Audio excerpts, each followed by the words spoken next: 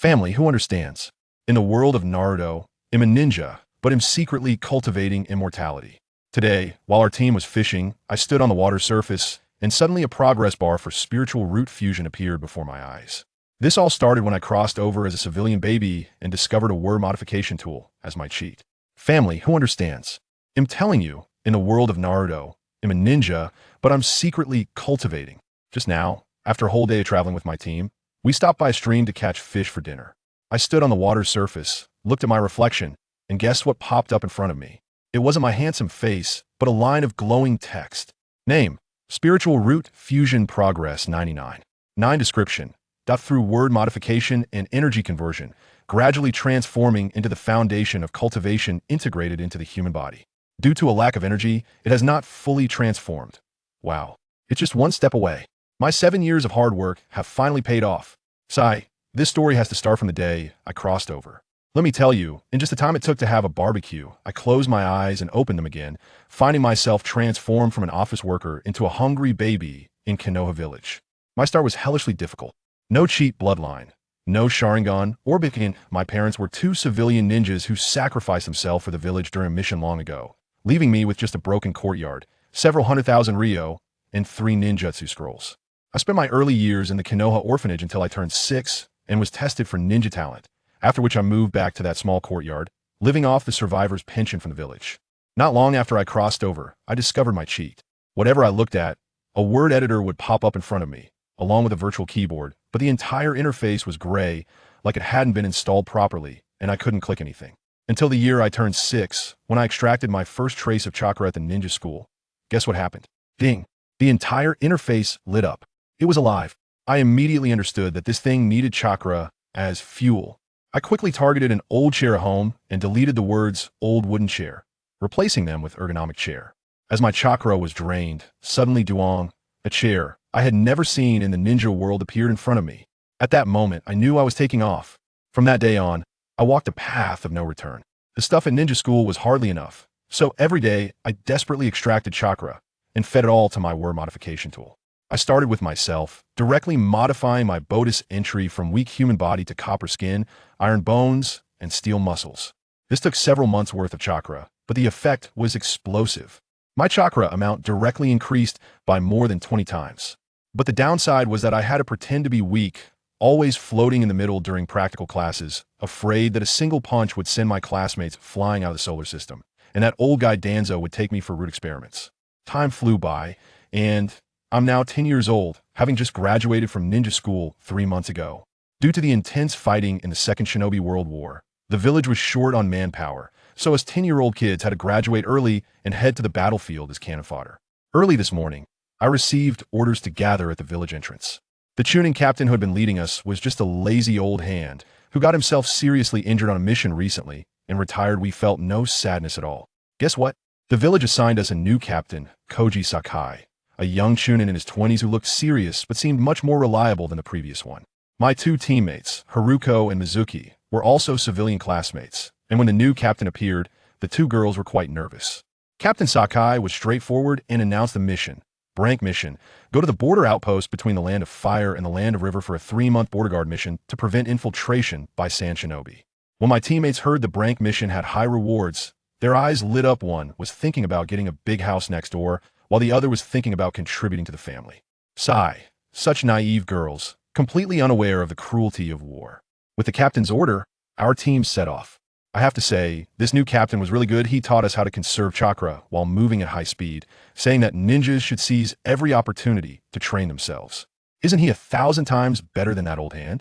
Haruko and Mizuki were like they had been injected with adrenaline, eagerly rushing ahead. As for me, I frowned and fell back to the rear. Are you kidding? With my copper skin, iron bones, and steel muscles physique, and chakra amount like a small-tailed beast, this little distance was nothing. I leisurely hung at the back of the team, focusing on keeping a low profile. We ran nonstop for a whole day, and by evening, we finally reached the stream. The captain said not to eat dry rations anymore, but to catch fish for a better meal, while also testing our water walking skills. For me, this was child's play. I stood steadily on the water surface, and then the scene I mentioned at the beginning occurred. Why did I complicate things by not practicing ninjutsu and focusing on spiritual roots? Let me tell you, Chakra is essentially the private property of the Otsutsuki family. Harvested from the god tree, using too much could have unknown side effects. Just look at the third Tsuchikage's back. I don't want my foundational power to be built on gifts from aliens. So I've long planned a pure, authentic path to greatness that belongs to our flower-growing nation. Once this spiritual root successfully fuses, I will be the only cultivator in this world. After all, the secret technique that I turned my first grade class notebook into universal chi refining technique with the word modification tool is quietly lying in my ninja tool pouch. I was contemplating this technique when Mizuki, with a smile, approached me holding a fish, and wow, a kunai was stuck from the fish's head all the way to its tail. That fish was still flopping around, its life force quite resilient. She asked what I was thinking so deeply about. Could I tell her I was thinking about how to cultivate? I quickly made up a lie, saying I was pondering how to continue practicing chakra control after climbing trees and walking on water. Just as I finished speaking, the entry about thinking in front of me shattered with a bang. My heart skipped a beat, and I nonchalantly took the fish and set it aside to avoid the fishy smell. Guess what happened next? The teacher Sakai, who had been leaning against a tree waiting to see us make fools of ourselves, suddenly exclaimed as if he had discovered a new world. He pulled out a messy bundle of thread from his bag, like a pair of earphones tangled in your pocket all day, and tossed it to me. There are 50 threads in here. He raised an eyebrow, clearly intending to test us. Try to use chakra to separate them one by one. The more you can separate, the better your control is. He'll give it a try. Haruko, this hot-tempered girl, rushed forward, shoving the fish into Mizuki's arms, snatched the ball of thread, and started holding her breath to channel chakra. Her little face turned red, sweat beading on her forehead, and after a long time, she managed to separate only 10 threads. Teacher Sakai nodded. Not bad. Not bad, a new student with this level is fine. But this made Haruko mad. She threw the ball of thread on the ground, puffing out her cheeks. Damn. Only 10. There are 50 in here. Mizuki, on the side, was clever, seeing how much effort Haruko was putting in. She knew she was about the same, so she simply didn't want to embarrass herself and directly asked the teacher, Teacher Sakai, how many can you separate? I only have 23, Teacher Sakurai said, stroking his chin with a look of nostalgia. He remarked how this thing gets harder as you go along and explained that this was originally Tsunade's method for selecting medical ninjas. It is said that Tsunade herself can untie 200 at once. Her chakra control is the best in Konoha, even stronger than the Hokage. I couldn't help but laugh inwardly. Brother, your level is just average. Haruko rolled the yarn back into shape and handed it to me. I took it, and once my chakra flowed through, I felt confident. Forget about 50, I could easily handle 100. But one must be humble, right? Who understands the survival rules of the workplace? I gently flicked my wrist, and without any extra or less, 22 strands of thread whoosh separated, just one less than our teacher. Haruko exclaimed wow, on the spot, and Teacher Sakurai looked at me with a complex expression. He definitely noticed that I was just giving him face. He sighed, saying it was a pity I wasn't becoming a medical ninja with such talent, then tossed the yarn back for us to practice and announced it was time to eat. I naturally took charge of cooking. Come on. That yarn was useless to me. It was better to make something delicious. In no time, I set up a stove, then clapped my hands. No hand signs needed fire release. Lighter technique and a small flame accurately ignited the firewood. I bet Teacher Sakurai's jaw nearly dropped. As a seasoned shinin, he needed to form hand signs to use that technique, while I executed it instantly, leaving him dumbfounded. He didn't say anything, quietly pulled a seasoning packet from his bag, and handed it to me. Wow, cumin chili powder was more prepared than for a picnic. While I grilled the fish, I listened to Miyuki bragging about how good my cooking skills were, saying she used to come over to my house for free meals. Once the food was ready, I knew the rules. No eating while on guard, no guarding while eating. I took the initiative to keep watch while they ate first. When it was my turn after Teacher Sakurai finished, let me tell you, I devoured 4 large grilled fish. No joke. My body is like a premium version of copper skin, iron bones, and reinforced steel, plus that energy-eating modifier. How could I not have this appetite? After eating our fill, we cleaned up the traces and hiked a bit further before setting up camp. Teacher Sakurai arranged the night watch. I took the first half of the night, he took the second half, and in the end, it was the 2 girls, Haruko and Mizuki. I climbed to the treetops and found a good vantage point to hide. When the shift changed in the middle of the night, I returned to the tent, quickly fed a portion of the chakra I had refined that day to my modifier, and then went to sleep. The next day, as we continued our journey, the terrain became increasingly complex, and both Haruko and Mizuki started to breathe heavily. Teacher Sakai slowed down while teaching them how to conserve chakra while on the move, reminding them to always keep 1/3 in reserve for emergencies. As for me, I was as relaxed as if I were strolling in a park. Suddenly, I caught a glimpse out of the corner of my eye. Goodness, a flashy poisonous spider was heading straight for Mizuki's neck. I flicked my hand, pinching two kunai between my fingers, and in a flash, I pinned the spider in midair. Teacher Sakai's eyes lit up when he saw this, and he quickly grabbed a small bottle to collect the spider's venom. Mizuki turned pale with fear and couldn't help but complain. "Teacher, you're quite something, aren't you? Instead of comforting me, you go straight to collecting venom?" Haruko chimed in. "Yeah, what use is this Black Widow's poison against sand ninjas? They're the real masters of poison." Teacher Sakai, however, earnestly shared his insights, saying that applying it to weapons could weaken the enemy, which was a gain. I casually flicked the spider's corpse away, too lazy to listen to his rambling. During the lunch break, as we ate our rations, Teacher Sakai started another lesson, instructing us to refine our chakra while eating, saying it was to help us adapt in advance to the strain that the soldier food pills would put on our bodies. I understood very well that this was the sorrow of civilian ninjas. Without resources, we could only exchange our lives for strength, exhausting our potential early and forever being stuck below the Chunin level. After eating, we continued our journey, running wildly. By the time it got dark, everyone except me was exhausted. Finally, just 5 minutes away from the border outpost, Teacher Sakai called for a stop. "Everyone, take a 20-minute break," he said, panting. "We must ensure we're all at full capacity before moving on. Who knows if the outpost is still ours?" The atmosphere instantly became tense, and Haruko and Mizuki quickly checked their gear. Teacher Sakai went ahead alone to make the handover, setting a flag for us, saying if he didn't return in 10 minutes, we should run. After he left, Haruko asked why the outpost was built on a mountaintop. Mizuki and I explained to her it's about having a high vantage point. "Sister, this is called a physical advantage. For a fixed target, an open field of view is the best defense." Before long, I saw Teacher Sakai's figure returning and quickly signaled to the two of them that everything was fine. Upon entering the outpost, it was exactly as I had thought, a beginner's village leveling point.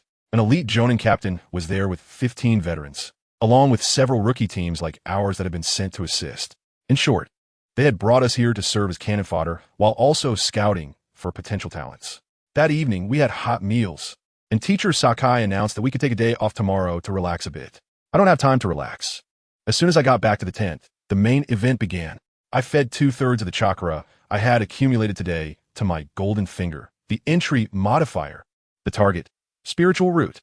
The moment the new entry was generated, I felt a pop, as if something had shattered within my body, and the whole world changed. The air became sweet. An indescribable energy began to wash over my body, replenishing the cells that had been drained by chakra over the past few years. It was like a full-body rejuvenation. I quickly crossed my legs and began to practice according to the universal chi refining technique. The chakra inside me disappeared with a sizzling sound, just like an ice cube dropping in a hot water, completely transforming into a brand new energy that entirely belonged to me. Magical power. I picked up the shuriken as a mirror, and a new entry appeared. Chi condensation stage, cultivator, level 1. I then want to check the entry for chakra, and wow, I was completely taken aback. It turns out this thing contains the soul mark of the Otsutsuki clan. It's all about cutting off the source of power. These aliens are really something else. I finally understood. Using magic is just like using my hands. I can move them however I want. What about chakra? It's like wearing a thick glove, awkward. Ninjas train until they die, but they're still human, and they can still carry a shuriken. But my path is one of life's evolution. It's about becoming immortal. The perspective has suddenly opened up. I tried using the newly released mana as energy for the modifier again, and wow, it directly leveled up to the second stage of chi condensation. When I used the same amount of chakra, it only reached 2 of the third stage. The efficiency difference is more than 10 times. I was so excited that I couldn't sleep at all that night, studying ninjutsu and mana over and over again. I need to figure out how to use this new power while treating chakra as the best disguise. Early the next morning, I was full of energy. While having breakfast, Teacher Sakai suggested, although we can take a day off, we've never coordinated before. After eating, let's find a place to practice a bit, show off our skills, so we won't be flustered when it comes to a fight. Of course, we had no objections. It was supposed to be this way. After dinner, we found a piece of open ground next to the campsite. Goodness. The other 2 supporting teams came running over to watch as soon as they heard there was some excitement. These people were really unreserved, surrounding us in layers, making it almost impossible to move afraid of missing a single frame of the action. In the middle of the scene, Haruko and our team leader, Kusuke Sakai, were already facing off. Let me tell you, Haruko seems quiet and gentle usually, but when she strikes, she is decisive. She started with a shuriken to clear the way, and then charged forward with a kunai aimed straight at the teacher's chest. But teacher Sakai wasn't a pushover either. He flicked his finger, and a thin thread as fine as a needle deflected all the shuriken. Then he flipped his hand and sent the thread flying towards Haruko. Haruko reacted quickly, blocking the kunai, and was already right in front of him. As a result, with a shift of his feet and a turn of his body, the kunai grazed past his clothes, and then he countered with a punch right to Haruko's stomach. At that moment, my heart sank, thinking it was over. Guess what happened next? With a bang, Haruko exploded into a cloud of smoke. Wow, it was a substitute. A cold glint flashed in the smoke, and a shuriken was already aimed at Teacher Sakai's throat. Not bad. Teacher Sakai was still praising verbally, but his body suddenly bent down, supporting himself with both hands on the ground, and kicked toward Haruko in the smoke like a scorpion's tail. Another bang, another substitute. Does anyone understand? This nested tactic even left the teacher helpless. Just as the second cloud of smoke had not yet dispersed, Haruko's real body had already completed the hand signs in the smoke. Earth style, earth spike. A sharp earth spike suddenly shot up from the ground, piercing teacher Sakai right through. I was dumbfounded. Is this how we practice? As a result, the pierced teacher also exploded with a bang. Also smoke. Shadow clone. Haruko was surprised herself. Just as she turned around, a kunai was already coldly resting against her neck, with teacher Sakai's real body appearing behind her like a ghost. Not bad. She almost capsized in the gutter. The nearby ninja with the pineapple head, called Narashika, started teasing. Teacher Sakai shot him an annoyed glance and turned to educate his own team members, the pig, deer, butterfly squad. Another female ninja, Nakamura Kazu, couldn't stand it anymore and urged, "Are we still fighting or not? If not, we can go back to training. Fight right now." Teacher Sakai nodded, looking at me and Mizuki, asking who would be next. Mizuki stepped forward. "I'll go." "But teacher, don't you need a break?" "Haha. You underestimate me, don't you?" Teacher Sakai was quite confident. But let me tell you, that confidence was about to be shattered. Mizuki stepped up without saying a word, pulled out a scroll, and clapped her hands. Wind style, wine pressure with powder technique. The next second, a yellow whirlwind filled with wood shavings directly enveloped Teacher Sakai. This move was all about surprise. The onlookers were left dumbfounded, and Narashika stroked his chin and guessed, "Is this thing used to block visibility?" "It's more than just blocking visibility." I felt suffocated just watching Teacher Sakai. The wood powder was as fine as flour. It was hard to even open your eyes, let alone breathe without tasting the dust. Sure enough, the next second, Teacher Sakai couldn't hold it anymore and blasted out a gust of wind from inside, finally dispersing the cloud of wood powder. But this time, wow, our group of spectators was in trouble. The wood powder spread everywhere, choking everyone into coughing fits and making it impossible to open our eyes. Does anyone understand? They just hit us with a physical version of a mesmerizing eye technique. By the time we could finally see clearly, only Mizuki and a shadow clone of Teacher Sakai were left standing on the field. I was still puzzled when they started fighting again. Wind blades flew chaotically, and thousands of copies darted around. Miyuki executed a stunning backbend to dodge a fatal blow, and with a swift motion, her kunai severed the wire controlling the thousands of copies. Then, using the same trick, she performed a substitution jutsu and appeared behind the teacher's shadow clone, thrusting the kunai forward. "Teacher, you lost. It's you who lost." Another Sakai-sensei emerged from behind Miyuki, with 1,000 copies held steadily against her neck. However, this Sakai-sensei had eyes as red as a rabbit's. Miyuki was momentarily stunned, but upon seeing the teacher's red eyes, she couldn't hold back and burst out laughing.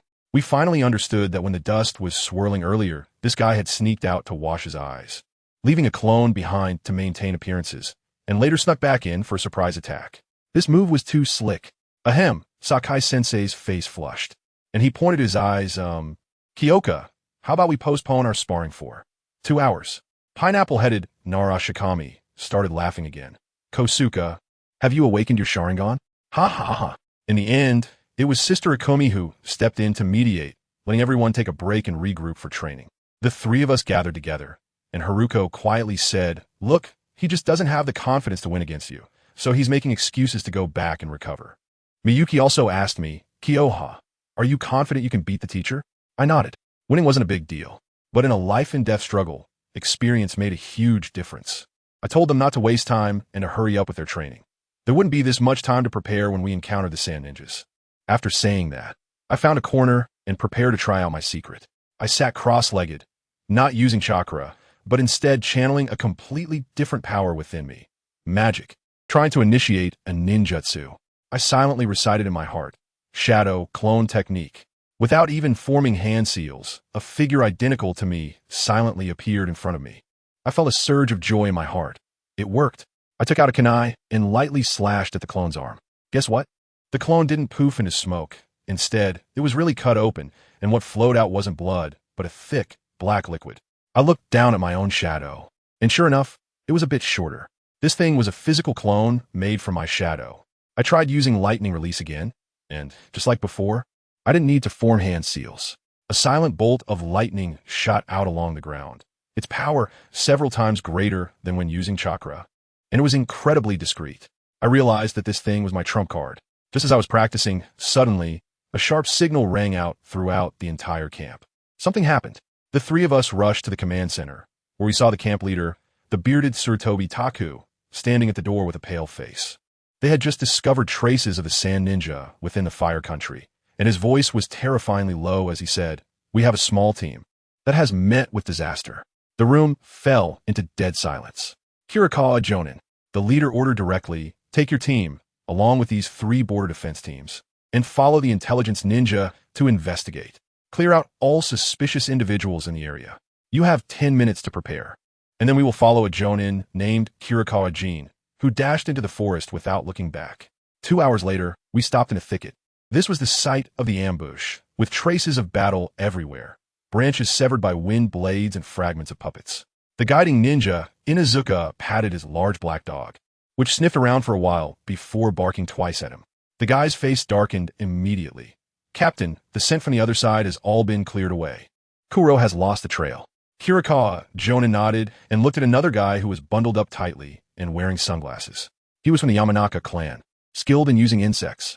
Taking advantage of the moment, Teacher Sakai whispered to us, "Did you see that? These ninja clan descendants have all sorts of tricks up their sleeves." I couldn't help but interject. The Oil Women clan not only excels in reconnaissance, but some of their bugs are highly toxic, and their biggest weakness is their fear of fire. As soon as I finished speaking, Sister Nakamura hit Teacher Sakai on the back. "Stop chatting. We have results." The Oil Woman ninja came back and said, "The smell is gone, but the chakra fluctuations are still present. My bug tells me they headed east." "East?" An expression of alarm crossed Jonin Kirikawa's face, and he said, "Map." "Spread out the map." Everyone gasped as the map was laid out. "To the east. It leads straight to the supply line that sends materials to the front lines of our Konoha. The news of the transport team has been leaked." The Inuzuka ninja looked incredulous.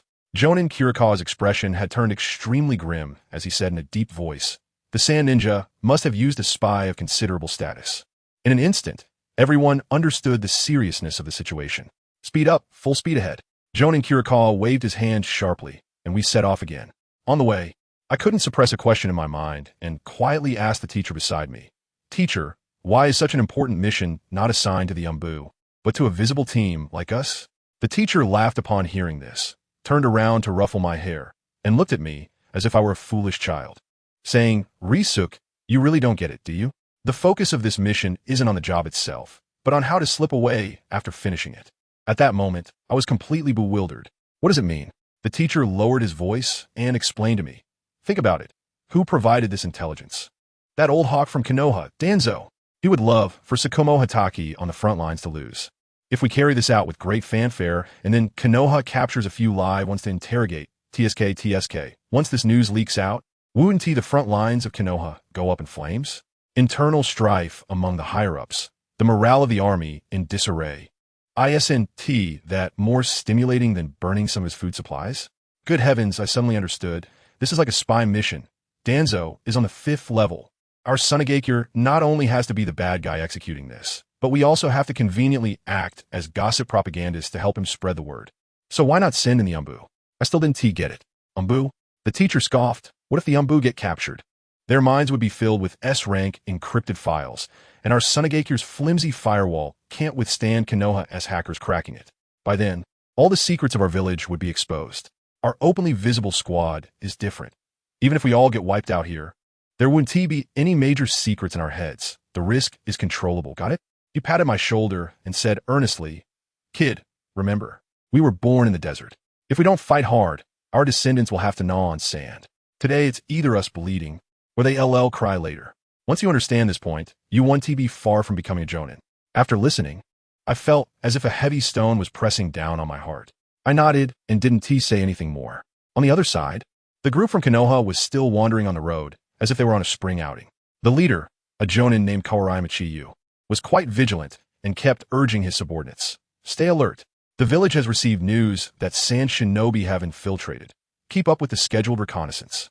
Next to him, a reckless youth named Shimaryukin was not convinced and complained while carrying a sword, "Captain, you're being too cautious. Our route is random. Where would the sand shinobi even find us? Are the patrols at the border useless? How could they let someone in so easily?" "Shut up." Qingye was immediately enraged. "This is a war. If something happens to this batch of supplies, the brothers on the front line will have to fight on empty stomachs. We can't afford the responsibility of dying 1,000 times over." The reckless youth immediately fell silent. Just as the words left his mouth, the elder from the Hyuga clan, Hinata Akeda, who had been standing still with his eyes closed like a statue, suddenly opened his eyes. The veins at the corners of his eyes bulged, and he shouted with all his might, "Situation! Enemy attack! Protect the supplies!" Chiyu reacted quickly, instantly rushing to the side of the team. Let me tell you, the scene exploded in an instant. Our captain, Sakano Naoto, led our group of over 20 people leisurely walking out of the woods like we were on a red carpet. He even casually said, "You guys finally made it. We've been waiting for a long time." Without giving them any time to react, our captain directly shouted, "Akizawa Hidehoshi, hold off the other Jonin. Mukai Kajimasa, Sunakawa Akihito, you guys take your teams and charge in to burn them down. Everyone else, follow me. Kill." On the opposite side, Kawagoyamachi also knew that things wouldn't end well today, and he opened his mouth to unleash a powerful jutsu. Fire release. Fire dragon flame bullet. A thick fire dragon roared and charged towards us. Our captain, Sakamoto Naoto, simply sneered and clapped his hands together. Wind style, pressure damage. What a spectacle. A series of wind balls compressed to the extreme shot out like cannonballs. Wind overcoming fire, brother. Our captain's wind directly extinguished his fire dragon and scattered their formation, taking down a few lower ninjas on the spot.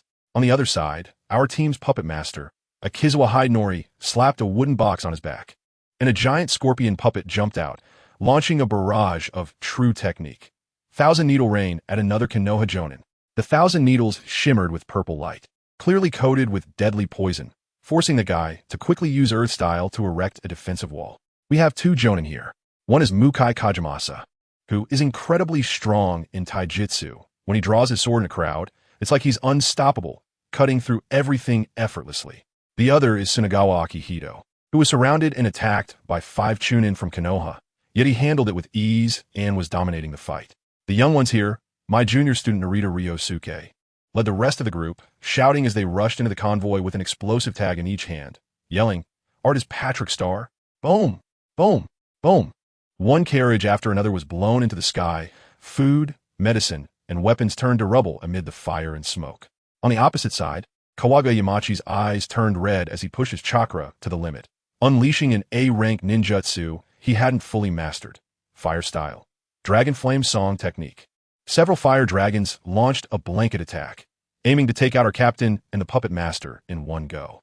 Yabuki Ichi seized the opportunity, trapping the rampaging Mukai Kajimasa in a mud prison, then shouted to the few terrified young ones left beside him, "Quick, stop them from burning things, just hold them off." Those young ones were trembling, but they still mustered the courage to rush towards us. Yabuki Ichi watched their retreating figures, probably feeling a pang of regret, and sighed, as the mud prison holding Mukai Kajimasa began to shake violently. In the next moment, with a loud bang, the mud prison exploded, and Mukai Kajimasa emerged unscathed, grinning widely. Cutting off a Jonin's neck should feel even better. Before he finished speaking, he vanished, reappearing with his blade at Yabuki Ichi's neck. Just as we were getting closer, I looked up and saw a massive cloud of smoke in the distance, like a factory illegally discharging waste, and the flames were almost turning the sky red. My heart sank. This was bad news. Captain Kirikawa's face turned pale as he shouted for everyone to move at full speed, disappearing in an instant. His speed was simply outrageous. The other captains were also anxious, giving a quick order to keep up before rushing out. I looked at the situation, didn't have time to think, and shouted to Miyuki and Haruko, "Be careful, I'm leaving first." Then I put some oil on my feet, opened up all my chakra, and directly started chasing. As soon as I picked up speed, even Nakamura Kazuki and the others were surprised, jokingly saying, "Kusuke, your subordinate is impressive. If you two really fought, who knows who would win?" By the time I desperately rushed to the battlefield, the scene was simply unbearable. The transport vehicle was reduced to just a frame, and a number of wood-leaf ninjas were lying on the ground. Yabuki, a Jonin, was locked in a standoff with a taijutsu master from the Sand Village, while two Chunin team leaders were being chased and beaten by a Jonin from the Sand Village. And it looked like they were about to go down. The worst off was the transport team leader, Kawagawa Yamakiyo, covered in blood, single-handedly enduring the assault from two Jonin, about to collapse at any moment. Just at that critical moment, Captain Hekikawa descended like a deity from the heavens, clapping his hands. Water release. Great exploding water collapsing wave. Oh my god, that water was like a tsunami, instantly washing away Sakano Naoto, who was besieging Kawaga Yamakiyo, and that puppet master, giving him a chance to catch his breath. "Can we still fight?" Captain Kirikawa asked, standing next to Kawaga Yamakiyo. "No problem holding that puppet master. But be careful of that wind release." Kawaga Yamakiyo was also tough. As soon as he finished speaking, he spat out another fire attack. Seeing the situation, Sakano Naoto, the sand ninja captain on the opposite side, knew he couldn't eliminate them all and sighed, decisively ordering, "Retreat." But he didn't leave himself. Instead, he launched a preemptive attack, sending a wind release, vacuum sphere toward Captain Kirikawa, apparently trying to buy time for his subordinates to escape. Narita Ryosuke and his group immediately scattered upon hearing the signal. But if they wanted to leave, could we let them? Our reinforcements had also arrived. Captain Kirikawa's three subordinates directly went to support the two critically injured Chunin, while I, along with Sakai Kosuka, Nakamura Kazuhiro, and Nara Shikami, directly engaged Narita Ryosuke and his retreating sand ninjas. Seeing that we had caught up, Captain Kirikawa breathed a sigh of relief and immediately faced off against Sakano Naoto. Water release. Water dragon bullet. Sakano Naoto, realizing he couldn't win, pulled out a scroll and slammed it down.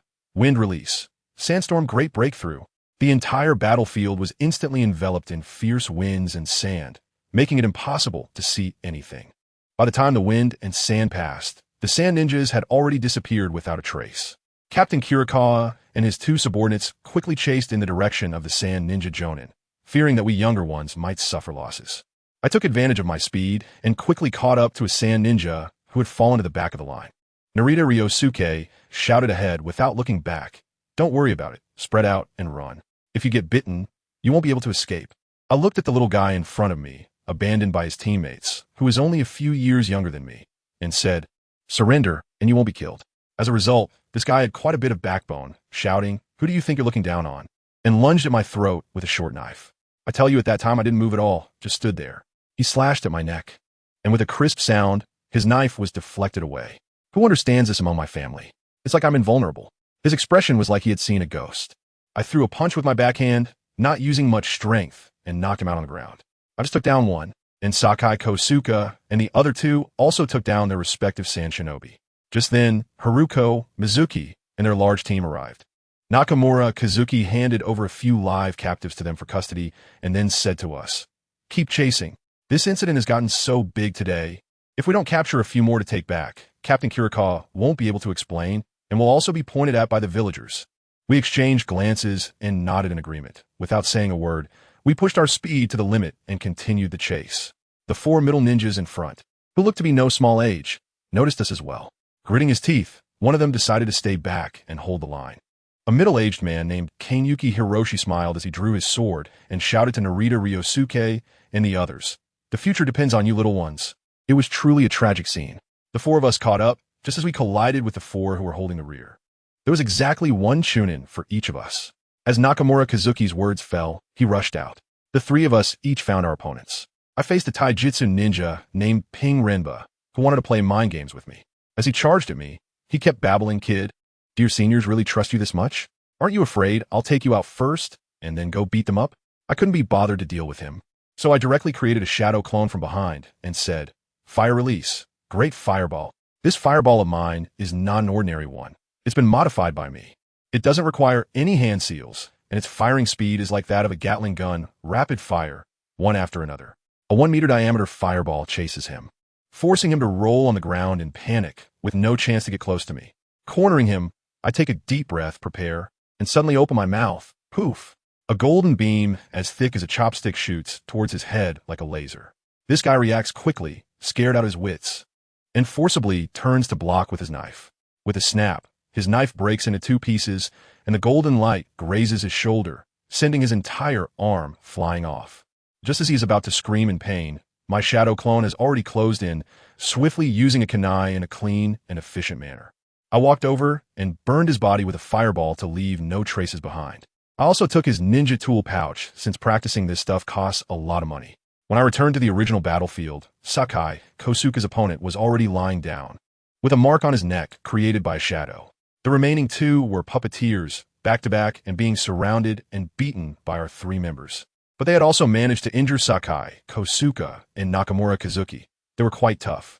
When those 2 puppeteers saw that I had returned and realized their teammate was gone, they completely panicked. With a roar, the 2 puppets actually abandoned the others and charged toward me at the same time, probably thinking that since I was young, they could use me as a breakthrough point. Can I spoil him? While retreating, I quickly formed hand seals with both hands. Earth style, earth flow wall. Earth style, earth flow wall. Earth style, earth flow wall. 3 large walls rose up from the ground, directly blocking their puppets in line of sight, even messing up their chakra threads. My teammates seized the opportunity and unleashed a crazy amount of damage.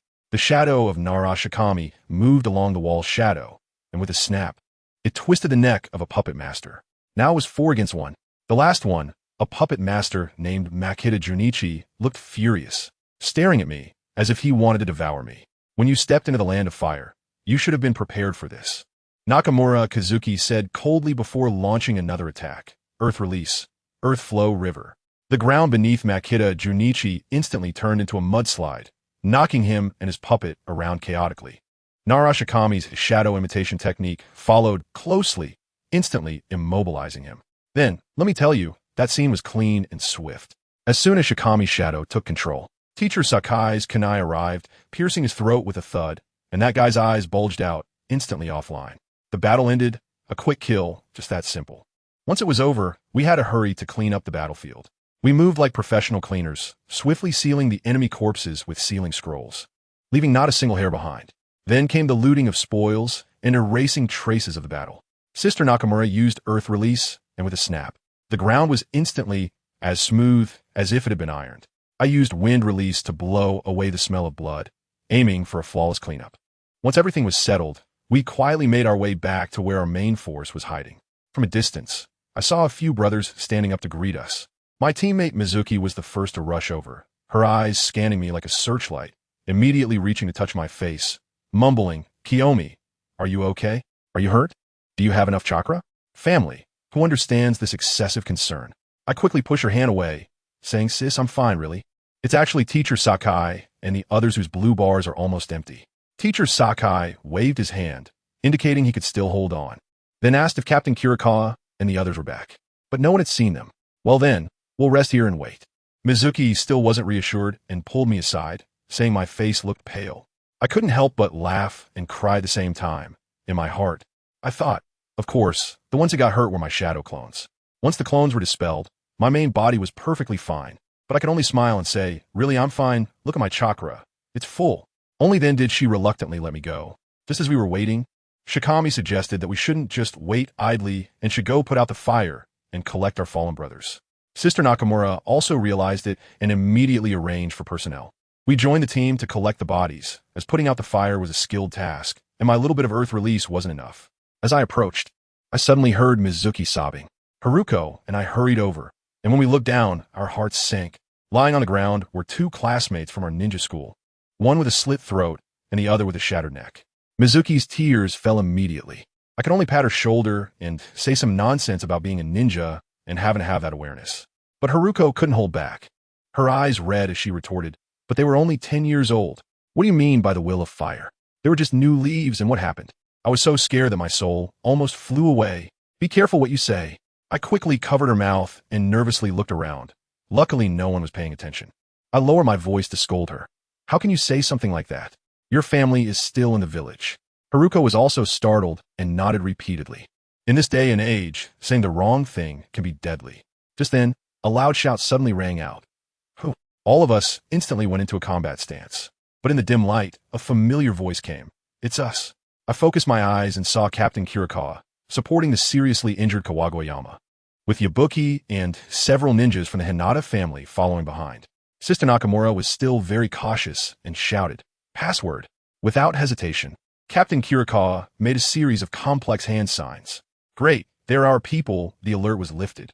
Captain Kirikawa sat down to catch her breath and called Sister Nakamura over to ask for the situation. After Sister Nakamura reported, Captain Kirikawa rubbed her temples and directly ordered, "How many live ones did we catch? Let the Nara family's subordinates interrogate them. I want to know how the information was leaked." As soon as this was said, everyone gathered around. Even the seriously injured were helped over to listen. Captain Kirikawa didn't stop them, probably knowing that this matter couldn't be hidden. Nara Shikami patted his teammate Yamanaka Rei, who clasped his hands together and used the mind transfer technique on a captive I had knocked out. The entire place was so quiet you could hear a pin drop. A moment later, Yamanaka Rei's hands fell, and he looked as if he had lost his soul, uttering a shocking statement. It was Shimura Danzo, who actively leaked the information. All the sand shinobi who infiltrated the land of fire know. At that moment, I was taken aback, and the whole place erupted. How is this possible? Danzo is the Hokage's advisor. What could he possibly want? This news was so shocking that it almost sent me away. Danzo, that sly old fox, probably never imagined that his plan to frame White Fang would be completely exposed by the Sand Ninja, and it was made public as well. Everyone shut up. Captain Hekawa's face was as dark as the bottom of a pot, and his roar silenced the entire room. This is just a subordinate. His mind is filled with false information implanted by the Sand Ninja. Until the village's investigation results come out, anyone who dares to discuss this will face military justice. Although everyone fell silent, the suspicion in their eyes couldn't be hidden. Captain Hekawa waved his hand to dismiss us, and I could see he was also afraid that further questioning would reveal a shocking truth that he couldn't handle. The three of us came together to clean up the battlefield. Haruko quietly asked me, "Qingye, was it really Danzo who did it? Why'd he do that?" I sighed and explained to them. What else could it be? It's about achieving great merit and shaking the master. I asked them, if we were to choose the fourth Hokage now, who would you vote for? The three Sannin or Lord White Fang? The two girls didn't think twice and said, "Of course it's Lord White Fang." I asked again, what if Lord White Fang loses this time and suffers heavy losses? They hesitated, then, Lady Tsunade or Lord Orochimaru? Isn't that settled? I spread my hands. Is this what high-level games of thin paternal love look like? To support one's own disciple in rising to power, one must first kick someone else's genius off the cliff? Miyuki then asked if the Hokage was aware of this, and I said I didn't know, but regardless of whether the Hokage knew or not, he would be a beneficiary, and he would definitely bear this black pot. I quickly warned the two of them. This matter stays in our stomachs. We are small fries and can't afford to get involved. Not long after, the Hokage's order came, instructing us to bring the captives and corpses and immediately return to the village. Captain Kirikawa and the others were also eager to quickly throw this hot potato away. We rushed for a whole day and night, and finally returned to Konoha in the evening. As soon as we entered the village gate, Captain Kirikawa started assigning tasks in rapid succession, sending the injured, escorting prisoners, handling corpses. Everyone went their own way. In the end, only our Sakai team of 4 idlers was left. Teacher Sakai waved his hand and said, "Let's go. Submit the mission report, then I'll treat you to grilled meat." To celebrate our team's first gathering, when we arrived at the mission hall, Teacher Sakai went in to submit the report while the 3 of us leaned against the wall, exhausted like dead dogs. After a while, Teacher Sakai came out with a beaming face and said mysteriously, "Good news. Lord Hokage has specially approved that each of us gets a reward of 1 A-rank mission record and 1 B-rank ninjutsu exchange privilege. And this time, there's no cut for the captain from the mission payment." We struck it rich.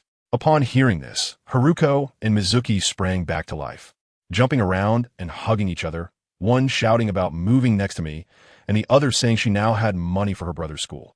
Seeing their silly expressions made me laugh as well. With our spirits lifted, the fatigue faded away significantly. We headed straight to a Kimichi's barbecue queue.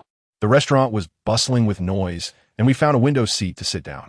While ordering, Teacher Sakai reminded us to buy supplies quickly when we get the money tomorrow, and not to save up contributions, but to exchange for good stuff right away, as many rare supplies would be released during wartime. We were eating with our mouths full when someone suddenly greeted us. I turned my head and saw our teacher, Mr. Lianyu, from the ninja school, who was holding the hand of a 6 or 7-year-old boy. The little boy had golden hair and was smiling like a little sun, which was particularly dazzling. Seiko, with her keen eyes, recognized him right away, pulling the teacher to sit down and teasingly asking if the little boy was his son. Mr. Lianyu was both amused and exasperated, saying, "What nonsense! This is the top student of the elite class, Naruto Uzumaki." At that moment, my mind went blank. Who understands a family? Namake's Minato. Isn't this the future 4th Hokage? The latest flashy bag from 2025 is actually right next to me.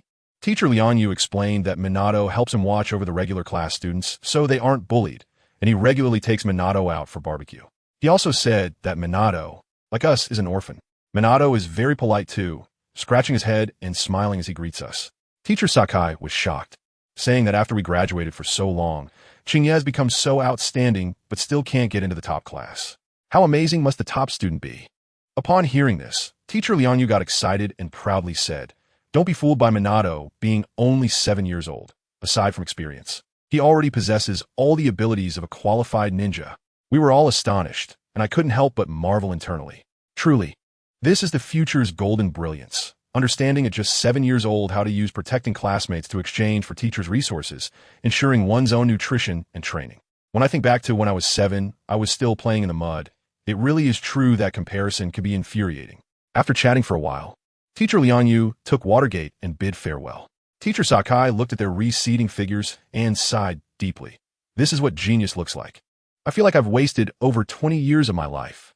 Haruko and Mizuki giggled beside him and said, "Teacher, we think your feeling is absolutely right." Early the next morning, I sat in the courtyard practicing. My method of cultivation is quite unique, primarily focused on consuming equipment. I sat cross-legged, took a deep breath, and with a whoosh, streams of golden light were extracted from the pile of ninja tools that had been rendered useless from yesterday's battle and absorbed into my body. Then, with a crash, that pile of iron scraps turned to dust. My golden finger modifier is most energy efficient when modifying pure text like ninjutsu scrolls. But modifying physical objects or enhancing my own realm consumes a lot of energy and mental focus. The energy I've been accumulating recently has all been used for breaking through levels. In another day or two, I should be able to advance to the 4th layer of the chi condensation stage. I packed my money and got ready to go out. For this mission's reward of 100,000 taels, I plan to spend half on the cheapest weapons for supplies and the other half on explosive talismans and other combat materials. As for the B-rank ninjutsu exchange rights, I intend to convert them into contribution points and then exchange those for chakra metal, as it is more useful for my training. As soon as I opened the door, wow, they were already hard at work outside. Meiwe, that girl, was standing with her hands on her hips directing a few ninjas to build a house. While I was busy training, she had already sold the old house at lightning speed, bought a plot of land next to mine, and even found a construction team. Let me tell you, the efficiency of ninjas in infrastructure construction is incredible. With just a few earth techniques, they can level the foundation. Then, using fire techniques for a quick bake, it's faster than industrial dryers. A few brothers come in, swiftly carving and assembling the wood, and wow. In one day, it looks different, and in 3 days, you have a new house. I was pondering at that time why these people with such abilities would choose to fight and kill every day instead of doing something good. Later, I realized that the noble families were counting on us to be cannon fodder, so they could remain on top for generations. What is this called again? All right, top-level design. It's ridiculous. Meiwe was still there shouting at me. Qingye, come help me see how to make this house look good. As I walked toward the center of the village, I waved at her and said, "It's your own nest, so of course you should do whatever feels comfortable for you." Guess what happened next? The girl was so anxious that she started stamping her feet on the spot, and from a distance, I could hear her mumbling, "Damn Qingye, don't you have any idea why I moved here?" Oh my, I was completely stunned. Does anyone understand? Is this youth romantic comedy plot really going to happen to me?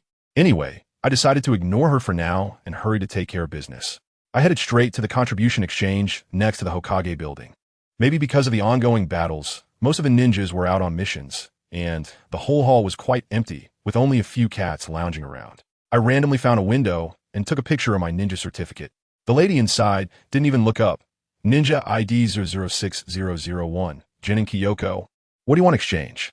I asked her to check how many contribution points I had left.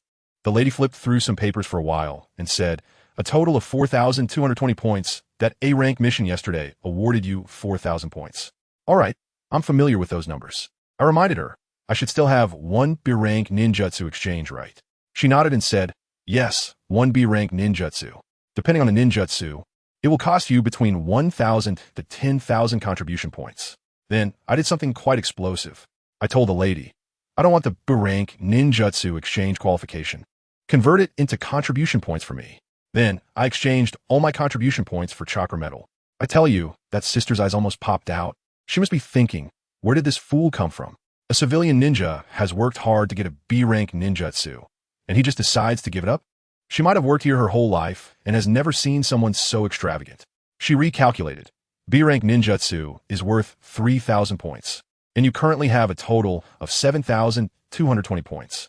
Then she rummaged through some more and looked up at me, saying, young man, unfortunately, due to the war, the village's stock of chakra metal has all been turned into ninja tools, so I can't exchange it for loose pieces. However, we just happen to have a tanto, which is a short knife made entirely of chakra metal, worth 7,000 points. Do you want to exchange for it? Wow. Isn't this just sending a pillow to someone who is dozing off? I want it. I must get it. I'll practice my sword techniques. No matter what shape it takes, in the end, it all turns into a ball of golden iron energy. After a while, a big brother from the dark side wearing a wild boar mask came over, escorting a wooden box. The big sister opened the box, and inside lay a short knife that looked incredibly sharp.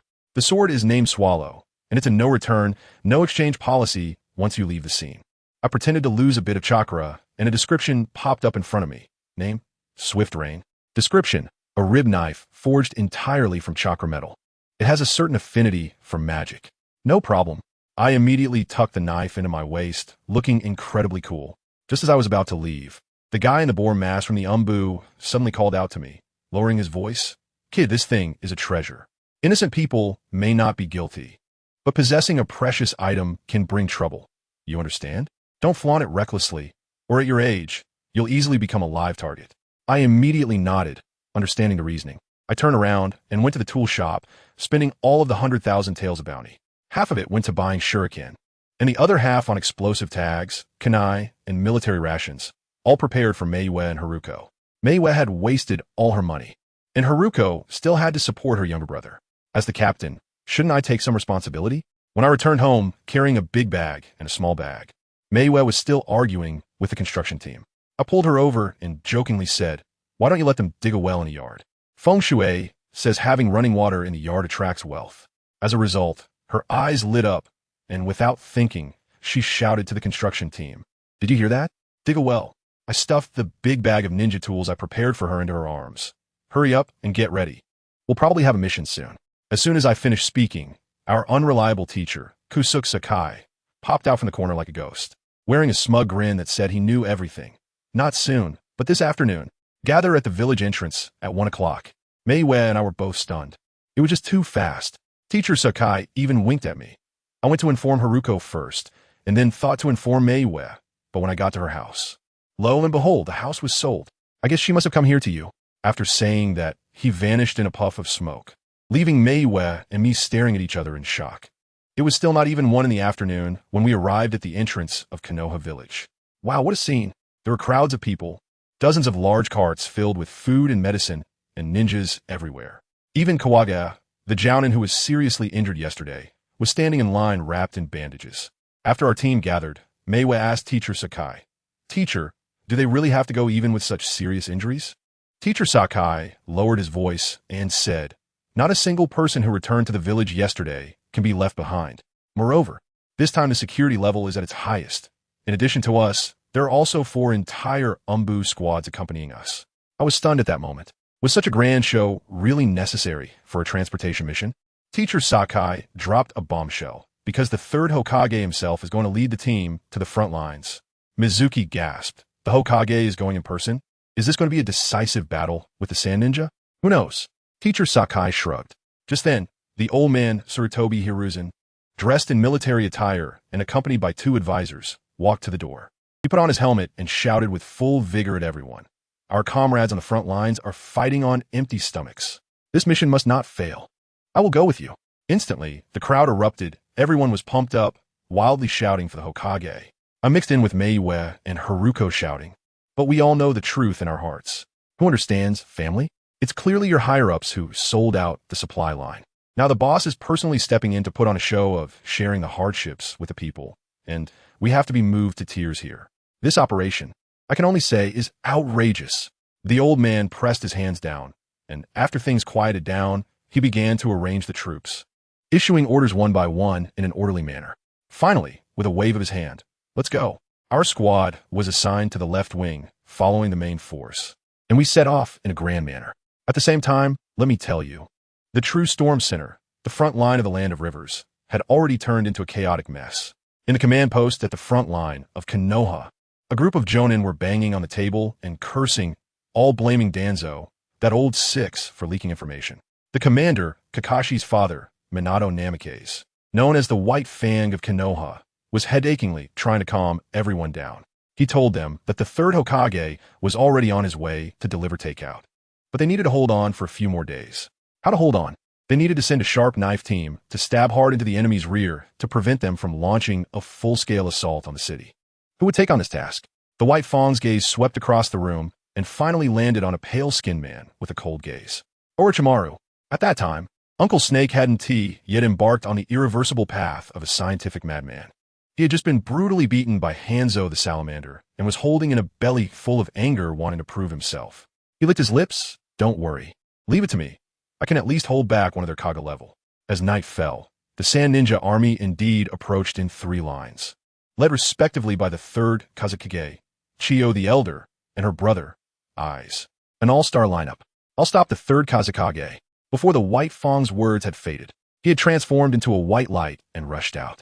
Inoshikacho, go stop Chiyo. The Hyuga clan, hold back Eyes.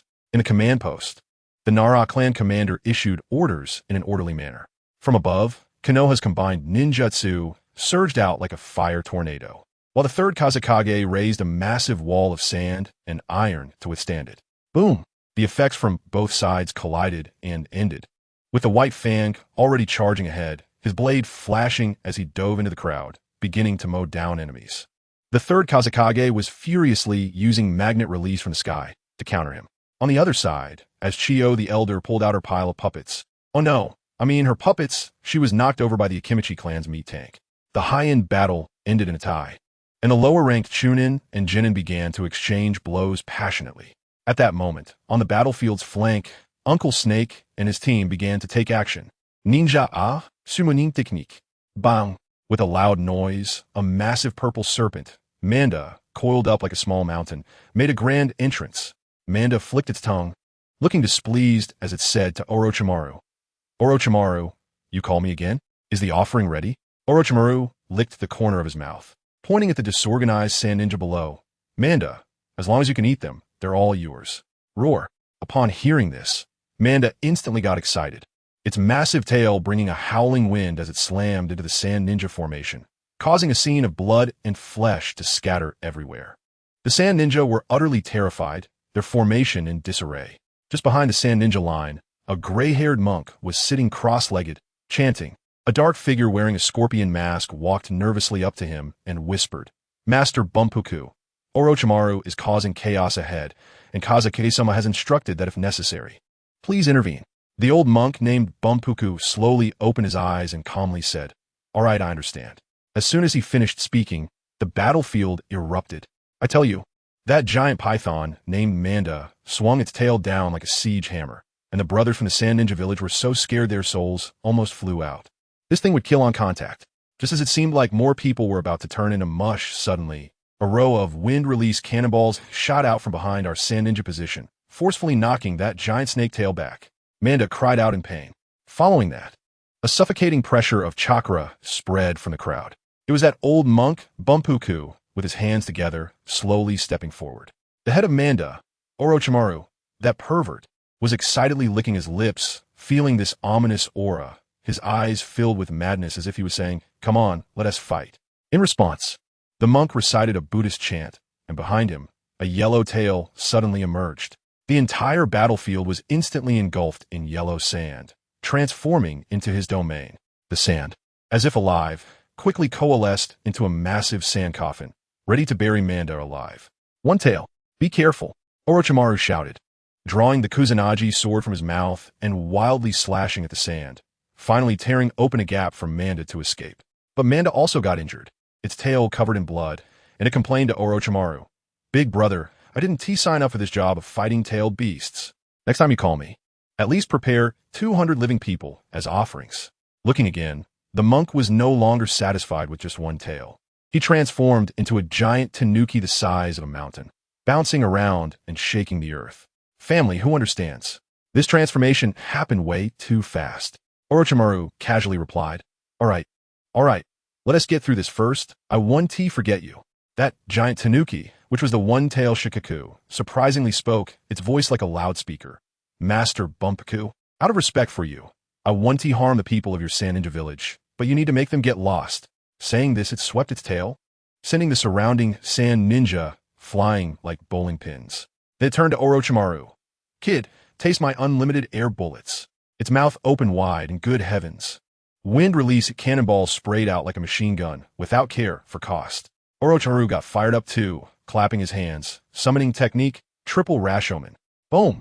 3 giant gates, carved with demon faces, rose from the ground, looking magnificent. I tell you, this is the top-tier defense certified by the first Hokage, specifically for resisting tailed beast bombs. The first gate took the brunt, the second gate reduced damage, and the third gate dispersed pressure. By the time those dense attacks reached Orochimaru, it was no different from Tickle. To put it simply, Orochimaru couldn't take down the one tail right now. His task was to act as a tank, firmly holding back this massive war machine and preventing it from wreaking havoc on our Konoha main force. This was Minato's plan. There was no choice. Our Konoha side lacked high-end combat power. Tsunade was hiding in the rear medical camp due to psychological trauma from her fear of blood, only able to heal from afar, meaning we were down a top-tier force on the front line.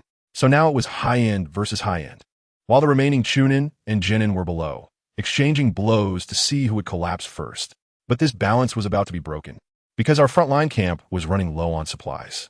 Thanks to that old Danzo, he had created an excellent opportunity for the Sand Ninja to turn the tide. The Sand Ninja probably wanted to send a banner to Danzo. Sure enough, after this large-scale clash ended in tie, both sides tacitly sounded the retreat. The Sand Ninja weren't in a hurry. They were just waiting for our side's morale to crumble and for us to be so starved that our fronts were sticking to our backs before launching another all-out attack. Our only hope in Konoha is the transport team personally escorted by the third Hokage, Hiruzen Sarutobi. This is not only a life-saving supply of food, but also our strongest reinforcements. In the following days, the battlefield turned into a pure meat grinder. The Sand Ninja no longer dispatched experts. They sent wave after wave of ordinary ninjas to exhaust our living forces and supplies. We knew it was a trap, but we could only brace ourselves and take the hit. That land was stained dark red with blood. A few days later, at the border of the Land of Fire, the large transport team, led by the third Hokage, finally emerged from the forest, but the terrain of the Land of Rivers is all mountains and rivers, making it impossible to speed up. At this rate, it would take another 3 days to arrive. Hiruzen Sarutobi, clad in armor, had a face so grim it could crush a fly. He had just received intelligence from the front lines, and his expression was as bad as it could be. The report stated that the Sand Ninja had assembled and was preparing to launch a decisive battle. Meanwhile, we were running low on supplies, morale was low, and we had reached the most dangerous moment. Even the personnel originally assigned to support the transport team had been reassigned to the front lines. The old man was clear-headed. Originally, with Tsunade around, we were evenly matched with the Sand Ninja. Now that Tsunade was down, the balance was broken. There were only 2 ways to resolve the situation. Either the supplies had to arrive immediately, or high-level combat power had to be sent for support. Looking at the situation, we could only choose the latter. Although he was pleased to see the reputation of White Fang suppressed, it was definitely not the right time for it. If the front line collapsed, the Sand Ninja would charge in, and the nearby Iwagakure and Kirigakure would definitely pounce like sharks smelling blood. After a moment of thought, Hiruzen Sarutobi made up his mind. He called over several Jonin and Umbu leaders. The front line is an urgent need, and I must lead a team immediately. Reorganize the transport team. Please give your orders, Hokage-sama. Kawaguchi, you're healed, right? The transport team is in your Ibuki's hands. I'll leave you a squad of umbu. The rest, follow me. The old man was quite adept at this, taking half and leaving half. The meaning was clear. I'm already in a dire situation, and I still have to bring along you bunch who are holding me back. So you'd better understand the gravity of the situation. Yes, depart in 5 minutes. With a single command, Hiruzen Sarutobi, accompanied by 3 umbu squads and several elite teams, transformed into shadows and rushed at full speed towards the battlefield. At the border city of the Land of Rivers, Konoha's main camp, the decisive battle finally broke out one early morning. The Sand Ninja army surged out in full force, with the 3 great leaders, the 3rd Kazekage, Chiyo, and Otozai, personally leading the charge, their morale soaring. On the left side of the battlefield, Orochimaru and the One-Tail were locked in a fierce battle, creating chaos like a monster movie. This was something both sides were happy to see. No one wanted that crazy Tanuki to rush into their ranks and cause havoc. Kill, without any unnecessary words.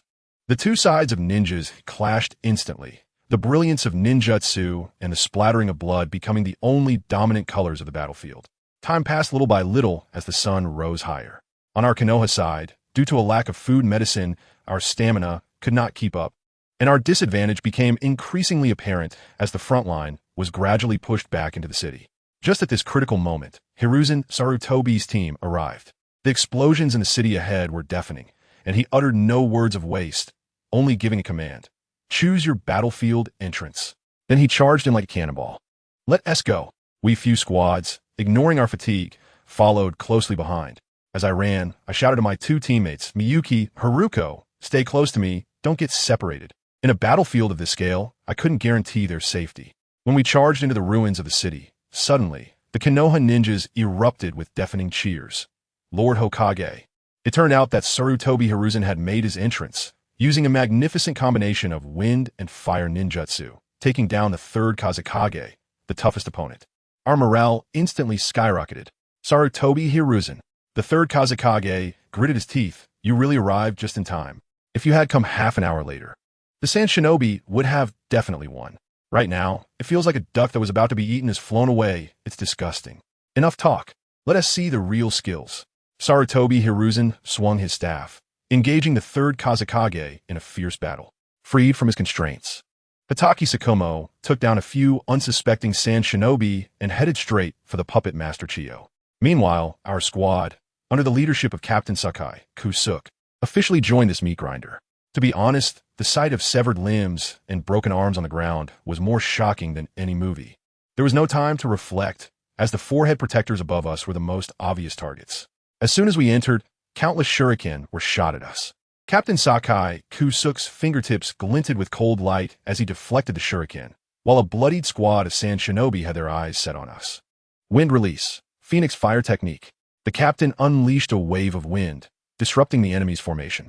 I flickered like a butterfly flitting through flowers, and the shuriken in my hand had already slashed across the neck of Sand Shinobi. Miyuki and Haruko also worked in perfect harmony, using their shurikens to take out another one. Don't be careless, the captain reminded us as he charged towards the opposing captain. A shadow clone appeared behind me, and with a single mighty fireball, it turned the last unfortunate soul into charred remains. Looking over at the captain, I saw that the enemy had already been taken down by him with a single strike to the throat due to the exhaustion from the previous battle. Over there, the captain waved his hand, and we continued forward. We noticed a chubby member of the Akimichi clan surrounded by several opponents in a precarious situation. Earth style, Earth Spike. Haruko was the first to act, using a circle of spikes to push back the enemies. We seized the opportunity to rush in and shield the chubby boy behind us. Akimichi clan, where are your teammates? The captain asked cautiously. They're gone. They all perished to protect me. The chubby boy's voice trembled as he pointed to the side. We glanced over and saw 2 bodies lying there, one of them bearing the distinctive pineapple hairstyle of the Nara clan. Inoshikacho, Gun. We hadn't had the chance to comfort him yet when the enemy on the opposite side surrounded us again. It was an elite squad of Sand Shinobi, fully equipped with a puppet master, a taijutsu ninja, and a ninjutsu ninja. And the captain, surprisingly, was someone we knew. It was actually you two. The captain on the opposite side, Narita Ryosuke, recognized me and our captain, and his expression instantly turned ferocious. What a stroke of luck. He sneered, saying it was just the right time to kill you both and avenge Senior Makita. Be careful. All 4 of them are Chunin. The chubby guy quickly reminded us that our captain was taken out in an instant by their four-man assault. We four nodded, understanding the situation. This was clearly the genius team from Sunagakure. Wind release. Wind pressure would powder technique. Before the opponents could say anything more threatening, Miyuki made her move. A wind sphere mixed with wood powder instantly enveloped the taijutsu ninja wielding a knife on the opposite side. Be careful. Narita Ryosuke was about to hand seal when the puppet master spider puppet was also ready to assist. But my shadow clone was faster than them. With a loud whoosh, a great fireball was directly hurled into the wood powder sphere. Boom! A deafening explosion erupted, and a massive fireball shot up into the sky, engulfing everything. My main body had already prepared, erecting several Earth-style walls in front of us. As the dust settled, we found a huge charred pit in front of us. That Sunagakure ninja was reduced to nothing. Narita Ryosuke and his two companions were also blown away, all of them injured. Captain Sakai swallowed hard, probably recalling the fear from when Miyuki tested her abilities and was enveloped by the wind sphere. This combination technique was simply a low-tier version of dust release. It was brutal. I don't have time to empathize with him. I'll take his life while he's sick. My figure flashed, and I rushed to a stunned sand ninja in front of me, ready to take his head with a kunai. Wind release. Wind blade. At that critical moment, Ryo Sato reacted, and a wind blade sliced towards my waist. Earth release. Earth flow wall. Haruko's support arrived as well, and an earthen wall rose from the ground, perfectly blocking the attack. In this brief moment, I struck down again, taking out another one. Now, only Ryo Sato and the puppeteer riding on the giant spider puppet were left. Katsuya, be careful. Ryo Sato's expression was as serious as it could get. These guys were not ordinary chunin. The four of us surrounded them directly. I and Meiwa dealt with the puppeteer, while the captain and Haruko faced Narita Ryosuke. The puppeteer, Hiratsuka Katsuya, controlled 8 spider legs, charging towards Meiwa like a windmill, aiming to eliminate our damaged core first. Meiwa didn't even look at it, throwing a handful of shurikens straight at the puppeteer's main body. I had already positioned myself in front of her, raising an earthen wall without any hand seals. The spider legs struck the wall and remained motionless.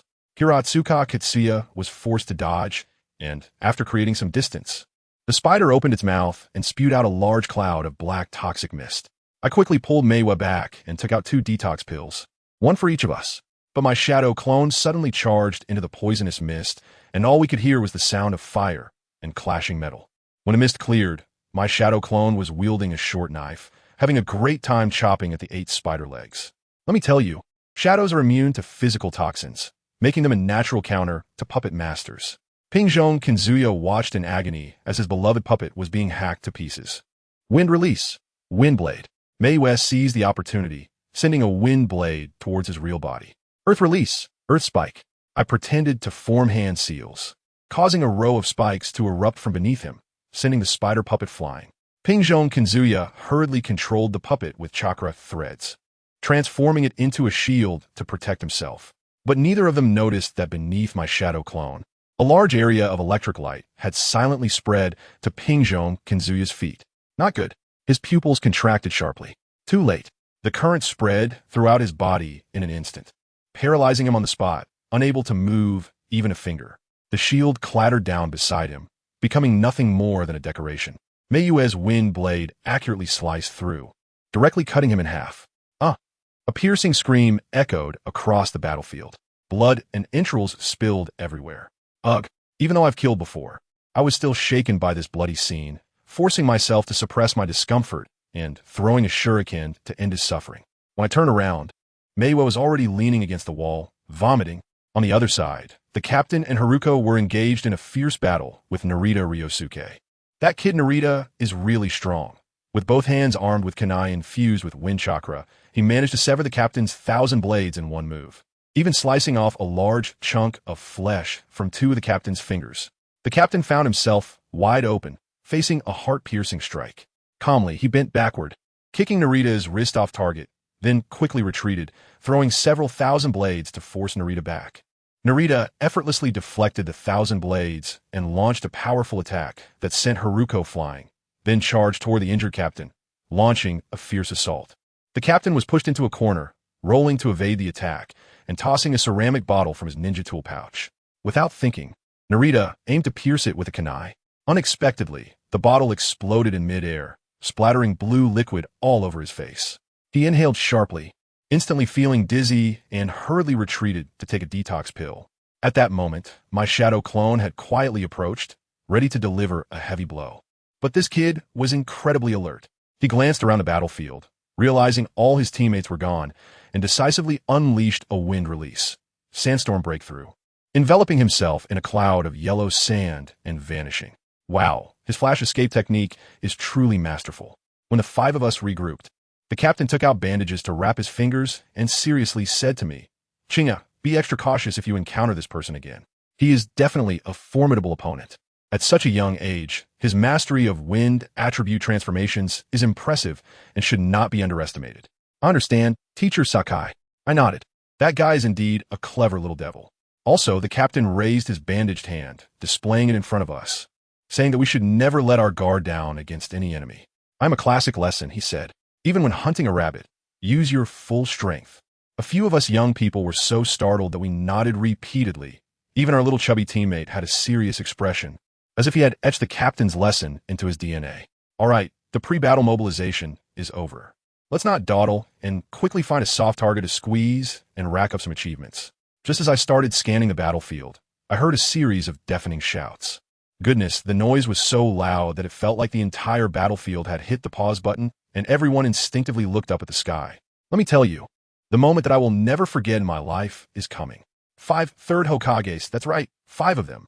They stand in 5 different positions, and then fire dragons, water dragons, earth dragons, wind bullets, and lightning. 5 different attribute ultimate moves are thrown into the sky as if they cost nothing. Who understands this, family? This is not ninjutsu. This is simply a celestial battle. 5 giant dragons of different colors twist together in the sky, like a twisted dough, and finally merge into a torrent of energy that blasts towards the third Kazekage, who is being supported by sand in the sky, just like a space-based weapon clearing the ground. At that moment, I had only one thought.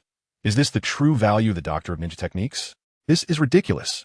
Both our Konoha and the Sand Ninja were left dumbfounded in the ruins, mouths agape, as if a fist could fit inside. The third Kazekage was no pushover either. Seeing divine punishment about to hit him, he remained calm and composed, clapped his hands together, and shouted something like sand iron burial. In an instant, boundless black sand gathered before him to form a massive pyramid, completely enveloping him inside. I thought this technique was supposed to be an offensive ninjutsu, but he somehow turned it into absolute defense. The next second, that colorful energy torrent collided with the sand iron pyramid.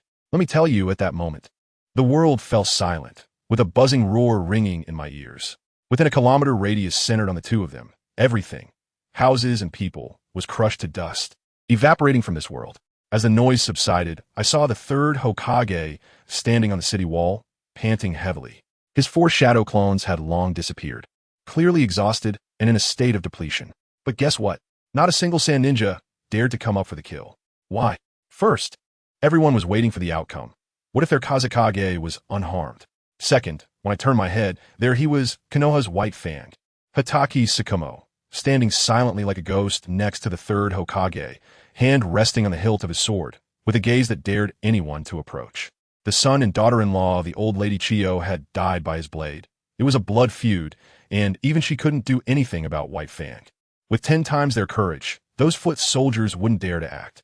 Finally, as the dust settled, the sand iron pyramid remained, but it was already battered and bruised, looking like a rotten apple. The sand ninja over there saw, hey, the Kazekage is still alive. They immediately started cheering like they were on a high.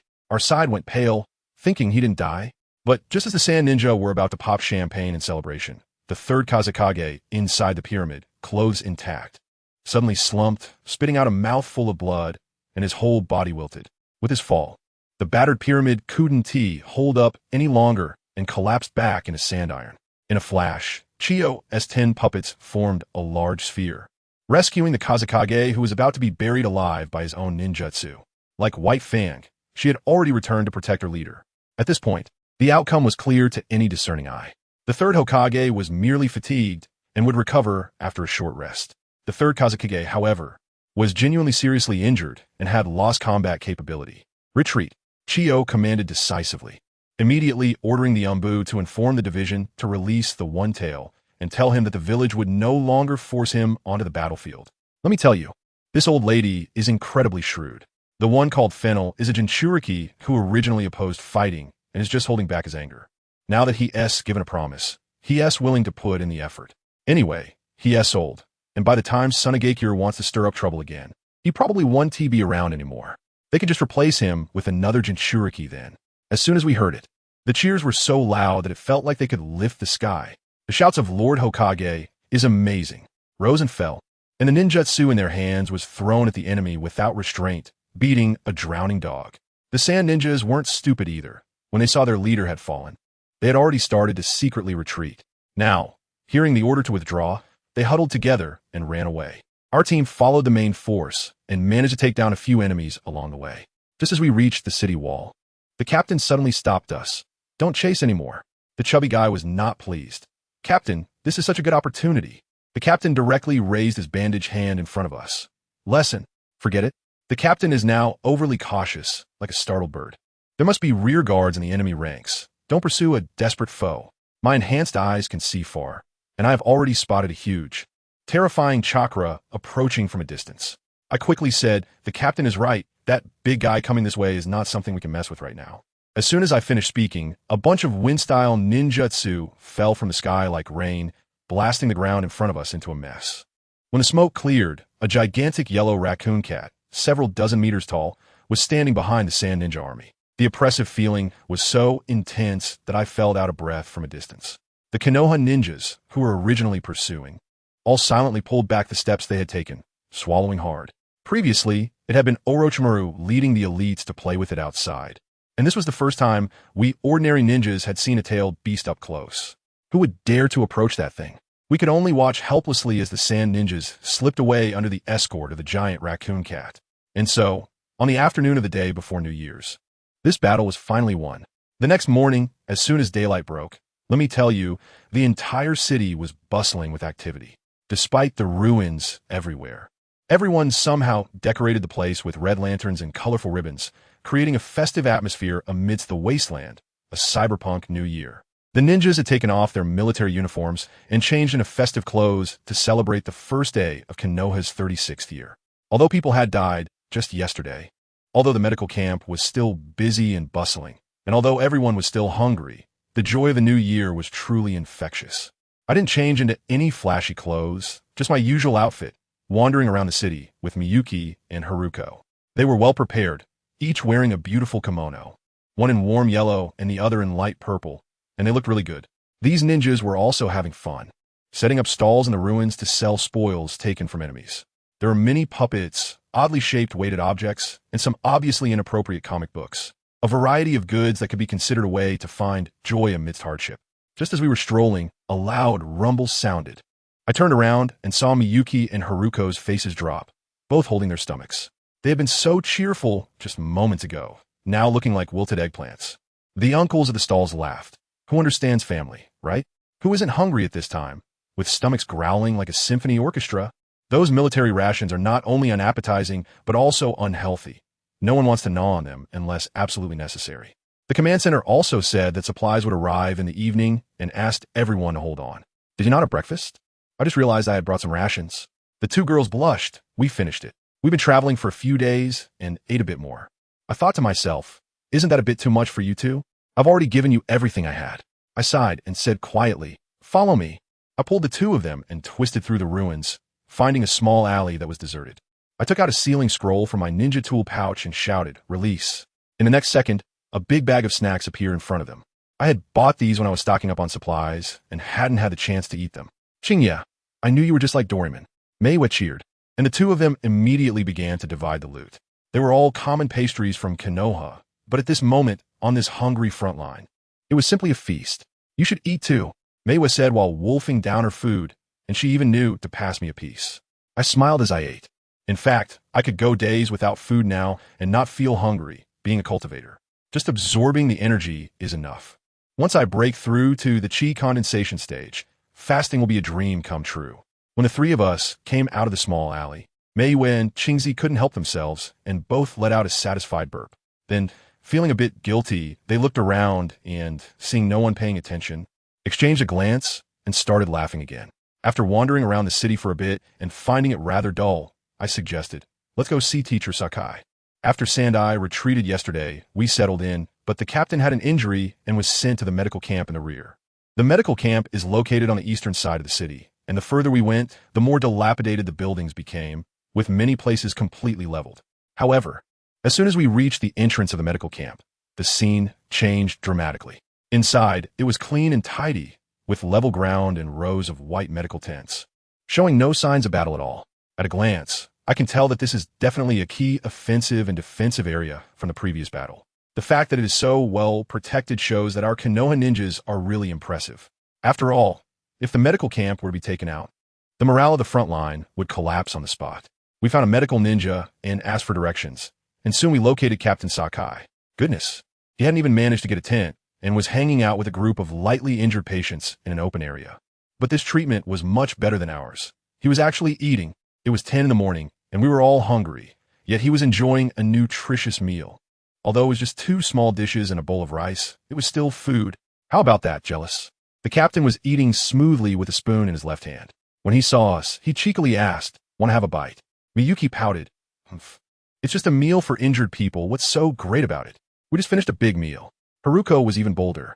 Directly pulling out the pastries we specifically saved for the captain from her ninja tool pouch and waving them in front of him. "I originally brought you something delicious, but it looks like you won't need it now." "No way. Of course I want it."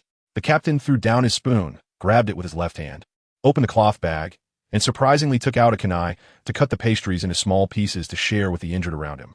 "Come on, everyone gets a share." The surrounding injured patients immediately burst into laughter, some praising the captain for being generous, while others commented that the pastries tasted authentic. Just as they were sharing, a pretty young girl in a white coat rushed out from a nearby tent, her face still youthful and pouting angrily as she pointed at everyone and lectured. "What do you have to say for yourselves? Uncle Hiron, Sister Akai, Uncle Saratobi, you 3 are poisoned and can't eat sweets. Did you forget?" As she spoke, her eyes turned red, and it looked like she was about to cry. "Oh dear, my little lady."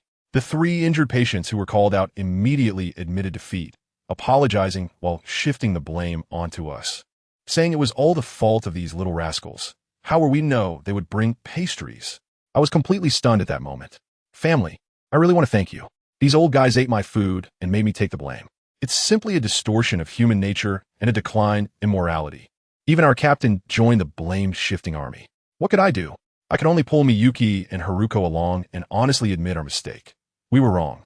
That girl named Yuki Takeda wiped her tears, put her hands on her hips, and sternly lectured the 3 of us, saying that the diet of injured people cannot be messed with, especially for those who are poisoned, as it is not conducive to recovery. I could only lower my head and pretend to listen seriously. When under the roof, one has to bow their head. Miyuki and Haruko were hiding behind me, trying so hard not to laugh that they almost got internal injuries. Fortunately, the young girl saw that I had a good attitude about admitting my mistake, and after giving a few words of advice to the injured, she hurried back to work. As soon as she left, the surrounding area erupted in laughter, while I was the only one with a dark face. Uncle Hirano patted me on the shoulder and said, "You're a good sport, lad, taking the blame for this." "Sorry about that." I shook my head, not really angry. Everyone laughed and joked for a while, and the atmosphere was quite good. Only then did I ask the captain about his hand. "Teacher, how is your hand?" The captain's smile stiffened for a moment. Then he quickly regained it, sighed, and said, "The injury isn't severe, but it has a big impact. It's my dominant hand, and I'm a ninjutsu-type ninja. I guess I'll have to step back and maybe go teach at the school, which isn't bad." Haruko asked in confusion, "Can't Konoha's medical ninjutsu fix it?" My 2 severed fingers were completely destroyed by that sand ninja's wind-style chakra. Even if reattached, they would die off, the captain explained, his tone still a bit dejected. After comforting him for a few moments, the captain changed the subject. "If I step back from the front lines, your team won't have a leader. But I've already thought it through. When I return to the village, I'll recommend Kyoka for promotion to Chunin, and then the captain issue will be resolved." I was shocked at the time. "Me? Genin? I'm only 11 years old." But the captain said, "You're not small anymore. During wartime, the village has suffered greatly and urgently needs to promote capable newcomers. You've performed well enough, and your strength is sufficient." We chatted for a while before saying goodbye and leaving. Staying in the medical camp was quite inconvenient. After leaving the camp, Meiwe and Haruko didn't know what to do. So I said, "I'm going to practice." You can go back to the tent and rest if you have nothing to do. You've been exhausted these past few days. Doesn't your practice consume energy? There's no food at noon, Mayway retorted. My practice is different. I just need to find a quiet place to sit, I replied. I couldn't exactly say I was going to cultivate and break through. Then we'll keep watch for you, Mayway suggested. I nodded and didn't refuse again. We went to a training ground in the southeast corner of the city. Usually, ninjas practice here, but today, with empty stomachs, there was no one around. Miyuki and Haruko were guarding outside, while I casually found a spot to sit cross-legged and started to circulate my unique mental method. Then I felt a buzzing in my head, like a computer being forcefully restarted. When I opened my eyes again, I was no longer in the training ground. Let me tell you, I was standing on an endless expanse of ocean, with rolling waves beneath my feet and a gray mist surrounding me. I felt weightless, standing steadily on the water surface. I suddenly understood. This is my sea of consciousness, my spiritual world. The sea water beneath my feet represents my spiritual energy, and my current state is my soul. Condensing my soul signifies that I have broken through to the fourth layer of the chi condensation stage, and I have succeeded. I broke out in a cold sweat at that moment. Fortunately, this didn't happen while I was on the road. Otherwise, the old fox, the third Hokage, would have been right there. With such a commotion, he would definitely notice it. How would I explain myself then? I would probably be treated as a spy and sliced up for research on the spot. I sensed the state of my spirit. With a thought, I exited the sea of consciousness. When I opened my eyes again in the training ground, I felt that the whole world was different. My sensory perception became incredibly clear, as if I had switched to 4K high definition. Besides that, I could distinctly feel a new power, different from chakra and magic, surging in my sea of consciousness. I quickly tried out this new power, and let me tell you, it was incredible. I was clearly looking ahead, but a 3D holographic projection popped up in my mind. Within a radius of 200 meters, it was crystal clear. Mayway was behind me, covering her mouth and yawning, and with that yawn, I could see exactly how many molars she had. Then there was Qingye, squatting on the ground, poking an ant with a small stick. I could see in slow motion how the 6 legs of the ant moved and how its antennae waved. This is the divine sense from those cultivation novels, folks. Once this thing came out, my previous golden iron aura, which could only be used briefly, was now under my control. It was like I had a remote control. I could strike wherever I wanted, and after striking, I could retract it back, highlighting a cycle of reuse. I quickly opened my personal panel to take a look, Chi Condensation Stage Cultivator, Level 4, and there was a note that said, started on the path of cultivation. All right, I'm finally not just a cultivation trainee anymore. I've officially debuted. I just finished having fun, patted my butt, stood up, and walked behind the 2 girls, giving each of them a light smack on the head, startling them. So fast. The 2 of them covered their heads, looking confused. I waved my hand nonchalantly. It's just a small scene. Let's go back to the tent and sleep. But while we were sleeping soundly, the higher-ups in Konoha were in an uproar. The third Hokage, Hiruzen Tsurutobi, with a pipe in his mouth, was holding a meeting in the command center. The old man slammed the table. Those sand ninjas got knocked down. Tomorrow most of you will pack up and go home with me. Orochimaru, you stay to watch the place. Kakashi Itaki, you have the greatest contribution. Come back with me to receive your reward. At this moment, Tsunade stood up, the legendary big cash cow. Oh no, the medical sage. She said, I propose that every team should have a healer from now on. The third Hokage, upon hearing this, tapped the table and said this matter would be taken care of when they returned. After the meeting, Orochimaru looked at Tsunade's back, his gaze, tsk. He sighed and said, life is truly fragile.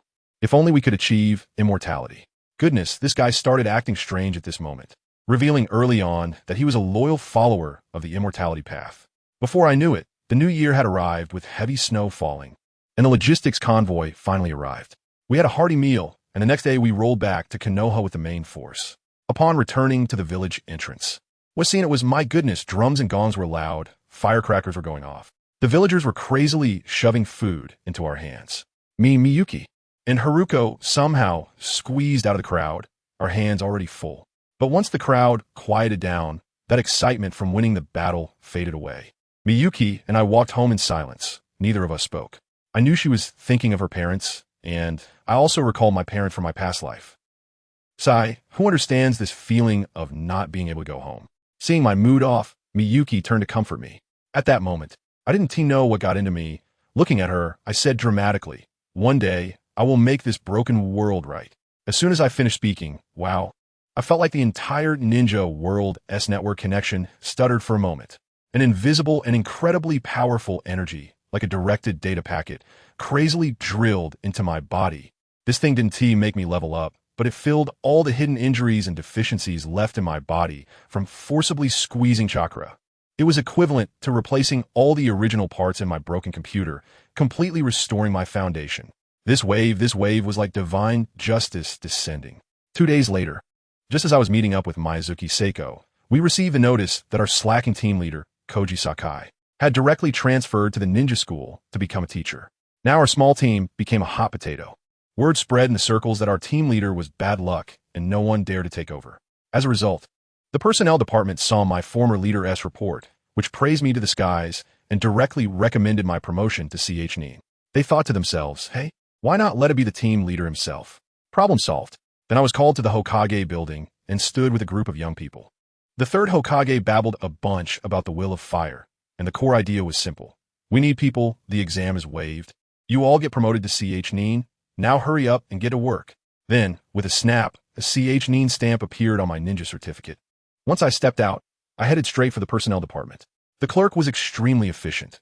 Without saying much, a green vest was thrown in my hands. I didn't leave after getting the vest and said, Comrade, our team still needs people. We can't take on missions like this. And the whole family is waiting for dinner.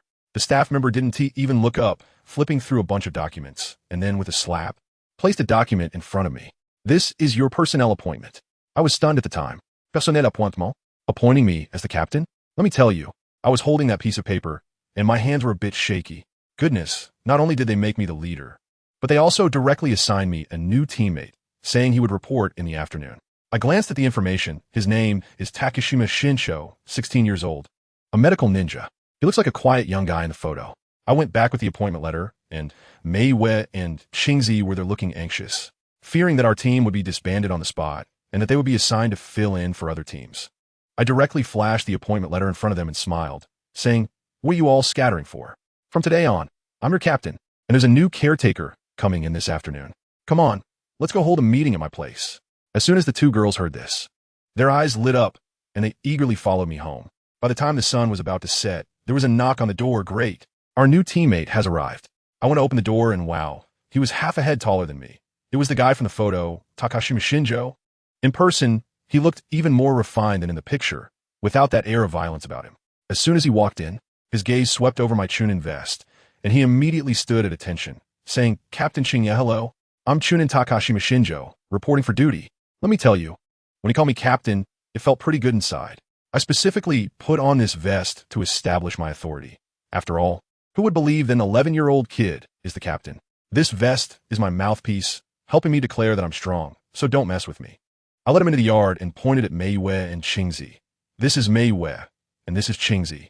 All right, everyone is here, the usual rule. Let's introduce ourselves. I'll go first. I cleared my throat and directly started listing the names. I, Qingye, lightning release, earth release, fire release, and my body techniques are all decent. And my sensory abilities are also passable, mainly focusing on being a jack of all trades. Meiwe and Qingye were also very straightforward.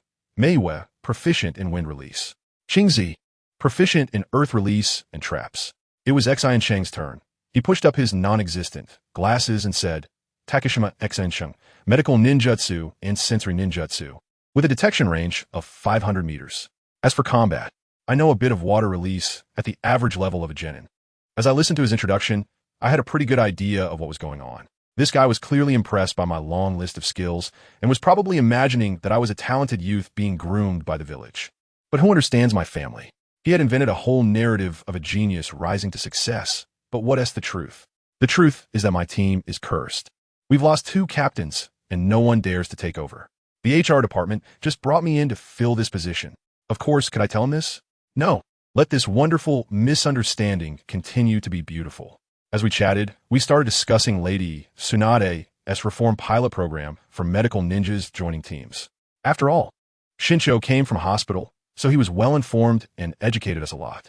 Haruko even remarked that if this policy had been implemented earlier, maybe Teacher Sakai's fingers could have been saved. I waved my hand to interrupt them. All right, stop reminiscing about the past. Teacher Sakai is now a teacher at the Ninja Academy. How many people envy that? Everyone is here, and talking without practice is just empty talk. Let's find a training ground and spar a bit. We still need to take on tasks and make some money tomorrow. As soon as everyone heard about making money, they immediately perked up and replied in unison that it was no problem. I directly took them to the desolate number 16 training ground near my house. Standing in the middle, I crossed my arms and smiled. So what do you say? Are you all three coming at me together or one by one? Miyuki and Haruko didn't even think about it and blurted out, 3 against 1. The newcomer, Takashima Shinchiro, probably felt intimidated by my previous display and nodded along. All right, the opinions are highly unified. They want to gang up on me. Fine, I'll give you 10 minutes to prepare.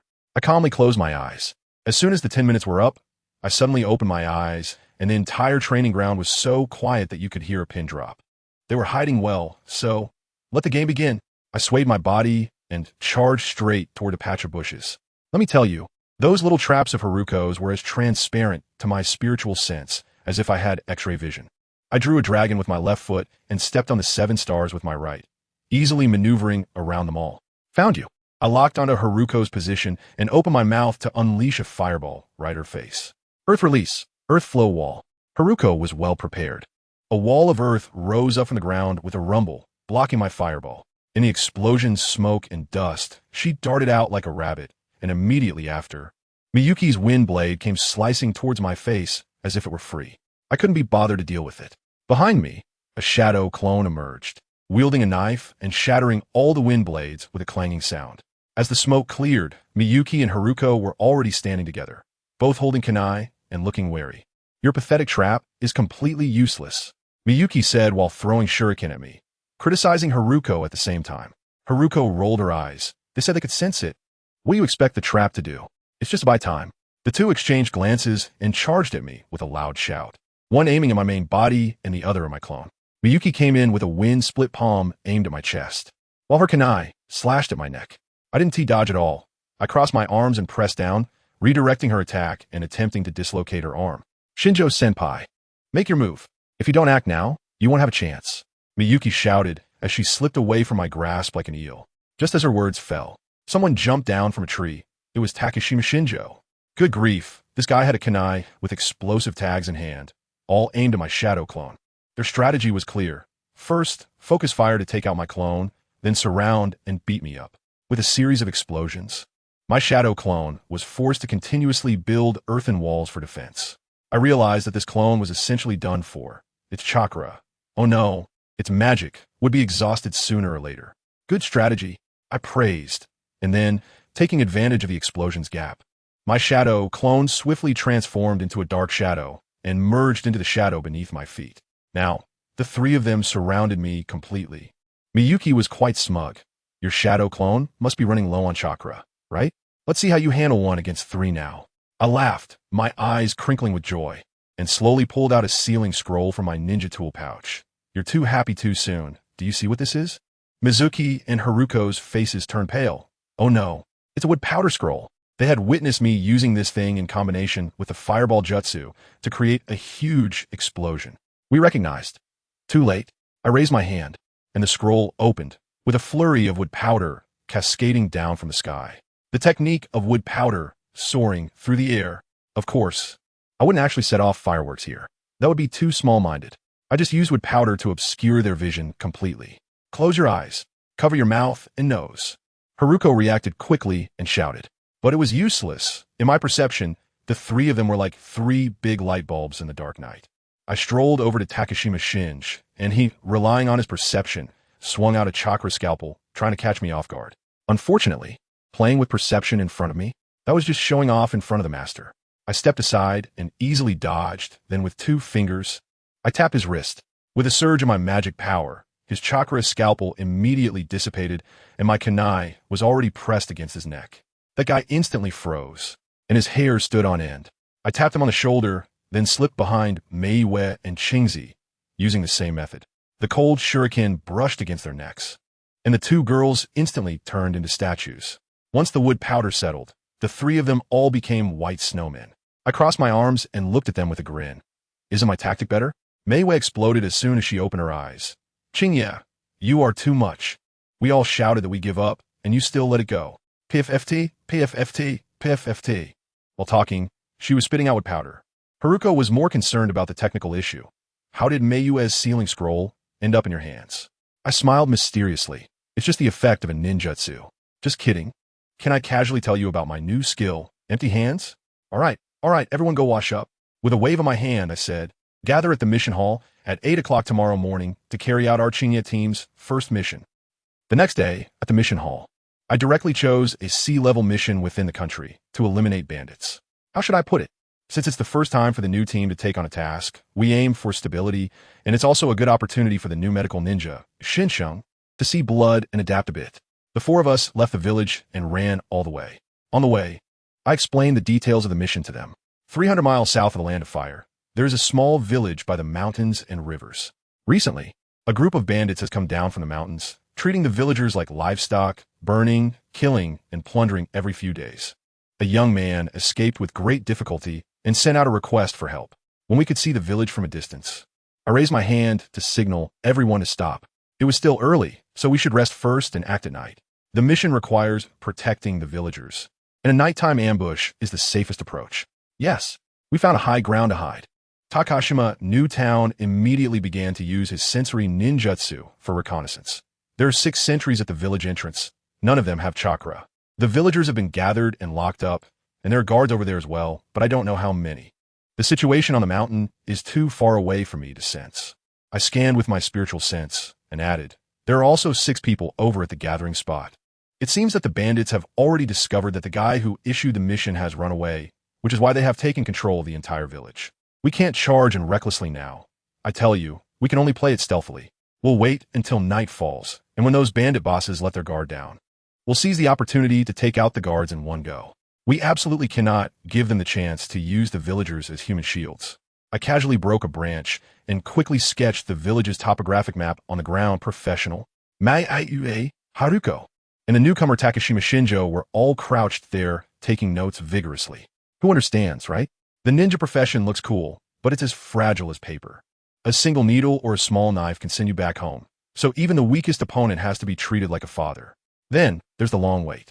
The 4 of us lay there like Voldemort on the high ground, drinking water and nibbling on rations, our eyes fixed on the village, fearing any unexpected surprises.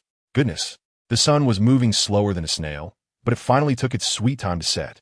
Once it got dark, the whole world looked like it had been splashed with ink, and it even started snowing, making it impossible to see your hand in front of your face. It was like the heavens were giving us a cheat code. Haruko was a bit excited, saying the weather was simply tailor-made for us. I said, what are we waiting for? Let's get started. With a command, the 4 of us moved like shadows, our toes barely touching the ground as we swiftly made our way towards the village, making not a sound. The 6 guys who were guarding the village entrance during the day had long retreated into nearby houses to escape the wind and snow, drinking and boasting, completely unaware that death had already knocked on their door. We approached the brightly lit house, and I made a gesture. The next second, we heard a few thuds from inside, and the 6 noisy bandits in the room instantly collapsed to the ground like robots that had lost power. If you looked closely, each of them had a needle stuck in their forehead, with the tips still glinting coldly. After taking care of them, I scanned with my mind and confirmed that the bandits guarding the hostages in the village hadn't noticed anything unusual. I then lowered my voice and asked the newcomer, Takashima, beside me, how does it feel to do this for the first time? I'm not a pervert. I'm just worried he might have psychological pressure. After all, it's his first time, and he needs some guidance. Guess what happened? This guy shook his head and calmly said, I don't feel anything. Maybe he spent too much time in the hospital and frontline medical camps, seeing too many dead bodies, and having personally sent off 2, he felt nothing inside. Goodness, he's really professional in his field. I said, all right, as long as you're okay, let's keep working. The 4 of us crouched low and headed straight for the clearing in the center of the village. Dozens of villagers, young and old, were surrounded by 6 bandits wielding knives. It was a heavy snow day, and the villagers could only huddle together for warmth, looking utterly miserable. The 6 guards were much more dedicated, standing around the bonfire.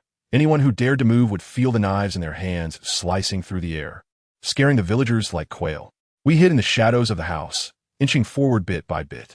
When we reached the edge of an open area, I stretched out my finger, first pointing at the 3 bandits huddled together, then at myself, and then waved at Meiyue and the others, indicating that I would take one and they could each handle the rest.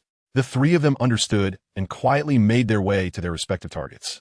Once they were in position, My voice rang directly in their minds. Go. As soon as the words left my mouth, I shot forward like a cannonball. The bandits, hearing the sound of something cutting through the air, looked around confused, wondering who it was. When they caught a glimpse of me in the firelight, they immediately laughed, grinning as they raised their knives to strike. Who do we have here? Just a little kid, thinking he is someone special in a ninja vest? I tell you, I couldn't be bothered to deal with them.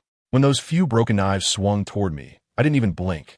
With the enhancement of my magic, I moved so fast that I was just a blur, circling around those three guys in the blink of an eye. The three of them felt a flash before their eyes. Their knives all missed, and then a sharp pain shot through their necks, making it hard for them to breathe. They instinctively dropped their knives and clutched their necks tightly, only to find that the bones there felt like they had been crushed. The fear in their eyes was something else. They struggled and fell to the ground, completely finished. I couldn't even be bothered to take another look. A quick glance showed that Miyue and the others had efficiently dealt with their respective targets and were moving towards me. I turned to the group of villagers who were scared stiff and tried to make my voice sound friendly. Everyone, don't be afraid. We are ninjas from Konoha, and we have been sent by the people of your village to solve the bandit problem. I cleared my throat and asked, who is the village chief?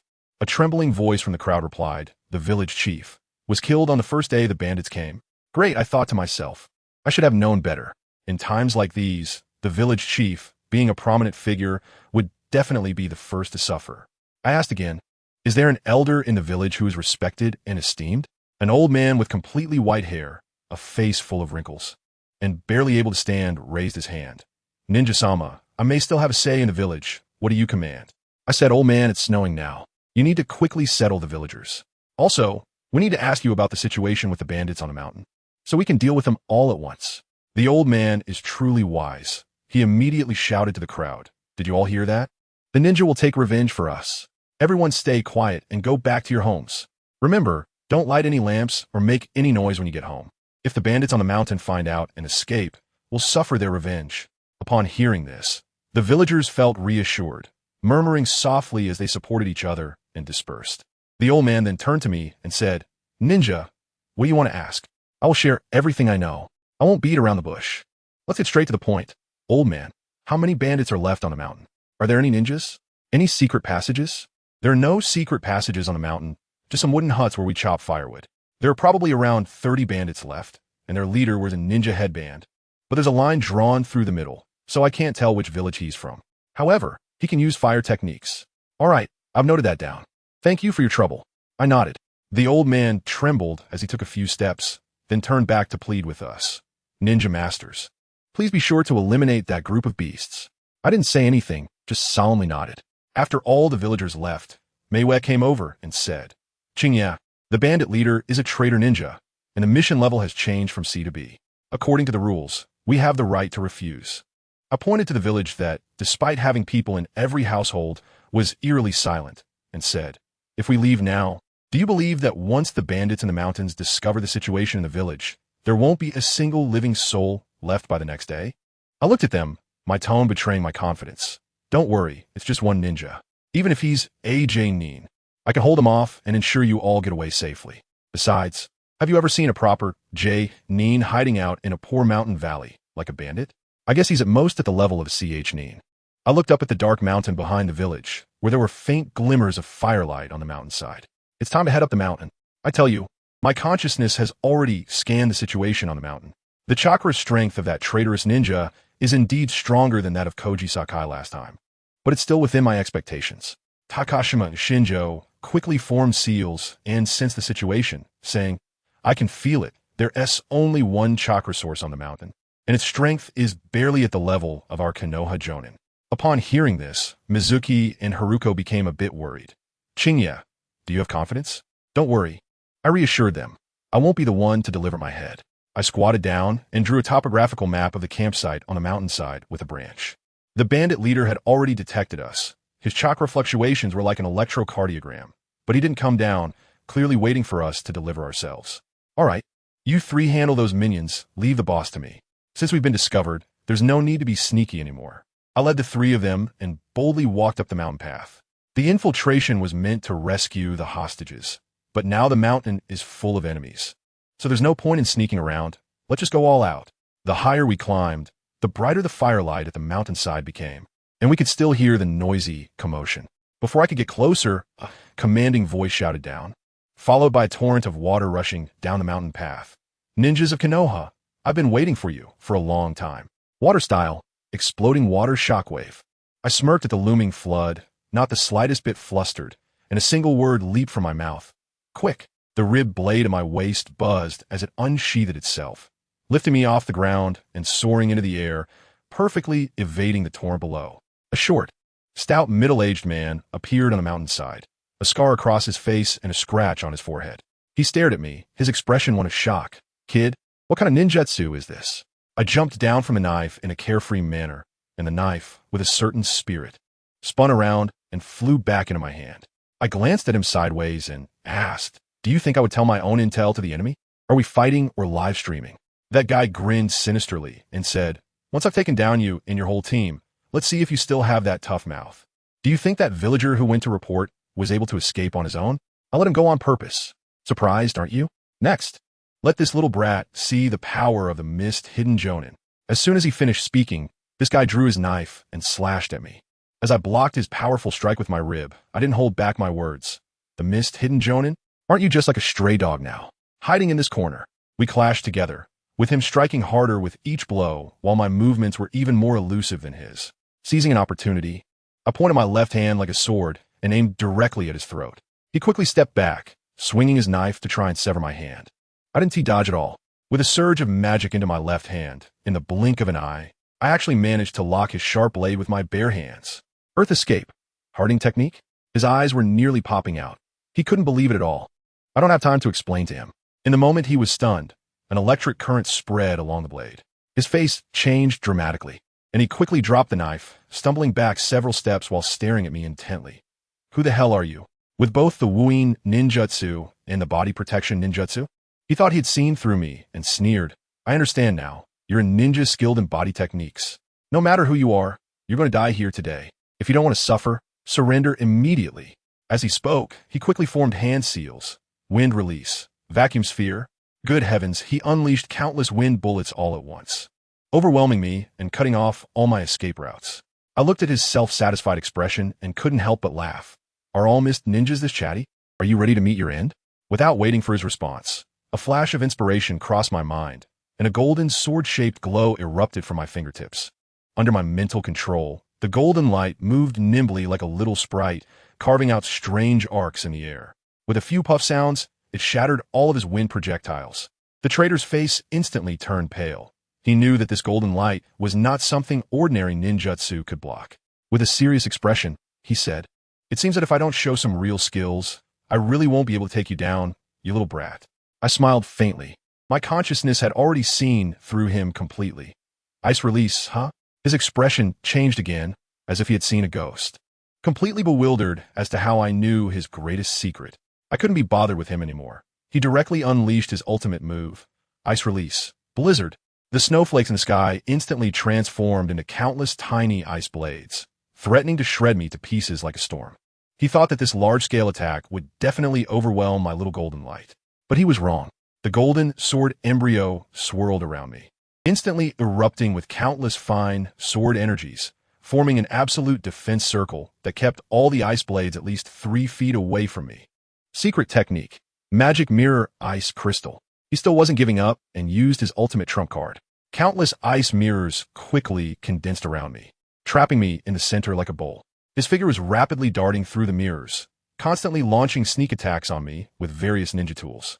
However, it was all in vain. All the attacks were blocked by my sword energy. Not even a single hair of mine was touched. "You've been attacking for so long. It should be my turn now, right?" I said coldly. He was still pondering how to break my defense, completely not believing that I could break his ice mirrors. I will show him what naivety is through my actions. Sword energy transforms into a rainbow. The magic within me surged like a flood that had been unleashed, pouring wildly into the sword embryo. The golden light suddenly brightened, and a wave of sword energy erupted, instantly shredding all his attacks before transforming into a golden rainbow, darting rapidly between those ice mirrors. Crack, crack, crack. In an instant, all the ice mirrors were covered in cracks, the sound of shattering echoing endlessly. "No, this is impossible." From the shattered ice mirror fragments came his incredulous scream. I focused my gaze, and the sword shape once again locked onto his position. A rainbow light flashing and disappearing. Oh no! A scream echoed as his figure, clutching his neck, fell out of the shattered ice mirror, blood gushing out like a fountain. He tried to use chakra to stop the bleeding, but the sharp sword energy lingering on the wound directly disrupted all his efforts. He knew he was done for and used the last bit of his strength to ask me, What kind of ninjutsu is this? This is not ninjutsu. I looked at him and said, this is swordsmanship. Swordsmanship. He stared blankly at the sky, his arms weakly dropping, completely lifeless. The wind and snow grew stronger, quickly covering his corpse. Just right, an ice-release ninja, dying in the wind and snow, could be said to have died a worthy death. As I raised my hand, the sword-shaped essence transformed into countless golden lights, drilling back through the pores of my arm. Done and dusted. At this moment, Miyuki and the others also finished dealing with the minor enemies and came over. Looking at the corpses on the ground, Miyuki asked, Is it over? It's over. I kicked the snow-covered corpse, a mist-hidden traitor ninja who could use ice techniques, lying here. This guy is a bloodline ninja, and the body has some value, so we need to take it back to the village. Does anyone have a sealing scroll? Let's package him up and take him away. I paused for a moment and then said, Clean up the battlefield and collect anything valuable. The wind and snow are too strong. We should head down the mountain and rest in the village for the night. We'll return to Konoha once the snow stops. Takegawa Shinjo raised his hand and said he had a scroll, and then in a flash, he sealed the bodies away with swift movements. He mentioned that it was a professional habit he developed from packaging medicines in the hospital pharmacy. We cleaned the battlefield, burned the bodies of the other bandits with a fire, and comfortably rested for a night under the villagers' warm welcome. Returning to Konoha, everything was as I expected. The third Hokage, Hiruzen Tsurutobi, showed little interest in my swordsmanship. His attention was entirely focused on the intelligence from the Mist Village and the bodies of the ice-release ninjas. The following days were spent frantically completing missions. I took Mizuki and the other two with me, and like a perpetual motion machine, we continuously accepted and completed tasks. Through the trials of blood and fire, I could feel myself growing at an astonishing speed. But I could also sense that Mizuki and Haruko were increasingly unable to keep up with my pace. The distance between us was not one of friendship, but a significant gap in strength. I even had a premonition that our little team might not last much longer. Just like that, 3 months passed in the blink of an eye, and it was time for the flowers to bloom in spring again. The 4 of us returned to Konoha, covered in dust and fatigue, only to find the entire village filled with a joyful atmosphere. After inquiring, we learned that the delegation sent to Sunagakure for negotiations had returned, bringing back the surrender documents from the Land of Wind. The war with Sunagakure has finally ended in our victory.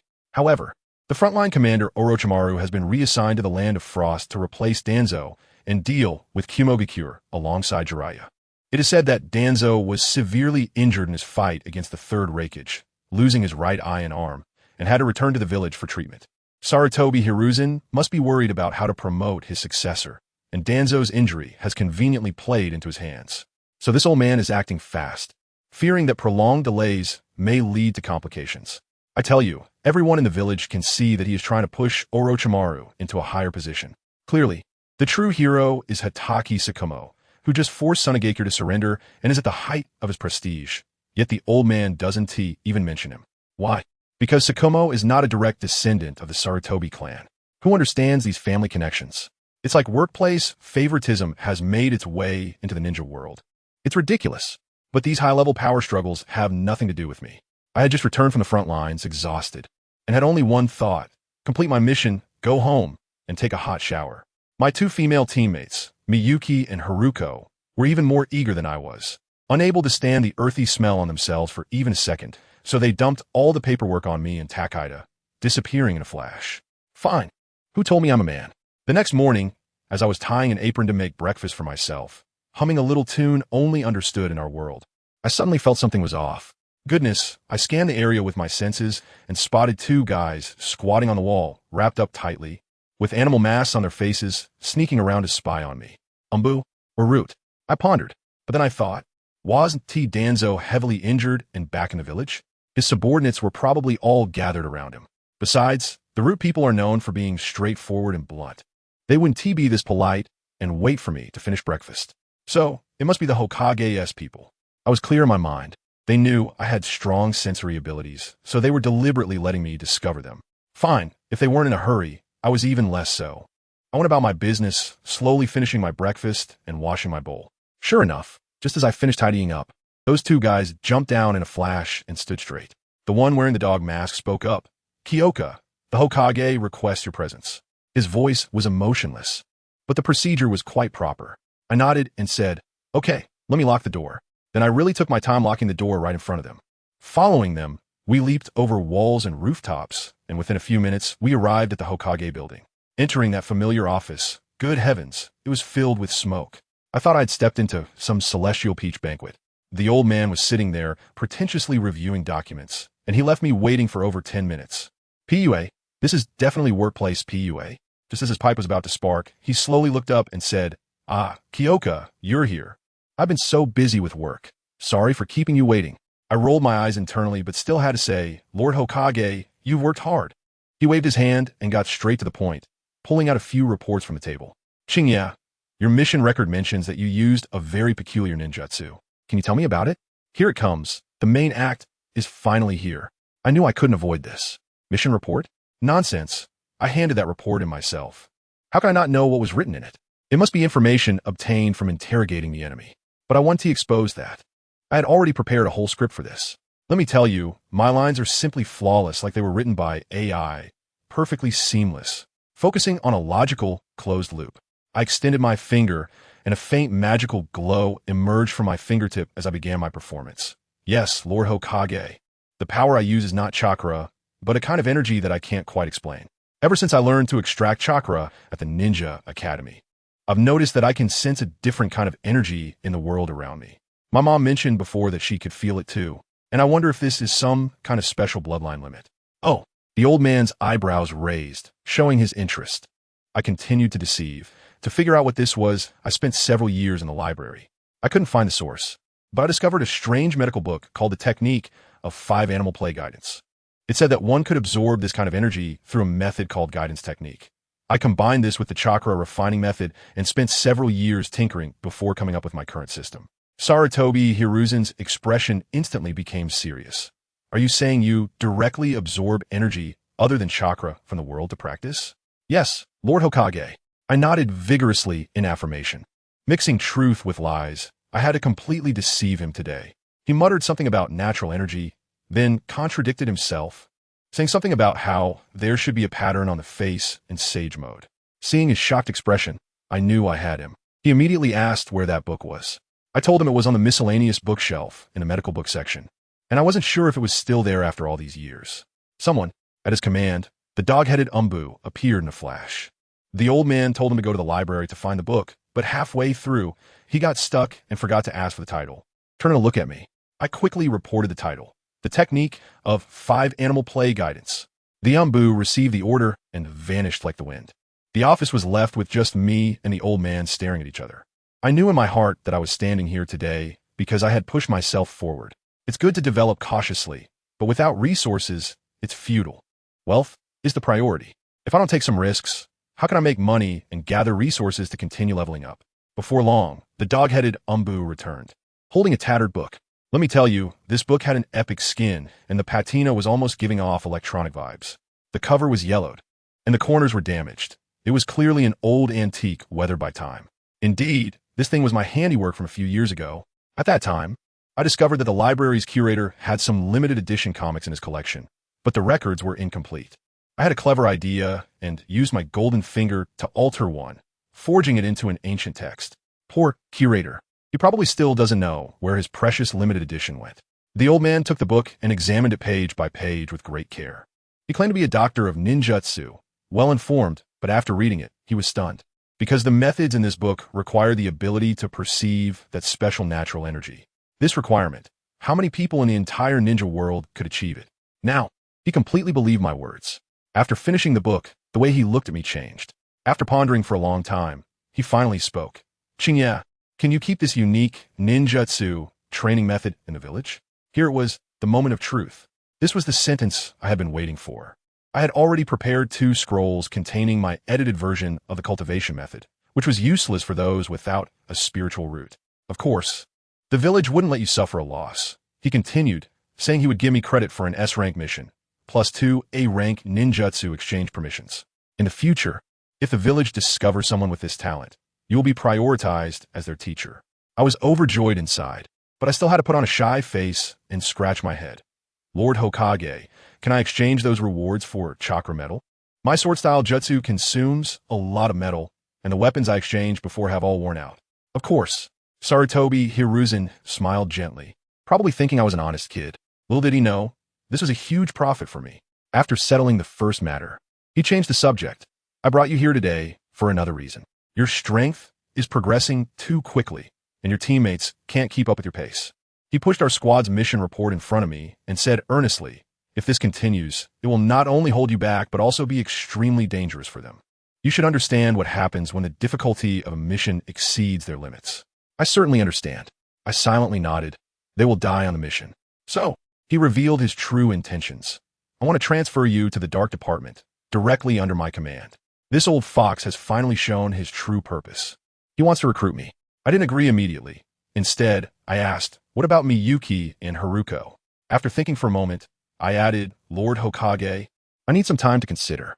The old man saw my emotional side and became even happier, thinking that someone like me would be easy to manage. He immediately sweetened the deal. You don't have to worry about your teammates. Once you join the Umbu, I'll arrange for them to enter the administrative system, so they won't have to fight on the front lines anymore. To be honest, I was tempted. This condition was too alluring. It directly addressed my biggest concern. My feelings for Miyuki and Haruko were more like those of siblings and comrades in arms. Allowing them to escape danger and live a stable life was worth more than anything. Lord Hokage, I need to go back and discuss it with my teammates. In the end, I decided to respect their opinions. That's only right. That's only right. The old man laughed like a blooming chrysanthemum. As soon as I left, I heard him say to the air, someone, organize these materials and send them to the front line of the Frost Country, to Jiraiya. After coming out of the Hokage building, I felt a mix of emotions. This day arrived too quickly. At noon, I personally cooked a full table of dishes and called Meiyue and Qingye over. At the dining table, I recounted the old man's proposal word for word. The atmosphere suddenly fell silent. Meiyue's smiling face froze, and her eyes instantly turned red. Qingye was relatively calm. She held Meiyue's hand and comforted her. This is a good thing. We have long been unable to keep up with Qingye's pace. Continuing like this will only hold him back, or even put us in danger. Now we can take on administrative roles, and Qingye can strengthen himself without worries. This is already the best outcome. Meiyue is a smart girl. She certainly understands this logic, but it still hurts her inside. She held back her tears and nodded. I know it all. We will always be the best friends. Yes, forever the best friends. The three of us clinked our bowls together, marking a conclusion for our little team. In the afternoon, I walked into the Hokage's office again, and without any small talk, I directly said, Hokage-sama, Seinin Kiyoshi, apply to join the Umbu. Sarutobi Hiruzen slammed his pipe down on the table, stood up with a beaming smile, and said, Good. Kiyoshi, welcome to the team. He turned around, took out a brand new mask from a hidden compartment, and handed it to me. From today on, your codename is Hawk. As soon as I heard that, I thought, wow, isn't that me? I turned around and saw the third Hokage pointing at the kid next to me, telling me to take him to the Umbu for registration. He will be part of our team from now on. All right, I accepted the order and led the kid to the Umbu base. Let me tell you, he followed me closely the entire way, not daring to say a word, and there was also a teammate in a rabbit mask silently following us. We took a winding path, right next to the torture department and the Konoha prison, which were all top-secret facilities. One wrong step, and the traps would teach you a lesson. When we arrived, I exchanged a glance with the rabbit mask guy, and we both understood. It was time to give a newcomer a little initiation. I pointed to an old tree thicker than a barrel and pretentiously said to him, The entrance is over there. Go in by yourself. I just wanted to see him make a fool of himself, but no one in my family understood. This kid doesn't play by the rules at all. He closed and opened his eyes, and the barrier by the big tree suddenly exploded. Damn! It made such a loud noise that more than a dozen people burst out of the woods, with knives at our throats, shouting who dared to spy on the dark base. I was sweating profusely with the rabbit, thinking, we've really messed up this time. We both frantically explained that it was just a test for a newcomer. And then our captain, who wore a fox mask and was called Sunset Crimson, stepped in to settle the matter. Later, we found out that what that guy had just done triggered the highest level of soul perception barrier. The last person to trigger this thing was Kato Dan. Once we entered the base, it was a whole new world. The entire mountain had been hollowed out. The captain led us through a maze of turns until we reached the registration area, and it was time to get our code names. Let me tell you, this guy is definitely in the late stages of being a Chinibyu. He opened his mouth and said, "Codename, Sword Immortal." I was almost laughing out loud at that moment. The guy at the registration was also a tough one, expressionless as he handed over his ID. As a result, our team leader, me, and Rabbit gave him a look that was full of meaning. This kid even foolishly asked us what we were staring at. Our team leader said in a low voice, "Guess what that newbie who blew up the soul barrier as soon as he walked in and ISNT wearing a mask is called?" I added, "Oh, I think he has called Qingye, right?" Rabbit delivered the final blow. I heard he gave himself a code name, called Sword Immortal. At that moment, I saw the kid turn pale. It was a huge social death moment, and there was no way to change it, as it was a firm rule. Haha, it was simply too funny. Anyway, since he had already socially died, we might as well carry on. After receiving our equipment, we went to our team's waiting room to get to know each other. The team leader, Shiri Jinhong, plays illusion techniques, and he is the father of that later character, Xie. As for me, I'm Oil Girl Shursen, codename Owl, and I play with bugs. Another one is Inazuka K, codename Wolf, who plays with physical techniques. And her dog, well, is busy with matchmaking. Now it's the main character's turn. He still wanted to struggle a bit. But we all said in unison, codename Sword Immortal. Got it. Haha. He could only brace himself and say he was good at flying sword techniques. By the way, on the way, he asked us why our team didn't have a name, and I explained that we have several big teams in the dark section. Our first and second teams are the elites from the village, while the third team is made up of those eliminated from Danzo's roots. So we don't see eye to eye with them, thinking they're like those laid-off workers from electronic factories looking for reemployment. You know what I mean? To see what this Sword Immortal was really made of, our team leader directly took him to the training ground for a one-on-one fight. Let me tell you, that scene was incredible. The team leader started with an illusion technique, and guess what? It was completely useless against this kid. He said he used something called spiritual awareness to completely shield his 5 senses and chakra, rendering the underlying logic of the illusion technique ineffective. Wow, a physical cheat, huh? When the team leader saw the illusion technique didn't work, he quickly used an A-rank ninjutsu, the dark walking technique, and the entire area became pitch black. But this kid seemed to have activated some kind of X-ray vision, immediately reporting the team leader's coordinates, and a flash of golden light almost sliced the team leader's knife. The team leader was shocked and said that this illusion resistance might only be effective against someone from the Uchiha clan. With the illusion technique ineffective, it was time to rely on raw strength. The team leader directly unleashed his ultimate move, Fire Release, Dragon Flame Song, summoning 5 fire dragons. However, a layer of golden light emerged from Qingye, allowing him to withstand all the damage, and with a flick of his hand, he cut the fire dragons into sashimi with several sword energies. I was dumbfounded watching this. Was this guy in a golden body state? The team leader was also getting into it, unleashing wind release techniques as if they were free, the wind blades sharp and clashing against Qingye's sword light, creating sparks everywhere. Qingye clearly felt the pressure. After all, our team leader was a bona fide jonin, and the quality of chakra was on a completely different level. His so-called sword bullets were still just prototypes, with a limited number of sword lights produced, and facing the overwhelming wind blade from the team leader was a bit strenuous. Although his layer of golden light had strong defense, it consumed a lot of energy, and relying solely on it was a sustainable strategy. Let me tell you, this guy Qingye is really something. Just when it seemed like he couldn't hold on any longer, he pulled out something that looked like a compass from his ninja tool pouch and threw it into the sky. Goodness, that thing buzzed and split into 6 pieces, directly trapping our captain. Then his sword light, which was about to collapse, surged like it had been injected with steroids, crazily pouring into those 6 formation nodes. In the next second, boom, all the sword lights gathered into a golden sword dragon over 3 meters long. Its whole body was covered in scales made of sword light, looking incredibly cool. As soon as the sword dragon appeared, the battlefield changed instantly. With a wave of its claws, it crushed everything, no matter what wind blades came at it, reducing them to dust. It was incredibly domineering. But who was our captain? That is Shiyu Jinhong.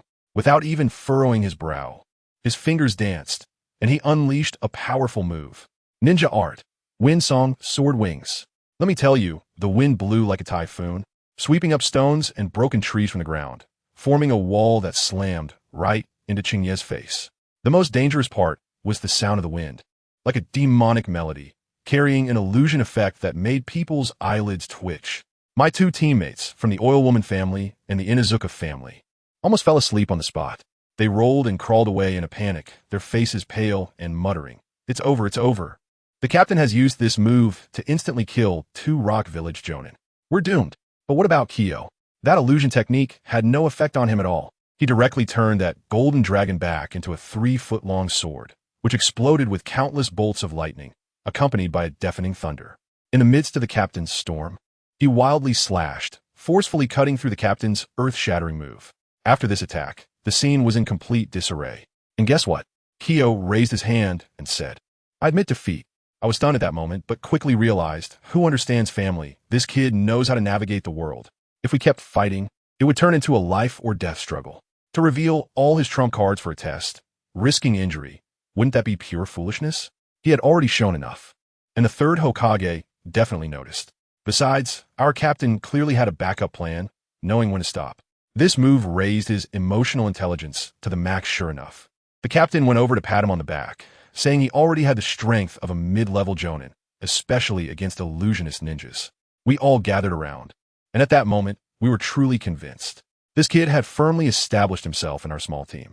When we returned to the Umbu base, it was already dark. The captain showed him around the environment, and we cooked a meal together. All right. He also went to the exchange center to collect the chakra blade promised by the third Hokage. I took a glance, and wow, it looked really cool. He was probably thinking about how to modify it into some flying artifact, his mind filled with cultivation concepts that we couldn't understand. Just as we were settling down, there was a loud knock on the door. A guy wearing a wild boar mask informed us that the team was now full, and we were officially on standby.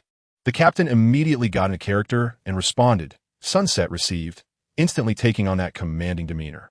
Then, let me tell you, something big was about to happen. The scene cut to 500 kilometers outside the village, where that old guy Danzo was resting with a group of root ninjas. Suddenly, he jolted awake. As if he had radar, sensing danger. He ordered his subordinates to quickly send a signal for help to the village, and then to flee immediately. Just as they left, a large group of people arrived, led by Kakuzu, the same Kakuzu who was on par with money in the underground black market. He squatted down to touch the campfire and said, "Hey, it's still warm. Today, that billion Rio bounty on Danzo's head is mine."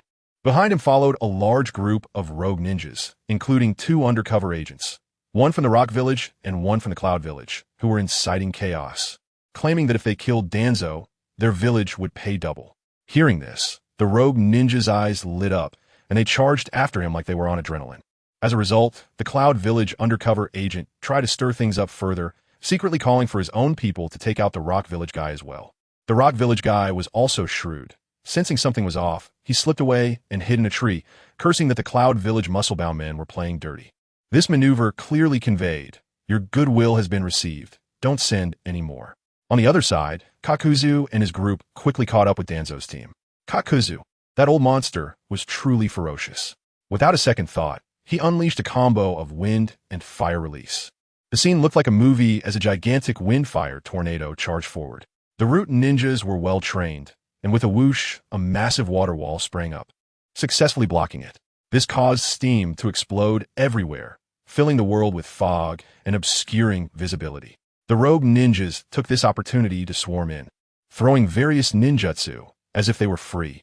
Danzo, being carried, instantly recognized the muscle-bound man from the Cloud Village, Haikuo Reizu, in the crowd, and he was furious enough to nearly grind his teeth to dust.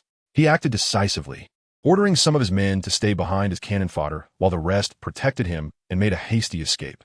I tell you, the root members are really ruthless. To buy time for Danzo, they charged straight in, covered in explosive tags. Boom, boom, boom, blowing themselves up like human bombs. Baichuan Raizang and Jiao Du were stunned by this scene, and in that delay, Danzo had already been carried away by his subordinate, codenamed A. Just then we arrived. The third Hokage personally led the team, standing beside Lord White Fang, with an aura of 2 meters 8.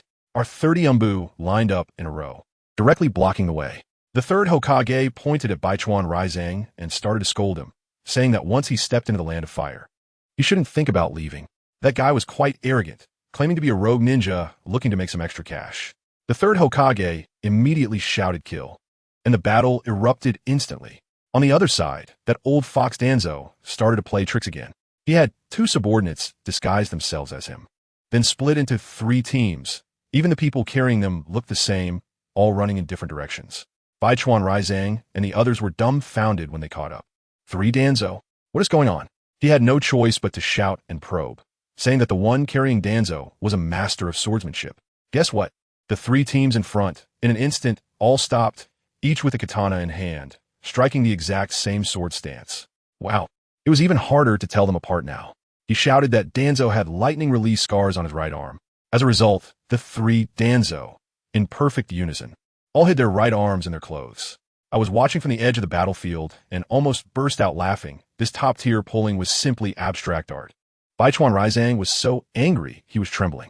Jiao Du saw that none of these Cloud Village ninjas were reliable, and he was too lazy to guess. So he directly released two masked monsters, planning to take out all three teams, going for an all-or-nothing approach. Just at that critical moment, the third Hokage led our main forces to arrive, directly protecting the three teams behind him, confronting Jiao Du and the others. Lord White Fang charged ahead, only to be stopped by four strong Cloud Village ninjas.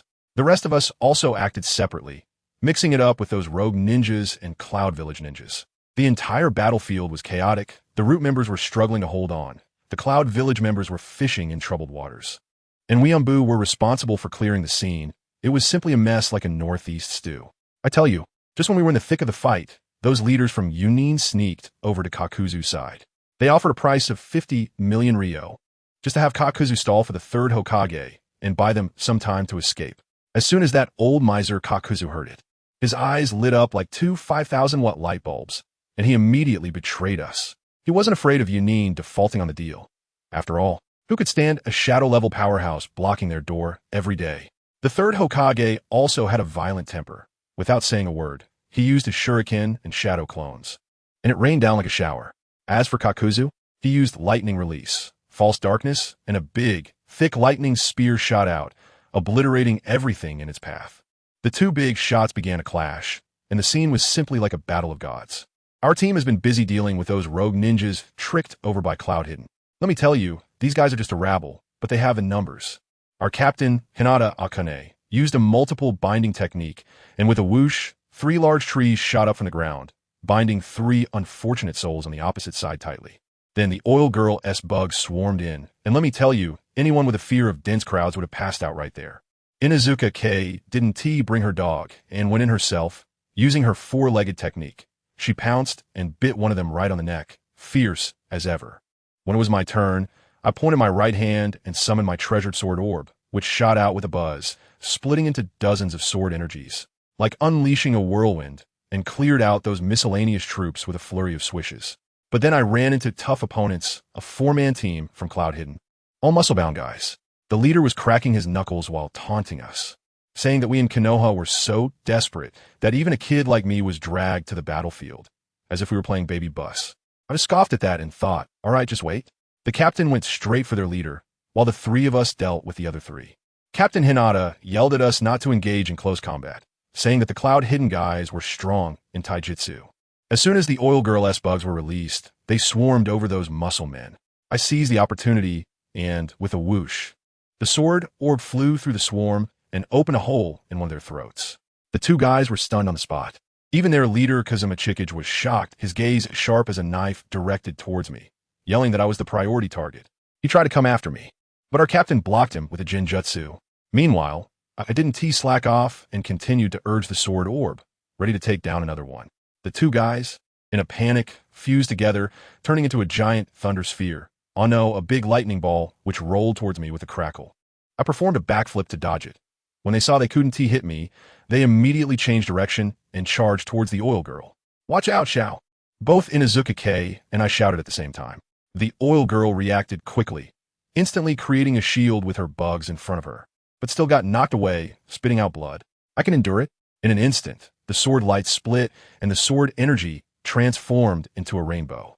With a series of combos, I directly shattered that thunderball, and the 2 guys inside had already been pierced by my sword energy, turning into a sieve, completely done for. Sister Inuzuka hurried over to help Oil Woman Big Brother, who waved his hand and said he wouldn't die, but his combat power was gone. I nodded, told Sister Inuzuka to keep him safe, and turned to charge towards the captain. I don't know, at that moment on the other side of the battlefield, Danzo, that old schemer, was observing me with an 8-times scope. When he saw my swordsmanship, his eyes narrowed, and he directly told his subordinate, who was wearing a tiger mask. Go, find out everything about that kid who's cheating. I have already reached behind the captain and saw the two of them locked in a fierce battle. I directly unleashed a big move, the 6 Harmonies sword formation. 6 formation plates silently spread out. The opponent, Kazama Chikashu, sensed something was off and immediately changed his technique, using a lightning plow hot blade towards the captain.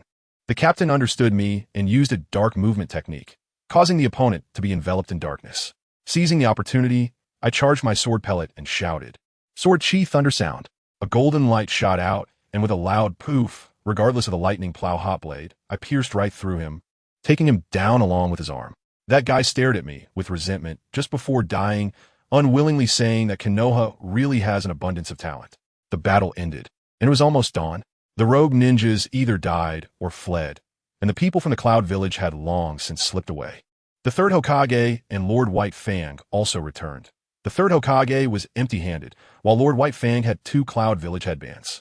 After we cleaned up the battlefield, we returned to the village. After coming back, our team took a few days off because the Oil Woman Elder needed to go for treatment. I was in the dormitory assigned by the Umbu, taking out the new sword technique I acquired, the Great 5 Elements Sword Chapter, to study. However, outside, it had already turned into a ruckus.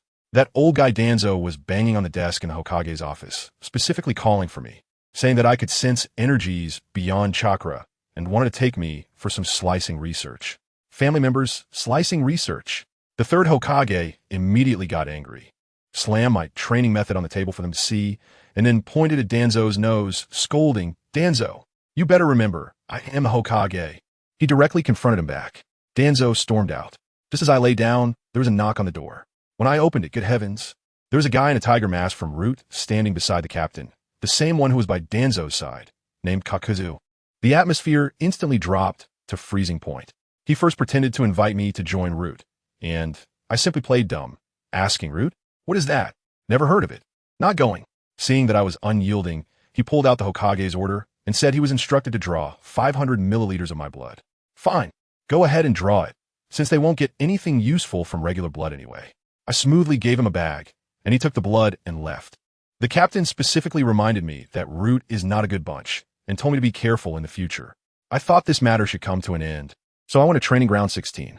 As soon as I arrived, I felt someone following me. I shouted at the entrance, "You've been following me for so long. Come out." A figure wearing a rat mask jumped out and coldly said, "I have no right to refuse Lord Danzo's invitation. If I refuse, it will be seen as harboring ill intentions towards Konoha, and I will be executed on the spot." As soon as he finished speaking, the guy used the Leaf Village sword technique, Dance of the Crescent Moon, splitting into 3 figures and attacking me. I tell you, the moment I saw this move, I knew what was coming. Wow, the Leaf Village style, Dance of the Crescent Moon, the signature technique of the second Hokage, quite impressive. The trick of this move lies in the fact that the 3 shadow clones are a feint, while the real body hides in shadows, waiting for you to expose a flaw, and then strikes with a single blow. This guy with the rat face really thinks highly of me, coming right in with a big move, not even testing the waters. But does he think I'm easy to deal with? I immediately opened my mouth and sprayed out a stream of sword light. This move of mine is called Golden Spear and Iron Horse. Sound powerful, right? That sword light instantly transformed into a rain of swords, dense and numerous, directly turning the rat face's 3 shadow clones into a sieve with 3 loud bangs. They all turned to smoke. Then I pinched the sword technique, and the rain of swords merged into a massive, thick beam of sword light, slashing horizontally through the air. At that moment, the real body of the rat face could no longer hold back and jumped out right in front of my sword light, holding up his blade to take it head-on, shouting something about vacuum sword. And what happened? With a crisp snap, his so-called blade, made of chakra metal, was instantly smashed open by my sword light. Family, you have no idea. The expression under that mask must have been incredible. He quickly jumped back in shock, but my sword light didn't T-stop. It flew past his body and with a thunderous crash, directly felled a row of large trees at the edge of the training ground, creating a 10-meter-wide sunlit avenue. That guy looked at his broken blade, stunned, and yelled at me, "What kind of ninjutsu is this?" Did I care about him? I didn't. I was thinking, who are you to me that I should tell you anything? As a result, he made up his own story and pointed at my nose, saying, "Lord Danzo was right. You're hiding such a high-level technique and not reporting it to the village. You must have ulterior motives.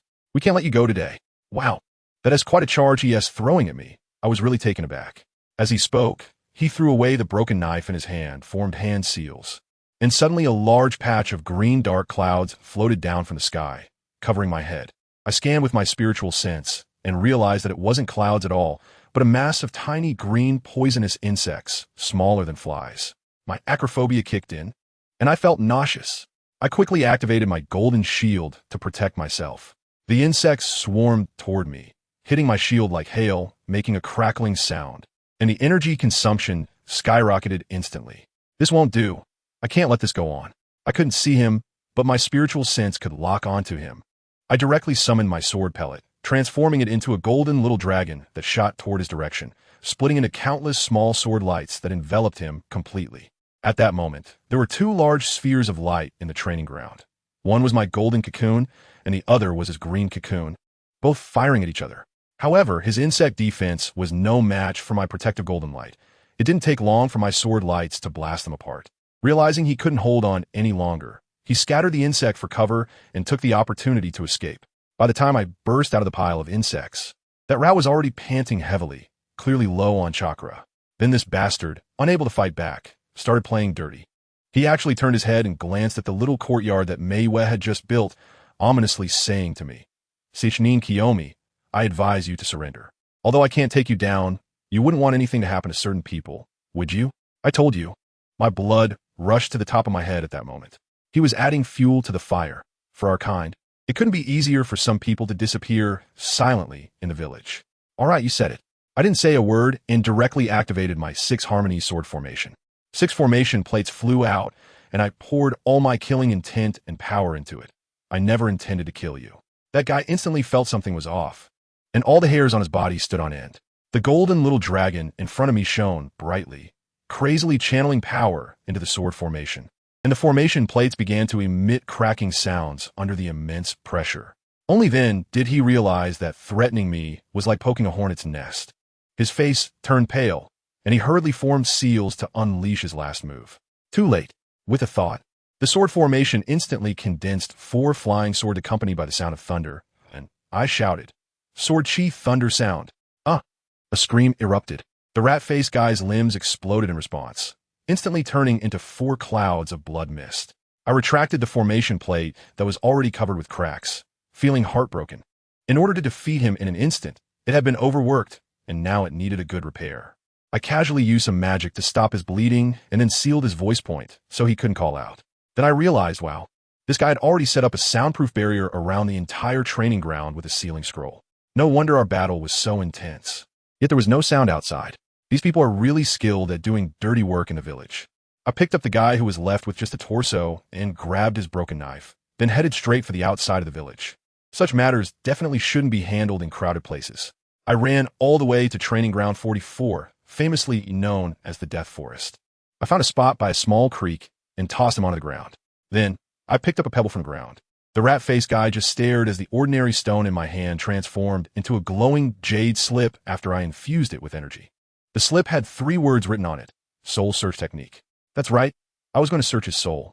I wanted to see what that old man Danzo was really up to. This technique is quite ruthless. Once used, the target's soul would scatter, leaving no chance for even Edo Tensei. But since he had threatened Miyuki, I didn't care. I pressed the jade slip against my forehead, learned the spell, and then placed one hand on his crown. As I began to search, I felt a chakra hidden in his mouth, wanting to self-destruct his brain. That old schemer Danzo was controlling it quite tightly. I immediately increased my output and used my magic to physically isolate his entire brain, rendering that chakra, like a headless fly, completely useless. Then, scenes flashed through my mind. A dark underground base, Danzo wrapped in bandages, issuing orders to several subordinates. One of them, named Jia, was instructed by Danzo to go to the Hokage building to retrieve my training materials and blood samples. Then it was the turn of the rat-faced guy in my hands, codenamed Insect. Danzo ordered him to follow along, and if I refused the invitation, he should find an opportunity to capture me alive. I just learned that Danzo was tricked by the 3rd Reikage and the 3rd Suchikage on the battlefield of the Land of Frost, suffering heavy casualties among his elite subordinates. Now, only a few remain in the Root organization, and they're so short on manpower that they are even considering recruiting from orphanages. After the soul search ended, that insect's body stiffened, and its breath completely vanished, disappearing from this world entirely. My shadow clone automatically appeared to drag the corpse away and dispose of it cleanly. I finally breathed a sigh of relief. Although Danzo has his eyes on me, he is currently a heavily injured lone commander, posing a temporary threat. Moreover, this risky venture has exposed my strength and earned me the benefit of free supplies from the Umbu, with those kunai and shuriken being excellent materials for my sword training. This high-risk investment can barely be considered profit. However, the risks on Miyuki's side must be addressed. I need to make her a talisman for protection. I took out the broken chakra sword from my ninja tool pouch, focused my mind, and began to modify it. The energy within me flowed out rapidly, and the broken blade slowly transformed in my hand. Soon, a brand new item appeared, with the description, Small Teleportation Talisman, Chakra version. Capable of chaotic teleportation within a 100-mile radius, usable 10 times. However, because I had consumed too much energy, this item is currently only 12 complete and cannot be used yet. I wiped the sweat off my forehead, feeling like my body had been drained. Well, I should go eat something to recharge and try to get this done for Miyue within 2 days. I wobbled my way back to the main street of the village, looking for a place to eat when I saw a crowd of people ahead. I'm someone who loves to see the excitement, so I squeezed in to take a look. Wow, it was a newly opened ramen shop. I looked up at the sign, Ilu Ramen. I was shocked at the time. Isn't this? I actually witnessed history. A young-looking guy with a buzz cut, dressed in a chef's uniform, was standing at the door with a big smile, welcoming guests. His arm muscles clearly showed that he had been pulling noodles for many years. I finally managed to find a seat and shouted inside, "Boss, 1 bowl of tonkatsu ramen." The young chef didn't even lift his head and replied, "Please wait a moment. It will be ready soon." Just after I finished shouting, a person sat down in the empty seat next to me, with eyes like rubies looking at me. "Qingye, what a coincidence. You're here for ramen too." As soon as I saw him, it was my captain from the dark side, Sunset Crimson. He also ordered a bowl of miso ramen. I stared at his face, which hadn't stopped smiling since he sat down, and curiously asked, "Senior Sunset, have you encountered something joyful? You look like you found some money." Upon hearing my question, his smile widened even more, revealing almost his back molars, and he said, "Of course, it's a happy occasion. In fact, there are 3 big happy events." I was puzzled at the time. Recently, besides the fact that that old guy Danzo was beaten to a pulp, the entire Umbu was dispatched to rescue him. What other major events could there be? Is it really worth celebrating like this? I urged him to hurry up, and the ramen arrived first. The boss claimed it was handmade, and Senior Zairi blew him up to the sky, saying he was the best ramen master in the Land of Fire. I took a bite, and hey, I have to say, it was really delicious. But that's not the point, folks. This is Ichiraka Ramen, a famous unsolved mystery in Naruto. When Pain unleashed his super Shinra Tensei, the entire Konoha was nearly flattened, yet his shop remained unharmed. How could this boss be an ordinary person? At that moment, my mind was playing out a grand drama, something about Otsutsuki handmade ramen, a bowl of ramen with a Sharingan, and so on. No way. I had to check it out myself. I pretended to eat calmly while secretly releasing my sensory perception, sneaking toward the handmade chef in the kitchen like a thief. Let me tell you, that process was so tense that I forgot to slur my ramen, afraid that I might disturb this hidden big shot and get slapped against the wall. And guess what? Just an ordinary person. Except for those 2 arms that were muscular from years of kneading dough, there wasn't a trace of chakra in his body. I was so excited. I sighed with relief, almost sending myself away. My captain saw me gasping and patting my chest, and thought I was choking on my noodles. He looked at me with concern and started mimicking me, which made me so awkward that I almost dug my toes into the ground. I quickly said it was just that the noodles were so delicious that I ate too fast, and urged him to get to the point and tell me the remaining 2 happy events. As a result, this guy blushed and started talking about how he was in his 20s and had been working hard on tasks, so he hadn't added any new members to the village. I thought to myself, why is he telling me this? We're not that close. Then he said, "My wife is pregnant." He got so excited that he bumped his shoulder against me. And guess what? My golden muscle Yuli body has automatic defense. That hit was like slamming against an iron plate. I heard a crack, and it hurt just to listen. He was stunned, holding his shoulder, his face turning red, and stammered, You have iron blocks tied to your shoulder? Can I admit it?" I quickly rolled up my sleeves, revealed my muscles for him a pinch, insisting that it was due to his own excessive force that caused the injury. To my surprise, he, a high-ranking ninja, actually started to doubt himself. The way the people around us looked at us was like they were watching some strange play. It was ridiculous. I quickly changed the topic and asked him if he was a twin. He said no, And the second piece of good news was that his wife was pregnant. So he was specially assigned to a different position by Hokage, no longer having to fight and kill in the Umbu, but instead guiding freshly graduated kids, especially the top students from the Hyuga, Yamanaka, and Inuzuka clans. This way, he would have more time to spend with his wife. He also mentioned that he had already thought of a name for the child, calling her Wai Kurenai. I asked, what if it's a boy? Guess how he replied? He said if it's a boy, he would still call him Kurenai. A father can name his child whatever he wants. How domineering. Just as he finished speaking, he suddenly felt a sharp pain in his shoulder and started grimacing. In the end, the pain became unbearable, and he couldn't even finish his meal, quickly gulping down a few bites before rushing to the hospital, telling me to pay the bill because he said I was the one who caused his injury. I was really taken aback. Once he left, I started calculating in my mind. With Wai Kurenai about to be born, Naruto and Sasuke's group will be coming soon too. The plot was about to unfold, and the Fourth Great Ninja War was only 30 years away. 30 years. I had to be strong enough to face someone like Kaguya, relying on some child of destiny? Don't joke around. This is the real world. What if Naruto messes up? I definitely don't want to end up hanging on the god tree as a battery. Just as I was thinking, I suddenly heard two barks. Turning my head, I saw my teammate Inuzuka Hikari sitting next to me, along with her ninja dog, Maru. She had just come back from visiting Yamanaka Shizun at the hospital and happened to run into our captain, who had left at lightning speed, and came over when she heard I was here. As soon as she arrived, she asked me about Waihai's transfer. I was shocked for a moment. I had graduated for almost a year, and the captain had changed 4 times, with a 5th one about to come in. The longest I'd served as captain was only 3 months. ISNT, that's strange. I was starting to suspect that I had some sort of curse on captains. When she saw me dazed and shaking my head, she thought I had no ambitions and said that if I didn't want to become captain, I would never become Hokage. Then she puffed out her chest and declared, I'm going to be the woman who becomes Hokage. Ha ha ha. I couldn't hold back and said, Sister Hikari, your ambition is just too great. Unique in Konoha. She got so mad that her face turned red, ready to let her dog bite me. After the commotion, I got to know her ninja dog, Maru. I quickly changed the topic and asked about Shizun's injury. She said it was fine, just a bit of internal shock, and she would be fine after a couple of days of rest.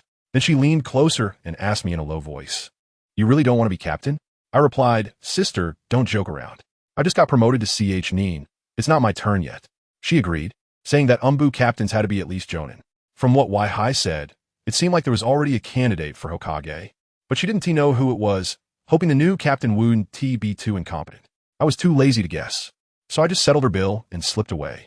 Once home, I began to seclude myself, using the chakra metal broken sword I had obtained earlier to gradually refine it into a talisman. This thing is called the Little Teleportation Talisman. It can teleport 100 miles and can be used 10 times, crucial for saving my life or rescuing others in critical moments. Just as I was focused on refining the talisman, on the other side, in the root base, Danzo's face was as dark as ever. It turned out that the ninja from the Oil clan whom I had exposed yesterday, codenamed Bug, hadn't returned. Danzo thought he had defected or gotten into trouble and angrily cursed him as useless. He then directly ordered his newly recruited Umbu team, one team to search for him, another to train new recruits, essentially brainwashing kids into emotionless killing machines, and a third team, guess what? Specifically to monitor me. When I opened my eyes again, it was already bright outside, and the talisman in my hand was complete. Now I felt more secure. I was just about to head to the neighboring Miyuki's house for breakfast when I suddenly felt something was off. That feeling of being watched was particularly unsettling. I scanned the area with my spiritual sense, and, sure enough, there were 4 Umbu ninjas disguised as civilians hiding on the walls, trees, and rooftops around my home. Without a doubt, they were sent by Danzo. However, I was not worried at all. As long as they didn't make a move, I would treat them like air. If they dared to go after Miyuki, I would just use a little teleportation talisman to make her disappear, leaving them to figure out where to cry. I knocked on Meiyue's door, just like it was nothing. When the door opened, the little girl was wearing a white dress and had her hair in a high ponytail, looking quite pretty. I smiled and said, I'm here to mooch some breakfast. Ah, Qingye. She was pleasantly surprised to see me, probably thinking I was too busy with the dark department to show up. She grabbed my hand and led me inside, heading straight for the dining room. The breakfast was already laid out on the table. 2 small dishes, a few slices of bread, and a glass of milk. It seemed I arrived just in time. Meiyue ran back into the kitchen and brought out an identical portion for me. As soon as I saw it, I thought, hey, I won't be polite. I grabbed the chopsticks and dived in. I tell you, the breakfast we had was quite in sync. Neither of us is the type to have a big appetite. And after a few bites, We both felt satisfied and simultaneously put down our chopsticks. I cleared my throat and got straight to the point. All right, I've had my fill. Let's talk business. I'm here for two main things today. First, I want to see how you're handling this iron rice bowl. Second, I brought you a treasure. While Mei Wei was clearing the dishes, she pouted and complained. I knew it. You heartless one, you definitely didn't come here just to see me. I chuckled and didn't argue with her. She quickly finished tidying up and said as she walked away, both Qingye and I have been assigned as teaching assistants at the ninja school. There's no helping it. We're both young and lack connections, so getting to go there's pretty good for us. I'm helping teacher Lian Yu at the ice room, while Qingye went to the newly opened medical ninja training class. I nodded, fully aware of the situation. Let me tell you, this ninja school may look like a simple place, but in reality, it is directly under the Hokage's jurisdiction, specifically established to train their own people and balance the powers of the major clans. 4 common ninjas like Miyuki and Haruko becoming a teacher there, away from the power struggles in the village, and earning a stable salary is simply the best choice. As long as they don't get involved in the petty issues of those ninja clan teachers forming factions, they can live comfortably. Miyuki wiped her hands clean, took off her apron, and curiously leaned over. You just said you were going to give me something. What is it? It sounded mysterious. I flipped my wrist, and a metal-textured talisman fell into my palm. I handed it over to her, raising an eyebrow. It's for self-preservation. This thing is called the Small Teleportation Talisman. I shoved the talisman into her hand and started reading the instructions to her. In case of danger, activate it with a tiny bit of chakra, and whoosh, it'll teleport you to a safe place. But there are a few limitations. Remember, first, you can only use it 10 times, so use it sparingly. Second, the teleportation direction is random, like opening a blind box.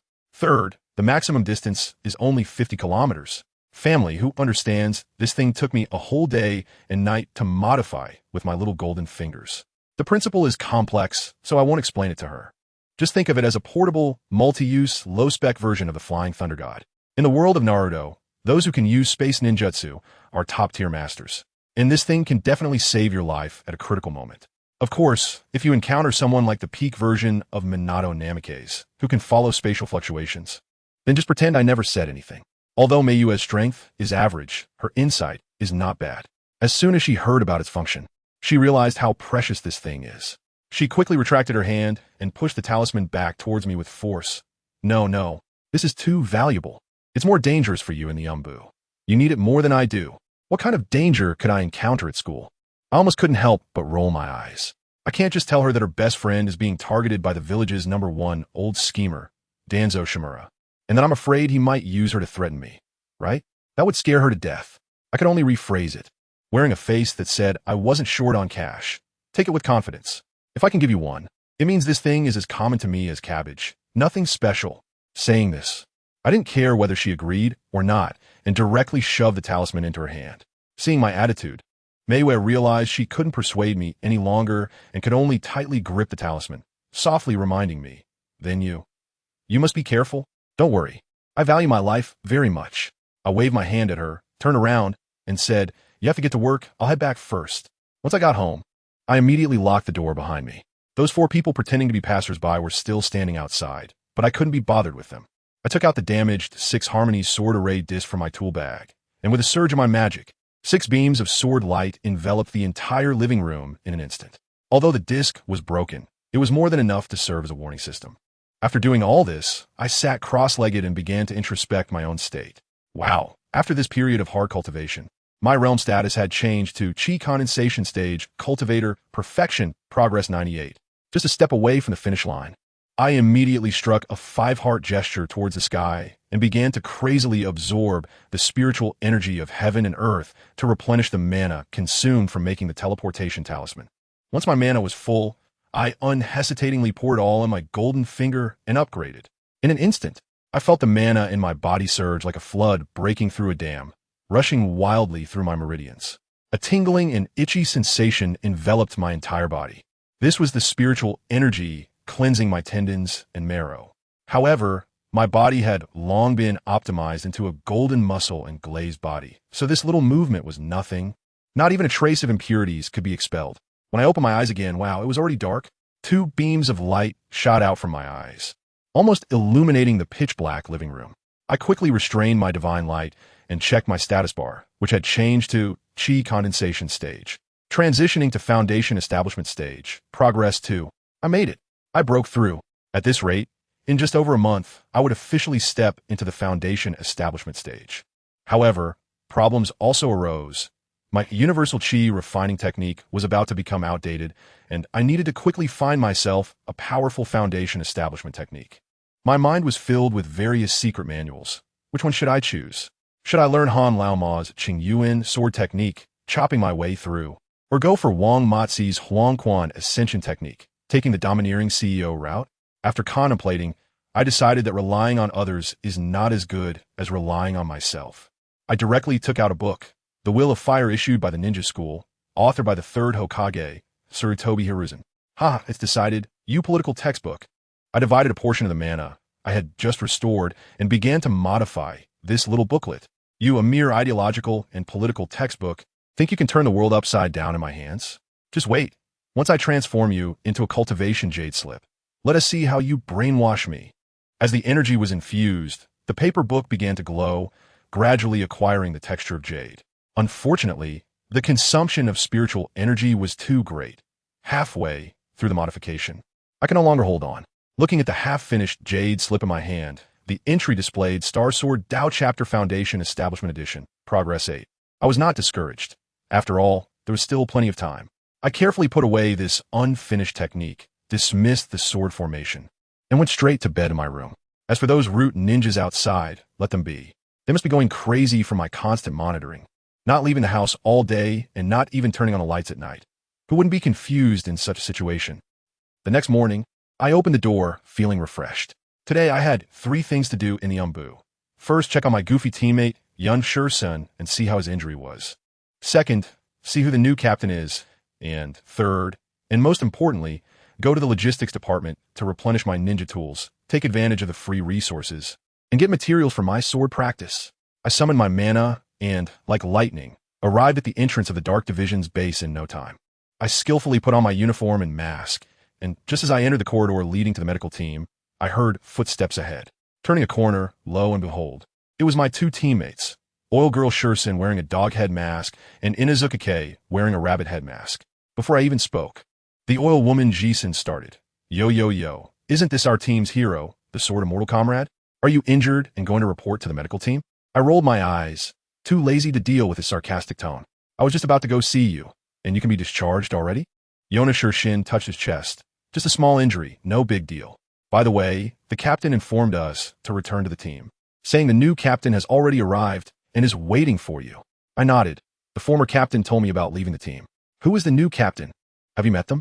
Inazuka-K's dog Maruko barked twice in her arms, and she explained, the new captain just came to the medical team to check on Kyo, wearing a mask, so I couldn't see their face. However, Maruko said that their chakra feels very cold. Cold. I thought for a moment. Someone skilled in release? From an Ara family or the Yamanaka family? Not likely. Inazuka-K shook her head. Those few Jonah Maruko is familiar with. And the one from a Karasuma clan. Kyo's bugs also know them. None of them. I suddenly had a bold idea. Could it be related to the Uchiha clan? As soon as I said it, both of them were stunned for a moment.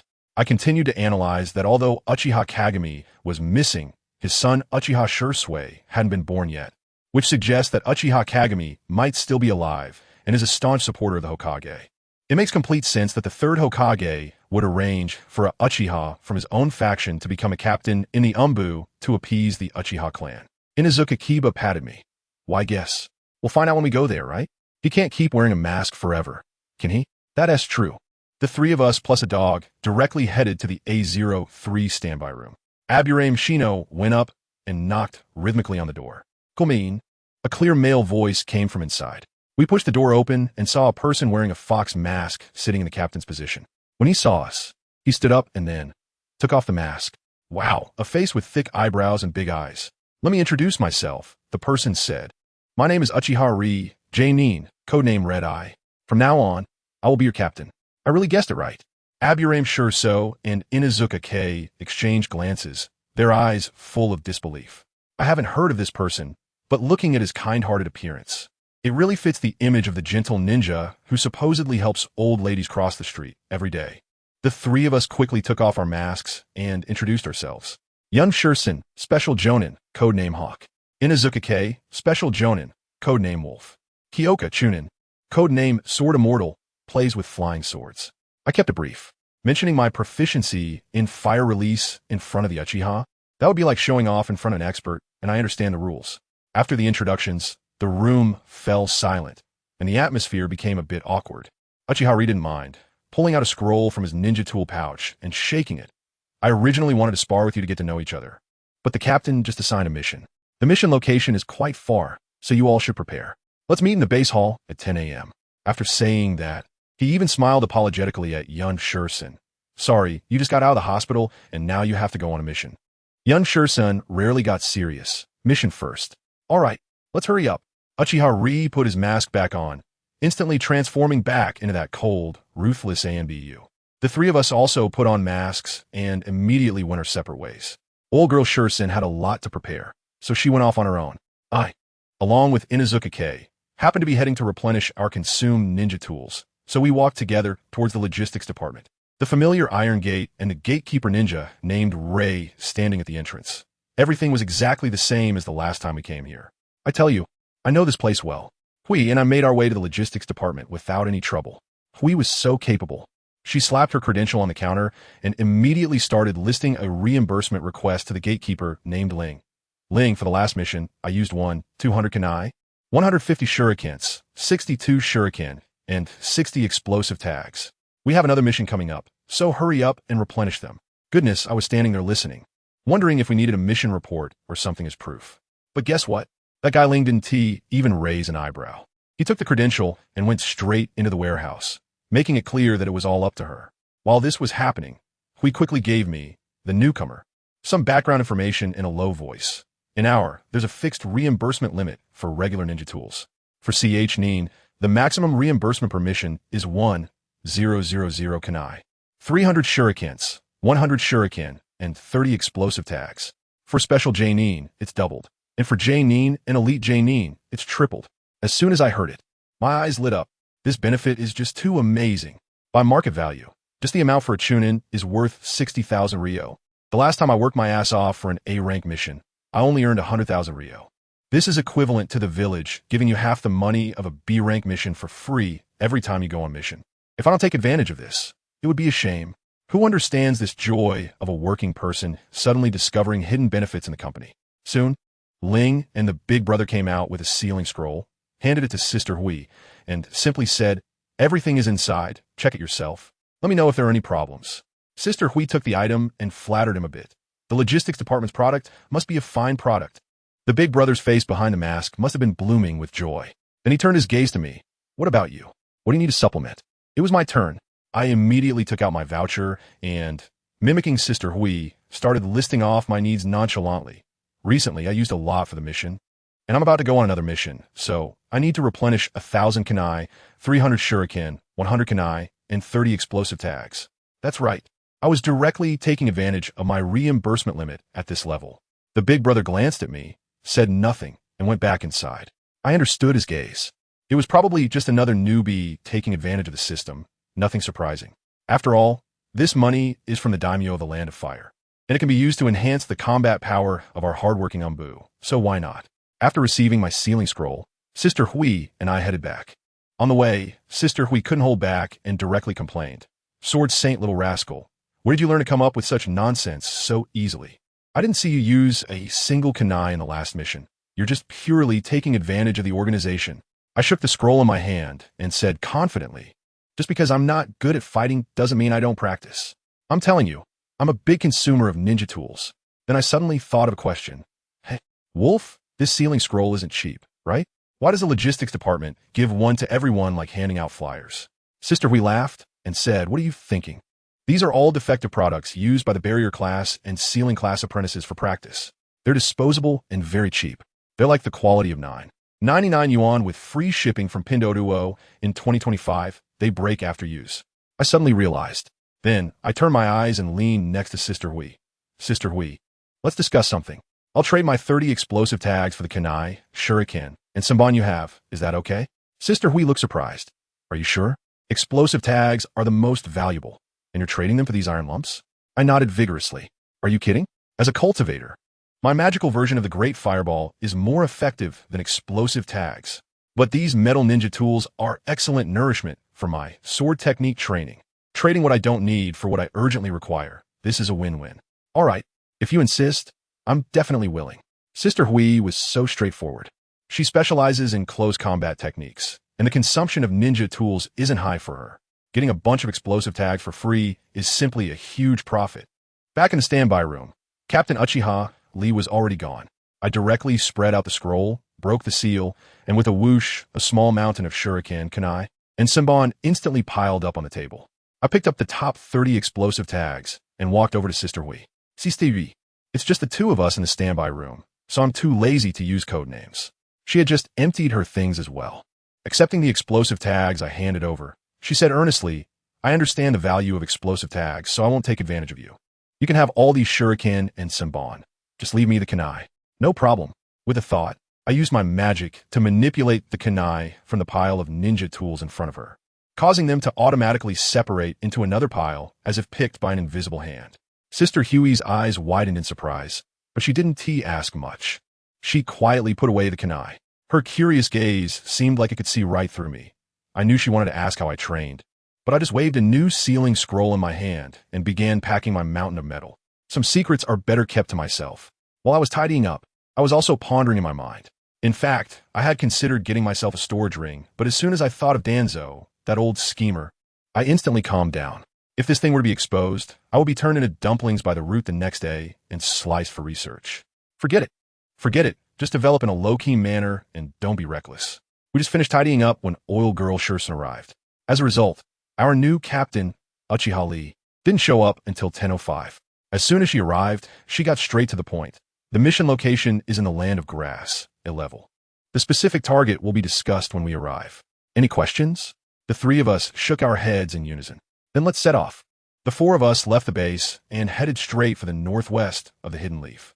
On the way, the captain briefed us on the information about the Land of Grass. In simple terms, this country is like a fence-sitter caught between several great powers, aligning with whoever is stronger. They had previously allied with us in the Hidden Leaf, then backstabbed us during the Second Shinobi World War to side with the Rock Village. And now they occasionally stir up trouble at the border, acting like a toad sitting on the foot, annoying but not harmful.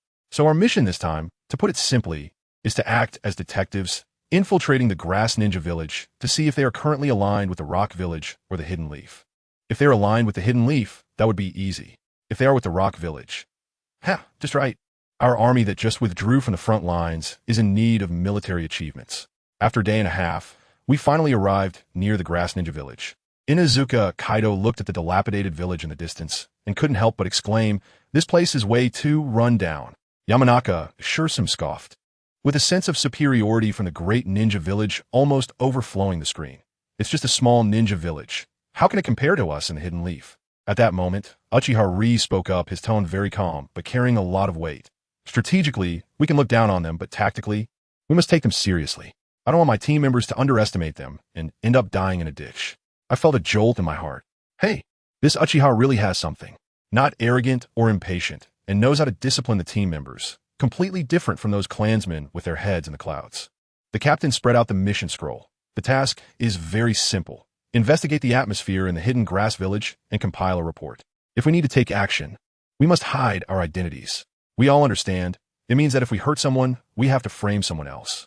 Then, she drew a circle on the ground, dividing it into 4 parts, and we each chose an area to be responsible for. After changing out of our Umbu uniforms, the 4 of us vanished in a flash. I chose the east side, where the guard were as flimsy as paper, and I swaggered right in. As soon as I entered the village, I noticed that the civilians were dressed in rags, and when they saw the ninjas, they reacted like mice seeing a cat, their eyes filled with fear. I found a secluded corner, activated my illusion technique, and transformed into an honest-looking farmer. Then I headed straight to the tavern, where it's easiest to gather information. Once inside, I chose a table in the corner and generously treated a few drunkards at my table to a pot of drink. While they were chatting merrily, I quietly used a little trick I learned from the soul-searching technique, mesmerism. I asked one of the drunks in a hypnotic tone, "What do you think of Konoha?" The guy's eyes instantly went blank, and he said with a breath of alcohol, "Konoha is good. Our leader insists on causing trouble with Konoha, and now there are no merchant caravans coming. We can't even find odd jobs. I asked another person, and the answer was similar. They both reminisced about the days when prices were low and there were jobs available during the alliance with the Hidden Leaf Village. All right, I've figured out the sentiments of the common people. I released the spell and got up to settle the bill. While checking out, I intentionally and accidentally pulled out a stack of brand new bills from my pocket, with the obvious symbol of the Lightning Country's bank on the one I used to pay. The cashier with a scar on his face suddenly brightened up, and his hand trembled a bit. I pretended not to see and turned to leave. Intrusive thoughts when my fishing plan officially begins. I specifically wandered to places with fewer people, and sure enough, in less than a quarter of an hour, my senses detected that someone had latched onto my tail from behind, with strength probably around a special Jonin level. A ninja, greedy and self-confident, thinking that he could take me down, this big fish all by himself. Perfect. I led him to an abandoned training ground, and he finally couldn't hold back. In an instant, he blocked my way, his gaze fierce, but his eyes were fixed on the money in my chest pocket. This isn't your true appearance, is it? Tell me, are you a spy for Genin? I couldn't be bothered to waste words with him, so I directly set up a soundproof barrier with my sword light. When that grass ninja saw me make a move, he got even more excited and shouted, "So you really are a spy from the hidden cloud?" He came at me with a wind release technique. I sneered inwardly. Fine, if you say I'm Genin, then I'll show you. I directly activated the golden body of glazed glass, charging straight at him while mimicking the muscular men of Genin, ready to engage in close combat. He was taken aback and quickly retreated, but I grabbed his sleeve. "Come here." I threw a punch at him. He reacted quickly and used a substitution technique. Immediately after, a massive wind blade swept towards my waist from the side. I stomped my foot and launched myself into the air to evade the attack, then came crashing down with a heavy punch charged with electric light. I was imitating lightning release, acting out the whole performance. He wanted to use body flicker again, but it was too late. I activated the technique of homesickness, and a tremendous gravitational force yanked him back from midair, making him crash into my fist. In desperation, he condensed a wind gun and aimed it at my forehead, wanting to perish together with me. How naive. I couldn't even be bothered to dodge, letting that wind gun poke me right on the forehead with a snap, leaving no mark at all. In the face of his horrified expression, as if he had seen a ghost, I unleashed a fist charged with electric energy, delivering a solid blow right to the top of his head. Well, I intended to crack his skull with that punch, but it turned out this guy was much more fragile than I had imagined. I thought I had gone easy on him, fearing I'd smash his head like a rotten watermelon, but this guy still rolled his eyes back and started spinning in circles, putting on a show for me like a top. Great, there was no escaping the concussion package now. I quickly hit a pressure point to completely paralyze him, so he wouldn't convulse. Then I retracted the sword light that sealed off the scene and got straight to the questioning, not wanting to waste any more time. I asked him what he thought about Konoha and Awagakure, and this guy, under my charm technique, started spilling secrets like a tape recorder. He said their leader, Inoki, criticized the third Hokage, Hiruzen Sarutobi, saying he was clearly mentally unstable. As for Inoki, that such a he old and his kidney isn't working. When I heard this, I got excited and quickly asked him to elaborate. Guess what? He said Hiruzen won the war, but didn't ask for land or money. Just signed a worthless piece of paper, making him a living Buddha in the ninja world, wasting the lives of so many Konoha brothers. As for Inoki, at his age, he can't even cultivate a capable successor, and his son, Kuratsuchi, is useless. Isn't that a sign of his failing health? Who understands this, right? This grass ninja leader is like my internet mouthpiece, hitting the nail on the head. After chatting about gossip, I asked about the serious matter, which side their village is on. He quickly replied, Konoha, but when I pressed him about their leader's thoughts, he gave me a big scoop. He said he saw the leader's brother, a guy named Otsutsuki Kaguya, capturing a member of the Uzumaki clan as a blood pack, specifically to vent his frustrations. When I heard about the Uzumaki blood pack, my mind exploded. This was way more important than any alliance. I immediately clarified the location. It was at the village hospital in the center. Then, I swiftly knocked him out, transformed into his appearance, and dug a pit to bury him. This guy's name was Kageyama Kusanagi, and his ninja tool pouch was so empty it rattled, just a few broken shurikens. I walked towards the village clinic while facing him. Wow, this CEOR in-village stronghold is quite impressive. The hospital is as big as Konoha. As soon as I stepped inside, I heard a few people chatting, talking about how a small blood bag can heal wounds with just a bite, as casually as if they were discussing what to eat for dinner. I was immediately infuriated. I walked over with a sour face, acting all arrogant, and asked them where the little blood bag was. As soon as those guys saw my imposing demeanor as a high-ranking ninja, They didn't dare to say a word and obediently told me it was on the third floor. Room 303. As soon as I went upstairs, I could hear them cursing behind me, calling me a poor high-ranking ninja pretending to be important. I thought, what do I care? Anyway, the main character is already cold. I'm telling you, the scene on the third floor was simply unbearable. An old man with white hair, named Qishang, was being attended to by a doctor, trying to feed the arm of a red-haired little girl who looked no more than 6 or 7 and was covered in bite marks, into his mouth. Damn! At that moment, my blood pressure shot up to 180. Just as that old bastard was about to bite down, I suddenly felt it. The energy in the entire space seemed to be stirred up, wildly rushing into the little girl's body. In an instant, I realized that this little girl was a natural-born seed of cultivation, 1 in a million. If these beasts drained her like a blood bag, it would be a complete waste. In 1 second, I made up my mind. I had to save her, not just for her, but for myself as well. If I took her back to Konoha and presented her to Granny Mito, let's see if that old dog Danzo would still dare to make a move on me. This was a walking talisman. With my determination set, I no longer hesitated. I unleashed a powerful jutsu. The entire ward was instantly flooded with green sword light. The guards at the door, as well as the doctor, didn't even have time to react before their throats were slit.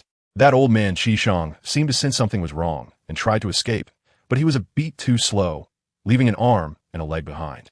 He yelled at me, asking who I was. I couldn't be bothered to respond, and sent a fireball his way, taking his head off. The guards downstairs rushed up, but their hand signs were as slow as a PowerPoint presentation. I swept my sword light, cutting them down like grass. I'm telling you, with this level of combat power, it's a disgrace to the ninja profession. After taking care of the situation, I immediately used a jutsu to hide myself and the little girl, then created a shadow clone, wearing the face of that unfortunate guy, and boldly crashed through the window to create chaos and draw fire.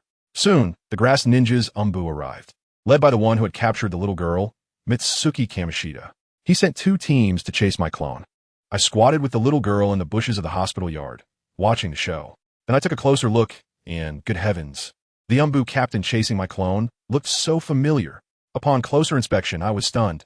It was our captain, Uchiha Ri.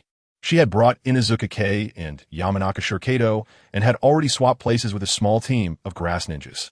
She was there acting with another real grass ninja captain, saying, "You guys pursue from this side to disrupt his speed. I'll take my team around to block him ahead." Good. I tell you, as soon as the grass ninja squad leader over there nodded, we made a lightning-fast lane change. Uchiha Lee, codenamed Copper Coingrass, along with 2 undercover teammates and 1 genuine grass ninja, swiftly broke away from the main force. I was thinking there's still a hidden dragon in this team, so I need to deal with it first. After running a short distance, I suddenly turned around, activated my Sharingan, and with 3 Tomo, instantly locked eyes with that guy's dead fish eyes. I immediately cast a Jinjutsu, Dark Maze on him. Goodness, that guy froze right there and started drawing dragons in place, going for an abstract style. Once I took care of the burden, I turned back to Inuzuka Kiba and Aburame Shino and asked, "Hey, I'm curious. How well do you 2 know that Sword Immortal? His clone is jumping around over there like an electrified monkey. What exactly is he trying to perform?" I told you I was so confused at that time. Qingye's clone, wearing the face of a random passerby, was causing chaos in the grass ninja village. If it weren't for the signal we agreed upon left behind by him, I would have thought some energetic guy was filming a driving test here. He was supposed to signal if there was an issue, but he was about to blow up the entire grass ninja village and didn't make a peep. Inuzuka Kei and Aburame Shurjin were also bewildered. They had only known Qingye for a few days, so they had no idea what was going on. And guess what? The goofy Aburame Shurjin, holding back for a while, finally blurted out, "Captain, do you think the Sword Saint might be a lunatic?" I almost passed out from holding my breath at that moment. Just then, a voice rang directly in our heads. "You're the crazy one. Your whole family is crazy." I was startled and realized it was Qingye. Damn, a Sword Immortal? I was completely stunned. It was me, Qingye, speaking calmly. "This is called spiritual transmission. Way ahead of you, you know. I'm still in the Grass Ninja Hospital, and that outside is my clone, attracting fire. There were too many people just now, so it wasn't convenient to greet you. So that's how it is. His clone is running around to draw the pursuers into the range of his spiritual transmission, making it easier for us to use voice chat. Wow, this operation is incredible." I rubbed my throbbing temples and asked irritably, "What are you up to?" I saved a child from the Vortex clan, and Qingye quickly shared the information he had gathered with us. After listening, my brows furrowed into a twist. The investigation is indeed thorough, but is it really necessary to make such a big fuss over a child from the Uzumaki clan? It's not that I'm cold-blooded. Who understands our family? We are part of the Umbu, and the mission comes first. Any complications are a big taboo. As a result, Qingye's tone was resolute. It's worth it. I see this child as my future disciple. Once those words were spoken, I fell silent. The master-disciple relationship in the ninja world carries weight akin to that of half a father-son bond. Since he said that, as long as it doesn't affect the mission, I can't say much more. All right then, I changed the subject. With such a commotion, why hasn't the leader of the Grass Ninja Village come out yet? Their leader has gone to the Ghost Lantern City. Currently, the one managing the village is his younger brother, named Mugetsu Seiki, who is also the head of the Umbu. As soon as I heard that name, I had an idea. I couldn't be bothered with the mess in Ghost Lantern City, but the name U.S. Sengxia was definitely a breakthrough. Qingye clearly thought of this too, and directly said in the voice channel, Captain, this U.S. Sengxia must know the true intentions of the Grass Ninja upper echelons. If we can capture him, won't the mission be a direct success? Inazuka K was a bit hesitant, but he's an elite jonin, and he must have a bunch of people protecting him. Isn't that going to be difficult? I couldn't help but laugh at that moment. The Uchiha's arrogance immediately surfaced as he disdainfully curled his lip and said, Don't make me laugh. What elite jonin? An elite jonin from the Grass Village would barely be considered an ordinary jonin here in Konoha, just a member of the Atmosphere Group. If it were a one-on-one fight, I wouldn't even need to warm up to take him down. I'm telling you, I'm not bragging. I've figured out how big the stakes are in this situation over the past few days. Which village's dark department minister needs protection when they go out? What a joke. Of course, we have to get a try. At worst, we can just run away together, since the mission is almost done anyway. Finally, this guy Oil Girl Shurisan has shown some intelligence for once. I nod and it's settled. The four of us communicated across the distance and clarified the plan in just a few words. Qingye cut off communication on his side and went back to comfort the little girl. He removed his disguise, revealing the face of an 11-year-old boy, and gently asked, My name is Qingye, a ninja from Konoha. What's your name, little girl? The little girl, named Uzumaki Hanin, was so frightened she resembled a little rabbit, but still timidly stated her name. Qingye was incredibly gentle, almost as if he could squeeze water from his words. Hanin, that's a beautiful name. Would you like to come back to Konoha with me? There are still your clansmen in our village. As a result, little Hanin's question left me in silence. She asked, So, are they also serving as blood bags in Konoha? Damn, I felt heartbroken just listening from afar. Qingye directly approached and gently rubbed her red hair, explaining, How could that be? The current big sister of our village is from your Uzumaki clan. If you go there, no one will dare to bully you. I also want to take you as my disciple, and in the future, you'll be a respected, strong warrior. Xiaohua's eyes instantly lit up as she nodded vigorously. Qingye smiled and said to her, No matter what happens later, don't be afraid. I will take you away. On the other side, the show was about to begin. I brought people and directly blocked the path of Qingye's crazed clone. The Grass Ninja puppet I controlled form hand seals, and a wind release, wine line technique shot out. I, along with Inazuka K and Aburame Shisamori, frantically threw shurikens and sunbon to cover him. Qingye's clone also acted like a movie star, stumbling as if it had run out of chakra. It dodged the shurikens, but was hit by several sunbon, and its waist was tied up by the wind line. Gotcha! The leader of another team of grass ninjas saw this. His eyes turned red, resembling a dog that had seen meat, and he howled as he charged forward, wanting to claim the credit. The grass ninja I controlled was also very excited and rushed forward. Be careful, I deliberately shouted.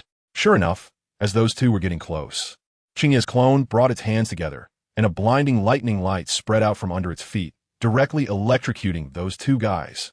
Immediately after, an explosive talisman was flicked out from its sleeve, landing precisely between the two of them. Boom! With a loud bang. Those two unfortunate souls didn't even make a sound before being blown away. How bold! I was furious, my eyes bloodshot, and I drew my knife, charging forward like a mad dog wanting to avenge my subordinates, with the tip of my blade aimed directly at Qingye's clone. Spare him. The other squad leader, the one codenamed Lantern Grass, turned pale and quickly appeared beside me to block my knife with a kunai. Qingye's clone let out a muffled grunt as my knife was deflected, sliding past its scalp. I turned my head and glared at the lantern plant. That acting was so convincing that I almost believed it myself. What do you mean? My subordinate is still lying on the ground. The lantern plant pointed to the corpse that had been blown over and said, My subordinate is over there too. But now he has no ability to resist and needs to be taken back for Lord Morishita to interrogate. You wouldn't want to anger Lord Morishita, would you? I let out a cold snort, pretending to be extremely displeased. Fine, but he must be escorted by my subordinates. Lantern Grass curled her lips, with an expression that suggested both of us knew each other well. All right, your people can escort him, but I want a share of the credit. I stared at him intensely, fully portraying my inner struggle, and finally, with reluctance, I nodded. Inazuka and Aburame Shirori immediately understood and stepped forward to control Kyoha's clone. Time rewinds slightly to Konoha Hospital. Mikazuki Moriya, under the protection of a group of Umbu, finally arrived at the crime scene on the 3rd floor. Let me tell you, the scene was horrific. There were bodies lying all over the entrance. As soon as he entered the ward, he saw his second uncle's head rolling on the ground, eyes wide open in death. His face darkened as he shouted, "Quick, check if there are any survivors." Who did this? One of his subordinates, a team leader named Furin Kazegumo, was quite responsible but a bit hesitant. Lord Moriya, our task is to protect you. The enemy has already left. Hurry up and get to work. Mikazuki Moriya waved his hand impatiently and walked over to adjust his second uncle's head. To be honest, judging by his expression, he was sad, but not much. Soon, Furin Kazegumo returned with a report. My lord, the barrier hasn't been breached. So it's either an insider or a technical overpowering. There are no survivors on site. All were killed by a single blow from swords, and the technique is unfamiliar. Oh, right, the little blood bag from the Uzumaki clan you brought back is missing. Did they come for that Uzumaki child? Mikazuki Moriya furrowed his brows. Furin Kazegumo quietly reminded him. My lord, don't forget, there is still the strongest Uzumaki in Konoha. Impossible. Mikazuki Moriya directly denied it. How old is Uzumaki Mito now? The higher-ups in Konoha wouldn't let her out, but he didn't completely dismiss the idea. Furin Kazegumo continued. We found that someone named Zawakazu had been here before, but his body is missing. Moreover, the one causing the destruction outside has his face. Before he could finish, my voice rang out. Lord Moriya, we've captured the person. We pressed the doppelganger of Qingye, and, amidst the hurried footsteps, ascended to the 3rd floor corridor. Muyusan looked at us and first asked, is it the main body? Without saying a word, I took out 1,000 books and, with a PU, directly stabbed it into the shoulder of Qingye's clone, burying it to the root. The clone didn't even flinch. It was then that Muyu Sengxia believed it and nodded.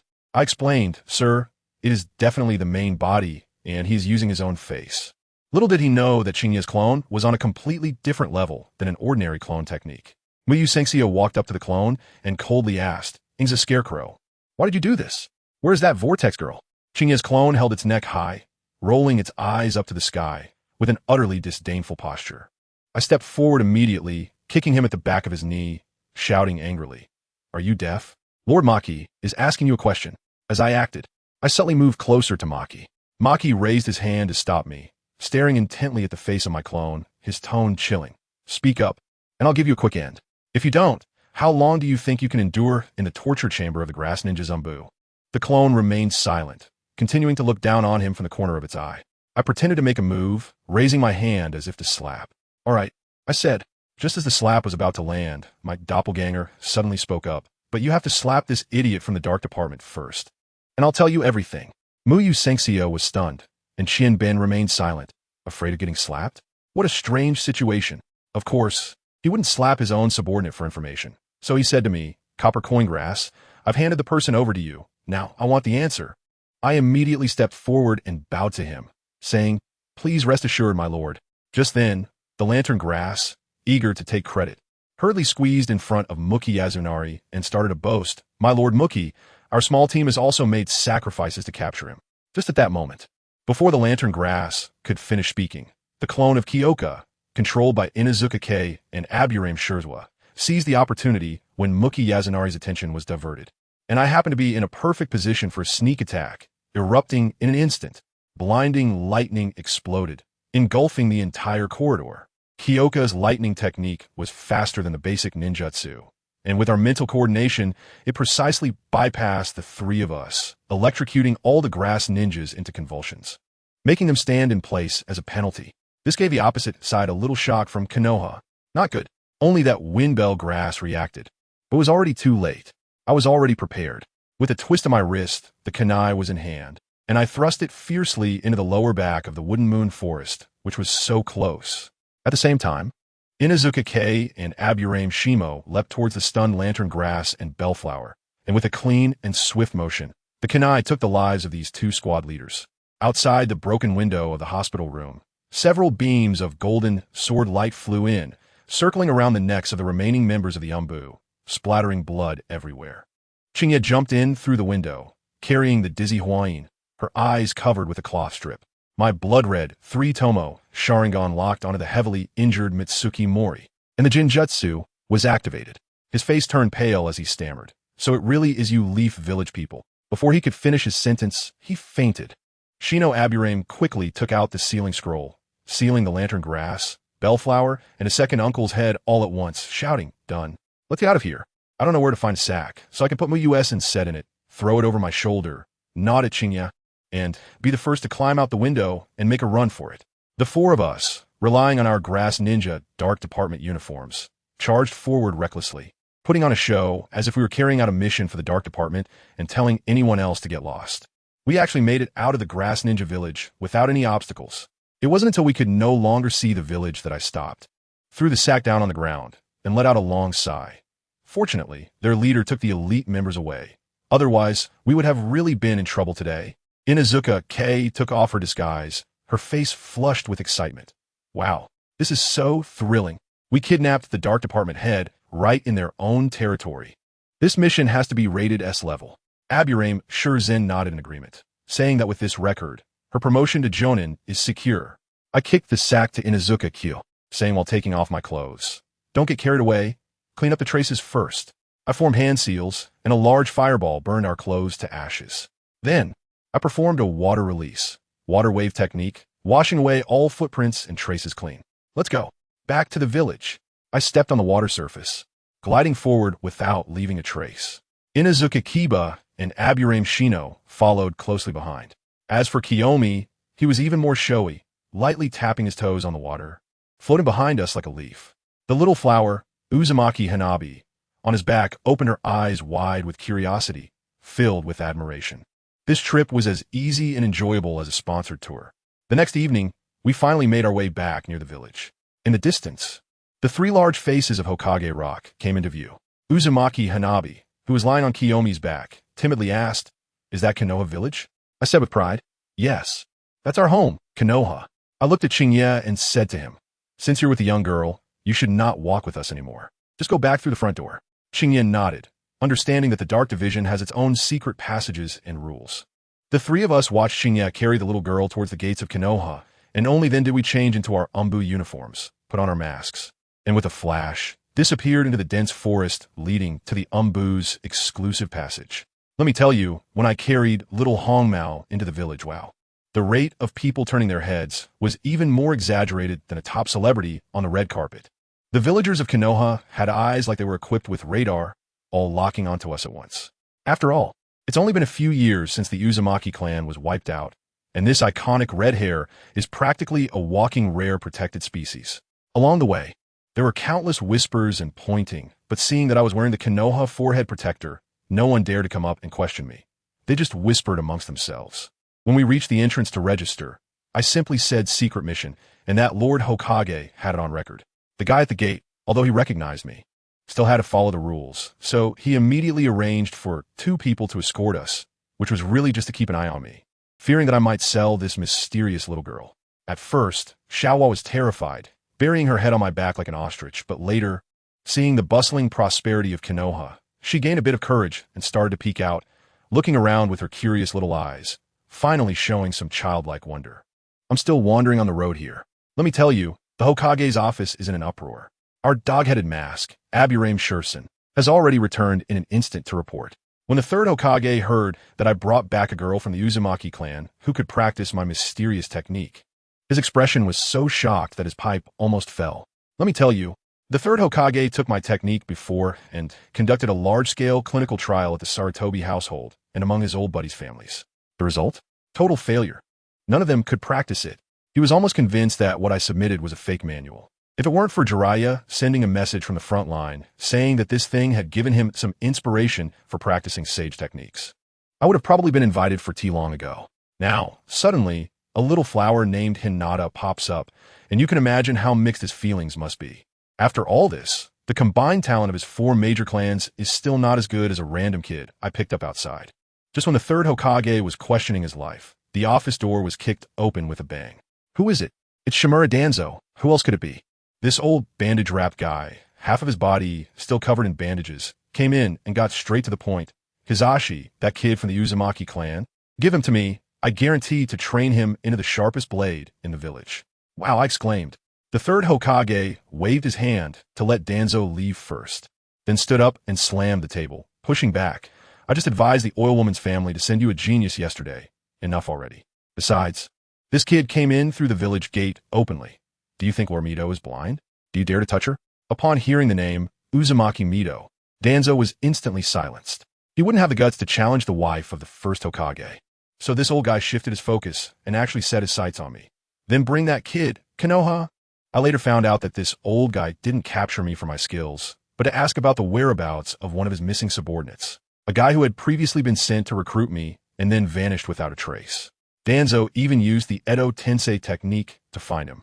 But he couldn't locate the guy, which indicates that he wasn't dead at all, making Danzo anxious. The third Hokage naturally wouldn't agree and simply said, Qingye is currently a favored person in Mito's eyes, which left Danzo speechless. The 2 old men were standing by the window, facing off, when a dramatic scene unfolded downstairs. Tsunade, the living Tsunade, accompanied by another little girl with red hair, she directly blocked my path. As soon as I saw the situation, I quickly bowed and said, Lady Tsunade. Tsunade pointed at Hanabi, who was hiding behind me, and got straight to the point. Kid, you know why I'm here, right? Can I not count? I hurriedly introduced Huayin. Huayin, this is Lady Tsunade. She is a distant relative of your Uzumaki clan. The little redhead next to Tsunade is called Uzumaki Kushina. She is 8 years old, a real social butterfly, and immediately pounded her chest, assuring Huayin, don't be afraid. No one in Konoha dares to bully me. Goodness, that loud voice almost made Huayin's recently lowered guard shoot back up. Tsunade's face darkened, and she quickly pulled Kushina behind her, gently saying to Huayin, Huayin, my grandmother wants to meet you. She is also from your Uzumaki clan. As soon as I heard this, I thought, is this overwhelming wealth really falling on my head? This is the biggest support of Konoha. I quickly patted Hanin's head and said, go on. Once you go there, no one will dare to bully you. I'm struggling with how to explain things to the Hokage, especially since there are 2 monitors following us.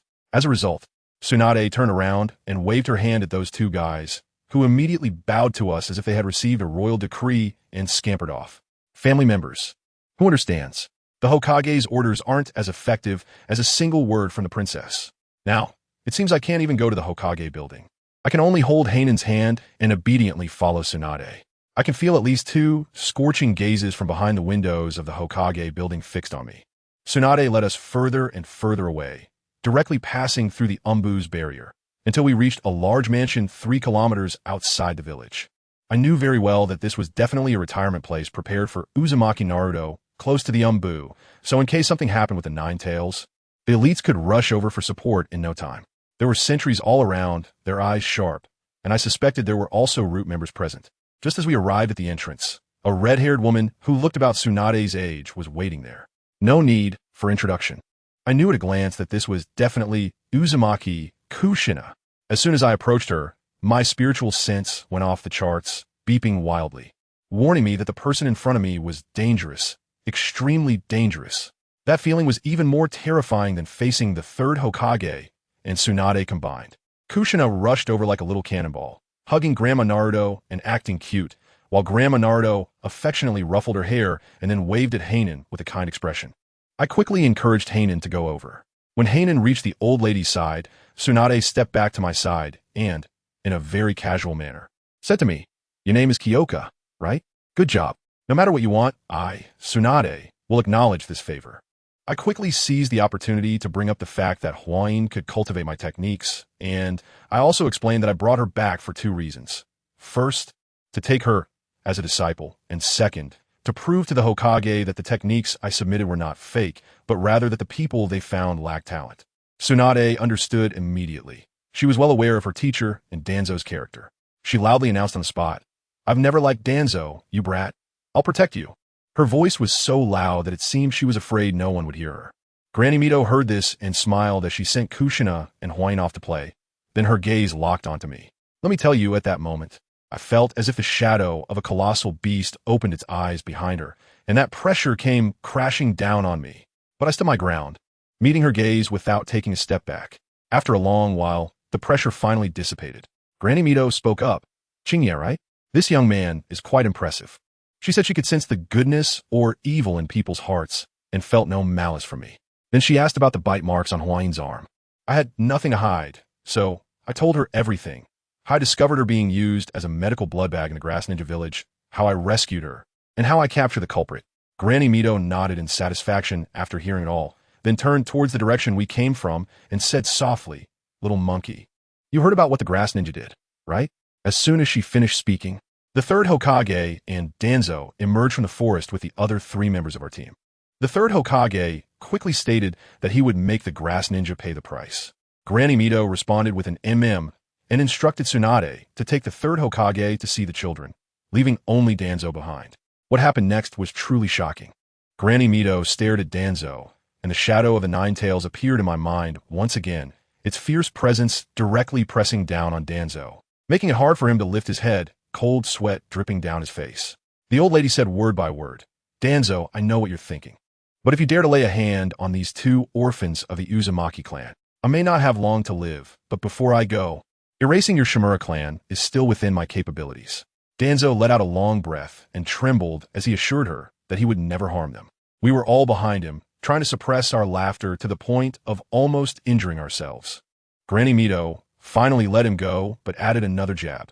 "You should also keep your strange thoughts about this young man to yourself. After all, he saved the orphans of the Uzumaki clan." Danzo's face changed colors like a palette, but in the end, he pinched his nose and conceded. Once everyone was gathered, the third Hokage suggested that Kushina and Huayin attend the Ninja Academy. This was quickly decided. Kushina was incredibly excited, and Huayin shyly agreed.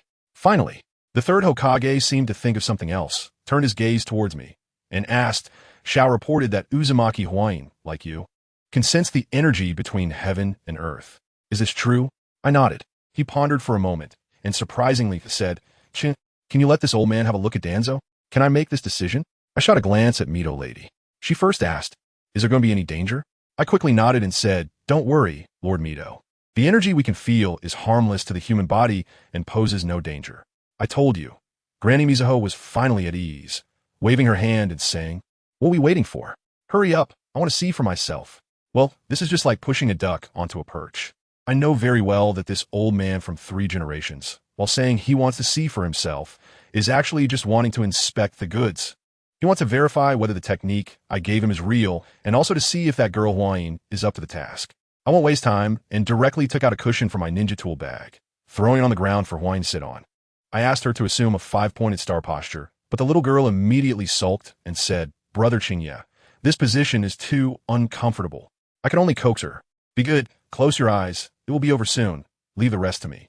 Once she closed her eyes, I turned to look at the third Hokage and the others. I rolled up Huayin's sleeve, revealing her arm covered in bite marks, both new and old, a shocking sight. I said to them, "Look closely, you might not feel the energy, but you can see the changes. This arm is the display." As soon as I finished speaking, I pointed my finger at Huayin's forehead and muttered a calming mantra, secretly using a bit of spiritual power to help her calm down. The effect was immediate. The little girl instantly entered a meditative state, and then the most explosive scene happened. Family members, who understands? The bite marks on her arm healed visibly, as if played at 8 times speed, scabbing over and falling off, becoming smooth and new in just a few seconds. Not only that, I could feel it, and the big shots present could feel it too. Huayin's life energy was surging upwards. At that moment, the third Hokage and the others were almost wide-eyed. Tsunade, being the heavyweight, even summoned her little slug on the spot, wanting a professional to analyze what was going on. I tell you, the scene at that time was like watching into science. On the other side, Granny Mito was even more incredible, directly closing her eyes. I could see clearly with my spiritual sense that the Nine-Tails phantom behind her had appeared. It was like opening a tail beast perspective cheat, vaguely seeing the spiritual energy I was drawing, but she could only watch and couldn't touch it, making her anxious as she reached out and grabbed blindly. Like playing a VR game. After a while, the little slug finished observing and said to Tsunade, "Lady Tsunade, I can sense a flow of unknown energy different from natural energy coursing through their bodies, but I can't specify what it is." I tell you, when Danzo heard this, his eyes lit up like a fly attracted to a smell, and he immediately leaned closer to the slug, asking, "So, can it help people cultivate immortal techniques?" His head was almost touching Tsunade's. Tsunade's face darkened immediately. If it weren't for the crowd, she probably would have sent Danzo to meet the first Hokage with a punch. She held back her anger and had the slug explain to Danzo. As it turned out, the little slug was quite perceptive, directly confronting him.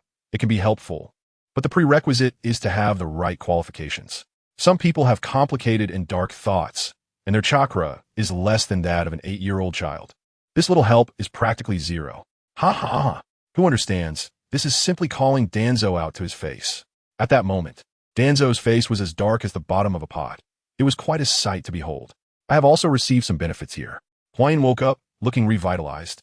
As if she had just had a top-notch spa treatment, her eyes shining brightly.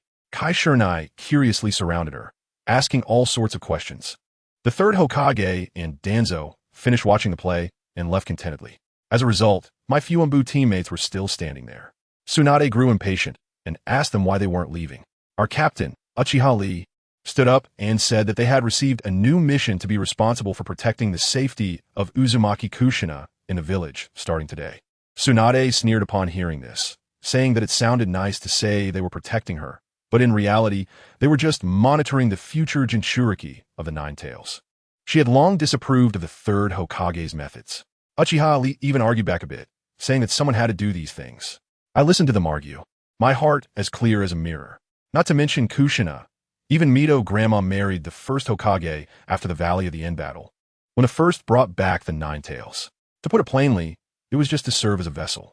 I even suspect that according to the timeline, when the first married Mito Grandma, it could very well have been his second marriage.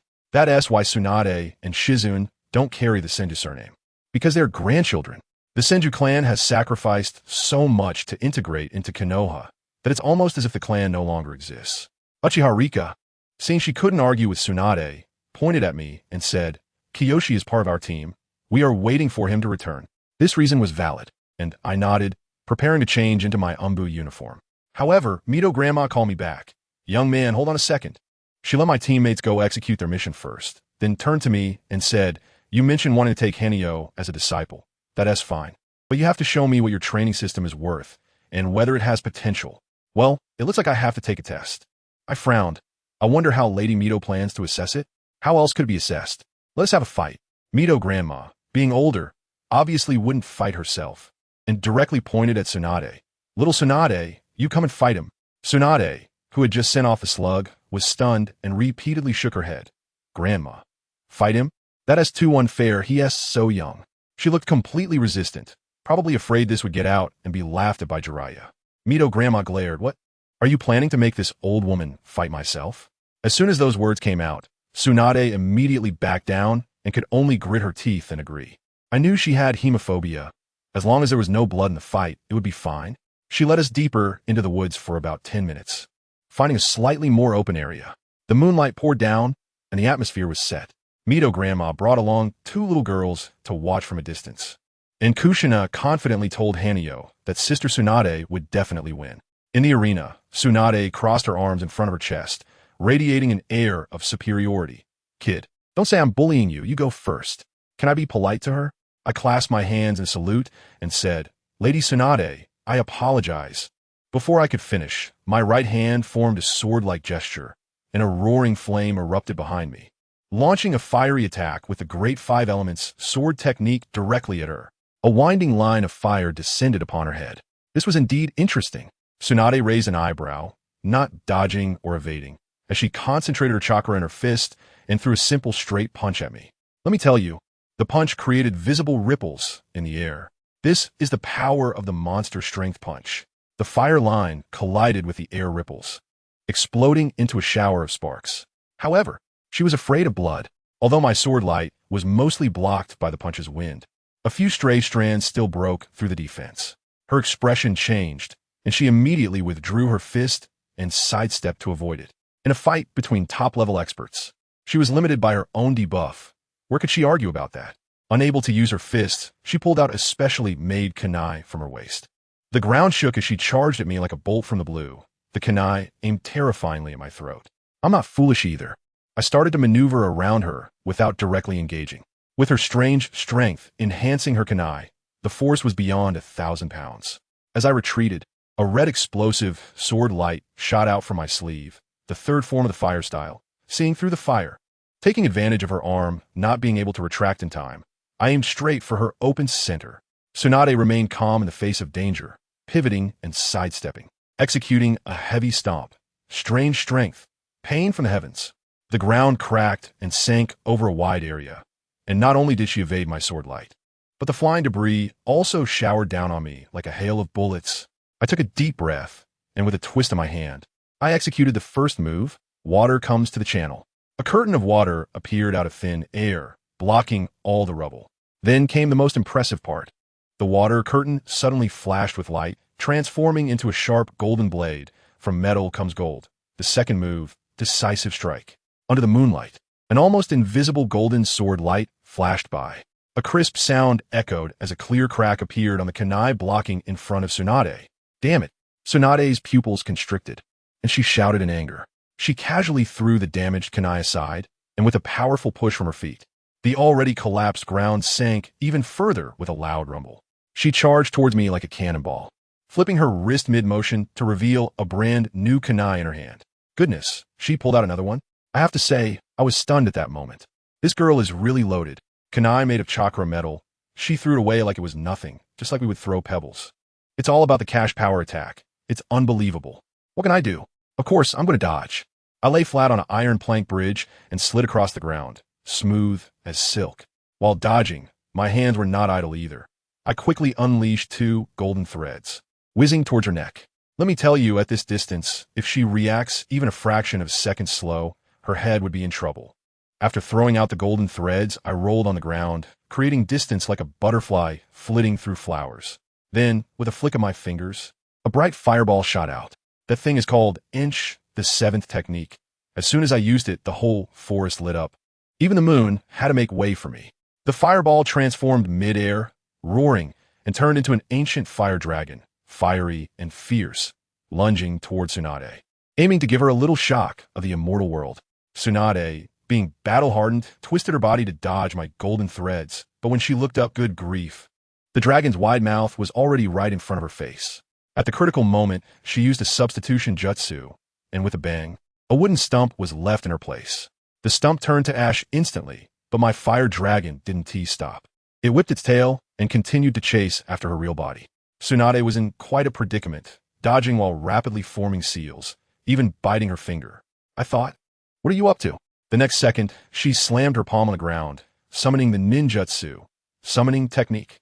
With a thunderous sound, a colossal creature that blocked out the moon descended from the sky, crashing down in front of my fire dragon. I squinted to see, and oh my, it was a slug as big as a mountain. Tsunade shouted at the giant slug, "Slug, use your tongue and slime." The giant slug lifted its head, and green acidic liquid poured down like an endless waterfall onto my fire dragon. The sizzling sound filled the air, and steam was everywhere like a sauna. No matter how fierce my fire dragon was, it couldn't withstand such continuous output. In no time, it was overwhelmed by the green acidic liquid. After extinguishing my fire dragon, Tsunade jumped down from the top of the slug, her fists cracking as she aimed for my crown. But what was even more outrageous? A green light erupted from the giant slug, enveloping Tsunade completely. That energy, as soon as I caught a whiff of it, wow, it was chakra from the immortal arts. I was wondering at the time, is this the magic of this world? It's quite something, but I didn't stop my movements. The moment the fire dragon was extinguished, my sword flew back, and with a flash of blue light, I activated Ruinxia. Waves of water rippled towards Tsunade, looking quite gentle, but each wave was like a knife. And guess what? Tsunade didn't dodge at all. She let those waves cut into her, and her fist didn't change direction. As those waves carved wounds on her, a green light flashed on her body, and hey, the wounds healed instantly. Does anyone understand? In a group fight, you must take out the healer first. This principle is universally applicable. I certainly know she has hemophobia, but this is just a spar, not a life or death situation, so we can't use underhanded tactics. We need to broaden our horizons. Just as her fist, as big as a sandbag, was about to hit my face, I changed my sword technique and switched forms. Earth S farming, 7 style, farming wall. The sword flew back to my forehead, and a yellowish light burst from my body. I raised my arm, my muscles suddenly bulging, and threw my own punch towards her glowing green fist. A meat-clad sword immortal. I ask you, are you afraid or not? Bang! With a loud crash. The air around us exploded, creating ripples of shockwaves. Tsunade's eyes widened like copper bells, her face full of disbelief. I was pushed back a few meters by her immense force, carving 2 trenches in the ground, but then I steadily blocked her powerful punch. I smiled at her. Didn't expect that, right? My Earth-style swordsmanship focuses on defense and strength enhancement. Tsunade is also a tough one. When one strike didn't work, she quickly withdrew her fist, stomped her right leg fiercely on the ground, and took a lunge, delivering an even more powerful punch. She must have been genuinely stunned. No one ever dared to confront her head-on like this. But can I let you hit me a second time? My right arm swayed like a snake, directly slipping into the gap of her elbow, twisting and pulling, executing a beautiful dislocated arm throw. Tsunade instantly lost her balance, and with a loud crash, I slammed her firmly to the ground, creating a human-shaped pit. The ground was already trampled to pieces by her, and now it looked even worse. She was dazed from the fall, coughing there, but she had her healing ability. That green light kept shining, and after a couple of coughs, she recovered. Just as I was about to go in for another kick, I swept my leg toward her head. As a result, she fell to the ground, slapped her hands on the ground, did a back bend to dodge, and at the same time, lifted her right leg high, launching a powerful kick aimed at my chin. This was truly a mutually destructive fighting style. Relying on her healer, she was so reckless. I wouldn't trade blows with her. I quickly retracted my leg and stepped back. Fighting against someone who can hit hard, take hits, and has infinite healing in a war of attrition is just asking for trouble. I distanced myself from her, and she took the opportunity to stand up. Under the illumination of the slug's magic, she was like an invincible cockroach. I frowned, and as I dispersed the earth element enhancement, I kicked off with my toes and flew directly into the air, hovering at the treetop. My eyes locked onto the giant power bank on the ground. The slug. That's right, if I can't beat the ADC, how can I not beat you, the support? My sword flew out from my forehead, instantly splitting into 5 different colored sword lights. Gold, green, blue, red, and yellow, swirling around me. Tsunade saw this and jumped up from the tree, her fists coming together like cannonballs, rushing towards me. But I was faster than her. Great 5 Elements, Sword Chapter. The 5 elements unite, rotating. The 5 sword lights instantly twisted into a colorful twist. The aura was incredible. Then with a whoosh, this magnificent sword light struck down towards the slug on the ground. Before the sword light arrived, the terrifying pressure rendered the slug immobile. Tsunade, suspended in midair, saw this light and turned pale, her sense of crisis nearly exploding. But when she saw the target wasn't T herself, she let out a sigh of relief. However, as soon as she relaxed, the power in her fist dissipated. She could only flail about in midair to form hand seals. Summoning technique, release. With a bang, a huge cloud of white smoke rose, and the mountain-sized slug disappeared. At the same time, the green light on Tsunade extinguished. My magnificent sword light silently struck the ground, leaving a sword mark 3 zhong long, 3 feet wide, and bottomless. With no leverage in midair, Tsunade fell from the sky, creating another pit. I also gracefully landed, retracting my sword, and faced her from a distance in the pit. Now, neither of us made a move, just enough to show our intentions. If we kept fighting, it would really escalate. Tsunade looked at me with astonishment, probably wondering what this little brat was all about. I also understood that in her current state, she wasn't even at half her strength. The fear of blood was too overwhelming, and winning wouldn't be anything to brag about.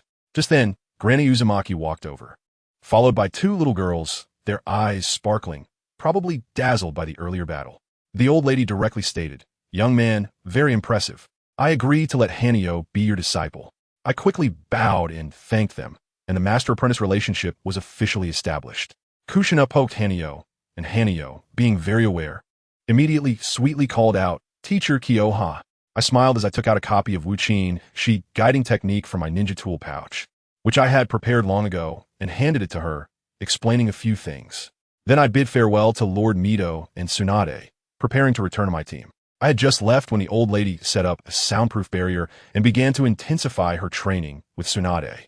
She looked in the direction I had left and asked Tsunade what she thought about my future.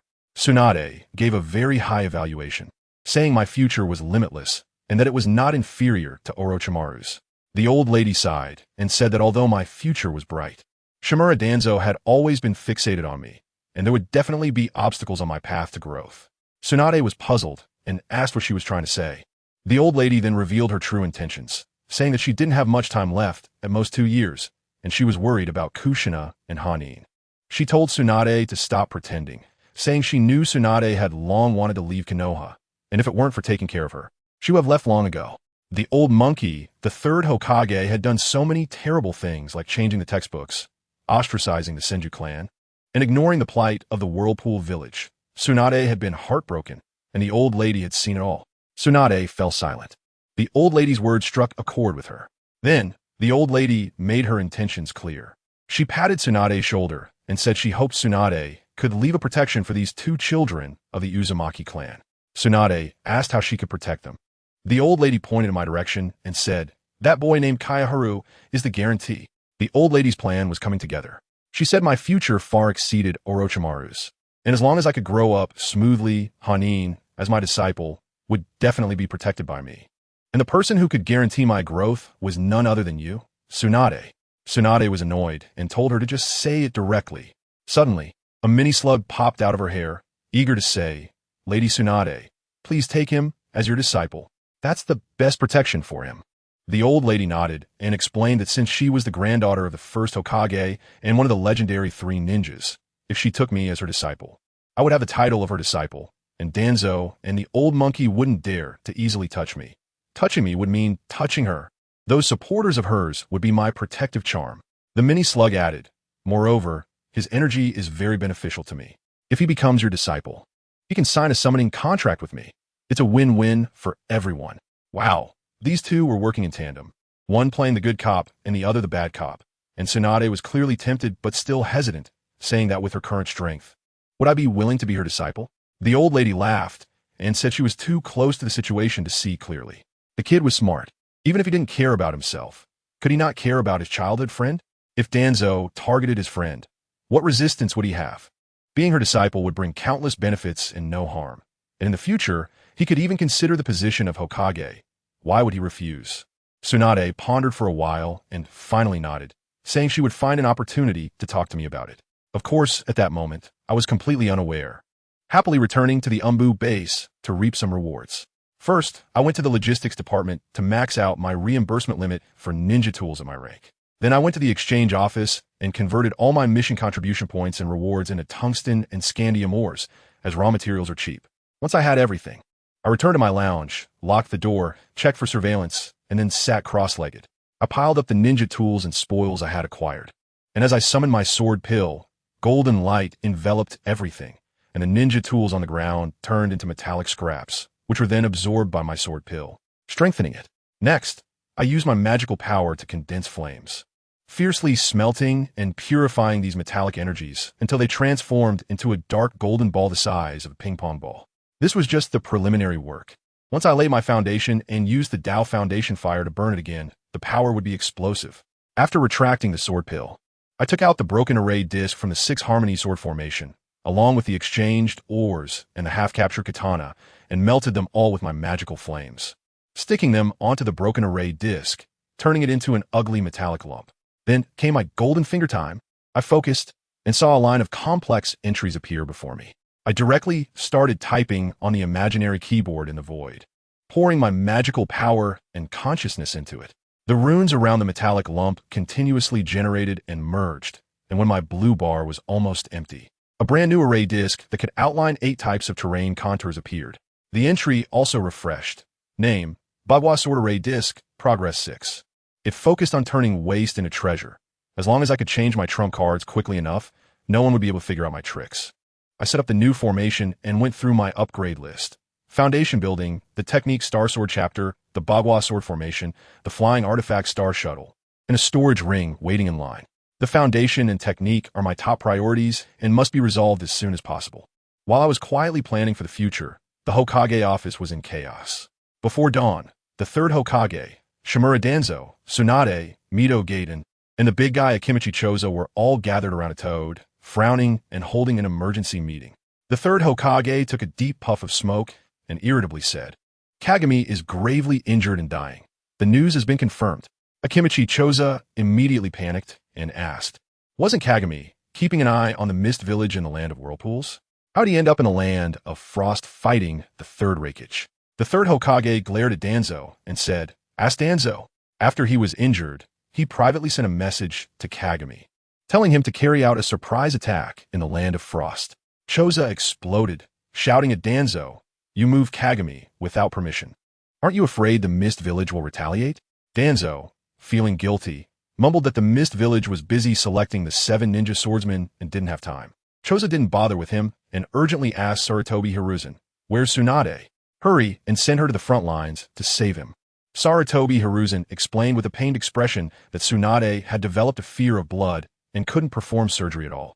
Choza then turned to Tsunade, but she shook her head as well, saying Kagami's injuries were too severe, and aside from Tsunade, no one in Konoha could save him. Hearing this, Choza despaired, took a deep breath, pushed open the door, and said, at the very least, find a way for Kagami to see his family one last time. After saying that, he left in dejection. Once he was gone, Mito gaped and remembered to ask the third Hokage, didn't the Umbu say the news was mixed? Kagami being gravely injured was obviously bad news, so what was the good news? Before the third Hokage could respond, Danzo jumped in to explain, after all, Kagami has opened the Manjiki Sharingan. If he's about to die, Genin won't have it easy either. Mito Gate-un's eyes lit up, and with a hint of expectation, he asked, does that mean the third Reikage is also going down? Sarutobi Hiruzen shot a disapproving glance at Mito Gate-un and said, what are you thinking? The Reikage is only seriously injured. Genin has suffered significant losses, but the only one stationed at the front lines is the Eight Tails Jinchuriki. The Reikage has already returned to the village to recuperate. Sarutobi Hiruzen continued to explain to everyone. The good news is that Kagami's battle with the Reikage has relieved a lot of pressure on the camp in the Land of Frost. We won't have to worry about Genin harassing our ninja army until the Reikage recovers. Furthermore, after this battle, Genin might even consider a truce with us. That certainly counted as good news. Tsunade sighed again and said, it's just a pity for Kagami, and if he goes, our relationship with the Uchiha clan will likely deteriorate rapidly. Danzo scoffed, what is there to fear? Without Kagami's Manjiki Sharingan, the Uchiha are nothing. They should behave themselves, if they dare to pull any tricks. The unspoken implication in Danzo's words was clear to everyone, and they chose not to pursue the topic further. Sarutobi Hiruzen said, send a message to Jiraiya, asking him to use the channels from my Bokuzen to bring Kagami back using the body flicker technique. At the very least, we should let him see his family one last time. We can still do that, so we won't be letting down our friendship. Danzo had no objection to Sarutobi Hiruzen's decision, as they had once been teammates, but he felt it was necessary to clarify a few things, saying, Kagami's Manjiki should not be left to the Uchiha clan. Sarutobi Hiruzen exhaled a puff of smoke, his gaze deep, and said, on this point, we need not worry. Kagami is a ninja who has inherited the will of fire. His Manjiki will only leave this world with him. What about the camp in the Land of Frost? Mito Gate-in referred to the ninja forces still in the Land of Frost. Since Genin wouldn't invade again for the time being, those long-station ninjas also needed proper arrangements. Chapter 104. Jiraiya's decision. I have already sent the specific arrangements to Orochimaru and Jiraiya through the communication frog. As Hokage, Sarutobi Hiruzen would not overlook the arrangements for the ninja army in the Land of Frost. The prolonged stationing had begun to stir anti-war sentiments among the ninja army, and appropriate measures needed to be taken. Sarutobi Hiruzen took out a letter of appointment from his desk for everyone to review, and after they had all glanced through it, he said, to prevent the situation where the Reikage and Genin are just feigning an attack, the overall commander of the camp in the Land of Frost will be temporarily assigned to Orochimaru. The total number of ninjas in the camp will remain unchanged, but we will start a rotation with the village ninjas every 3 months to alleviate everyone's anti-war sentiments. Tsunade was the last to finish reading the appointment document, then turned to Sarutobi Hiruzen and asked, Hiruzen, are you confirming that you are training Orochimaru to be your successor as Hokage? Sarutobi Hiruzen did not speak, but nodded. Among his 3 students, only Orochimaru had the political acumen, while Tsunade was uninterested in the Hokage position and her fear of blood could take time to heal. Jiraiya was too unruly and unsuitable. Danzo and the others raised no objections. Everyone knew Jiraiya's character, and Orochimaru was indeed the more suitable candidate. Even Danzo, who had ambitions of his own, had to acknowledge Orochimaru's talents.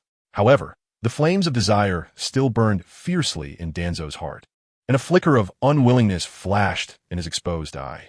Tsunade did not notice Danzo's ambition and continued to ask Sarutobi Hiruzen about Jiraiya. What will happen to Jiraiya next? Sarutobi Hiruzen was prepared and took out another document, saying, recall Jiraiya to the village to serve as a guiding Genin for the ninja school graduates. I hope he can temper his character to be a bit more composed. That sounds good. This arrangement was very suitable, and everyone had no objections. After these matters were settled, the few of them who had been working late into the night dispersed once again. Land of Frost, Konoha Ninja Army Camp. Orochimaru and Jiraiya were sitting in the command tent, looking at the arrangements sent back by the communication frog. Orochimaru broke the silence first, saying, you've seen the arrangements from the teachers. After we send Uchiha Kagami away, you should return to the village. Genin currently has only the 8 tails Jinchuriki stationed. Facing a Jinchuriki who can only release a few tails, I am confident. Jiraiya, understanding the intentions behind Sarutobi Hiruzen's appointment, looked at his friend embarking on the path to become Hokage and felt no unhappiness. He himself had no aspirations in that direction. Jiraiya nodded and then shook his head. Orochimaru raised an eyebrow and asked, what? You're nodding and shaking your head at the same time. Jiraiya didn't hide his thoughts from Orochimaru, stating directly, do you remember the kids we met in the Land of Rain? Orochimaru nodded. The honor bestowed by Hanzo the Salamander seemed glorious. But for the likes of Orochimaru and the others, it was a humiliation. They naturally remembered the events of that day. Jiraiya pointed to a location on the battle map within the tent, saying, I previously settled them here. Then I got summoned here to deal with Genin, but I've always been taking care of those kids through shadow clones. Now that the teacher wants me to return to the village to serve as a guiding Genin, I want to first teach those 3 kids for a while, so they could develop their own survival skills. Orochimaru's expression was cold as he reminded his friend, Jiraiya, don't forget, you are a ninja of Konoha, and they are from the Land of Rain. You can't take care of them for a lifetime. My way is the best solution. 1 strike and it's done. Besides, what do you plan to teach them? The secret arts of our ninjutsu? The teachers won't agree to that. Jiraiya, however, spoke very firmly. I won't pass on the secret arts of Konoha, but I do want to give them some confidence in their self-defense abilities. Seeing Jiraiya's determination, Orochimaru stopped trying to persuade him, only reminding him, you explain this to the teachers yourself, and be careful of Hanzo in the Land of Rain. Jiraiya nodded, and the two exchanged glances. The tent fell silent. As dawn illuminated the earth, the dense forest remained dark. Outside Konoha village, Qingye had reunited with his teammates after a night of training. The 4 of them wore the same umbu attire, with only Inuzuka Kaze having a sturdy black ninja dog perched on his shoulder. They stood in the shadow of the treetops, with the massive trees creaking beneath them. Uchiha pointed to the buildings in the forest and explained the task arrangement to Qingye.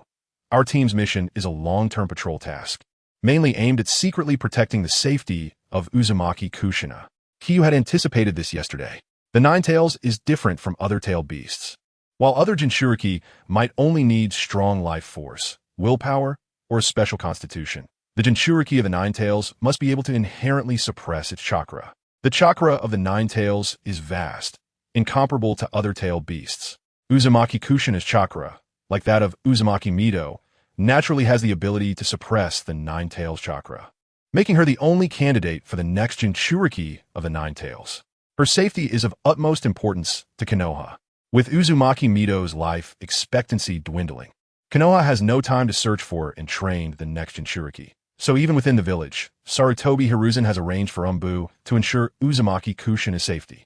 Qingye nodded in response, more concerned about the mission rewards and reimbursement for ninja tools, which would affect his ability to continue benefiting from the logistics department.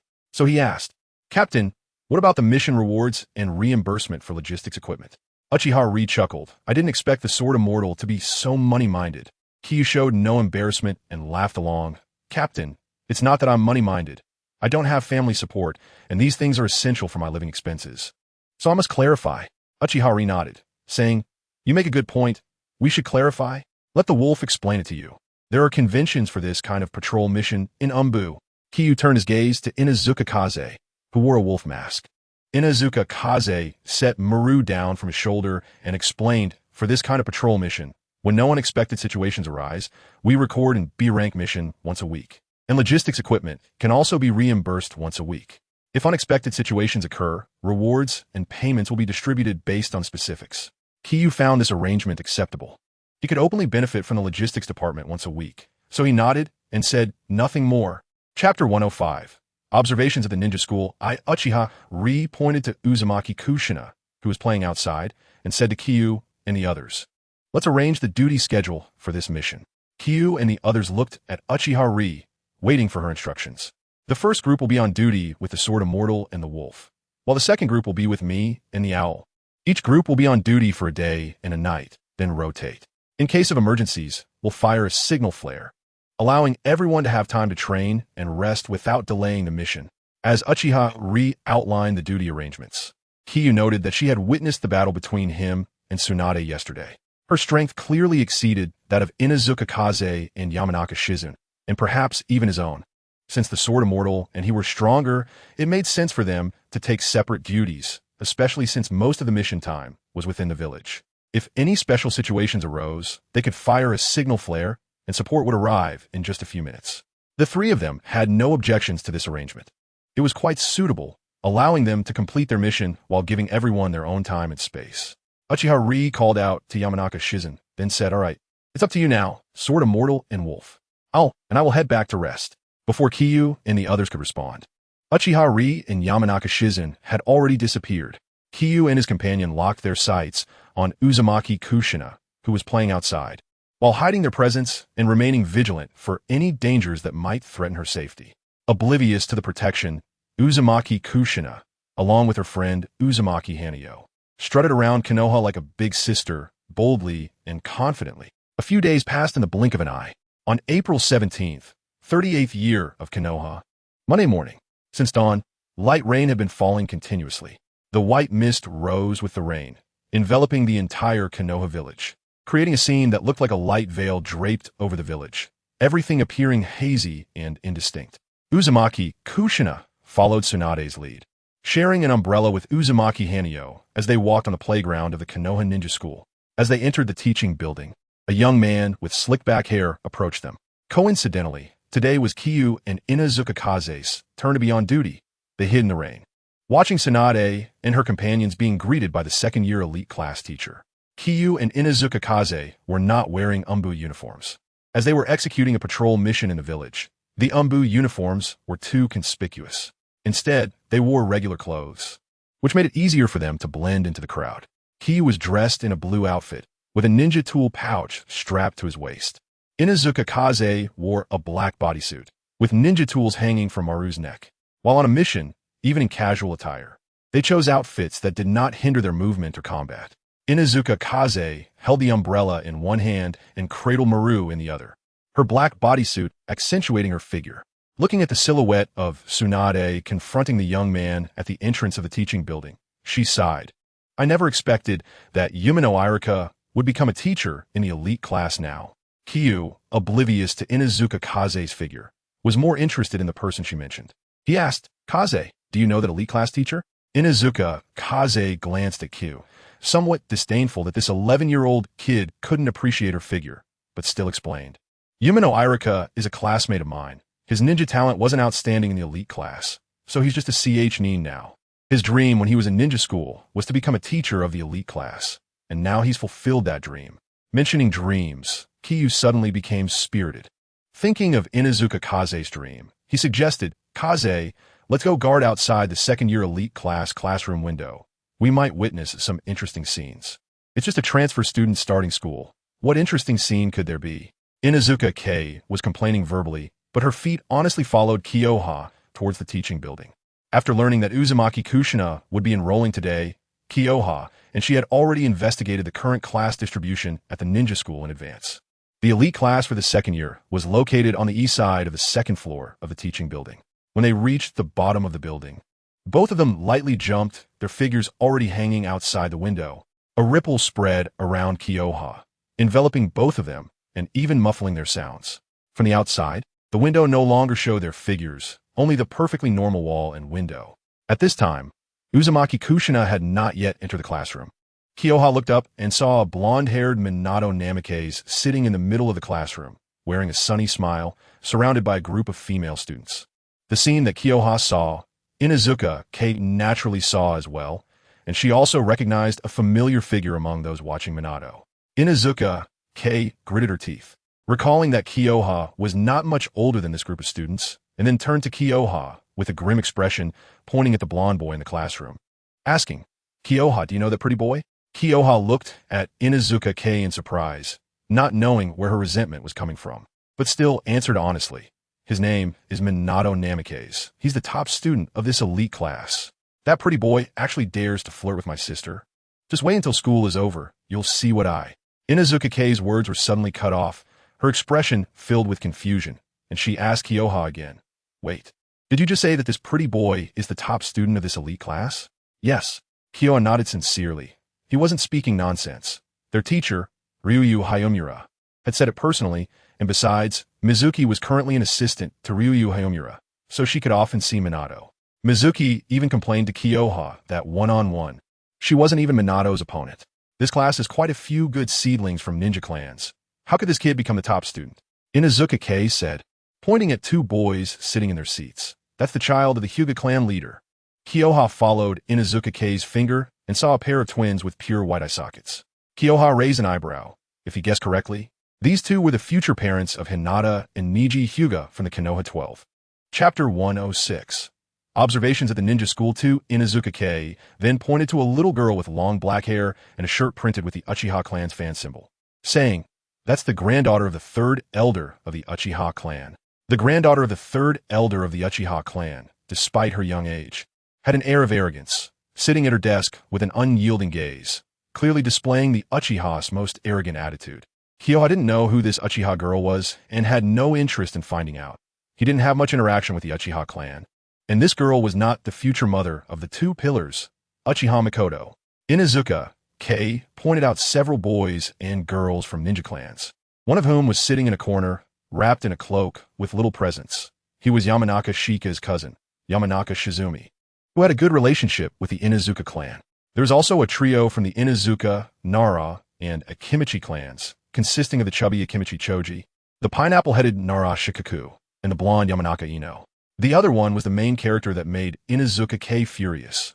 That was Inuzuka Kei's younger sister, with face paint, a small black puppy on her head, who was among the girls watching Minato, named Inuzuka Zwa. Like Yamanaka Shizumi and the trio from the Inuzuka, Nara, and Akimichi clans, Inuzuka Zwa was also one of the future pillars of Konoha 12. The students in this classroom included more than half of the future parents of the Konoha 12. As Konoha and Inuzuka Kei recognized these future pillars of Konoha, the class bell rang.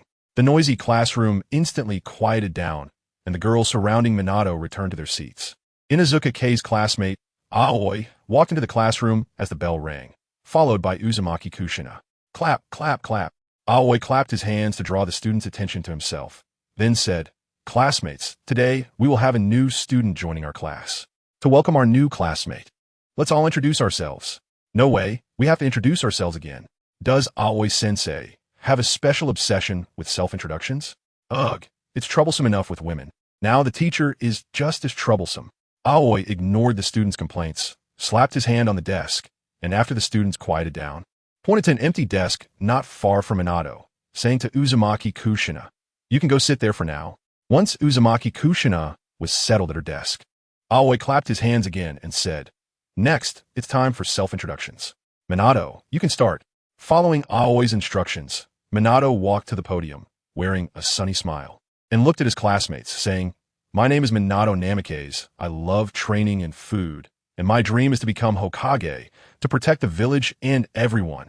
As soon as Minato finished speaking, the classroom erupted with screams. "Minato is so handsome. Minato is amazing. I want to have your babies. Woof, woof, woof." Among these screams, Inuzuka's voice was the loudest, and even the little puppy on her head began barking along. Watching the lively scene from outside, Konoha teasingly said, "Kei-chan, your sister is really energetic." Inuzuka Kei covered her face with the dumpling in her arms, and a muffled voice came from beneath it. "Just wait until I get home. You'll see how I deal with this little love-struck girl." When Konoha and Inuzuka Kei turned their attention back to the classroom, several students had already completed their self-introductions, and it was now Uzumaki Kushina's turn. Once Uzumaki Kushina stood at the podium again, The students' attention finally focused on this transfer student, and they began to discuss amongst themselves. Her hair color is so strange. It seems we don't have anyone with red hair in Konoha. The color is like blood. It's really weird. She doesn't look like a good person. Don't you think her head looks like a tomato? I wonder where this red-haired freak came from to transfer to our class. Our class is an elite class. Can this outsider keep up? Konoha and Inuzuka frowned at the group of students, not understanding where these little kids got such malice from, but neither of them intended to step in and stop them. Their task was to protect Uzumaki Kushina's personal safety, not to manage conflicts between these kids. Moreover, as someone who had been personally trained by Uzumaki Mito for a long time, Konoha doubted whether anyone in this class could even defeat Uzumaki Kushina. As the subject of discussion, Uzumaki Kushina naturally heard those voices. She slammed her fist on the podium, the loud sound silencing all the discussions, and then she spoke. I am Uzumaki Kushina from the Land of Waves, and what I love most is to punch those who talk bad about me until their mouths swell. Hearing Uzumaki Kushina's declaration of war-style self-introduction, the crowd erupted instantly. Redhead, if you have the ability, come and try it. Are we afraid of you? Come on, whoever is cowardly is a grandson.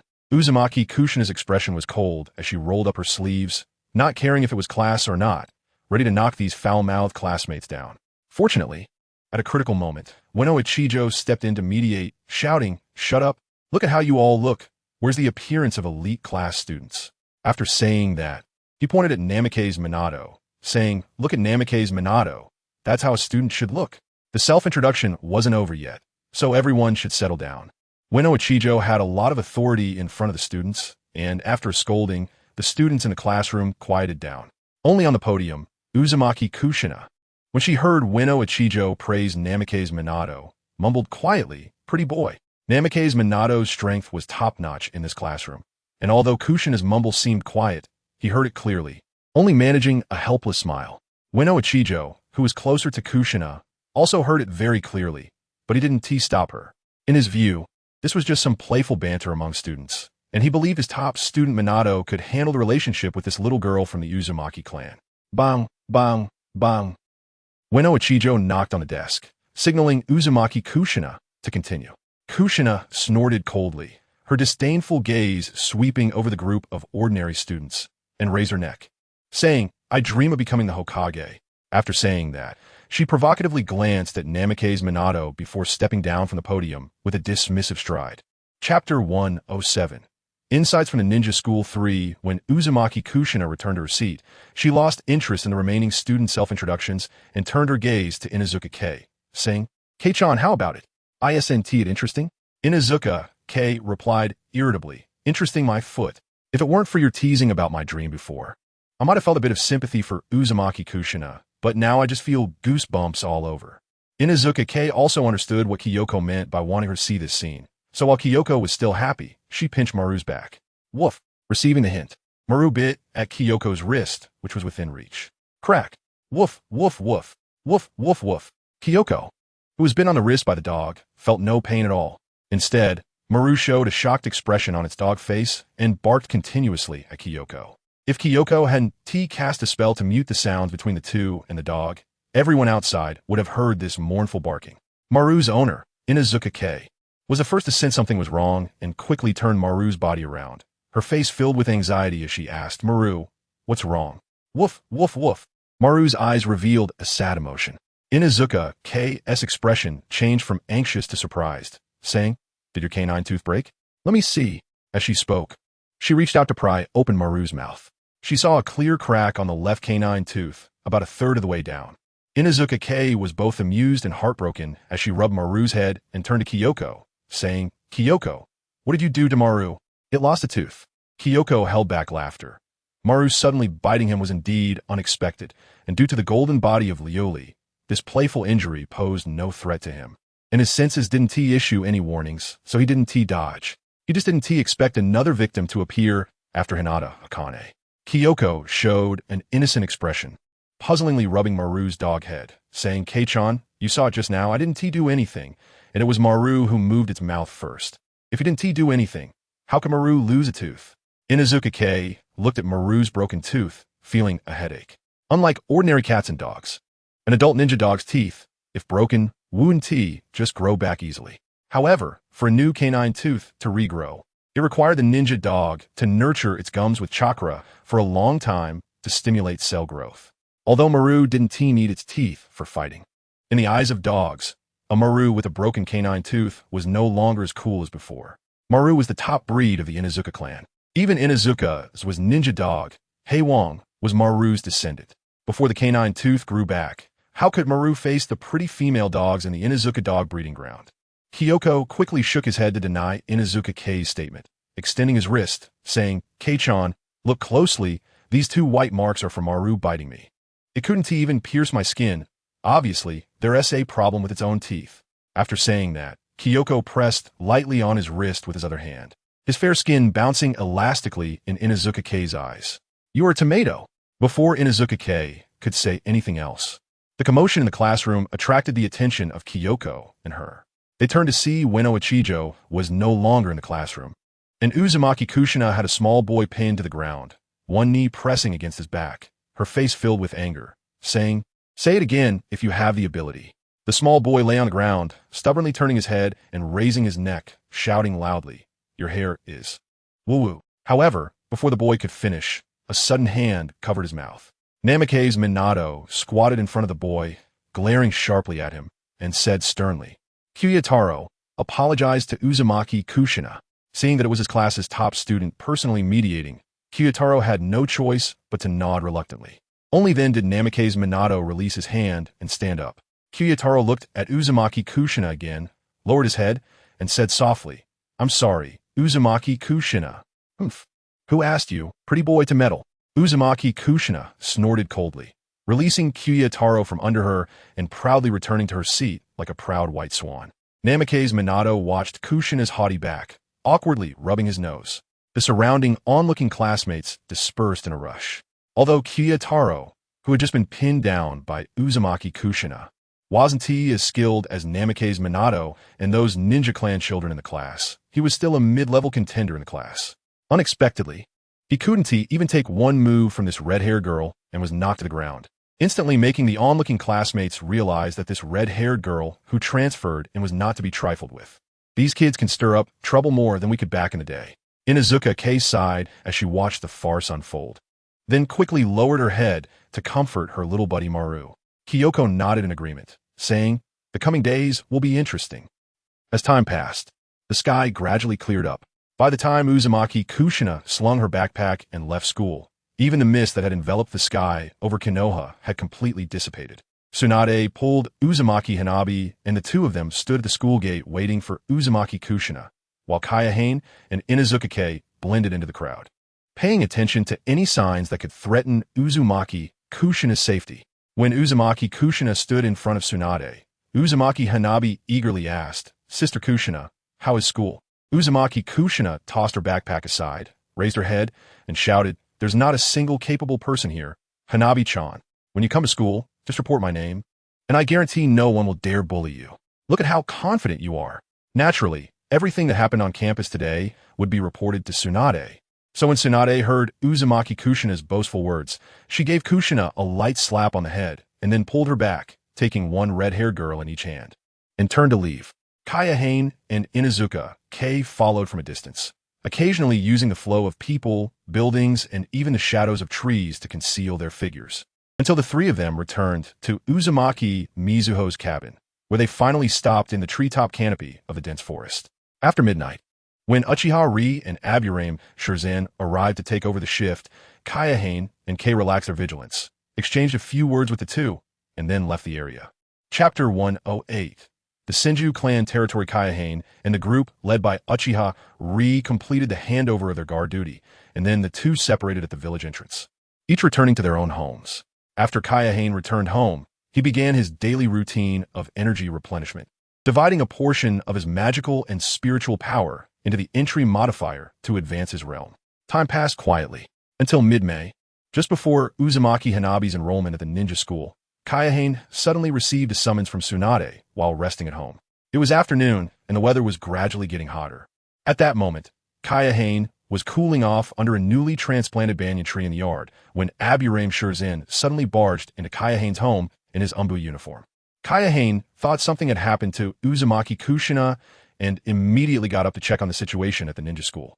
Aburame Shirzin quickly grabbed Kaihane, explaining that nothing was wrong with Uzumaki Kushina, who had just received the nickname Blood Red Chili Pepper today, and that Tsunade wanted to see Kaihane for something.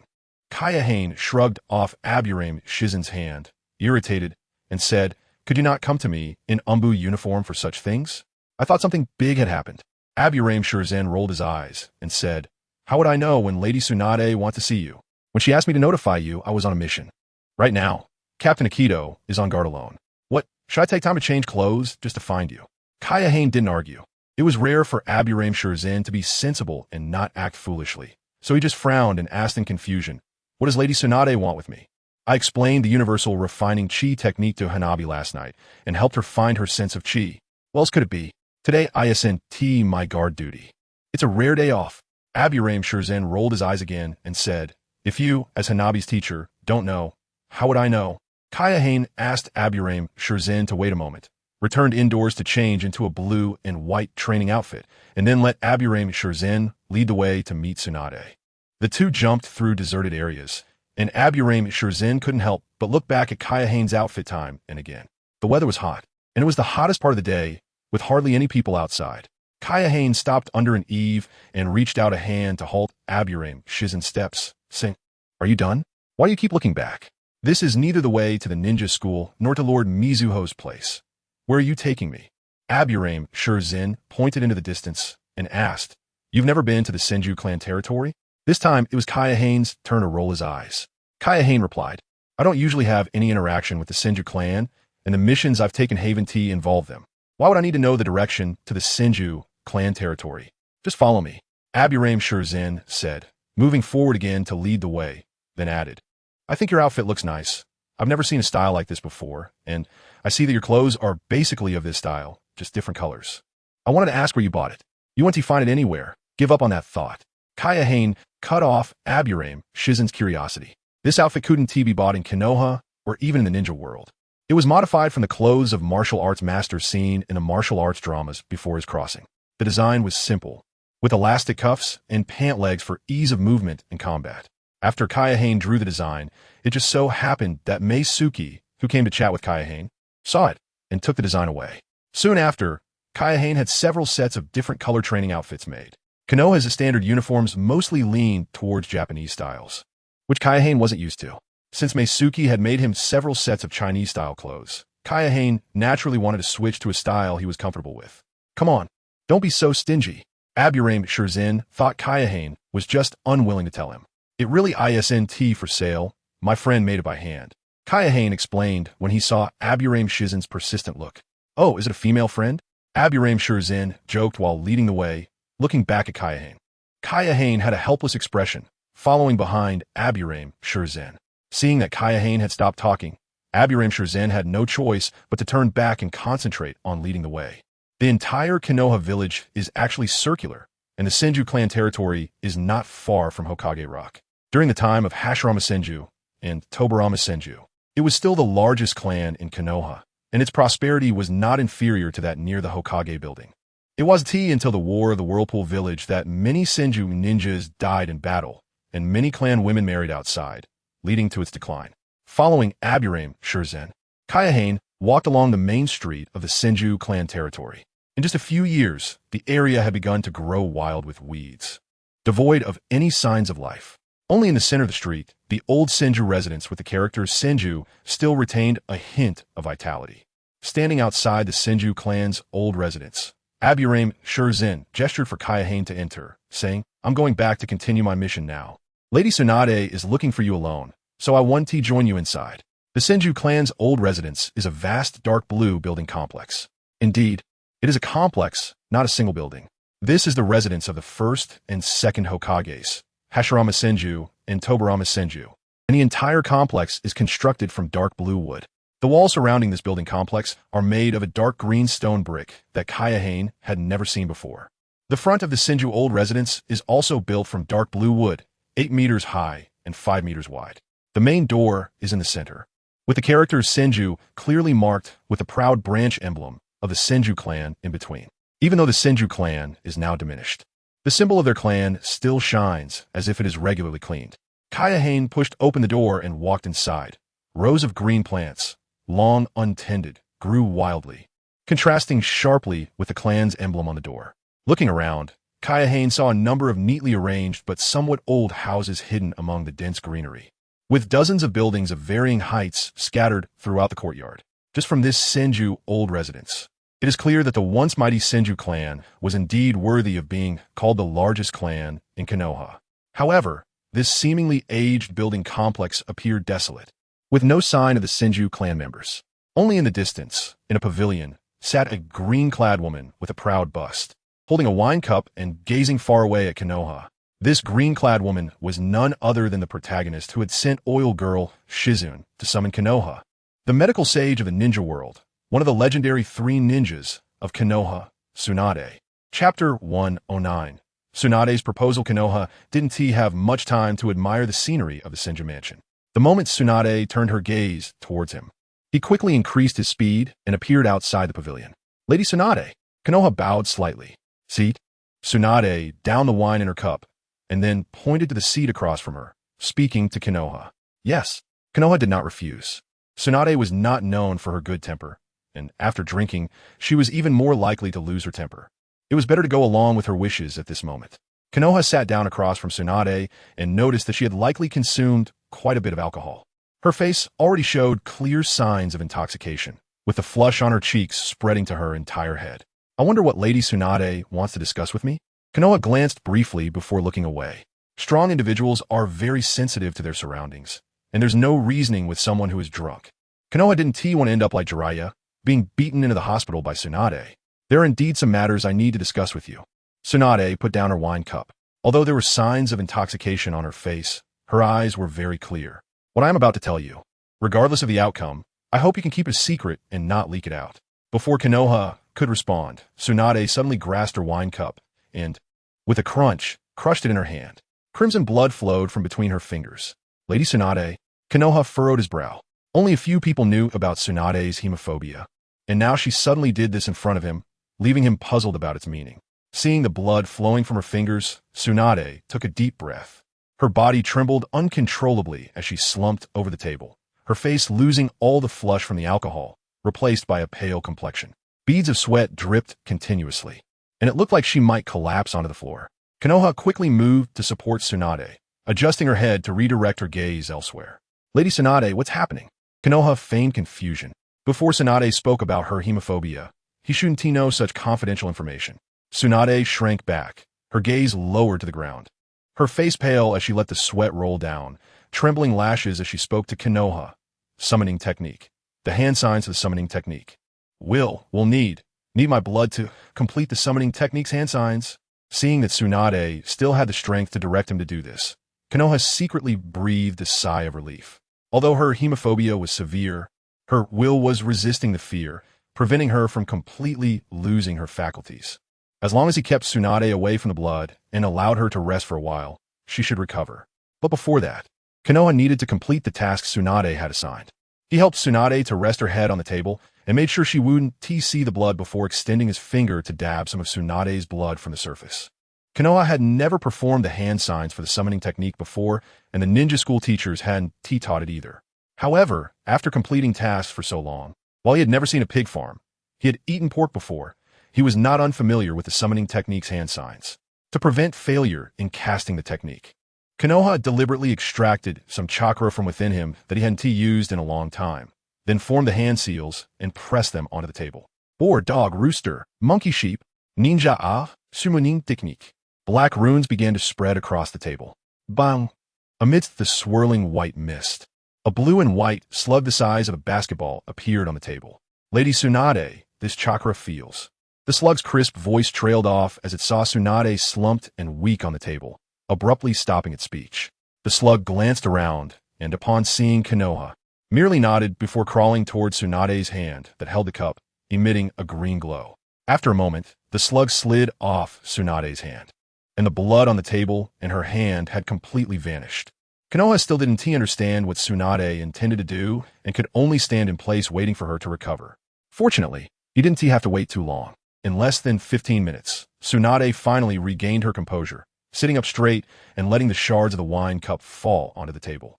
After this incident, the alcohol flush on Tsunade's face had completely dissipated, expelled along with the sweat.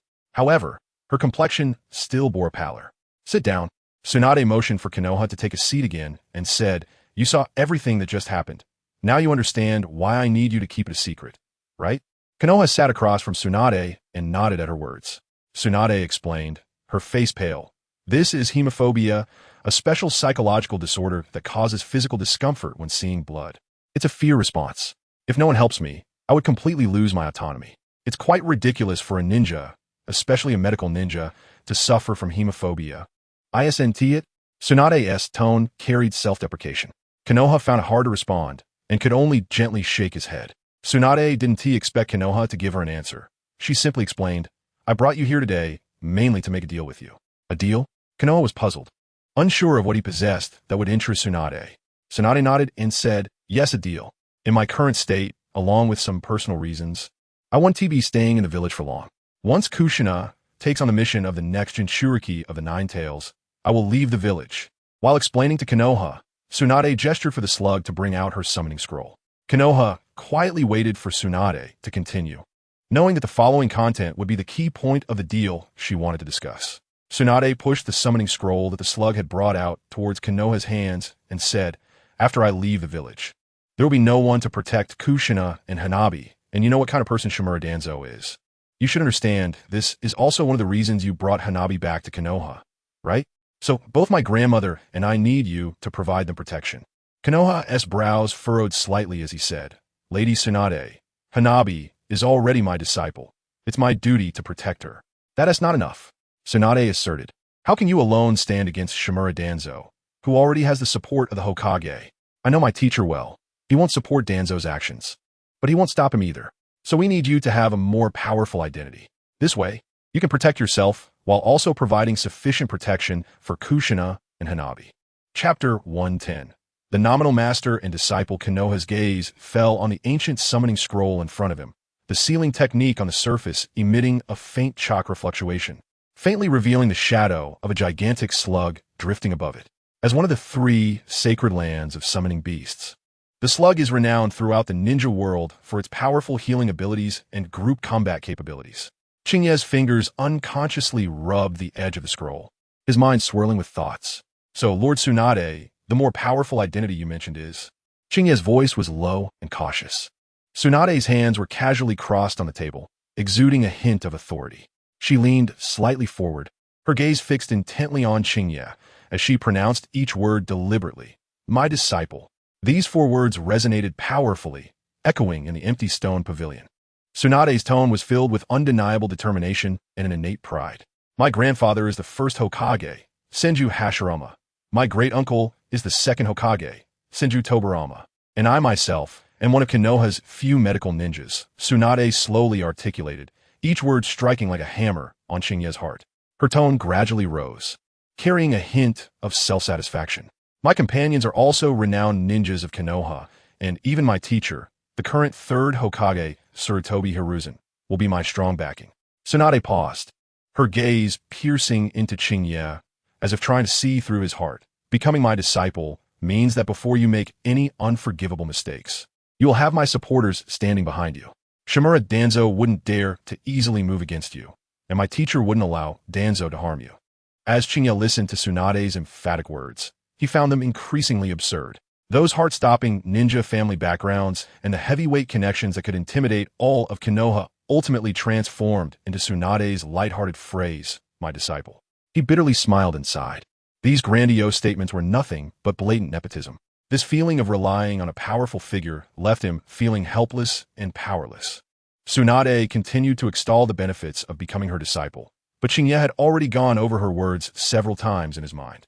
He certainly understood the weight of Tsunade's words. Sarutobi Hiruzen was her teacher, the Senju clan was her family, and these were not mere empty talks. With the title of Tsunade's disciple, let alone Shimura Danzo, even the 3rd Hokage, Sarutobi Hiruzen, would think twice before taking action against him, considering the uproar such actions would provoke, especially during the war between the Land of Rain and the Land of Rivers. Tsunade had saved countless Konoha ninjas before succumbing to her fear of blood, and these Konoha ninjas were among Tsunade's solid supporters. Tsunade did not give Qingye a chance to speak and continued, "Don't rush to refuse. Over this period, I have specially commissioned someone to conduct a detailed investigation into your past. I know that with your strength, you may not fear Danzo's underhanded tricks, but you have to consider your friends, right? Especially that female friend who just moved next door and even thought to make you clothes. She doesn't have your level of strength. What if Danzo uses her to threaten you? Knowing Danzo's character, I believe he would absolutely do something like that." Tsunade emphasized the words female friend, reminding Qingye, "Becoming my disciple means that Danzo at least won't use such underhanded tactics to threaten you. Political games have their own rules, and if someone breaks the rules first, then there will be no place for them on the political stage." Although Tsunade had no interest in the Hokage position, it didn't mean she was unaware of these matters. Tsunade's grandfather, Senju Hashirama, was a political idiot, relying solely on his formidable strength, but her great-uncle, Senju Tobarama, was a thorough politician. Konoha's Umbu, Ninja Academy, Medical Department, Interrogation Department, Security Department, Finance Department, and Genin classes were all established and perfected during Tobarama's time as Hokage. And Sarutobi Hiruzen, being her teacher, had his actions observed by Tsunade. By being influenced by her surroundings, Tsunade naturally gained a good understanding of politics. It was precisely because she knew how dark Konoha's politics were that she wanted to distance herself from the Hokage position. Additionally, with the consecutive deaths of her brother and boyfriend, she even considered distancing herself from Konoha. Moreover, Tsunade's words did not pause as she pointed to the blue and white slug on the table, her tone enticing as she said, "The slug. One of the 3 sacred lands of summoning beasts. Don't you want to possess it?" Qingye fell silent for a moment. Tsunade's words were not without reason. In fact, they were quite substantial. If Qingye wanted to escape Danzo's covetous gaze, he had to have power behind him or choose to leave Konoha. Leaving Konoha seemed easy, instantly freeing him from the pressure of the higher-ups. But no ninja village would be as lenient toward a rogue ninja. Qingye was not Orochimaru or Uchiha Itachi. Leaving Konoha would not stop the pursuit behind him. The blade of Konoha White Fang was not only sharp when killing enemies. It would not relent against rogue ninjas either. Furthermore, after leaving Konoha, establishing an organization to resist Konoha's pursuit while also obtaining resources for his growth was a pipe dream. At this time, Konoha was not weak enough to watch a rogue ninja from their village establish an organization that could threaten their village without taking action. Not to mention, as Tsunade had said, he might not fear Konoha's pursuit. But what about Miyue? Qingye was not someone who learned the path of detachment, but he also could not always be by Miyue's side to protect her. If there was a better option, why choose a path of constant pursuit? This was also why Qingye had instructed Miyue to use the small teleportation talisman for emergencies, as once the talisman was used, Miyue would be outside Konoha. Leaving the village without permission was no different from being a rogue ninja. At this moment, Tsunade presented that better choice before Qingye. As long as he became Tsunade's disciple, even if only nominally, the power behind Tsunade would be Qingye's strongest backing. Moreover, he would also gain a summoning contract from one of the 3 sacred lands of summoning beasts. Who would want to have their own impressive large summoning beast after crossing into the world of Naruto? Although the slug might not be impressive, at least it wouldn't require Qingye to pay anything extra.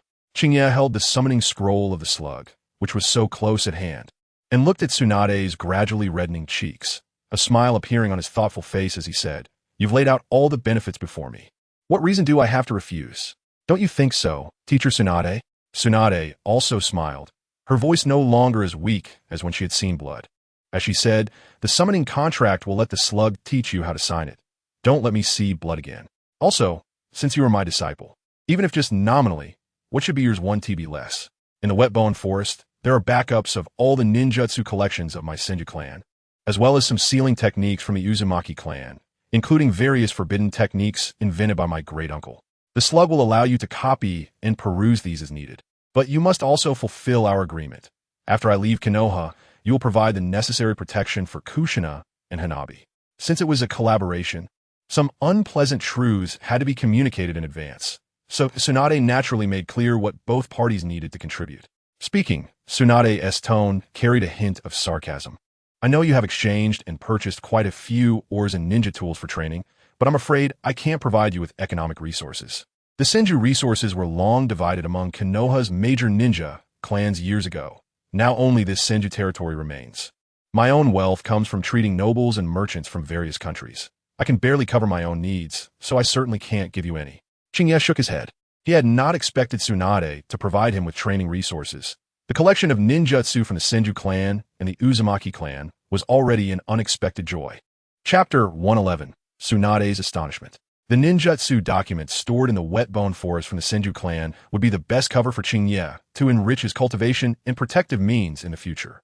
No one knew how many ninjutsu had been collected by the Senju clan, which had a history of 1,000 years. As long as Tsunade did not step forward to explain, who would know whether those strange techniques were truly from the Senju legacy? As for financial support, Qingye was well aware that he could not rely on Tsunade. Their relationship was based on a nominal master-disciple cooperation. Tsunade was not his mother and could not pave all paths for Qingye. Although Tsunade casually consumed ninja tools made of chakra metal, it was because her money came quickly and was spent just as fast. The title of medical sage was not just for show. Even though Tsunade now suffered from hemophobia, treating nobles and merchants with difficult ailments was still a piece of cake. The rumors circulating in the gambling houses around Konoha about the big fat sheep in green clothes were not baseless either. The conditions offered by teacher Tsunade were already quite generous. Qingye stood up and bowed to Tsunade. Whether it was a transaction or not, the conditions she provided were indeed what Qingye needed. Moreover, unlike Shimura Danzo, who only wanted to leverage his power for zero-cost purchases, Tsunade's contributions were worth Qingye's respect as a disciple. Tsunade accepted Qingye's bow calmly, reinforcing her belief that her choice was correct, and then smiled as she said, "I will inform Orochimaru and Jiraiya, as well as my Hokage teacher, about you becoming my disciple shortly. Of course, becoming my disciple overnight might bring some jealousy and challenges from others, so be prepared." Tsunade added, "The technique you used to confront me the other day is very suitable for disguising as my strength technique. When facing challengers, don't hesitate, just fight back." Qingye nodded, then shook his head, feeling that he should let Tsunade know more about her nominal disciple. He smiled and sat back down, saying, "Teacher Tsunade, could you explain the detailed training method for your strength technique?" Tsunade raised an eyebrow, curious about her nominal disciple's abilities, and did not refuse. She gathered chakra in her hand, then extended her hand, which was enveloped in blue chakra flames, in front of Qingye, saying, "The so-called strength technique is actually about accurately controlling your chakra, concentrating it in any part of your body. With a large amount of precisely controlled chakra, any cell can possess powerful explosive force. Condensing it in your fist is the strength fist, and condensing it in your foot is the painful sky foot. So in essence, the strength technique is just an extremely precise chakra control ability." Qingye extended his hand as well, mana surging from his dantian and gathering in his hand. Unlike chakra, which required continuous training for control, Qingye's mana was entirely self-cultivated and was commanded with ease. Qingye's spiritual consciousness also spread out, enveloping his hand. Under the precise command of his spiritual consciousness, Qingye's mana flowed within every cell of his hand, causing all parts below his wrist that were covered by mana to emit a faint white mana glow. Qingye extended his hand, glowing with mana, and gently poked the edge of the stone table with 2 fingers. Crack! The stone table emitted a sound of being unable to bear the load, and the area where Qingye poked directly shattered. Such control ability is really a shame if you don't learn medical ninjutsu, Tsunade exclaimed, unable to help but express astonishment similar to that of Koji Sakai when she saw Qingye complete the training of the strength technique in just a moment. Although the training of the strength technique relied solely on powerful chakra control, in all of Konoha, only Tsunade could truly achieve it. Even Sarutobi Hiruzen, who claimed to master thousands of ninjutsu, could not perform the strength technique, highlighting how demanding it was on chakra control ability. Qingye, relying on the convenience of commanding mana, grasped the essence of the strength technique in just a moment. If Tsunade knew that Qingye had absolute control over his mana, she would not have been so astonished. Tsunade dispersed the chakra she had gathered in her hand and said, "When facing challengers, just strike back this way. With this alone, no one can deny that you are my disciple. If you can also practice medical ninjutsu, that would be even better. I have all the training methods and insights for medical ninjutsu with the slug. If you're interested, take a good look. It won't do you any harm." Qingye also dispersed the mana he had gathered in his hand. Due to the quality of mana being far superior to chakra, Qingye's mana consumption was minimal, making him feel that this magical version of the strength technique was indeed a very useful way to deal with enemies, especially when close to an enemy. If they thought Qingye was a taijutsu ninja, he could unleash a sword strike, which would be even more perfect. making it very suitable for Qingye to enrich his combat methods before formally practicing the Star Sword Dao chapter. I will seriously consider teacher Tsunade's suggestions. Qingye nodded earnestly. Regardless of whether he practiced the medical ninjutsu left by Tsunade, these suggestions genuinely hoped for his better development in Konoha. Even if the ultimate goal was to provide better protection for Uzumaki Kushina and Uzumaki Hanabi, it also solved Qingye's worries. With the background of being Tsunade's disciple and the dual assurance of the small teleportation talisman, Qingye no longer needed to worry about Danzo Shimura randomly targeting Meiwei. Because even if Danzo used despicable methods in secret, Meiwei would not become a rogue ninja just because she appeared outside the village for no reason. Tsunade's background gave him the ability to maintain a counterbalance for his companions amid the power struggles in Konoha. His father, Zhang was not just talking. Next, you can do whatever you want. Tsunade waved her hand, picked up the wine jug on the table, took a big gulp, and then was the first to leave the Senju mansion. Only Qingye and the slug remained, staring at each other. Lord Qingye, where shall we go? The slug asked, looking at Qingye with clear eyes and a crisp voice. Let's go home first. Come up on my shoulder. Qingye pointed to his shoulder and then stood up, also strapping the half-human-sized summoning scroll on his back. He did not know how the slug stored this summoning scroll. Clearly, the slug before him was only the size of a basketball, yet it could hide a half-human-sized summoning scroll in its body. The slug, unaware of Qingye's doubts, obediently climbed onto his shoulder, and thus, the pair, one person and one slug, strolled out of the Senju mansion and out of the Senju territory. Chapter 112. Parading through the streets. Qingye walked out of the Senju main clan with a basketball-sized blue and white slug on his shoulder and a half-human-sized summoning scroll on his back, heading west along the street. That direction led to the most prosperous area of Konoha, the power center of Konoha, and the location of the Hokage building. By the time Qingye exited the Senju territory, it was around 5 in the afternoon. The sun had not completely set yet, but the weather was no longer so hot, and the number of pedestrians on the street was gradually increasing. The reason Qingye did not complete the signing of the summoning contract with the slug in the Senju mansion was due to his own considerations. Tsunade said she would inform Orochimaru and Jiraiya, as well as Sarutobi Hiruzen and others, about her decision to take Qingye as her disciple. What she implied was that the public would naturally be swayed by Qingye, and only after many of Tsunade's supporters knew about Qingye's identity as her disciple would the threat from Shimura Danzo truly disappear. There were countless ninjas in Konoha who wanted to become Tsunade's disciples, but Tsunade was not interested in how Qingye would create momentum. However, no matter how Qingye tried to build momentum, she could not avoid being challenged. The challengers could be Tsunade's little fans who were jealous of Qingye's good fortune, or they could be Tsunade's supporters who needed to assess whether Qingye could uphold the interests of Tsunade's faction. In the adult world, only interests remain unchanged.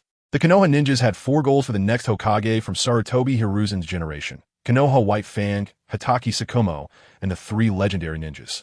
The supporters of these 4 represented their respective interest chains, and their identities and strengths were guarantees of their supporters' interests. From the perspective of these supporters, if their chosen candidate could become Hokage, they would get a bigger piece of the pie. Even if their candidate could not become Hokage, they would still secure high positions in Konoha, ensuring no loss to the pie. However, the disciples of these candidates were different. If a disciple had enough ability to bring greater advantages to their teacher, they would naturally win the favor of their supporters. Just like later, when Jiraiya's supporters placed their hopes on the 3rd Hokage, Minato Namikaze. Conversely, if Qingye did not have enough strength to uphold Tsunade's interests, the supporters would acknowledge her as Tsunade's disciple, but would not bind Qingye to their interests, just like with Orochimaru and Mitarashi Enko. Their relationship was similar to that of the 3rd Hokage, Sarutobi Hiruzen, and his supporters, the Inuzuka, Nara, and Akimichi clans. Without the recognition of Tsunade's supporters, Qingye had no leverage to make Danzo wary. But would Qingye fear such challenges? The answer was clearly no, which is why she walked confidently down the street. Like the wealthy who do not return home, like a brocade-clad person walking at night, Qingye's identity as Tsunade's disciple was seen as a tremendous fortune by the Konoha ninjas. Lady Qingye, are we sure it's okay to go back like this? The slug asked quietly, perched on Qingye's shoulder. It did not know how many supporters and admirers Tsunade had in Konoha, only that there were certainly many, at least far more than Jiraiya, and even Orochimaru was not as popular as Tsunade. Tsunade had saved countless lives on the battlefields of the Rain Country and the River Country.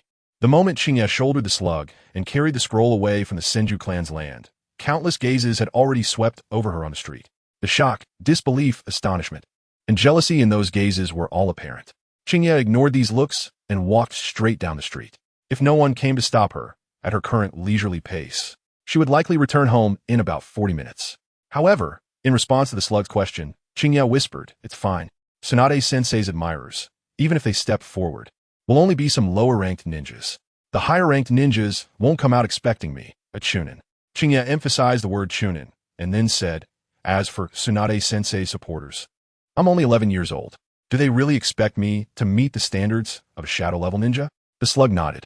Qingye's statement made it realize that Qingye was only 11 years old, merely a newly promoted chunin, yet was already able to hold her own against Tsunade, who was troubled by hemophobia. As the two exchanged low voices, Qingye's footsteps did not stop. For the Konoha ninjas, Tsunade's summoning beast, the slug, was as recognizable as the red Hokage robe of the third Hokage, Sarutobi Hiruzen, so various discussions reached Qingye's ears. "That's Tsunade-sama's summoning beast, right? No need to ask. The blue and white slug. Who else in Konoha besides Tsunade-sama has such a summoning beast? When we were in the rain country, Tsunade-sama once healed my injuries through the slug.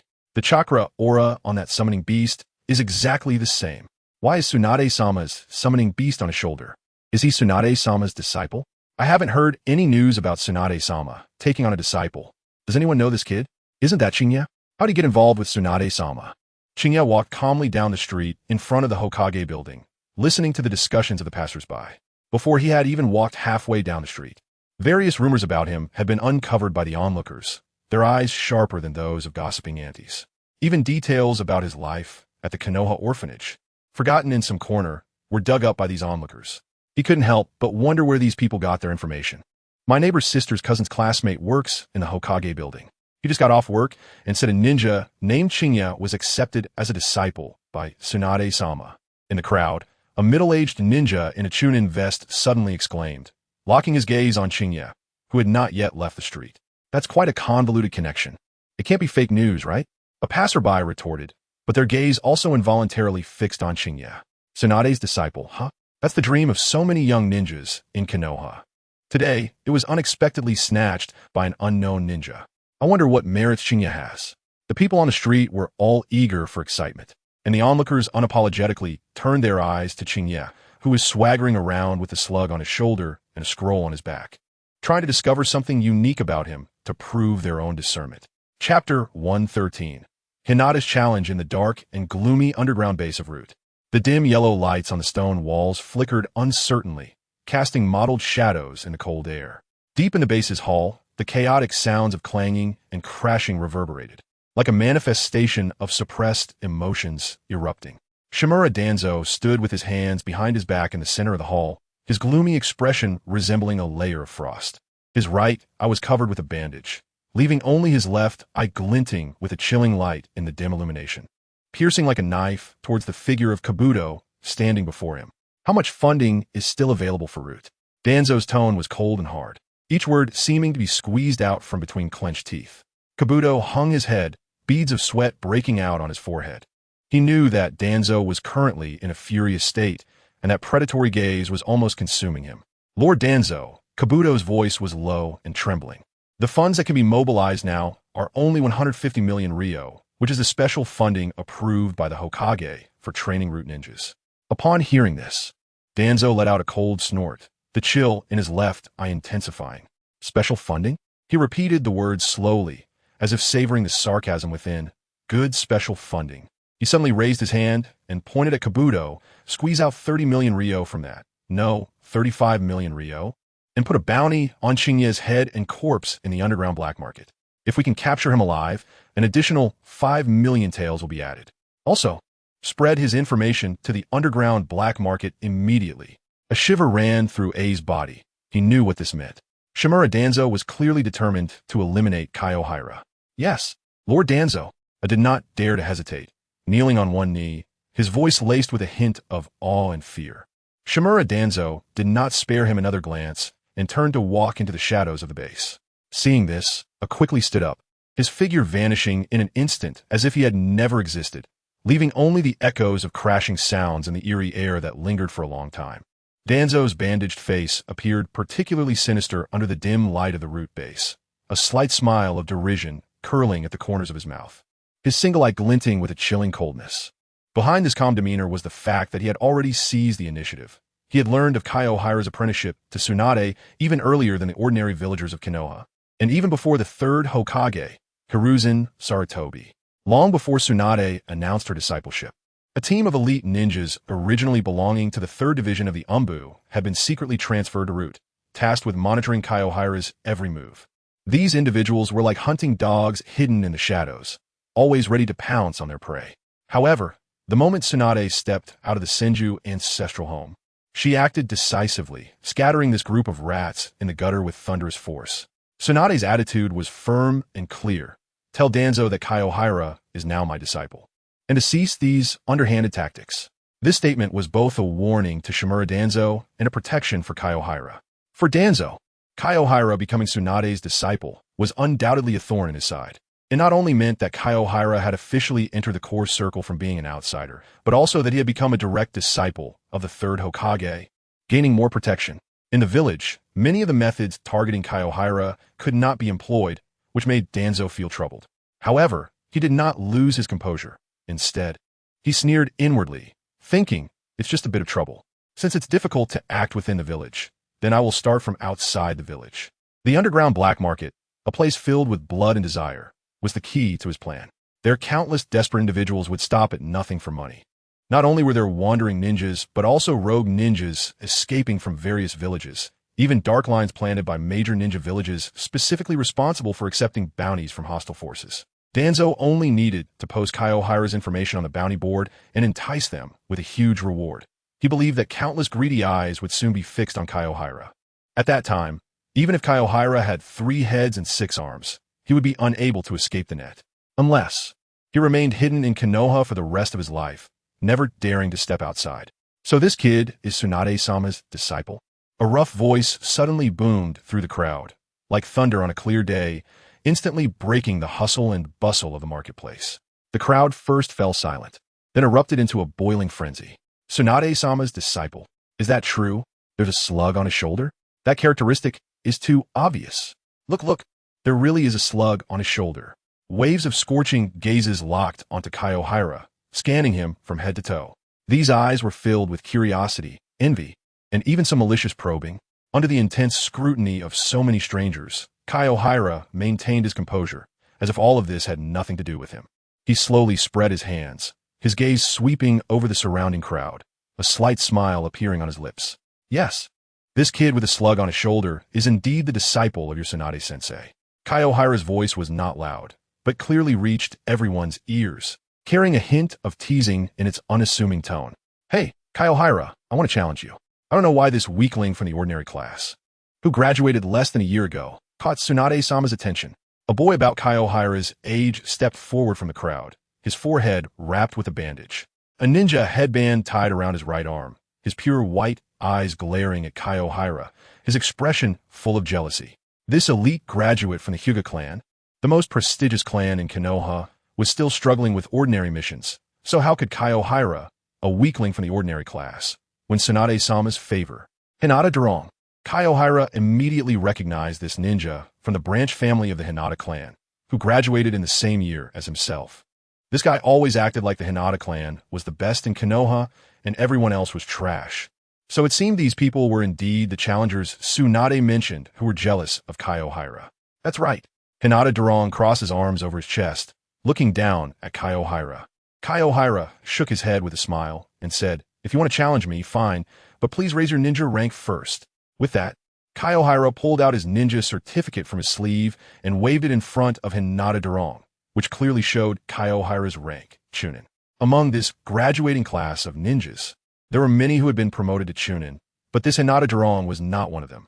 Kaiohira remembered that although this kid acted as if the Hinata clan was the best, his strength was not outstanding among the elite class. Without the influence of the Hinata name, he would only be of ordinary class level. Hinata Durong's face turned the color of liver, fury surging. Kaiohira, what about Hinata Debong? Behind Hinata Durong, a boy half a head taller than him stepped forward, wearing a Chunin vest that swayed before Hinata Durong and Kaiohira, blocking Durong's view and cutting off his anger.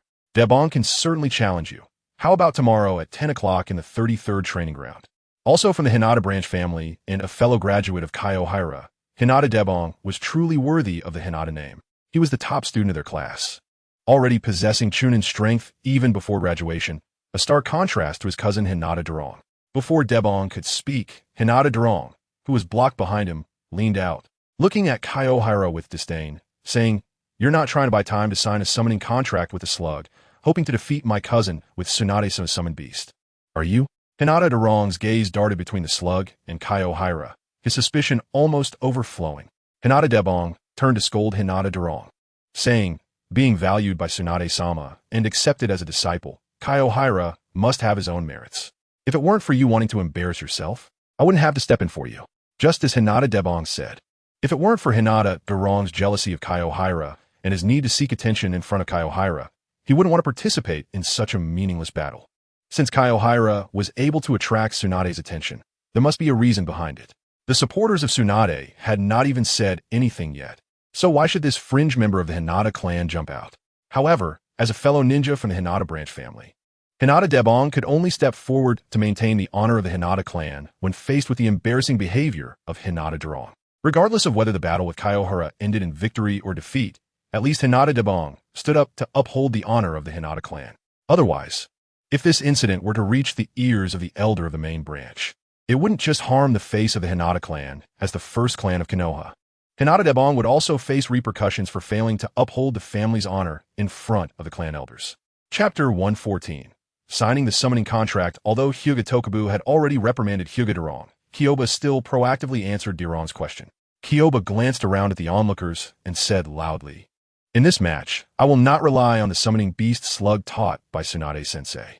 Some people might be curious about how I became Tsunade-sensei's disciple. Well then, let's meet tomorrow at 10 a.m. at Training Ground 33. Kyoba added, "Besides Tokubu, is there anyone else who wants to challenge me?" The young onlookers on the street all shook their heads. Among the current and previous graduates of the ninja school, Hyuga Tokubu's strength was second to none. Whether Tokubu or Kyoba won tomorrow's fight, they would surely get to see it, so there was no need for anyone else to challenge Kyoba. Just as Kyoba was about to continue on his way home, a young man in the crowd suddenly raised his arm and said softly, "You're Kyoba, right?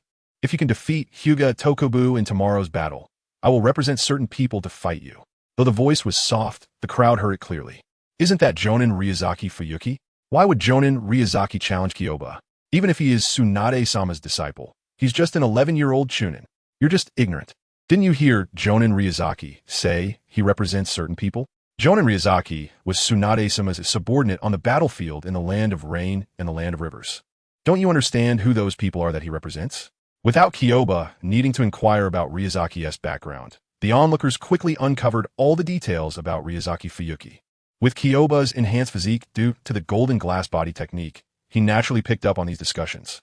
Kyoba could dismiss Hyuga Tokubu's challenge, but the significance of Ryuzaki Fuyuki's challenge was entirely different. The certain people Ryuzaki referred to were indeed Tsunade supporters. Rest assured, Jonin Ryuzaki, I will not disappoint you. Kyoba continued walking, but turned his head to wave at Ryuzaki Fuyuki. Cousin, that Kyoba doesn't take you seriously at all. Hyuga Durong couldn't help but criticize his cousin, unable to tolerate Kyoba's arrogance. Kyoba had been just a waste in an ordinary class back in ninja school. What luck had he stumbled upon to earn Tsunade-sama's favor? If Tsunade-sama had chosen him as a disciple, then the clan elders wouldn't dare to punish him like a caged bird, remembering the pain he had felt before. Hyuga Durong couldn't help but touch the bandage on his forehead, a look of resentment flashing in his eyes, though it wasn't directed at Kyoba. Why are you always punished by the main family? Don't you have any self-awareness? Hyuga Tokubu turned to look at his cousin, and the coldness in his gaze made Durong feel as if a bucket of cold water had been poured over him, the strong mental shock echoing in his mind. Fortunately, Hyuga Durong was not from the Uchiha clan. Otherwise, he would have forced out his Sharingan in anger. Kyoba ignored the gossip behind him. His goal had been achieved, and it was time to go home. After Kyoba left, news quickly spread through the streets that Tsunade-sama's newly accepted disciple would face the prodigy ninja from the Hyuga branch family and the Jonin Ryuzaki Fuyuki, who came from a civilian background. Everyone was eagerly anticipating the battle at Training Ground 33 tomorrow. Having achieved his objective, Kyoba did not linger and quickly returned to his small courtyard. Sitting on a lounge chair, Kyoba unfolded the summoning scroll, and the slug slid down from his shoulder. then crawled up the trunk of the banyan tree that Kyoba had recently transplanted. It then turned to Kyoba and said, "Kyoba-sama, although all three great sanctuaries of summoning beasts are part of the same lineage, Wetbone Forest is different from Mayaboka Mountain and Lonely Cave. Before you, all summoners in Wetbone Forest were members of the Senju clan, which is why the ninjutsu collection of the Senju clan is stored there." Kyoba nodded. Without the slug explaining, he could see that in the summoning scroll he had opened, all names except one started with Senju.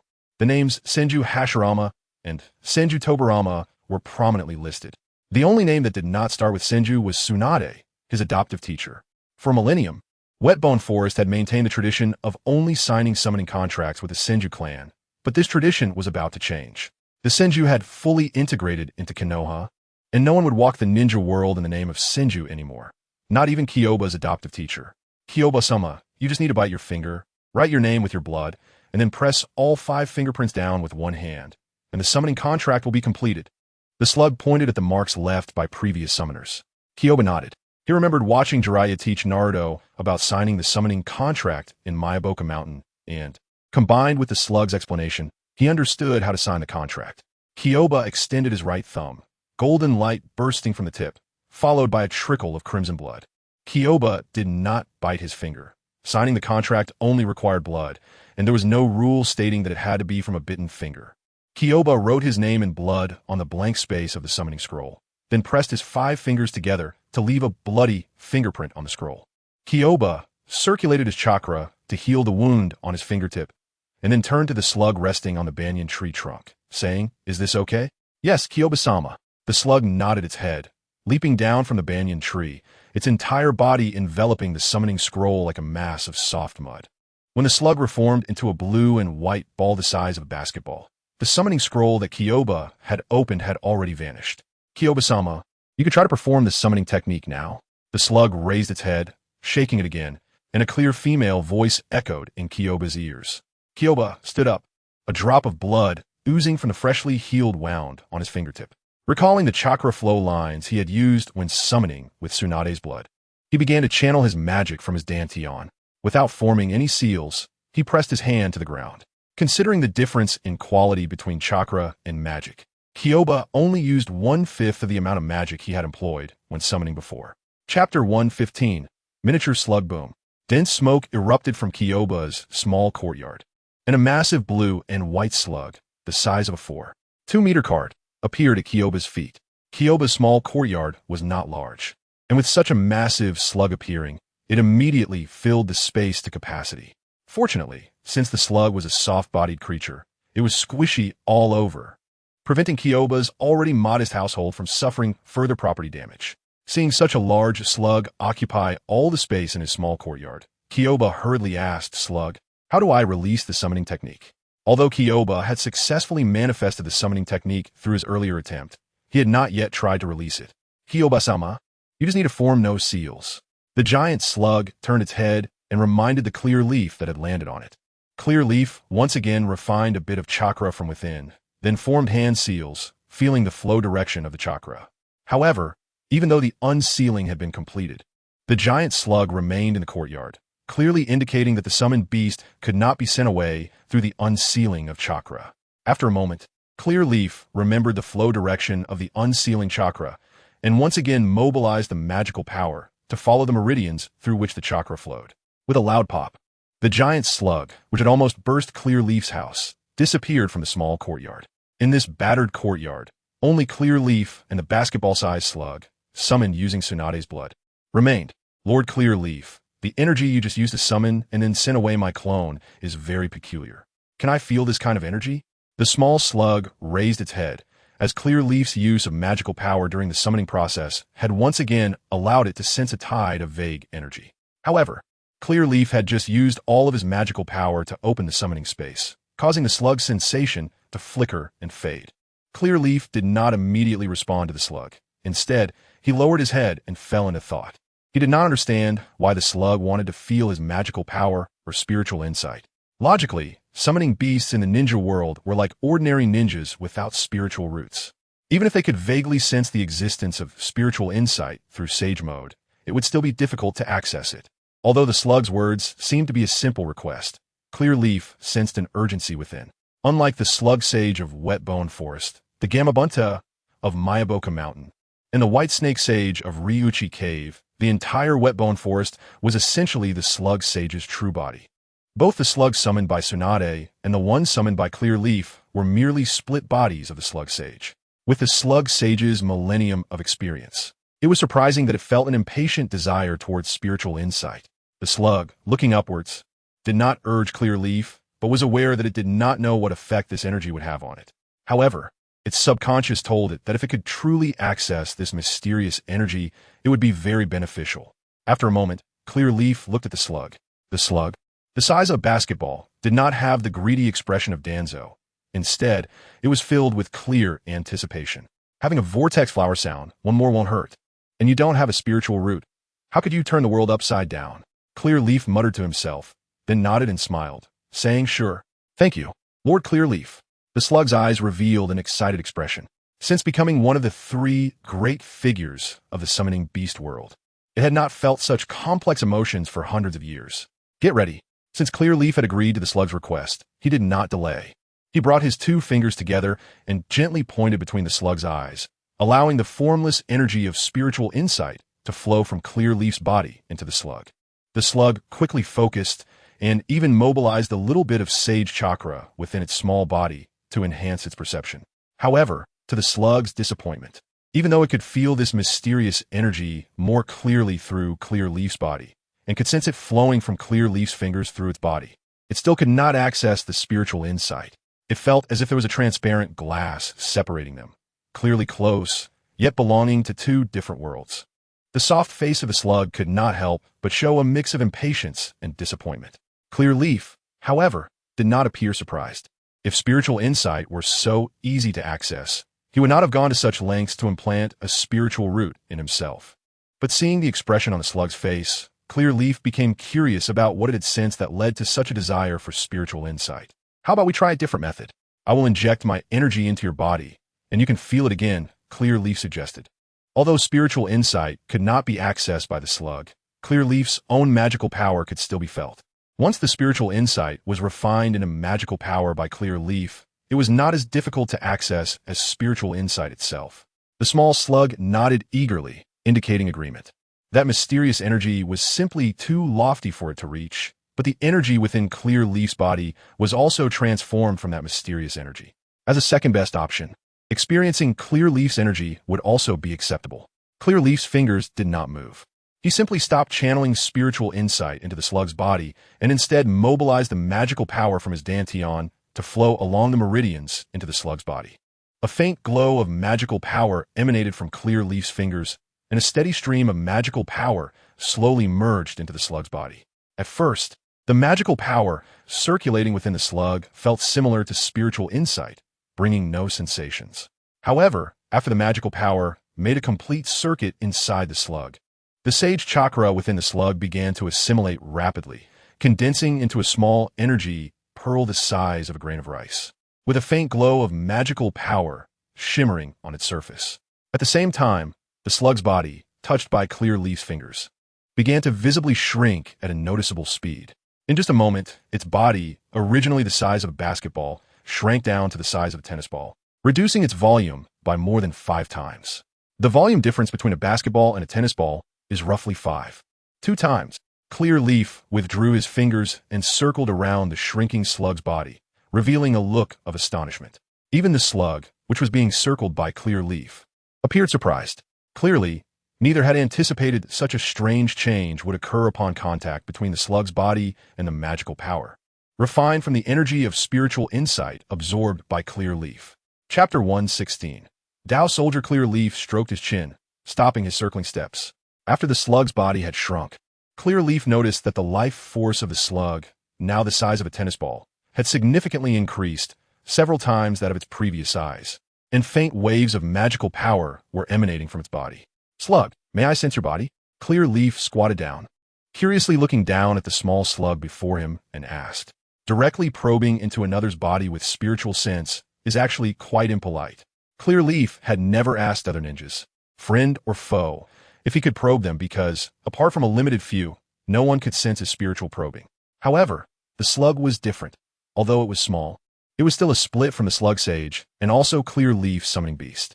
It could sense the energy tide of spiritual insight, so it might also be able to perceive clear leaf's spiritual sense. That is why clear leaf asked for permission. Not only do cultivators find an offense for others to probe their bodies, but for ninjas, it is also quite rude. This is why everyone tends to avoid living too close to the Hyuga clan ninjas. Clear Leaf had already signed a summoning contract with the slug, and there would certainly be much time spent together in the future. If he were to probe the slug's body without its permission, it could create an unpleasant atmosphere, which would be trouble for him. So Clear Leaf first sought the slug's opinion. The small slug nodded, its voice as crisp as ever, saying, "Lord Clear Leaf, please feel free to proceed." When Qingye proposed the request to explore its body, the slug had already completely perceived its own body. Apart from the reduction in size, the strong life force, and the small energy bead the size of a grain of rice within, it had no further discoveries. Qingye's suggestion was exactly what it wanted. In the slug's view, Qingye had been cultivating for so long and clearly had a better understanding of this energy than it, which had only just come into contact with it today. After receiving the slug's consent, Qingye was unceremonious, dispersing his invisible spiritual power to envelop the slug, which was the size of a tennis ball, entirely. With the slug's active cooperation, Qingye's spiritual power encountered no obstacles and allowed him to thoroughly observe the slug's body inside and out. Qingye also noticed the source of the subtle magical fluctuations emanating from the slug's body. It was indeed the small energy bead within the slug. Qingye made eye contact with the slug and asked, "Slug, is that energy core inside you, the small bead, something that was originally there?" The slug shook its head and replied, "Master Qingye, that thing is a product of the collision between your energy and my inner mystical chakra. It didn't exist before."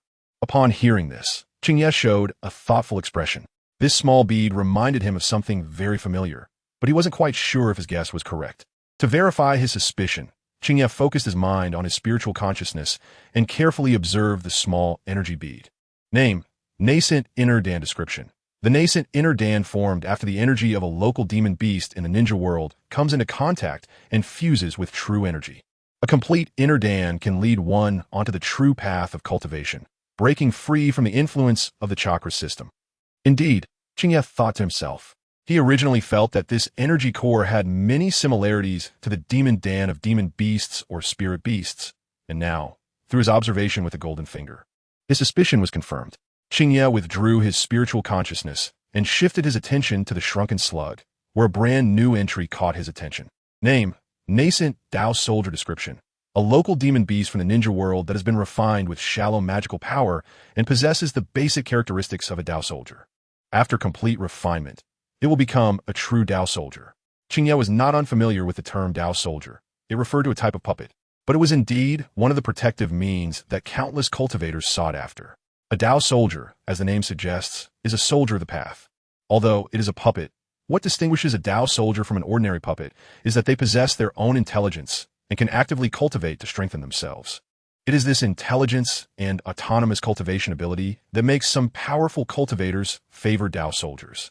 Those who can cultivate Dao soldiers will raise a batch in their own dojo or personal cave, serving both as a means of protection and as a good helper for handling trivial matters. What do you feel? Qingye did not reveal the results of his observation, realizing that his accidental operation had actually refined the slug towards the direction of becoming a Dao soldier. Instead, he asked the slug about its own feelings. For the indigenous beings of the ninja world, concepts like inner Dan and Dao soldiers were akin to playing a lute to a cow, and perhaps it was better not to mention them at all. The slug raised its head and said, "After condensing this energy core and shrinking my size, I feel that the life level of this clone is evolving, and my strength has also received a significant boost." The slug paused for a moment and continued, "I even feel that if I can maintain long-term contact with this energy, my main body will also undergo evolution." "That's too far away."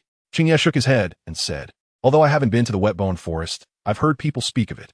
Your main body occupies the entire wet bone forest.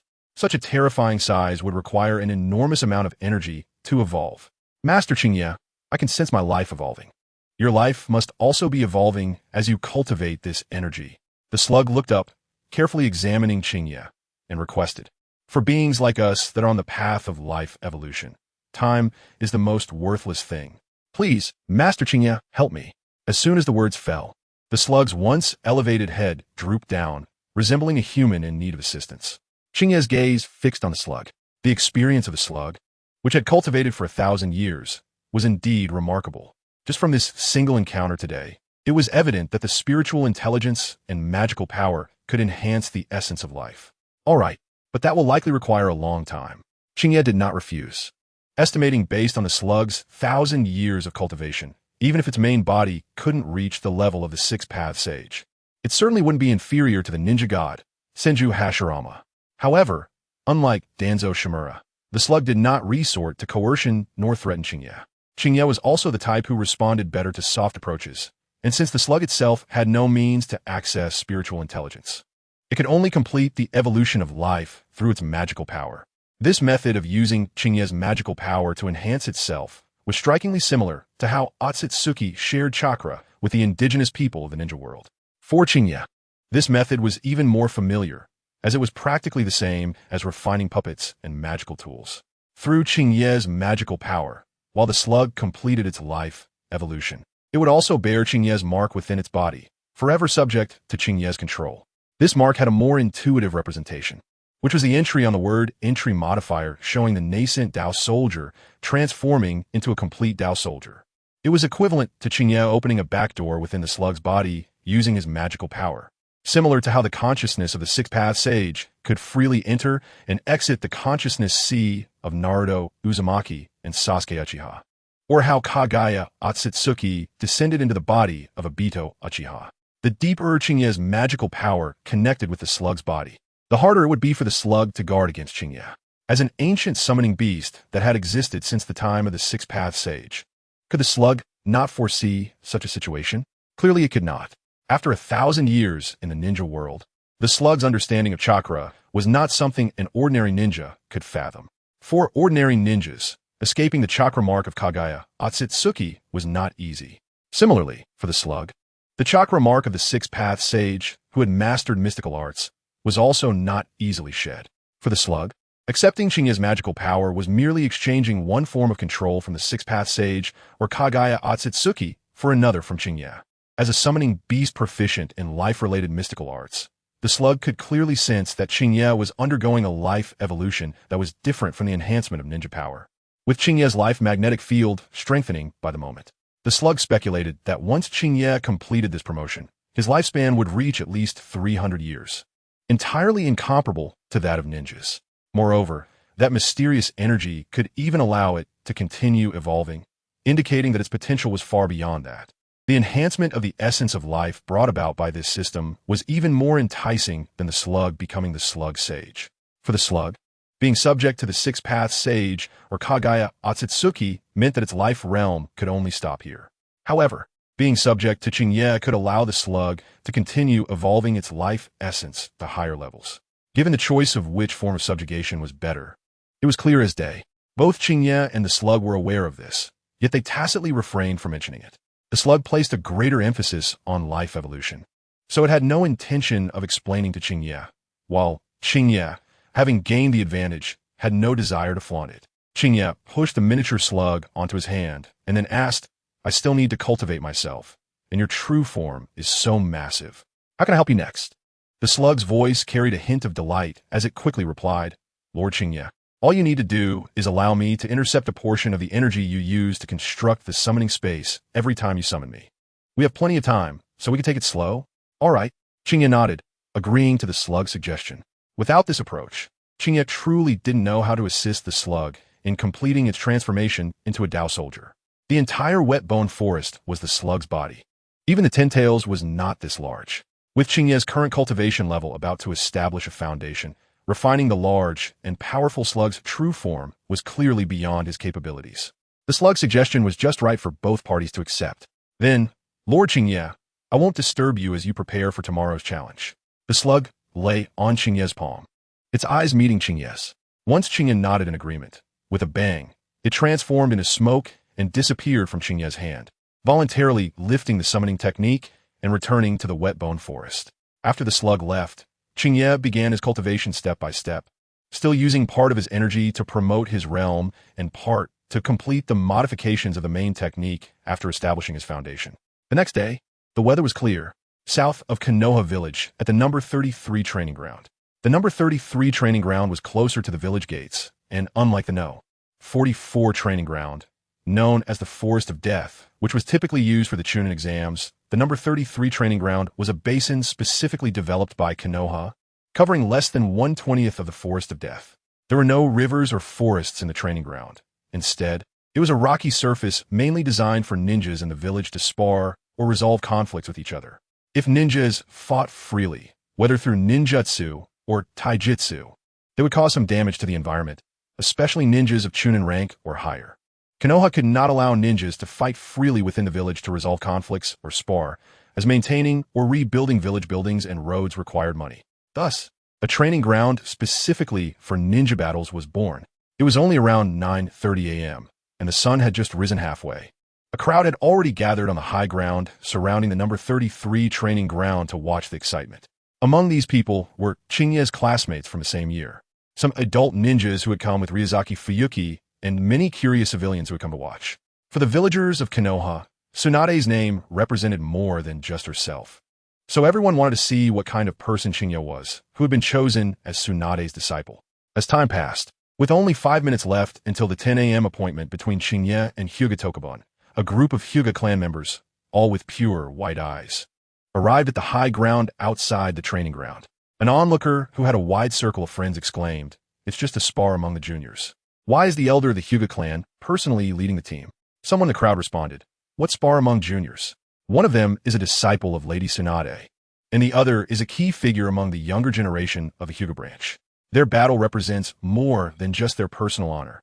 A doubtful voice asked, "Isn't the key figure of the Hyuga branch Hyuga Nichi? But he's only 8 years old. Let's see how he does after he graduates from the ninja school." The leading Hyuga elder, Hyuga Yuta, did not pay attention to the surrounding chatter, but instead looked seriously at Hyuga Tokuban and quietly instructed, "You've seen the intelligence on Qingye already. In your battle with him later, regardless of who wins or loses, you mustn't win too decisively. It will make Tsunade's face look bad. And if you lose, you also can't lose too disgracefully. Otherwise, it would be a shame for our Hyuga clan." Hyuga Tokuban looked at the serious expression on his elder's face and couldn't help but smile wryly. Before the clan provided him with the urgent intelligence on Qingye, he had been confident he could win. However, after reviewing Qingye's information, he had lost all confidence. He had never expected that the Qingye, who had not stood out in practical abilities in the regular class, would gain such powerful strength in such a short time after graduation. Now, the elder's requirements seemed unreasonable to Hyuga Tokuban. Although he was approaching the level of a jonin, he was still not one. Facing Qingye, he had no chance of winning, and even losing gracefully seemed like a luxury.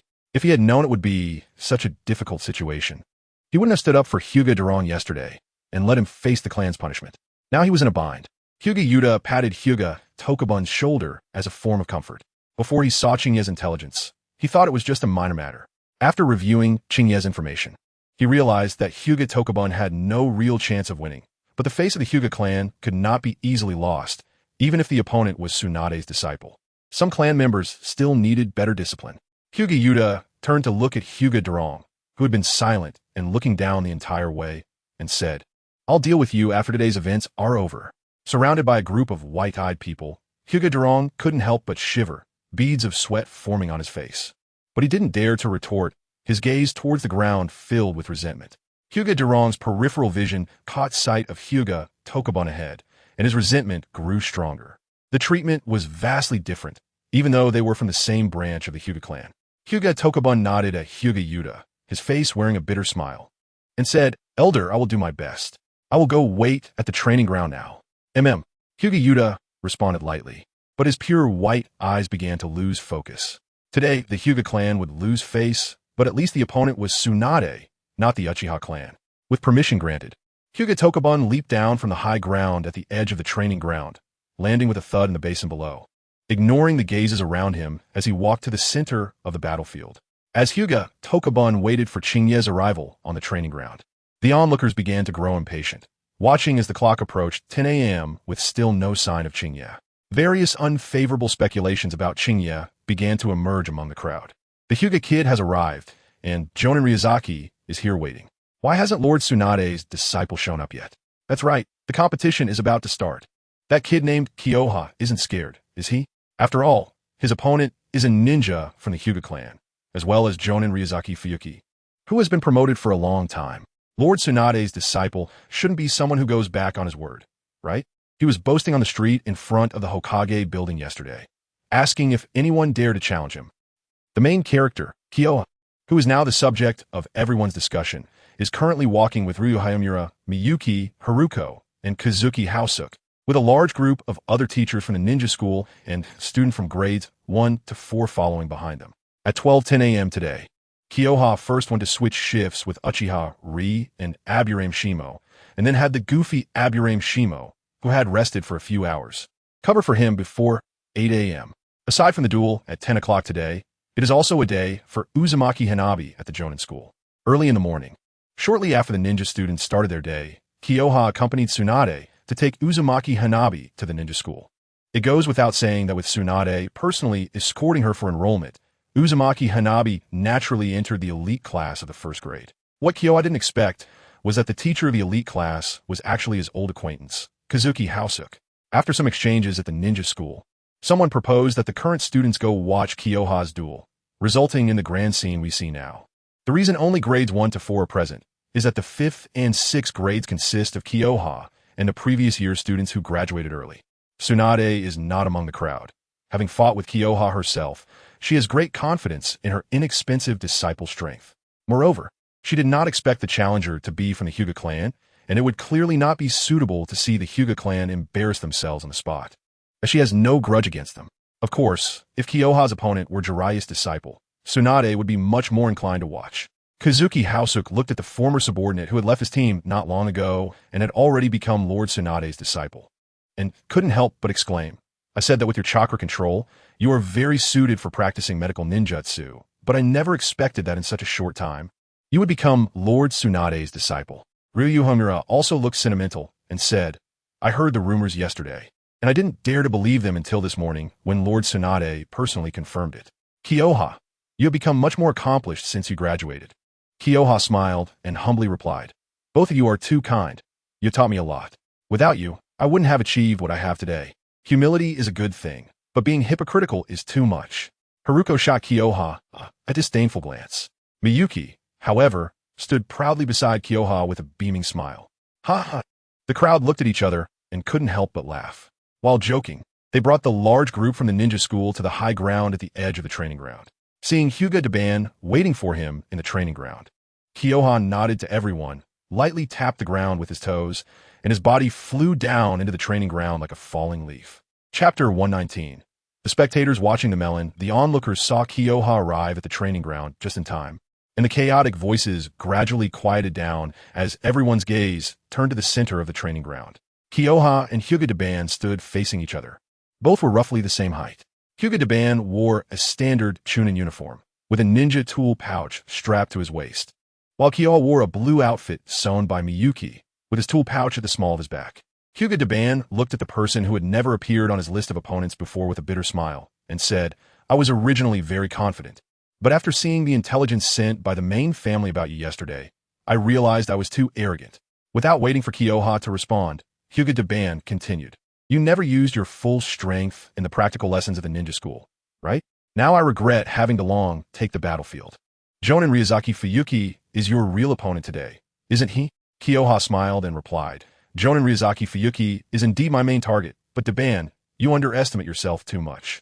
How many people in our class can claim to have Chunin strength right after graduation like you? However, compared to your achievements, my strength really can't be put on display." Hyuga Daban's expression grew even more bitter as he said, "You can already spar with Lord Tsunade back and forth. It's only natural that she values you."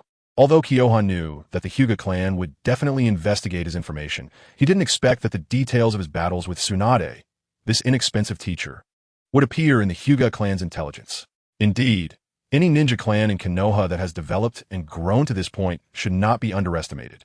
Battles between ninjas often rely on intelligence to establish an advantage. Nara Shikamaru has previously used his intelligence advantage to toy with the immortality-holding shadow-level powerhouse Hiden. Konoha, however, was not afraid of the situation. Though he wore a ninja forehead protector, he was a genuine cultivator. For Konoha, the information you possess will never update faster than my trump card, and absolute strength cannot be defeated solely by relying on intelligence advantages. However, Kyoha also did not underestimate his opponent. A certain great person once said that strategically, one can despise the enemy, but tactically, one must take the enemy seriously. Shall we begin? Everyone is waiting. Kyoha looked up at the sky. The sun had already passed the 10 o'clock mark. Please. Hyuga Daban's expression turned serious as he made hand seals, saying, Hyuga Daban, please instruct me. Kyoha also formed the same hand seals in front of his chest and said, Kyoha, please instruct me. As soon as the words fell, the figures of Kyoha and Hyuga Daban blurred, and they both rushed towards each other. Bang! The sound of their fists colliding echoed with a dull thud. What a heavy punch! Hyuga Daban felt a chill in his heart as the continuous force from Kyoha's punch surged through. Just a simple straight punch, yet was immensely powerful. Hyuga Daban quickly released chakra from his palm to resist Kyoha's attack. Kyoha's eyes were calm. At this moment, he was merely using the basic power of the golden body lapis lazuli technique, without employing any of its formidable applications. Yet he easily gained the upper hand in the confrontation with Hyuga Daban. This was not solely due to Kyoha's own strength. The Hyuga clan, as one of the top physical technique clans in Konoha, has already established a unique and powerful pattern of physical techniques. However, one reason is that many physical technique ninjas cannot avoid a painful truth, whether it is the Hyuga clan's gentle fist or the steel fist style practiced by the general populace. They are closely related to physical fitness. Without speed or strength, even the Hyuga clan's gentle fist, known for its pressure point strikes, cannot unleash sufficient power. Most ninjas who train in physical techniques will be significantly weaker than those who train in ninjutsu during their childhood, which is entirely due to physiological laws, not related to the ninja's innate talents. Once physical technique ninjas reach adulthood and their bodies enter their peak, their strength will quickly catch up with those who train in ninjutsu, and some physical technique ninjas may even surpass ninjutsu ninjas in strength. Hinata Deku has already approached the strength of a jounin due to his own talent and the characteristics of the Hinata clan's gentle fist. But due to limitations in physical development, he cannot compare to fully developed taijutsu ninjas. On the other hand, Kaiohira, despite being the same age of 11, has undergone comprehensive enhancements through the golden skin glass body, which allows Kaiohira's physique to rival fully developed adult ninjas, and in fact, Kaiohira's physical attributes are stronger than many adult taijutsu ninjas. Kaiohira has not even used his full strength yet, and is already gaining the upper hand. But he needs to perform like this for a while longer. His battle with Hinata Deku aims to settle the score with peers like Hinata Darren. But his chief teacher Tsunade has also instructed him not to let Hinata lose too embarrassingly. So naturally, he needs to let Hinata Deku showcase himself well. Bang bang bang. While his thoughts raced, Kaiohira and Hinata Deku's figures collided once again, engaging in a back-and-forth battle. Hinata Hayashi, Hinata Sho, who do you think will win this fight? On the high ground of the training field, Hinata Kuda had unknowingly arrived at the side of the ninja school students, his gaze carrying a sense of evaluation as he looked at the pair of twin brothers in the second-year elite class. The students, who had been quietly watching, couldn't help but turn their attention to the Hinata brothers. Byakugan, activate! The twin brothers, under the gaze of the crowd, showed no sign of panic. They formed hand seals, and veins bulged at the corners of their eyes, locking their gaze firmly on the two combatants. After observing for a moment, Hinata Hayashi spoke first. Based on the current situation, it appears that Deku is at a disadvantage. I haven't seen any energy flow in Kaiohira-senpai's punches and kicks. It's purely physical strength. Saying this, Hinata Hayashi furrowed his brows in confusion and said, the energy within Kaiohira-senpai is quite strange. It is completely different from chakra, actually condensing into a vortex at the lower abdomen, rather than being refined in the heart like chakra. After Hinata Sho finished speaking, he added, but no matter how you look at it, Kaiohira-senpai will win this battle. Deku has already started using chakra enhancement when facing Kaiohira-senpai's pure physical strength. And although he hasn't used Byakugan or gentle fist techniques yet, it will undoubtedly lead to defeat if this continues. Hinata Kuda showed an appreciative expression in his pure white eyes and said, you two are quite good at analyzing so much without any prior information, especially Hayashi, who was able to notice the difference between Kaiohira's internal energy and chakra. Your observation is very detailed. Well done. Chapter 120. Mutual consideration. Hearing the live commentary from Hinata, the surrounding students displayed expressions of realization. They were still pondering why the two were merely exchanging simple taijutsu attacks when Hinata had already perceived the tendency of victory and defeat through the uniqueness of the bloodline limit. While Hinata Kuda praised the two creations of his clan, Kaiohira and Hinata Deku had new movements in their battle. Byakugan, activate. Hinata Deku formed hand seals, veins bulging from his temples to the corners of his eyes, and the entire world turned into a monotonous black and white. With only Kaiohira's Dantian energy, sea swirling with a colorful glow different from chakra, but it was impossible to see how much energy was actually gathered there. Hinata Deku understood that this was the energy different from chakra mentioned in the clan's investigation reports. Although he couldn't clearly see the specific quantity of energy within Kaiohira, it didn't affect his next battle. As long as Byakugan could see the opponent's energy flow, it wouldn't affect the acupoint sealing effect of the Gentle Fist technique. Gentle Fist. 8 trigrams, 64 palms. Hinata Deku leaped forward again, stepping on a peculiar rhythm, and Kaiohira's acupoints were laid bare before Byakugan, with a continuous stream of palm strikes rapidly covering Kaiohira's arm acupoints. Facing Hinata Deku's Gentle Fist attack, Kaiohira showed no signs of panic.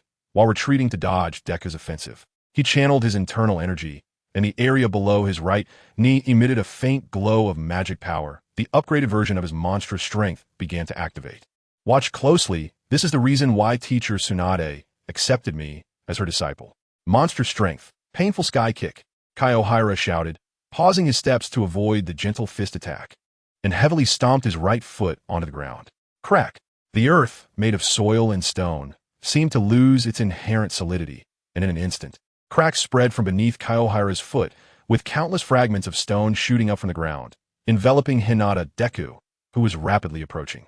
The moment Byakugan saw the energy within Kaiohira flowing towards his leg, Hinata Deku's expression began to turn grim. Although the information provided by the clan's elders did not mention Kaiohira's method of taijutsu attacks, the ninjas of the Hinata clan were not unfamiliar with Tsunade, and many ninjas aspired to become her disciples precisely because her monstrous strength could effectively compensate for the shortcomings of early-stage taijutsu ninjas. Facing the Hinata clan, Tsunade had once explained the principles of monstrous strength in detail, showcasing extremely powerful and delicate chakra control, but none of the clan members could meet Tsunade's requirements. At this moment, the direction of Kaiohira's chakra flow, under Byakugan's observation, was remarkably similar to Tsunade's. Even though Hinata Deku had mastered some Gentle Fist secret techniques not taught by the clan through his own training, he dared not confront the monstrous strength head-on. The instant Kaiohira's attack struck the ground, Hinata Deku withdrew, and the collapsing and shattering ground did not affect his steps. But he did not have time to escape from the barrage of flying stones. Gentle Fist, heavenly return. Hinata Deku shouted loudly, instinctively abandoning the 8 trigrams 64 palms in the face of the incoming hail of stones, and involuntarily unleashed the so-called absolute defense, heavenly return. A spherical defensive barrier of condensed chakra began to rotate in front of Kaiohira. That must be Tsunade-sama's monstrous strength, as both combatants showcased their unique techniques. The spectators couldn't help but exclaim. They learned Tsunade-sama's monstrous strength. No wonder they became her disciples. Hinata Deku is also impressive. As far as I know, only those distinguished jounin from the branch family can be taught the ultimate technique, heavenly return. He can use it too. Their battle, although merely a simple exchange of taijutsu, was exceptionally thrilling. Even Ryuzaki Fuyuki, who was watching the battle closely, couldn't help but raise an eyebrow. The information sent by the group that asked him to fight Kaiohira last night did not mention that Kaiohira had mastered Tsunade-sama's monstrous strength. Who knows how much more power this guy is hiding? The excitement of the onlookers did not affect Kaiohira and Deku. Seeing Deku use heavenly return to block all the stones shooting at him like bullets, Kaiohira's stance was low, treating the solid ground as non-existent, and with a thunderous stomp, he created a deep pit. His simple punch, glowing with magic power, appeared before Hinata Deku's heavenly return. Hinata Deku, with Byakugan activated, took in everything before him, and at this moment, he dared not be careless. The chakra sphere formed by heavenly return spun even faster and more urgently. Kaiohira, facing this so-called absolute defense, struck down with no hesitation. Although heavenly return is known as absolute defense, it depends on who is executing it. In Kaiohira's eyes, for every rotation of Hinata Deku's heavenly return, a distinct flaw appeared before him. The origin of this flaw was clear to both combatants. It was because the branch family's Byakugan was limited like a caged bird, creating a dead angle in its originally 360-degree field of view. The reason why Hinata Debong accelerated the rotation speed of Kaiten was to minimize the emergence of flaws. However, although Kiyono's eyes were not like the Sharingan or Byakugan, his perception ability was not inferior to either.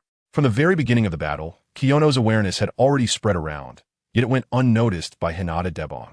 At this moment, as Hinata Debong intentionally increased the rotation speed of Kaiten under Kiyono's perceptive gaze, it was as if he was actively creating flaws in front of Kiyono even faster, yet Kiyono's attack did not land on the flaw. Kiyono's punch came straight down. But in Hinata Debong's eyes, it seemed to deliberately avoid his flaw, striking at the strongest point of Kaiten's defense. However, after a moment of thought, Hinata Debong understood Kiyono's intention. The blind spot of the Byakugan from the Hyuga branch was not a secret in Konoha. If Kiyono relied on attacking flaws to break through his Kaiten, even if he won this battle, some might still suspect he was taking advantage of the situation.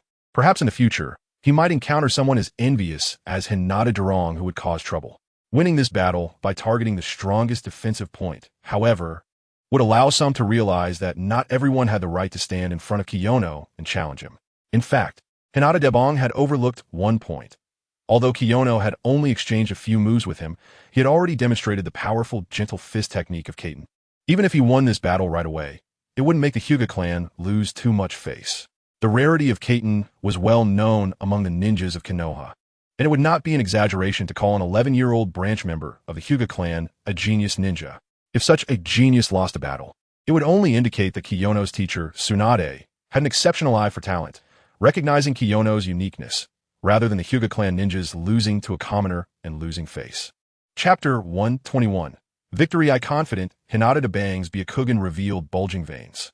Perhaps he was indeed not Kiyono's match, but Kiyono had just been accepted as Tsunade's disciple. Even if he had mastered Tsunade's renowned technique, the super strength, how much power could he exert in such a short time? Attacking directly from the strongest defensive position of Kaiten was somewhat overconfident. All of this seemed lengthy, but it was merely a matter of moments. Kiyono's fist shone as it finally collided with the rotating chakra sphere. Bang! Crack! Crack! In Hinata Debong's incredulous gaze, the spherical defense of Kaiten shattered at the point of Kiyono's fist, with cracks spreading outwards. Kiyono might not have mastered the super strength very skillfully, but the magical power he unleashed was far stronger than that based on chakra. Additionally, with the golden skin and glazed body, Kiyono's physical resilience far exceeded that of an ordinary ninja, and the cells that could withstand magical power were naturally much stronger. Therefore, at this moment, the force of this punch was no less than Tsunade's full force strike. The only difference was the experience in using the super strength. Ultimately, the highly anticipated Kaiten failed to withstand the attack of the super strength. The chakra barrier disintegrated into countless energy fragments, scattering with the wind. Hinata Debong did not simply want to give Kiyono an easy win. At the moment the Kaiten broke, he stopped his rotating body and gathered a large amount of chakra into the palm of his right hand. His gentle fist's greatest advantage, sealing points, had not yet been utilized, and losing the match like this left him feeling unsatisfied. Gentle fist technique, 8 trigrams, air palm. This move, a secret technique of the gentle fist that Hinata Debong had attempted dozens of times without success, was unexpectedly unleashed in a moment of desperation. The shockwave formed by the gathered chakra shot straight towards Kiyono, who had just retracted his fist. What? It's the air palm. Among the observing Hyuga crowd, someone couldn't help but exclaim, and soon murmurs of discussion erupted. Like Kaiten, the 8 trigrams, air palm was also a very difficult secret technique to master. Kaiten is primarily defensive, while the air palm is primarily offensive. The difficulty of learning the air palm is no less than that of Kaiten. Although most of the Hyuga clan understood the principles of both techniques, few could actually master them. Hinata Debong had managed to grasp both secret techniques solely based on his own talent, without anyone teaching him, demonstrating his remarkable aptitude. As a secret technique of the gentle fist and one of the Hyuga clan's mainstays, the power of the air palm was also considerable. It not only directly attacked the enemy's internal organs, but was also one of the few techniques in the gentle fist that could perform long-range attacks. There were even ninjas from the Hyuga clan who had concentrated over 90% of their chakra into a single air palm, unleashing an exaggerated destructive power. Hinata Yuta frowned and turned to scold. What a ruckus! Once the clan members quieted down, Hinata Yuta turned his gaze back to the 2 works of his clan leader. who was watching intently, and said, "So what you see?" Hinata Hizashi, upon hearing this, suddenly closed his Byakugan, the veins at the corners of his eyes gradually calming down, and replied, "The power is too dispersed. It has form but lacks spirit. Brother Debong lost." Sure enough, as soon as Hinata Hizashi's words fell, the outcome of the match was already determined. Facing Hinata Debang's secret technique, Kiyono did not dodge at all.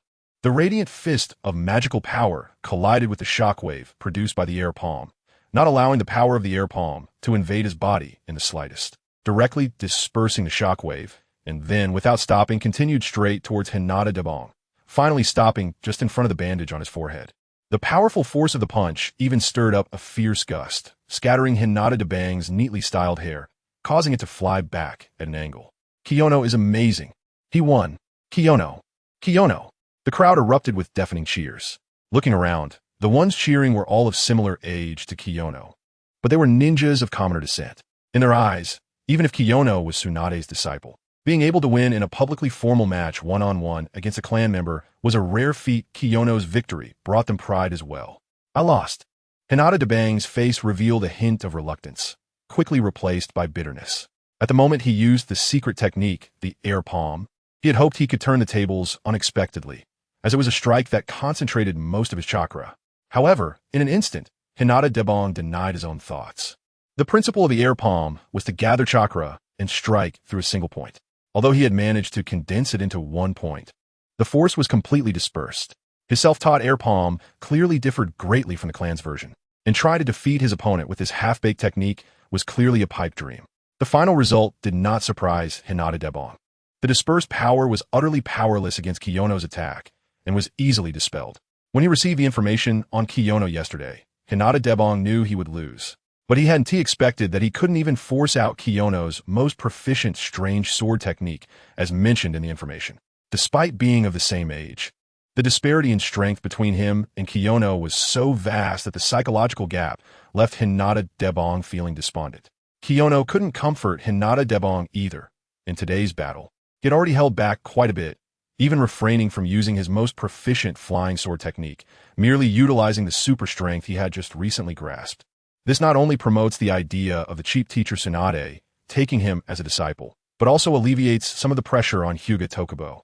However, even if it is brute strength, it is still Tsunade's renowned technique, and in Qingye's hands, it has become a more powerful version. It is not something that Hyuga Tokubo, who has to explore the General Fist's secret technique on his own, can easily withstand. Qingye slowly opened his fist and patted Hyuga Tokubo's shoulder, saying softly, "Losing to me today is nothing to be ashamed of. Just based on your performance today, which of your peers dares to say they can beat you?" As he spoke, Qingye clasped his hands in front of his chest and slowly formed the sign of reconciliation. Hyuga Tokubo already knew the result of today's battle. He was just a bit melancholic for a moment. Hearing Qingye's words, his spirit was lifted again. Even if he lost to Qingye today, he was still the best among his peers in the Hyuga clan. No one from other ninja clans could confidently say they would win against him. And since Qingye is Tsunade's disciple, losing to him only proves Tsunade's keen eye, which is not shameful at all. Hyuga Tokubo also formed the sign of reconciliation in front of his chest, then solemnly said, "Qingye, this defeat will not be my eternal defeat. I will soon catch up to you, and then surpass you. I'll be waiting." Qingye replied with a smile, equally serious. Chapter 122, Rematch Please. Qingye gestured with his hand to invite him. Hyuga Tokubo nodded. Qingye had another battle to fight, and even without saying it, he wouldn't linger here.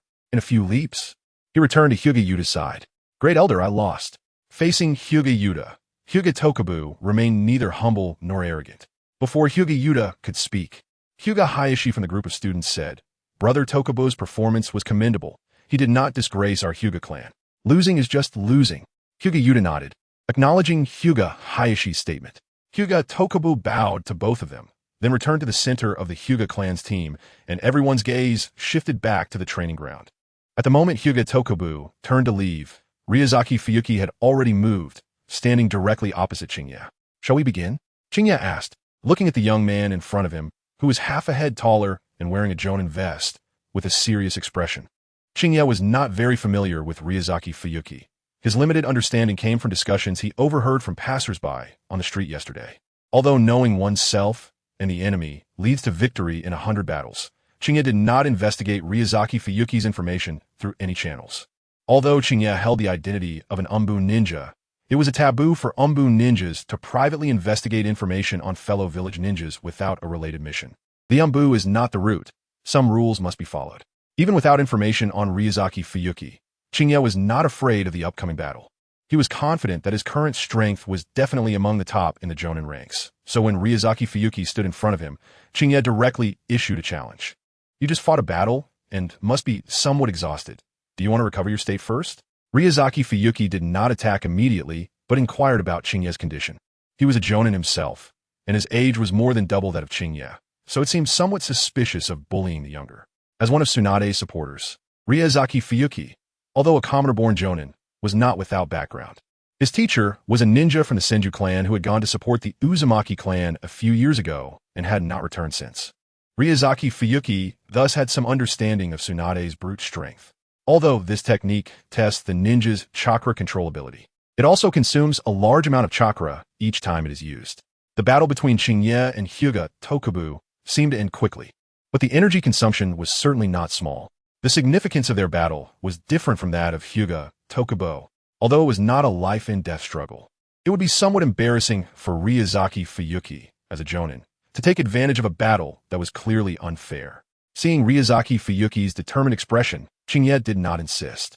Although they were not very familiar, Ryuzaki Fuyuki clearly felt that starting to fight with Qingye immediately would be taking advantage. Qingye knew his own situation. The battle with Hyuga Tokubu did not consume much of his magical energy at all, and had already recovered in no time. However, Ryuzaki Fuyuki obviously did not think so. In the eyes of most ninjas, regardless of how peculiar the training method was, it was still like the chakra everyone used. Readily available, but also consuming a lot of physical strength. Even the first Hokage, Senju Hashirama, had to absorb natural energy on-site when using sage techniques, with no thought of storing energy in his body.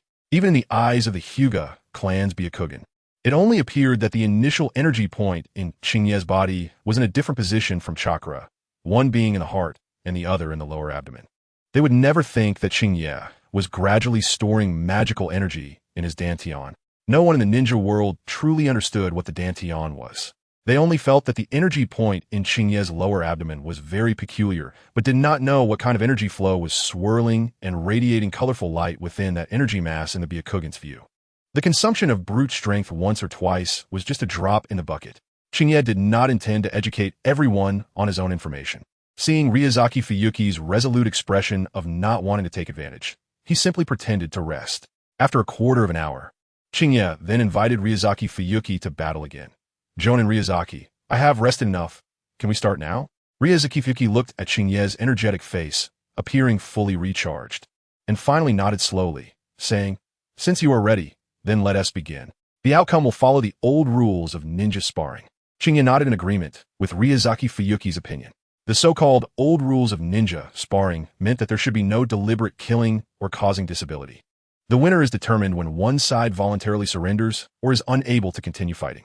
This rule is also commonly used in battles during the ninja exams held in various ninja villages, primarily to protect the lives of future chunin from each village. Most promotions to Jonin are achieved through the completion of various promotion tasks and do not apply to this rule. Qingye and Ryuzaki Fuyuki placed their hands over their chests, and the sign of opposition appeared in each other's hands. Unlike the chunin exams, when unfamiliar ninjas spar in Konoha village, they generally perform the opposition sign and the sign of reconciliation, a practice passed down since the battle between Senju Hashirama and Uchiha Madara at the Valley of the End. At the moment the signs were completed, Qingye formed a sword technique with his hands, and a dark golden sword bullet shape shot out instantly. Ryuzaki Fuyuki's Jonin title was not given lightly. The moment the opposition sign ended, he executed a high-level application of body flicker technique, evading the first wave of Qingye's sword bullet attack. Before him, Ryuzaki Fuyuki, Qingye immediately unleashed his best technique, the flying sword technique. Unlike the battle with Hyuga Tokubo, the duel with Ryuzaki Fuyuki was significant in showcasing his strength and potential to gain the support of Tsunade supporters. So Qingye aimed to present his best self from the start by launching a flying sword attack. Qingye was also aware that among the crowd observing the training ground, many of Tsunade's supporters were waiting to see his performance. If Konoha didn't need them as a backing to resist Shimura Danzo's covetousness, Perhaps it would be best for Qingye to develop gradually, like Minato did under Jiraiya's mentorship, earning the recognition of his teacher supporters naturally. Unfortunately, Shimura Danzo wouldn't give Qingye the time to develop slowly, which led to today's battle with Ryuzuki Fuyuki.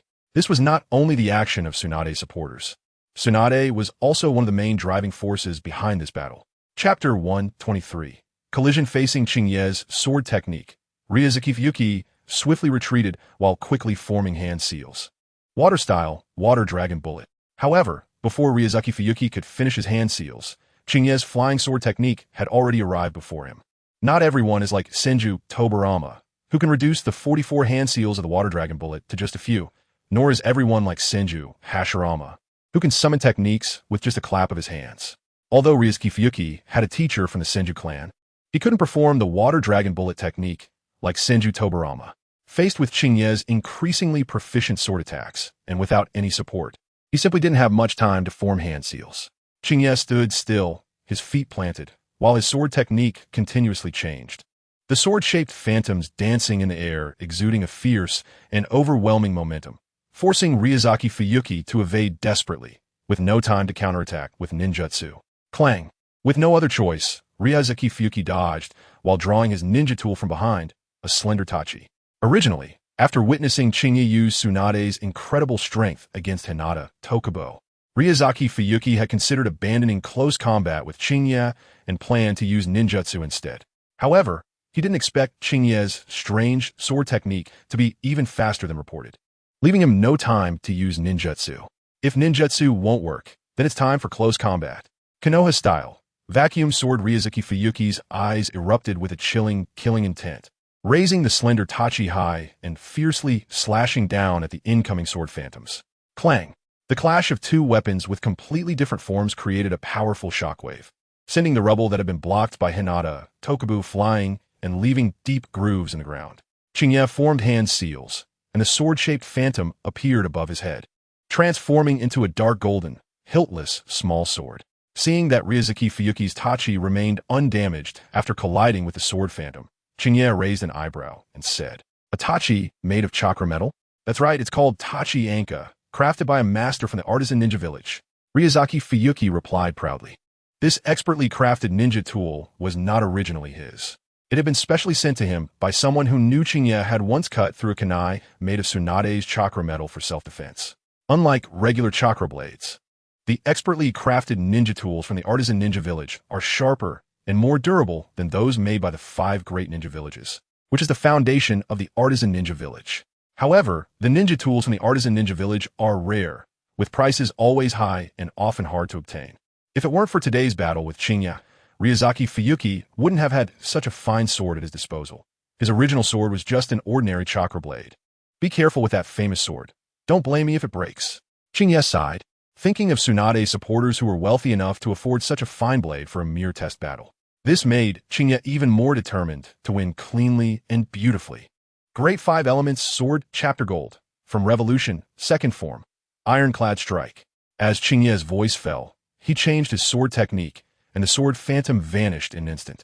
A beam of light reflecting sunlight cutting through all obstacles, slashing horizontally. Senju style, breaking waves and shattering lightning. Ryuzuki Fuyuki crossed his sword in front of him, gripping the hilt tightly. A powerful chakra surged, accompanied by a dazzling electric light as his sword shot up into the sky.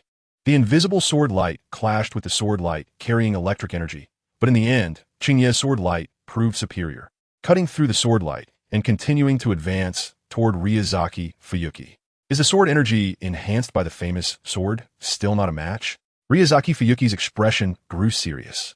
Although he had known that Qingye could easily cut through chakra metal tools with this peculiar sword technique, the sword technique enhanced by the artisan ninja village's famous sword was still at a disadvantage in battle against Qingye, which was beyond Ryuzuki Fuyuki's expectations. Ryuzuki Fuyuki swung his blade, breaking through his own sword energy, but it ultimately dissipated into the void. What? Are you afraid? Are you worried about your famous sword? Qingye pointed with his sword technique, and the dark golden hiltless, small sword above him emitted a buzzing sound, its momentum rising steadily, causing the invisible winds in the air to bypass Qingye's vicinity, afraid to approach. Afraid? How could I be afraid? Do you think that's why they chose me to fight you? Ryuzaki Fuyuki's face broke into an excited smile. Although he came from a common background, he was trained by the Senju clan, skilled not just in ninjutsu, but also in Senju sword techniques. Although his ninja rank was only Jonin, his strength was only a hair's breadth away from that of an elite Jonin. For ninjas, aside from the clear differences in strength between Chunin and Jonin, elite Jonin and Kage and figures like Senju Hashirama, the differences between other lower ranks are not particularly significant. A typical example is Narashikamu, who once defeated the much stronger Haiden purely with intelligence. One can never measure a ninja's strength solely by their rank. Senju style, breaking waves and shattering thousand lights. Ryuzaki Fuyuki's lips curled up, excitement growing in his eyes as a powerful momentum surged from him. The famous sword Tachi Anka erupted with hundreds of sword shadows, descending toward Qingye. With you saying that, I'm looking forward to it too. Qingye smiled in response, not expecting this seemingly gentle young man to unleash such enthusiasm in a real battle, his strength far beyond what Hinata Tokubo could compare to, making Qingye feel as if he saw a martial arts fanatic fully unleashed. Gold, from Revolution, First Form, Golden Spear, and Iron Horse. Qingye changed his sword technique. An endless sword light poured down from the dark golden hiltless small sword, resembling a cascade from the heavens, colliding with the sword shadows. Clang, clang, clang, clang, clang, clang. In an instant, the sword light and sword shadows clashed countless times, and the two figures continuously intertwined in their rapid movements, leaving trails of afterimages under the sunlight. Elder Ryuzaki Fuyuki's sword technique seems to be a solid combination of blade and chakra sword energy, sharp and impressive. But how does Qingye Senpai's sword light possess such brilliance, composed purely of energy? At some point, Hinata Hizashi, who had reopened his Byakugan, after observing the battle between the two for a while, looked towards Hinata Yuta nearby, his eyes filled with confusion.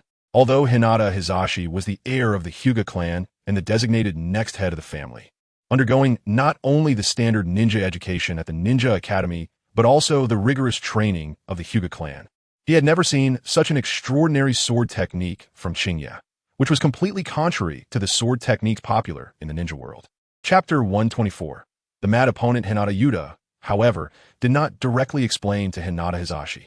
Qingye's sword technique was something he had never seen before in his life.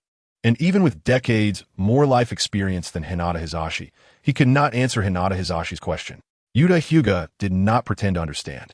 The child before him was the future of the Hyuga clan, and only through proper education could the Hyuga family continue to thrive. Therefore, Yuta Hyuga said, Hizashi, this Kaiohira sword technique has never appeared in the ninja world before.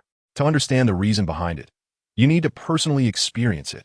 The students and ninjas around, who had perked up their ears expecting to hear some profound insights, couldn't help but show disappointment on their faces, as they realized that the esteemed elder of the main branch of the Hyuga clan knew nothing about Kaiohira's sword techniques.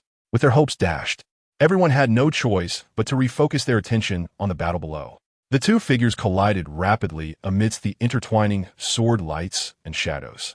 Wood style, curve and straight. Second form, all things decay. As they exchanged blows quickly, a flash of brilliance sparkled in Kaiohira's eyes, and the dark golden sword-shaped chakra that had been hovering above suddenly erupted with dazzling azure and gold light. Longzaki Fuyuki's eyes were stung by the nearby brilliance, and then he felt a sharp pain in his torso, blood shooting out like arrows, leaving several streaks of crimson on the ground. Swish, blood spilled around, and Longzaki Fuyuki, leaning on his sword, staggered slightly. Upon closer inspection, it was not Kaiohira's sword light that had inflicted the wounds on Longzaki Fuyuki, but rather his own former ninja armor, which had sprouted blades that cut into his flesh, leaving bloody gashes. Longzaki Fuyuki couldn't help but breathe heavily, swinging down his sword to shatter the ninja armor and revealing his muscular upper body, looking at Kaiohira with surprise, asking, what kind of strange sword technique is this? The grass and wood decay from the 5-element sword chapter is the sword move I just used.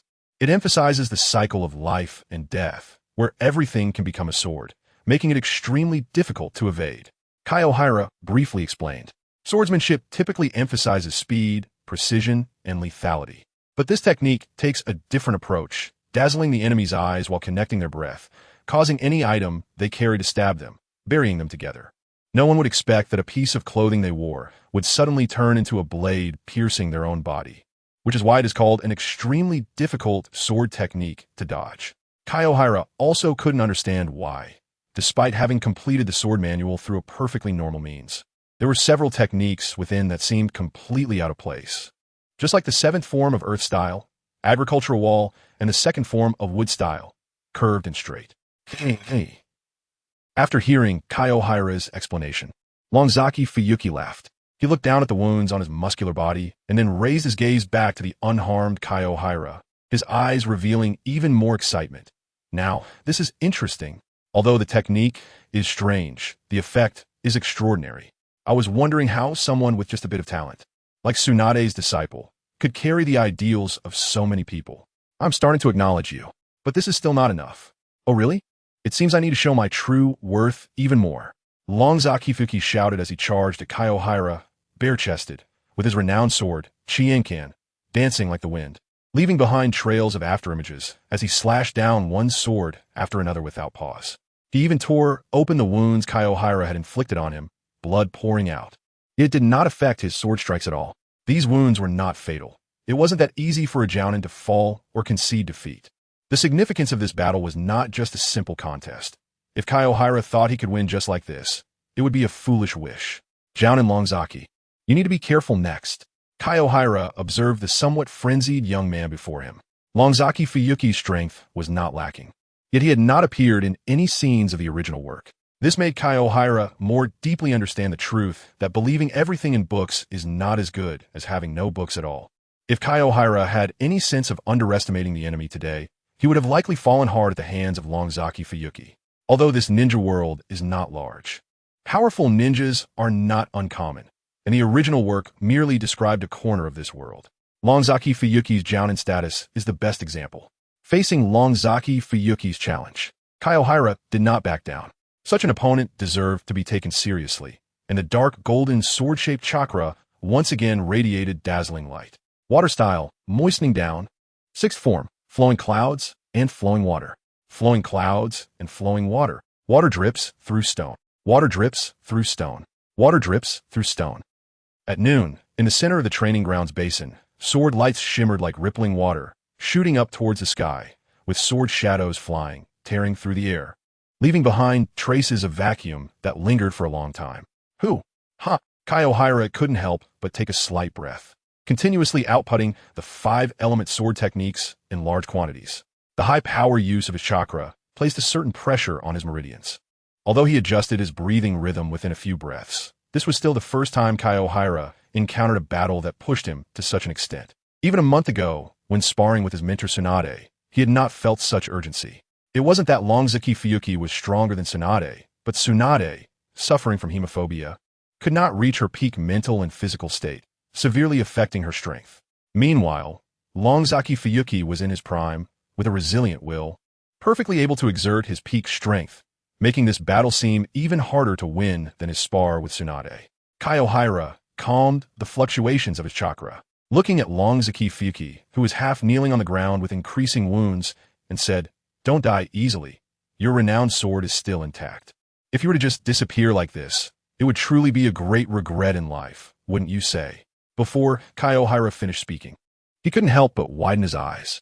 Covered in blood, with some wounds even rolling over, Longzaki Fuyuki stood up again, his chakra aura suddenly increasing. Elite Jounin? Kaiohira did not expect that such a wartime breakthrough would appear before his eyes for the first time, and it would happen to his opponent. Hey. Ha. Longzaki Fuyuki, despite being covered in injuries, couldn't help but smile, saying intermittently, Today, thank you. Thank you for this spectacular sword duel.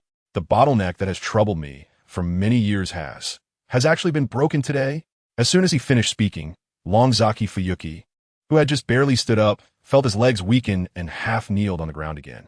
Chapter 125, Victory 2 and Schemes, Jounin Longzaki. Even if you've broken through in the middle of battle now, do you still have the strength to continue fighting me?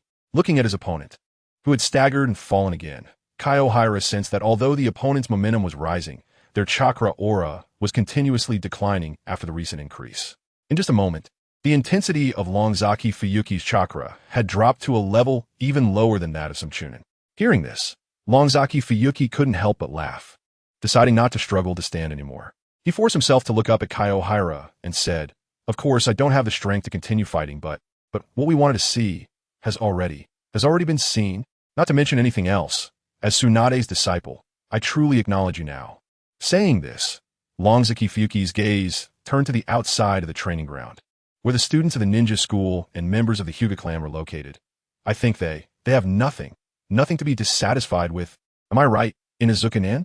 The voice of Longzaki Dongmu was clearly not loud, but after he finished his last sentence, a middle-aged man with painted face suddenly appeared behind the Hyuga clan members. He squeezed through the crowd, and in just a few movements, he was already standing next to Qingye. Of course, Inazuka Han took over Longzaki Dongmu's words, looking at Qingye with both scrutiny and satisfaction, and said, "Your strength and potential have been thoroughly demonstrated during this time. As a disciple of Tsunade, we, whether from the ninja clan or civilians, are quite satisfied." After Inazuka Han finished speaking, Hyuga Yuta also appeared beside Qingye, nodding in agreement, expressing his approval of Inazuka's words. Qingye glanced at Hyuga Yuta, then turned to look towards the direction of Hyuga Debong outside the training ground, frowning in confusion and asking, "What is going on? What about Debong?" "Ha ha." Hyuga Yuta burst into laughter, a smile on his face, and said, "Where do you think Tsunade's supporters come from? What makes you think Danzo has any reservations? The Hyuga clan and the Inazuka clan have had a good relationship with the Senju clan since the Warring States period and when Konoha was established. It was our Hyuga and Inazuka who joined first. Naturally, Tsunade's supporters come from us friendly ninja clans and from ninjas like Longzaki who have intricate ties with the Senju. Although Konoha no longer has the glory of the Senju can still be found everywhere in Konoha.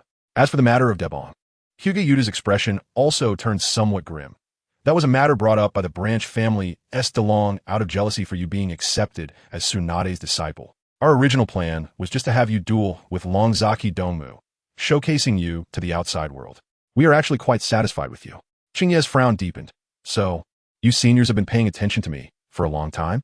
Hyuga Yuta nodded and explained, "There are some things that Tsunade didn't hide from us, so we naturally want to hide them from you. Since your battle with Tsunade over a month ago, she came to us, and this period has actually been an opportunity for everyone to get to know you. You are in the same team as the daughter of the dog trainer, and a month is enough for us to make a judgment about you." Beside them, Inazuka Hao rolled his eyes and said, "Cataract is right. Just like you flaunting a slug to create hype for yourself, this battle was also arranged by Tsunade to create hype for you. Otherwise, how would we have arranged for you to face such a skilled swordsman?" As Inazuka Hao spoke, he bent down to help the somewhat exhausted Longzaki Dongmu. Qingye's frown relaxed slightly. He initially thought everything was a coincidence, but now Hyuga Yuta and Inazuka Hao told him that aside from the incident with Hyuga Delong, everything else had been planned for a month, including today's so-called test, which was more of a display battle. Hearing all this from the two, Qingye felt no annoyance. After all, it was still creating hype for himself. Even if Tsunade's ultimate goal was for the orphan of the Uzumaki clan, the one benefiting now was still him, Qingye. Tsunade, who was about to leave Konoha, might think that waiting for Qingye to develop slowly and then gain the recognition of Hyuga, Inazuka, and those with intricate ties to the Senju would take a long time. However, Uzumaki Mido did not have enough time to continue waiting. It was better to make a decisive move, allowing Qingye to rely on this display battle to announce to the ninjas of Konoha that even if Tsunade leaves, she has successors, and anyone who wants to harm the orphan of the Uzumaki clan must think about the consequences. As for why the Hyuga and Inazuka clans would agree to Tsunade's approach, Qingye understood after a moment of thought. One reason was the friendship between their ninja clans, and the other was the mutual interest. If Tsunade left Konoha, the interests of the Hyuga clan might not be affected. Their Byakugan was a strategic resource, and as long as Sarutobi Hiruzen and the Konoha high level relied on the Hyuga clan for war efforts, they wouldn't take any excessive actions against them. However, the Inazuka clan and other ninja clans couldn't guarantee that their interests wouldn't be harmed. Sarutobi Hiruzen and the others had their own supporters behind them, and clans like Inazuka, Akimichi, Nara, and even other high-level advisors wanted to develop. Konoha was a small place where the pie was never enough to go around. It was either you encroaching on my interests or me encroaching on yours. The fact that the once prominent Senju clan ended up with only a small piece of territory left was the best proof of this. So does this mean I have passed the test of all the seniors? Qingye formed a sword seal with his hand, and the dark golden Handleless small sword hovering above his head curled up and transformed into invisible airflow that merged into the meridians of his arm. Then Qingye spread his hand, looking at the three standing in front of him. Yes, you have long since passed our test. Longzaki Dongmu sheathed his famous sword, Qian, with a clang. After resting for a while, his stamina had somewhat recovered, and he no longer looked like he was about to collapse at any moment. He held the sheathed famous sword close to his chest, looked at Qingye, and said, "Thank you for the previous battle. Many of your sword moves intentionally avoided the edge of Qian. Otherwise, given your unmatched swordsmanship, I can't guarantee that this famous sword produced by the craftsmen of the ninja village would remain intact after this battle." Chapter 126. Win-win. Qingye calmly accepted Longzaki Dongmu's thanks. Today's battle had allowed him to break through, and this gratitude was well-deserved. Moreover, Longzaki Dongmu's words were the truth. Qingye feigned regret and said, "It's just a pity that I didn't face the true edge of this famous sword." Even if the chakra metal was crafted by the famous craftsmen of the ninja village, Qingye still had confidence that he could cut through it with the refined shape of the sword embryo. No matter how much ordinary forging skills are honed, they would never surpass the sharpness of a magical artifact. However, this was just a duel, and the famous sword Qian was not like Tsunade's chakra metal kunai that could be easily broken, that would offend people before gaining their support. Therefore, Qingye's attacks often intentionally avoided the edge of Qian, as Longzaki Dongmu mentioned. Holding the sheathed famous sword, Longzaki Dongmu turned his gaze to Hyuga Yuta, his eyes filled with inquiry. "Yuta-senpai, you promised earlier that after this battle, Qian would be given to me. Is that still valid?" Before Hyuga Yuta could respond, Inuzuka Hao waved a call over several ninjas, then handed the somewhat exhausted Longzaki Dongmu over to them, saying, "You should go take care of your injuries first." Cataract definitely keeps his word. The Hyuga clan is wealthy, and they have several famous swords in the clan, so they one team missed this one. Hearing this, Longzaki Dongmu held Qian tightly in his arms and allowed the ninjas called over by Inuzuka how to carry him away. The dog trainer is quite good at doing favors. Hyuga Yuta looked at Longzaki Dongmu, who was holding Qian with a look of infatuation on his face, and said disdainfully. Inuzuka Hao ignored Hyuga Yuta's sarcasm. He grabbed Qingye's right arm and raised it high, loudly declaring, "Today's duel, everyone has witnessed. The winner of both battles is Tsunade-sama's disciple, Qingye. Qingye, Qingye, Tsunade-sama, Tsunade-sama." The crowd outside the training ground erupted into deafening cheers. Qingye knew that there must be many hired by the two in front of him. I believe that by tonight, the news of Tsunade's new disciple's complete victory over the veteran Jonin of Konoha in a fair duel will spread throughout the village. No one will question why Kyoka was accepted as Tsunade's disciple. Among so many young people in Konoha, how many can defeat a veteran Jonin from a major ninja village at the age of 11, and seemingly losing face in this battle? Ryazaki Fuyuki actually got what he wanted, the famous sword Tsurugi Yanko, achieving a win-win situation. Now, go enjoy your freshly earned genius honor. Hyuga Yuta patted Kyoka on the shoulder, smiling as he walked away with Inuzuka Ko. Kyoka's feet had not yet left the training ground when a group of ninja school students surrounded him, their cheers ringing out endlessly. The proposal to let the ninja school students watch this duel came from Tsunade herself, as only these inexperienced children could truly idolize a genius. Through them, she could indirectly influence most of the ninja families in Konoha. It can be said that Tsunade, as a cheap teacher, has put a lot of effort to pave a smooth path for Kyoka.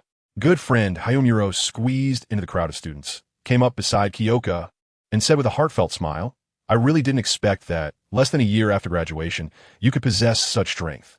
Even Jonin would still face a terrible defeat against you." Surrounded by the crowd, Kyoka couldn't respond to everyone's enthusiasm and could only smile in return to Hayamuro's praise. The crowd was lively for a full half hour, until the teachers of the ninja school urged the students to return for lunch, finally ending the chaotic scene. The students lined up neatly under the guidance of their homeroom teachers and set off back to school. The figures of the ninja and spectators who had come to watch the duel had long since disappeared from the training ground.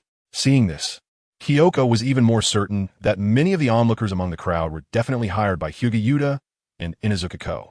Once the students had mostly left, Kyoka said goodbye to Miyuki and Haruko, then vanished in the blink of an eye. Miyuki and the others still had work to do at the ninja school, and Kyoka had his own tasks to handle. This morning, he had his teammate Yinyu Shursen cover for him, and now that the matter here was finished, Kyoka also needed to return to his post. Kyoka swiftly locked onto the positions of Inuzuka Kei and Yunyu Shursen with his spiritual sense. Uzumaki Kushina was among the students watching today, so their hiding place was not far from Kyoka. The two were dressed as ordinary spectators, following behind the ninja school students, keeping their attention on Uzumaki Kushina's sides to prevent any threats to her safety. After pinpointing their location, Kyoka quickly caught up to them, patted Yunyu Shursen on the shoulder, and said, "Thanks for covering for me today. I'll handle the rest from here." Yunyu Shursen nodded and pointed at Kyoka's outfit, saying, "No need to thank me. Why not design one of these clothes for me too? But I want wide sleeves."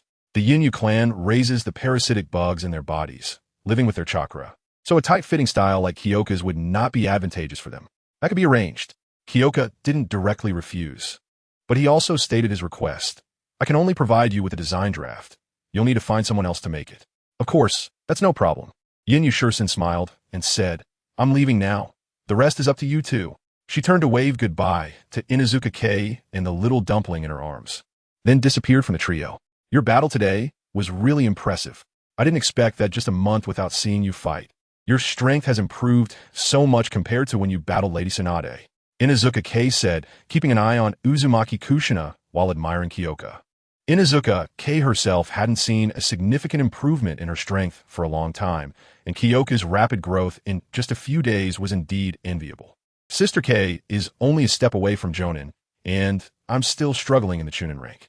Shouldn't I be the one envying you? Kyoka didn't follow Inuzuka Kei's topic. He couldn't help her improve her strength, and it wouldn't be fair to make her experience Ryuzaki Fuyuki's pressure to break through during battle. After all, Inuzuka Kei's father had just clearly stood behind her, and then he turned around and sent his daughter to Konoha Hospital. That would be too unreasonable. Anyone who didn't know the reason would think Kyoka was ungrateful. This topic quickly led Kyoka into a dead end, and the two fell silent, quietly blending into the crowd to carry out their task of protecting Uzumaki Kushina. Chapter 127. Inuzuka Kei's thoughts on the way back with the ninja school students. Kyoka's earlier suspicions were confirmed. Most of the ninjas and pedestrians they encountered along the way were discussing the news of Tsunade's new disciple, who, at only 11 years old, defeated the veteran Jonin Ryuzaki Fuyuki from the village. Tsunade's disciple is truly a genius, able to defeat a Jonin at just 11 years old. I heard Kyoka comes from common background, yet among his peers, no one can compare to him. Even the Hyuga genius, Hyuga Tokubu, was easily dealt with by Kyoka. Common background? If my son could have even half of his talent in the future, I'd be satisfied. Listening to such discussions throughout the journey, the ninja school students were all fired up, expressing their determination to defeat a Jonin by the age of 10 and surpass their senior Kyoka. Ironically, the protagonist Kyoka felt an impulse to kick a 3-room apartment right there. Listening to others boast about him felt a bit awkward, but it was genuinely enjoyable. As the student group moved forward, they began to encounter more pedestrians out for lunch. Besides the flattering voices, Kyoka also heard discussions about news concerning the Cloud Village. "I heard that the Cloud Village intends to send a delegation to our village to discuss peace talks. Is that true?" As the students passed in front of the Hokage building, Kyoka, who was watching Uzumaki Kushina from a distance in the mission hall, was drawn to a voice that caught his attention. The person referred to as Go-in Oishi was a ninja dressed in a Chunin vest with bandages on his arms. Upon hearing the inquiry, he scoffed and said, "Which fool is spreading such nonsense? I just returned to the village from the front lines yesterday to recuperate. Before I came back, Lord Orochimaru had just beaten the Jinchuriki of the Eight Tails from the Cloud Village to the point of near completion. See this? Go." And Oishi stretched out his bandaged arm and said, "This is the injury we got during our skirmish with the Cloud Village. We were still fighting fiercely. There just hasn't been a large-scale conflict yet. Peace talks, what a joke. What injuries from skirmishes with the Cloud Village? Isn't that just because you wanted to see Lord Orochimaru's heroic figure and got too close, getting caught in the aftermath of the battle?" The voice of the companion behind Go and Oishi was filled with merciless laughter. "Hey, don't speak behind my back. You've known me for a long time. I've always been this way. Amid the noise, Qingye recalled that it seemed to be when Uzumaki Kushina was still attending the ninja academy that the Cloud Village had sent people to infiltrate the village to kidnap her in order to cultivate the perfect Jinchuriki. However, Qingye remembered that at that time, Minato Namikaze had already graduated and was a disciple of Jiraiya, one of the legendary Sannin, while Minato's second year at the academy had yet to end. It seemed that this incident of the Cloud Village kidnapping was still quite early. After a brief thought, Qingye dismissed it and focused on completing today's patrol task. After finishing today's task, Qingye had even more important matters to attend to. After Uzumaki Kushina returned to the Ninja Academy with her classmates, Qingye and Inuzuka Kei found a high vantage point on the rooftop of a teaching building to keep watch for potential dangers around the campus. They were not worried at all about the safety of Uzumaki Kushina at school. Since this little girl enrolled, the team of Umbu ninjas dedicated to protecting her safety had found their greatest joy in watching her be a tyrant at school. Today she had beaten up a classmate who called her tomato, and tomorrow she would take down a senior who called her an orphan. And they would also give a hard time to the blonde kid Minato Namikaze who came over every day. They found that apart from Minato Namikaze, none of the other students at the Ninja Academy had the ability to pose a significant threat to Uzumaki Kushina. As for the teachers at the Ninja Academy, Qingye and the others had no worries. At this time, the Ninja Academy had very strict background checks for teachers, and it was impossible for someone like Mizuki to hold a teaching position. This school was the future of Konoha. If someone with ulterior motives from other ninja villages managed to infiltrate a large-scale ninjutsu, could at least leave Konoha without capable ninjas for 20 years. Not only Konoha, but the other 5 great ninja villages were the same, so each village took the protection of their ninja schools very seriously, and the qualification checks for teachers were naturally included. As staff at the Ninja Academy, one might not have sufficient strength, but they absolutely could not harbor thoughts detrimental to their own village. Otherwise, disappearing without a trace would be their only way out. Qingye and Inuzuka Kei followed behind Uzumaki Kushina from a distance, watching her act tyrannically at school until the end of classes. Under their watch, Uzumaki Kushina first went to the first grade elite class to pick up her classmate, Uzumaki Hanabi, who had just enrolled today, before they both set out on the path back to the forest cabin outside the village. Along the way, Uzumaki Kushina chattered nonstop, while Uzumaki Hanabi only replied occasionally. However, it was evident that during her time in Konoha, she had become much more cheerful than when Qingye had brought her back from the grass village, and she no longer had that overly cautious demeanor. Aren't you planning to take Uzumaki Hanabi as your disciple? Has she not started training yet? You know her peers have already been practicing chakra for a long time. Qingye and Inuzuka Kei were hiding in the shadows, following the 2 little girls. And Inuzuka Kei looked at Uzumaki Hanabi, who was carrying a small backpack, and asked, "She has started training. It's just that, as you know, our method is quite different from chakra, so it's normal that you can't see it." Qingye's consciousness was spread out, enveloping Uzumaki Hanabi, and there were noticeable fluctuations of energy in her dantian. This little girl had a very high talent. He had only explained the universal chi refining technique to her in detail yesterday, and Uzumaki Hanabi had already managed to touch the vast spiritual energy of the universe based on her experience with the 5 animal play guidance technique without any hindrance. In just one day, she had already developed a sense of energy. From now on, we'll be like grasshoppers on the same rope. Do you think my sister has the talent to train with you? Inuzuka Kei's thoughts were not sudden. They had been deeply considered after her long interaction with Qingye. After spending so much time with Qingye, she understood that a talent as unique as Uzumaki Hanabi's should be very rare. But she couldn't help but hold onto her inner hope. Chapter 128. Choosing a disciple for Jiraiya, the Inuzuka clan seemed to stand proudly alongside the other ninja clans in Konoha, but their own people knew their own issues. Since the chaotic Warring States era, the Inuzuka clan had never produced a strong individual above the rank of a shadow. The current clan leader, Inuzuka Hao, whom Qingye had met before, barely qualified as an elite Genin. Inuzuka Kei herself was very clear that Genin was her limit. Their method of cultivating ninja dogs and improving together with them ultimately had its limits. The Aburame clan even had the nanotech insects as a powerful weapon, while the Inuzuka could only socialize with ninja dogs all day. This was also why the Inuzuka clan had followed the Senju clan during the Warring States period. If they weren't considered functional ninjas under the protection of the Senju clan, whether they could survive until the end of the Warring States was uncertain, as many ninja clans perished in that chaotic era. Qingye, however, was different from them. He had no family behind him, and his training method did not come from any ninja clan. Moreover, Qingye's future potential would likely never be limited to elite Genin. However, Qingye still needed to leave behind his legacy. Since it could be Uzumaki Hanabi, who was brought back from an outer village, why couldn't it be Inuzuka Joie, Inuzuka Kei's sister? Qingye did not understand Inuzuka Kei's deep thoughts for her sister, but he could see the hope in her eyes. However, this matter was destined to disappoint her. Qingye looked far ahead and slowly said, "Kay, it's not that I don't want to teach, but the talent required for my training method is completely different from that of a ninja. I've seen your sister Joie. She is a lively and lovely little girl, but she truly cannot practice my method. Among the students at our Konoha Ninja Academy, even the most talented ninja, Minato Namikaze, does not possess this capability. You should also know that I handed the universal chi refining technique to Lord Hokage, but to this day have you seen anyone succeed in practicing it?" Qingye's gaze was profound. If cultivating immortality were that easy to begin with, he wouldn't have initially handed over the training method. He was certain that very few could practice it, which was why he didn't hide it, but used it to exchange for a more favorable environment for himself. Sigh. Inuzuka K's sighed.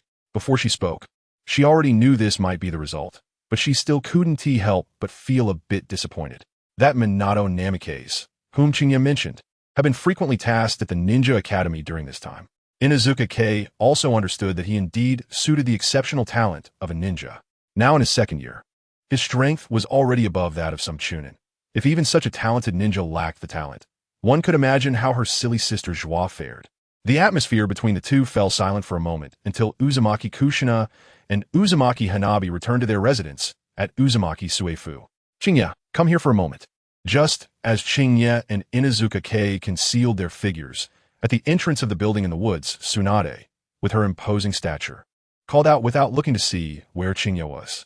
She knew it was Qingye's turn to be on duty today, having sent Uzumaki Hanabi to school with him that morning. "I'll go over now." Qingye nodded to Inuzuka K, his figure slowly fading, and in the blink of an eye, he appeared before Tsunade. "Teacher Tsunade, is there something you need?" Qingye naturally understood what Tsunade had been busy with. Tsunade was aware that this question was not her own, but rather a matter concerning Uzumaki Mido inquiring about Uzumaki Hanyo. He had seen corresponding intelligence while in the Umbu, so he simply summarized. The next clan of the Muki family has been removed from the ninja world, and the Grass Shinobi are currently electing a new leader. It was done by the senior, Hatake Tsukumo. Kaiharu added, "Ever since Sarutobi, Hiruzen agreed to let Uzumaki Mido make the Grass Shinobi pay a price. This matter had been put on the agenda, especially since the upper echelons of the Grass Shinobi were not inclined towards Konoha. The other side was also a ninja village. Konoha had not completely cut off relations. Combining both matters, Hatake Tsukumo made a special trip to ensure that the Grass Shinobi would replace their leader with someone capable. There's another matter." Tsunade pointed at Kaiharu and continued, "Jiraiya has also had this idea since he learned that I took you as a disciple, hoping that I could keep an eye out for suitable students at the ninja school, since you spend a lot of time at the ninja school on missions. I'll leave this matter to you." Kaiharu nodded, understanding that this was the main task Tsunade wanted to assign to him. After all, with Sarutobi Hiruzen's character, once the Grass Shinobi matter was resolved, he would naturally report to Uzumaki Mido. Tsunade's inquiry was merely to inform Uzumaki Mido that she had not made a wrong choice in selecting someone to provide protection for the Uzumaki orphans, showing that she cared about the Uzumaki affairs. Upon hearing this, Kaiharu raised an eyebrow. "What? Is there a problem?" Seeing the expression on Kaiharu's face, Tsunade crossed her arms and said, "This is the first time your teacher has asked you to do something. You wouldn't want to shirk your responsibility, would you?" "Of course not." Kaiharu hurriedly waved his hands, explaining, "I mentioned a student from the ninja school while chatting with Kizun just now, and I think he would be very suitable to be Jiraiya-sama's disciple. So, soon you have a suitable candidate. You're not trying to fool me, are you?" Tsunade asked suspiciously. Jiraiya had just asked her to find him a disciple through a summoning technique, and before he even left, a candidate had already come to her? "I wouldn't dare deceive you, Tsunade-sensei.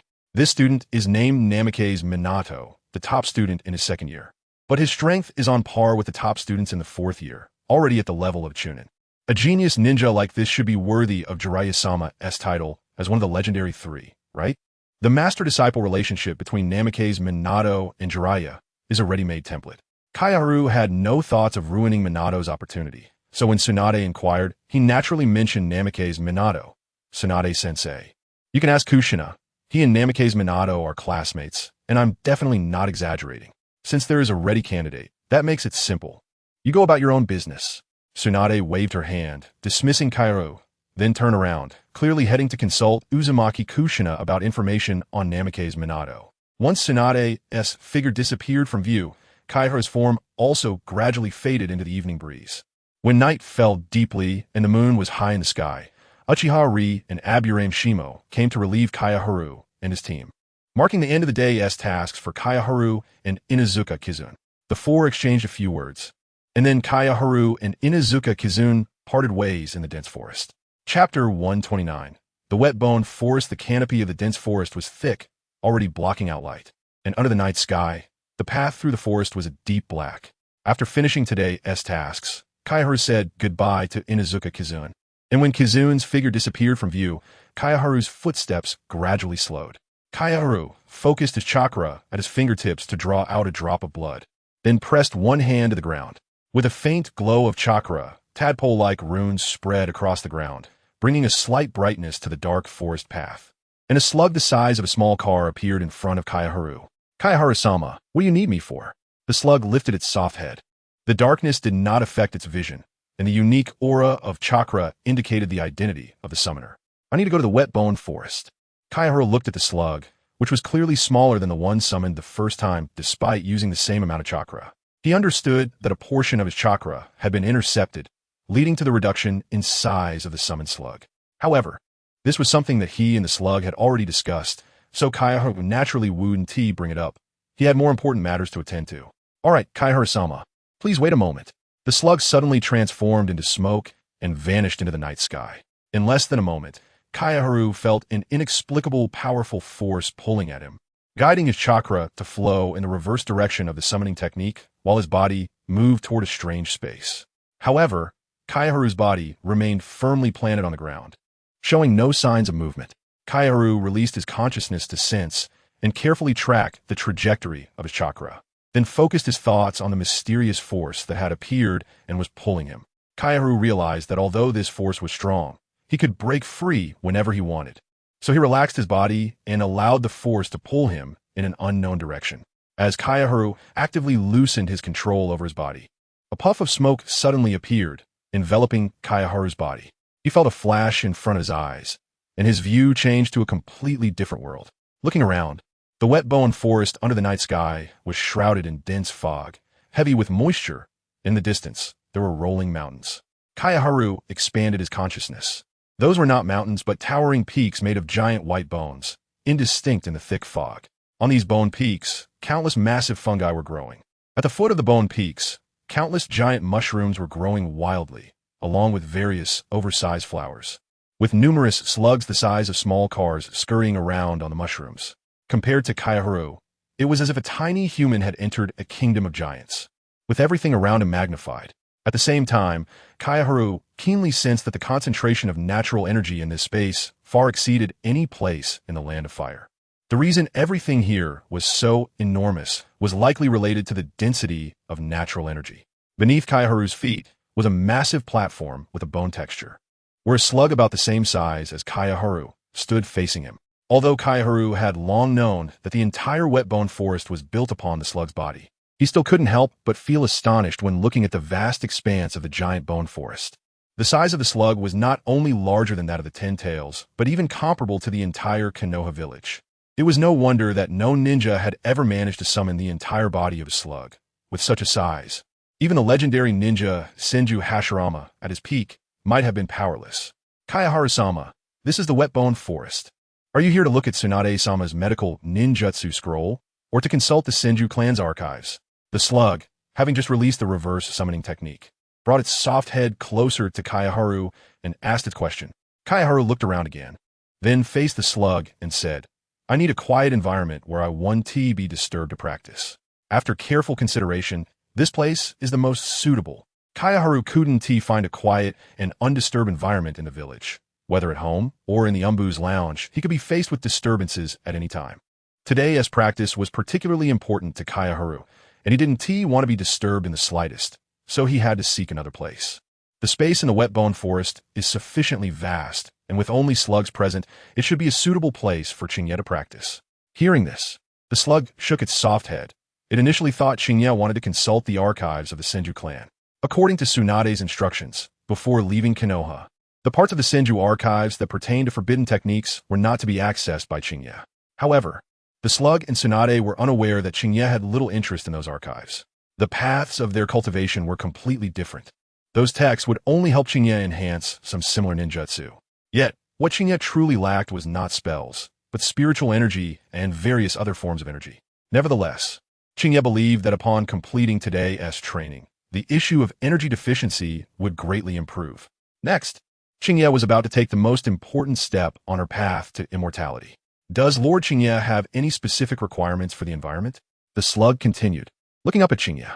Just a sufficiently quiet place, free from disturbances and spacious. Qingye shook her head. If it weren't for the damage to the array plate of the Six Harmony Sword Formation, the back mountains of Konoha would actually be a good environment. However, the array plate was currently just a lump of iron with a bit of shape and could not be used, which is why Qingye chose the wet bone forest. As long as the slug still wanted to access the magical power refined from spiritual energy to complete its own evolutionary essence, Qingye's safety in the wet bone forest was assured. Then this platform should meet Lord Qingye's requirements. This is a place where the Covenanters of the wet bone forest have cultivated immortality techniques throughout the ages, spacious enough. A tentacle emerged from the slug's head, pointing at the vast platform beneath Qingye's feet, which was no smaller than the 33rd training ground where Qingye had fought with Ryuzaki Fuyuki. At the same time, a grand voice echoed from a distance in front of Qingye. As for being quiet and undisturbed, Lord Qingye need not worry. I am the only living being in the entire wet bone forest. All other slugs are my avatars, and without my command, you will not be disturbed, Lord Qingye. Qingye saw two enormous eyes open in the mist-covered white bone peaks in the distance, looking in her direction. Chapter 130. Setting sail, Qingye knew that those eyes belonged to the slug's true body, yet she couldn't help but feel surprised. Such a gigantic life form was something she had never seen in her 2 lifetimes. Just the eyes alone were already larger than the Hokage rock in Konoha. Hearing the slug's voice, Qingye suppressed her astonishment and said, "Then I'll trouble you to keep watch. Rest assured, Lord Qingye, you may cultivate in peace." The slug, standing opposite Qingye on the platform, swayed its head, and its entire body seemed to liquefy, merging into the bone platform beneath Qingye's feet. The enormous eyes in the distance vanished once again into the thick fog. The atmosphere instantly quieted down, with dim moonlight enveloping the platform, leaving only Qingye's figure standing there. Qingye took out a handmade mat from her ninja tool pouch and placed on the ground, then sat cross-legged, maintaining an exceptionally standard posture with her 5 hearts directed towards the sky. As her spiritual consciousness spread, enveloping her body, a line of text appeared in Qingye's field of vision. Name: Transitioning Foundation Establishment Stage Cultivator. Progress 99. Description: An otherworldly cultivator gradually breaking free from the chakra system through the cultivation of magical power. With a condensed spirit and abundant magical power, about to form the foundation of cultivation. Foundation completion means completely breaking free from the influence of chakra. With just one last bit, Qingye would be able to complete her promotion. For Qingye, who had the golden finger, the improvement within the same realm was actually getting faster and faster. Because with each slight increase in the current realm's progress, the amount of magical power and spiritual strength Qingye could mobilize would increase, thus providing more magical power and spiritual strength to elevate her realm. If Qingye had used all her energy to elevate her realm, she could have completed her promotion 10 days ago.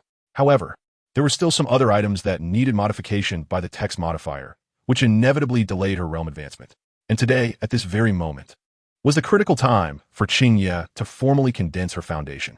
Qingye was unsure if condensing her foundation would cause any strange disturbances, which is why she chose to break through in a place like the wet bone forest. Firstly, to avoid outside interference, and secondly, because the wet bone forest was far from the active areas where ninjas lived, ensuring that even if there was any commotion, it wouldn't be known to others. Qingye focused her attention on the text before her. As the last surge of magical power and spiritual strength flowed into the text modifier, the text before her began to change. Name: Foundation Establishment Stage Cultivator. Progress 2. Description: An otherworldly cultivator who has broken free from the chakra system through the cultivation of magical power with a condensed spirit, soon to forge the foundation of cultivation, fully free from the influence of the chakra system. With the transformation of the text before her, the magical power within Qingye began to operate autonomously, following the trajectory of the universal qi refining technique, surging through her meridians, cleansing her body. The robust, magical power flowed like a rushing river, continuously surging. Even the light of magical power began to gradually overflow from Qingye's body, condensing into a magical power disk above her head, with a diameter of 9 feet 9 inches, emanating bright light and constantly changing various forms. Qingye's eyes widened slightly as she gazed at the ever-changing magical power disk, and the next step was to determine the direction of her foundation's evolution. Foundation, as the name implies, is the base that carries the great path.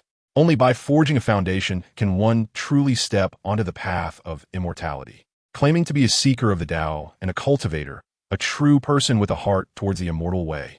However, transitioning from Qi refinement to condensing a foundation is no easy task.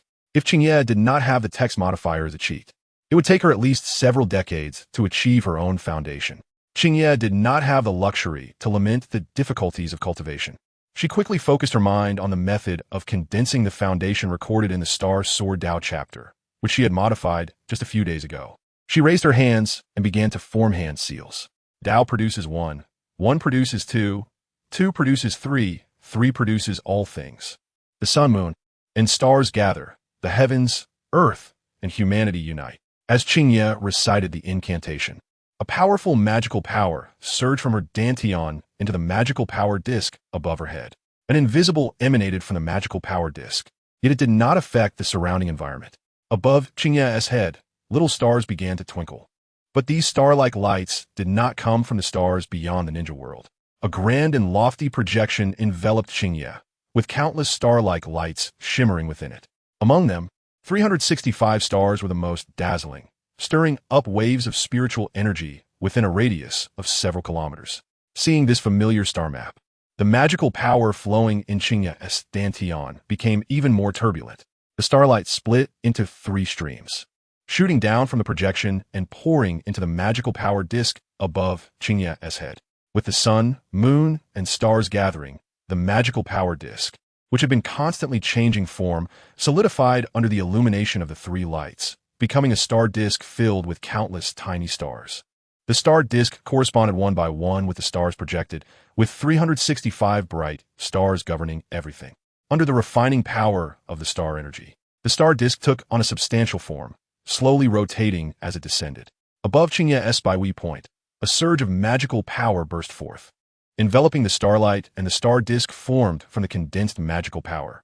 In the magical light emitted from the Baihui point, the form of the star disk became eternally fixed, continuously shrinking as it fell. The star disk condensed into a point of formless and substantial starlight, entering through the Baihui point, which opened like clear leaves and followed the bridge between heaven and earth straight into the Qi dantian, finally stopping at the center of the magical vortex in the Qi dantian, then began to spin chaotically in a 360-degree rotation.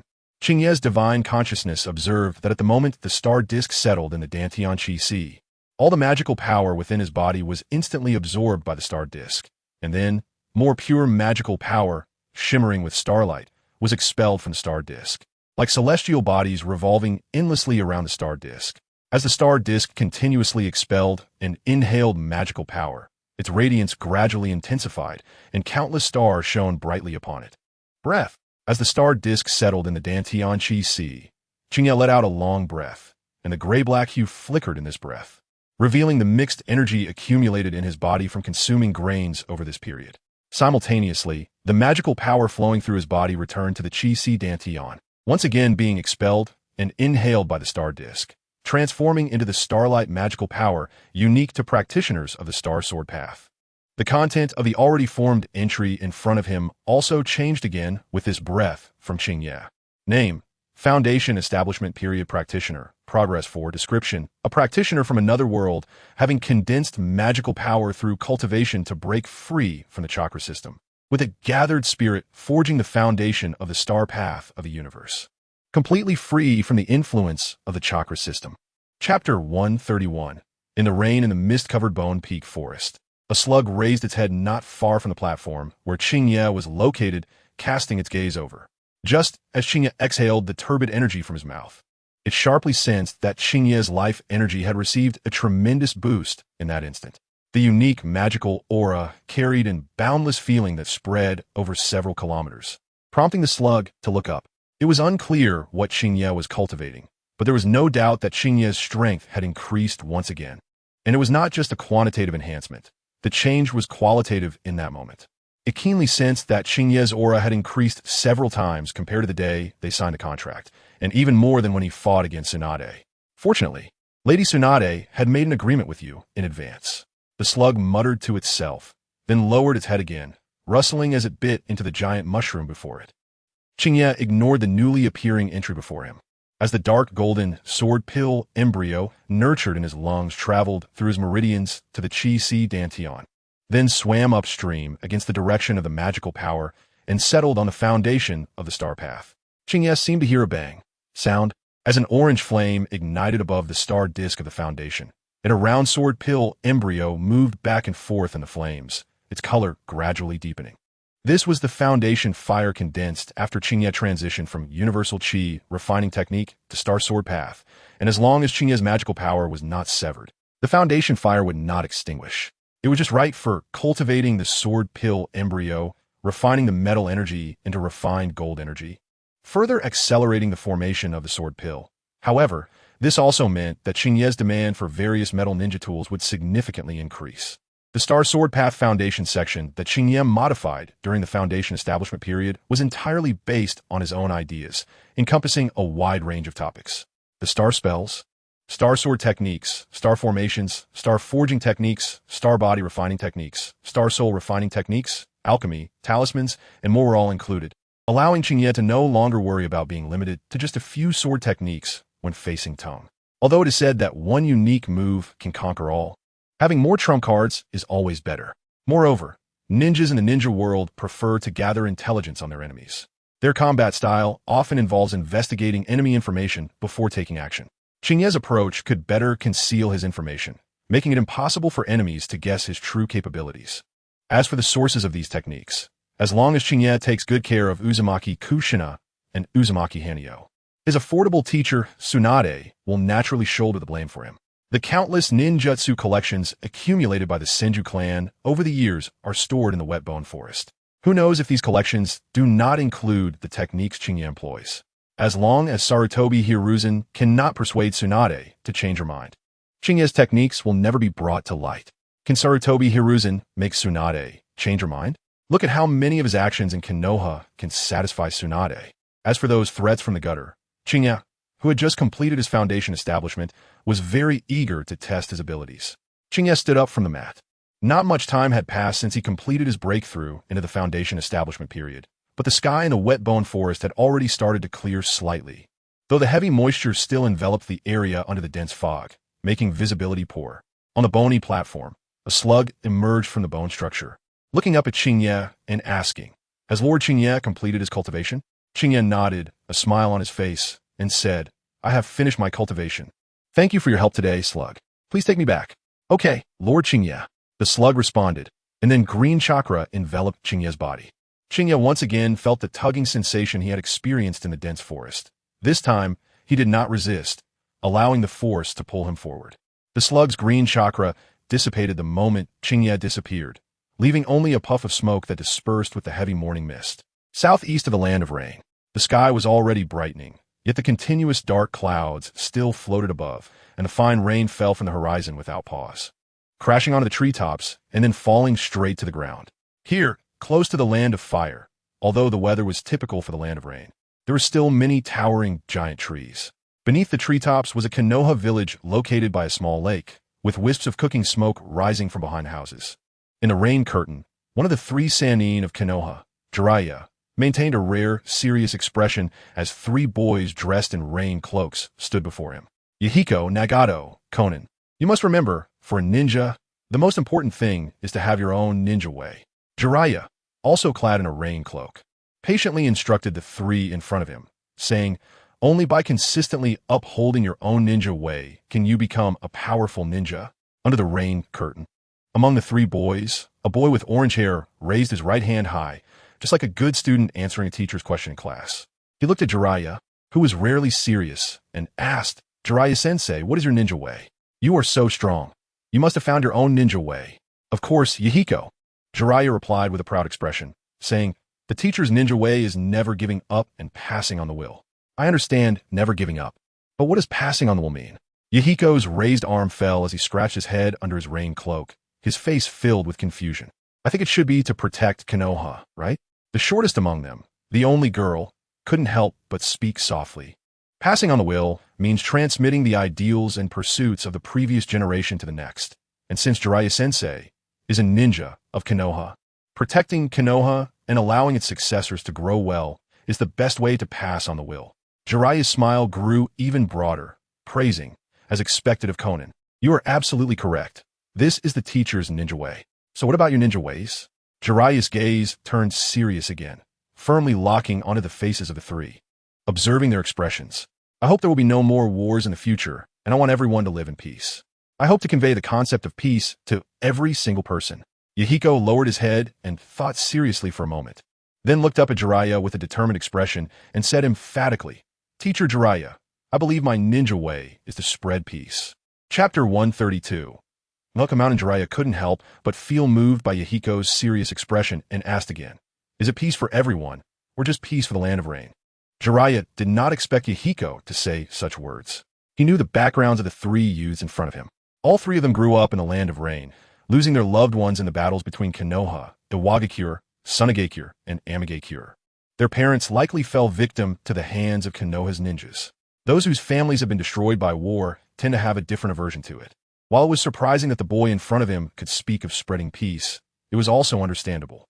What truly shook Jiraiya was Yahiko's statement about conveying peace to every person. Naturally, this meant spreading the idea of peace to everyone, regardless of which country they came from. In response to Jiraiya's question, Yahiko answered decisively and without hesitation. Jiraiya gazed steadily at the boy in front of him, as if he could see a peaceful future. His face slightly flushed with admiration. I think I've found the person I've been looking for. Yahiko, your thoughts have transcended national boundaries. The teacher is not as good as you. After saying this, Jiraiya turned his gaze to Nagato, the boy who had been silent among the three. Under the rain cloak, there were red strands of hair and a pair of purple eyes adorned with swirling patterns. It was this pair of eyes that made Jiraiya decide to teach the three. These eyes were said to belong to the Sage of Six Paths.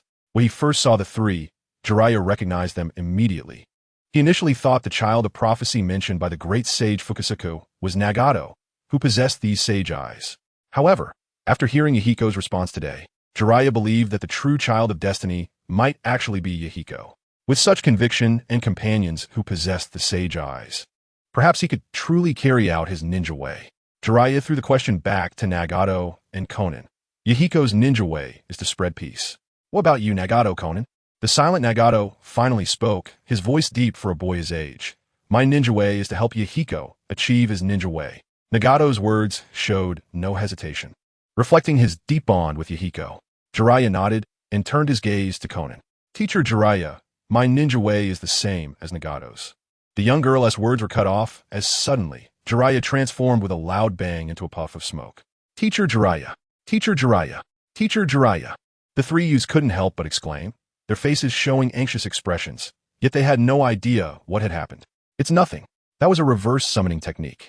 Something must have happened on the other side. Just then, a burnt smell accompanied Jiraiya's voice, and another Jiraiya appeared before the three, holding several skewers of grilled fish.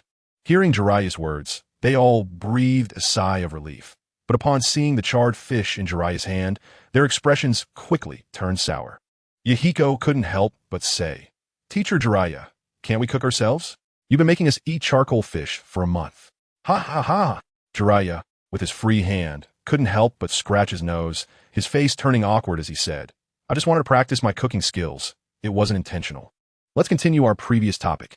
Jiraiya subtly changed the subject, saying, where were we? Right, the ninja way, the ninja way. Teacher Jiraiya, don't change the topic. Even the gentlest girl among the three, Conan, couldn't help but shout. Before the morning light fully broke, a thin layer of water vapor floated over the grass, with droplets falling between the blades. The early birds had already begun foraging, showcasing a vibrant scene of life. Between the mountains and streams, clear springs flowed gently, and the sounds of frogs echoed continuously. Surrounding the mountain rocks and streams were numerous gigantic toad statues. And there were also stone toads scattered among the rocks and streams, nearly resembling human forms. Compared to the wet-bone forest of Shikatsu Forest, This place was a completely different scene, resembling a paradise. This was none other than Mayubuka Mountain, one of the three great sage lands of the ninja world, alongside the Wet Bone Forest and the Dragon Cave, and also one of the origins of the ancient natural energy sage arts. Since the era of the Senju clan, countless powerful ninjas had come here to pay their respects, some wanting to cultivate the natural energy sage arts, and others wishing to sign summoning contracts with the toads. However, the training of natural energy sage arts was incredibly difficult, and many powerful ninjas had perished here, becoming the decorative stone statues among the mountains and streams of Mayubuku, adding a touch of color to its scenery. Occasionally, there were ninjas who successfully trained in the natural energy sage arts of Mayubuka Mountain and became powerful ninjas who shook the ninja world. Thus, the fame of Mayubuka Mountain continued to spread throughout the ninja world. However, since the Warring States period was quelled by the ninja god Senju Hashirama and the ninja world S. Ajura Uchiha Madara, and the ninja world entered the era of ninja villages. Although the existence of sage arts in the three great sage lands was still recorded in the ancient texts of various ninja clans. Since the death of the first Hokage, Senju Hashirama, no ninjas had successfully mastered sage arts in the ninja world. The reputation of the three great sage lands, however, still spread along with the names of the legendary three ninjas of Konoha. Jima, did you reverse summon me here for something urgent? That was the voice of Jiraiya, who was supposed to be teaching his disciples in the land of rain, now appearing in this paradise-like scene. The one referred to as Jima by Jiraiya was a purple toad standing upright, draped in a long robe, standing in front of the main hall deep in Mayubuka Mountain. This toad, waiting for Jiraiya in front of the hall, was only as tall as a human child, yet it exuded a kind of authoritative aura and a distinct presence, different from that of ninjas, flowed around it, making one wary of underestimating this toad. Little Jiraiya, whether it's urgent or not, I don't know. It's the old man looking for you. You know he spends all day either dreaming or on the way to dreamland. It's rare for him to be awake. Jima looked at the white-haired youth he had just reverse summoned, still wearing a dripping rain cloak, and wrinkles formed on the old toad's face. Where is Elder Shinzaku? Jiraiya looked up at the distant hall. In the past, every time he was reverse summoned to Mayubuka Mountain, it was usually Elder Shinzaku waiting for him. But this time it was Jima, which surprised Jiraiya, as everyone understood Elder Shinzaku's family background.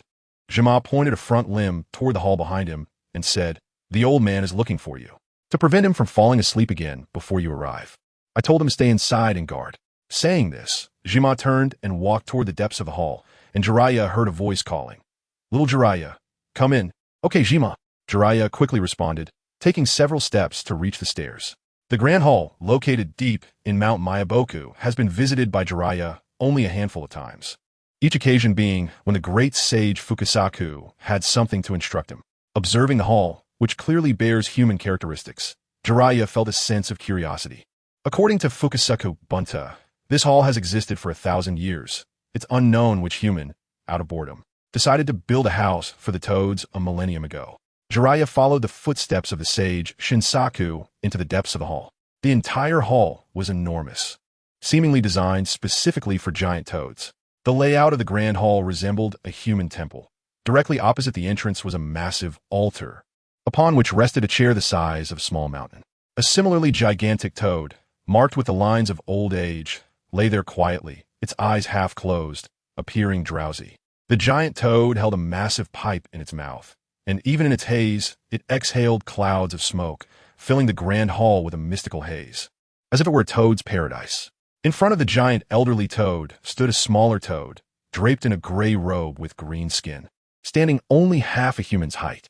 It held a long, thin stick resembling a fishing rod, standing ready and watching the giant toad.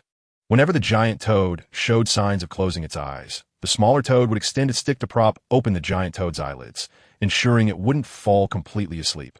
This vigilant green toad was none other than the other sage of Mount Mayuboku, Shinsaku. "Old man, little Jiraiya has arrived." Sage Jiraiya placed his paw on the thin rod held by Shinsaku, pulling upwards, causing the giant toad's eyelids, which were about to close, to be lifted again. Jiraiya, who had been following, felt his eyelids twitch at Shinsaku's actions and quickly averted his gaze, greeting Shinsaku casually. Shinsaku, busy as usual. Shinsaku rolled his eyes, ignoring Jiraiya's awkward attempt to divert attention, and together with Jiraiya, propped open one of the giant toad's eyelids, though with much gentler movements, then shouted loudly, "Great Lord! Little Jiraiya has arrived." Saying this, Shinsaku handed the thin rod over entirely to Jiraiya, while Shinsaku positioned himself in front of the altar under the giant toad. Placing his hands together and adopting a solemn expression, Jiraiya quickly stood respectfully, looking up at the giant toad with a serious expression, and loudly declared, "Great Sage Toad, I have arrived." However, no matter how they called, the colossal toad remained unresponsive, appearing as if half of its body had already been buried, with only the smoke from its pipe continuously billowing. Shinsaku's solemn expression gradually shifted to one of helplessness as he channeled his sage chakra, even employing a bit of the sage technique toad invocation to amplify his voice. "Great Lord, little Jiraiya has arrived." Despite the echoing voice resounding within the hall, the great sage toad remained in a half-asleep state, offering no response. "I told you this wouldn't work." Shinsaku's eyes narrowed, glancing disdainfully at Shinsaku, then simply tossed aside the stick propping up the eyelid, leaped onto the altar, and, empowered by sage chakra, kicked the great sage toad's belly. "Old man, little Jiraiya is here. What do you need to say?" As Shinsaku's kick landed, waves rippled across the wrinkled belly of the great sage toad, as if a stone had disturbed a still pond. The great sage toad's drooping eyelids finally began to slowly open, first glancing at Shinsaku beneath it, then looking at Jiraiya and Shinsaku. Once its eyes were fully open, the great sage toad let out a big yawn, releasing a cloud of smoke all over Shinsaku and Jiraiya, before finally speaking. "Has little Jiraiya come? I apologize, I was almost asleep." Cough, cough, cough. Jiraiya and Shinsaku didn't respond, still struggling to escape the second-hand smoke's assault. Cough, cough, cough. Finally managing to break free from the haze, Jiraiya coughed while looking up at the giant toad resting on the altar, asking, "Great Sage Toad, did you summon me for something important? Is it about the Child of Destiny?" The Great Sage Toad, Gamamaru, is the actual ruler of Mount Mayaboku, but spends most of its time in slumber. Although Jiraiya had signed a summoning contract with Mount Mayaboku many years ago, he rarely got to see the Great Sage Toad awake. Most matters regarding Mount Mayaboku were handled by Shinsaku and Jiraiya. Even the tasks assigned by the Great Sage Toad were usually relayed by the two of them, as the Great Sage Toad spent the majority of its time asleep. Jiraiya recalled that the last time he had seen the Great Sage Toad awake was when it instructed him about the Child of Destiny, which had been many years ago. When he first signed a contract with Mount Mayaboku and learned that the Great Sage Toad had the ability to foresee the future, Jiraiya's initial reaction was disbelief. However, after multiple prophecies relayed by Shinsaku and Jiraiya from the Great Sage Toad had come true, Jiraiya began to believe wholeheartedly, especially during recent events in the Land of Rain. Jiraiya's faith in the Great Sage Toad's foresight solidified further. In Jiraiya's view, even the Sage of Six Paths would be no match for it. Chapter 134. Prophecy. As Jiraiya's thoughts drifted, the Great Sage Toad opened its mouth wide in a big yawn, then slightly lowered its gaze, passing over Shinsaku and Jiraiya, finally locking on to Jiraiya, saying, "That little." After a moment's pause, the Great Sage Toad managed to continue. "Little Jiraiya, I summoned you indeed for something that requires your assistance. What was it again?" The Great Sage Toad fell into confusion once more as its long slumber had muddled its thoughts and memories. "Old man, you're really getting worse." Shinsaku, standing next to Jiraiya, muttered to his partner, then took out a note from his pocket, looking at the runes on it and reminding, "Old man, didn't you say you had a very important prophecy to relay to little Jiraiya?" Yes. The Great Sage Toad nodded repeatedly, saying, "It is indeed a very important prophecy." Jiraiya raised an eyebrow, asking, "Great Sage Toad, is it still about the Child of Destiny?" "I think I've already met the Child of Destiny." Remembering the 3 children he had just taught in the Land of Rain, Jiraiya's eyes sparkled with anticipation. "Not exactly, but it is somewhat related to the Child of Destiny. I recently had a peculiar prophetic dream." The Great Sage Toad finally recalled the future it had foreseen not long ago, and the expression on the wrinkled, elderly toad's face turned serious, as it spoke in a grave tone. "Since 1,000 years ago, the natural energy has suddenly become turbulent, and the deities and onmyoji of the ninja world have gradually begun to disappear, until the Sage of Six Paths spread chakra throughout the ninja world through the ninja religion, making the profession of ninja become the mainstream of the world, with chakra becoming the source of power for all humans and summoning beasts." The Great Toad Sage continued, "However, in this prophetic dream, There is someone who completed their life evolution without relying on chakra. Moreover, in the future, under their influence, the professions that disappeared due to the loss of natural energy will once again appear in the ninja world. Jiraiya listened, puzzled, and asked, "What does this have to do with the destined child who brings peace to the future of the ninja world?" The great Toad Sage lowered his head to look at Jiraiya, his eyes reflecting a sentiment that Jiraiya could not comprehend, and said, "Perhaps it does, perhaps it does not. But for us at Mount Mayaboku, their existence is crucial. So, what do you need me to do?" Jiraiya inquired directly, knowing that Mount Mayaboku had helped him a lot, and would not refuse their request. "Find him, sign a summoning contract with him, and bring him to Mount Mayaboku." The great Toad Sage's tone was grave, carrying an indescribable seriousness. "How should I find him? What are his characteristics?" Jiraiya frowned, worried that this person might be like the destined child, relying solely on himself to be found, making it almost like finding a needle in a haystack. In the prophetic dream, he was shrouded in mist, making it impossible for me to see clearly, but he is in Konoha. That is also why I had Shima call you here. The great Toad Sage raised his head, gazing into the distance, his voice echoing in Jiraiya's ears. Jiraiya nodded and said, "I will return to Konoha after I handle matters in the Land of Rain. If I can find this person, I will definitely bring him to Mount Mayaboku to meet you." Just as Jiraiya agreed, he noticed that the great Toad Sage's eyes had already closed, smoke billowing from his mouth. Shima, with a toad face, pulled a few black lines and said helplessly, "Don't mind him, the old man has already fallen asleep." Little Jiraiya, you must keep this matter in mind. Even when he spoke about the destined child, his tone was never this serious. This must be very important. Although Shima was quite helpless regarding the great Toad Sage's behavior, she still earnestly instructed Jiraiya. This was the first time she had seen the old man speak so solemnly about something in all these years. "Don't worry, Shima and Daizen. After I finish my business here, I will return to Konoha and will definitely fulfill the task assigned by the great Toad Sage." Jiraiya nodded seriously, and then he, along with the two toads, left the temple located deep in Mount Mayaboku. Land of Fire. Outside Konoha village, the morning light was faint, and the mottled shadows of the dense forest fell to the ground. On the deserted forest path, with a sudden burst of smoke, a figure dressed in an umbu outfit, Qingye, appeared. This smoke appearing after releasing a ninjutsu is really strange. Qingye waved his hand to disperse the smoke in front of him, muttering to himself, unable to understand why most ninjutsu were always accompanied by such smoke. Once the smoke dissipated with the morning breeze, Qingye did not linger and vanished like a ghost in an instant. In just a moment, Qingye's figure had appeared in his own small courtyard, simply moving along the ground.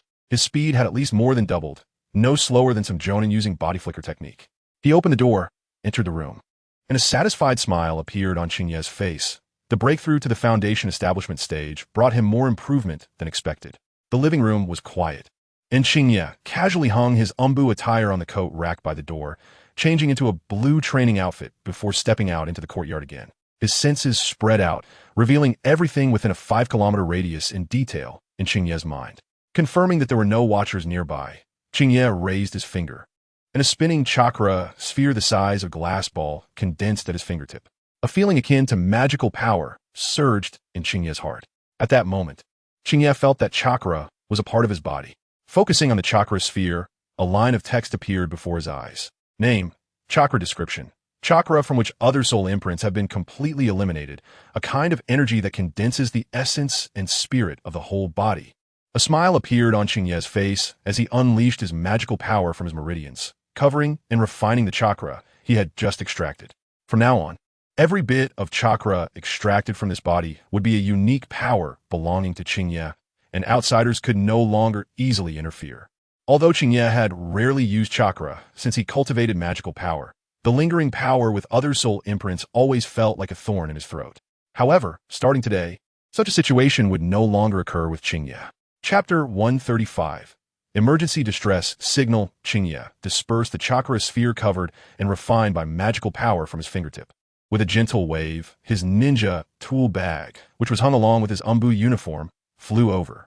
Qingye pointed again, and a palm-sized object resembling a weaving shuttle flew out from the ninja tool bag and landed in his hand. A line of text appeared on this shuttle-like object. Name, Star Shuttle, Progress 60. Description, a flying artifact shaped from chakra metal weapons after text modification and energy conversion. Not yet completed, cannot be used. Qingye focused his mind on the Star Shuttle, testing the efficiency of text modification on items at the Foundation establishment stage with this incomplete flying artifact. As starlight magical power and mental energy surged into the text modifier, the palm-sized star shuttle suddenly floated on its own, and numerous dense runes and formations slowly but steadily merged into the star shuttle out of thin air. The integration of these runes and formations caused the floating star shuttle to slowly rotate, with bright and dim light spots appearing on its body, resembling stars twinkling in the sky. Time passed slowly. In the clear sky, the sun rose high and then gradually set in the west, while the moon began to reveal its face. Qingye, focused entirely on modifying the flying artifact, did not notice the passage of time. However, the star shuttle floating before him suddenly burst forth with a dazzling light of faint golden hue, illuminating the unlit living room. The formations and runes in the void seemed to suddenly lose their energy source and dissipated completely. Only then did Qingye's mind finally break free from the star shuttle. Looking up at the self-floating star shuttle, which emitted a faint golden glow, a new line of text appeared before him. Name: Star Shuttle, Premium Artifact. Description: a flying artifact shaped from chakra metal weapons after text modification and energy conversion. The Star Shuttle had completed its modification from 60 progress to a fully completed state. Qingye's mental energy swept through his body. He still had more than half of his magical power left in his dantian, and his mental energy had consumed less than a third. After reaching the Foundation establishment stage, the efficiency of modifying items at the Qi condensation stage using my own energy through the text modifier has greatly increased. Qingye muttered to himself, extending his palm, and the floating star shuttle naturally landed on his arm. Magical power and mental energy flowed from Qingye's body into the star shuttle, branding it with a mark unique to Qingye. Only then did Qingye have time to pay attention to the time. Glancing up, he saw that the clock on the wall showed it was already past 9 o'clock. There were only a few hours left until the shift change. Qingye muttered to himself again. Unknowingly, a day and night had passed, even without eating or drinking for a day and night after completing the Foundation establishment. Qingye felt no hunger at all, as the energy needed for human activity was supplied by spiritual energy. Qingye had already reached the point of being able to fast. The time was already late. Qingye folded the dark attire and stuffed it into his ninja tool pouch, then hung the pouch at his waist and pushed open the door to the courtyard. With a slight lift of his internal chakra, he floated upward toward the night sky. In an instant, he reached a height of 100 meters, the night wind rushing past his ears, yet it could not disturb his form. The entire Konoha village became a sight in Qingye's eyes, with scattered lights densely populating the ground below. This was the first time Qingye truly experienced the sensation of flying. After reaching the mid-stage of the Qi condensation period, Qingye could briefly hover and even manage short-distance flights using chakra-infused metal, but that hardly counted as real flying. It was not until this moment, standing 100 meters above Konoha village, that Qingye truly freed himself from the gravitational pull of the planet beneath him. The circulating chakra in his meridians made his body lighter than a feather, allowing him to change direction in the sky as easily as walking on the ground, without any discomfort. After seriously savoring the newfound ability, Qingye calmed his mind. Conquering the sky indeed brought immense joy. But Qingye's mental age was not just that of an 11-year-old boy. After familiarizing himself with the speed of flight and the sensation of changing directions freely in the sky, he shifted his focus. The abilities gained from promotion would impact future battles, and Qingye still had magical tools to test. With a flick of his wrist, the star shuttle he had stored away reappeared in his hand. With a thought, Qingye directed his starry chakra toward the star shuttle. Empowered by the chakra, the star shuttle shape transformed into a vessel about 70 centimeters wide and 3 meters long in an instant. Qingye's body lightly landed on the significantly enlarged star shuttle, and a streak of starlight flew through the sky. Qingye and the star shuttle gradually blurred and disappeared, leaving only residual images that slowly faded away in their original position. This star shuttle was the first completed magical tool Qingye had obtained after years of cultivation, and the novel sensation combined with the sudden increase in speed made him reluctant to part with it. Suddenly, while Qingye was fully immersed in the experience of flying the star shuttle, a purple emergency signal flare exploded in the night sky, scattering fireworks that formed the numbers 1 and 3. The star shuttle, darting like a shooting star above Konoha, abruptly halted, then swiftly flew toward the location from which the signal originated. Qingye frowned, standing atop the star shuttle. as the earlier joy of breaking through and modifying his magical tool vanished in an instant. The emergency signal flares used by Konoha ninjas were categorized by color for different departments: red for the medical team, blue for logistics, and green for ordinary ninja squads. The purple flare indicated it was from the Umbu, directly under the Hokage's command. The numbers 1 and 3 on the flare indicated that it was used by a member of the 1st Umbu team, 3rd squad. Qingye's own squad was indeed the 3rd squad of the 1st Umbu team. This was the first time he had seen a rescue signal from his own squad since joining the Umbu. Because he was testing the magical tool, Qingye was quite far from where the flare was launched. Although he did not know who had sent the signal, it was certainly not good news for him.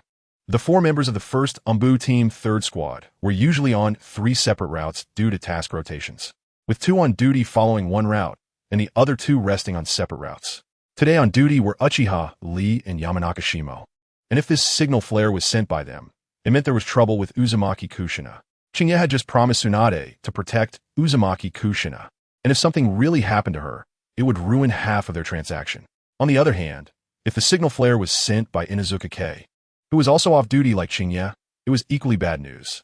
Inuzuka Kei was the daughter of Inuzuka clan leader Inuzuka Hao, and Qingye had only just entered their interest group, led by Tsunade the day before. If problems arose with Inuzuka Kei as his teammate, it would clearly be a blow to Qingye's standing with this interest group and might even affect the Inuzuka clan's perception of him. Even if the incident was not caused by Qingye, the fact that his teammate was in trouble could lead to a rift in their relationship, as people's hearts are not resilient to testing. Although Qingye, having just completed his foundation breakthrough and significantly improved his strength, no longer cared whether Shimura Danzo's methods against him were conspiratorial or straightforward, he still needed the protection of this interest group for his friends. In the night sky, Qingye maneuvered the star shuttle like a shooting star, swiftly approaching the location where the rescue signal flare had exploded. Before he arrived, his consciousness had already checked what was happening on the ground. The position from which the flare was launched was not far from Konoha village, on a forest path that Uzumaki Kushina and Uzumaki Hanabi often took home from school. The path was now ablaze, littered with craters left by explosions. Uchiha Lee and Yamanaka Shimo, dressed in Umbu uniforms, lay limp on the roadside, their bodies covered in wounds and blood, and Qingye sensed no life force from them. Uchiha Lee still clutched the signal flare's firework tube tightly in his hand. Qingye's consciousness swept over, revealing this scene in his mind. The battle-scar path had not only the 2 of them lying there, but also several incomplete and differently dressed corpses. Surrounding them were 2 distinct groups of people carrying the unconscious Uzumaki Kushina and Uzumaki Hanabi. Li Qiong-tian, go take away the bodies of those 2 Konoha ninjas, especially the Uchiha one, commanded the leader of the group of sturdy ninjas, who was carrying the unconscious Uzumaki Kushina, without looking back. Yes, Captain, replied a dark-skinned ninja from the crowd, nodding as he rose to head toward Uchiha Lee's direction, taking out a sealing scroll. In contrast to this group of brawny ninjas, the leader of the other group, who had a gray cloth wrapped around his head, was organizing his subordinates to clean up the bodies of the Konoha ninjas while turning to the brawny ninja and saying, "Chi Longshi, the body of the oil woman from Konoha should be handed over to us, right? We put in a lot of effort during the battle, and several of our companions were left behind here." The masked Chi Longshi, without turning his head, disdainfully replied, "What kind of rabble dares to negotiate with us? If you want it, come and take it yourself. Yin Shinobi, don't be too arrogant." A voice of discontent arose from the crowd. Chi Longshi finally turned his gaze, his tone filled with murderous intent as he said, "Li Qidong, keep your men in check. Giving you a Uzumaki clan member is already my great kindness. If you can't discipline your subordinates, I don't mind leading my team to flatten your land of mountains." Li Qidong, with the cloth wrapped around his head, waved his hand to stop his eager subordinates. They had come to Konoha simply after receiving intel about Konoha being weakened, wanting to probe Konoha's strengths and weaknesses, and did not wish to complicate matters by clashing with the Yun Shinobi, which was not part of their plan. Watching his subordinates clean up the bodies of their fallen comrades, Chi Longshi ignored the threats from the Yamanaka ninja and waved his hand, saying, "Leave here immediately. The support from Konoha is about to arrive."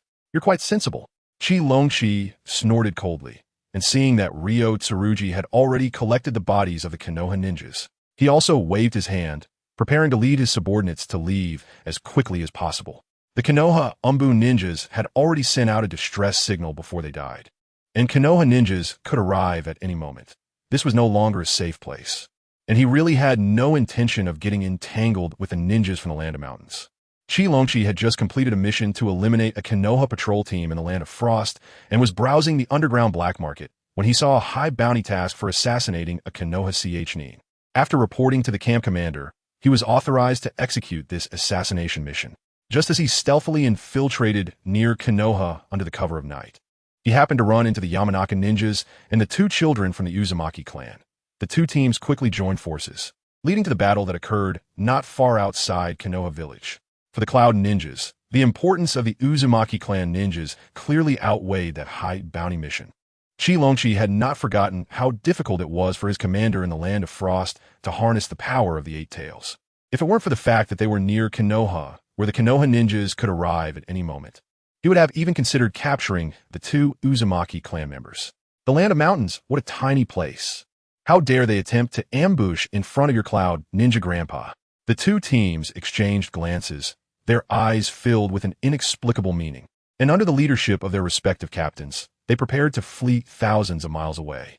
Just as the kidnappers were about to escape with their haul, suddenly, whoosh, whoosh, whoosh, a long, powerful wind roared down from the sky, sweeping through the narrow path covered by dense tree canopies, with countless specks of light scattering from the gaps in the treetops. Where the light passed, it appeared as if massive objects were crashing down, the tree canopies seeming to have been ravaged 1,000 times, turning into swirling dust that blocked everyone's view. Moreover, countless stones flew through the air like bullets along the path of the wind, as if a rain of arrows was shooting towards them. Amidst the storm of wind and stones, the shattered tree canopies sparkled like falling stars, and the sound of roaring and howling echoed endlessly. Be careful of Konoha ninja techniques. Focus on defense. Earth style, earth flow wall. Lightning style, flame lightning barrier. The two teams, belonging to different countries, were clearly grouped together by the overwhelming wind and stones. The two leading ninjas simultaneously handed the Uzumaki clan children to their subordinate ninjas and tacitly cast their most proficient defensive techniques. A continuous earthen wall rose from the ground. Behind the earth wall, a few meters apart, a blue lightning barrier sprang up. The two B-rank defensive techniques enveloped the outside of the group, barely blocking the swirling dust and the rain of wind and stones. Chapter 137. Brilliant starlight, the storm of dust and stones, wrapped in the howling wind, caused some confusion for the two teams of kidnappers, but did not harm anyone, as the two team leaders dispelled their techniques. Everyone looked up towards the source of the attack, but they couldn't help but feel a moment of daze. The broken tree canopy no longer obstructed their view, and 7 bright, shining stars arranged in a ladle shape appeared in the boundless night sky. The starlight that fell along with the dust and stones was indeed from this ladle-shaped constellation. Li Qidong, the leader of the Land of Mountains, stared up in a daze, his voice trembling. What technique is this? Such an arrangement of stars has never appeared in the ninja world. Although the ninjas had focused their energy on protecting their village and honing their combat skills, they were not ignorant of the world. They had a basic understanding of the star patterns in the ninja world. When executing missions in the wild, ninjas sometimes needed to observe the star patterns at night to confirm their direction. Although Li Qidong could not be considered well-informed, he was an elite jonin capable of leading. And throughout his ninja career, he had never seen such a strange star pattern in the ninja world. Thus, it was clear that the scene before him must be the effect of a ninjutsu. No matter what kind of ninjutsu it was, one that could influence celestial phenomena was never simple. Qingye's expression under his mask became serious and solemn as he handed the Uzumaki Kushina on his shoulder to a subordinate beside him. And then subtle sparks of electricity flickered across his body. Qingye's knowledge surpassed that of Li Qidong from the small country. Although the star patterns in the night sky did not exude any chakra aura, ninjutsu that could change celestial phenomena was never something an ordinary ninja could perform. Even as an elite jonin from a great nation, the leader of an elite ninja team, Qingye had to be on high alert. He signaled his subordinate to retreat after handing over Uzumaki Kushina and said, "No matter what happens later, you all just escape. If you can't escape from Konoha or the Land of Fire, this little girl from the Uzumaki clan cannot be left to Konoha either. Do you understand?" Seeing their leader's serious instructions, Qingye's subordinates knew that the upcoming battle was not something they could interfere with, and they quickly nodded in agreement. Li Qidong squinted slightly, his expression also becoming serious. Although he had never seen a ninjutsu that could change celestial phenomena, He could tell from Qi Longqi's response that the incoming enemy was undoubtedly an unimaginable opponent. Qi Longqi had disguised himself, but the characteristics of the people from the Cloud Village in the Land of Lightning were too obvious. Even if he guessed, Li Qidong could figure out the identity of the Cloud Ninjas. Seeing their adversaries so on guard, he naturally had to treat them with caution. Li Qidong reached into his ninja tool pouch, and the numerous explosive tags coiled around his arm like a long snake. Looking at the starlight falling from the night sky, Li Qidong's tone became serious, saying, "When we start fighting, you all leave immediately. If you can't escape, don't leave any evidence for Konoha. The little brat from the Uzumaki clan must not be left for Konoha either." Pausing for a moment, he added, "Be careful and pay attention to the starlight in the night sky. The enemy's ninjutsu can change celestial phenomena, and those stars may have some unknown effects." Now that they realized it, wasn't it too late? Suddenly, a figure appeared in the night sky directly beneath the 7 stars, looking expressionlessly at the 2 groups of kidnappers from different countries. Although Qi Longqi's expression under his mask remained very serious, upon seeing the flying figure above, a glimmer of light flashed in his eyes as he said, "I thought today's main task would fall through. I didn't expect you to come right before my eyes." Lightning style, sharp spiral blade. As he spoke, Qi Longqi stomped heavily on the ground, his robust body shooting towards the flying figure like a cannonball, with sparks of electricity flashing more violently across his body, finally transforming into a 3-pronged lightning spear, which he launched into the air in a spiral. Qi Longqi also fell to the ground as his strength was exhausted. His subordinates, having received Qi Longqi's instructions, began to move away from Konoha village as soon as he jumped up. At the same time, Li Qidong shot the numerous explosive tags coiled around his arm towards the figure standing in midair, signaling his subordinates to leave first. Want to escape? None of you can get away."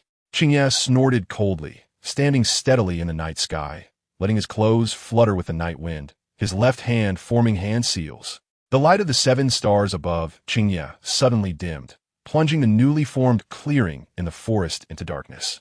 Suddenly, 2 more dazzling beams of starlight shone brightly outside the positions of the 7 major stars, as if the Milky Way tilted downwards to cover the attacks from the elite Jonin Qi Longqi and Li Qidong. In the blink of an eye, the attacks of the 2 elite Jonin were enveloped by the starlight and silently dissolved within it. Be careful of the stars. Qi Longqi still felt no trace of chakra fluctuations, but upon seeing the dissolved attacks, he instinctively shouted for his subordinates to take cover. However, the speed at which the starlight fell was far too fast, surpassing the speed of sound. Just as Qi Longqi's voice escaped, the crowd below, except for the still unconscious Uzumaki Kushina and Uzumaki Hanin, had already been engulfed by the starlight. Between the bright starlight of the 2 major stars, 2 voids appeared, directly above which lay the unconscious Uzumaki Kushina and Uzumaki Hanin. All the other ninja teams invading Konoha were completely covered by the starlight. At the moment the starlight entered his body, Qi Longqi felt his legs weaken, stumbling as he half collapsed on the ground, feeling all his strength draining away. Struggling to lift his head, he looked towards his subordinates who were preparing to flee. "Lord Reikage, I can't." Qi Longqi could barely muster the strength to speak, but his expression twisted into a grimace. In his line of sight, his subordinates fell silently to the ground beneath the starlight, like a harvested wheat field, all neatly laid down without exception. The starlight above Qingye gradually dissipated, finally transforming into 7 bright and 2 dim streams of sword light that merged into a dark golden, shining sword orb, which then vanished into Qingye's sleeve in an instant. Qingye landed, looking at the grimacing Qi Longqi, and raised an eyebrow in surprise, saying, "It seems that the ability I just mastered is still not fully refined. There is actually one survivor." Chapter 138, Annihilation. I am not like the trash of the land of mountains. Qi Longqi glared at the boy standing before him, his eyes nearly bursting with rage. His elite team had originally targeted this boy, who was wanted by the black market, but now, after seeing him in person, his entire unit had been wiped out. How could he report this to Lord Reikage? Land of Mountains? Is that the village of Yin-Yang Ninja, known for using explosive tags? Qingye's expression remained calm as he looked towards the other side, where the captain of another kidnapping team, Li Qidong, had also lost his life force, but was still obscured. Qingye muttered softly. He had learned about this ninja village in the cultural studies of the Ninja Academy, and to his knowledge, it was a village too small to be considered significant. Qingye had heard the name of this ninja village in his past life. which seemed to have been destroyed by Konoha, and then sought revenge by planting countless explosive tags in Konoha, attempting to blow it to pieces. Qingye shook his head with a smile. A small ninja village is just a small ninja village. Although the captain of the Cloud Ninja team also fell in front of him in one strike, at least he still had some life force. Whereas the team from Yinyang Ninja Village was another story. However, all of this was irrelevant to Qingye. He didn't want to continue listening to the enemy's nonsense.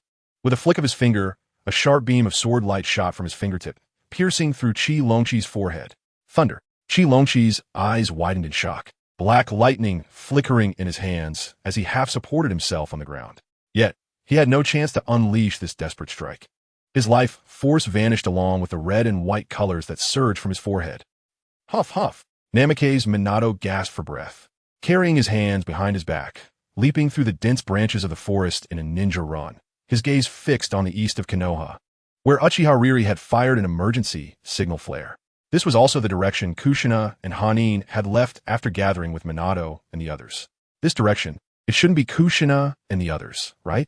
Minato recognized that it was the unique signal flare of the Umbu team. The theoretical courses in the Ninja Academy had covered the signal flares of various ninja villages. As the top student of his class, Minato excelled not only in practical combat, but also in cultural studies, making him quite familiar with his own village's emergency signal. What kind of ninjutsu is this? As Minato ran, he couldn't help but glance at the distant night sky. There, the starlight suddenly appeared and then vanished shortly after, causing him to momentarily lose focus as he continued running. In the forest, Qingye removed the bloodstained mask from Qi Longqi's face, observing the ninja exuding a muscular aura, his brows furrowing slightly. The scene before him reminded Qingye of a segment from the original Fire Hidden Ninja memoir, where the Cloud Ninja infiltrated Konoha to kidnap Uzumaki Kushina. However, Qingye remembered that this event occurred after Minato graduated from the Ninja Academy, not at this moment. Is this change brought about by me, this butterfly? What about the Yinyang Ninja Village? Though Qingye felt some confusion, his actions did not stop. He waved his sleeve, and the unconscious Uzumaki Kushina and Uzumaki Hanin floated to the front of Qingye under the influence of his magic. Then he extended a finger from each hand, pressing it against their foreheads, channeling a surge of magic through his fingers to awaken their consciousness. Stop! Who are you? Keep your distance from them immediately. Whoosh, whoosh, whoosh. Suddenly, the sound of shurikens slicing through the air reached Qingye's ears as two teams of Umbu ninjas in dark uniforms rushed towards him from Konoha's direction. Qingye swiftly turned, the two floating individuals gently landing on the ground. At the same time, he drew his sword, a beam of starlight flashing past, knocking all incoming shuriken away. Umbu 1st Division, 3rd Squad, Sword Immortal. Without waiting for the assailants to continue their attack, Qingye clasped his hands together, performing several hand seals in front of the surrounding Umbu ninjas. This was the identification seal method for distinguishing friend from foe in Umbu. Each Umbu team had its own variation. Qingye had no intention of hiding his Umbu identity, while the identity of Umbu members might be mysterious to ordinary ninjas. Those members frequently coordinated for missions, and everyone had a clear understanding of who was who, especially since Qingye's style was different from that of ordinary ninjas, making it absurd to hide his identity in front of fellow Umbu members. Wovas! An Umbu ninja wearing a seagull mask waved his hand and stepped forward, saying, Umbu 1st Division, 4th Squad, Seabird. What happened here? Qingye pointed to the chaotic scene, saying, Our team was executing a village mission. Today, it was the captain's and Xiaoluan's turn. When I saw the emergency signal, I rushed over immediately and happened to encounter two teams of ninjas kidnapping our Konoha ninjas. I rescued them and was just about to check on their condition. Also, my captain and Xiaoluan may already be gone. I couldn't feel their life forces when I arrived. As he spoke, Qingye pointed to the two individuals lying quietly on the ground nearby, covered in wounds. Qingye's tone revealed no sadness. From the moment he saw the emergency signal, his consciousness had already begun to extend in this direction. However, by the time Qingye's consciousness locked onto this place, they had long since lost their life forces. Observing the two collapsed on the ground, it was evident that the signal flare was fired in the last moment of Uchiha Riri's life. Seagull showed no reaction to Qingye's emotional response at this moment. Ninjas themselves deal with killing and being killed. Death is a scene they're accustomed to. For the Umbu team, like Qingye's, which had just gone through personnel changes and restructuring a month or two ago, it was strange to see everyone crying when casualties occurred. Silkworm. Go check on those 2 students from the Uzumaki clan. Seagull instructed a ninja beside him wearing a cicada mask, and then explained to Qingye, Silkworm is a medical ninja. Let her check the condition of those 2 students. Qingye nodded, stepping aside a few paces to clear the way, as Seagull's explanation was clearly directed at him. While the Umbu ninja, codenamed Silkworm, moved forward to examine Uzumaki Kushina and Uzumaki Hanabi, Seagull signaled for others to stand guard and clean the battlefield. Qingye watched Seagull busily moving back and forth, not intervening. Chapter 139. The Late Arrivals. Qingye suddenly raised an eyebrow, his gaze shifting towards the direction of Konoha village, where a little blonde boy was sprinting towards them at high speed, only to be blocked by 2 Umbu ninjas. Captain Seagull, I want to ask, which team is on duty in this direction today? Why can a student from a ninja school freely enter and exit the village from here? What about the protective sensory barrier? Qingye asked, looking at the sweaty-faced Namikaze Minato, who was suddenly questioning the busy Seagull. This area was already outside the Konoha village barrier, but it was still a place that Konoha focused on guarding. If the enemy could sneak in, it could be explained as their strong infiltration abilities from outside. But Minato's direction clearly came directly from the village. Were the Umbu on duty and the barrier team just slacking off? Umbu in charge, halt. Minato wiped the sweat from his forehead, looking at the chaotic battlefield and the 2 girls lying on the ground not far away, feeling anxious. However, the 2 Umbu ninjas stood in front of him, preventing him from moving forward. Minato's gaze swept around, and upon spotting Qingye, the only one not wearing Umbu attire, his eyes lit up, and he called out loudly, Qingye-senpai, how are Kushina and the others? His tone was urgent, and his eyes revealed obvious concern. They're fine. They just fainted. Qingye didn't turn around, but waved his hand in Minato's direction, keeping his attention on Seagull. Seagull hesitated for a moment, but still explained. This area is under the jurisdiction of the Umbu's 3rd squad today. As for what happened with the barrier team, I'm not sure. The Umbu's 3rd squad is on duty. Yet with such a commotion, why haven't they come over? Qingye frowned. His perception was constantly scanning the surrounding environment, but he hadn't seen any other Umbu teams. Was another scheme by Danzo? If Qingye remembered correctly, the Umbu's 3rd squad consisted of personnel eliminated from the original route. At the same time, within Qingye's perception, Shimura Danzo, half of his body wrapped in white medical bandages, appeared within the range of his perception and was not far from here. Of course, with such a significant event happening right on the edge of Konoha village, Danzo's brother, the 3rd Hokage Tsurutobi Hiruzen, would not be absent either. He was currently moving swiftly alongside Danzo, protected by an Umbu team. The chaos in the dense forest seemed to have lasted a long time, but in reality, it was only a brief moment. Qingye's speed was too fast. In a short time, he had wiped out 2 ninja teams from another country, and even the Umbu who followed the signal arrived too late to catch anything fresh. Qingye stood in place, waiting for the arrival of the 3rd Hokage, Tsurutobi Hiruzen, and his brother Danzo. Not wanting to waste any more time on why they encountered enemy forces not far from Konoha village. In any case, the 3rd Hokage had arrived. It was time for him to deal with the headache. Moments later, the 3rd Hokage, Tsurutobi Hiruzen, and Shimura Danzo finally arrived late at the scene. Hokage-sama. Hokage's assistant-sama. Everyone bowed to the arriving Tsurutobi Hiruzen and Shimura Danzo, then cleared the way to expose the battlefield before them.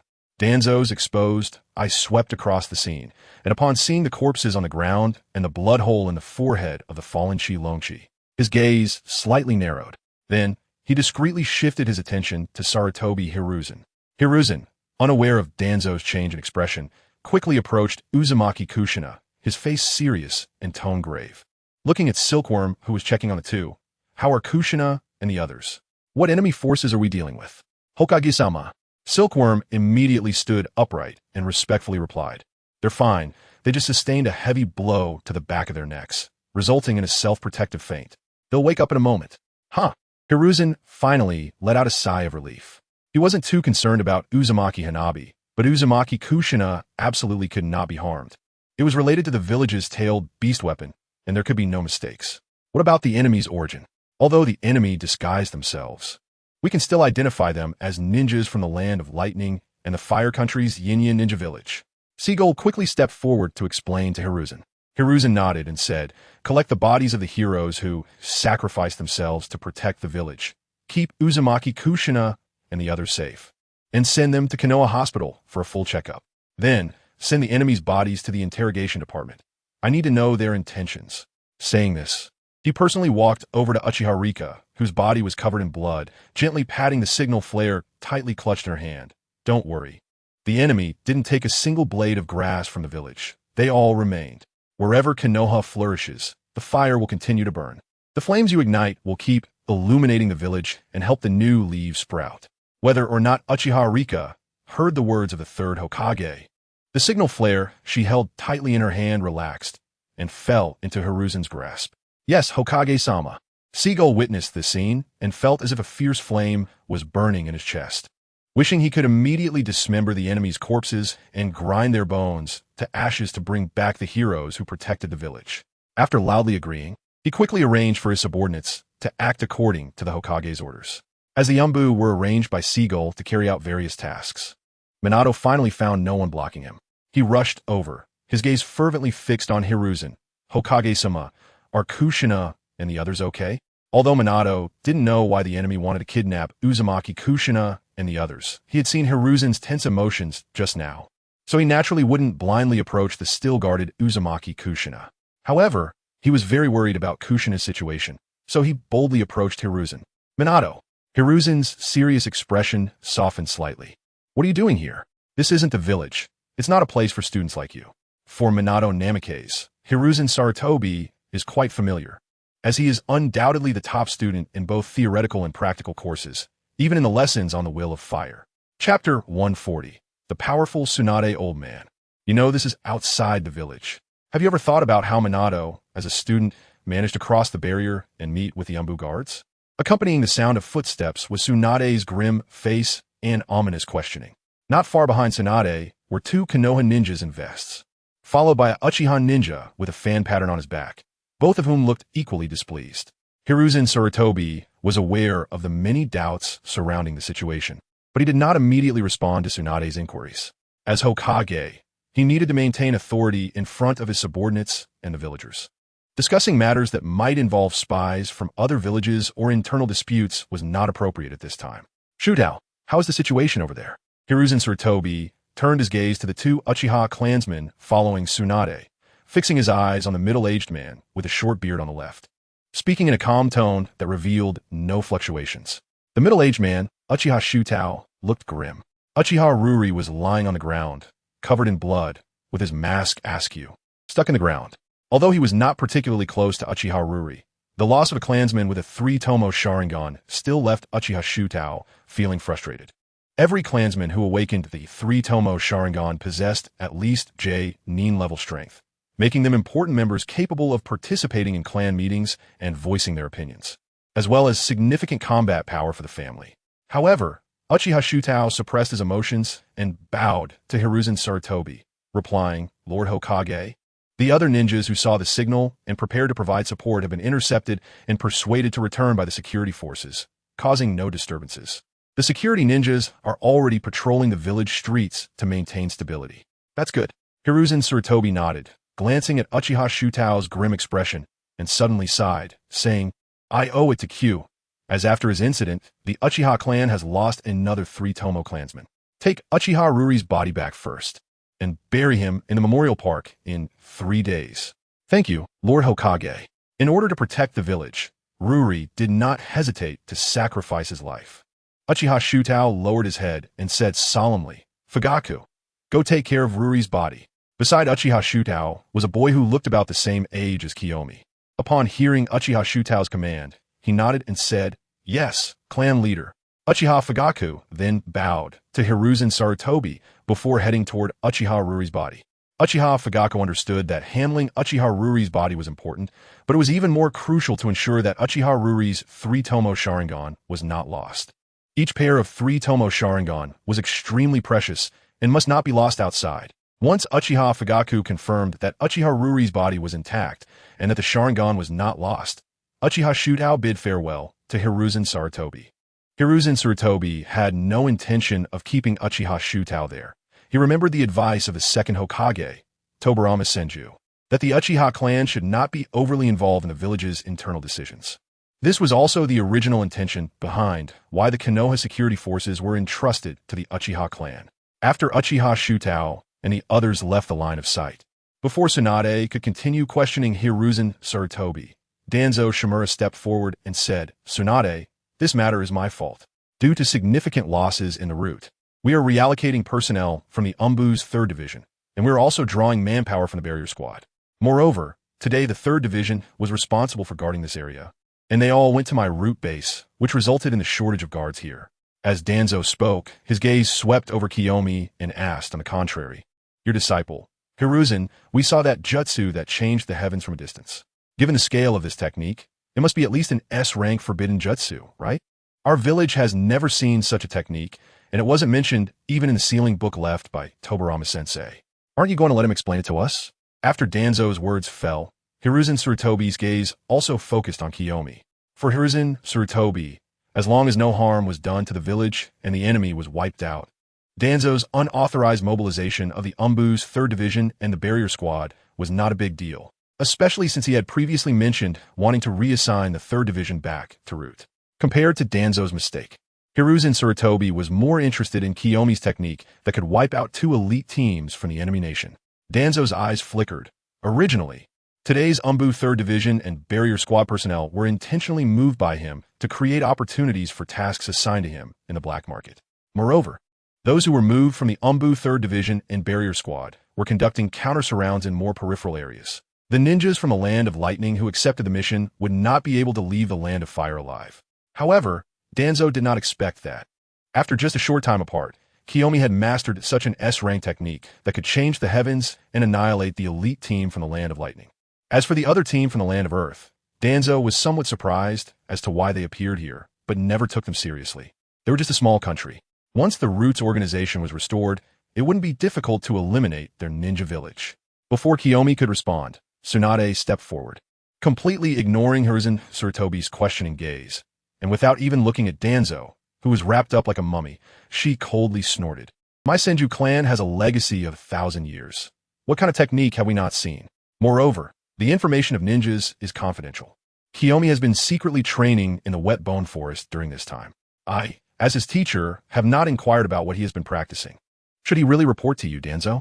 While Tsunade spoke to Danzo, she did not spare him a glance. Her full attention focused on Hiruzen Sarutobi.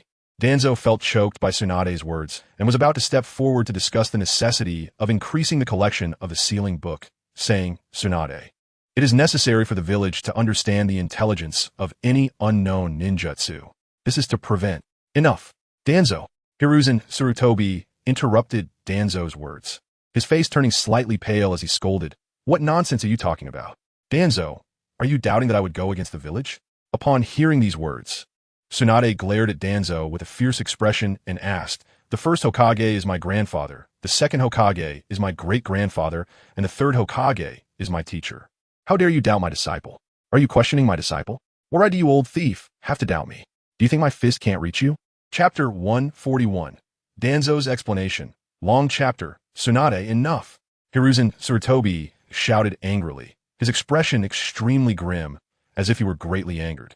He widened his eyes, staring fiercely at Tsunade and Danzo, and sternly said, "Just now, an external enemy infiltrated the village, and we have not yet resolved this matter. Are you two prepared to turn against each other in front of me, the Hokage? Do you not realize that the village is currently in a turbulent time?" Hiruzen Sarutobi's voice echoed in the air, carrying obvious anger and dissatisfaction. "Oomph." Tsunade snorted coldly, her expression not looking good, but upon seeing Sarutobi Hiruzen's pale face, she ultimately chose not to continue confronting Shimura Danzo. She took a deep breath, striving to calm her emotions, and then turned to Shiyu, saying, "Bring your student and follow me." Before her voice faded, Tsunade unhesitatingly bent down to pick up the unconscious Kushina Uzumaki lying on the ground. Her movements were swift and decisive, showing no signs of hesitation. Immediately after, Tsunade, carrying Kushina, stepped towards the direction of the small cabin in the forest belonging to the Uzumaki clan, leaving behind a stunned Sarutobi Hiruzen and Shimura Danzo. "Lord Hokage." Shiyu picked up Hanabi Uzumaki and then cast a glance at Sarutobi Hiruzen, as if waiting for his instructions. Sarutobi Hiruzen looked at Shiyu, a hint of weariness and helplessness flashing in his eyes. He slowly said, "Go ahead, follow your teacher. Leave the matters here to Kaiku and the others." Your team has already lost 2 members, and you can't continue the mission right now. Taking care of Kushina and Hanabi is the most important thing. After speaking, Sarutobi Hiruzen wearily waved his hand, indicating Shiyu could leave. His voice revealed a sense of powerlessness, as if he was somewhat overwhelmed by the series of events. Kazama Minato, you come too. She waved at the slightly bewildered boy beside her, her tone light, yet undeniably commanding. Minato, who had been staring blankly at the ground, suddenly raised his head upon hearing Shiyu's words, as if he had grabbed onto a lifeline, and hurriedly responded, running a few steps to join Shiyu. Shiyu adjusted the position of Hanabi Uzumaki on her shoulder to ensure she was securely resting there before turning to head in the direction Tsunade had left. Minato followed closely behind, occasionally glancing back at the battlefield. Broken trees lay scattered everywhere, and the faint smell of blood filled the air, causing a heaviness in his chest. Once Shiyu and the others had completely disappeared into the depths of the dense forest, Sarutobi Hiruzen's gaze returned to the scene before him. His eyes swept over the chaotic surroundings, finally fixing on Shimura Danzo's face, where complex emotions swirled in his wrinkled eyes. Danzo, his voice was low and hoarse, as if squeezed from deep within his throat. Why was it precisely today that you mobilized the personnel of the 3rd Division? Sarutobi Hiruzen's tone carried a barely perceptible gloom. In his impression, it wasn't unusual for Danzo to mobilize the Umbu's 3rd Division, but the fact that personnel from the barrier unit were also mobilized seemed quite abnormal. He rubbed his brow, trying to suppress the unease within. Although the Root had suffered heavy losses and was severely diminished, it was still a department that could contend with the Umbu. The casualties were all frontline combat personnel, and the logistics staff had hardly been affected, meaning there was no shortage of ninjas skilled in sealing and barrier techniques. Danzo's decision to mobilize the barrier unit raised out in Sarutobi Hiruzen's mind. His voice gradually rose, carrying a note of questioning. Even though Danzo was his most trusted brother, when it came to the future Jinchuriki of the Nine Tails, he could no longer remain silent. Danzo, I need you to give me a reasonable explanation. What exactly do you want to do? Danzo's expression remained unchanged, still looking calm and unruffled. He slowly spoke. Hiruzen, our intelligence agents en route received word that an elite team of ninjas from the Land of Lightning infiltrated the Land of Fire. Now, my Root's combat personnel have suffered heavy losses, and you mentioned the 3rd Division returning under Root's command. To capture this group of infiltrators, I naturally have to mobilize the 3rd Division. As for the barrier unit, they are only responsible for applying a hiding barrier for the 3rd Division to ensure the operation's concealment and safety. Danzo's tone was steady, each word resonating as if he had prepared this reasoning long ago. He certainly wouldn't tell Sarutobi Hiruzen that the team of ninjas from the Land of Lightning was attracted by information he released in the black market, aimed at resolving a certain uncontrollable factor within the village. The enemy has already infiltrated the village's edge, even nearly abducting our designated future Jinchuriki of the Nine Tails. Is this what you call keeping the enemy here? 2 elite Umbu members died at the village gate. If Shiyu hadn't arrived in time, how did you plan to deal with the aftermath? Sarutobi Hiruzen laughed angrily, his voice suppressing a volcanic eruption of fury, his face pale with rage. He abruptly stood up, pacing back and forth, each step seeming to tread on Danzo's nerves. The gap between the 1st and 2nd wars is so short. After experiencing a life-and-death battle with Sunagakure, the village's manpower is already stretched thin. And you, after all this, have lost 2 of my elite Umbu ninjas? He paused, pointing towards the direction where Shiyu and the others had disappeared, his tone laced with a sense of frustration. Kushina Uzumaki is the next candidate for the Jinchuriki of the Nine Tails. Not to mention her special identity. Just the fact that Lord Uzumaki Mito doesn't have much time left means we can't afford any more accidents. If anything were to happen to her, where would I find another suitable Jinchuriki for the Nine Tails? Danzo stood calmly beside him, his expression terrifyingly calm, as if Sarutobi Hiruzen's anger had no effect on him. He slowly replied, his tone carrying a subtle chill. The members of the 3rd Division 1 arranged are stationed at the outer perimeter 20 kilometers from here. My intention was to control the battle away from the village to avoid affecting the villagers. I truly did not anticipate that Kushina and the others would happen to pass through this direction. He paused, locking his gaze on his Sarutobi Hiruzen's eyes, speaking each word deliberately. The members of the 3rd Division are all those eliminated from training en route, just returned under my command. So their coordination is inevitably not as harmonious as the original Root personnel, which resulted in this oversight. Danzo sneered inwardly. He certainly could not tell Sarutobi Hiruzen the truth. In reality, His purpose was to use the hidden cloud ninjas to eliminate Shiyu and then deal with the infiltrators.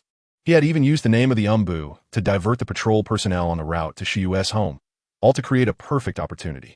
However, he had never expected that Kushina would appear where she shouldn't be. Fortunately, things had not developed in the worst direction. Kushina was safe, and the Land of Lightning's ninjas had been captured. Although the plan had deviated, at least he still had enough reasons to explain to Sarutobi Hiruzen. Upon hearing this, Sarutobi Hiruzen's furrowed brows slightly relaxed, his tone no longer as severe as before, carrying a hint of moderation as he said, "Right now, the village is in urgent need of personnel. Except for your 3rd division, we are nearly out of ninja resources. As for those war orphans from the Land of Fire." He paused, unconsciously tapping his fingers on the table, producing a faint sound, as if weighing his words. "You need to find a way to cultivate them. But remember, do not lay a hand on the orphan ninjas in the village." At this, Danzo's eyes flickered slightly, and then he said in a deep voice, "Hiruzen, the descendants of ninjas are more likely to exhibit exceptional talent. Those war orphans are of average aptitude, even if we expend a lot of resources to train them. When will they become elites capable of supporting the foundation of the village?" He paused for a moment, his gaze fixed intently on Sarutobi Hiruzen. "I need to recruit a batch of personnel from various ninja clans to supplement Root's strength." Sarutobi Hiruzen's fingers stopped tapping, and he raised his head to meet Danzo's gaze. His tone calm, yet undeniable. "That's fine, but I won't provide you with any resource support. You'll need to find a way on your own," he thought to himself. Although the village appeared to be short on manpower, in reality, each ninja clan had a hidden reserve of private forces not registered. If Danzo could squeeze out personnel from these clans, and he could take the opportunity to bring these ninjas into the open, it would effectively supplement the number of registered ninjas. This way, he could both pressure Danzo and cleverly utilize his methods, achieving 2 objectives with 1 action. Shimura Danzo understood this clearly. The matter of mobilizing the barrier team today had thus been settled. However, recalling the strange, celestial phenomena he had witnessed on his way here, along with the 2 ninja squads that infiltrated Konoha only to meet a tragic end, a wave of inexplicable unease surged within him once more. The technique that Kyoha had demonstrated that immense power was impossible for him to ignore. The technique Kyoha had displayed today. Danzo's tone carried a hint of unmistakable desire. "I have searched through the Shimura clan's history and have never seen any similar records." He knew full well that since Kyoha had taken Tsunade as his master, he had completely lost the chance to bring Kyoha into the root. But if Sarutobi Hiruzen could, in the name of Hokage, include Kyoha's world-changing technique in the sealing book, then what difference would it make whether the technique belonged to Kyoha or Root? Sarutobi Hiruzen's gaze refocused on Shimura Danzo, noticing the half of his body wrapped in bandages, with grotesque old wounds faintly visible beneath. How could he not understand the deeper meaning behind Danzo's words? Even in the historical records of the Sarutobi clan, he had found no trace of that mysterious technique. He couldn't even glimpse its general principles and effects, something he, as a doctorate in ninjutsu, found baffling. Chapter 142. The Dream of Minato Namikaze, Large Chapter. Sarutobi Hiruzen's gaze swept over Shimura Danzo, and memories of the histories of the 2 clans floated in his mind. Although the Sarutobi and Shimura clans did not have the long-standing legacies of the Senju, Uchiha, or Hyuga clans, they had taken root in this land for several hundred years. Ninjas were certainly not a group skilled in recording history. The so-called clan histories were merely a few brief lines recounting how someone happened to acquire a particular ninjutsu on a certain day in a certain place. However, it was these hundreds of years that witnessed the birth and demise of countless ninjutsu, yet no one had ever seen a technique as earth-shattering as Kyoha's. Just from the distant observation of its power earlier, this technique was at least of S-rank caliber. Shimura Danzo slowly spoke, his voice low yet underscored with undeniable conviction. Such a powerful technique, if it could be included in the sealing book, would greatly benefit both Konoha's foundation and the village's safety. He paused, and without waiting for Sarutobi Hiruzen to respond, he continued, "I know, Hiruzen, what you are concerned about, but if you wait until you say this, Kyoha will definitely not easily refuse." Danzo had calculated clearly in his mind. If he let Sarutobi Hiruzen speak first, with his cautious personality, he would surely let the topic of this technique drop. Only by taking the initiative could he force the other party to seriously consider it. Upon hearing this, Sarutobi Hiruzen's expression remained calm as water, but his tone subtly carried a hint of chill. Danzo, you also know that is at least an S-rank technique. He stood up, walked to the window, turning his back to Danzo, and continued, there is naturally no problem with including such an S-rank technique in the sealing book. But what ninjutsu do you plan to use to exchange for Kyoha's technique? Shimura Danzo's heart tightened. He knew this was the crux of the issue.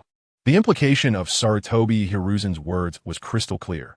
Wanting to exchange such a precious technique with a low-level ninjutsu was simply too whimsical. Of course, it would be from a sealing book, Danzo blurted out, but before he could finish, he was interrupted by Sarutobi Hiruzen. Which S-rank techniques do you think exist in the sealing book that do not have a backup with Tsunade?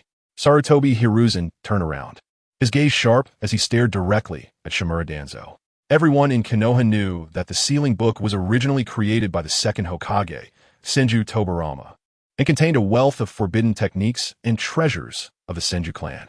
Later, Sarutobi Hiruzen, upon succeeding the position of Hokage, added some secret techniques from other clans to the sealing book. It could be said that the sealing book almost encompassed the finest ninjutsu resources of Konoha.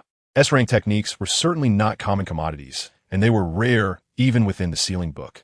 These techniques were either forbidden techniques developed by Senju Tobarama or inherited from the Senju clan. At the very least, they were treasures left by the Uzumaki clan. Now, Kyoha was not only Tsunade's disciple, but also the master of Uzumaki Hanabi. As one of the two remaining Uzumaki clansmen in Konoha, Uzumaki Mido would certainly not hide the Uzumaki clan's ninjutsu and sealing techniques from Uzumaki Hanabi. Since Uzumaki Hanabi had mastered certain S-rank ninjutsu, how could her master, Kyoha, not have them? Hiruzen, you are still too weak. Shimura Danzo suddenly stepped forward, an urgent expression appearing on his aged face. With your position as Hokage, if you issued a command, would Kyoha dare to defy it? He licked his cracked lips, calculating how to package this statement to make it more persuasive. He cleared his throat and lowered his voice. That technique of Kyoha can eliminate an elite jonin from the Cloud Village without them noticing the power, the concealment at night, is simply unheard of. Greed flickered in Shimura Danzo's eyes, as if he could already see the power of that technique in his hands. As long as he could master this technique and make slight improvements, hiding the projections of the stars in the sky, what a powerful technique for stealthy assassination that would be. It would be utterly undetectable. Such a technique. Of course, besides this technique, he wanted Kyoha as well. If he could bring Kyoha under his command, with Kyoha's talent and abilities, he would undoubtedly be an incredibly sharp blade, a dagger that could pierce any enemy. However, Kyoha had now become Tsunade's disciple, no longer the nameless pawn he could manipulate before, which made him feel troubled and a bit unwilling. Sarutobi Hiruzen listened quietly to Shimura Danzo's impassioned speech, his face showing no signs of fluctuation. Once Danzo finished speaking, he merely cast a faint glance and turned to walk straight towards the village, not saying another word. Having been partners for so many years, they knew each other well. The moment Shimura Danzo shifted, Sarutobi Hiruzen knew he had nothing good to say. How would the villagers view him, the Hokage, if he forcibly requisitioned ninjutsu from the ninjas in the village, especially high-level S-rank ninjutsu? Would they think he was overbearing and oppressing the weak? If he could forcibly requisition S-rank ninjutsu from a civilian ninja like Kyoha today, would he not use this as a breakthrough to turn against the secret techniques of those ninja clans tomorrow? How would those long-established clans view him? This Hokage? Sarutobi Hiruzen had already made up his mind, so he simply refused to answer Shimura Danzo's suggestion and turned to leave. Kyoha, holding Uzumaki Hanabi in his arms, quickly caught up with Tsunade's pace. After confirming that the surroundings were safe, he finally broke the silence, his tone laced with uncontainable worry. Tsunade-sensei, are you all right? Tsunade, with her back to him, slightly trembled at her shoulders, which Kyoha keenly noticed. When he had been following Tsunade just now, he had clearly sensed her tense mental state, an indication of someone trying to suppress their emotions but struggling to hide them completely. Clearly, the bloodstains they had just seen had a significant impact on Tsunade. After a moment, Tsunade took a deep breath, then slowly exhaled, seemingly trying to calm her emotions. She turned around, forcing a smile on her face, but looked somewhat strained. It's fine, just take a break. Tsunade had been deliberately controlling her gaze, avoiding looking closely at the bodies of Uchiha Ritsu and Aburame Shurshin, or the ninjas from the Sunagakure and Kumogakure who had died at Kyoko's hands. However, even with her intentional avoidance, the smell of blood in the air was impossible to ignore. with Tsunade's superb skills as a medical ninja, even from a distance. The aura of death felt tangible, creating a significant psychological burden for her. She paused for a moment, her gaze sweeping over the sleeping figure of Uzumaki Hanin in Kyoko's arms. The little one was peacefully asleep, but had a hint of unease on her face. Tsunade adjusted her breathing again, trying to make her voice sound calmer. "You little brat." She turned her gaze to the blond boy who had been quietly following behind her, her tone now a bit more scrutinizing. "Is that Namikaze Minato?" Upon hearing this, Minato immediately stood up straight and respectfully replied, "Yes, Lady Tsunade." Tsunade pondered over this young child. He was just a low-grade student from the Ninja Academy. Although he had learned some basic ninja knowledge, he was still just a kid, neither from a prestigious ninja clan nor with a notable background. Yet, this little brat managed to track down this place. Tsunade looked at Minato with curiosity and a hint of appreciation, her sharp gaze devoid of malice. "How did you know Kushina was here?" she asked. Minato hesitated slightly, as if organizing his words, then spoke. "We had a dinner gathering tonight. Not long after we parted ways, I hadn't gone far when I sensed chaotic chakra fluctuations in the direction where Kushina and the others left. It's rare for the senior ninjas in the village to unleash chakra like that, so I felt uneasy and thought I should come over to check. But I didn't see Kushina or Hanin, only the obvious signs of destruction around, and I found this." As he spoke, he opened his palm to reveal a few strands of red hair. Tsunade carefully examined the hair in the dim light, and with her experience, she immediately recognized it as belonging to Uzumaki Kushina and Uzumaki Hanin. "You little brat, it seems your talent is quite remarkable." Tsunade's face broke into a satisfied smile, her tone carrying a touch of admiration. "To have developed such tracking abilities and keen observation skills at such a young age shows you have the qualities of an excellent ninja." Tsunade paused, a satisfied smile on her face. The night was dim, and although Konoha had installed some streetlights, the strands of hair on the ground were not easily noticeable clues. Otherwise, the ninjas from Qingye who kidnapped Kushina and Hanin would have left such a blunder. That was an elite Genin from Qingye leading the team. Their professional skills were adequate, yet this team failed to notice clues that a student from a ninja academy discovered.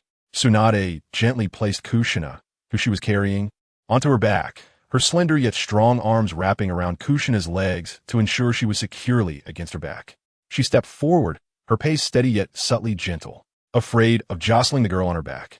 "Kyoko," Tsunade said as she walked, her voice low but carrying a hint of amusement. "You've chosen a good disciple for Jiraiya. This little brat already has such tracking abilities and keen observation. He is clearly a child with great potential." Kyoko nodded slightly, her gaze falling on Minato, who was following closely beside them. Tsunade continued walking for a few steps, suddenly stopping and turning to face Minato. In the dim light, her expression turned serious, her eyes sharp as a hawk, as if she could see through the young boy as heart. "Minato," Tsunade slowly began, her voice deep and powerful. "Do you want to become a strong ninja?" Minato was momentarily taken aback by Tsunade's solemn gaze, but then he straightened his back, looked directly into Tsunade's eyes, and nodded vigorously. "My dream is to become Hokage, and naturally, I want to be a strong ninja like Lord Hokage." His voice was clear and full of youthful energy, yet it carried an undeniable determination. Tsunade looked at this youthful boy, still innocent yet filled with fighting spirit, and her thoughts drifted back to many years ago, to another ambitious young boy. She murmured to herself to become Hokage. A glimmer of nostalgia flashed in her eyes, which then transformed into a gentle smile. In that case, Tsunade paused, her tone turning gentle. "Then work hard from now on." She raised her hand and gently ruffled Minato's hair, as if comforting a stubborn child. Minato felt the warmth from above his head, a surge of warmth filling his heart. "I will." His gaze became even more resolute as he clenched his fists tightly. Tsunade nodded in satisfaction and continued walking with Kushina on her back. "Little brat," she said as she walked, "prepare well at the Ninja Academy these years, and I will introduce you to a powerful ninja as your teacher." Upon hearing Tsunade's promise, Minato's eyes lit up and his face was filled with uncontrollable excitement. He quickened his pace to match Tsunade and Kyoko's steps, his heart swelling with visions of the future like a tide. Chapter 143, Discussion at Night. The Hokage building was brightly lit, for figures appeared hazily among the thick smoke. "Danzo, such matters are not to be taken lightly. The inheritance of the Nine Tails Jinchuriki involves the village's deterrent security and must not be allowed to fail." Sarutobi Hiruzen puffed on a cigarette, focused on being a smoke machine. Leaning against the window, Tsunade's expression turned serious as she looked at Shimura Danzo, who was frowning at the smoke. I naturally know the importance of the next generation of Nine-Tails Jinchuriki, and today's situation was not unexpected for the root. Danzo's half-exposed face, unwrapped in bandages, also showed an impatient expression. Hiruzen had been lecturing the whole way. Can't I have a moment of peace? Not unexpected for the root. Did you go to explain to the Aburame and Uchiha? Letting the elite ninja team from the enemy village silently infiltrate our doorstep without your expectations? What is truly unexpected? The enemy infiltrating Hiruzen's home? Tsunade, as the only female combat force in Konoha's F4, was not to be underestimated. Hearing Danzo's impatient tone, her temper flared instantly. With such a conspicuous jutsu appearing on the outskirts of the village, while the affected area may not be large, ninjas with a certain level of ability in the village would naturally be aware of how close the battle location was to their homes. If it weren't for the fact that I relied on my position as an advisor and used Hiruzen's authority to calm things down for 9 years, would the Hokage building be so quiet now? Cough, cough, cough, cough. Can we all say a little less? Mito Minge was choked by Hiruzen's secondhand smoke and began a cough. Once the coughing subsided, he first calmed Tsunade and Danzo for a moment, then turned his gaze to Hiruzen, who was enveloped in smoke and had an unreadable expression, and said, Hiruzen, you should smoke a little less too. Biwa Lake is pregnant. If you keep smoking like this, can you still go home? All right, now is not the time to talk about my family matters. Sarutobi Hiruzen knocked on his pipe, dumping the ash into the ashtray, and said, Tonight, the issue of the Cloud Ninja and the Flame Ninja villages invading the outskirts of our village must be resolved quickly. Otherwise, other ninja villages will follow their example, and the recently settled situation will stir up again, which will also affect the small countries and small ninja villages' thoughts towards our Konoha. Our war with the Cloud Ninja is not over yet. By increasing the border troops and expanding the war with the Cloud Ninja, we can show other ninja villages that Konoha still has strength, naturally achieving the goal of deterring other countries. Shimura Danzo, hearing Sarutobi Hiruzen's words, immediately interjected. As a radical in the village, he always felt that Sarutobi Hiruzen's strategy was too conservative. Konoha should take the initiative to strike, rather than waiting for others to attack. Expand the war with the Cloud Ninja? Sarutobi Hiruzen and the others, including Uchiha Koharu and Mito Genin, all slightly changed their expressions.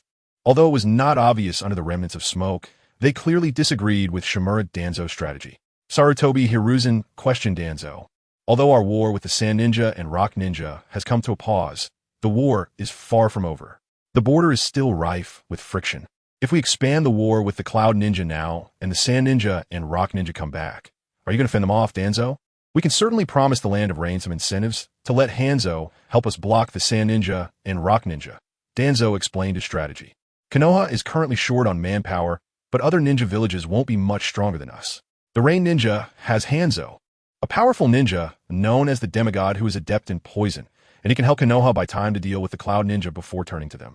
Besides, the Land of Rain is in dire need of rebuilding, and Hanzo wouldn't refuse a trade of significant resources from the Land of Fire. And then what? Uchiha Koharu retorted. After defeating the Cloud Ninja, we continue to fight the Sand Ninja and Rock Ninja, exhausting all our ninjas in the village?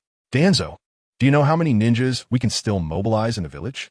Although civilian ninjas are scarce, various clans still retain a considerable number of unregistered ninjas. Our Uchiha clan can still support the village with 100 ninjas, 3 Jonin, mainly Chunin, and some Genin. You guys can. Danzo waved his bandaged hand, indicating that manpower wasn't an issue as long as Sarutobi Hiruzen could persuade the clan leaders to contribute. They could naturally expand the war with the Cloud Ninja. What nonsense! Sarutobi Hiruzen couldn't help but slam the table after hearing Danzo's suggestion, interrupting him directly, his bearded face full of anger. Persuade the other clan leaders? What do I have to persuade them? Is it Koharu and Un's advisory positions, or your position as the Hokage's assistant, Danzo? The war weariness among everyone in the village has already reached its peak.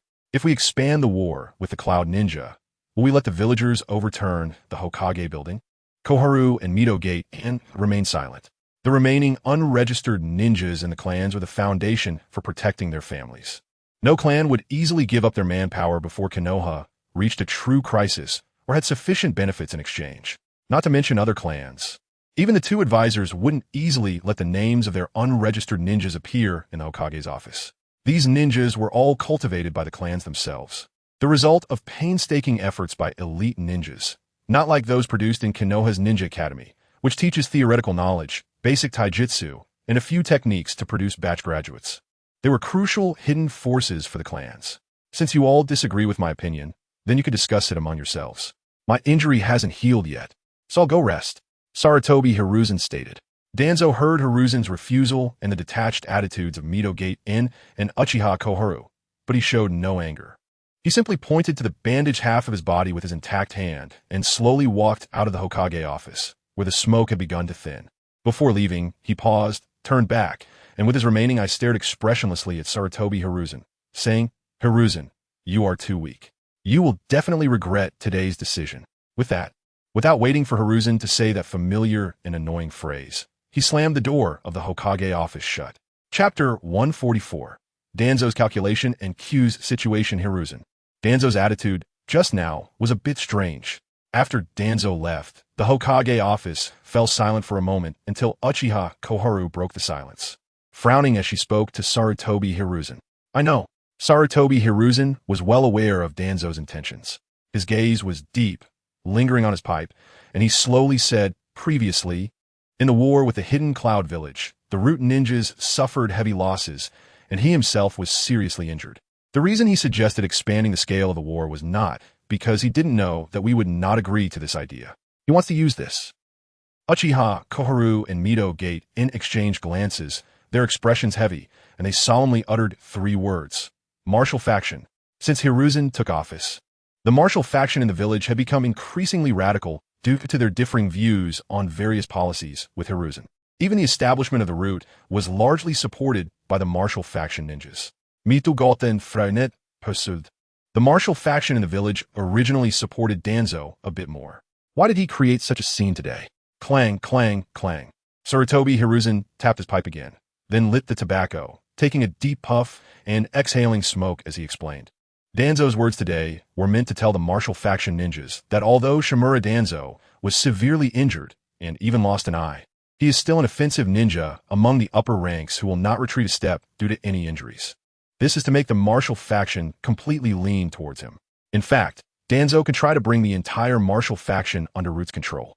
This way, not only would the Root's strength fully recover, but it would also far exceed the past. Hiruzen, why didn't you stop Danzo just now?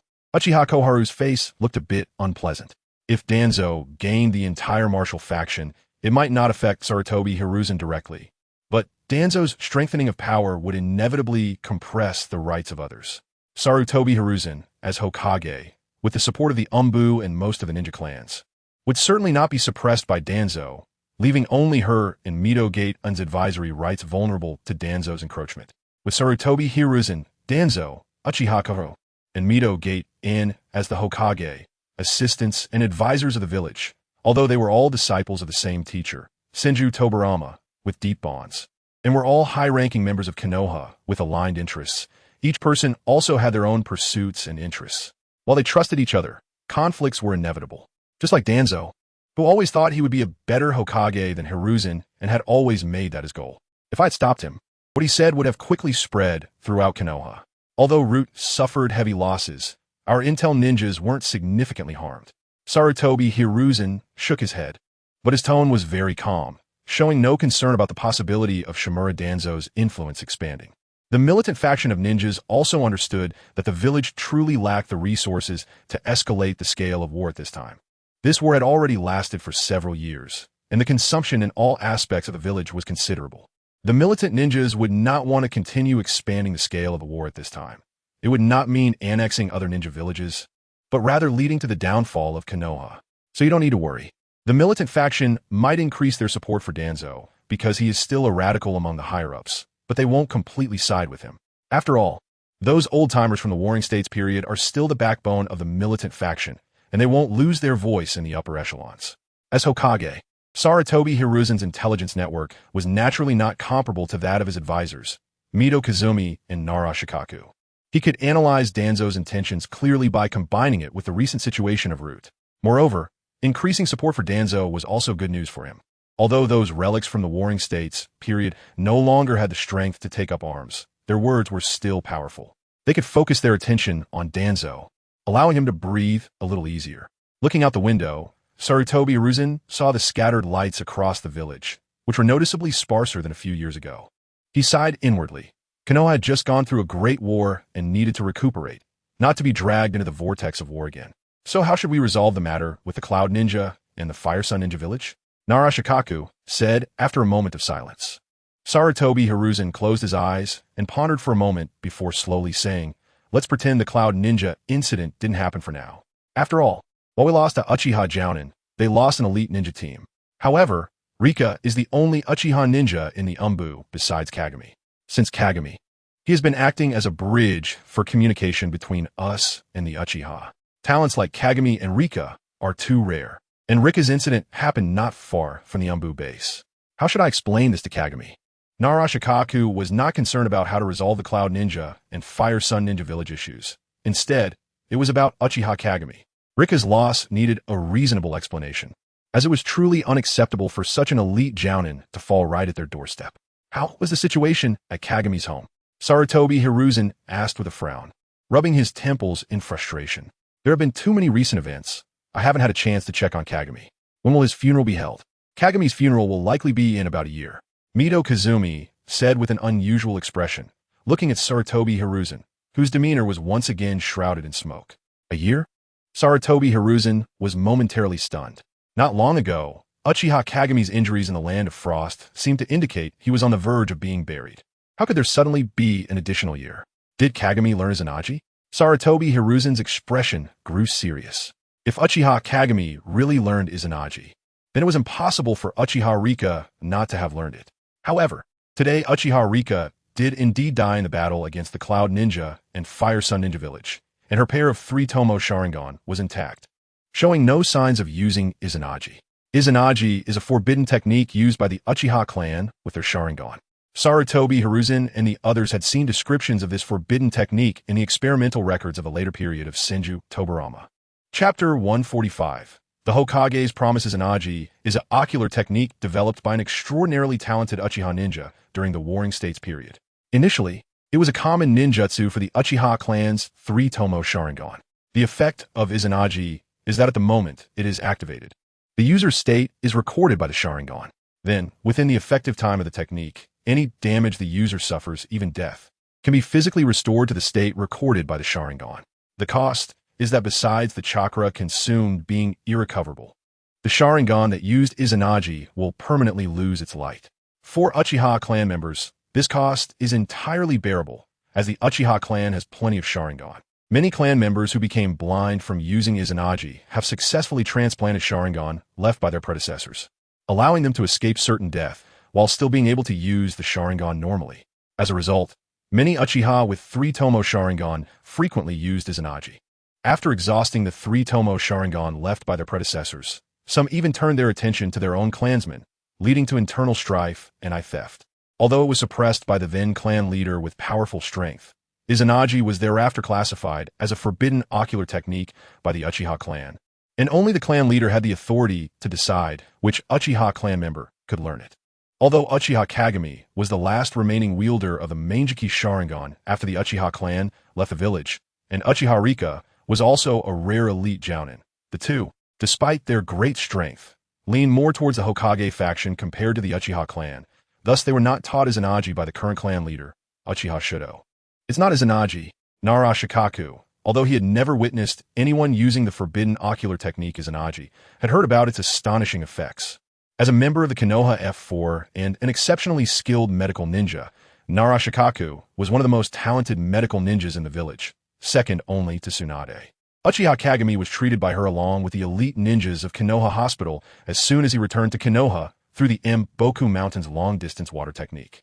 She was the one who announced the abandonment of treatment, and she was also the one to return for further examination after Uchiha survived. With years of accumulated medical experience and a deep understanding of various ninjutsu characteristics, Narashikaku confidently believed that if Uchiha Kagami really used such a powerful forbidden technique as Izanaji, then she would certainly be able to make an accurate judgment. After all, the physical changes and chakra fluctuations caused by such a forbidden technique could not be concealed by ordinary means. and the Uchiha clan didn't have any competent medical ninjas who could cover for Uchiha Kagami. It was only through Akimichi Kif, who had been watching over the situation, that she and Mito Kazumi learned the reason why Uchiha Kagami survived. The same forbidden technique, and it was a unique forbidden technique of Uchiha Kagami's lineage, also came with a significant cost. According to Kif, Kagami's wife, Izumi, used a certain forbidden technique which saved Kagami's life but only extended it for about a year. And he could not use chakra. Even Kagami's Mangekyou Sharingan was completely blind. Mito Kazumi frowned slightly, his expression serious as he continued with Narashikaku's words. Moreover, due to Izumi's reckless use of the forbidden technique, the chakra in her body produced extremely violent fluctuations. This raging power not only caused great harm to Izumi's own body, but also directly affected the child she was carrying. It caused that unborn life to perish in her womb. At this point, Mito Kazumi couldn't help but let out a heavy sigh, his eyes revealing deep regret and helplessness. Fate always plays tricks on people. Although Uchiha Kagami barely survived, he could no longer appear as a ninja, and he paid such a heavy price for it, with only a little over a year left to live. Listening to the words of his two friends, Sarutobi Hiruzen paused for a moment with the pipe in his hand, then said, "The main issue is that Kakashi suffered serious injuries in the battle against the third Reikage. Although Tsunade has hemophobia, she watched from the shadows when Kakashi returned. She also said that even when she didn't have hemophobia, she had no confidence in saving someone. Haruno, please visit Kakashi more often in the coming days. Although time is short, we must ensure that Kakashi's bloodline continues. After all, he is a disciple of our teacher. I also heard that Rina's wife is pregnant. Tell Kakashi that I guarantee at least one of their descendants will definitely be a direct heir of the Hokage line. Their bloodline represents not only the continuation and glory of their family heritage, but also the hope for the future in protecting the village and safeguarding peace in the ninja world. I believe this good news will surely bring Kakashi immense comfort and anticipation." Sarutobi Hiruzen slowly placed the smooth pipe in his hand into the ashtray beside him, which was already filled with gray ashes.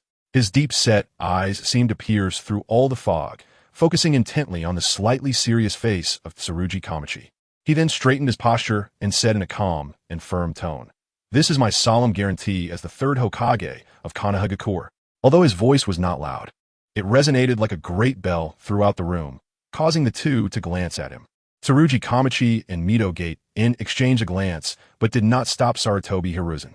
His actions could not only comfort Kakashi and Rina's family, but also maintain the connection between the Uchiha clan and the Hokage line, providing a reasonable explanation for the Uchiha clan.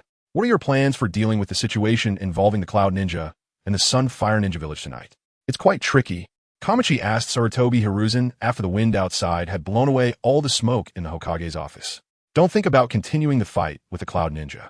Not only are we short on ninja for combat, but we also have very few medical ninjas available for me to deploy. For now, maintaining our team with the Cloud Ninja in the Land of Frost is already our best effort." Chapter 146. Candidates and missions. We currently have no information on the situation in the Land of Water's Hidden Mist Village. But as long as we don't blindly escalate the war with the Cloud Ninja, the Sand Ninja and Rock Ninja will not easily join the battle again. For now, it's best to maintain friction with the Cloud Ninja and see when they can no longer hold back from withdrawing their troops, Sarutobi Hiruzen said, pointing with his pipe to the ninja world map hanging on the wall, where the Land of Moon is located north of the Land of Frost and west of the Land of Thunder. Like the Land of Thunder, it is surrounded by vast mountains, but unlike the Land of Thunder, which is misty and full of ravines, there is only a deep mountain area, and the Sunfire Ninja village is situated within that deep mountain, which falls within the territory of the Land of Earth. Let Kakashi Hitaki lead the new generation of Inuzuka, Nara, and Akimichi as his team. The intelligence ninjas from Danzo's route will provide them with intelligence support to assassinate the leader of the Sunfire Ninja village, key leaders, Genin, and other important figures with a 6-month deadline. Even if we can't achieve the same results as the annihilation of the Sky Ninja village, we must at least inflict pain and break the morale of all the ninjas in the Sunfire Ninja village. To warn these small nations and small ninja villages that our war with the other great nations is not something they can join or leave at will. Not every ninja is Hanzo of the Salamander. Sarutobi Hiruzen's low and cold voice seemed to contain boundless killing intent, sending chills down the spine of anyone who listened. This legendary figure, known as the ninja hero, despite being in the upper echelons of Konoha and belonging to the conservative faction, was by no means an ordinary person. He had often been criticized by Shimura Danzo for being weak and incompetent, but that did not mean he had become senile or lost his past wisdom and decisiveness. At this moment, facing the current situation, his determination remained undiminished and even grew stronger. Kakashi Hatake? The name was spoken softly, carrying a hint of confusion and uncertainty. Midogate frowned and shook his head, saying, "The combination of this elite team has no issues, but Hiruzen, although I signed a request for your Umbu chief." Did you not see it? Kakashi's wife was just found to be pregnant a few days ago, but the pregnancy is unstable. He has been accompanying her at home to ensure the pregnancy since returning from the land of grass. Although the Umbu is a department solely led by the Hokage. Just like how Danzo independently leads Root, Midogate and Tsurugi Kamachi also each have their own ninja teams in Umbu that report directly to them. Generally, non-confidential matters are not hidden from the two, and sometimes when Sarutobi Hiruzen is too busy and needs the upper management signature, Midogate would help sign for him. Sarutobi Hiruzen's expression showed some confusion but quickly turned into a smile, saying, "Since you can sign on his behalf, it must not be a significant matter. So I indeed haven't had the time to look at it. Ensuring a good pregnancy is good. The value of the village is to protect the next generation's growth. Since Kakashi's wife is pregnant, let him take a few days off. He has always been the one to carry out important missions. He deserves some rest. Then who do you plan to assign for this task? You must know this is not an easy task. It involves the survival of a ninja village and requires the executor to possess exceptional wisdom, courage, and strong strength and adaptability." Midogate interjected. "There may not be suitable candidates in the village right now, right? Jiraiya is away. Orochimaru is currently at the front line in the land of frost confronting the Cloud Ninja. Tsunade is in this state.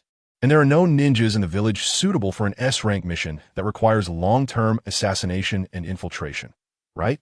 Are we going to let the new generation of Inuzuka, Nara, and Akimichi go? Let the new generation of Inuzuka team up with Akiha.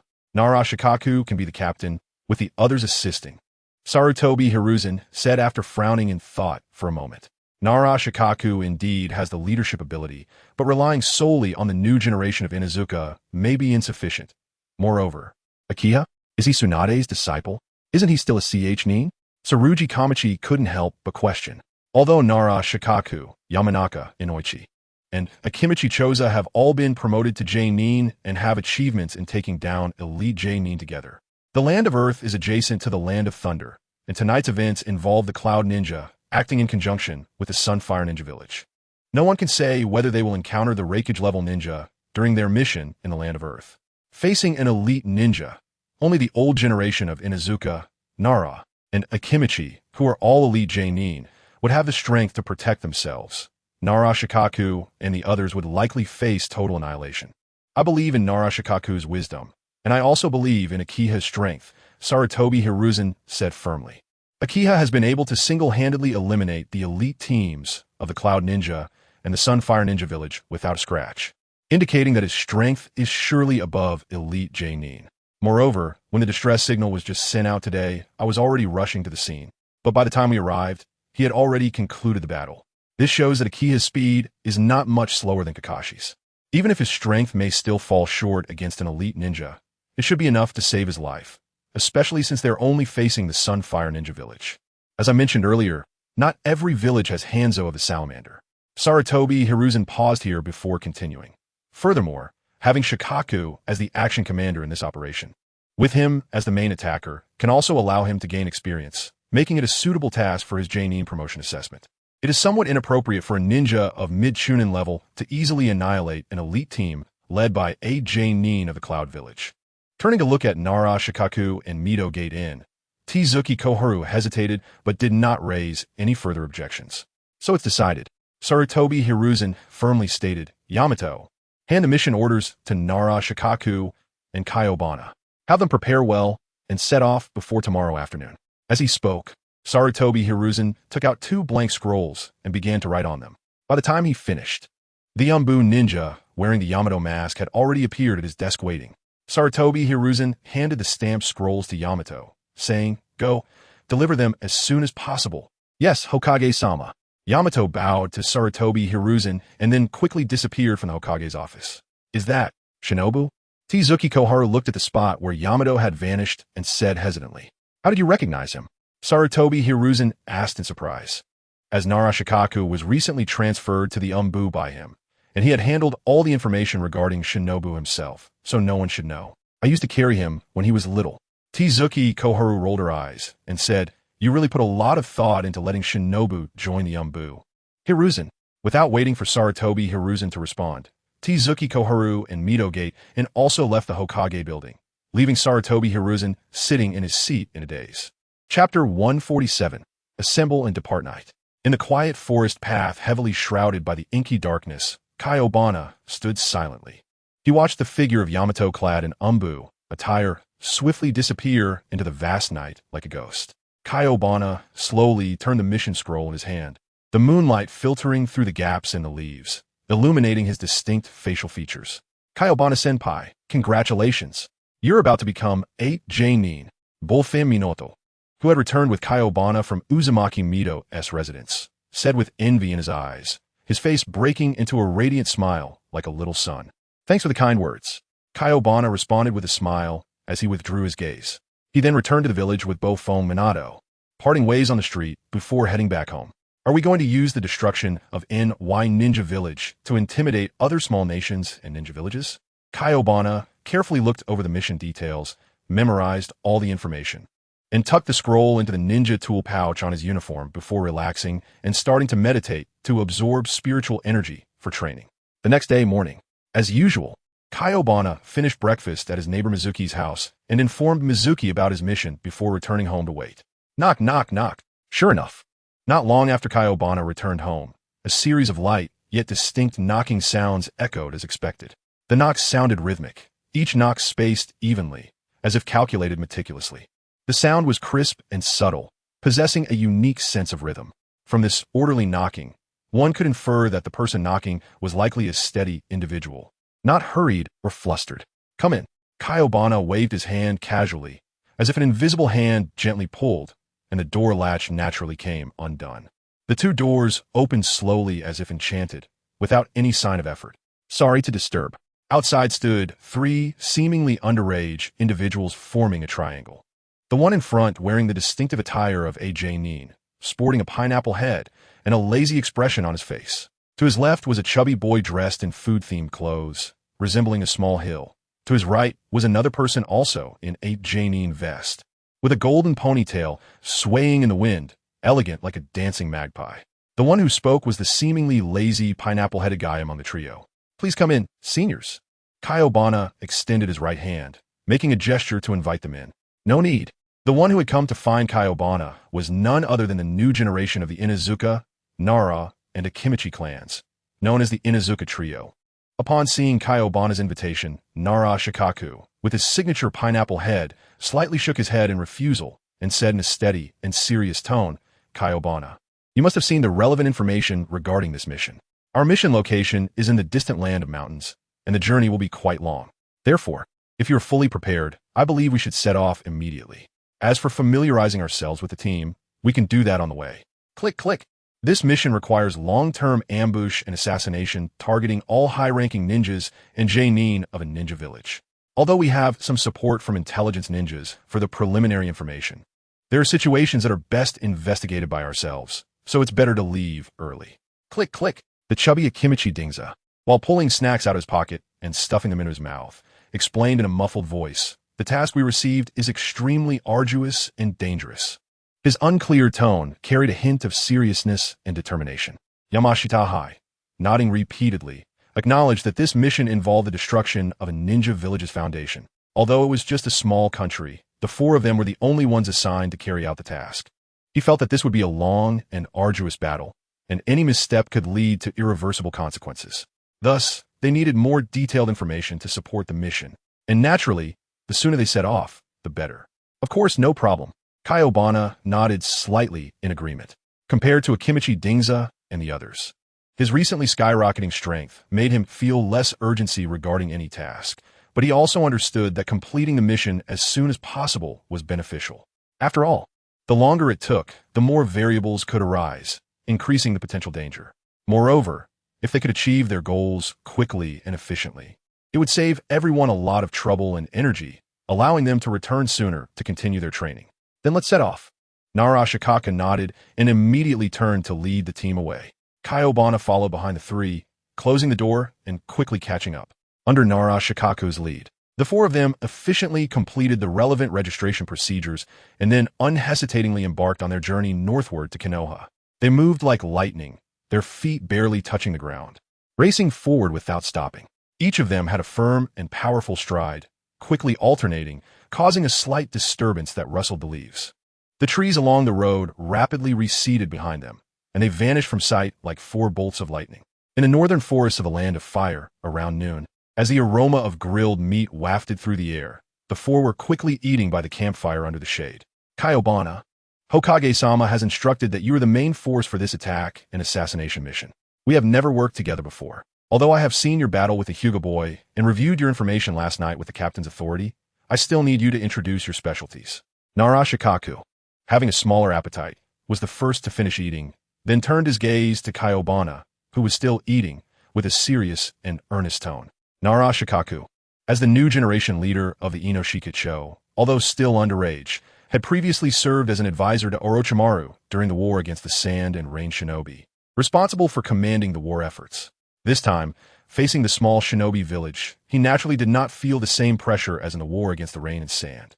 However, those close to him understood their own affairs, although all three had been promoted to Jonin. And Akimichi Choji's butterfly transformation brought him close to the strength of a Kaga-level ninja. Their combat power was still temporary. The war between Konoha and the Cloud Shinobi was ongoing, and no one dared to guarantee they wouldn't encounter a Kaga-level ninja from the Cloud. Therefore, understanding their own strengths better would aid in the mission's success. While the intelligence regarding Konoha in the village was detailed, even describing the star jutsu that changed the weather from last night, Nara Ashikaga still felt a sense of confusion about it. Chapter 148, The Hexagonal Warrior OK. Konoha swallowed the food in his mouth and spoke. I am good at close, medium, and long-range attacks. I can perform both area attacks and single-target attacks. But my single-target attacks are stronger. I am also skilled in defense, although my defensive abilities are more focused on personal protection compared to my attacks. My resistance to Jinjutsu is strong, and I can also heal. Konoha thought for a moment and added, I can also sense and scout. My speed is fast, and I can fly. I understand. Nara Ashikaga sat there, quietly listening to Konoha's self-introduction.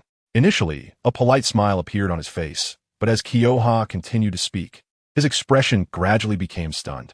That originally gentle smile seemed to freeze at the corners of his mouth, and his eyes revealed a look of disbelief. Nara Ashikaga slightly opened his mouth, seemingly wanting to say something, but ultimately just shook his head gently. He pondered inwardly, is this really the quality a ninja should possess? The abilities Konoha described truly exceeded Nara Ashikaga's previous understanding of ninjas. He couldn't help but begin to doubt whether he had misheard or if this seemingly ordinary Konoha was actually the reincarnation of a legendary sage of 6 paths. It should be noted that there are several common conditions for ninjas from the 5 major ninja villages to be promoted. A genin must possess outstanding combat strength, understand teamwork, tactical deployment, and the ability to assess battlefield situations and make optimal decisions quickly to become a chunin. Because chunins lead ninja teams, they must take responsibility for the lives of their subordinates after accepting a mission, which is a heavy burden. Furthermore, to be promoted from chunin to jonin, one must not only have exceptionally strong personal strength, but also possess great wisdom in formulating strategies. Wisdom is important, but strength is even more crucial. From the intelligence on Konoha that Nara Ashikaga reviewed overnight, putting aside whether he has the wisdom to formulate strategies just based on Konoha's hard strength, he was already qualified for the jonin position. However, Konoha's self-introduction was far more outrageous than what was recorded in the intelligence. While it was mentioned that he excelled in offense, Nara Ashikaga was not aware of his Jinjutsu resistance. But Konoha's ability to fly, his medical ninjutsu skills, and his proficiency in defense were not mentioned at all. Coupled with his sensing and scouting abilities, if Konoha truly possessed all that he claimed, once he acquired the wisdom to formulate strategies, he would become an all-around hexagonal warrior excelling in attack, defense, speed, healing, flying, and reconnaissance, with no shortcomings whatsoever. No wonder the Umbu ninja, who delivered the mission information last night, said that the Hokage designated Konoha as the main attacker for this mission. But it still felt ridiculous to think about. Kyoha couldn't possibly be older than 12. Even if he were a genius, there should be limits. Narashikaku thought to himself, and then said to Kyoha thoughtfully, in battle, we will need to take responsibility for formulating plans, creating favorable conditions for you to fully exert your advantages. At the same time, we must pay attention to your safety. After all, you are the key to our mission. I will do my best to cooperate with everyone, Kyoha smiled. Regarding the upcoming mission, Kyoha had not yet tried to unleash his full strength since his promotion to the foundational level. Although he had encountered the kidnapping of Kushina Uzumaki and Hanabi Uzumaki shortly after returning to the village and had a skirmish with the elite teams from the Flame Sun village and the Cloud, he had held back considerably out of concern for their lives, especially since the battle occurred near Konoha. This mission would be a good opportunity to see how far his strength had progressed. Kyoha, would you mind demonstrating your flying ninjutsu and medical ninjutsu for us? Narashikaku inquired with a hint of doubt. After all, what Kyoha had just claimed was indeed a bit exaggerated. He asserted that his specialties had already surpassed those of Narashikaku's Inoshikicho combination, which was truly hard to believe. Therefore, Narashikaku felt he needed to see Kyoha demonstrate before he could truly feel at ease. Kyoha nodded, slightly in agreement. He seemed to quickly form hand seals with both hands, actually channeling the spiritual energy within his body. Soon, his body began to slowly levitate, floating in the air like a light leaf. With a thought, Kyoha swiftly darted back and forth above the three, moving at such speed that it was not slower than Narashikaku and the others running on the ground as ninjas. Moreover, being in the air made his movements even more flexible and varied. After completing the demonstration of his flying ninjutsu, Kyoha did not stop but pointed his right hand like a sword. A blue light shot from his fingertips, striking down a passing bird. Kyoha landed beside the fallen bird, gently pinched his finger, and another blue light flashed as he pricked his fingertip. Before the blood could hit the ground, Kyoha formed hand seals with both hands. And with a bang, a basin-sized slug appeared at Kyoha's feet. Slug, please heal this bird, Kyoha said, pointing at the bird that was struggling and twitching on the ground. Okay, Lord Kyoha, the slug responded. The slug emitted a rich green glow, and the sunlight-type chakra unique to medical ninjutsu enveloped the bird, like a warm spring breeze passing by. Under the coverage of that sunlight-type chakra, the penetrating wounds inflicted by Kyoha healed at a visibly rapid rate. New flesh quickly grew, and soon the bird was back to normal. Then, under the watchful eyes of the three, the bird struggled to fly away in a panic. Shikaku, have you forgotten? Kyoha is Lady Tsunade's disciple. Yamanaka Inoichi said while wiping the grease from the corner of his mouth with his sleeve, shaking his head gently. His golden ponytail swayed as he moved his head. Once Lady Tsunade's disciple successfully signs a summoning contract with the slugs of the Wetbone Forest, why would he need to personally perform medical ninjutsu? Isn't that obvious? Yamanaka Inoichi looked at Narashikaku with bright eyes, his face showing a hint of confusion and dissatisfaction. After all, Narashikaku was the brain of the Inoshikicho. How could he make such a basic mistake? Hearing this, Narashikaku couldn't help but smile wryly and shook his head, responding, Inoichi, I certainly haven't forgotten that Kyoha is Lady Tsunade's disciple. I shouldn't have expected too much. It hasn't been long since Kyoha became her disciple. The speed at which he has improved his strength in such a short time is already remarkable. How could I expect him to be not only powerful now, but also proficient in medical ninjutsu? After all, he doesn't have that much time and energy to dedicate to training. After saying that, Narashikaku sighed helplessly. Chapter 149 Arrival Indeed. Narashikaku sometimes marvels at how incredibly talented this little brat is, to the point where people unconsciously overlook an important fact. He isn't even 12 years old yet. A faint smile appeared at the corners of Kyoka's mouth as his gaze quietly rested on the two people in front of him. Accompanied by the crunching sounds made by Kimichi Choza as he chewed his food, Kyoka listened to the conversation between the two without actively explaining anything himself. In fact, he not only could skillfully summon slugs now, but also possessed exceptional medical abilities. However, the medical skills Kyoka mastered did not come from Tsunade's medical ninjutsu. As the saying goes, the Big Dipper governs death, while the Southern Dipper governs life.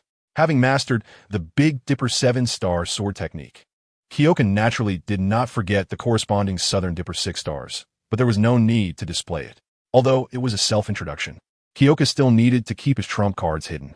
After exchanging a few words, Narashikaku and the others sat on the ground with Kyoka, waiting for Kimichi Choza to finish eating. They knew that for Choza, food was the source of his power. Only when he was full and stored enough fat could he unleash his strongest strength in times of danger. As time ticked by, Akimichi Choza was devouring food like a wolf, as if he wanted to swallow the entire world. Watching his plump figure and astonishing appetite, Kyoka couldn't help but sigh. Being an extraordinary person was great, as they didn't have to suffer from obesity, but instead turned fat into strength.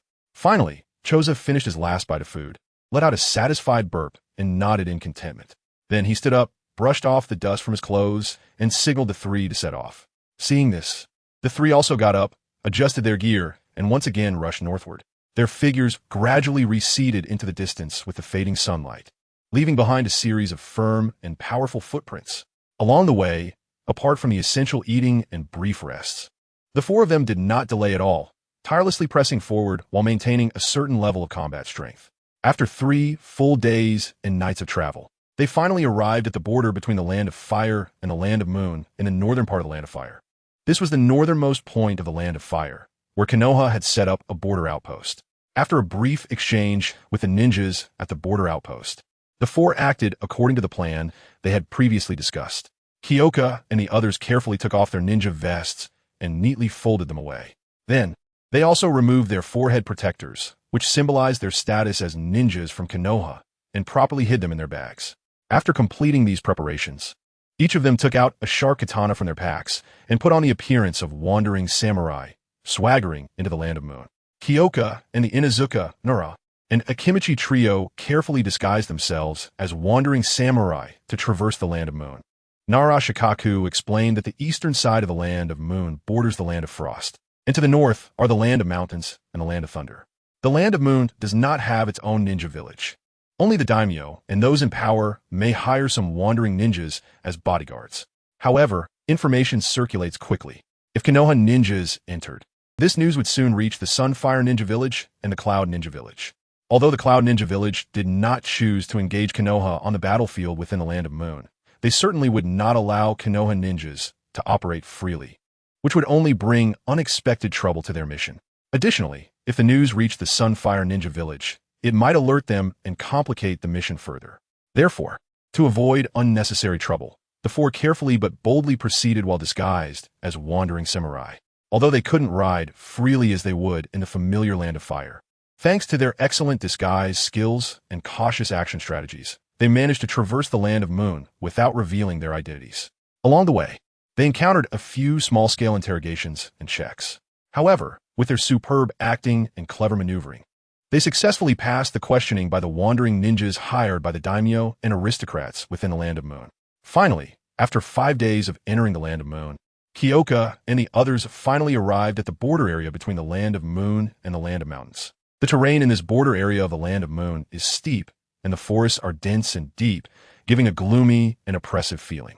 Looking north across the national border, the territory of the Land of Mountains is even more covered with steep mountains, deep valleys, and meandering streams, with rugged mountain paths winding like snakes. However, such a perilous environment is merely another obstacle for ninjas with extraordinary abilities to conquer and surpass. It is worth mentioning that, compared to the Land of Moon, which only stationed ordinary soldiers at the border, the Land of Mountains, due to the existence of a ninja village, Sunfire Ninja Village had set up carefully arranged patrol posts and assigned ninja squad from Sunfire Ninja Village to guard the border. Even though it was a relatively small ninja village, Nara Shikaku decided to observe the situation first and find a suitable opportunity to cross the border. The four hid in the forests of the Land of Moon, watching the patrol team from the Land of Mountains from a distance. They remained quiet in the forest within the Land of Moon, preparing to wait for a chance to cross the border during the shift change of the patrol team. Time passed second by second, and, around midnight, the opportunity finally came. The ninja squad sent from the Sunfire Ninja Village's border post changed shifts with a patrolling ninja squad. Taking advantage of the gap when both teams were exchanging shifts and no one else was patrolling, the four figures swiftly crossed the border like phantoms, entering the territory of the Land of Mountains. Once in the Land of Mountains, the four maintained their disguise as wandering samurai, but were much more cautious. No longer swaggering as they had in the Land of Moon, they concealed their figures and moved along the steep mountain paths, hiding among the trees and rocks, although this slowed their progress. A week later, after a series of hiding and moving, they finally approached the vicinity of the Sunfire Ninja Village. According to their plan, they needed to find the root intelligence ninja hidden in the Sunfire Ninja Village to make contact and obtain basic intelligence, such as the roster of personnel from the Sunfire Ninja Village. The four found a dilapidated wooden house in a remote area near the Sunfire Ninja Village. According to the intelligence provided by the Umbu before departing from Konoha, this was the rendezvous point for the root intelligence ninja. Chapter 150 plan commencing at Narashikaku's signal. Kyoka stepped forward and gently knocked on the door. After a moment, the door slowly opened, revealing a figure shrouded in shadows at the entrance. After confirming each other's signals, the person led them inside. The room was filled with a faint smell of dust, and the simple furnishings indicated that it was rarely visited. Under the dim light, the intelligence ninja handed a scroll to Narashikaku, which contained information about the leader of the Sunfire Ninja Village, as well as details about the leaders of various departments and all the Jonin. After reading it, Narashikaku passed the intelligence scroll to the other three for review. Kyoka carefully read the contents of the scroll, and his expression gradually relaxed. This mission was easier than he had imagined. The Sunfire Ninja Village was skilled at making explosive tags and had always relied on selling explosive tags as its economic backbone. What are explosive tags? They are armaments. Since ancient times, the arms trade has been one of the most profitable industries. Since Senju Hashirama established the system of one country, one village, the economic pillar of the ninja villages has always relied on the financial allocations from the daimyo, including the 5 great ninja villages. However, since any ninja village started using explosive tags as its source of funding, it no longer depended on the daimyo's financial support. This might be a good thing for the ninja village, but it is something that the daimyo and the nobility cannot tolerate. Any ninja village has long relied on the sale of explosive tags as its economic foundation, seemingly freeing itself from the financial control of the daimyo of the Land of Mountains and achieving economic independence. In reality, it has infringed upon the interests of the daimyo and the nobility, laying a hidden danger for itself.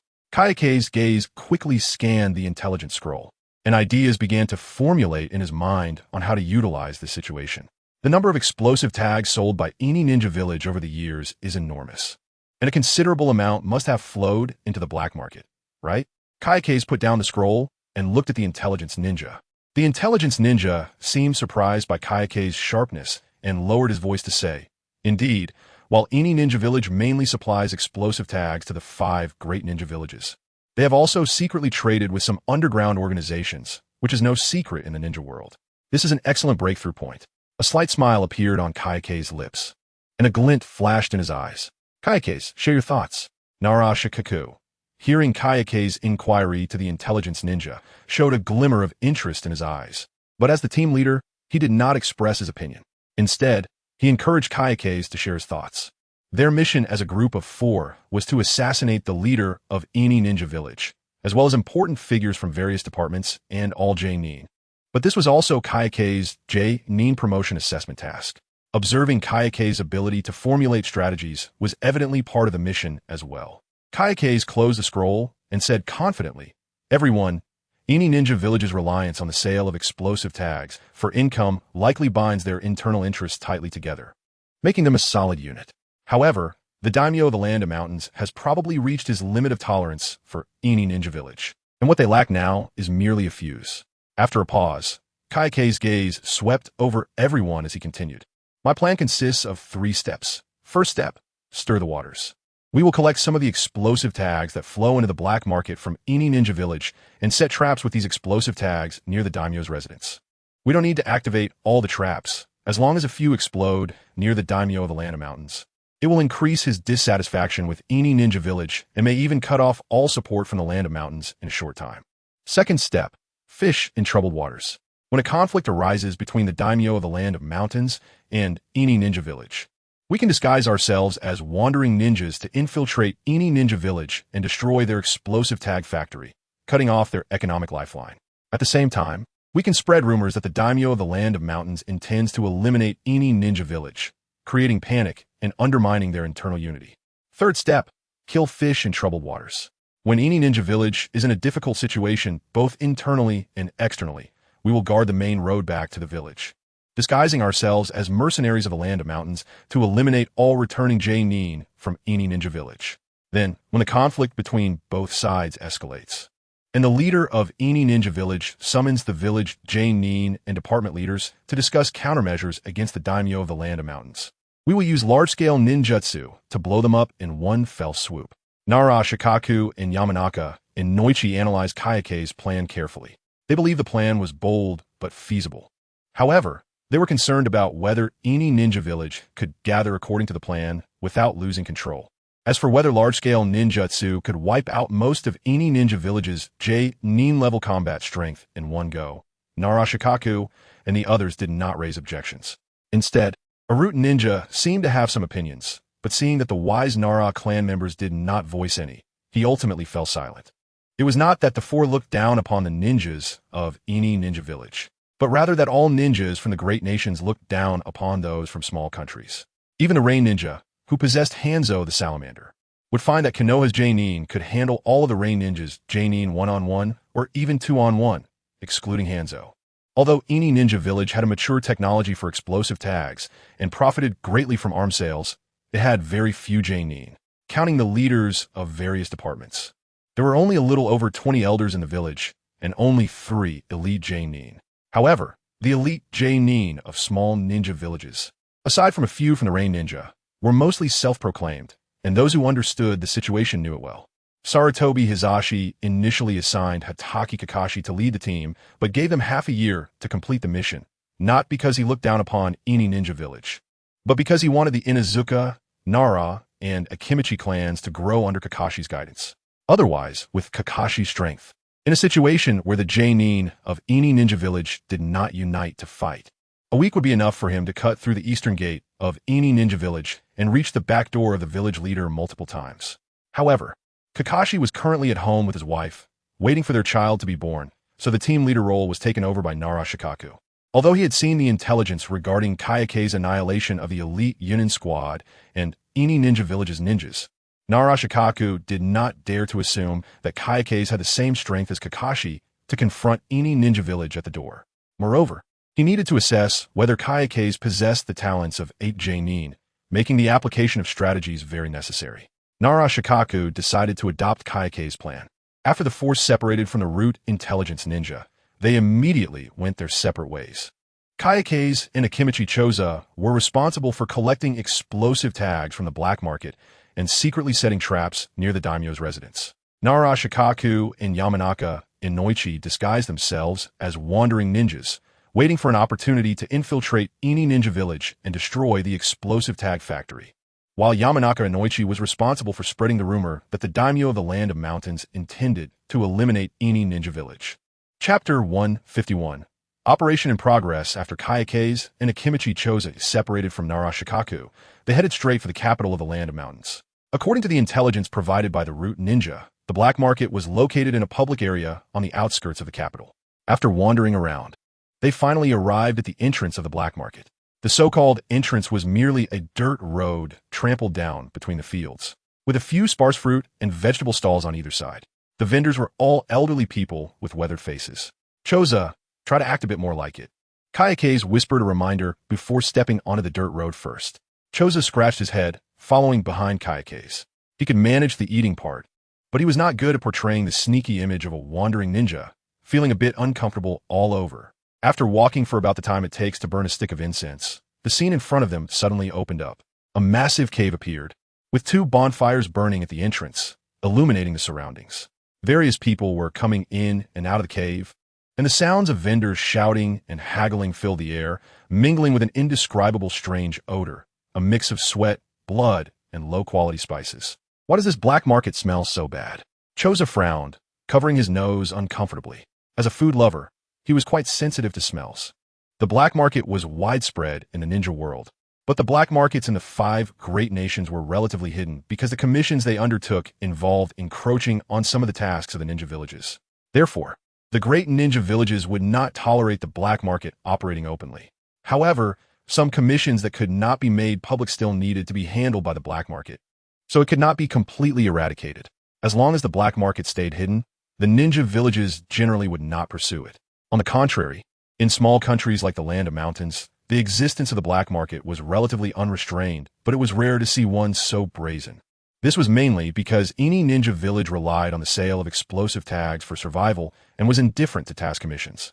Kayakes nodded in agreement, but his mind had already quietly spread out, taking in the entire situation of the black market. Soon, he discovered a one-eyed dragon ninja sitting behind a shabby table in a corner, idly fiddling with a pile of explosive tags on the table. "Let us go over there and take a look." Qingye subtly pointed in the direction of the one-eyed dragon, and the two pretended to walk casually over. "What can I get for you two?" The one-eyed dragon ninja perked up upon seeing customers, his single eye sizing up Qingye and Tsudao Dingzhua. Qingye casually picked up an explosive tag and asked with a feigned lack of knowledge, "How much for this explosive tag?" The one-eyed dragon ninja chuckled, saying, "This little brother really knows his stuff. These explosive tags came from the Yin-Yang Ninja Village, and their quality is absolutely guaranteed. Just look at the markings on them." Qingye listened to the one-eyed dragon ninja boast without revealing any emotion, while his spiritual sense had already scanned all the explosive tags on the table. As expected, the quality of these explosive tags varied significantly. Indeed, there were some with the Yin-Yang Ninja Village markings, but more were poorly made, easily prone to misfire. "This is enough." Qingye picked out a dozen tags with the Yin-Yang markings, randomly grabbed a few other types of explosive tags, and tossed them onto the table. "Hey, little brother, take another look, I have more." The one-eyed dragon ninja tried to recommend more, but was impatiently interrupted by Qingye. "Is this enough?" Qingye asked coldly, releasing a hint of killing intent. The one-eyed dragon ninja was startled by Qingye's aura, having spent years in the black market. He could sense that the killing intent emanating from Qingye was genuine.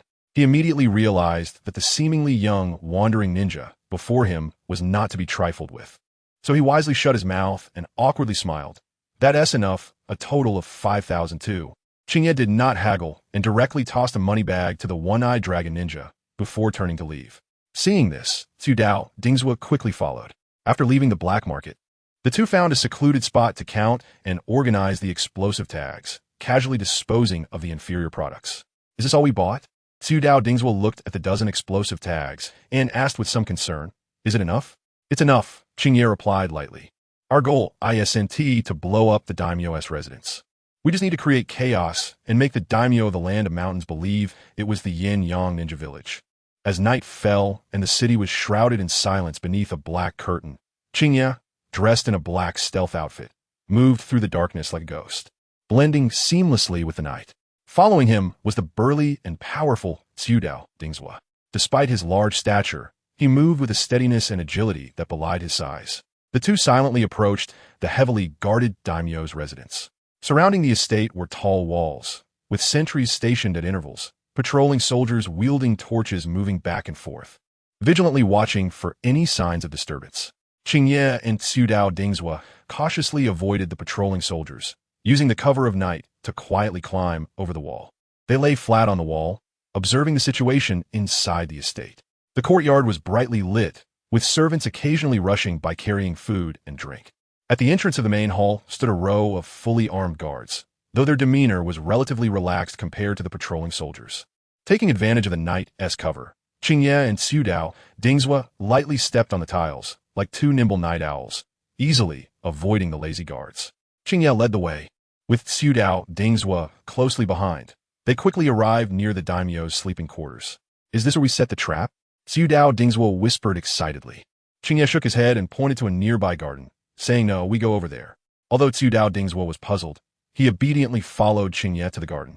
"Have you considered that if we only set a trap near the daimyo's sleeping quarters, it would be easy to suspect that the Yin-Yang Ninja Village was framed?" Qingye explained while observing the surroundings. "So, we need to do the opposite and choose several seemingly impossible places to set the traps.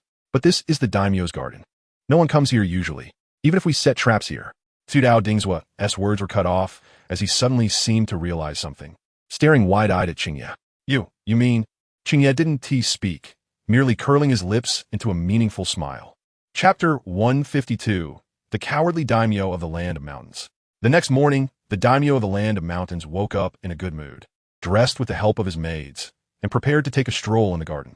Recently, his political duties had been busy, and since the Yin-Yang Ninja Village signed the agreement to sell explosive tags with the 5 great nations, they had become increasingly audacious, no longer regarding him as the daimyo.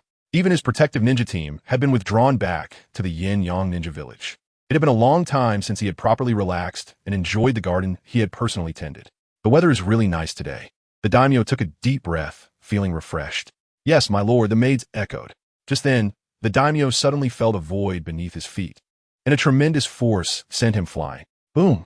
The violent explosion shattered the morning tranquility, as if a giant stone had been thrown into a calm lake, causing the entire daimyo's residence to boil over.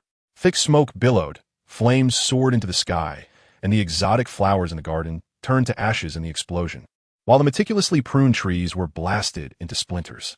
The daimyo clumsily got up from the ground, covered in dirt and disheveled, with several blood streaks on his face from being struck by debris from the explosion. He was still in shock, trying to comprehend what had happened, when he was stunned by the scene before him. What is going on? The daimyo pointed at the destroyed garden, his voice trembling with shock. The maids were also pale with fear, trembling and hiding behind the daimyo, staring terror-stricken at everything before them. Protect the daimyo. Quickly check what happened. The guards finally reacted, drawing their weapons and surrounding the daimyo, vigilantly observing the surroundings. The explosion had alarmed the entire daimyo's residence. Guards from various locations rushed over. But before they could understand the situation, a series of explosions erupted throughout the estate. Boom! Boom! The daimyo's sleeping quarters, storerooms, training grounds. The continuous explosions sounded as if celebrating a festival, turning the entire daimyo's residence into a hell on earth. Damn it! Who did this? The daimyo hid behind the guards, watching everything unfold with furious anger. Your Highness, could it be the people from the Yang Ninja village? One guard bravely suggested. Aren't they? Impossible. The daimyo rudely interrupted him. No matter how bold the Yang Ninja village is, they wouldn't dare to directly attack the daimyo's residence. But, but. Investigate. The daimyo yelled. Even if I have to dig 3 feet in the ground, I want the culprit found. Yes. Meanwhile, Qingye and Sudao Dingzhua were hiding in a forest not far from the daimyo's residence, watching the flames rising into the sky and listening to the continuous explosions, both revealing satisfied smiles. Well done, Aikido Dingzhua excitedly said. Now, the Lord of the Land of Mountains must be furious. Of course, Qingye replied lightly. The Lord's authority cannot be violated, and the one who attempted to assassinate him is a ninja, whom the Lord and nobles look down upon. Naturally, he is enraged. I even deliberately left some fragments of the special explosive tags from the Yin Yang Ninja village. As long as they investigate a little, they will conclude that it was done by Yin Yang Ninja village. After all, Yin Yang Ninja village is a ninja village in the Land of Mountains. Aikido Dingzhua asked, Isn't it too easy to frame them? Qingye shook his head and said, Senior Dingzhua, don't always focus on food. Before we came, I sent my shadow clone to investigate. Yin Yang Ninja village no longer needs financial support from a lord because they have explosive tags to support their economy. They just had a falling out with the lord. And even the ninja team protecting the lord has been withdrawn back to Yin Yang Ninja village. Now, the ninjas protecting the lord are bounty ninjas hired from the black market. After the investigation was done, Aikido Dingzhua was taken aback and asked, When did this happen? Qingye did not answer his question and just rolled his eyes at Aikido Dingzhua. The reason Yin Yang Ninja village sent ninjas to infiltrate Konoha was precisely because the explosive tags brought them significant economic income. And they felt that Konoha had suffered greatly in the war, which gave them the confidence. And since Yin Yang Ninja village even dared to infiltrate Konoha, how good could their attitude towards the Lord of the Land of Mountains be? The two then left the mountains and headed towards Yin Yang Ninja village. In the Lord's mansion of the Land of Mountains, the Lord sat in the main seat of the castle, visibly angry. Have you figured it out? Who did it? It was Yin Yang Ninja village. It must be them. The hurriedly arriving leader of the guards held up the remaining fragments of the explosive tags after the explosion and shouted, These explosive tags all have the emblem of Yin Yang Ninja village. Damn, Yin Yang Ninja village. How dare they be so bold? The leader of the guards gritted his teeth and said they actually set up explosive traps in the Lord's mansion with the intention to assassinate. The news quickly spread throughout the Lord's mansion, and soon everyone was in a panic, shocked and angry at the audacity of Yin Yang Ninja village. How ridiculous! Is Yin Yang Ninja village trying to rebel? The Lord of the Land of Mountains looked at the fragments of the explosive tags in the guard leader's hand and was instantly furious, slamming the table and knocking the teacup on the table to the ground, shattering it. Your Highness, please calm down. An elder quickly stepped forward to advise. Although Yin Yang Ninja village has fallen out with us, they would never dare to assassinate Your Highness. Your Highness, I have calculated that although the explosion caused considerable damage, There were only injuries and no deaths, except for that bounty ninja you hired who died in his own bedroom. This doesn't seem like an assassination, but more like a warning to us. The leader of the guards continued to report to the Lord with his head lowered. Oomph. Is Yin Yang Ninja Village trying to intimidate me? Now that they have another source of income, they dare to look down on me.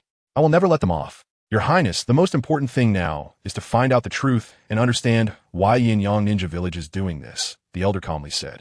If it's just a misunderstanding, we don't have to escalate things too much after all. What more is there to say?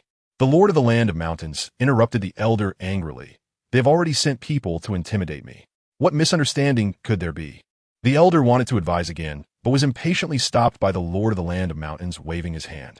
Immediately send orders to the Minister of Finance, telling him that all businesses in the Land of Mountains are forbidden from selling any grain or vegetables to Yin Yang Ninja Village. The Lord of the Land of Mountains roared. So what if they have money? This is my Land of Mountains. If we do not produce agriculture, they will starve to death even with money. Yes. The leader of the guards immediately responded loudly and hurried to convey the orders to the castle. This lord is truly blusterous.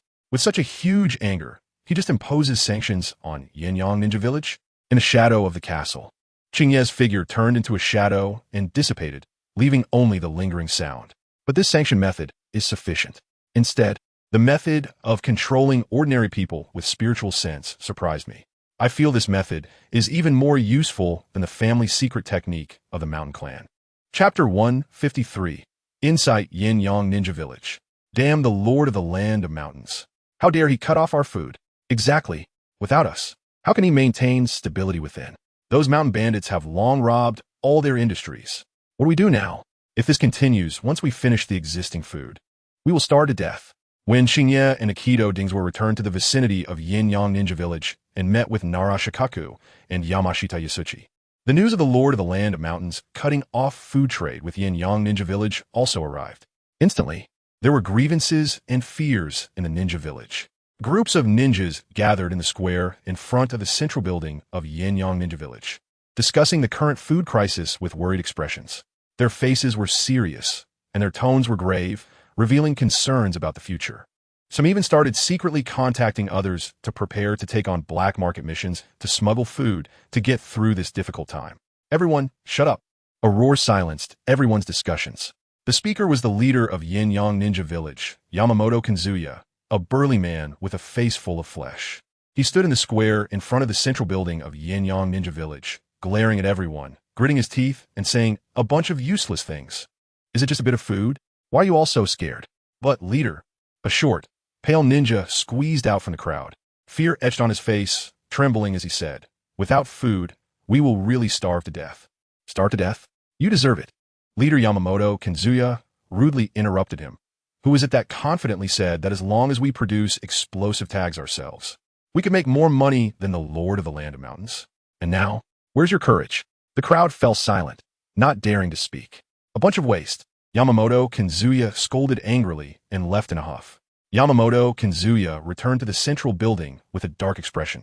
His rugged face seemed to be covered with a layer of frost. As soon as he stepped into the office, he slammed his fist on the table, causing the teacup to jump. Damn the Lord of the Land of Mountains. Does he really think I'm afraid of him? He forcefully rang the copper bell on the table, and the clear bell sound echoed in the room. Moments later, 3 elders hurriedly walked into the room, bowing seriously to Yamamoto Kazuya.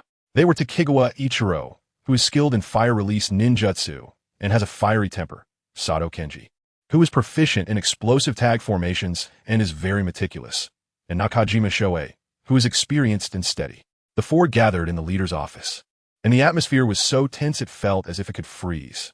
Yamamoto Kazuya breathed heavily and informed the 3 elders about the Lord of the Land of Mountains cutting off the food supply to Yin Yang Ninja Village. What? The hot-tempered Takegawa Ichiro suddenly stood up, slamming his palm on the table, splashing tea everywhere. That old man actually dared to cut off our food supply.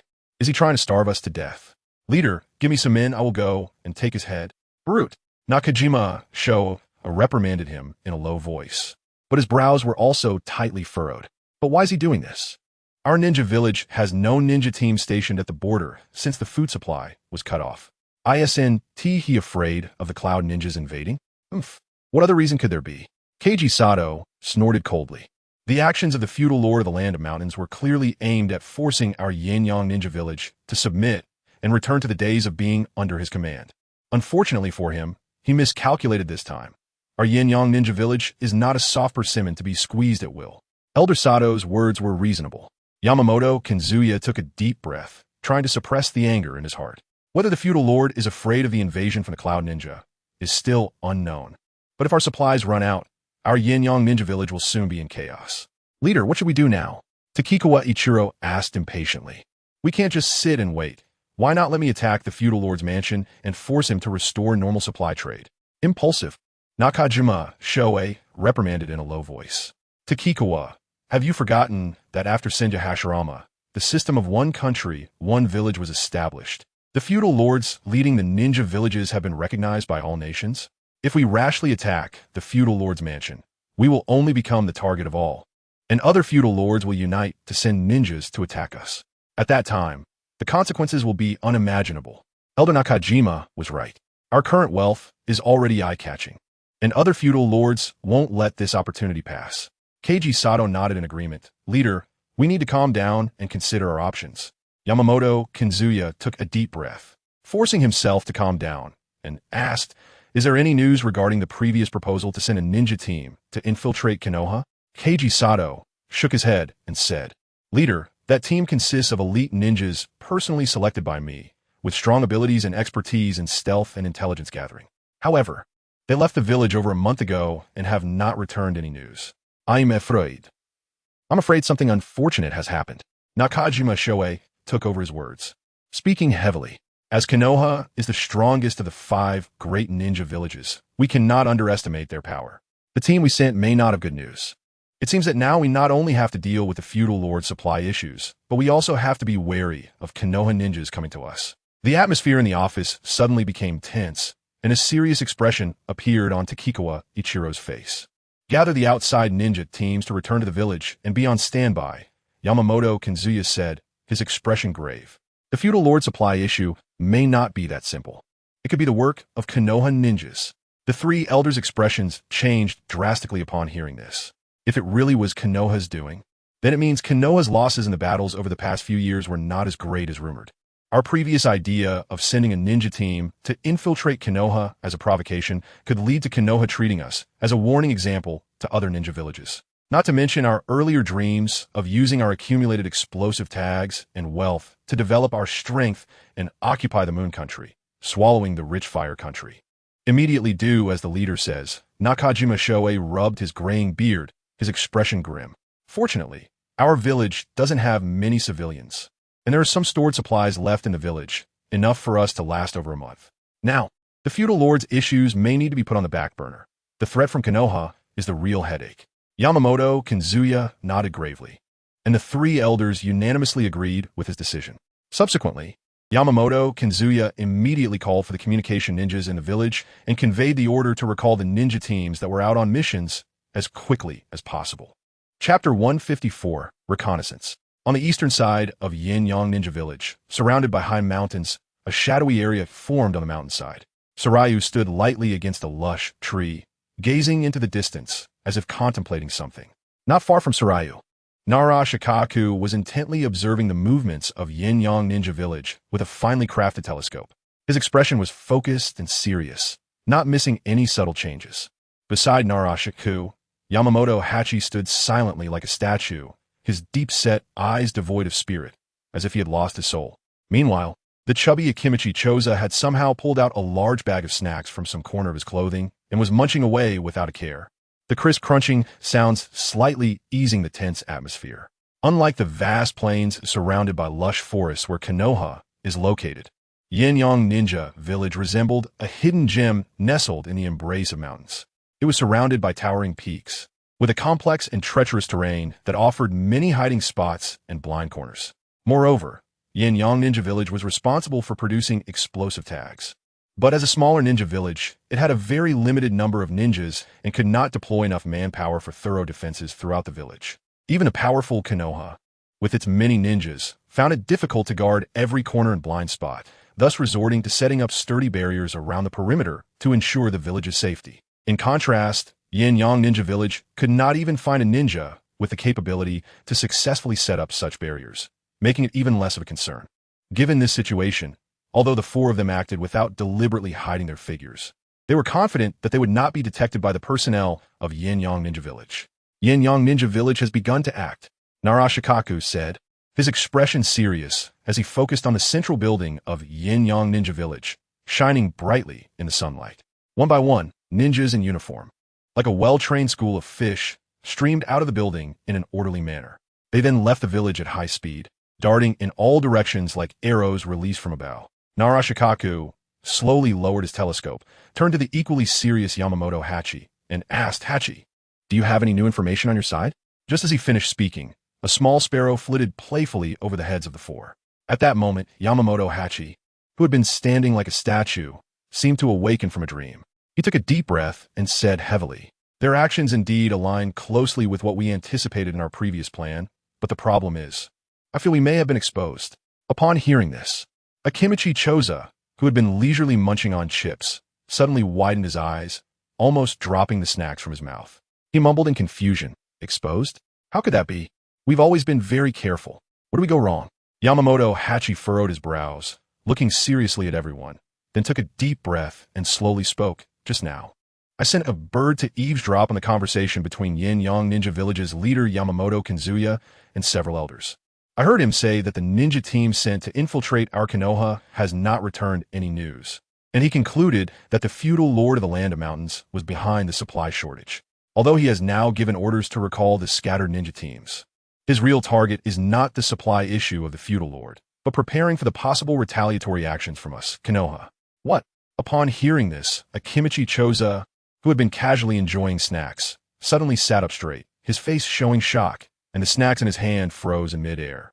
Narashikaku, on the other hand, appeared relatively calm, narrowing his eyes slightly as he fell into brief contemplation. After a while, he raised his head and analyzed seriously, "No, I don't think it's likely that our infiltration has been exposed. In my opinion, it is more likely that they suspect the village has started to take action against them and have recalled their ninja teams to be on guard against any unexpected situations that may arise from our village. From this perspective, the leader of the Yin-Yang Ninja Village is not reckless or thoughtless. Since this person has such keen insight to realize that the current situation of the Yin-Yang Ninja Village is due to our Konoha's instigation, it shows that his mind is certainly not ordinary." Qingye leaned leisurely against a sturdy tree trunk, gently stroking his chin. After a brief pause, he couldn't help but frown, his expression increasingly puzzled. However, why would such a cunning leader of a ninja village send a ninja team to secretly infiltrate Konoha in such an overtly provocative manner? Not all matters within the ninja village are controlled solely by the leader. Narashikaku slowly turned around, gently rubbing his slightly stubbled chin, and thoughtfully said, "Although they have always been wary of our Konoha, so far, their actions have not exceeded our expectations. This food shortage and the spread of rumors have indeed thrown the Yin-Yang Ninja Village into a state of panic. However, the downside is that their explosive tag factory was not destroyed as planned, which means the level of chaos within them has not fully reached our expected scenario. They actually had the audacity to build the explosive tag factory underground in the central building, which is the core area of the entire village. But if we had really blown up their factory, I fear we would have already been surrounded by their station Genin." Yamamoto Hachiya sighed helplessly. Since parting ways with Qingye, he had been planning with Narashikaku on how to destroy the Yin-Yang Ninja Village's explosive tag factory. However, what they did not anticipate was that the Yin-Yang Ninja Village valued this factory so much that they even dispatched all the Genin in the village to patrol here, conducting 24-hour, comprehensive, meticulous checks. Especially when the rumors they spread began to circulate, it heightened the vigilance of the senior management of the Yin-Yang Ninja Village. This led to extremely strict inspections for anyone trying to enter or exit the central building, making it impossible for Yamamoto Hachiya to use his secret technique. In fact, it was not impossible to forcibly blow up the factory, but once they did so, he and Narashikaku would have to face more than 10 Genin. Given their current strength, it was clearly insufficient to deal with such a formation. After careful consideration, Narashikaku ultimately had to reluctantly abandon what initially seemed like a perfect plan. Chapter 155, "Ready It Doesn't Matter," Qingye said casually, with a hint of confident smile. "Whether the Yin-Yang Ninja Village is on guard against us or preparing to deal with the daimyo of the Land of Mountains, their pace is under our control. Following our plan," he paused, glancing at Narashikaku and Yamamoto Hachiya, and continued, "Now, we should go intercept those returning ninja teams from the Yin-Yang Ninja Village." Qingye no longer thought about the layout of the Yin-Yang Ninja Village and lightly nodded to Nara Shikaku. Soon, his body gradually became ethereal, as if merging with the surrounding shadows. In the blink of an eye, he transformed into a floating shadow, silently disappearing before the eyes of the three, leaving only an empty ground behind. Qingye's technique. Yamamoto Hachiya stared at the spot where Qingye had vanished, his brow furrowed, lost in thought. It looked very much like a shadow manipulation technique. He added, somewhat puzzled, "But I didn't sense any fluctuations of shadow chakra." Nara Shikaku shook his head, not sharing Yamamoto Hachiya's concerns, and instead analyzed with interest, "No, this should not be a shadow manipulation technique." After pondering for a moment, he continued, "It looks more like a technique that utilizes his own shadow. Did you not notice that when Qingye used this technique, his own shadow was much shorter than ours? This indicates that he transformed his shadow into a special energy form." Yamamoto Hachiya recalled carefully and found that, indeed, as Nara Shikaku said, Qingye's shadow had become unusually short before disappearing. "We should get moving too." Akimichi Choza, carefree and without the worries of the two, stuffed the last piece of snack in his mouth, chewed a few times, and swallowed. After determining the direction, he stealthily headed south towards the Yin-Yang Ninja Village, his massive physique weaving through the trees with surprising agility. Yamamoto Hachiya glanced at Nara Shikaku, nodded, and then turned to head north, merging into the dense woods and vanishing from sight. Only Nara Shikaku remained, looking up at the sky, taking a deep breath, and also disappearing from the spot. Meanwhile, Qingye's true self had already appeared at the summit of a high mountain on the west side of the Yin-Yang Ninja Village. The mountain wind brushed against his clothes, rustling loudly. Standing against the wind, his consciousness enveloped the entire Yin-Yang Ninja Village like an invisible net. Everything happening in the Yin-Yang Ninja Village, big or small, could not escape his perception. At his feet, for ninjas bound up like zongzi with azure light threads were trembling on the ground.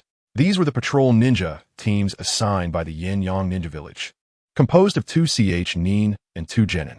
However, upon encountering Qingye, they did not even have time to send out a distress signal before being easily subdued by him.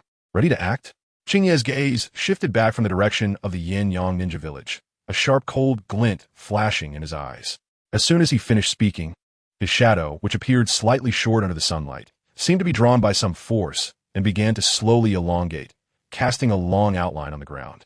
At that moment, the noon sunlight shone upon him, projecting a long shadow on the ground. With a thought, the shadow wobbled slightly as if it had come to life, slowly stretching, fading, and ultimately diffusing like ink wash. The shadow under the sunlight was rapidly expanding and deforming, as if being pulled by an invisible giant hand, finally splitting into 3 independent entities.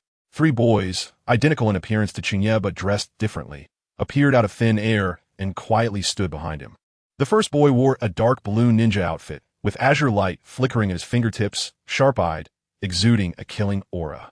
The second boy donned a dark green outfit, playing with a golden shuriken, his temperament calm and introverted, as if blending into the surrounding environment. The third boy wore a white robe, holding a small sword the length of a finger, with a faint smile on his face, giving off an elegant and refined vibe. The 3 clones slightly bowed to Qingye and said in unison, "We have seen the true body." Although their voices were the same, their tones reflected their respective personality traits. Qingye nodded slightly and said in a deep voice, "Choose a direction each. Remember, our goal is to intercept the returning Yin-Yang ninja teams as much as possible, focusing on eliminating Genin while trying not to make too much noise." Understood. The 3 clones nodded again, and then their figures flickered, transforming into 3 streams of black light, rushing towards the east, south, and north directions of the Yin-Yang Ninja Village, moving as fast as lightning, disappearing into the vast mountains and forests in the blink of an eye. The Yin-Yang Ninja Village was surrounded by mountains, with a complex terrain, completely different from the flat terrain of Konoha Village. To facilitate the villagers' travel, the Yin-Yang Ninja Village has opened roads in 4 main directions leading outside the village. These 4 roads are also the best ambush points for Qingye and his companions. According to the plan discussed in advance with Nara Shikaku, they will split into 4 groups to control the 4 main passages of the Yin-Yang Ninja Village. Qingye's 3 shadow clones will serve as the first wave of ambush forces, responsible for intercepting the returning Yin-Yang ninja squads from outside the village. Nara Shikaku, Yamenka Kaichi, and Akimichi Choza will act as the second line of defense, providing support to Qingye's clones and clearing any stragglers.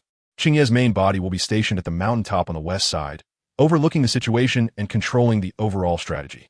In Narashikaku's view, Qingye has already mastered the ability to fly, allowing him to ignore terrain while moving and possessing the perception to monitor the entire situation. He can handle the returning ninja squads from the west side while being ready to respond to any sudden situations at any time. According to Hokage Sarutobi Hiruzen's request, this operation is led by Qingye as the main attacker. Narashikaku also acknowledges that Qingye is the strongest ninja among the four. If a formidable enemy appears that even Qingye cannot handle, then they should retreat immediately to preserve their strength rather than continue the mission. Qingye and his 3 shadow clones are lurking on the 4 roads leading to the Yin-Yang Ninja Village. Their chosen ambush points are not far from the village, only about 20 kilometers away. This distance allows them to effectively intercept returning ninja squads while avoiding the reconnaissance range of the Yin-Yang Ninja Village. As long as they control the noise of the battle, they will not alert the village. The mountain wind howls past, and the leaves rustle, seemingly providing an accompaniment for the impending battle. Qingye quietly hides in the dense forest, his gaze sharp, like a lurking cheetah waiting for its prey. Chapter 156. Ambush, Part 1. Qingye's gaze follows the departing figures of his 3 clones, and a cold arc appears at the corner of his mouth. These 3 clones are not simple shadow clones. They are formed from his own chakra and infused with some of the shadow's mass. Ordinary physical attacks are completely ineffective against them. More importantly, the weapons they hold are parts of the sword pills he has yet to fully refine. As long as his chakra does not deplete, these sword pill derivatives possess indestructible sharpness and great destructive power. The clone in dark blue ninja attire, codenamed Qingfeng, is the fastest. He chooses a route directly south, which is also the weakest point in the defense of the Yin-Yang Ninja Village. The blue light flickering at his fingertips is not chakra, but pure sword energy, capable of cutting through gold and jade. The clone in dark green attire, codenamed Enying, excels in stealth and assassination. He blends into the shadows of the forest like a ghost, silently moving northward. The golden pellets in his hands may seem unremarkable, but they contain compressed sword energy that, when unleashed, can rival small forbidden techniques. The clone in a white robe, codenamed Bayu, appears gentle and refined, but is actually the most ruthless. He chooses an eastern route. The small sword in his hand looks thin, but is extremely sharp, specifically designed to break ninjutsu with a single strike. I hope you won't disappoint me, Qingye whispers to himself, his gaze once again directed at the Yin-Yang Ninja Village. Under his mental perception, he can clearly see everything happening within a 10-kilometer radius inside and outside the village. 3 days quickly pass, and the setting sun casts its afterglow among the mountains surrounding the Yin-Yang Ninja Village, dyeing the originally green peaks a golden red. On the west side of the Yin-Yang Ninja Village, a rugged mountain path winds its way through. The roadside is littered with gravel and overgrown with weeds. A group of 4, a standard ninja squad, is moving along this mountain road. They all wear the Yin-Yang Ninja Village headbands, which feature a burning talisman, symbolizing the village's explosive talisman technique. Since receiving a message from a messenger ninja, this squad has set off on their return to the village. They had gone out on a mission to escort a batch of important goods to the capital of the Land of Mountains, but now, before completing their task, they received orders to return to the village. Leading the group is Genin named Kawaii, tall and with a short stubble, appearing quite competent. At this moment, he walks leisurely, occasionally turning back to instruct his 3 subordinates, looking quite authoritative. Remember, when executing tasks outside the village, it's crucial to stay vigilant at all times. And don't think you can relax just because the mission is over. Danger often lurks in the unlikeliest of places, Kawaii says, his gaze sweeping over the 2ch Nin, finally resting on the exhausted genin at the back. The 2ch Nin include one tall and thin named Takuchi, and another short and sturdy named Ishida. They practice their shuriken throwing skills while walking, clearly trying to show off in front of Kawaii. Only the genin at the back, named Takugawa Jiro, the youngest and least experienced, is now drenched in sweat, his steps unsteady, with just enough energy left to keep moving. Jiro, what's wrong with you? Are you this tired from such a short distance? Kawaii approaches Jiro and pats his shoulder, his tone slightly dissatisfied. When on the road, be careful not to let your clothes catch the wind. It'll save you a lot of energy. Do you need me to teach you this little trick? Okay, Kawaii. Kawaii-sensei, Jiro responds while gasping for breath, secretly lamenting in his heart. He has been weak and sickly since childhood, and the physical training at the ninja academy has been a nightmare for him. If it weren't for his grandfather, the village elder Qingye, he might not even have graduated from the ninja academy. Suddenly, Jiro's pupils constrict. He seems to sense something unusual and instinctively stops in his tracks. The two previously relaxed Genin also notice the anomaly and almost simultaneously issue warnings. Careful, Kawaii-sensei. Before the warning finishes, Kawaii suddenly turns around, but his body becomes rigid as if under a binding technique. Soon after, Teuchi and Ishida, along with Qingye, let out muffled groans and collapse limply to the ground. Accompanied by the afterglow of the setting sun, a flash of golden sword energy darts by, too fast for the naked eye to catch. Kawaii falls heavily to the ground, letting out a muffled grunt, blood oozing from the corner of his mouth, staining the dry soil red. Immediately after, Teuchi and Ishida also fall, their bodies twitching a few times before going still. Finally, the young Qingye Jiro weakly collapses to the ground, his eyes wide open, seemingly unable to believe what is happening before him. Blood flows from the wounds of the three, slowly trickling down the rugged mountain path, dyeing the surrounding soil a shocking crimson. Then, the ground around the four begins to ripple slightly, as if breathing, slowly swallowing their bodies without leaving a trace. On the mountainside beside the road, dense grass sways gently, concealing a figure. Qingye stands silently there, watching everything happening below. A small dark golden sword about an inch long in his fingertips continuously exhales and inhales sword energy, shimmering with a chilling light. As this golden sword energy returns, Qingye flips his hand, and the dark golden small sword transforms into a pellet the size of fingertip, disappearing from his hand. This is the 9th wave. Just as the intelligence recorded, to Genin, Qingye murmurs to himself, his tone devoid of any emotional fluctuation, wondering how the situations on the other roads are unfolding. Standing on the mountainside, Qingye looks down at the battlefield that has left no trace, his brows slightly furrowed. He has no intention of going down to search for spoils, as the lessons from the previous two encounters are still fresh in his memory. The first time boom, Qingye recalls the scene at that time and can't help but shake his head. If I hadn't reacted quickly, I might have been blown to bits. For the second time, he was more cautious, using a shuriken to pry open the ninja tool pouch, but still, with a bang, he was left covered in dirt.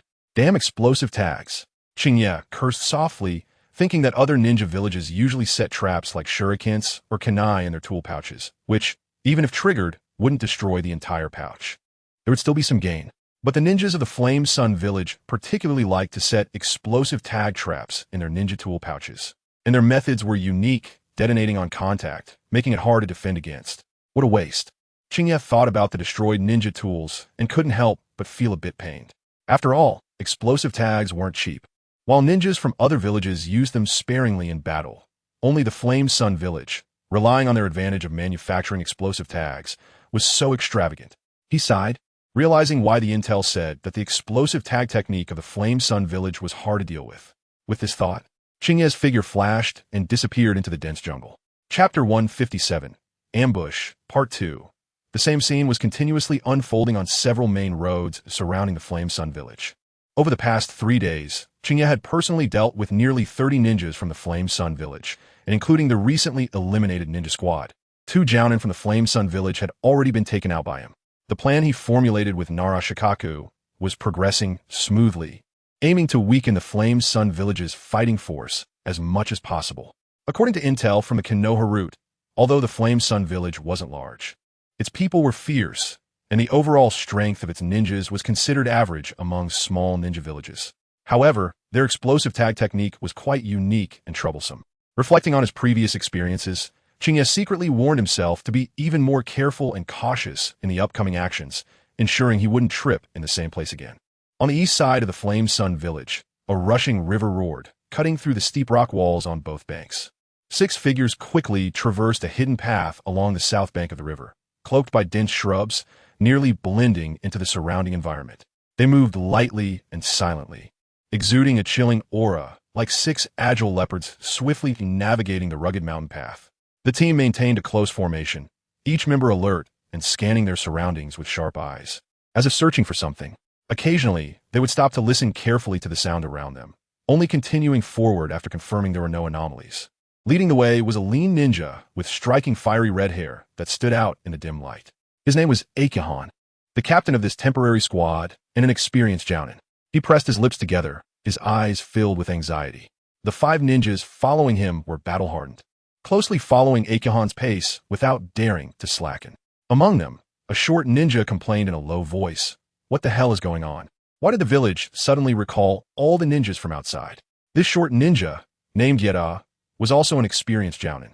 He habitually stroked his short beard, his tone filled with confusion and dissatisfaction. "Yeah, such an urgent recall order. Even we stationed at the border of the Land of Thunder have to hurry back." "Something must have happened," another ninja echoed, his voice deep and hoarse, tinged with unease. "Who knows?" A tall jounin named Tanaka responded calmly. "Maybe there's some urgent mission." Tanaka, tall and stern-looking, had a hint of worry flashing in his eyes, but he quickly masked it, maintaining his vigilance. Akihon, Yeda, Tanaka, and the other 3 jounins were the patrol captains of 6 outposts along the border of the Land of Earth and the Land of Thunder. Unlike ninjas on missions or training outside, those stationed at border outposts had to remain alert at all times, closely monitoring any movement along the border. Thus, when the communication ninja brought the urgent recall order, Akihon immediately sensed something was off, a foreboding feeling creeping in. In the past, when the village summoned ninjas, they would send other teams to replace those at the border outposts. Such a hasty situation had never occurred before. Although the Land of Thunder wasn't interested in the barren land of the Land of Earth, and the explosive tag technique of the Flame Sun village wasn't of much value to the lightning-style cloud ninjas. The security of the border had always been the top priority for the Flame Sun village, with no signs of laxity. This urgent recall order broke the norm, making Akihon and the others realize the seriousness of the situation. A strong sense of unease drove them. The 6 quickly gathered, forming an elite team without even the time to arrange for their subordinates to take over, abandoning everything to rush back to the village at night. They chose not to take the wide and flat main road to the east of the village, but instead took a shortcut along a long-abandoned mountain path, which was more concealed but also rugged and dangerous. However, as they got closer to the village, their unease intensified, as if some terrible danger lurked ahead, waiting for them to fall into its trap. Suddenly, Tanaka stopped, raising his right hand sharply, signaling Yeda to be silent. "Something's up," Tanaka whispered urgently, quickly forming hand seals and entering a combat stance. Yeda immediately became alert, drawing his kunai and watchfully scanning the surroundings. In the silent jungle, a gentle breeze rustled the leaves, yet no trace of enemies could be seen. "Strange, did I misjudge?" Tanaka frowned in confusion. He was the only one among them skilled in perception. He had clearly sensed something earlier, but releasing the perception jutsu yielded no feedback. Just as he was about to relax his vigilance, he suddenly felt a sharp sword aura coming from behind. "Be careful," Yeda shouted, but it was too late. A golden flash of sword light swept past. Tanaka didn't even have time to react before feeling a chill in his throat, darkness enveloping him as he collapsed heavily. Yeda's eyes widened in disbelief. The experienced jounin Tanaka had been killed without even seeing the shadow of the enemy. Fear and anger intertwined as Yeda roared, hurling his kunai toward the direction of the incoming sword aura. However, the kunai was knocked down midair by another golden sword aura, producing a crisp collision sound. "Who is it? Show yourself," Yeda yelled hoarsely, his voice echoing through the jungle but receiving no response. At that moment, a cold voice came from above him. "Are you calling me?" Yeda looked up sharply to see a boy in a white robe standing atop a tall tree trunk. Looking down at him, clad in white, the youth's robes fluttered, resembling an otherworldly being. He stood on the branch, gazing down at the 5 terrified jounins below, a cold smile playing at the corners of his mouth. "You actually killed Tanaka." Yeda's eyes turned red, filled with grief and anger. Unlike Yeda's panic, Akihon maintained a calm mind in the face of crisis. His eyes sharp, he quickly scanned the surroundings, assessing the situation. After taking a deep breath, Akihon decisively abandoned conventional ninjutsu attacks and opted for a more intimidating explosive tag, summoning array. He slapped his left hand against the side of his thigh where the ninja tool pouch was, producing a dull sound. As chakra flowed in, a light yellow explosive tag was shot out from the pouch, tracing a graceful arc through the air before steadily hovering in front of him. Akihon's hands moved like a butterfly through flowers, his fingers dancing as he formed seals at a speed almost too fast for the eye to catch. In the blink of an eye, he had completed most of the summoning array seals. Ninjutsu, Explosive tag, summoning array. He shouted. Chapter 158. Ambush, Part 2. Bayu's tone was icy, devoid of any emotion, as he spoke word by word. Since you are here, then all of you shall stay. Before his words had faded, a sharp cold light flashed in his eyes, resembling two sharp ice blades, instilling fear in those who beheld it. He completely disregarded the summoning array that Qingye was currently forming, merely casting a contemptuous glance before ignoring it entirely. With a flick of his long fingers, Bayu precisely infused his spiritual energy into a small sword about a foot long. In an instant, the small sword transformed into a dazzling blue light, akin to a lightning bolt piercing through the night, swift as a tempest, bearing the force to crush all in its path, and it surged directly toward Qingye. Where the blue light passed, the air seemed to be torn apart, carrying a chilling, murderous aura that emitted a sharp whistle, rushing toward Qingye with a speed that was impossible to evade. Faced with this sudden attack, Qingye was greatly alarmed. He had never anticipated Bayu's speed would be so swift, and this ferocious assault left him no time to react. In a moment of panic, Qingye had no choice but to abandon his formation, hastily raising the kunai in his hand, attempting to block this fatal strike. However, before absolute power, his resistance seemed so futile, like a mantis trying to stop a chariot, easily crushed. The blue sword light flashed and produced a crisp sound of metal clashing. Clang! The kunai broke in response, and shattered metal fragments flew in the air, reflecting a cold glint. A tremendous force, like a landslide or tsunami, surged into Qingye's body. Qingye felt a violent shock in his hand, and the moment the kunai shattered, an intense pain radiated from his chest, as if struck by a giant hammer. He struggled to lower his head, and through blurred vision, he saw a shocking sword wound on his chest, deep enough to see the bone, with blood gushing forth like a fountain, staining his clothing. The excruciating pain made it hard for him to breathe, and the world before him began to spin. He widened his eyes in disbelief, his pupils filled with shock and unwillingness. He could never understand why this seemingly ethereal youth, like a celestial being descended to the mortal realm, possessed such terrifying power. As a seasoned jonin, he couldn't even cast a single ninjutsu before meeting his end in defeat. After eliminating Qingye, Bayu's figure did not pause, flickering like a specter, instantly appearing before Yeda. Yeda, witnessing Bayu kill two people in the blink of an eye, was filled with terror and instinctively swung the kunai in his hand, trying to defend himself. However, to Bayu, his movements were as slow as a slow-motion replay, full of flaws. Bayu curled his lips into a disdainful, cold smile, a flicker of contempt flashing in his eyes. He simply raised a finger, lightly tapping it, and a sword energy like a rainbow surged from behind Yeda, silent yet as swift as lightning. The sword energy precisely pierced Yeda's heart, without a hint of deviation.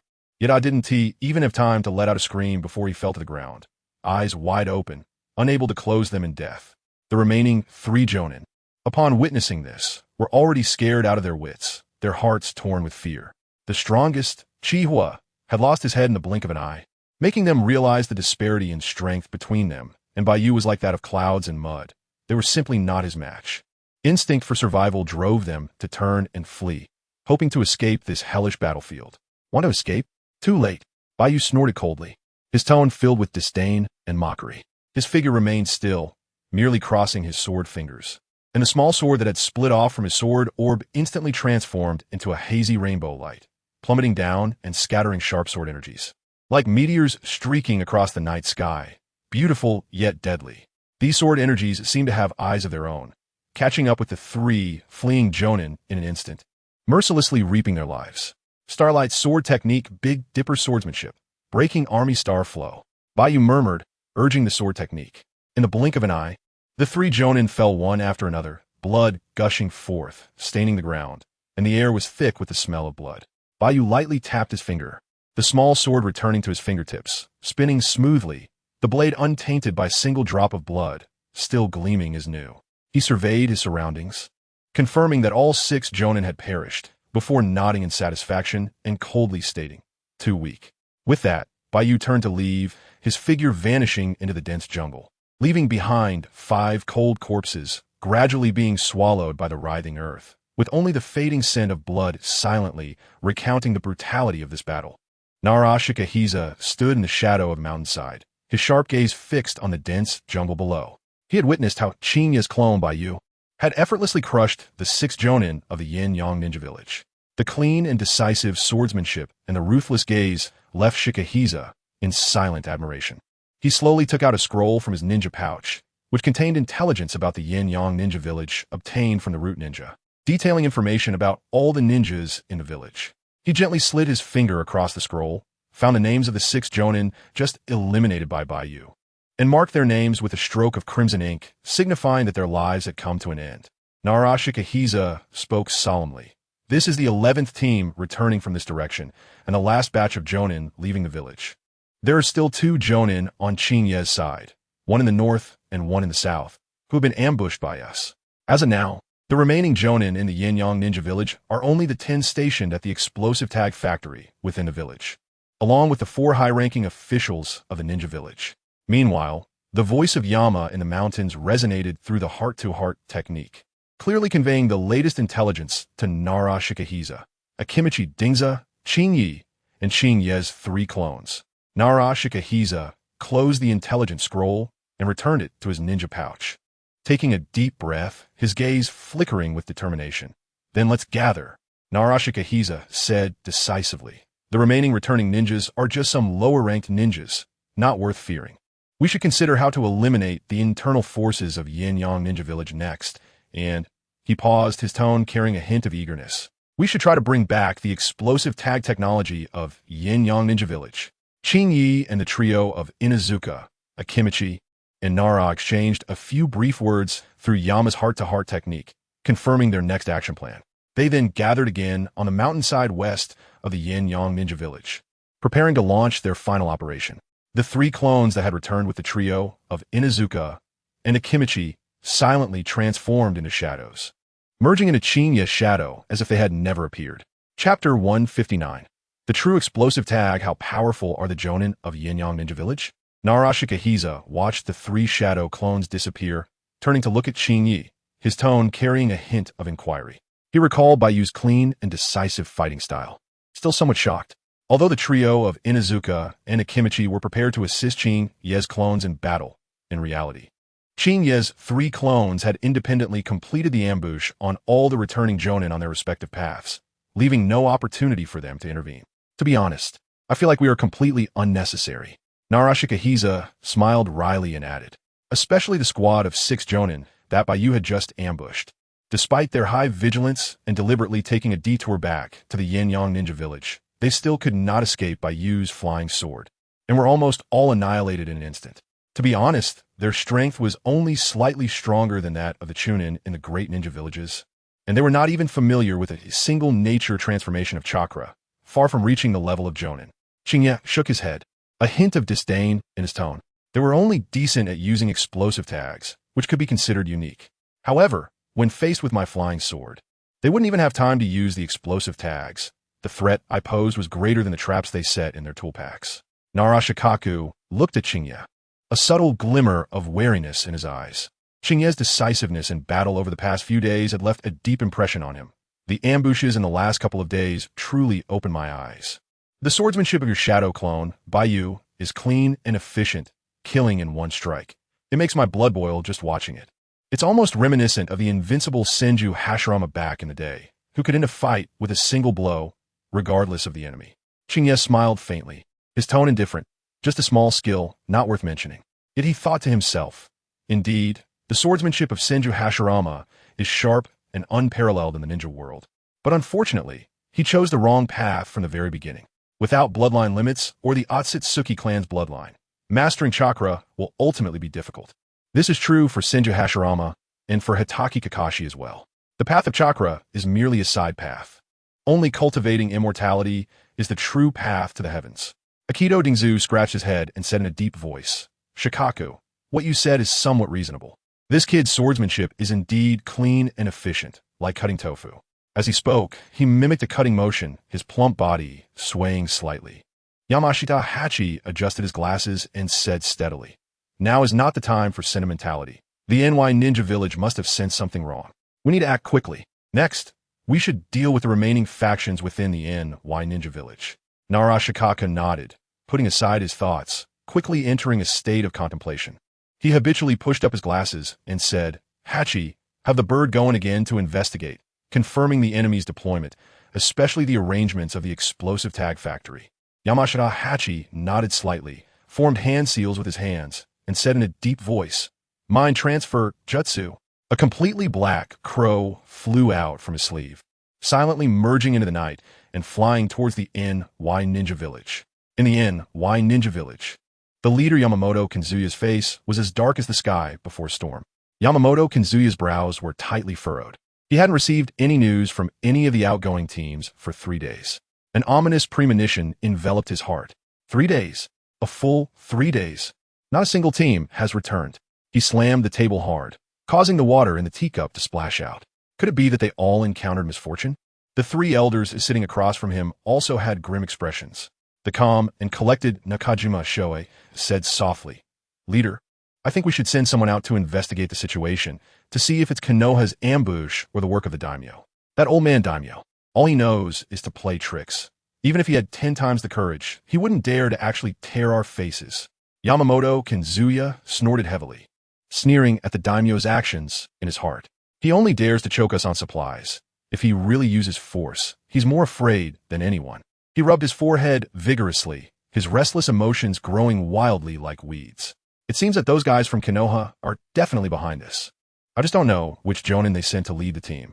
A figure appeared in Yamamoto Kazuya's mind, casting an oppressive aura like that of the Grim Reaper. It couldn't be Hitaki Sakumo, could it? The moment he thought of that ghostly figure, Yamamoto Kazuya shivered involuntarily, cold sweat dripping from his palms. The news of how Hitaki Sakumo had wiped out the entire grass ninja village resurfaced in his mind, plunging him into an icy abyss. How foolish of me. Why did I agree to that idiot Tokigawa Ikaru's plan to send people to infiltrate Konoha?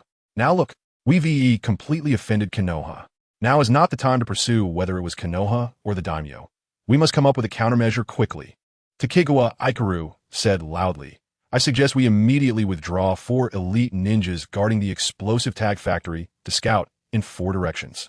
No. Sato Qingye, who had been silent in the corner, suddenly spoke up, his voice hoarse and low. "We absolutely cannot disperse our forces. If the enemy takes advantage of the situation, we will lose our last line of defense." He was short and stout, with messy hair, looking exceedingly unkempt, but the small eyes that sparkled with brilliance made one wary of underestimating him. Seeing the leader and the others silent, Sato Qingye suddenly stood up, his tone slightly frenzied. "What are you afraid of?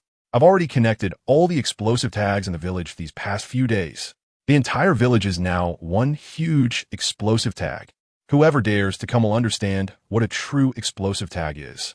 At worst, we all go to the heavens together." His words stunned Yamamoto Kazuya and the other 2 elders.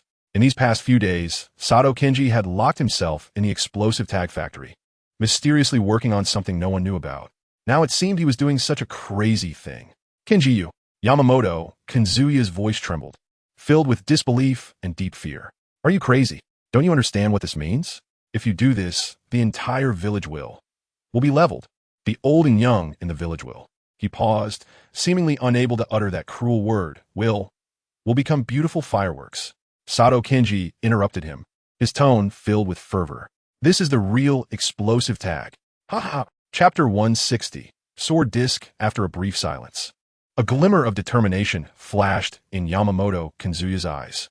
He knew that Sato Qingye's explosive tag skills were among the best in the ninja world.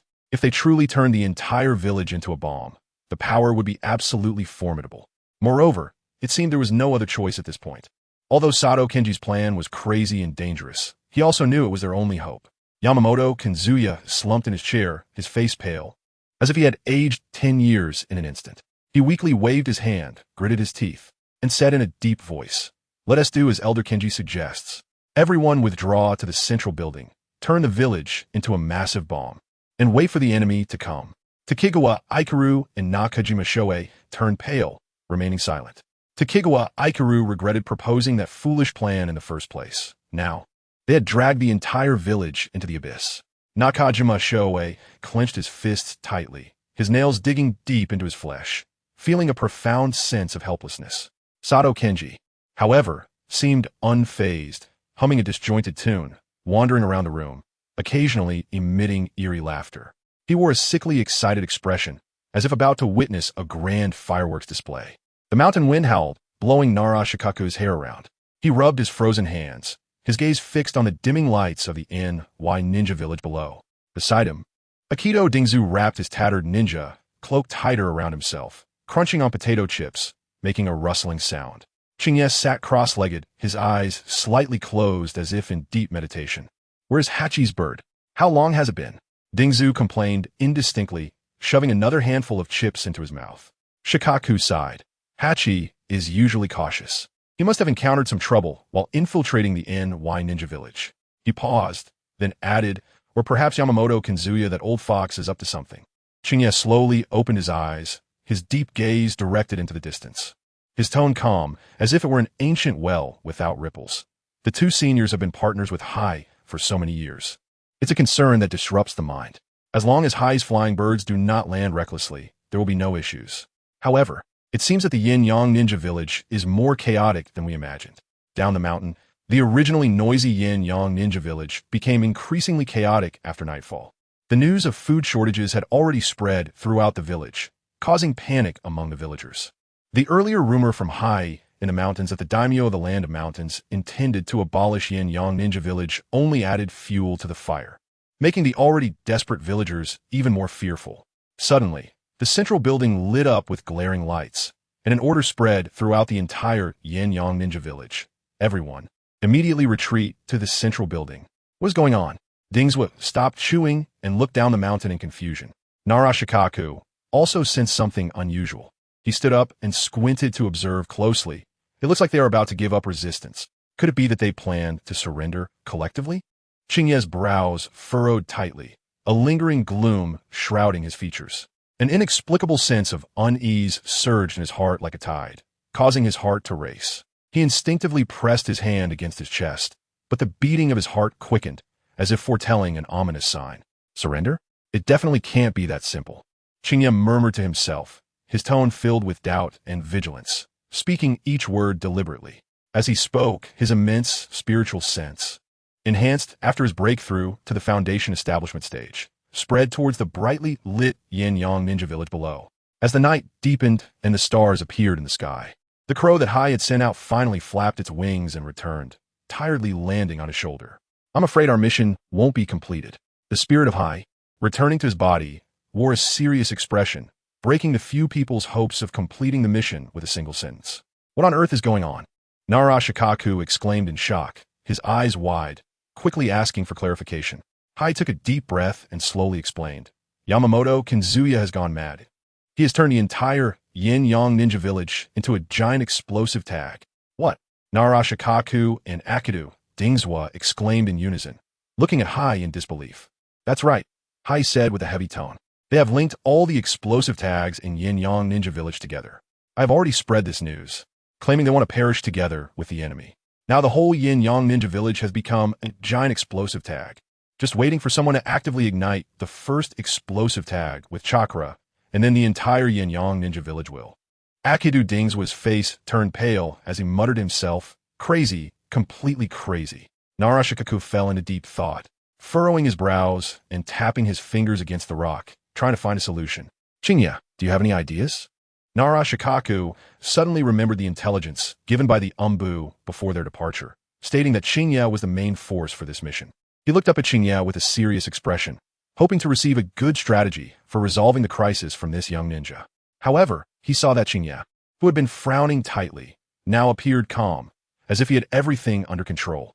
Narashikaku felt a bit relieved, but was also vaguely worried, unsure whether this calmness indicated confidence or concealed hidden concerns. "There's a way." Qingye slightly narrowed his eyes, as he retracted his spiritual sense from Yin-Yang Ninja Village. He naturally understood the source of that anxious feeling. The entire Yin-Yang Ninja Village had already become a massive bomb, and it was evidently Qingye's spirit that was warning him to stay away from this place.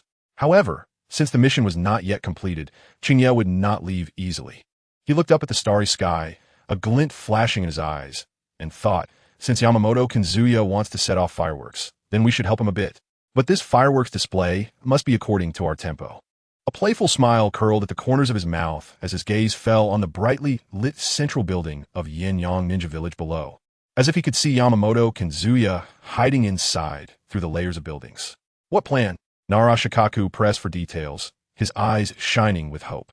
Although the Nara clan was known for its wisdom and prided itself on being the intellectual elite of Konoha, he felt at a loss in the face of such a tricky situation.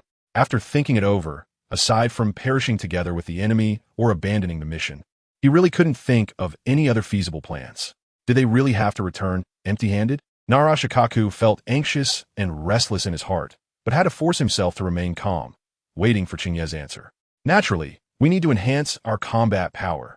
Qingye clapped his hands on his ninja tool pouch, producing a crisp sound, and a palm-sized compass landed steadily in his hand.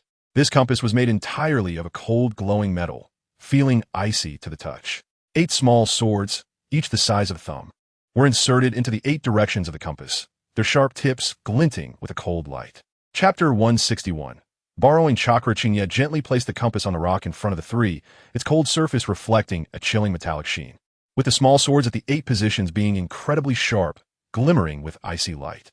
This is the key to whether we can complete the mission, Qingye said solemnly, his gaze sweeping over the 3. I call it the sword compass. Next, I need you 3 seniors to transmit as much of your chakra to me as possible to activate the sword compass. Nara Shikaku's gaze was firmly drawn to the sword compass.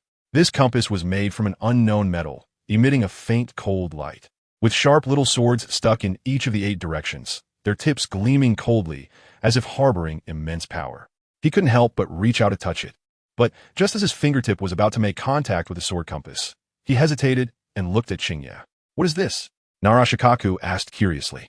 He prided himself on being well-informed, yet he had never seen such a peculiar ninja tool, filling him with curiosity. This thing. Qingye paused, seemingly organizing his words. You can think of it as a mini version of the Rashomon that the first Hokage summoned.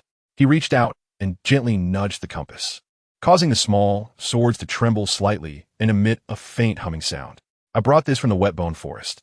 Although its size is small and easy to carry, it requires a massive amount of chakra to activate. Once activated, it can greatly enhance my swordsmanship's power and range, enough to handle the current situation. Qingye explained casually, but did not reveal the whole truth. In Qingye's eyes, this item displayed a line of information. Name: Bagua Sword Formation Compass. Progress 92. Description: the damaged Lyoha Sword Formation Compass, mixed with various metal compounds, is shaped through entry modification and energy conversion. Incomplete. Not usable yet. This Bagua Sword Formation Compass is an upgraded version of the Lyoha Formation Compass that Qingye had previously damaged. Unlike the Lyoha Formation Compass, to allow for multiple uses, Qingye had specifically strengthened the material and structure of the Bagua Sword Formation Compass while modifying its entries, enabling it to withstand greater energy loads. Thus, from Qingye's promotion to the Foundation establishment stage until now, nearly a month had passed. Although the daily energy replenishment was not much, the accumulation over time was quite substantial. However, even with so much energy accumulated, he had not been able to complete the modification of this compass, indicating its formidable strength. At this moment, Yin-Yang Ninja Village was a powder keg filled with countless explosive tags. The dense explosive tag traps were spread throughout the entire ninja village like a spider web. A slight misstep could trigger a tremendous explosion, engulfing themselves as well. Although Qingye's sword talismans possessed long-range attack capabilities, they could not guarantee that he would not be affected by the explosive tags of Yin-Yang Ninja Village, making it difficult to respond to such a complex situation. Moreover, at this moment, Qingye was still unable to wield the sword pellet to take a person's head from 1,000 miles away. The long-range attack, combined with a large number of opponents, made her hesitant to use the sword pellet recklessly. Qingye feared that not only would she be unable to capture the high-ranking members and elite ninjas of the Yin-Yang Ninja Village all at once, but would also easily alert them, allowing them to escape and leave future troubles. By taking out this item, she could use the 8 trigram sword formations array plate to enhance the sword pellet to complete the task, and she could also conduct a verification regarding the golden finger. Nara Shikaku secretly pondered in his heart about the records in his family's secret store regarding the first Hokage, Senju Hashirama's summoning of the Gate of the Underworld, which was an absolute defense capable of withstanding tailed beast bombs. Could this small compass truly have such power? He couldn't help but doubt. This thing looked far from the legendary Gate of the Underworld, making it hard to believe. However, the confidence displayed by Qingye at this moment made him waver. Indeed, There was no better way at present, so he decided to give it a try. Ding Zui, you go first, Nara Shikaku said, patting Akimichi Ding Zui's sturdy shoulder, producing a dull thud, as if striking a tough leather drum. Among us three, you recover your chakra the fastest. If Qingye's item consumes too much chakra later, you can replenish for the second round in time, for me and H-Key. He winked at Akimichi Ding Zui, his gaze shifting to the potato chips in Ding Zui's hand. Akimichi Ding Zui chuckled heartily, giving a low of agreement. Reluctantly, he tucked the half-eaten bag of chips into his ninja tool pouch, treating it as if it were a precious treasure. Then he extended his large hand, which resembled a fan, to meet Qingye's delicate palm, forming a stark contrast like a giant bear shaking hands with a white crane. Senior Ding Zui, Qingye reminded, the chakra you inject needs to have a change in nature. Ordinary chakra has too poor quality and insufficient energy density. Akimichi Ding Zui did not respond immediately, but furrowed his brow slightly, seemingly contemplating Qingye's words seriously. After a moment, he took a deep breath, and without further ado, a layer of fiery red light slowly emerged from his palm, as hot as lava and dancing like burning flames. This energy, infused with fire attribute chakra, carried a scorching aura that slowly enveloped Qingye's palm, as if it were going to consume her hand. Most Konoha elite ninjas mastered 2 types of chakra nature transformations, and it was rare for someone to specialize in a single attribute. The secret technique that the Akimichi clan relied on for fame was the multiplication technique based on Yang attribute chakra. As an elite ninja of the Akimichi clan, Ding Zui not only mastered Yang attribute chakra, but also the transformation of fire attribute chakra. However, even though Qingye was also a Konoha ninja, Ding Zui still chose not to use Yang attribute chakra. He knew that once chakra entered his body, there was a risk of being spied on and analyzed. If others were to decipher the secrets of the multiplication technique through this, he would become a sinner of the Akimichi clan, betraying the honor of the family's generations of inheritance. Qingye was indifferent to Akimichi Ding Zui's caution. She merely mobilized her inner spiritual power to form a vortex of spiritual energy at her palm, transmitting the fire attribute chakra sent by Ding Zui to her golden finger. The fiery red chakra passed through without resistance, even though Qingye could clearly see the progress bar before her. The chakra from Ding Zui that had passed through her hands did not affect it at all. After contemplating for a moment, Qingye transformed the spiritual energy vortex into a spiritual energy furnace, refining all the chakra transmitted by Ding Zui, removing his mark and imprinting her own spiritual mark before passing it again to the entry modifier. Qingye did not pay attention to Ding Zui's careful thoughts. Her expression was calm, but her mind was quickly calculating how to utilize this incoming chakra. In Chapter 162, The Withdrawal, Qingye mobilized her inner spiritual power to form a high-speed, rotating vortex of spiritual energy in her palm, resembling a miniature black hole. Attempting to absorb Akimichi Ding Zui's fire attribute chakra and transmit it to her golden finger, the entry modifier. However, the seemingly blazing fire-red chakra was as slippery and elusive as a nimble loach.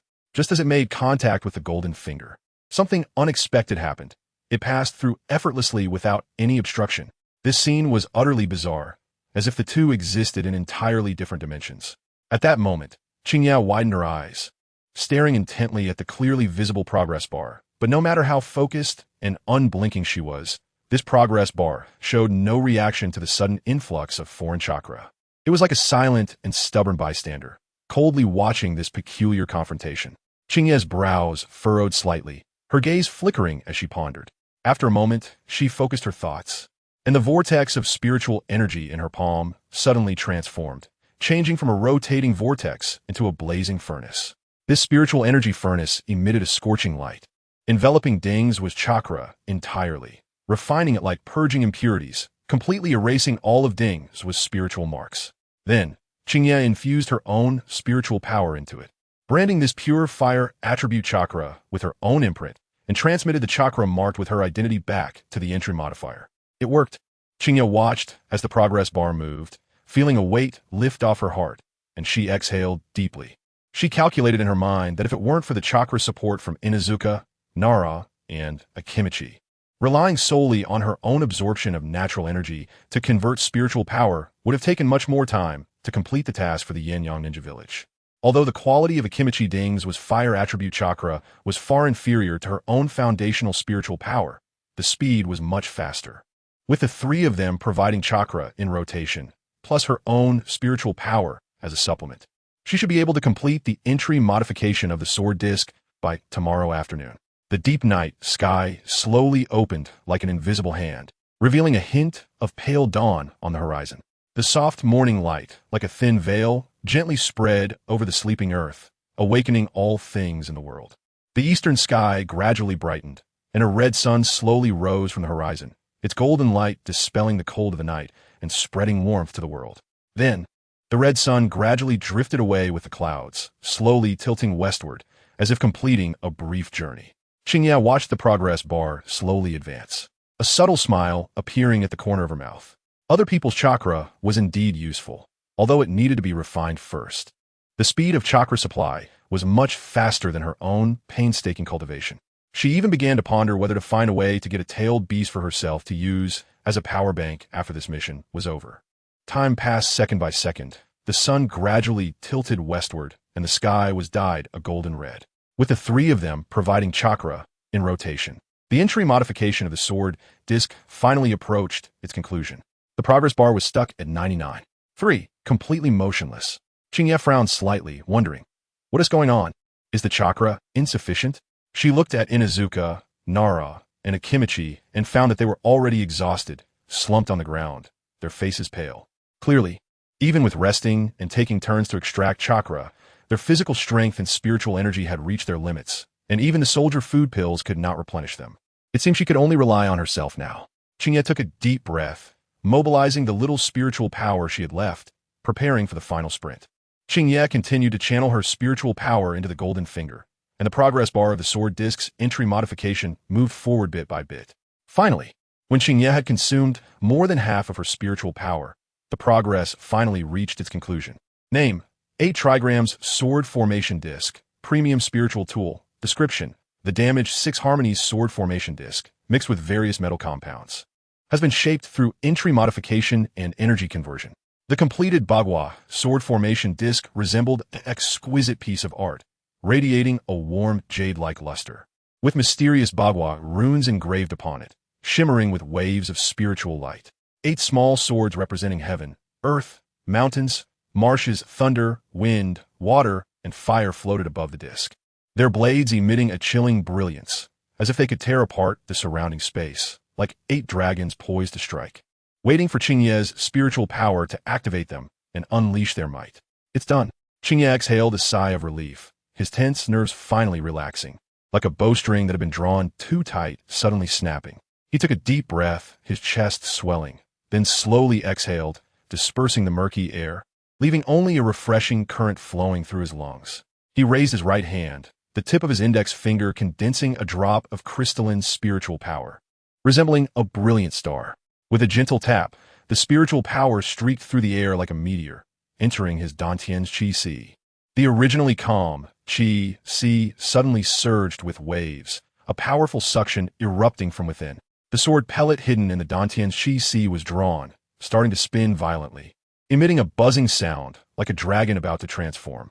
The spinning sword pellet transformed into a streak of light, swiftly flying out and tracing an elegant arc in the air, accurately landing in the center of the sword disc. The moment the sword pellet embedded itself into the disc, the previously shimmering formation's light suddenly contracted, resembling a calm sea, deep and mysterious, yet seemingly hiding surging waves containing boundless power. Everyone take a good rest first. Once you're recovered, we can conclude this mission. Qingye wiped the beads of sweat from his forehead, the perspiration dampening the few strands of hair at the front, making him appear slightly fatigued. He looked at the trio of Inuzuka, Nara, and Akimichi slumped on the ground, a hint of apology appearing on his handsome face. Nara Shikaku squinted his eyes, seemingly lacking the strength to even lift his eyelids, while Yamashiro Heia's breathing was a bit hurried, his face pale, and Akimichi Choza lay directly on the ground, his chest heaving violently. Qingye sighed softly, sitting cross-legged, palms facing the sky, taking a deep breath, circulating the spiritual power within him, slowly absorbing the spiritual essence from the heavens and earth. Threads of spiritual essence flowed into his body like trickling streams, nourishing his empty Dantian's Qi Sea and parched consciousness. A faint stinging sensation emanated from his forehead, causing him to smile wryly, This golden finger truly was a glutton. It had drained his consciousness dry this time. Fortunately, the trio of Inuzuka, Nara, and Akimichi shared the burden, and the remaining spiritual power within him was slowly restoring the consciousness that had been frantically devoured by the golden finger, like a drought-stricken field eagerly welcoming the rain. Rejuvenating with vibrant life, Qingye slightly squinted his eyes, feeling the spiritual energy circulating within his body, secretly relieved.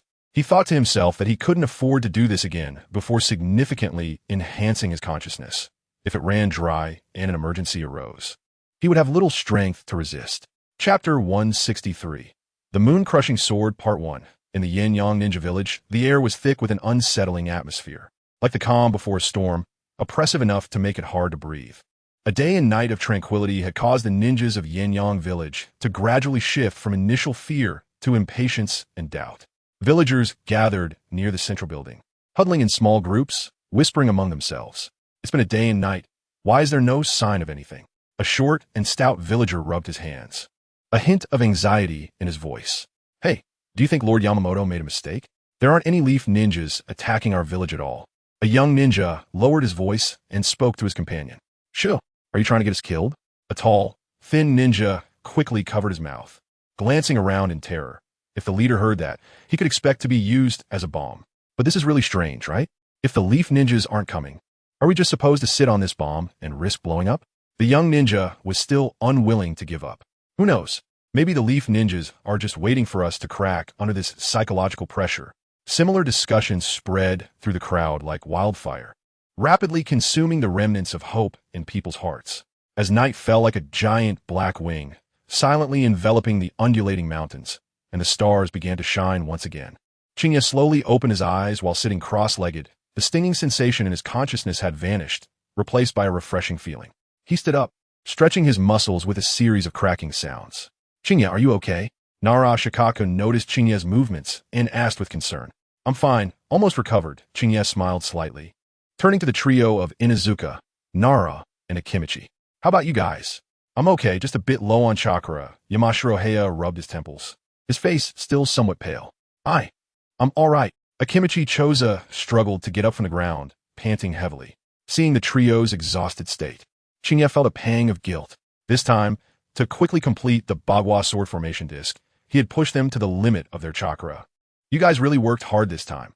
Once we get back to the leaf, I'll treat you all to barbecue. Qingye clapped Akimichi Choza on the shoulder, smiling. Barbecue. Akimichi Choza's eyes lit up instantly, his fatigue dissipating in an instant. That's what you said. Qingye nodded with a smile, then turned his gaze to the center building of a Yin-Yang Ninja Village, which was in chaos below. These guys really. Yamashiro Heya looked down at the turmoil, shaking his head with a helpless expression. It had been a day and night, and nothing had happened, yet they were already doubting their leader's words. It's human nature, Nara Shikaku said lightly. In the face of death, doubt and fear are the most normal emotions. At that moment, the door of the central building suddenly opened, and Yamamoto Kazuya emerged slowly with 3 elders, followed by more than 10 jonin guarding the explosive tag factory. Except for Sato Kenji, Yamamoto and the 3 elders looked pale, their eye sockets sunken, as if they had aged 10 years. Everyone, Yamamoto Kazuya's voice was hoarse and weak, yet carried an undeniable authority. I know you all doubt what I've said, and I understand your fear and unease. His gaze swept over the crowd, finally landing on the young ninja who had questioned them, a complex emotion flashing in his eyes. However, I still want to tell you, if it weren't for Elder Kenji's method, the leaf would have already attacked us. As soon as his words fell, the crowd erupted into chaos. Yamamoto-sama, what do you mean by that? The daimyo has cut off our food supply. I can understand that, but why would the leaf attack us? The land of fire is separated from us by the land of water, and they're still at war with the cloud. Why would they need to buy explosive tags from our Yin-Yang Ninja Village and attack us? The moment Yamamoto and the others stepped out of the building, Qingye quickly put on his concealed leaf headband again and slightly nodded to Nara Shikaku. Then, with a light push of his toes, he leaped into the night sky above the Yin-Yang Ninja Village like a night hawk.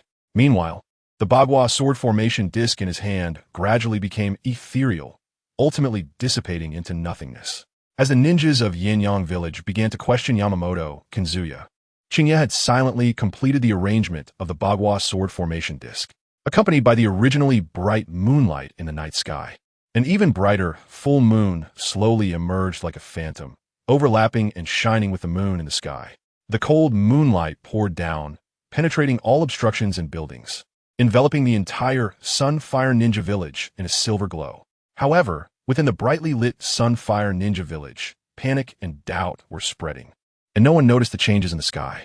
Because you shouldn't provoke Konoha. Until Qingye's voice exploded like thunder above the Sunfire Ninja Village, waking all the arguing ninjas. They looked up in terror at Qingye, who was hovering in the air. And the familiar Konoha forehead protector on his head sent a chill from their feet to the top of their heads. A terrified scream pierced the noisy night sky of the Sunfire Ninja Village like a sharp blade. Konoha! It's a ninja from Konoha! The voice trembled in despair, instantly igniting the hidden fear in the hearts of the crowd. Faces filled with panic twisted and warped, their previous doubts and anger replaced by a deeper fear. The panic spread like a plague, and the crowd began to stir. Some screamed loudly, some sobbed softly, and others stood frozen in place, as if paralyzed by fear. The originally gathered crowd scattered like a boiling pot, fleeing in chaos, the scene resembling the end of the world.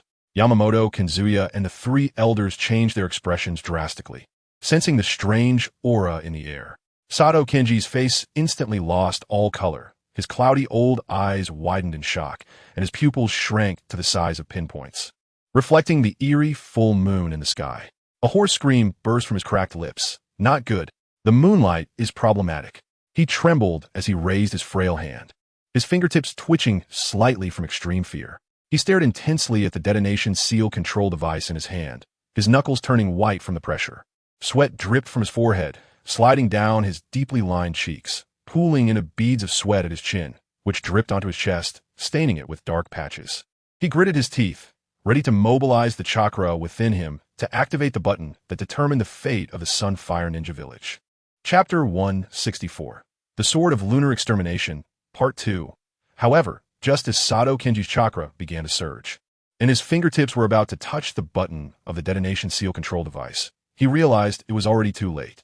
In the night sky, the full moon, brighter than the moon itself, cast a cold glow that enveloped the entire Sunfire Ninja Village. Under the moonlight, those once noisy ninjas seemed to have their souls drawn out, their movements becoming stiff and slow. The chakra within them melted away like snow, and the scrolls containing chakra in their hands became as unresponsive as scrap metal. My chakra has disappeared. A ninja shouted in terror, desperately forming hand seals, but no matter how hard he tried, he couldn't mobilize a shred of chakra. What is happening? My body. Another ninja collapsed to the ground, feeling as if his body had been hollowed out, lacking even the strength to stand. My detonation seal. How? How has it turned into plain paper? Another ninja trembled as he raised the detonation seal in his hand. The complex runes drawn with fire attribute chakra had vanished, leaving only a sheet of white paper. Yamamoto, Kazuya, and the other two elders, along with the Jonin guarding the detonation seal factory, were equally not spared. They watched helplessly as their chakra disappeared completely, reduced from powerful ninjas to ordinary people without the strength to bind a chicken, their faces filled with disbelief and deep fear. Sato Kenji collapsed to the ground, wearing an eerie smile, looking at Qingye, who loomed above them like a god, filled with mad admiration. This is true power? The detonation seals are just a pile of waste paper. Saying this, Sato Kenji foamed at the mouth, convulsing, as if he might die at any moment. The detonation seal control device in his open palm scattered detonation seals that had turned into white paper, blown away by the wind. And even those buried underground in the buildings by Sato Kenji did not escape the slaughter of the moonlight-like sword energy, all becoming mere sheets of paper. Qingye hovered in the air, coldly looking down at the chaotic scene below. Since these people provoked Konoha, attempting to step over Konoha, they should have anticipated Konoha's retaliation after failure. Qingye was no saint. He would not show mercy to enemies. He came here only to complete a mission, nothing more. You. Who exactly are you? Yamamoto, Kazuya struggled to lift his head, looking at Qingye with eyes full of fear. He had lost all his power. Now he was just an ordinary old man. A ninja from Konoha. Qingye answered faintly. A ninja? From Konoha? Yamamoto, Kazuya murmured, unable to believe that Konoha had such a ninja, possessing such terrifying power, capable of destroying a ninja village single-handedly, rendering all ninjas incapable of resistance. He was even more frightening than Konoha's white fang, Hataki Sakomo. Senior Nara Shikaku, I leave the next matters to you. Qingye's voice reached Nara Shikaku's ears through his spiritual sense. Understood. Nara Shikaku nodded dazedly. The expressions of the Inuzuka, Nara, and Yamanaka trio filled with shock as they appeared in the central square of Sunfire Ninja Village after the moonlight dissipated. Nara Shikaku took a deep breath, temporarily suppressing his astonishment, quickly assessed the situation, and commanded Yamamoto Kanzuya and Akimichi Choza to start controlling the scene, deciding who to kill and who to interrogate among the upper echelons of Sunfire Ninja Village. Although the ninjas of Sunfire Ninja Village had lost their chakra, their sheer numbers could still pose a significant problem if not handled properly. Qingye sat cross-legged on the rooftop, the night wind rustling his robes. He gazed at the sky, but his spiritual sense was tightly locked onto the movements of Nara Shikaku and the others below. The ninjas of Sunfire Ninja Village were like lambs awaiting slaughter, lacking any ability to resist. Qingye, with an indifferent expression, extended his finger and gently pointed at the sky. A stream of spiritual power shot out from his fingertip, and in an instant, the full moon hanging high in the sky seemed to be pulled by some mysterious force, rapidly changing shape. The originally bright and flawless moon gradually twisted and transformed, ultimately becoming a massive Bagua sword formation plate, glowing with a cold light. Like a meteor rushing back into Qingye's hand, Qingye caught the formation plate steadily, his gaze slightly focused, and once again curled his finger to gently flick the center of the formation plate. With a soft sound, the sword pellet located at the center of the formation plate, as if possessing sentience, obediently sped away in the direction Qingye flicked it, instantly vanishing into his Dantian Sea of Qi without a trace. Once again, a clone created by Qingye traversed the Sunfire Ninja Village, scouring all metal ninja tools, shurikens, kunai, tachi, and other weapons, clearing them all and piling them in a corner of the rooftop, forming a small mountain. After recalling the clone, Qingye's fingertips transformed strands of spiritual power into an unending stream of transparent flames, wrapping the metal ninja tools within. As the flames burned, the metal ninja tools flowed like liquid, ultimately converging into a silver light sphere, radiating a sharp aura. This sharp aura was continuously absorbed into the sword pellet, being nurtured in his Dantian Sea of Qi. The sword pellet trembled slightly, producing a crisp sword cry, as if expressing joy. This kid is really a monster. Nara Shikaku wiped the sweat from his brow, looking at Qingye on the rooftop, secretly sighing, his mind tense. He had never seen such a bizarre technique, to transform all the ninjas and tools of a ninja village into ordinary people. This power had exceeded his understanding. After handling the affairs of the Sunfire Ninja Village, Nara Shikaku, along with Yamamoto Kanzuya and Akimichi Choza, arrived at the rooftop. Qingye, what exactly is this technique? How can it eliminate the chakra contained in all ninjas and tools? Nara Riku paused for a moment before asking straightforwardly, his tone carrying a hint of awe and curiosity. Qingye slowly opened his eyes, a glimmer of brilliance flashing in them as he calmly looked at the trio of Inuzuka, Nara, and Akimichi, the Tying Destruction Sword. The Tying Destruction Sword, Nara Riku repeated in a low voice, having never heard of this name before. He looked at Qingye, filled with curiosity about how many secrets this young man held. However, he wisely chose not to pursue the matter further. Some things become more dangerous the more you know. Riku-senpai, you seem overly surprised. Qingye noticed the lingering shock on Nara Riku's face and explained in a calm tone. The chakra on the ninja tools can indeed be completely eliminated by my sword formation, but the chakra within a person's body is a slightly different situation. Qingye paused to give Nara Riku some time to digest this information before continuing. My sword energy is like countless tiny threads, continuously strangling the flow of chakra within their bodies, rendering them temporarily unable to extract and use chakra. Chapter 165. Return. Qingye observed Nara Riku's expression, confirming his understanding before adding, as long as they do not actively extract chakra, these sword energies will dissipate on their own after about a day, and their chakra will return to normal. He smiled gently, trying to downplay the oppressive nature of this power, so, while it seems miraculous, it is essentially just a special sealing technique. Finally, he humbly added, moreover, without the chakra support from the three of you, I wouldn't have been able to execute such a large-scale technique. Nara Riku took a deep breath, his chest rising and falling as if he were trying to expel all the stagnant air trapped in his heart. He raised a hand to rub his forehead, his tense nerves finally relaxing, and a look of relief appeared on his face. Yes, he almost forgot this basic common sense. After the Sage of Six Paths spread chakra throughout the world and legend, chakra became like blood, the foundation for sustaining life, whether human or animal. If the chakra within their bodies were to truly disappear completely, that person would likely turn into a corpse in an instant, rather than just collapsing to the ground. Naruto sighed deeply, as if a huge stone had finally been lifted from his heart. He imagined how it would be if Qingye could permanently eliminate chakra, and what kind of scene that would create if the news spread. The other villages Kaguya would likely toss and turn, unable to sleep, eager to unite with other villages to discuss how to deal with this terrifying power that could overturn the ninja world structure. Even Konoha, his own village, might not be able to withstand the external pressures posed by such a threat to the entire ninja world, and, for the peace of the village, they might even choose to sacrifice Qingye. Fortunately, the disappearance of their chakra was only temporary, and this news finally eased his tense nerves. With his mind at ease, Naruto turned to look at Yamashiro Hachi and Akimichi Tizo in the mountain, finally speaking in a relaxed tone. All right, the matters here have come to a conclusion. We should head back. He paused, his gaze shifting towards the distant direction of Konoha, an expression of anticipation in his eyes. Konoha is waiting for our report. I doubt the Hokage expected us to finish our mission in less than 2 months, considering the 6-month deadline. Then, he stretched and moved his somewhat stiff body due to the tension, saying, "Let's go Qingye Hachi Tizo, let's pack up and hurry back to Konoha." The fall of the Eni ninja village was silent and swift. Naruto acted decisively, without any hesitation.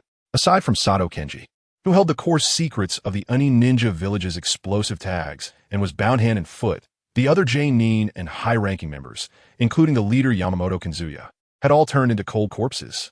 Without these high-ranking members and Genin, the unique explosive tag technology was swept away by the 4 of them, and the remaining Eni ninjas could no longer stir up any waves. Coupled with the conflicts between the Eni ninja village and the daimyo of the Land of Mountains, they would only be able to become wandering ninjas in the future. Rika-senpai, you really are ruthless. Qingye jumped down from the central tower, looking at the corpses scattered across the square, his tone carrying a hint of teasing. Naruto glanced at him and said flatly, "To cut grass without uprooting it is to allow it to grow again when spring comes. Being merciful to enemies is being cruel to oneself." He paused and added, "And even if we didn't act, they wouldn't survive." As he spoke, Naruto's gaze turned towards the outskirts of the Eni ninja village, where a squad of Konoha's Umbu was gathering. However, both Qingye and Naruto knew they were not true Umbu, but rather root ninjas under Shimura Danzo. Qingye shrugged and chose not to say anything further. He understood that in a world where even terrorists long for peace, being indecisive would only lead one into an irretrievable situation. Yamashiro Hachi and Akimichi Tizo silently packed their sorted bags, taking all the methods for creating explosive tags and other important documents from the Eni ninja village, while also sealing the funds obtained from selling explosive tags into sealing scrolls. The 4 escorted Sato Kenji, ignoring the root ninjas, and once again disguised themselves as wandering warriors, crossing through the land of the moon towards Konoha. Along the way, they deliberately avoided major towns and roads, opting for less traveled wilderness paths. This was not only to avoid unnecessary troubles, but also to prevent leaks of information. Although the Eni ninja village's explosive tag technology was looked down upon by the Cloud Ninja due to its attributes, it did not mean that other ninja villages would allow Konoha to reap these rewards so easily. As for Sato Kenji, who was being escorted, after Yamashiro Hachi read his memories, his spirit had completely collapsed, leaving him to behave like a puppet, allowing Naruto to manipulate him, his eyes vacant and lifeless, continuously murmuring about useless paper and true power. Perhaps the 4's disguise was well done, or maybe the news of the Eni ninja village had not yet spread. But the 4 arrived at the border of the Land of Fire without any incident. With Konoha in sight, Naruto felt much more relaxed. He stretched and said, "Finally almost there. These days of eating in the wind and sleeping in the open have been tough." Yamashiro Hachi rarely smiled. "Yeah, after we get back. I want to sleep for 3 days and 3 nights. Akimichi Tizo rubbed his belly and chuckled. "And barbecue. I want to eat 100 plates of barbecue. What are you thinking about, Qingye?" Naruto noticed Qingye's unusual expression and asked, "I was thinking about the explosive tag technology of the Eni ninja village. It really is eye-opening," Qingye said, pulling out an explosive tag from his pocket and playing with it in his hand. Although this thing was less powerful than the one sold by the Uchiha and Sarutobi, its production cost was also significantly lower. "Qingye, be careful," Yamashiro Hachi quickly reminded. "Even though this thing's power isn't as strong as ours, It's not to be trifled with. Don't worry, Hachi-senpai, I know my limits, Qingye smiled broadly, putting the explosive tag away. That said, while the cost of this explosive tag is lower, the production method is truly complex. Narariku also spoke. If we hadn't captured Sato Qingye alive, it would have been difficult for us to obtain such detailed information. In the end, it all belongs to us. Yamashita Kaichi signaled Nara Shikahisa and Kyoka to look ahead as he spoke. A patrol team from the Hidden Leaf had appeared not far in front of them. Now we can finally quicken our pace and no longer need to disguise ourselves. Chapter 166. Joan in the border outpost of the Hidden Leaf Village was bathed in the glow of the setting sun, casting long shadows of several patrolling ninjas, resembling giants guarding the frontier. The wooden fence of the outpost exuded a faint scent of pine, gently swaying in the wind. The 4 members of Kyoka's team approached the outpost, and Nara Shikahisa stepped forward, taking out a scroll unique to the Leaf's umbu and handing it to the patrol captain. The captain was a burly ninja who took the scroll, carefully inspecting the seals on it. He rubbed a card with special symbols against the scroll a few times, and after confirming everything was correct, he returned the scroll to Nara Shikahisa with a formal smile, saying, "Thank you for your hard work. Welcome home." He waved his hand, signaling them to pass. The Leaf Patrol team watched as the 4 members of Kyoka gradually moved away until their figures disappeared at the edge of the sunset, stepping onto the land of the Fire Country. The familiar scent of the soil beneath their feet and the absence of the oppressive need to hide made the 4 feel incredibly relaxed. Sato Qingye was bound tightly like a lamb awaiting slaughter, being escorted in turn, mumbling about scrap paper and true power, as if living in his own world. Sunlight poured over the 4 of them, dispelling the fatigue of the past few days. The trees along the road quickly retreated behind them, and the chirping of birds became cheerful. Nara Shikahisa occasionally shared amusing stories from previous missions, causing Yamashita Kaichi and Akimichi Choza to laugh heartily. Kyoka, on the other hand, quietly observed the surrounding environment, feeling the tranquility and peace of this land. A gentle breeze brought the fragrance of flowers, refreshing their spirits. They walked along winding paths, crossed clear streams, and occasionally met friendly villagers, nodding greetings to each other. In the fields by the road, golden waves of wheat swayed in the wind, heralding the joy of harvest. 3 days later, in the evening, as the sun set and the sky turned a golden red, the familiar gate of the Hidden Leaf Village finally came into view. Entering the familiar village, the team members instinctively stopped, exchanging a glance that signified the brief cooperation was coming to an end. Yamashita Kaichi wore a serious expression as he escorted the tightly bound Sato Qingye towards the heavily guarded interrogation department. He pondered how to extract more secrets about the explosive tag techniques of the Sunfire Ninja Village from this mentally unstable captive, hoping to add new leverage to the Leaf's defense system. Meanwhile, Kyoka, along with Nara Shikahisa and Akimichi Choza, turned towards the Hokage building, preparing to report the completion of their mission to the 3rd Hokage, Sarutobi Hiruzen. The setting sun cast long shadows of their figures on the road leading to the Hokage building, resembling a bright path toward the future.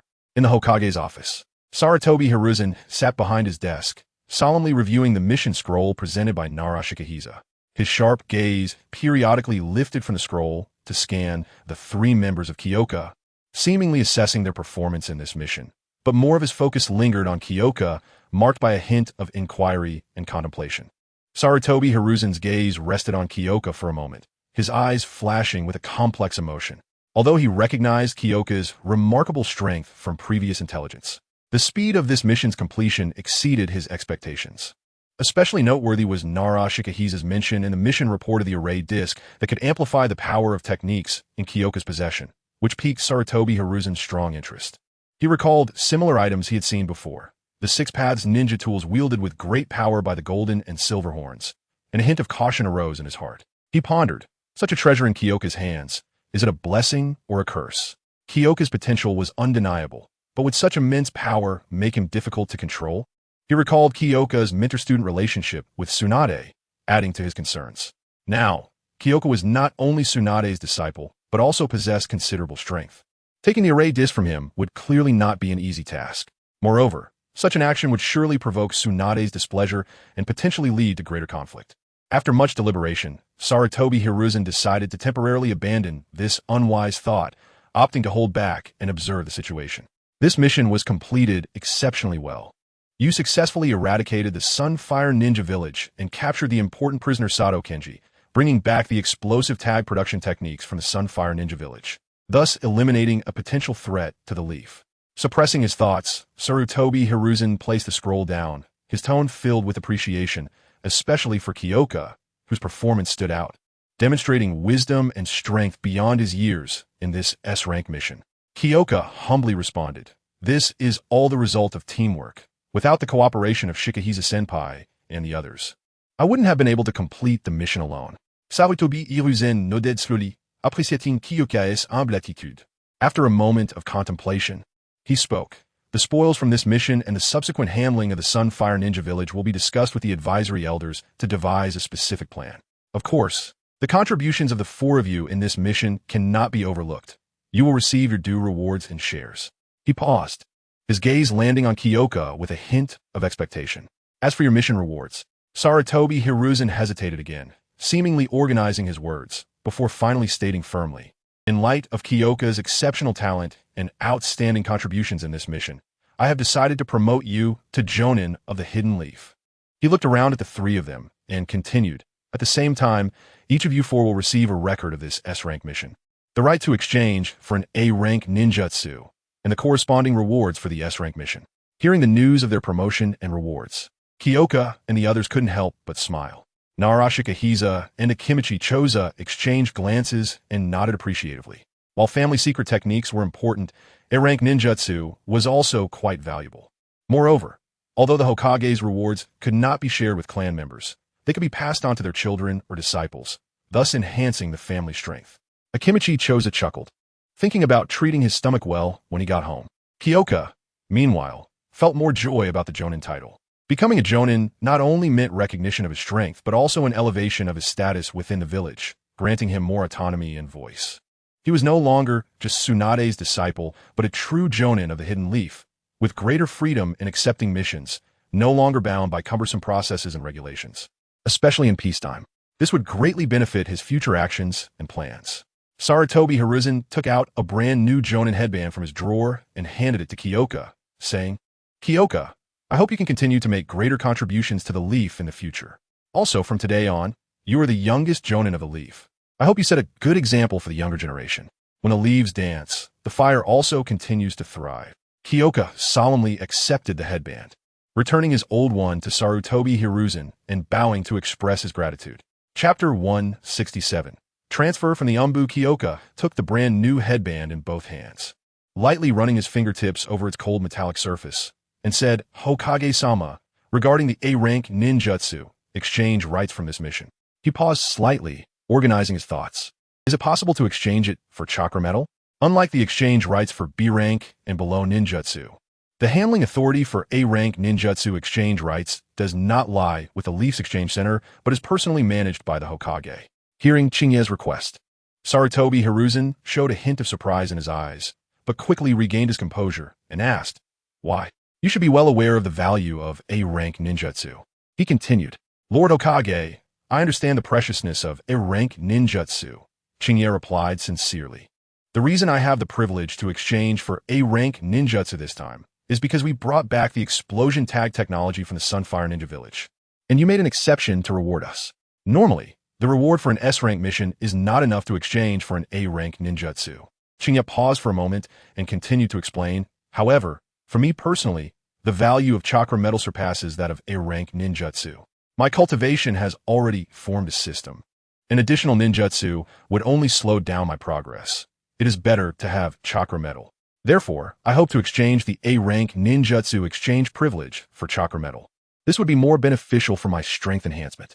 Since advancing to the foundation building stage, for Qingye, apart from a few functional ninjutsu like Shadow Clone and Flying Thunder God, the power and utility of other ninjutsu are far less exquisite than his own techniques. Rather than exchanging for a mediocre A-rank ninjutsu, it would be better to exchange for precious chakra metal to strengthen his sword or use a modification tool to create new equipment, which would significantly enhance his strength. After listening to Qingye's explanation, Sarutobi Hiruzen nodded slowly, indicating his understanding. All right, he readily agreed to Qingye's request and then explained, "However, the current stock of chakra metal in the village is low, and they are all finished weapons. Is it because of the war?" Qingye asked. Yes, Sarutobi Hiruzen sighed. Although the war with the sand and rock ninjas has ended, the war with the cloud ninjas is still ongoing, and the demand for chakra metal is high, with prices rising considerably. He looked at Qingye apologetically. So, with your current A-rank ninjutsu exchange privilege, you can only exchange for a chakra short sword. He paused for a moment and said to Qingye, with your current A-rank ninjutsu exchange privilege, you could have originally exchanged for katana. Qingye understood. After all, chakra metal could enhance his strength in a short period, and in a chaotic world, it is invaluable. Even a chakra short sword would be enough to give a ninja skilled in swordsmanship a greater advantage in battle. Seeing that Qingye had no objections, Sarutobi Hiruzen instructed the nearby Umbu ninja on duty, Yamabiko, go to the storeroom and get a chakra short sword for Qingye. The Umbu ninja, codenamed Yamabiko, received the order and quickly disappeared from the Hokage's office. Receiving the chakra short sword handed to him by Yamabiko, Qingye sheathed the blade into a specially made scabbard and secured it at his waist. He nodded slightly to Sarutobi Hiruzen and then prepared to leave with Nara Shikaku and Akimichi Choza. As the three walked to the door, Sarutobi Hiruzen said in a deep voice, Shikaku, Choza, you two step out for a moment. I need to talk to Qingye alone. Nara Shikaku and Akimichi Choza exchanged glances, said nothing, and silently stepped out, gently closing the door to the Hokage's office. After the two left, Sarutobi Hiruzen turned his gaze to Qingye and spoke. Qingye, I have an idea regarding your upcoming arrangements. He paused for a moment, his tone becoming serious. I plan to transfer you out of the Umbu. Transfer out of the Umbu? Qingye repeated the Hokage's decision in a low voice, his brows involuntarily furrowing together. He instinctively touched the chakra short sword at his waist, his thoughts swirling. Having only joined the Umbu for a few months, the number of missions he had executed could be counted on one hand. And even in this collaboration with Inuzuka Kiba and Akimichi Choji, he did not participate as an Umbu member. Why was he suddenly being transferred? Confusion and doubt swirled in his mind, and Qingye's gaze unconsciously turned to Sarutobi Hiruzen, waiting for his explanation. Sarutobi Hiruzen noticed the confusion in Qingye's eyes and slowly began to explain.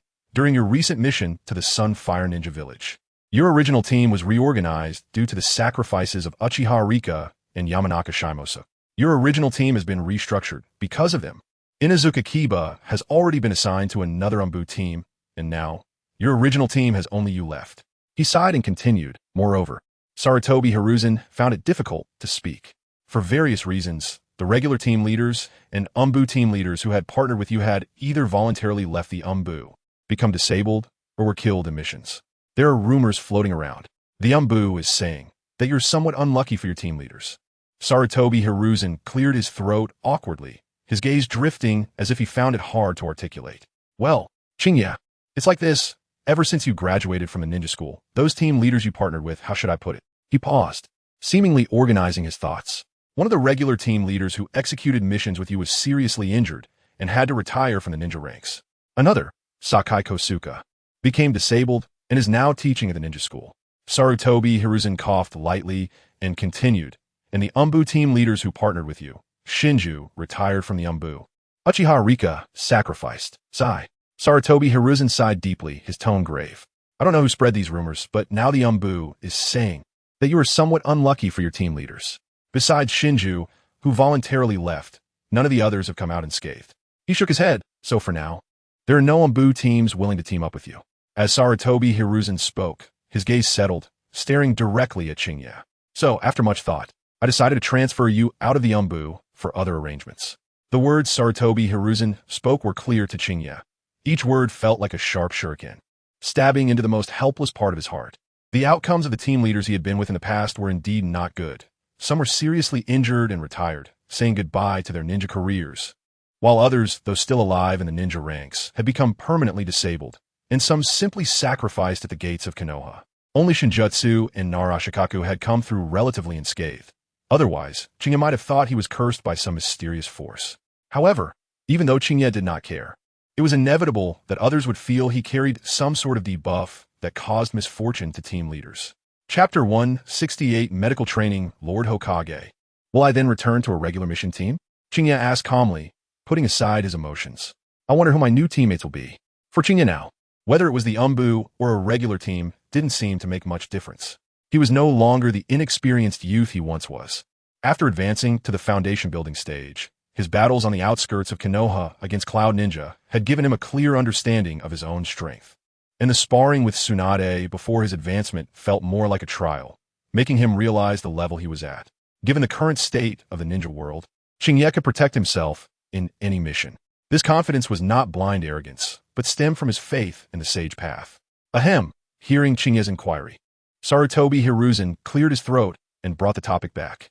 I believe you should have a broader development space, engaging in more diverse types of missions, so you can better enhance your strength and make greater contributions to the village. As Sarutobi Hiruzen spoke, he took out a document from his drawer and handed it to Qingye. Your teacher Tsunade once proposed increasing the proportion of medical ninjas in ninja teams. This is a good suggestion, but previously, we in Konoha did not have the resources to develop medical ninjas while facing attacks from 3 ninja villages. Now, we can allocate certain resources to build a medical system. This proposal was made by Tsunade, and since you are her disciple, how about developing in the medical department? Qingye took the document and quickly skimmed through it. The document details the Konoha Medical Ninja Training Program, as well as Sarutobi Hiruzen's arrangements for Kiyoshi to establish a training class at the Konoha Hospital, recruiting students from the ninja school who show interest and talent, and providing them with training. You want me to train students? Kiyoshi's eyebrows involuntarily raised, a hint of confusion crossing his mind. This was vastly different from his original expectations. He had envisioned returning to a team to carry out missions, but he had never considered being assigned to guide students. After a brief moment of surprise, Kiyoshi realized that this job could barely meet his current expectations. First of all, a stable salary would secure his basic living needs, allowing him not to struggle for basic survival anymore. Secondly, the work of training students was relatively easy, and he would have ample time, which provided him with valuable time for cultivation, allowing him to focus more on improving his own strength. Sarutobi Hiruzen noticed Kiyoshi's change in expression and mistakenly thought he was unwilling to accept this arrangement, so he added an explanation. This is just a transitional phase. Once the medical ninja training system is on the right track, you can still choose to return to the regular ninja sequence. Whether it's forming your own team or serving as a leading jounin, it will be up to you. This reassured Kiyoshi, and he solemnly nodded in response. In that case, I appreciate your efforts in arranging this, Hokage-sama. Kiyoshi's thoughts began to race, considering how to maximize this time while completing his training duties. The acquisition of cultivation resources had always been a heavy burden on his mind. The forging of the sword pill required a large amount of metal chi, and relying solely on his work salary would only cover his basic needs, which was far from enough for his training. The establishment of the medical training class might bring him new opportunities. The medical training would surely handle plenty of medicinal materials, which might provide him with a new avenue for funding. Then it's settled. You can go back and rest. You can report to the hospital anytime within 3 days.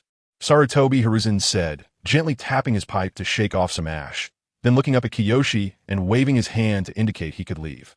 Kiyoshi slightly bowed and turned towards the door of the Hokage's office. He opened the wooden door, stepped out of the office, and the door slowly closed behind him, cutting off the conversation inside the Hokage's room. Stepping out of the Hokage building, Kiyoshi took a deep breath, feeling the cool evening air. He looked up at the gradually darkening sky and walked in the direction of home. The door of the Hokage's office closed silently, isolating the sound of Kiyoshi's departing footsteps. In the room filled with a faint smell of tobacco, Sarutobi Hiruzen slowly exhaled a puff of smoke, and amidst the swirling smoke, his gaze fell upon a document on the desk. This document was the mission report submitted by Nara Shikaku regarding the Inazumath Ninja Village, which detailed Kiyoshi's performance on the battlefield and the astonishing strength he had displayed. Sarutobi Hiruzen raised his hand to signal the Umbu ninja beside him. Yamabuki, take a look at this report. The Umbu ninja, codenamed Yamabuki, silently complied, walking to the desk and respectfully picking up the document. He flipped through it page by page, his expression gradually shifting from calm to astonished as his gaze moved with the text. After a long while, Yamabuki closed the document, taking a deep breath. Seemingly still immersed in the battle scenes described in the report, he looked up at Sarutobi Hiruzen, his tone carrying a hint of confusion. Father, Kiyoshi's strength is already so formidable. Why not let him stay in Umbu and instead transfer him to the medical department? As far as I know, although he has the slug from the Wetbone Forest as his summoning beast, he doesn't seem to know any medical ninjutsu. Yamabuki's voice was deep and powerful, echoing in the silent office. Yamabuki, How many times have I told you to use titles in the workplace? Sarutobi Hiruzen emphasized, his thick beard twisted into a knot, resembling two caterpillars entangled together. He took a hard puff from his pipe, and amidst the swirling smoke, his previously highlighted wrinkles became even more serious. Yamabuki lowered his head, his tone much more respectful. Yes, Hokage-sama. I apologize. Only then did Sarutobi Hiruzen slowly exhale a puff of smoke, his tone softening slightly. The arrangements regarding Kiyoshi were made after careful consideration. The rumor about Captain Kaz spread wildly in Umbu, like dandelion seeds in the wind. I don't know who started it, but now it's already causing quite a stir in Umbu. He paused, lightly tapping his fingers on the table, producing a dull thud. You know the special nature of Umbu members. Their tasks are more dangerous and require a higher degree of teamwork compared to regular teams. With Kiyoshi carrying such a baseless reputation, no team would be willing to accept him, since he cannot cultivate rapport with his teammates. It's only logical for me to transfer him out of Umbu. Yamabuki remained silent for a moment, seemingly digesting the Hokage's words. Then he raised his head, the black Yamabuki mask obscuring his expression, but his voice still carried a hint of confusion. But, Hokage-sama, we have all witnessed Kiyoshi's strength. He is fully capable of serving as the captain of an Umbu team. If no team is willing to accept him, why not allow him to form his own team? Chapter 169. Reporting in Sarutobi Hiruzen took a deep puff from his pipe and slowly exhaled. Amidst the swirling smoke, his gaze became deep and serious. Yamabuki, you should understand the importance of Umbu. It answers directly to the Hokage and is a key force in maintaining the village's stability. He paused, his tone growing heavier. Umbu is the sharpest blade in the Hokage's hand and must be firmly grasped. Ordinary Umbu ninjas can come from any family or commoners. But key positions such as the head of Umbu, squad leaders, and team captains must be held by those absolutely loyal to the Hokage. While Kiyoshi is Tsunade's disciple, and there are no grievances between us, he is not my direct subordinate. And appointing him as an Umbu team captain is not something to be taken lightly. Kiyoshi is still inexperienced, and his contributions and loyalty to the village are yet to be assessed. Promoting him directly to captain would indeed be rushing things. Furthermore, given the rampant rumors about him within Umbu, promoting him hastily would only exacerbate internal conflicts and be detrimental to Umbu's unity and stability. Therefore, my decision to transfer him from Umbu is not a denial of his abilities, but rather a consideration of Konoha's overall interests. Do you understand what I mean? Yamabuki nodded slightly, indicating his understanding. However, he still had doubts in his heart and continued to ask, Hokage-sama, since Umbu is so important, why establish the Umbu training department and place it under Elder Danzo's command? Upon hearing this question, Sarutobi Hiruzen revealed a subtle smile and replied, Yamabuki, do you know what Danzo's dream is? Yamabuki thought for a moment and answered, Elder Danzo has always hoped to become Hokage and protect the village. Exactly. Sarutobi Hiruzen nodded, but his methods are too radical, even somewhat extreme. He craves power and desires to control everything. Sarutobi Hiruzen lightly tapped the table with his fingers, producing a rhythmic thud. The Umbu training department, in name, is to train Umbu talents for the village, but in reality, it is a breeding ground for Danzo to cultivate his own power. He gathers those young people who crave power and recognition, instilling his ideology in them and shaping them into weapons in his hand. Hearing this, Yamabuki was taken aback. He hadn't expected such hidden motives behind the Umbu training department. Sarutobi Hiruzen continued, the root is the dark force that Danzo established. They operate on the edge of light and darkness, executing tasks that cannot be seen in the light. His tone became somber. Konoha needs sunlight, but also needs darkness. However, the darkness must be controlled and not allowed to consume the light. Danzo controls root, which is equivalent to controlling the dark side of Konoha. And I, as Hokage, am the sunlight of Konoha. Sarutobi Hiruzen's gaze became sharp. Letting him control the darkness seems to dilute my power, but in reality, it helps me solidify my position as Hokage. Yamanaka realized that the Hokage's arrangement was not a spur-of-the-moment decision, but rather a well-thought-out plan. Danzo's control over root seems to give him independent armed forces like the Hokage, wielding immense power, but in reality, he is gradually distancing himself from the Hokage's throne. Power, like a double-edged sword, can protect the village when used well. If misused, it can destroy the village. Sarutobi Hiruzen said meaningfully, Yamanaka, you must remember that true power never comes from darkness, but from light. Once you blend into the darkness, you can no longer hope to embrace the light. Yamanaka silently nodded. He finally understood the Hokage's intentions. He also realized that beneath the seemingly united and calm surface of the village's high ranks, there existed a complex power struggle. He recognized that what he had seen before was merely the surface. The true Konoha was far more complicated than he had imagined. The morning sunlight streamed through the window, illuminating Kyoha's face and waking him up to a new day. After a simple wash, Kyoha headed to the Miyuki's home to enjoy breakfast. Miyuki had prepared pancakes, side dishes, and the egg noodles that Kyoha usually made the most. The two quietly ate breakfast, enjoying this moment of tranquility. After breakfast, Kyoha bid farewell to Miyuki and, with Sarutobi Hiruzen's order, headed towards Konoha Hospital. Konoha Hospital is the most important medical institution in the village, belonging to the Konoha Medical Department, whose head is one of the elder advisors, Tsunade. The position of hospital director was originally held by Kyoha's nominal teacher, Tsunade. However, since Tsunade developed a blood phobia, she had rarely appeared at the hospital, and now all hospital affairs were handled by the deputy director, Asami Chika. Kyoha walked steadily along the familiar streets toward Konoha Hospital. He pushed open the hospital's large door, and a strong smell of disinfectant rushed at him. He walked straight to the director's office, but encountered Asami Chika, who had just finished a surgery at the door. Asami Chika wore a white coat stained with a bit of blood, had a medical mask on, and beads of sweat dripped from her forehead, clearly just having completed a surgery. Upon seeing Kyoha, Asami Chika was slightly surprised as she took off her mask, revealing her mature features. "Kyoha, what brings you here?" she asked, her tone filled with confusion.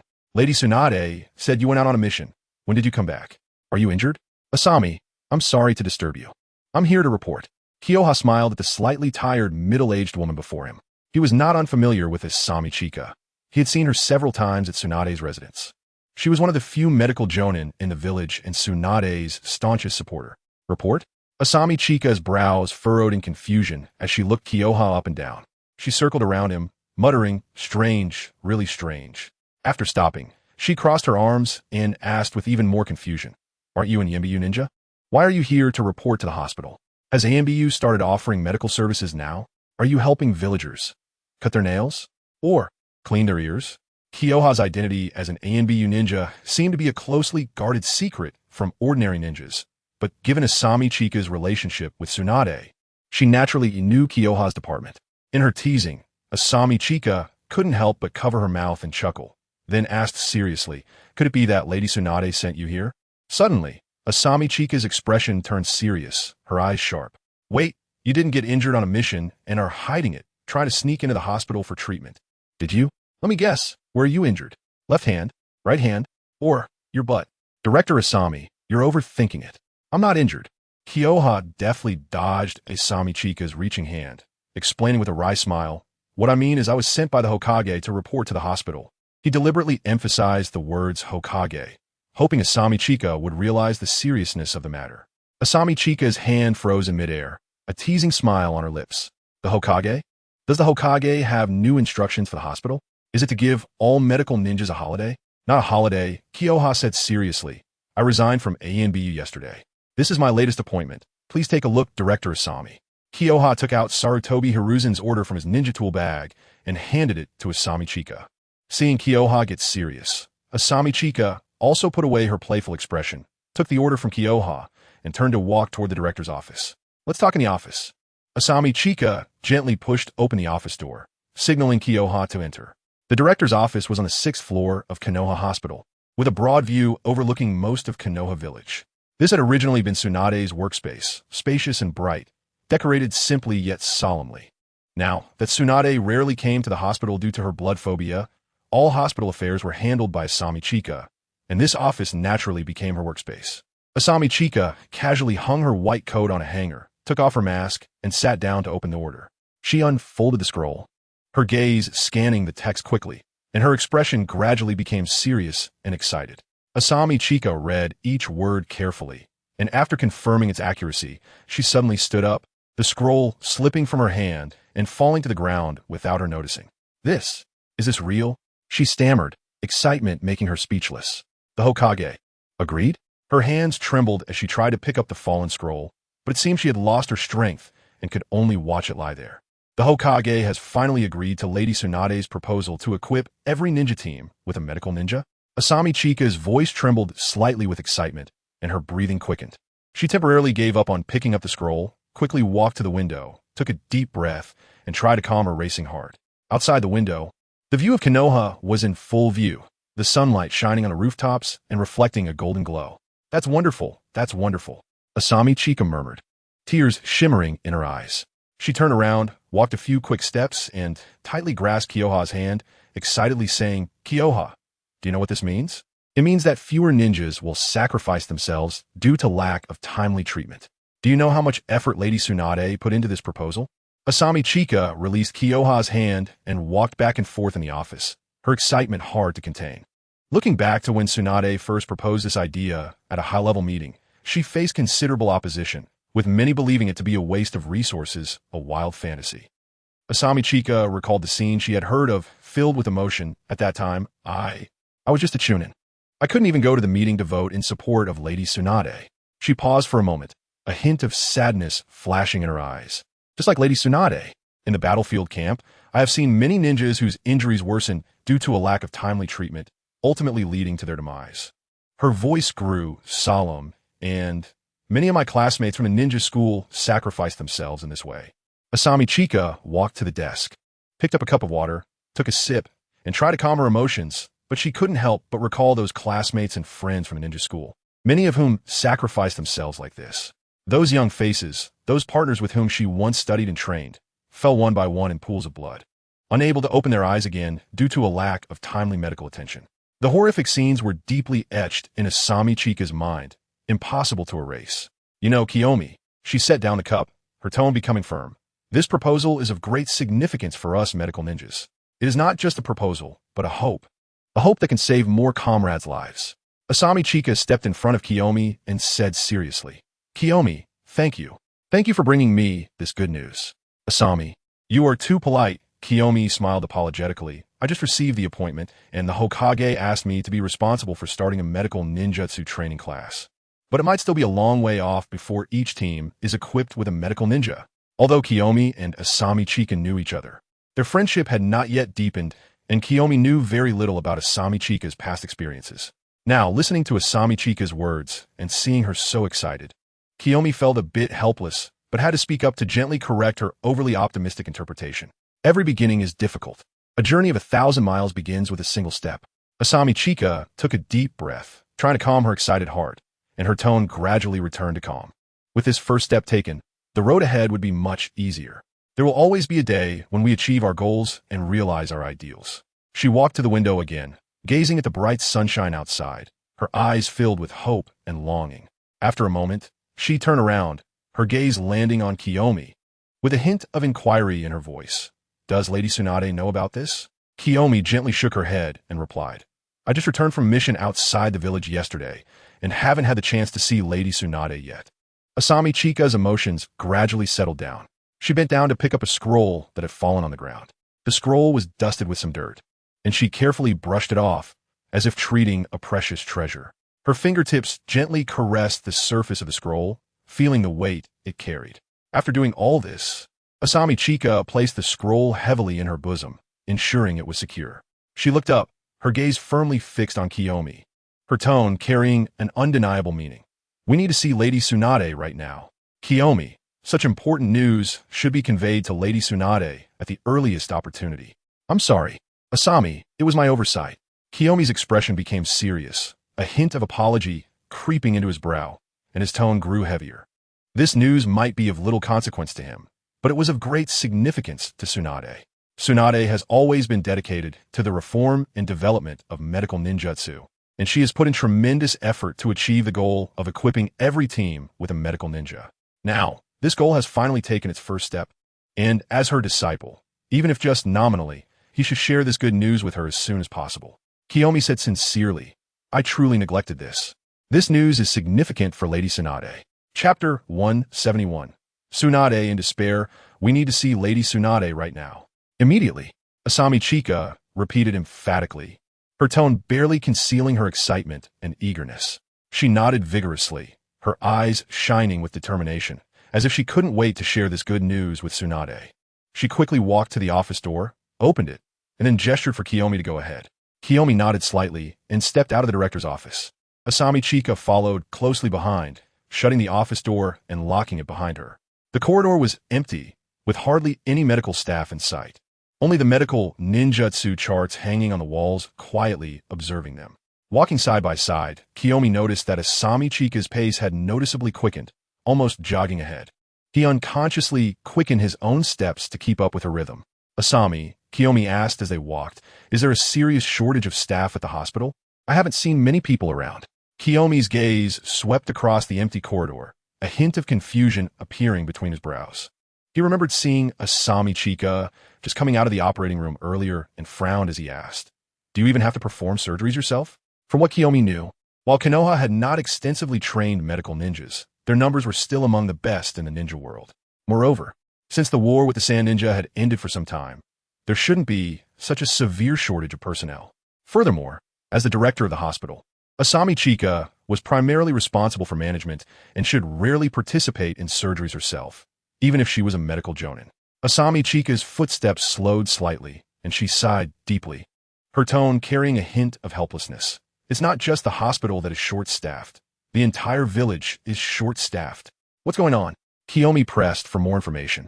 A month ago, Asami Chika's tone grew heavy. The village approved the early graduation of fourth-year students from the ninja school, forming 30 new ninja teams. She paused, a hint of regret in her voice. Unfortunately, none of them are medical ninjas. Is the battle with the Cloud Ninja that intense? Kiyomi furrowed his brow, filled with doubt. He remembered that before he left the village to carry out a mission for the Fire Sun Ninja Village, the scale of the war between Konoha and the Cloud Ninja had been largely controlled. Although a complete ceasefire had not been achieved, the intensity of the conflicts had been kept to the level of team skirmishes. So there should be no need to graduate a batch of cannon fodder from the ninja school. The situation on the battlefield with the Cloud Ninja is relatively better. Asami Chika turned her head slightly to look at Kiyomi, slowing her pace to explain, the war with the Hidden Cloud Village is still ongoing. But the scale has been controlled, and it is not as intense as before. She paused for a moment, seemingly organizing her thoughts. The main pressure still comes from the previous war. We lost too many excellent ninjas. Asami Chika sighed softly, her tone tinged with regret. Many experienced Jonin and elite Chunin have. She did not continue, but the implication was clear. She shook her head and continued. Now, the surviving high-ranking ninjas in the village are all shouldering important tasks and cannot spare the manpower to handle the backlog of lower-level tasks in the village. Asami Chika pointed in the direction of the hospital, saying that many senior medical ninjas had sacrificed themselves in the previous war with the Sand Ninja. And now, there is a severe shortage of personnel. She sighed again. So the village had no choice but to allow the fourth-year students from the ninja school to graduate early to replenish fresh blood to handle those accumulated lower-level tasks. She paused for a moment, her tone becoming heavier. The lack of medical ninjas, this is mainly due to the war with Sunagakure. On the battlefield, medical ninjas are always the first target of the enemy. Now, there are not many medical ninjas in the hospital capable of performing advanced healing techniques. The rest are in the camp of the Land of Frost.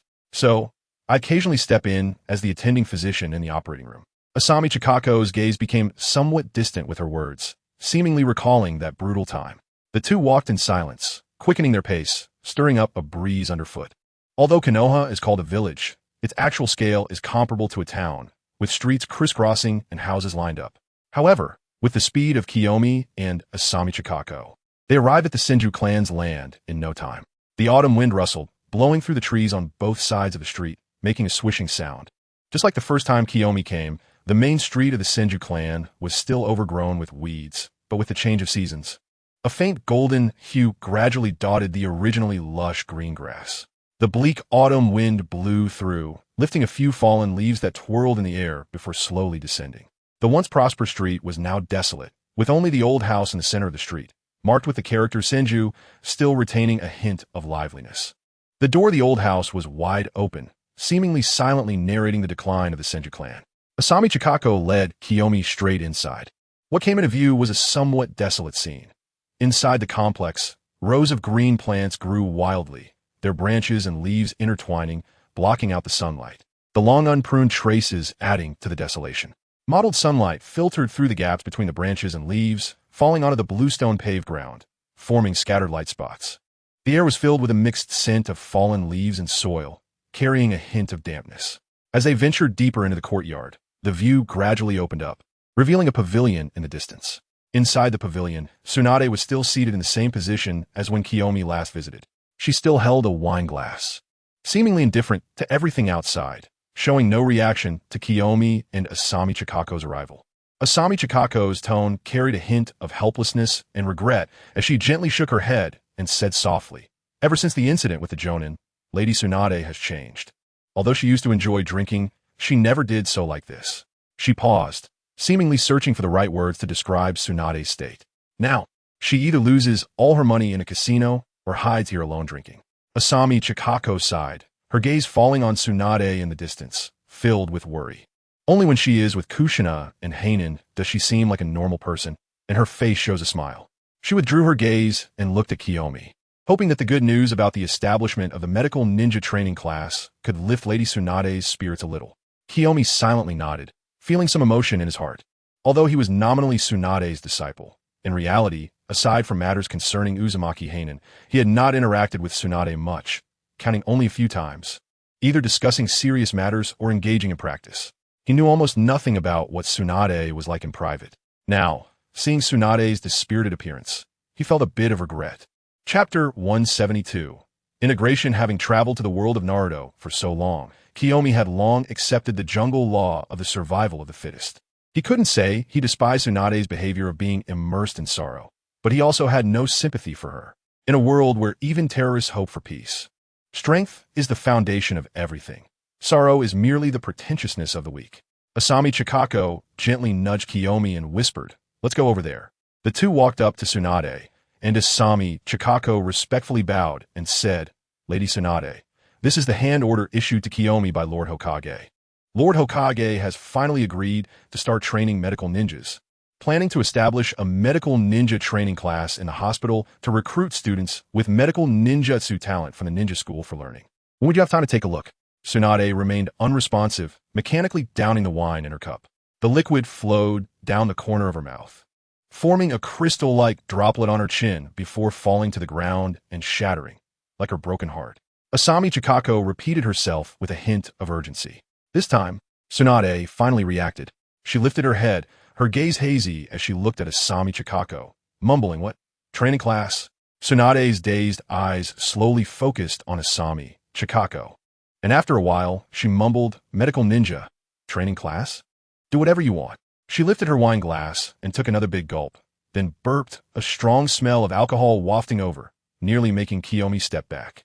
Asami Chikako seemed to have grown accustomed to Tsunade's state, showing no unusual expression on her face, and patiently said, "Lady Tsunade, the establishment of the medical ninja training class is the beginning of your proposal that every ninja team should have their own medical ninja, which is of great significance. As an expert in medical ninjutsu, your opinion is crucial." Tsunade impatiently waved her hand, mumbling, "Don't bother me. Let me drink in peace for a while." Asami Chikako wanted to say something more, but Kiyomi stopped her. Kiyomi shook his head, signaling her not to continue. "Lady Tsunade, since you are busy now, we can come back in a few days," Kiyomi said calmly. The once fiery Tsunade who had confronted Shimura Danzo in front of Kiyomi, displaying a powerful aura and decisiveness, had now turned into this dispirited figure. And this stark contrast made Kiyomi feel a wave of helplessness. Shaking his head gently, Kiyomi did not believe that either he or Asami Chikako possessed the verbal skills like Uzumaki Naruto to pull Tsunade out of the mire of sorrow with the power of words. Ultimately, they could only choose to temporarily give up persuasion and let Tsunade face her inner pain alone. Tsunade indeed did not pay attention to Kiyomi, only drinking by herself as if everything around her had nothing to do with her. Kiyomi and Asami Chikako exchanged glances, and Asami Chikako gently placed the hand order given to Kiyomi by Sarutobi Hiruzen on the stone table in front of Tsunade before the two quietly left the pavilion. Exiting the Senju clan's land, Asami Chikako sighed and said, "Lady Tsunade's current state is really worrisome. This kind of thing we can't help her with. We can only wait for Lady Tsunade to pull herself out." Kiyomi had come here only to fulfill his nominal duty as a disciple and had not held any hope that Tsunade would offer suggestions. Although he felt some regret about Tsunade's dispiritedness, it was not as worrying as Asami Chikako's feelings. After leaving the Senju mansion, Asami Chikako took Kiyomi to the library of Konoha Hospital. The library was filled with various medical books, ranging from basic injury bandaging to medical ninjutsu and herbal medicine. Everything one could need. Lady Tsunade didn't teach you medical ninjutsu, but the instructors for the medical training class can be drawn from the hospital's chunin. However, as the head of the medical training class, you can't be completely ignorant of medical knowledge. So, for the next few days, you should look at the relevant books here. I'll prepare the work plan and materials for the medical training class, aiming to set up the framework within a week and then contact the ninja school. Asami Chikako stood on her tiptoes and pulled out a few thick books from the high bookshelf. The covers of the books were slightly yellowed, and the edges were slightly curled, indicating that they had been frequently read. She handed these books to Kiyomi, and a faint scent of old books wafted into the air.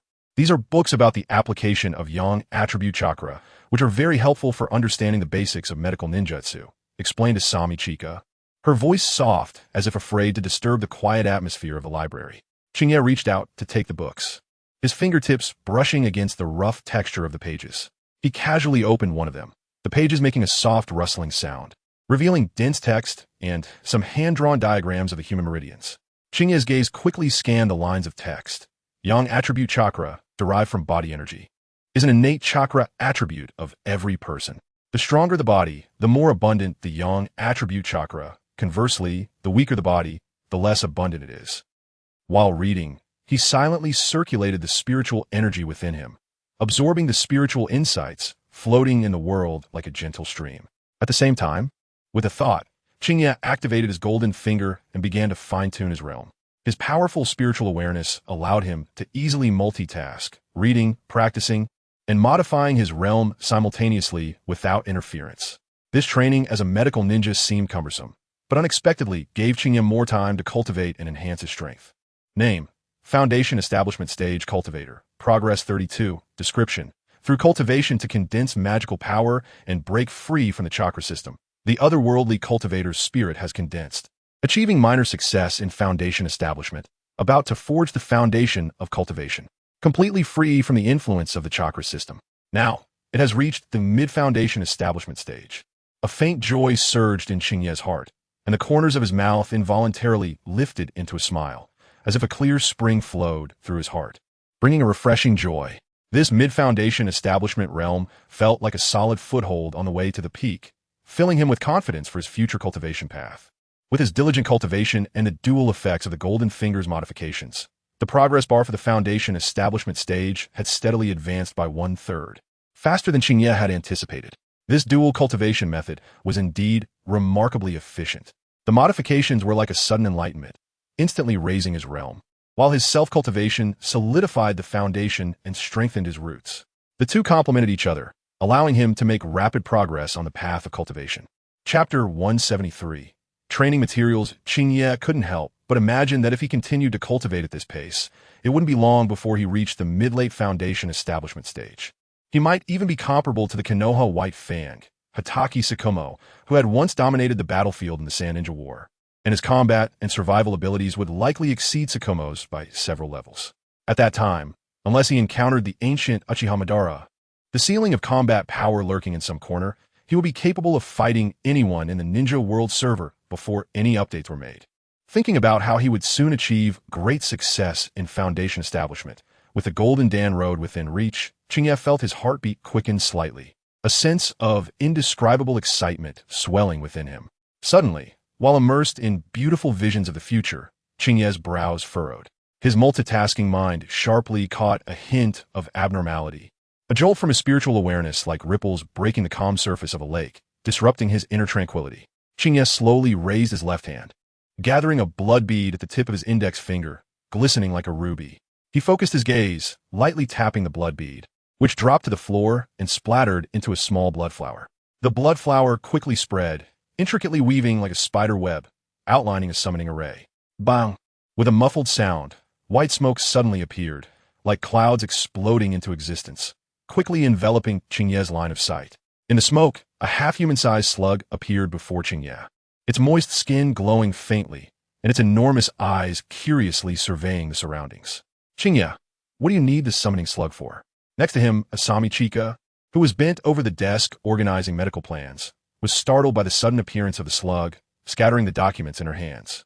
She raised her head, her almond-shaped eyes wide open, surprised as she looked at Qingye and the slug. It's not what I'm doing. It's the slug that used reverse summoning to find me. Qingye shook his head, a hint of helplessness showing on his handsome face. The recent jolt of spiritual awareness felt just like when the slug used reverse summoning before. But this time the summoning sensation was not strong, like a gentle breeze brushing over the water surface, causing only a slight ripple. With a thought, Qingye's spiritual energy surged forth like a rushing river, instantly breaking the bindings of the reverse summoning technique and summoning the slug back. The slug's moist body wiggled slightly, its blue and white color standing out in the room. It extended its small tongue like a tentacle, licking its lips, and said in a soft, sticky voice, "Lord Qingye, this is what Lady Tsunade asked me to pass on to you." As it spoke, the slug's body contracted, as if trying hard to give birth to something. A moment later, a scroll slowly squeezed out from within it, like milking a cow. The surface of the scroll was still smeared with some transparent mucus, shimmering under the sunlight. The scroll was about the length of an arm, entirely light yellow, bound with red silk thread. The slug gently nudged the scroll toward Qingye with its tentacles, and the scroll rolled a few times on the floor before finally stopping in front of Qingye. Qingye reached out to pick up the scroll. It felt cool to the touch, and the material seemed not to be ordinary paper, but rather made of some kind of animal leather. He laid the scroll flat on the table in front of Asami Chika, and with a gentle flick of his long fingers, he untied the red silk thread. As the scroll opened, a faint fragrance of ink wafted over, and lines of text appeared before the two of them, neat and graceful. The scroll detailed everything from the most basic wound cleaning, disinfection, and bandaging to advanced techniques for extracting minor ailments, covering a comprehensive range of medical knowledge, richly illustrated, and even included annotations of human acupoints.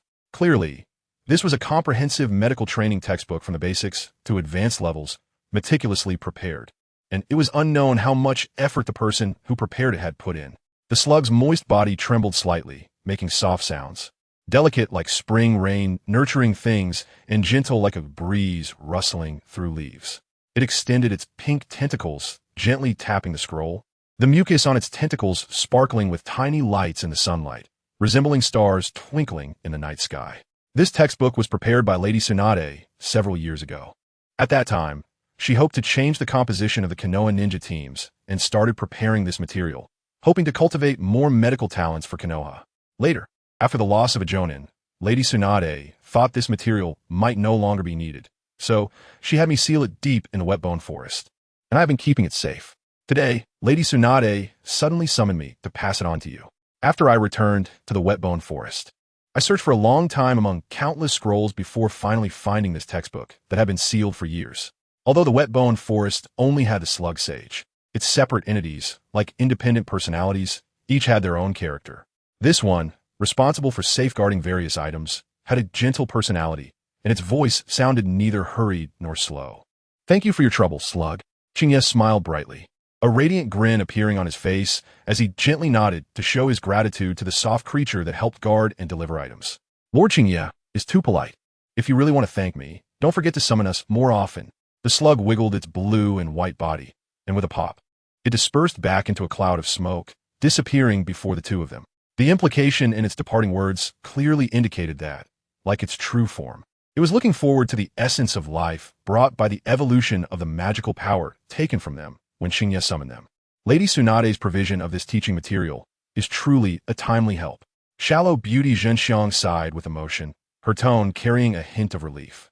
"I originally planned to spend a week writing a basic training manual, which is quite a large workload, and the time is very tight. Now that we have this material, we can complete the training plan today." As she spoke, she reached for the draft training plan she had previously written. The edges of the paper slightly curled from repeated reading and modifications. Shallow beauty Zhenxiang's gaze lingered on the pages for a moment before she made up her mind. She tore the plan she had poured considerable effort into right down the middle, revealing a hint of helplessness in her decisive action, but also a sense of relief. The torn pieces of paper fell onto the desk, and she gently swept them aside before picking up the medical textbook provided by Tsunade, starting over to formulate the training plan based on this more complete material.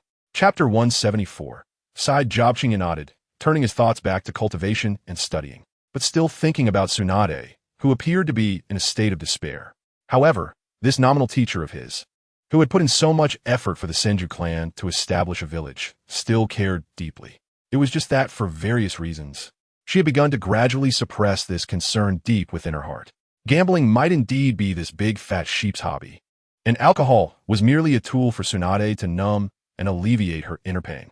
The sun hung like a slowly moving fireball above the clouds, gradually shifting its fiery body towards the center of the sky. The sunlight became increasingly intense, penetrating the clouds and casting a golden glow over the library, enveloping the scrolls and books on the shelves in a layer of brilliance. Having completed half of her plan, Shallow Beauty Zhenxiang stretched lazily and turned to look at the middle of the library's bookshelves. Through the glass of the window, Qingye, who was similarly bathed in golden light, was still earnestly studying those basic books. Shallow Beauty Zhenxiang raised her wrist to check the time on her watch, her brows furrowing slightly as she said seriously, "It's getting late.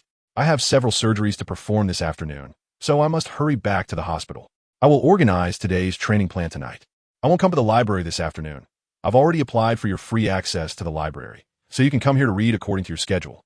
Tomorrow at 8 in the morning, be sure to wait for me at the library entrance, and we will go to the ninja school together to officially announce the start of the training class. There are many records of medical ninjutsu here." Qingye looked up from the books, a hint of surprise in his gaze as it landed on Shallow Beauty Zhenxiang. "Are you really sure it's okay to let me come and go freely?" He frowned slightly, his tone carrying a hint of hesitation. He knew that all ninjutsu was extremely precious, especially medical ninjutsu, which was as valuable as any other ninjutsu, even more important in certain situations. After all, an excellent medical ninja can save countless lives and maintain the stability and prosperity of the entire village. Allowing an outsider to have casual access to these valuable scrolls was truly difficult for him to believe. These scrolls must have a high level of confidentiality, right? Qingye couldn't help but add, his gaze filled with curiosity. "Of course it's fine," Shallow Beauty Zhenxiang replied seriously and assuredly. As she spoke, she carefully organized the medical textbook scrolls and the half-written training plan, putting them into her ninja tool bag.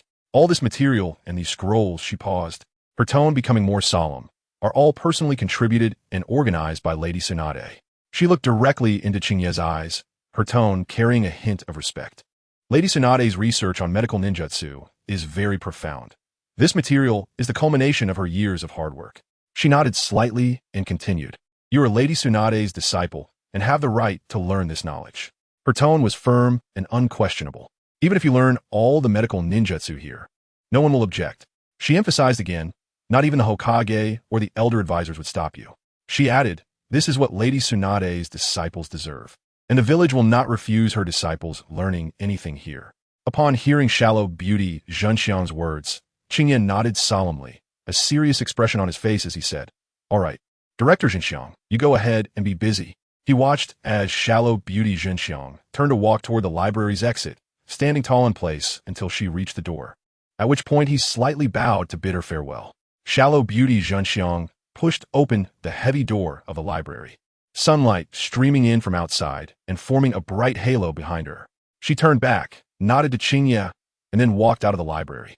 Qingye watched as Shallow Beauty Zhenxiang's figure gradually disappeared at the end of the corridor, and the sunlight was subsequently blocked by the door, returning the library to its original tranquility.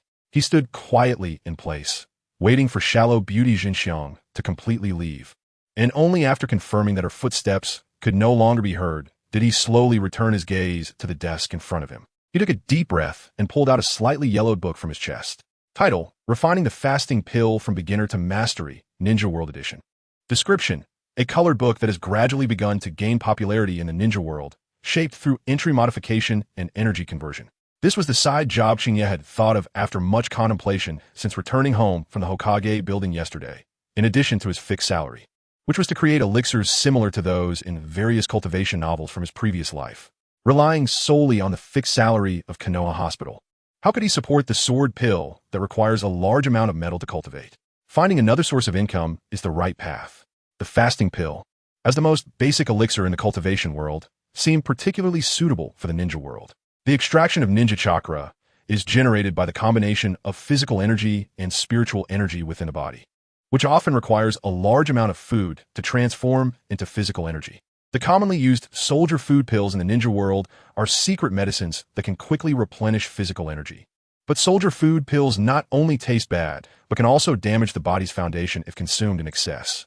The fasting pill, on the other hand, allows a person to go without food for a long time, one fasting pill can meet the body's energy needs for 7 days, undoubtedly providing a significant replenishment of the body's physical energy, and it has no side effects. This is undoubtedly a huge advantage for ninjas who need to execute long-term missions or fight for extended periods, as they must exhaust their physical energy to refine chakra. Qingye carefully flipped through the refining manual for the fasting pill, the pages densely filled with the names, characteristics, and refining methods of various medicinal materials. As he read, he lightly tapped his fingers on the table, silently contemplating. The variety of basic medicinal materials in the ninja world is vast and relatively inexpensive, which is a very favorable condition for refining the fasting pill. Qingye secretly calculated in his heart that if he could successfully refine the fasting pill, it would bring him substantial profits. Thinking of this, a glimmer of excitement flashed in his eyes. In fact, Qingye had this idea a long time ago, but at that time his strength was low, and he had not even completed the transformation of his spiritual root. Even if he had refined the fasting pill, he would not have been able to protect his own interests. Chapter 175. Opening of the medical training class. On the surface, Konoha appeared calm, and everyone's business was somewhat protected, but this was merely superficial. With so many ninjas exceeding the approved quota, where did Danzo get the funding for training? Qingye could guess with his toes that the source was not legitimate. In the original work, merchants like Cardo could control a country's economy. So, how could Konoha, with its vast military power, remain so calm? Now that Qingye felt that his strength was no longer like drifting weeds, and with the title of Tsunade's disciple hanging over him, as long as he didn't grab all the benefits for himself, everyone would likely maintain a certain level of restraint. With this in mind, Qingye couldn't wait to start trying to refine the fasting pill, but he knew that alchemy was not an easy task. It required extensive knowledge and experience, and above all, caution and meticulousness. It seemed that he needed to quickly understand the characteristics and medicinal properties of the materials for the fasting pill in the ninja world, gather the necessary herbs, and then begin practicing. Qingye closed the yellowed book, already formulating a preliminary plan in his mind. He decided to start by checking the information in the Konoha hospital library to understand the basic material properties, then collect materials to attempt refining the fasting pill. He knew that this process wouldn't be quick, but he believed it wouldn't be too slow either. After all, the fasting pill was just a basic elixir in the cultivation world. Even though he had previously been completely ignorant of alchemy knowledge, he now had a mid-stage foundation-building realm. And with a solid foundation, as long as he devoted some effort, he would surely succeed. He raised his head, gazing through the library window into the distance. The setting sun dyed the sky a golden red, like a blazing flame. In the following days, Qingye's time was divided into two parts. One part was used to assist Asami in preparing the medical training class, handling venue arrangements, personnel coordination, and other tedious tasks.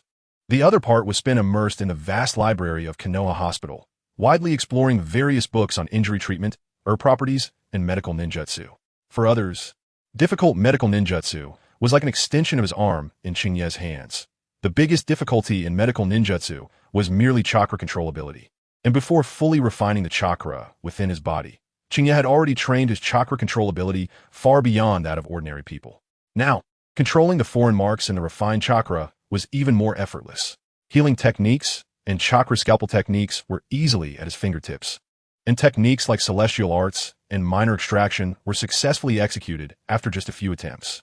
However, compared to dedicated medical ninjas, Qingye lacked real experience in healing and saving lives. Outside, the cicadas were chirping, and before he knew it, a week had slipped away. Qingye had absorbed a wealth of knowledge in the Konoha Hospital Library and had a clearer understanding of the properties of ninja world herbs and the steps to refine the fasting pill. In stark contrast, he and Asami had expended a lot of energy on the preparation work for the medical training class, but the results were minimal. The day after they met Tsunade, Qingye and Asami went to Konoha Ninja School together. The sunlight filtered through the mist, casting a glow on the playground of Konoha Ninja School, and they arrived early. The director had already organized all the students, and at the podium in the center of the playground, Qingye and Asami introduced the course arrangements and learning objectives of the medical training class in detail, hoping to inspire the students' enthusiasm for learning medical ninjutsu.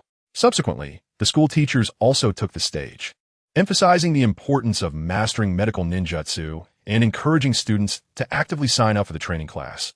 But unfortunately, the response was meager. A week had passed since they went to Konoha School for enrollment, and the training class was about to start.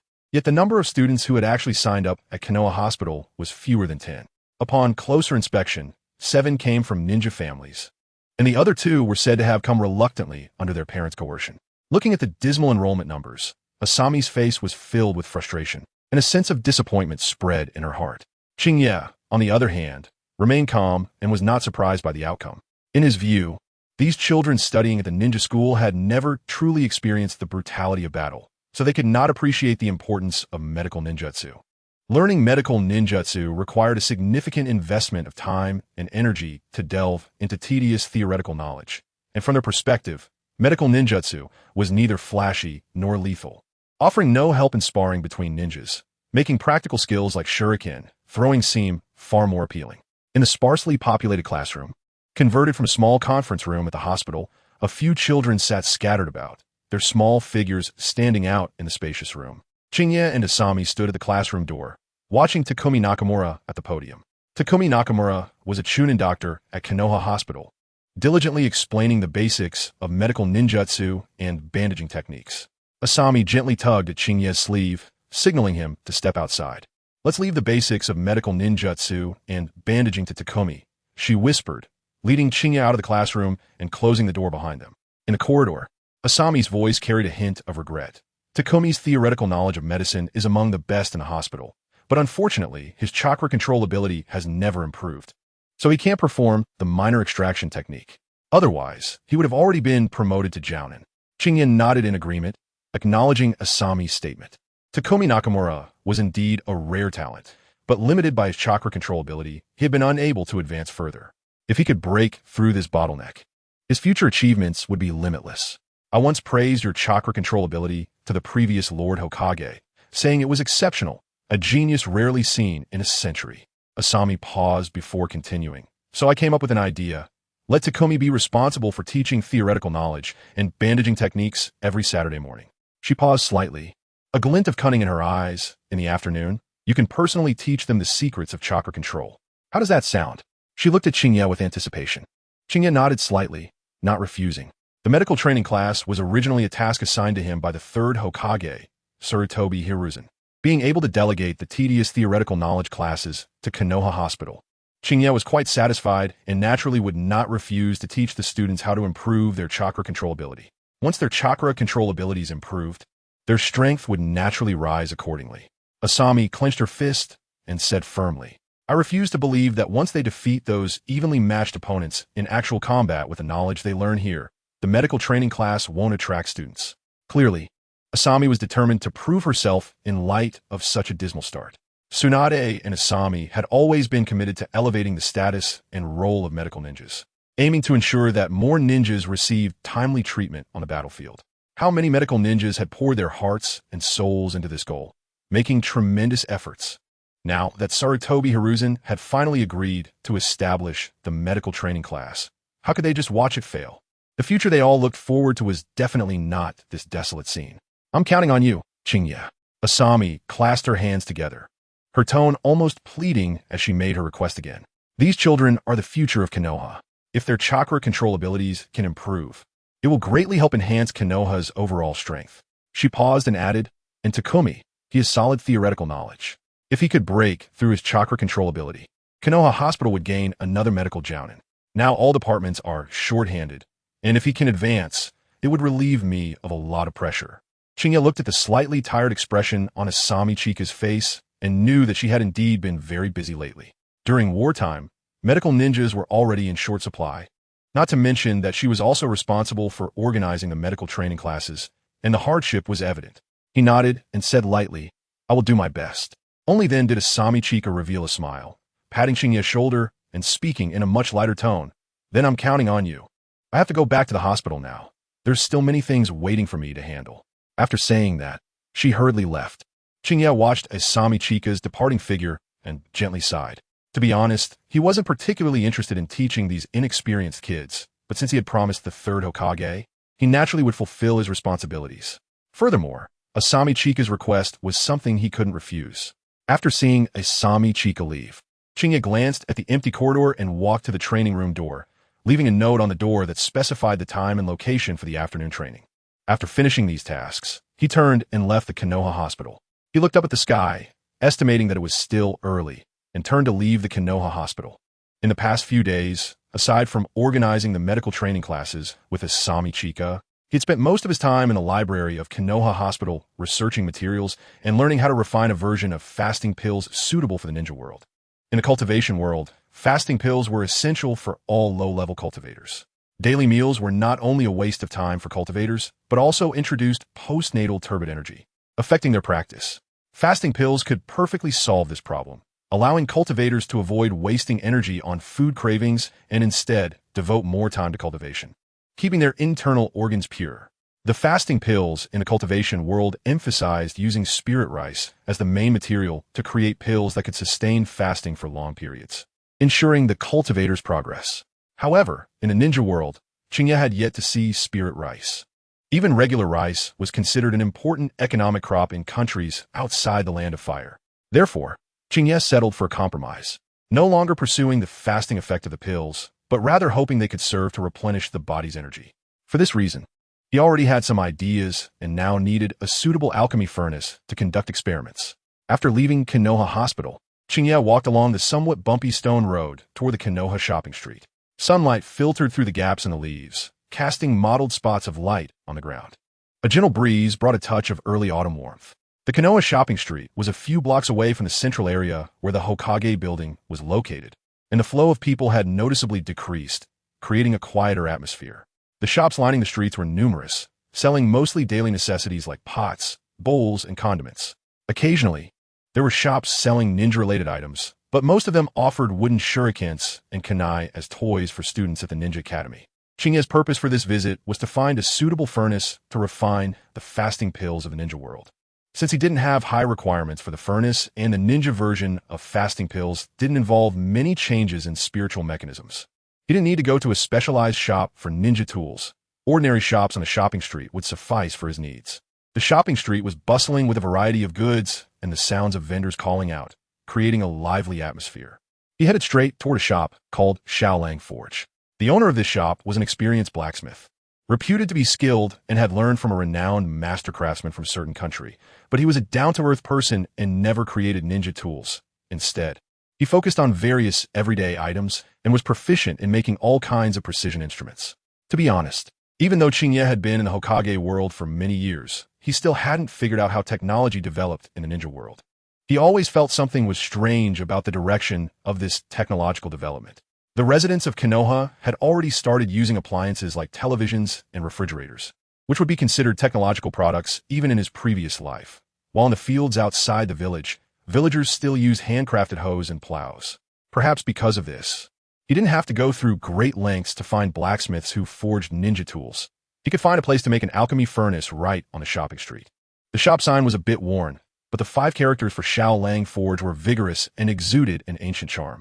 A faint smell of charcoal wafted from inside the shop, mixed with the clanging sound of metal striking metal, standing out uniquely in the somewhat noisy shopping street. "Boss, I want to forge a furnace." Upon entering the shop and hearing the clanging of metal, Qingye got straight to the point. The blacksmith was a burly middle-aged man who put down the hammer in his hand and looked Qingye up and down, asking, "What kind of furnace do you want to forge, ninja sir?" "I never forge ninja tools here." "Of course, it's not a ninja tool, but a furnace like the ones used in the fire temple for alchemy and incense burning. A 3-legged furnace with 2 ears. Qingye described the shape, size, and material of the furnace he needed in detail and specifically emphasized that the furnace needed some special structures inside to control the temperature and direction of the flame. After hearing Qingye's request, the boss frowned, pondering for a moment before saying, "Although this furnace is not a ninja tool, if built as you described, the structure will be quite complex, and it will take a lot of time and effort. The price will probably not be low. The price is negotiable." Qing didn't care about the cost. He had just completed an S-rank mission, and even if Sarutobi Hiruzen temporarily didn't fulfill his promise to give the Inuzuka, Nara, and the Kimichi teams their explosive tag from the Yang Fire Ninja Village, the reward from the S-rank mission was enough for him to forge 2 alchemy furnaces. One for use and one just for fun.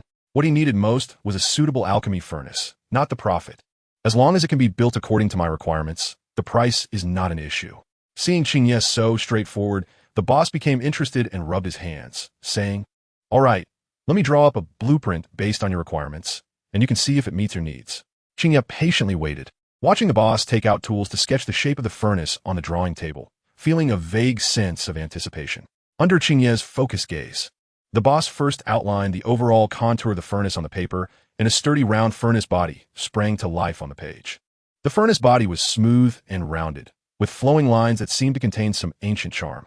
The boss then drew a slightly raised lid above it, fitting snugly on the furnace body, creating a sealed space. In the center of the lid, a delicate little handle was meticulously illustrated for easy opening and closing. The furnace body was the main part of the alchemy furnace, designed to hold various materials for alchemy and facilitate heating reactions, allowing the essence of the materials to be fully released. The lid's role was to seal the furnace, preventing precious heat from escaping and avoiding the volatilization of medicinal gases produced during the reaction, ensuring the efficiency and quality of alchemy. Qingye nodded slightly, expressing his approval of the boss's design. Next, the boss deliberately marked the bottom of the furnace on the blueprint, where there was a designed heating port. This was a requirement Qingye had specifically mentioned, as he would use his own spiritual flame to provide heat for the furnace, eliminating the need for traditional heating methods. However, if others were to refine in it, there would need to be a heating port, as the vast majority of ninjas used fire release by expelling it from their mouths, unlike spiritual flames that could burn directly outside the body. Finally, the boss drew a heavy lid on top of the furnace, which, like a guardian deity, firmly covered the furnace opening, providing double sealing. The pot lid not only prevents the gases generated during the reaction from escaping, but its own weight also provides a certain pressure, ensuring that the entire alchemical reaction takes place in a completely sealed environment, maximizing the retention of medicinal efficacy. Boss, this design is truly ingenious, even better than I imagined. Qingye exclaimed sincerely, picking up the blueprint and examining it carefully, his eyes revealing appreciation. He nodded gently, thinking to himself, this boss's craftsmanship is indeed impressive. The style of this alchemical furnace is even better than I anticipated. Although he knew that with his golden finger, he could modify a furnace that was countless times more perfect and exquisite than this one, he still affirmed the boss's design. Let's build it according to this blueprint. Qingye handed the blueprint back to the boss, his tone carrying a hint of expectation. His original intention for refining the fasting pills was to make money, and mass production was key. To achieve mass production, he needed to find suitable partners and use a furnace capable of mass production. If he had to modify the furnace himself with his golden finger and refine all the fasting pills by hand, his cultivation time would inevitably be compressed, which was contrary to his goals. For materials, let's use a mix of fine steel and some secret copper. This way, the furnace we create will not only be sturdy and durable, but also better able to withstand high temperatures from the flames. Qingye stroked his chin and said, as for the delivery time, how about we set it for half a month? Sure, half a month is enough time for me to complete the forging of this furnace. The boss readily agreed, accepting the deposit Qingye paid and starting to prepare the materials. Qingye stepped back onto the commercial street. In the afternoon, he still needed to guide the medical training class and teach Nakamura Takumi chakra control, so he needed to buy some twine. Hey Qingye, what a coincidence. A pair of ruby-like eyes met Qingye's gaze. It was the only Jonin who had successfully withdrawn from the position of team leader, Waihai Akane. He extended his right hand and patted Qingye's shoulder firmly, while his left hand supported a similarly young woman. The woman's protruding abdomen indicated that she was pregnant. Akane-senpai. Qingye quickly responded, but his gaze involuntarily drifted toward Akane's wife's slightly rounded belly. Akane noticed Qingye's gaze and laughed heartily, gently stroking his wife's belly. His tone filled with tenderness. This little girl is quite active, kicking and punching in my wife's belly all day. I guess she won't be an easy one to handle in the future. Qingye chuckled awkwardly, silently sighing that in such a chaotic and bloody ninja world, a child like the one in Akane's wife's belly might be better suited to survive. By the way, Qingye, what have you been busy with lately? Ever since I heard you were pulled out of the Umbu, I haven't seen you much. Waihai Akane asked with concern. Qingye smiled slightly, his tone relaxed and natural. I've been busy organizing a medical training class to cultivate some medical ninjas for the village, and I'm also researching a new medicine. He paused slightly before adding, it's quite time-consuming and requires a lot of effort. Oh, a new medicine? Waihai Akane raised an eyebrow, asking with interest, what kind of medicine is it? Qingye smiled mysteriously. It's not convenient to disclose it now. I'll tell you once it's successfully developed. He added apologetically, Akane-senpai. You know that the development of any new medicine needs to be kept confidential. Waihai Akane nodded in understanding. Indeed, the development of new medicines is a secret. If leaked, it could lead to unnecessary trouble. Exactly, Qingye affirmed. Once it's developed and I've found suitable partners, I'll tell you what it is. At that time, you must help me promote it. he said half-jokingly. Haha, no problem. Waihai Akane laughed heartily. A new medicine developed by Tsunade's disciple surely won't be lacking. He continued. I almost forgot. You're still Tsunade's disciple. At that moment, Waihai Akane's wife gently tugged at his sleeve and said softly, Akane, we should go buy baby supplies. All right, let's go. Waihai Akane smiled indulgently, turning to Qingye and saying, Qingye, we'll be leaving now. Let us chat next time. Okay, Akane-senpai, goodbye, sister-in-law. Qingye politely bid farewell. Chapter 178. Training the figures of Waihai Akane and his wife gradually disappeared into the bustling crowd. But Qingye's gaze lingered on the direction they left, especially on Akane's wife's back, where a new life was growing, making it particularly precious in this chaotic world. He could not help but think of the blood and chaos that the Otsutsuki clan was about to bring. The wheels of fate had already begun to turn, and important plot characters were about to make their appearances. The love and hatred of the Otsutsuki family would not be far off. Qingye gently shook his head, driving these chaotic thoughts from his mind, and then stepped forward again, continuing to search for suitable twine on the bustling commercial street. On an autumn afternoon, the sunlight was warm and gentle, filtering through the dense trees of the back mountain of Hokage Rock, casting mottled shadows on the ground. Like golden paint splashed by an artist, the light danced through layers of leaves, flickering in and out, creating a fantastical transformation of light and shadow. In the distance, the enormous stone statue of Hokage Rock appeared even more majestic and grand under the sunlight, as if guarding this tranquil mountain forest. Nakamura Takomi led 9 students from the medical training class, climbing up the rugged mountain path, breathing in the fresh air of the mountains and feeling the tranquility and harmony of nature. The mountain path was winding, flanked by towering trees that reached the clouds, their branches lush and leafy, blocking out the sun. The students cautiously advanced along the mountain path, their footsteps echoing in the silent forest. Finally, they arrived at the designated location Qingye had specified, the cliff beneath the back mountain of Hokage Rock's dense forest. This place was rarely visited with a serene environment, only the occasional chirping of birds breaking the silence of the forest, adding a touch of life to this tranquil area. At the foot of the cliff stood a sturdy tree, its branches strong and powerful, resembling an old man weathered by time. Qingye leaned lazily against the tree branch, blending seamlessly with the surrounding environment. He looked down at the 10 figures approaching below, his gaze calm and steady, as deep as an ancient well. Nakamura Takomi walked to the base of the tree, looked up with anticipation and trust in his eyes, and said to Qingye, Lord Qingye, I leave this afternoon's training to you. His tone was respectful, but couldn't hide a hint of excitement within. Nakamura Takomi paused and added, although there aren't many students, they are all seeds of the medical training class. He took a deep breath, his tone more resolute. I believe that under your guidance, they will surely grow rapidly and become the backbone of the medical team. He paused again, adding, they are also the beginning of medical reform, bearing an important mission. Nakamura Takomi looked at Qingye with hope, his eyes filled with anticipation. He emphasized once more, Lord Qingye, I ask for your help. Qingye nodded slightly, not saying much, simply raising his right hand gently. With his motion, the shadows behind him, divided into countless fragments by the tree's shadow, rippled on the ground like flowing water. The dark light gradually coalesced, forming a vague, humanoid outline. Moments later, the light dissipated, and a figure dressed in a white robe appeared beside Qingye. It was one of his shadow clones, Baiyu. Baiyu nodded at Nakamura Takomi and turned to the students of the medical training class, his gaze calm and gentle. Baiyu glanced at the 9 students, his cold voice echoing through the mountains and forests. Chakra control is the foundation of medical ninjutsu and is a core skill that all medical ninjas must master. He paused and continued. Today's training content is the basic practice of chakra control, tree climbing, and water walking. Baiyu pointed to a towering giant tree beside him, its thick trunk and lush branches reaching into the clouds. Do you see this tree? His voice was devoid of emotion. The first training item today is to climb the tree. He then pointed to a winding stream not far away, the water clear and shimmering in the sunlight. The second training item is water walking. He explained succinctly, tree climbing training can enhance your fine control over chakra, while water walking training can improve the stability of your chakra output. Baiyu's gaze swept over each student as he spoke firmly. Only by mastering chakra control can you navigate future medical practices effortlessly and better save lives. He paused for a moment to emphasize again. Today's training goal is to reach the top of the tree without using any tools.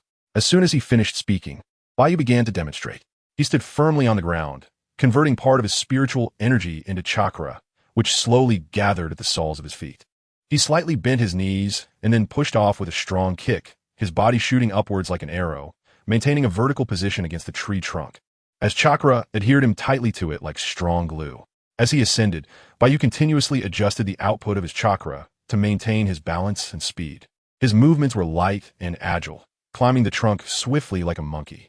In the blink of an eye, Bayu reached the top of the tree. He stood steadily at the treetop, looking down at the 9 students below, his gaze calm and profound. The students looked up at Bayu's figure, their eyes filled with admiration and anticipation. For these students who had yet to graduate, climbing the tree was undoubtedly a task full of novelty and challenge. The 7 students from ninja families had seen their elders perform tree, climbing, and water walking techniques at home, but had never personally tried it, their hearts filled with excitement to give it a go. The other 2 students from civilian backgrounds were even more curious and eager about this skill they had never encountered before. At Bayu's command, the students immediately began their tree climbing training. They clumsily mimicked Bayu's movements, concentrating chakra at the soles of their feet as they attempted to climb the thick trunk. Bayu observed everything with a cold eye, feeling no fluctuations in his heart. He expected that these children's chakra control abilities were still rough, lacking precise mastery over the flow and application of chakra. A short, chubby boy took a deep breath, trying hard to concentrate chakra at the soles of his feet. However, the chakra darted around like a mischievous sprite, unable to adhere stably to the trunk. He tried to place his foot on the trunk, but merely touched it lightly before sliding down, his center of gravity unstable, stumbling a few steps. He tried again, and this time it was slightly better. The chakra at his feet barely maintained stability for a moment, allowing him to cling to the trunk briefly. However, this brief attachment couldn't support him as he climbed, and after just 1 second, the chubby boy lost his balance again and slid down from the trunk. He fell heavily to the ground, his bottom making intimate contact with the earth, causing him to grimace in pain and involuntarily cry out. Following him, a girl with a high ponytail approached a sturdier tree, her steps light and brisk. She took a deep breath, her eyes filled with eagerness. She mimicked Bayu, placing her hands behind her back, slightly crouching, and began to attempt to concentrate chakra at her feet. A faint blue chakra flickered at the soles of her feet, resembling fireflies, appearing somewhat unstable. The girl gritted her teeth, tried to control the flow of chakra, aiming for it to adhere more stably to her feet. Once she felt the chakra stabilize a bit, she suddenly pushed off the ground, her body lightly leaping, her right foot tentatively stepping onto the trunk. "Hey!" she called out, her left foot quickly following suit, both feet sticking to the bark like suction cups. She felt a surge of joy. It seemed the first step was successful. Cautiously, she moved her right foot upward, attempting to climb. However, the chakra within her was as uncontrollable as a runaway horse, fluctuating wildly, causing her strength to adhere to the trunk to waver. After moving just a small step upward, the girl felt her foot slip, losing her balance. "Oh no!" she exclaimed as she slid down from the trunk, falling heavily to the ground. "Ouch!" She rubbed her sore bottom, her cheeks flushed with embarrassment as she muttered, "Why is this so hard?" The other students around her couldn't help but laugh at the scene. "Haha, Rihiko, you look like a gecko," one boy teased, pointing at her. "Yeah, you just fell down after climbing a couple of steps." Bayu surveyed the clumsy children around him, his face like ancient ice, showing no signs of fluctuation. His thin lips parted slightly, his tone still indifferent, yet clearly reaching everyone's ears. The key to chakra control lies in stability and precision. Don't rush for success. Focus on feeling the flow of chakra and distribute it evenly across the soles of your feet. He paused slightly, his deep gaze seeming to penetrate each person. Remember, controlling chakra is like controlling flowing water. It requires patience and focus. Upon hearing Bayu's guidance, the girl named Rihiko took a deep breath, calming her slightly flustered emotions. She approached the tree again, her gaze firmly fixed on the rough trunk.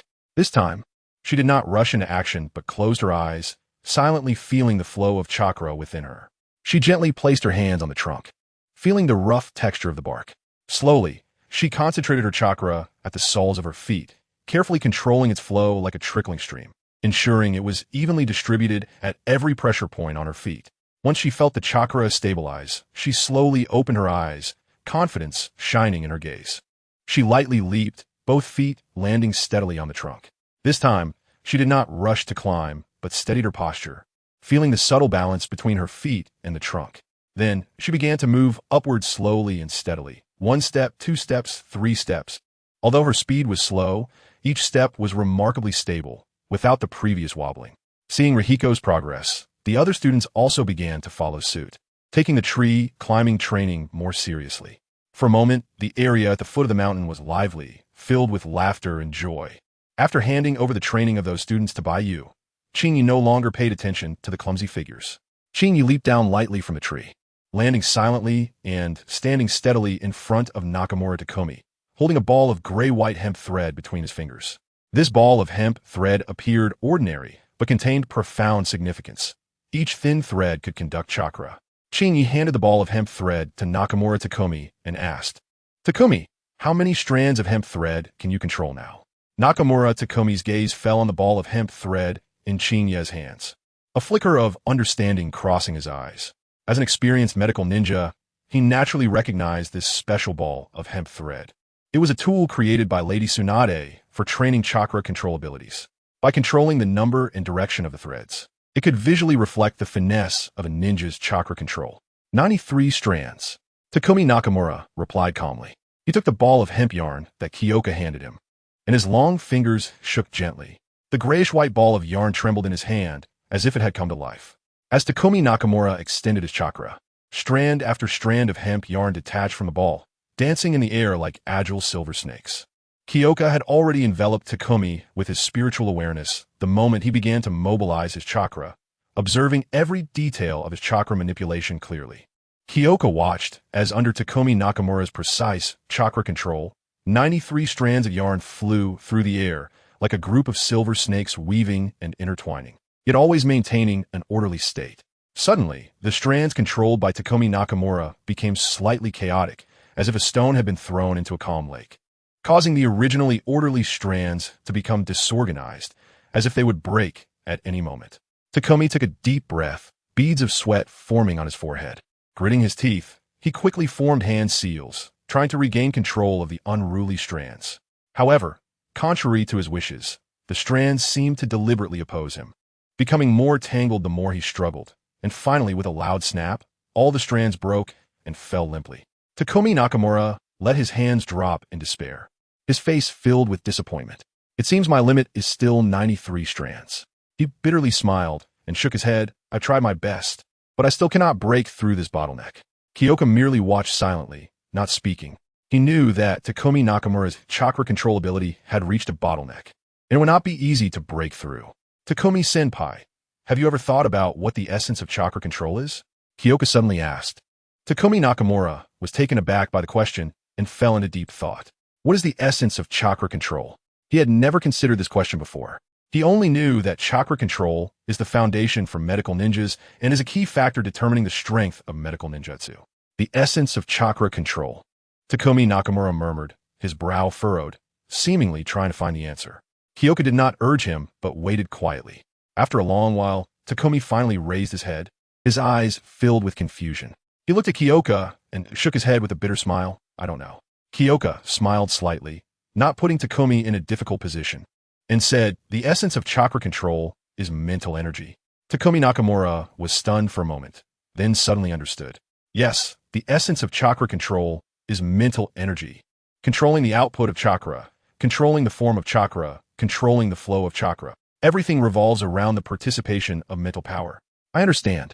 Takumi's eyes sparkled with excitement as he jumped up, exclaiming, "I understand. Thank you, Kyoka." Kyoka waved his hand and said, "There's no need to be polite, Takumi-senpai. I just pointed you in a direction. Your current problem is not the lack of chakra control ability, but that your mental energy growth is at a bottleneck stage. Whether you can move forward and achieve a breakthrough in your mental energy ultimately depends on your own efforts." Takumi Nakamura took a deep breath, nodded solemnly. His eyes filled with gratitude, and said, "Thank you, Kyoka.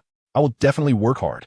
Kyoka waved his hand again, saying, "There's no need for thanks, Takumi-senpai. It's just my personal insights."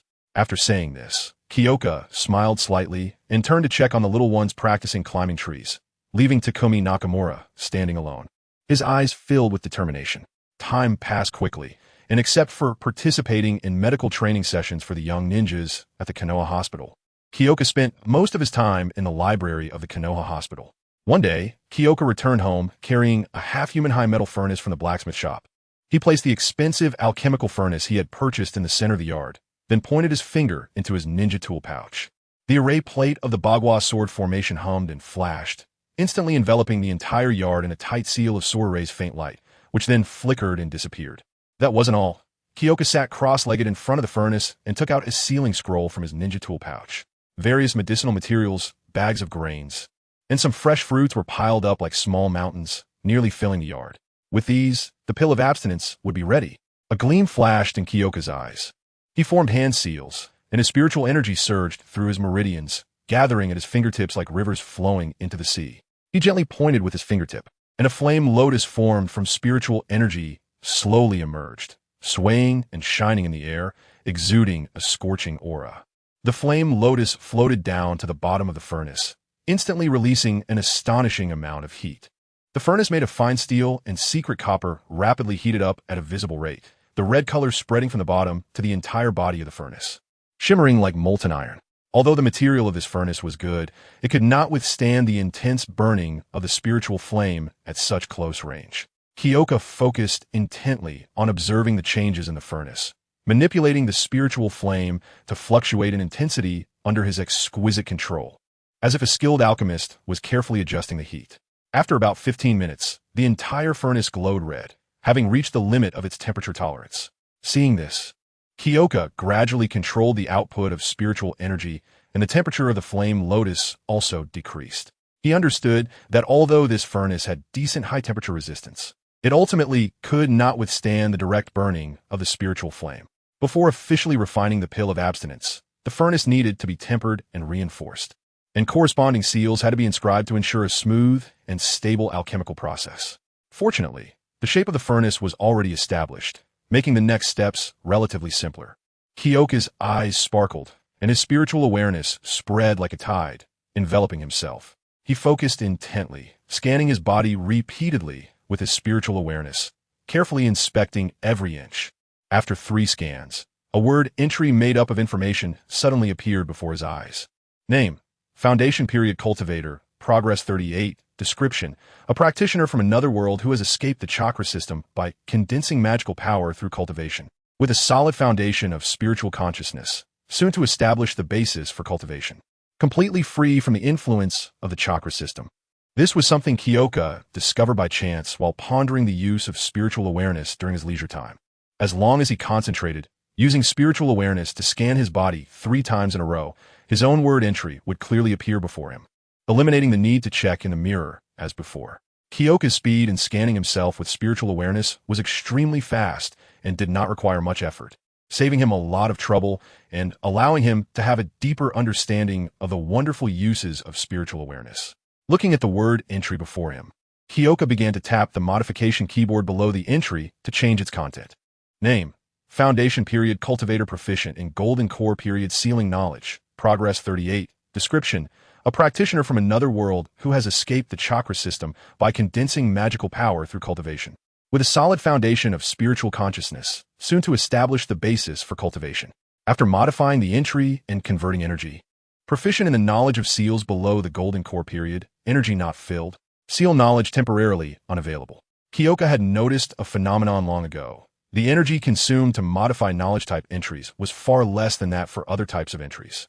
Now, he planned to try a completely new operation, directly implanting knowledge into his mind.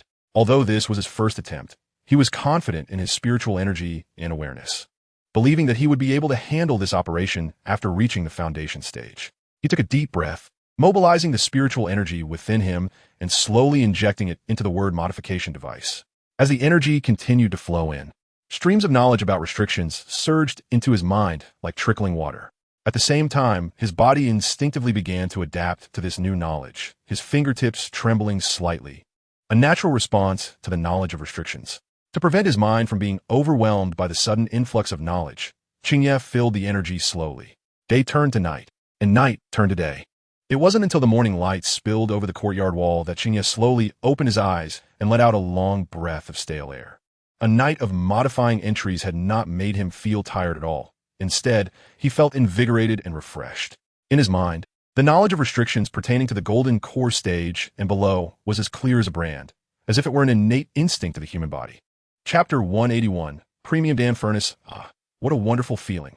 Qingye murmured to himself, feeling the vast amount of knowledge in his mind, a smile appearing at the corner of his mouth. This method of directly modifying knowledge in his mind was even smoother than he had imagined. Perhaps it was because the strength of his soul after Foundation establishment was no longer what it used to be. In any case, everything was going smoothly. Qingye looked down at his hands, his fingertips still trembling slightly, a sign that his body was still adapting to the knowledge of restrictions. The restrictions of the golden core stage. Indeed complex, Qingye muttered, feeling both anticipation and caution in his heart. The intricacies of golden core stage restrictions far exceeded those of the Foundation establishment stage. If he could integrate them with his current Foundation establishment cultivation, it would be another trump card for him. Qingye stood up, stretched his limbs, and felt the still abundant spiritual energy within him. Next, it was time to strengthen the Dan furnace. Qingye walked slowly to the Dan furnace, his gaze falling on the furnace made of fine steel and secret copper. He bent down, his long fingers gently brushing over the surface of the furnace, feeling the unique texture of the metal. His fingertips glided along the edge of the furnace, examining every inch carefully, observing the subtle traces left by the repeated burning of spiritual flames on the fine steel and secret copper. Those traces were like spider webs spread across the surface of the furnace, telling the story of the countless times it had been forged. He frowned slightly and shook his head. Although this material was much better than ordinary ninja tools, it still seemed somewhat thin in front of the spiritual flames. He murmured to himself, his fingers stopping at the bottom of the furnace, where a hint of imperceptible warmth was emanating. After pondering for a moment, Qingye straightened up, his brow furrowed. The material was still somewhat lacking. He sighed, a hint of regret in his voice. If only he could use crystal metal. Unfortunately, that stuff is expensive and hard for ordinary people to access. Moreover, those ores containing spiritual mechanisms are even rarer, and having money doesn't guarantee you can buy them. After thinking for a moment, he reached into his ninja tool pouch, and a faint blue light flashed as a palm-sized piece of green jade appeared in his palm. This jade was crystal clear, with fine patterns appearing on its surface, exuding a faint spiritual aura like flowing water waves. Green pattern jade. Qingye stared at the jade in his hand, a flicker of delight in his eyes. This was precisely the ore containing spiritual mechanisms, which could be used to refine magical tools or set up formations. Unfortunately, he didn't have much of it. He had stumbled upon it in a temporary resting cave in the land of mountains on his way back to Konoha from the Sunfire Ninja village. Qingye raised the jade to his eyes, carefully examining it in the morning light. The patterns on the surface of the jade appeared even more vibrant under the sunlight. Thinking of this, Qingye's gaze dimmed again. It's a pity that the cave was not a green patterned jade vein. I only found a few pieces there, and the quantity is indeed limited. Gently placing the jade on the ground, Qingye took a deep breath, sitting cross-legged, hands forming seals, mobilizing the abundant spiritual energy within him. A scorching aura surged from deep within his dantian, quickly spreading throughout his body and finally converging at his fingertips. The lotus-shaped flame that had been quietly burning at the bottom of the furnace seemed to have received some kind of call, suddenly bursting into flames with a loud bang. The scorching tongues of fire greedily licked the Dan furnace, rapidly heating the furnace made of fine steel and secret copper, causing it to glow a dazzling red, as if it would melt at any moment. Qingye's expression became serious. With his left hand forming a seal, he gently pointed with his index finger, and the green pattern jade beside him was instantly drawn, slowly floating up, cutting through the air like a shooting star and flying straight into the explosive spiritual flame. As soon as the green pattern jade touched the flame, it emitted a faint sizzling sound, with fine cracks appearing on its surface. Soon after, the cracks rapidly spread, and with a loud bang, it exploded into a rich green liquid, rolling and surging in the flames. Qingye's eyes sparkled, and his consciousness surged out like a tide, precisely controlling the green liquid.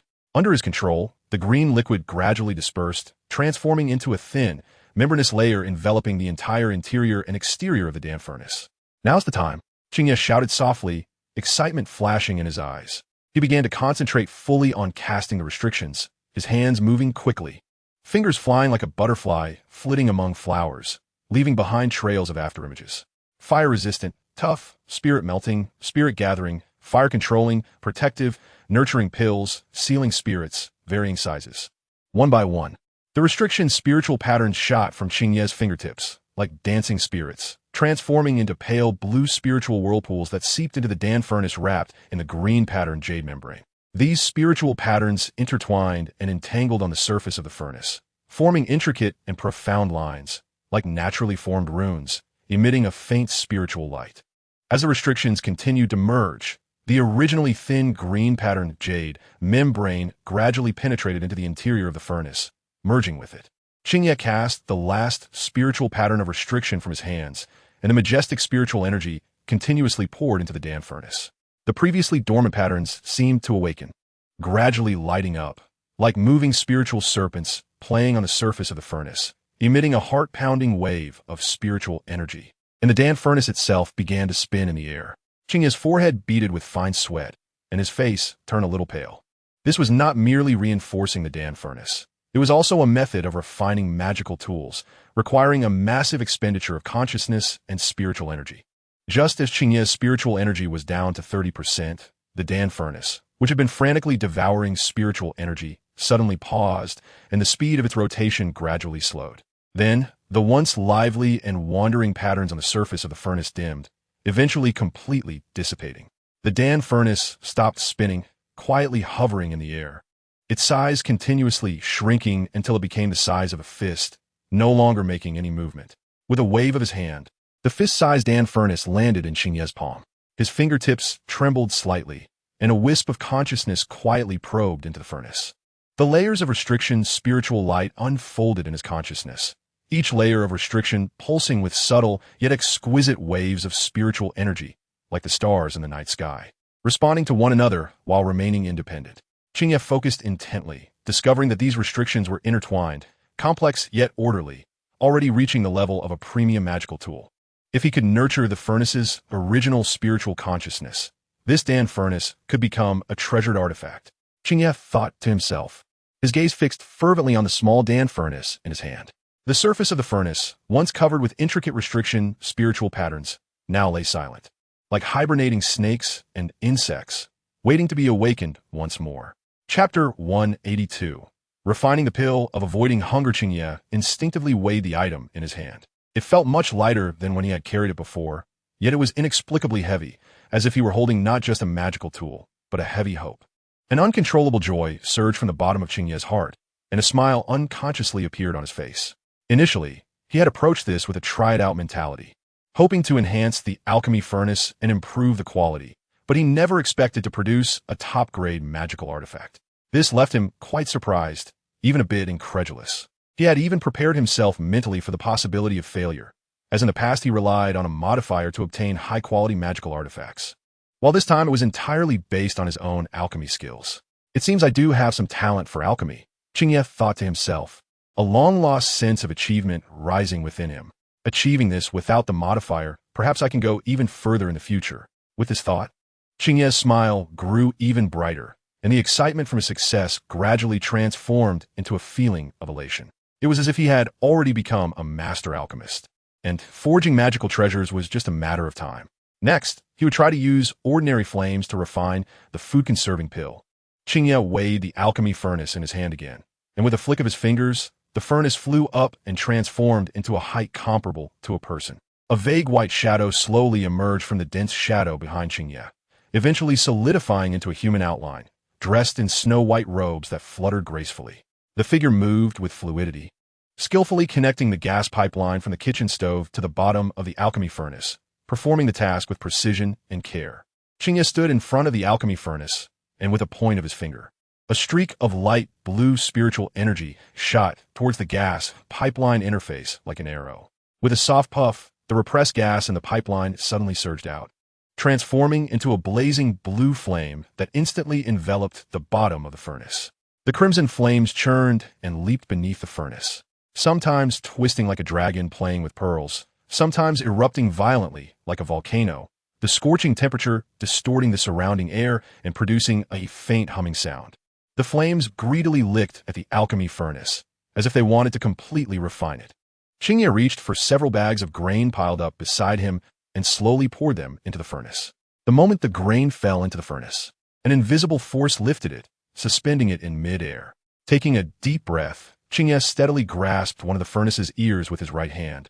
A faint blue chakra glowing at his fingertips as he gently tapped the fire control restriction on the furnace's surface. In an instant, the flames beneath the furnace suddenly surged 3 feet high, as if stimulated, emitting a deafening roar.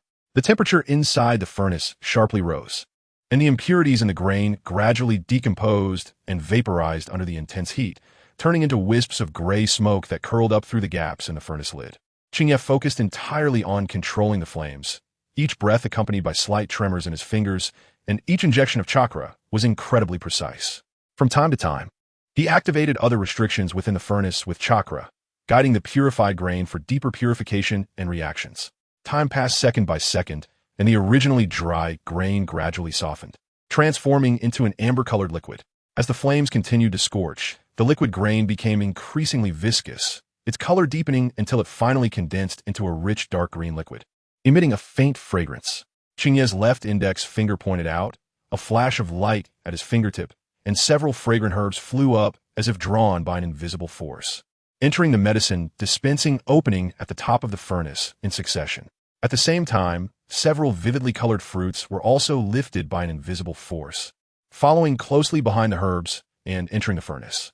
As soon as the herbs entered the furnace, they were immediately enveloped by terrifying high temperatures, causing their branches and leaves to quickly wither and curl up, turning into specks of brown powder, while the fruits were more direct, their moisture evaporating almost entirely, leaving only clumps of rich fruit pulp suspended within the furnace. The essence of the grain had long been waiting, and at this moment, it met with the residues of herbs and fruit pulp, with different substances colliding and merging within the furnace. The dark green fruit pulp wriggled like a living thing, slowly entwining around the grain essence, while the powdered herbs were evenly dispersed among them. Qingye held his breath, keenly aware of every subtle change within the furnace. The grain essence gradually became more stable and substantial, adorned by the herbs and fruits. "Consolidate," Qingye shouted, his voice like thunder, echoing in the silent courtyard. The light blue chakra from his hand surged into the ears of the furnace on either side. The consolidation restriction inside the furnace suddenly lit up, like stars rotating in the night sky, absorbing all the pure energy. The scene inside the furnace changed dramatically. The originally calm, dark green liquid began to churn violently like boiling water, bubbles surging to the surface. The herb powder and fruit pulp were fully integrated into the grain essence, and the dark green color grew increasingly profound, with the viscous liquid starting to show signs of solidification. With the final injection of chakra, the temperature inside the furnace reached its peak, and the dark green liquid finally solidified completely, forming round, plump pills the size of soybeans. A strange fragrance, mingling with a faint fruit aroma and the scent of grain, wafted from the furnace, instantly filling the entire courtyard like a spring breeze. The fragrance was not overpowering but refreshing, uplifting the spirit. Inhaling, it felt like being in a bountiful orchard and herbal garden, filled with a sense of natural abundance. A glimmer of surprise flashed in Qingye's eyes, and he mused to himself, it went so smoothly. It seems the process of refining the food-conserving pill was even simpler than I had anticipated. This was also thanks to the inherently gentle nature of the food-conserving pill, which hardly qualifies as a true miraculous elixir. The so-called food-conserving pill essentially involves refining the essence of grains through alchemical methods, condensing these essences in one place to encapsulate the pure energy within. As for the herbs and fruits, Qingye added later, their functions were entirely different. The former primarily helped the body better absorb and digest the energy of the food-conserving pill, while the latter was to adjust the pill's taste, giving it different flavors. After all, before modifying his spiritual root, Qingye had consumed military grain pills many times, and the dry taste was unbearable, still fresh in his memory. That's why he deliberately incorporated various fruits into the refining of the food-conserving pill to improve its taste. Now, looking at the round, plump pills in the furnace, exuding an enticing aroma, Qingye was filled with anticipation. This way, a pill that was both safe and without side effects, capable of replenishing chakra and having diverse flavors, had been successfully refined. Chapter 183. Verification 1. Qingye's thoughts stirred, and he slowly raised his right hand, naturally aligning his long index and middle fingers together, gathering a faint light blue spiritual energy at his fingertips, like stars in the night sky. Then, he pointed his fingertips toward the heavy furnace, and with an extremely precise and light motion, he gently beckoned as if drawing in the air. Almost simultaneously, the heavy lid of the furnace made a soft clack sound, popping open seamlessly in response to his gesture. The light blue halo of spiritual energy swirled suddenly, rippling out like water waves, then condensing into an almost imperceptible, transparent airflow. This airflow seemed to have a life of its own, precisely following his guidance as it swiftly entered the open interior space of the furnace. The dark green pills that had just formed trembled slightly, as if summoned. One by one, they floated up from the bottom of the furnace, transforming into a dense stream of green light. This stream of light sliced through the air, accurately heading toward a prepared white porcelain plate. At this moment, Qingye's avatar was holding a pristine white porcelain plate with both hands, standing steadily to the side. The pills, like smooth jade beads, continuously fell into the plate. They collided with each other, producing a crisp and pleasant clinking sound, akin to delicate wind chimes. Soon, a small dark green pill mound had piled up in the center of the white porcelain plate. 33 pills, their colors uniform and plump, emitted a faint fruity aroma mixed with the scent of grains. 33 successful pills. Qingye's gaze sharpened as he quickly scanned the plate. Just a glance was enough. There was no need to count them one by one. The exact number was already clearly imprinted in his mind. Not one more, not one less, exactly 33. He silently recited this in his heart, a hint of a satisfied smile playing at the corners of his mouth. The success of pill refinement was merely the first step. Verifying its effects was the key. Next, he would see how effective this fasting pill was in restoring chakra. Qingye's gaze became focused, his mind quietly contemplating the next steps. With his thoughts settled, Qingye did not delay. He formed a hand seal with one hand and gave a light tap towards the empty space in front of the pill furnace. The heavy pill furnace instantly shrank, transforming into a streak of light that disappeared into his sleeve. Afterward, he turned and walked towards the area where the remaining materials were stacked, pulling out a blank sealing scroll to spread open. Qingye's gaze fell on the remaining fruits, and he could tell that, after being left out for more than a day, their skins had lost some luster, emitting a slightly perceptible stale aroma along with their fruity scent, indicating a decline in freshness. However, he thought to himself that this minor flaw was not a big deal. After all, although the preservation ability of the sealing scroll was limited, it was more than sufficient to prevent further deterioration in a short time. Besides, these fruits were not sought for their contained energy, merely serving as supplementary materials to adjust the taste of the fasting pill during the next refinement, so this slight lack of freshness would not affect the final result. Thus, Qingye mobilized his energy to generate some chakra again, activating the sealing scroll to categorize and seal away the remaining grains, fruits, and herbs for proper storage. As Qingye put away the sealing scroll, he pondered. Although the sealing scroll was convenient and practical, chakra was of little use to him, and each use of the sealing scroll required him to expend mental effort to refine chakra, which was somewhat of a waste of time. He sighed lightly, unconsciously rubbing the edge of the scroll with his fingertips, contemplating his next plans. Once the fasting pill matter was settled, he needed to prioritize refining a storage ring. That would be the true treasure of convenience. Now that he had mastered a large number of sealing techniques, he could refine it himself, making it much more handy for future use. Just as Qingye's thoughts flowed, his clone had silently begun to act, swiftly finding 3 shiny porcelain bottles from the room and carefully opening each bottle cap for later use. Next, the clone deftly picked up the stacked dark green fasting pills one by one, cautiously placing them into the 3 porcelain bottles for proper sealing. Then respectfully presented the heavy bottles to Qingye's main body. After completing the task, the clone's figure floated back like light smoke, quietly merging into the shadow cast by Qingye, completely disappearing. Qingye stepped to the front of the courtyard door, lightly pushing the heavy wooden door, which opened with a creak. The morning sunlight streamed through the door crack into the courtyard, casting mottled light and shadows on the ground. He raised his eyes to the distance, where the outline of the Konoha hospital gradually came into focus. As for the experimental subjects for the fasting pills, they naturally had to be ninjas who frequently consumed chakra. In the vast Konoha village, aside from the sealing and sensory teams, which were the major chakra consumers, the Konoha hospital was undoubtedly the most suitable choice. After all, it gathered a large number of medical personnel who needed to frequently use chakra, precisely what I needed as guinea pigs. Qingye stepped out of the courtyard.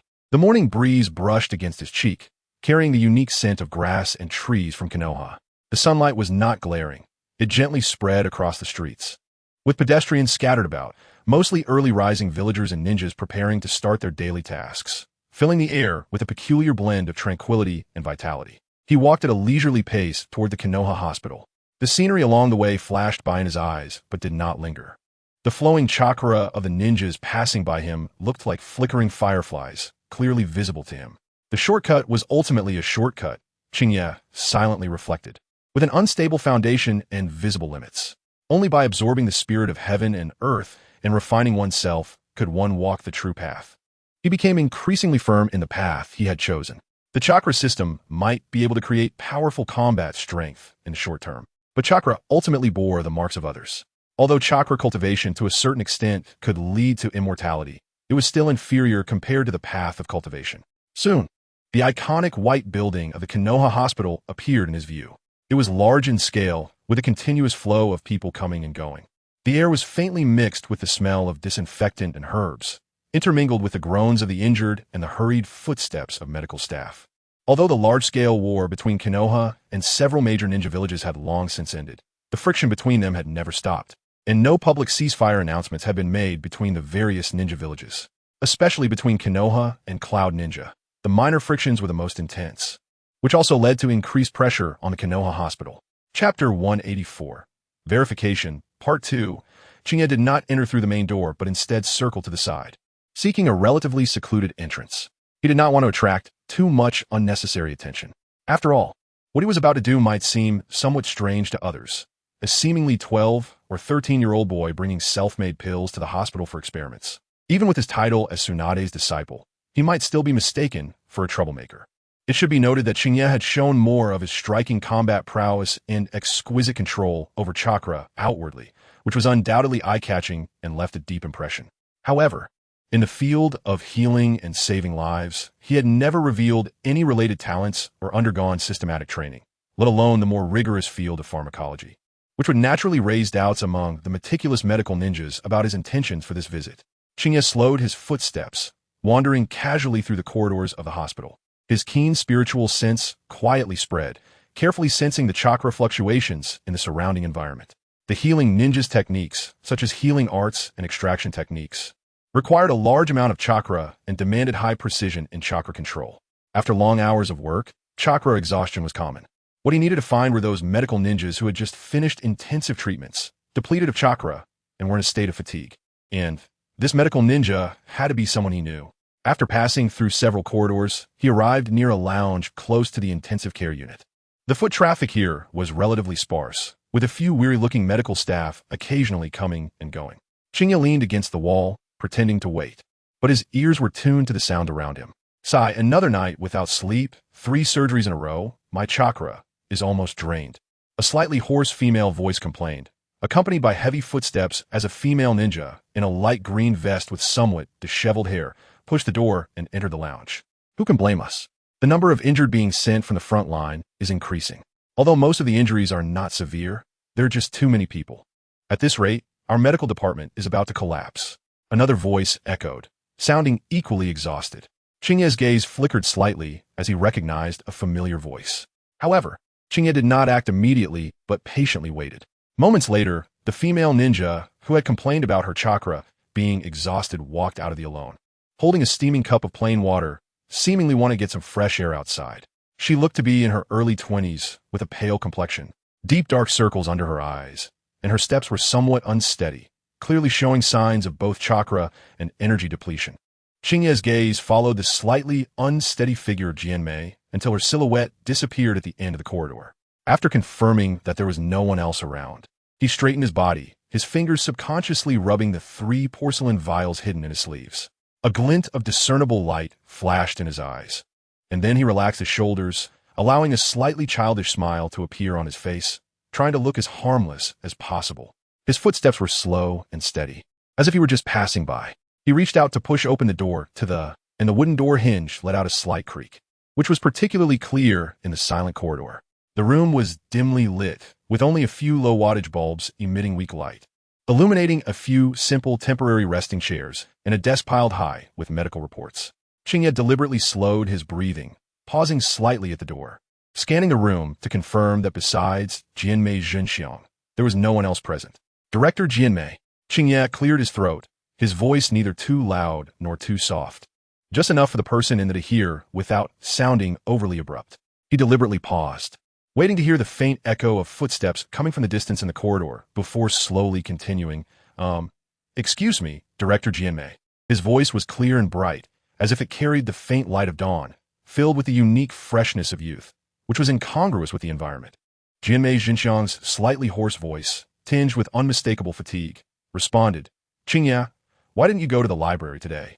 She slowly raised her head. Her face, which should have been considered somewhat attractive, was now completely devoid of color, like it was covered with a layer of gray. The heavy dark circles under her eyes were deeply embedded, clear signs of prolonged chakra depletion and mental strain, nearly overshadowing the original sparkle in her eyes. Jianmei Xinxiang tried to force a gentle smile that matched her status, but the corners of her mouth only managed a barely perceptible upward curve, appearing stiff and weak. This perfunctory expression revealed that her mental state was already at its limit, making even a simple social interaction seem particularly strenuous.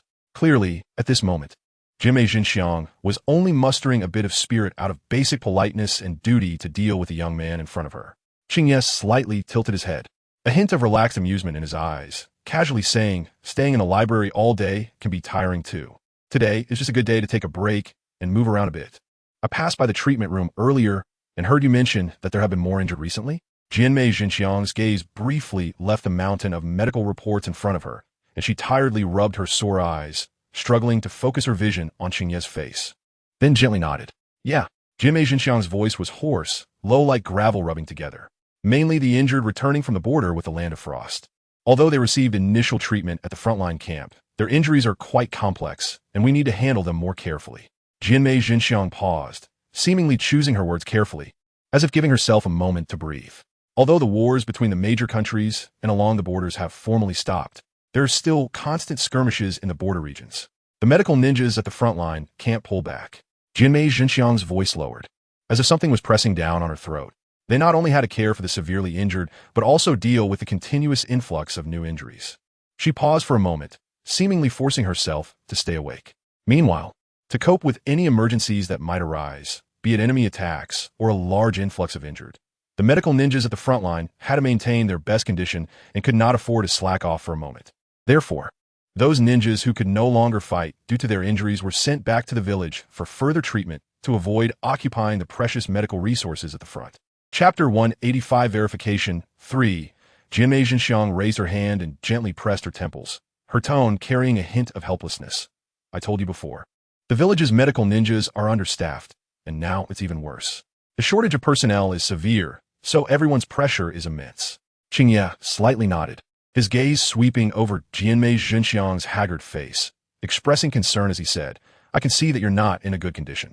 You haven't been skimping on the military rations, have you?"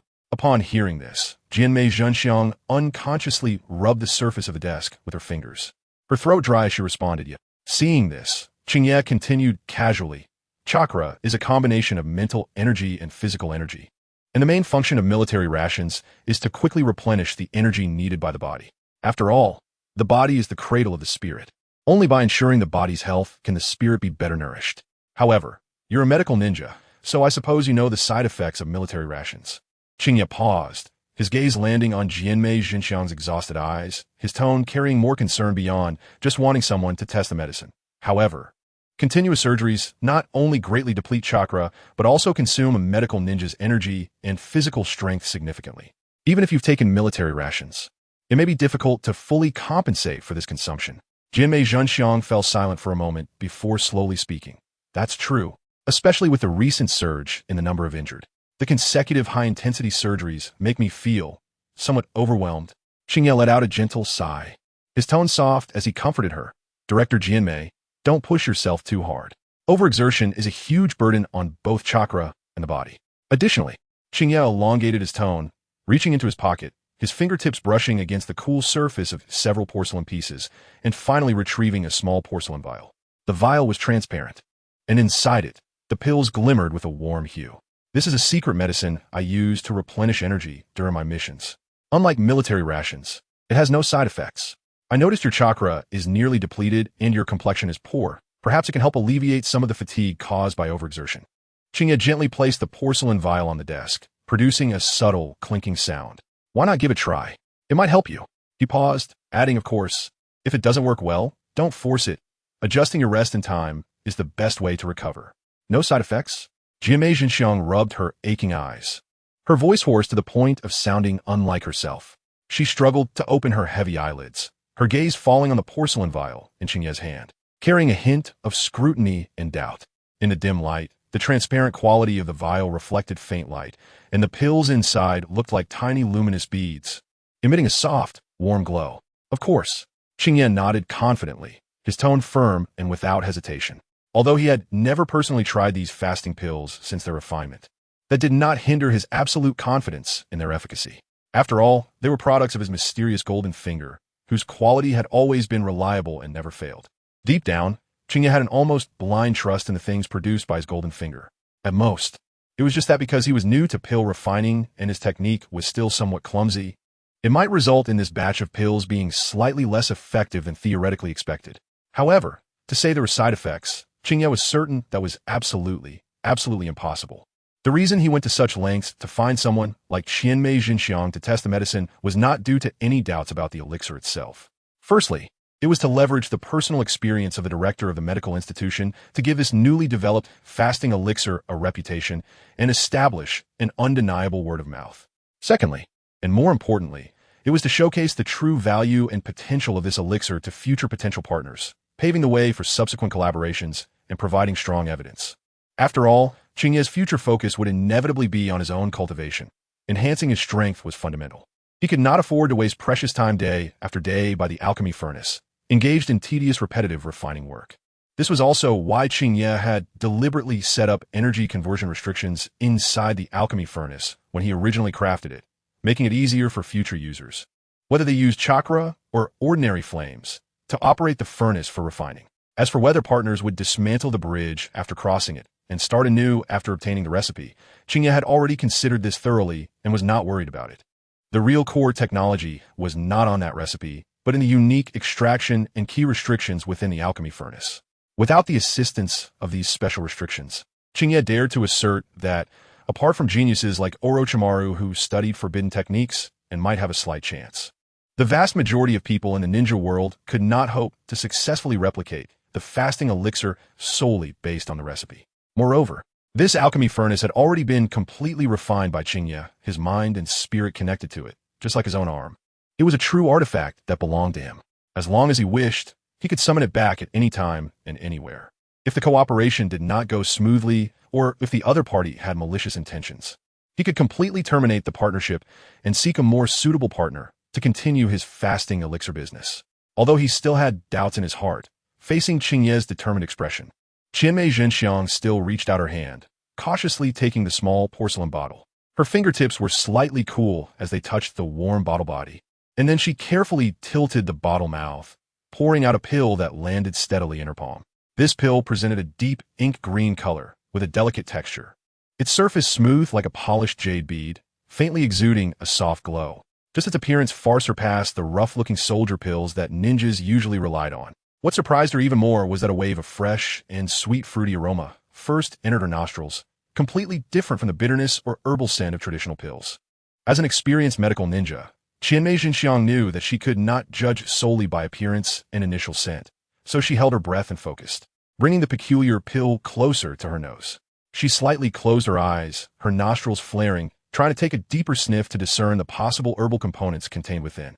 Qianmei Zhenxiang caught a hint of sweetness reminiscent of ripe strawberries, followed by a refreshing scent akin to freshly squeezed orange juice. Strawberries and oranges, Qianmei Zhenxiang murmured, her brow involuntarily furrowing slightly. These two fruits made it difficult for her to associate them with a medicine that could replenish physical energy. Chapter 186, Verification 4. As Qianmei Zhenxiang leaned in closer, focusing more intently on the scent, she even gently rotated the pill, trying to capture other aromas from different angles. However, aside from that increasingly clear, pure, fruity fragrance, there was nothing else.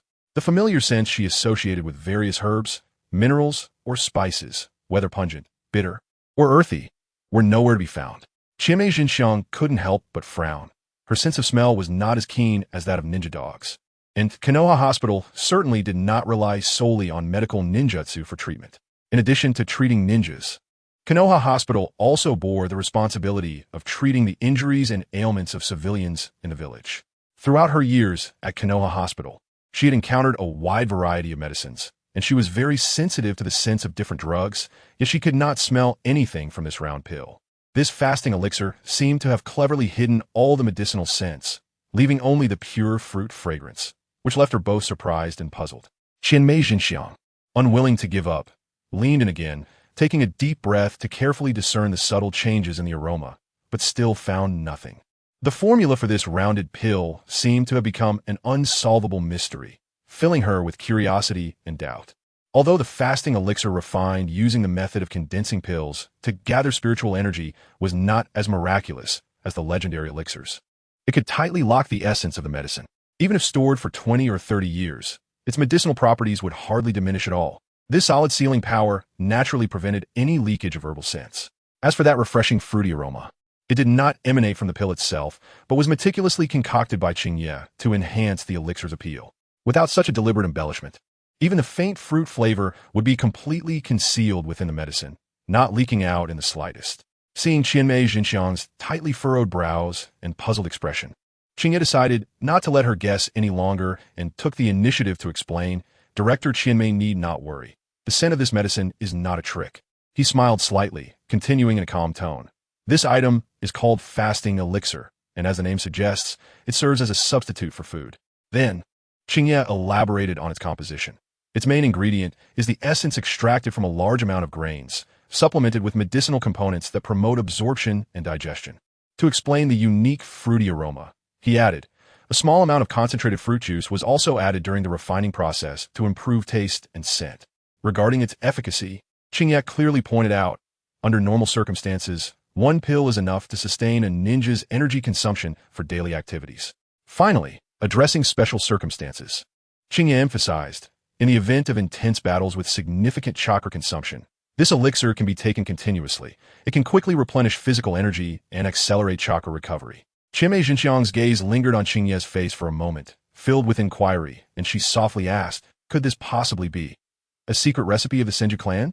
Before her words had even finished, her actions were quicker than her speech, without a hint of hesitation. She delicately moved her fingers, picking up the pill that emitted an enticing fruity aroma.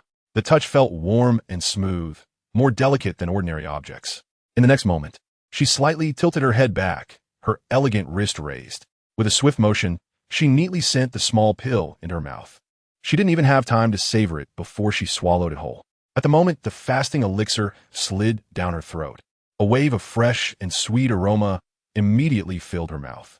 It was as if the sour sweetness of countless strawberries and the sunny essence of oranges had instantly impacted her taste buds. This rich, fruity fragrance burst forth fiercely yet perfectly, without any cloying sweetness. Following that, the pill itself slid down her esophagus with extreme smoothness. It caused almost no sensation of obstruction, gliding down to her stomach like a drop of dew. As soon as Qingye Jinxiang completely swallowed the fasting elixir, she immediately felt subtle changes in her body. This experience was worlds apart from the soldier pills she had taken before. First was the taste. The fasting elixir not only far surpassed the indescribable bitterness and roughness of soldier pills, but, more importantly, the swallowing process was enjoyable. Remembering the hard texture of soldier pills, which often required effort to swallow and even posed a risk of choking, the fasting elixir was simply a pleasure. At the same time, a warm, gentle energy quietly rose from her stomach. This energy was like the warm current of early spring, gentle and unassertive, slowly spreading throughout her limbs and bones. It had no irritating or destructive feeling. Every cell in her body seemed to joyfully welcome and absorb this nourishment. It was completely different from the forced activation of potential that the military rations provided, which felt brutal and painful as if it were squeezing every corner of the body dry. Compared to the military rations that stimulated cells through intense means, forcibly extracting the body's energy, this fasting pill was like a gentle touch, meticulously nurturing every cell, allowing the energy within the cells to gradually fill and overflow, in turn nourishing the body and soothing the spirit. The effect and method were clearly far superior, not merely a notch or two better. It was like the warm sun of spring melting away the remaining snow. The gentle energy of the fasting pill penetrated deeply into her limbs and bones, dispelling the heavy fatigue caused by overexerting her chakra and prolonged surgery. The meridians, previously aching from chakra depletion, seemed to be gently smoothed out, and the tense nerves gradually relaxed. The sense of mental fatigue washed away as if by clear water, quickly dissipating, replaced by a long-lost clarity and vitality. She felt a sudden brightness before her eyes, as if her perception had become sharper, and a surge of energy welled up from deep within her body. This was not the crude stimulation of the military rations, but true nourishment and recovery. This feeling, such pure and gentle medicinal power. She murmured to herself, a hint of astonishment flashing in her eyes. This was definitely not an ordinary pill. Her thoughts raced, and a possibility became incredibly clear in her mind. She suddenly looked up at Sei, her tone carrying undeniable certainty. This fasting pill must be the secret medicine of the Qingye clan, right? Her face was filled with the confidence of having guessed correctly. Only the resilient Qingye could create such a divine object. Shallow Mei Zhenxiang was almost certain that this was definitely one of the Qingye's treasured secrets. Looking at Shallow Mei Zhenxiang's determined expression, Sei, however, curved the corner of his mouth into a faint smile, deliberately not answering immediately, enjoying her assumption. Chapter 187. Prospects Naturally. He slowly elongated his voice, then gently shook his head, denying, naturally not. Shallow Mei Zhenxiang's confidence instantly froze, replaced by a hint of astonishment. Not from the Qingye? Think carefully, Sei explained leisurely. If this were really the Qingye's secret medicine, how could they, with their usual unreserved appreciation and contribution to Konoha, keep such a beneficial pill for ninja recovery a secret? This does not align with the Qingye style, right? Sei's tone was guiding. In fact, he paused slightly, observing Shallow Mei Zhenxiang's increasingly curious gaze before continuing. This is based on some principles recounted by the Toad Sage after I signed a contract with him, coupled with my extensive reading of medical books, pharmacopoeias, and the countless hours I spent pondering, refining, and experimenting. Sei raised his finger, indicating the immense effort it took to barely figure it out. He smiled slightly and threw out a heavy piece of information. Speaking of which, the one you just consumed was, strictly speaking, the first finished product I successfully refined. The first batch. Shallow Mei Zhenxiang's voice suddenly rose, staring at Sei in disbelief, her expression a mix of anger and amusement. Sei, you actually used me as a test subject. Shallow Mei Zhenxiang gritted her teeth, wanting nothing more than to grab Sei by the collar and interrogate him. However, the continuous, gentle, and comfortable flow of energy within her was so real, and the fatigue of her spirit and body had indeed been greatly relieved, forcing her to admit that the effect of Sei's first batch of fasting pills was astonishingly remarkable. In the end, her full-blown anger could only turn into helplessness, and she had to accept this debt of gratitude for being a test subject. Consider this my compensation. Sei smiled apologetically, reaching into his bosom, his fingertips touching a warm porcelain bottle, which he steadily took out. He leaned slightly and gently placed the porcelain bottle on the table before Shallow Mei Zhenxiang, producing a faint, crisp sound. The vibration of the table caused the cork to shake slightly, faintly revealing a different, subtle fruity aroma from the previous bottle. Shallow Mei Zhenxiang's gaze was involuntarily drawn to it. She reached for the porcelain bottle, her slender fingers caressing its surface, the cool touch reminding her of the warm flow brought by the fasting pill she had just taken. But Shallow Mei Zhenxiang, Sei paused, ensuring that his words could be fully understood. I have a request. Shallow Mei Zhenxiang held both porcelain bottles in her hands, the weight of the bottles giving her a sense of inexplicable reassurance. She slowly stood up straight, the hem of her skirt brushing against the table, producing a slight, rustling sound. What request? She asked with a hint of inquiry, her steps already beginning to move towards the door, clearly in a hurry to attend to other companions. Sei noticed her movement, quickening his pace slightly to save time. Before the fasting pill is publicly sold on the market, he raised his right hand, gently tapping the table with his index finger to produce a rhythmic sound, no matter who inquires about the origin of the fasting pill. You cannot disclose it. He paused, observing Shallow Mei Zhenxiang's reaction, finding that she merely raised an eyebrow without showing any obvious opposition, before continuing. Of course. Except for Lady Tsunade. Upon hearing this, Shallow Mei Zhenxiang revealed a playful smile. Anyone? Not even the Hokage? She strolled casually toward the door, her demeanor as relaxed as if chatting about daily life. Anyone? Sei's tone was firm, a hint of seriousness flashing in his eyes, including the Hokage. Sei slowly walked to Shallow Mei Zhenxiang's side, slightly leaning forward, lowering his voice, and added with a measure of gravity, Shallow Mei Zhenxiang. This is not just my future source of funding for cultivation, but also the economic foundation for our faction moving forward. Upon hearing this, Shallow Mei Zhenxiang's footsteps involuntarily halted, and she slowly turned around, her gaze fixed intently on Sei. Those bright eyes seemed to penetrate Sei's heart. Lingering on his face for a few seconds as she carefully observed the determined light flickering in his eyes. What you mean is, she squinted slightly, her voice carrying a hint of probing. Preparing to run for Hokage? She carefully scrutinized Sei's expression again, noticing a barely perceptible twitch at the corner of his eye. And her tone became serious. On that young face, a sense of maturity beyond his years emerged. Her thoughts raced, quickly piecing together the connections. She understood that the Sei referred to was precisely the large interest group centered around Tsunade. This young man's thoughts were far deeper than they appeared on the surface. With his meticulously crafted fasting pill as bait, coupled with Tsunade's prestige, he would surely attract many factions and ninja clans that wavered in Konoha to side with him. This realization flashed through shallow Mei Zhenxiang's mind like lightning, prompting her to reassess the young man before her. The gentleness and humility he often displayed might just be a carefully designed facade. As his thought emerged, her heartbeat quickened. If Sei could truly succeed, then as one of the earliest informed individuals and a staunch supporter of Tsunade, her status would undoubtedly rise significantly, and this recognition made her breath hitch slightly. Shallow Mei Zhenxiang could even clearly foresee that with the emergence of the fasting pill, Konoha's political landscape would undoubtedly undergo a tremendous transformation. She will have the fortune of being a witness and participant in this transformation. The beginning of it all lies in the fasting pill that this young man has meticulously prepared. This seemingly ordinary pill may become the fulcrum that shifts the power dynamics of the entire Hidden Leaf village. However, Qingye's words were like a cold bucket of water, instantly extinguishing the flames of ambition ignited in Mei Zhenxiang's heart. He calmly waved his hand, a hint of barely perceptible helplessness and wisdom flashing in his eyes. Of course not. His voice remained gentle, yet carried an undeniable firmness.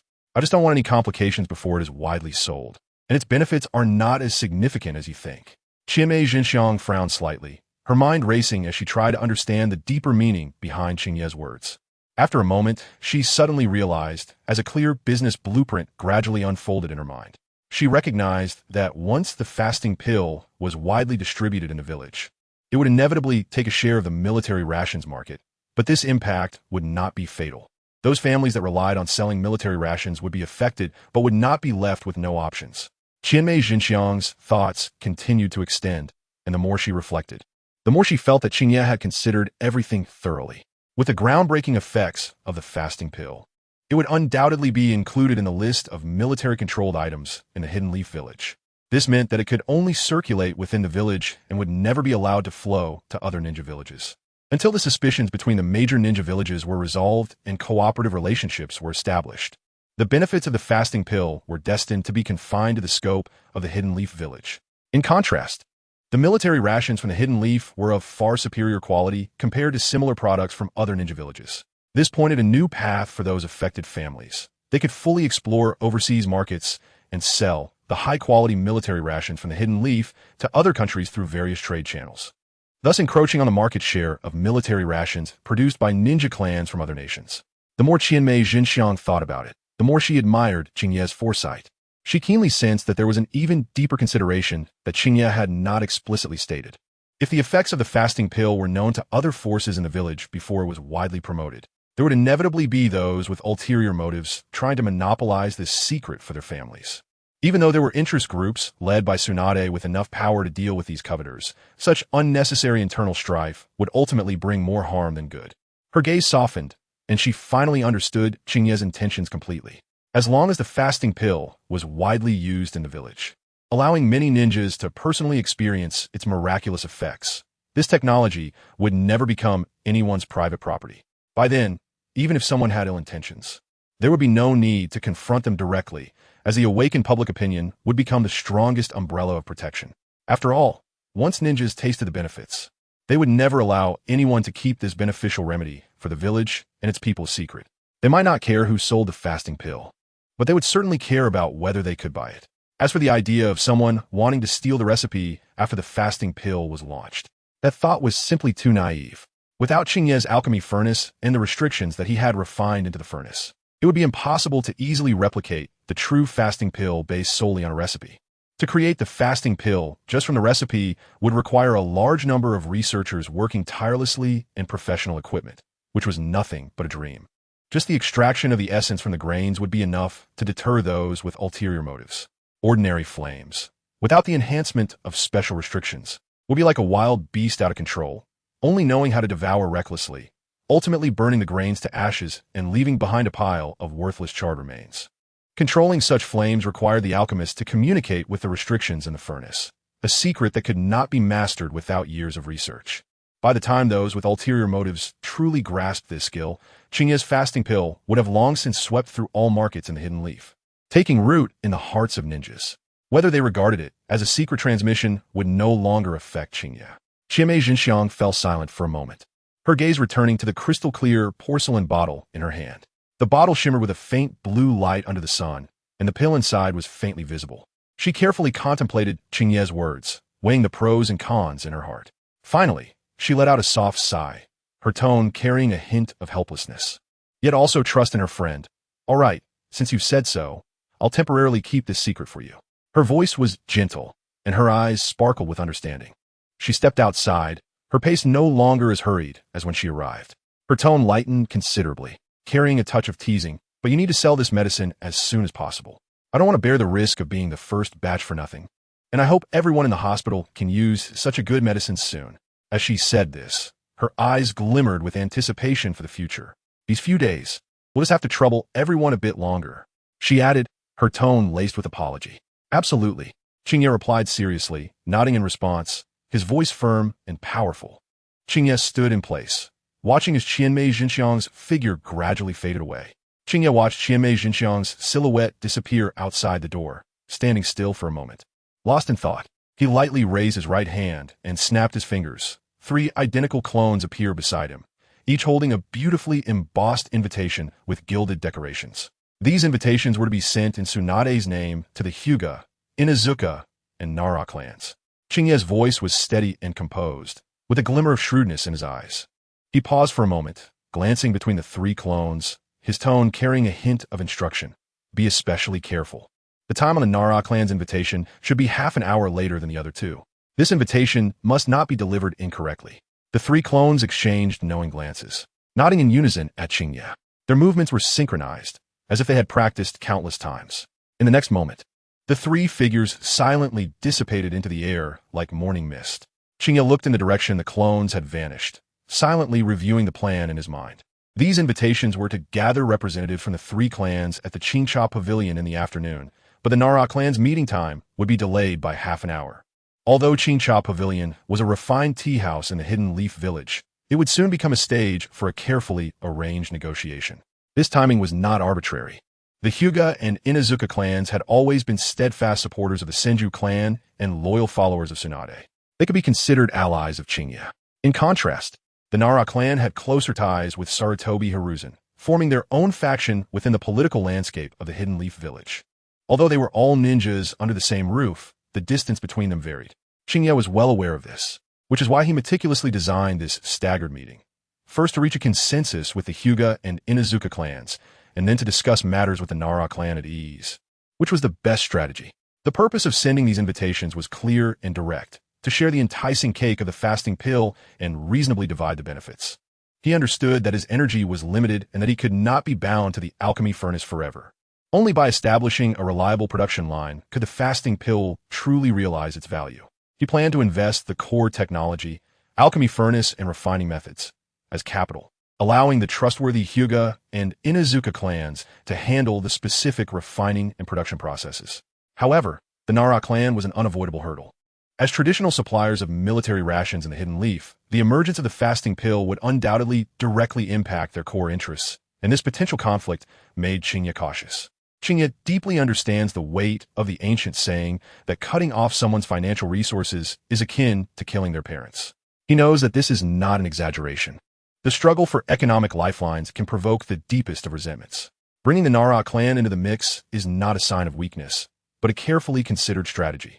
While Qingye does not fear any challenges, he certainly does not wish to have a group of cunning Nara clan members lurking in the shadows, always scheming against him, as that would lead to endless trouble. Chapter 189, Invitation to the Hyuga Clanland. Tall white walls surround this area, adorned with intricate cloud patterns that cast dappled shadows in the sunlight. Unlike the solemn and desolate atmosphere of the Senju clanland, the Hyuga clanland is bustling with activity, Children chase and play in the streets, and the shouts of vendors echo in a lively scene. However, this liveliness only exists on the outskirts of the clanland. As one delves deeper into the center of the clanland, the air seems to grow heavier, an invisible sense of oppression spreading. This oppressive feeling does not stem from the sights of the Hyuga clanland or a murderous atmosphere, but rather from the hearts of the branch family ninjas, originating from the thousand-year-old tradition of the Hyuga clan separation system. This system, intended to protect the family's safety, has evolved over the years into a force of control and oppression, enveloping every Hyuga clan member, especially those branch members marked with the caged bird seal. Qingye's shadow clone, Baiyu, is dressed in a snow-white robe, exuding a warm and gentle aura as his clothing billows lightly. He is tall and moves gracefully, emanating a faint scholarly air that contrasts sharply with the surrounding hustle and bustle of the Hyuga clanland. Even on the noisy streets of the Hyuga clanland, he maintains a serene detachment, as if indifferent to everything around him. Baiyu walks steadily through the throng of people, heading straight for the Hyuga main residence. The calm demeanor he radiates unconsciously clears a path for him, yet no one dares to approach him easily, as if afraid to disturb him. Despite the suffocating sense of oppression in the Hyuga clanland, a heavy shackle brought about by the separation system, none of this stirs any ripples on Baiyu's calm face. His expression remains unchanged, his gaze tranquil, as if completely unaware of the strange atmosphere. Regarding the clones he created, although they are produced using the shadow clone technique, they are vastly different from ordinary shadow clones. Shadow clones are essentially copies of the original, while Qingye's 3 clones, which are based on his own shadow, always seem particularly interesting to him. Although all 3 possess the same memories as the original, their personalities are distinct. Baiyu is undoubtedly the most composed, appearing each time in pure white attire, exuding an air of elegance reminiscent of a refined scholar. In stark contrast are the other 2 clones. The mischievous shadow often sneaks away to peek at scandalous texts, returning with a glint of cunning in his eyes, while the gluttonous Qingfeng is obsessed with food, wandering between various restaurants all day, sampling delicacies as if intent on tasting all the world's cuisines. At this moment, Baiyu has arrived in front of the Hyuga main residence, a solemn and majestic building that appears particularly imposing in the sunlight. He gracefully halts, gently pinching the meticulously prepared invitation with his long fingers, and looks clearly towards the branch family ninja guarding the gate. The intricately carved wooden door is tightly closed, with 2 formidable stone lions standing guard on either side, silently watching the visitors. Baiyu reaches into his robe and takes out Tsunade's invitation, presenting it to the guarding branch ninja with a voice as gentle as his appearance. This is an invitation from Lady Tsunade. Please pass it on to your clan leader or the elder. Inside the side courtyard's training ground, sunlight spills over the tall walls, illuminating 2 individuals practicing in the center. Hyuga Yuta, dressed in a white, tight-fitting ninja outfit, with black silk ties around the cuffs and pants, moves fluidly with the transitions of gentle fist techniques. His right hand pushes forward while his left hand pulls back, chakra flowing at his fingertips, each strike landing precisely on his opponent with perfectly controlled force. His training partner is none other than Hyuga Hinata, the future clan leader, who is 2 generations older than Minato. Just as their training reaches a vigorous peak, a branch family ninja crosses the entrance of the training ground, tightly clutching a golden invitation, and quickly approaches Hyuga Yuta. Noticing the interruption, Hyuga Hinata halts his movements, catching his breath and looking at the invitation in the branch ninja's hand. Lord Yuta, this is an invitation from Lady Tsunade. The branch family ninja respectfully presents the invitation with both hands. Hyuga Yuta takes the invitation, running his fingers over the golden patterns on the cover, his brow slightly furrowing. An invitation from Tsunade? He murmurs, opening the invitation and scanning the text. The training ground falls silent, with only distant birds chirping. Hyuga Yuta carefully reads the invitation from beginning to end, confirming its contents before slowly looking up at the branch family ninja. Is the clan leader not here? The branch family ninja bows slightly and replies, reporting to Lord Yuta. The clan leader went to the Hokage building today to handle some matters and has not yet returned. Hyuga Yuta nods, seemingly unperturbed by this answer. All right, I understand. He tucks the invitation into his robe, his voice low. The branch family ninja bows again and then turns to leave the training ground. Meanwhile, deep within the Inuzuka clanland, the air is mixed with the unique scent of ninja dogs and human activity. This relative tranquility is suddenly shattered by a sharp and urgent bark. The bark is short and filled with warning, unlike the playful sounds typically heard. Under the eaves of a corner courtyard, Inuzuka Nan crouches, holding a food bowl and adding nutritious meat chunks into it. He is preparing dinner for his ninja dog, moving with practiced, slightly rugged motions. Beside him lies a robust, snow-white dog, his most trusted companion. The dog, which had been half-closed eyes enjoying its master's service, suddenly opens its eyes wide upon hearing the unusual bark. Its ears perk up like a startled rabbit, alertly turning towards the direction of the gate. Inuzuka Nan's feeding motion also halts, his rugged brows knitting tightly. He follows the direction indicated by his ninja dog's warning gaze, landing on the tightly closed courtyard gate. Who is it? Can't they see I'm feeding my ninja dog? Inuzuka Nan's voice is deep and hoarse, laced with obvious impatience, as he barks a sharp question. His voice echoes in the empty courtyard, enough to make any ill-intentioned person feel a chill. Almost simultaneously with his words, a steady knocking sound comes from outside the courtyard gate, rhythmic and calm. Following that, a clear and slightly respectful voice calls out, "Nan-senpai, it's me. I apologize for the intrusion." Inuzuka Nan's brows furrow even deeper upon hearing the voice. As if trying to discern, is that Qingye? He mutters, with a hint of confusion, what is that kid doing here? Chapter 190, Preparations for the Feast. Inuzuka House sets down the food bowl in his hand and pats the tense back of his ninja dog, signaling it to calm down. Then, he strides towards the courtyard gate with an air that suggests strangers should keep their distance. With a creak, he pulls open the heavy wooden door from the inside, not fully opening it, but creating enough of a gap to observe outside. Standing outside is a tall boy dressed in standard dark blue ninja attire. The face indeed resembled that of Sarayu, but Inuzuka Nan's keen sense of smell told him that the aura of the person before him seemed somewhat unusual. Is it you, kid? Inuzuka Nan sized up Aoki with a look of increasing doubt. Aoki slightly inclined his body, his demeanor very proper. Nan-senpai, good afternoon. He calmly met Inuzuka Nan's scrutinizing gaze and directly stated his purpose. I apologize, senpai. I am a clone of Sarayu. My main body entrusted me with delivering an invitation. As he spoke, Aoki took out a well-crafted invitation with a gold embossed cover from the inner pocket of his ninja attire and respectfully handed it over with both hands. Clone? Inuzuka Nan raised his eyebrows, his gaze shifting back and forth between Aoki and the invitation. He did not immediately reach out to take it, but habitually leaned slightly forward, his nose subtly twitching in the air, capturing the scent information emanating from Aoki. His keen nose twitched gently, as if discerning some special aroma. It was a unique ink fragrance, mixed with a faint hint of the herbal scent typical of a medical room.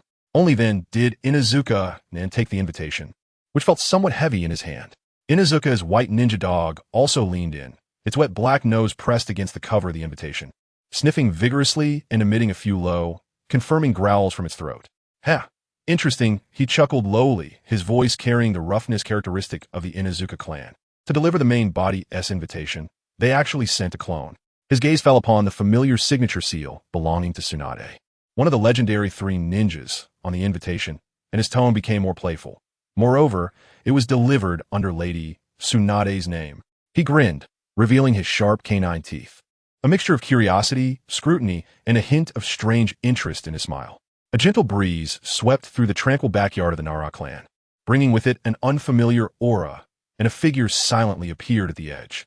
Nara Shikaku, the elite jonin who concealed remarkable wisdom beneath a lazy exterior, was lying on the soft grass with his arms propped behind his head, gazing up at the drifting white clouds, looking quite content. He didn't even bother to lift his eyelids, merely sensing the newcomer with his sharp perception. It's you, Shadow. He turned his head slightly, squinting at the figure that blended into the environment like a shadow. Shikaku-senpai, good afternoon. The Shadow's voice was calm and steady, carrying a somewhat stiff politeness typical of a clone. Still as elusive as ever, Nara Shikaku muttered, sitting up slowly. He brushed off the grass clippings stuck to his clothes and scanned Shadow. Speaking of which, Sarayu's clone technique really resembles our Nara clan's Shadow secret technique more and more, though there's still some difference. He recalled his experiences during the mission in the Fire Sun village. The 3 clones Sarayu created had distinct personalities, and you were the most taciturn among them. The Shadow did not respond, quietly taking out a beautifully crafted invitation from his robe and presenting it with both hands. The main body has sent an invitation. Oh, Nara Shikaku lazily extended his hand, his fingertips brushing over the invitation. Another errand run by Sarayu, for you? His fingers casually stroked the material of the invitation, which felt slightly heavy and of exceptional quality. However, when Narashikaku's gaze fell upon the familiar seal on the cover of the invitation. Representing the Hokage's disciples and the legendary three ninjas, his originally lazy expression instantly sharpened, as if the clouds had parted for an eagle's eye. Lady Tsunade's seal? He raised an eyebrow, the relaxed demeanor on his face vanishing. What's going on? He muttered, lightly tapping the invitation with his fingers. Narashikaku quickly opened the invitation, his gaze swiftly scanning the contents, which clearly stated the invitation location, Qingye. This name felt unfamiliar, as if it were not a common gathering place in Konoha. Qingye. Narashikaku repeated the three words, his fingers unconsciously tracing the edge of the invitation. The weight of Lady Tsunade's name and the invitation made Narashikaku realize that the situation was not simple. He closed the invitation and lightly tapped it on his knee a few times. My father is not in the village, so it seems I will have to represent the Nara clan at this invitation myself. Narashikaku stood up, brushed off his clothes, and put back on his lazy smile, though a glimmer of sharpness flashed in his eyes. Seeing this, the shadow slightly nodded. Then, Nara-senpai, we shall meet at Qingye. After the three clans received their invitations, they began their preparations, each displaying different attitudes and styles.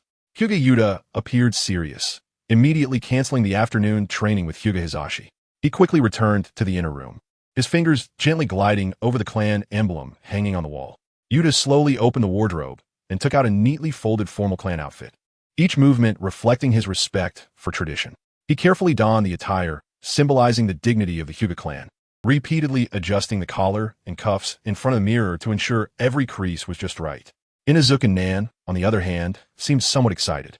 He rarely stood before the mirror, frowning as he examined his messy hair. Nan reached for a comb and began to awkwardly comb his unruly locks, grimacing occasionally when he tugged at tangles. Once finished, he rummaged through a drawer and pulled out a long, dusty bottle of Konoha's specialty perfume. After some hesitation, he finally sprayed a couple of spritzes on his neck. The fragrance wafted around, causing Nan to sneeze, yet a satisfied smile appeared on his face. As for Narashikaku, his actions could be described as the most leisurely among the three. He lazily climbed up from the grass, stretched, and squinted at the slightly wrinkled ninja vest he wore. With a soft sigh, he reluctantly took off the vest, shook off the grass clippings, and casually patted it a few times before changing into a somewhat cleaner vest.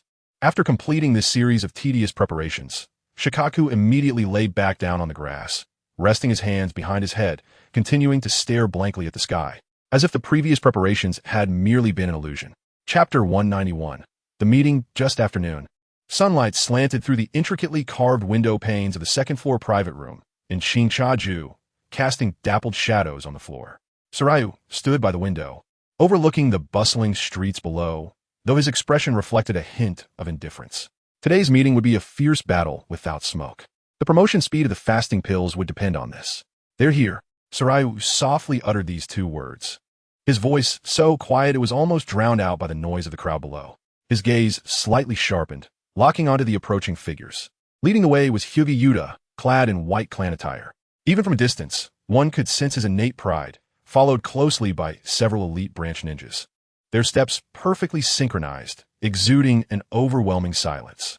Next to appear was Inazuka Nan, who walked while continuously twitching his nose, as if he were analyzing the air of the entire street.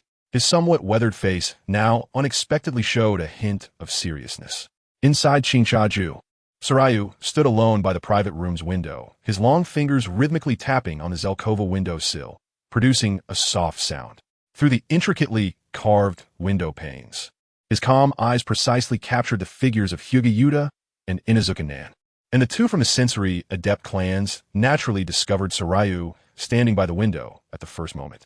Sarayu noticed the white clan attire of Qingye shimmering with a solemn sheen in the sunlight, while Inazuka Nan had unusually restrained his usual roughness, even his steps appearing particularly steady. Two figures paused in front of the tea house, exchanging a meaningful glance with mutual understanding. Moments later, Hinata Yuta made a graceful and succinct gesture, signaling the several imposing branch family guards to stand by. The sound of steady footsteps echoed in the stairwell, and Kyoka could distinguish two distinctly different rhythms, one steady as a mountain, the other light and swift as the wind. He straightened his collar and waited by the door. As the footsteps drew closer, he promptly opened the intricately carved wooden door. The two seniors were met with a modest welcome. Kyoka slightly bowed, his voice respectful yet not servile, his every move reflecting the propriety of a younger generation. Wisdom sparkled in his pitch-black eyes, and in front of the two esteemed clan leaders, his demeanor perfectly showcased the humility and composure of a junior. Kyoka is being too polite. Hinata Yuda's voice was as steady and powerful as ever. He nodded slightly in response, but his characteristic white eyes had already begun to discreetly assess the arrangement of the room, as if not a speck of dust could escape his observation. Hinata Yuda nodded slightly, his gaze sweeping the room, seemingly unaware of Tsunade. Kyoka met the gaze of the two seniors, a fitting smile on his lips, his tone gentle yet measured. I presume that before coming here today, both seniors have made some speculations and preparations regarding the reason for this invitation. After all, given Tsunade's personality, he shifted the topic with a knowing smile. At this hour, if she isn't indulging in fine wine within the Senju clan grounds, she is likely lingering in some gambling den.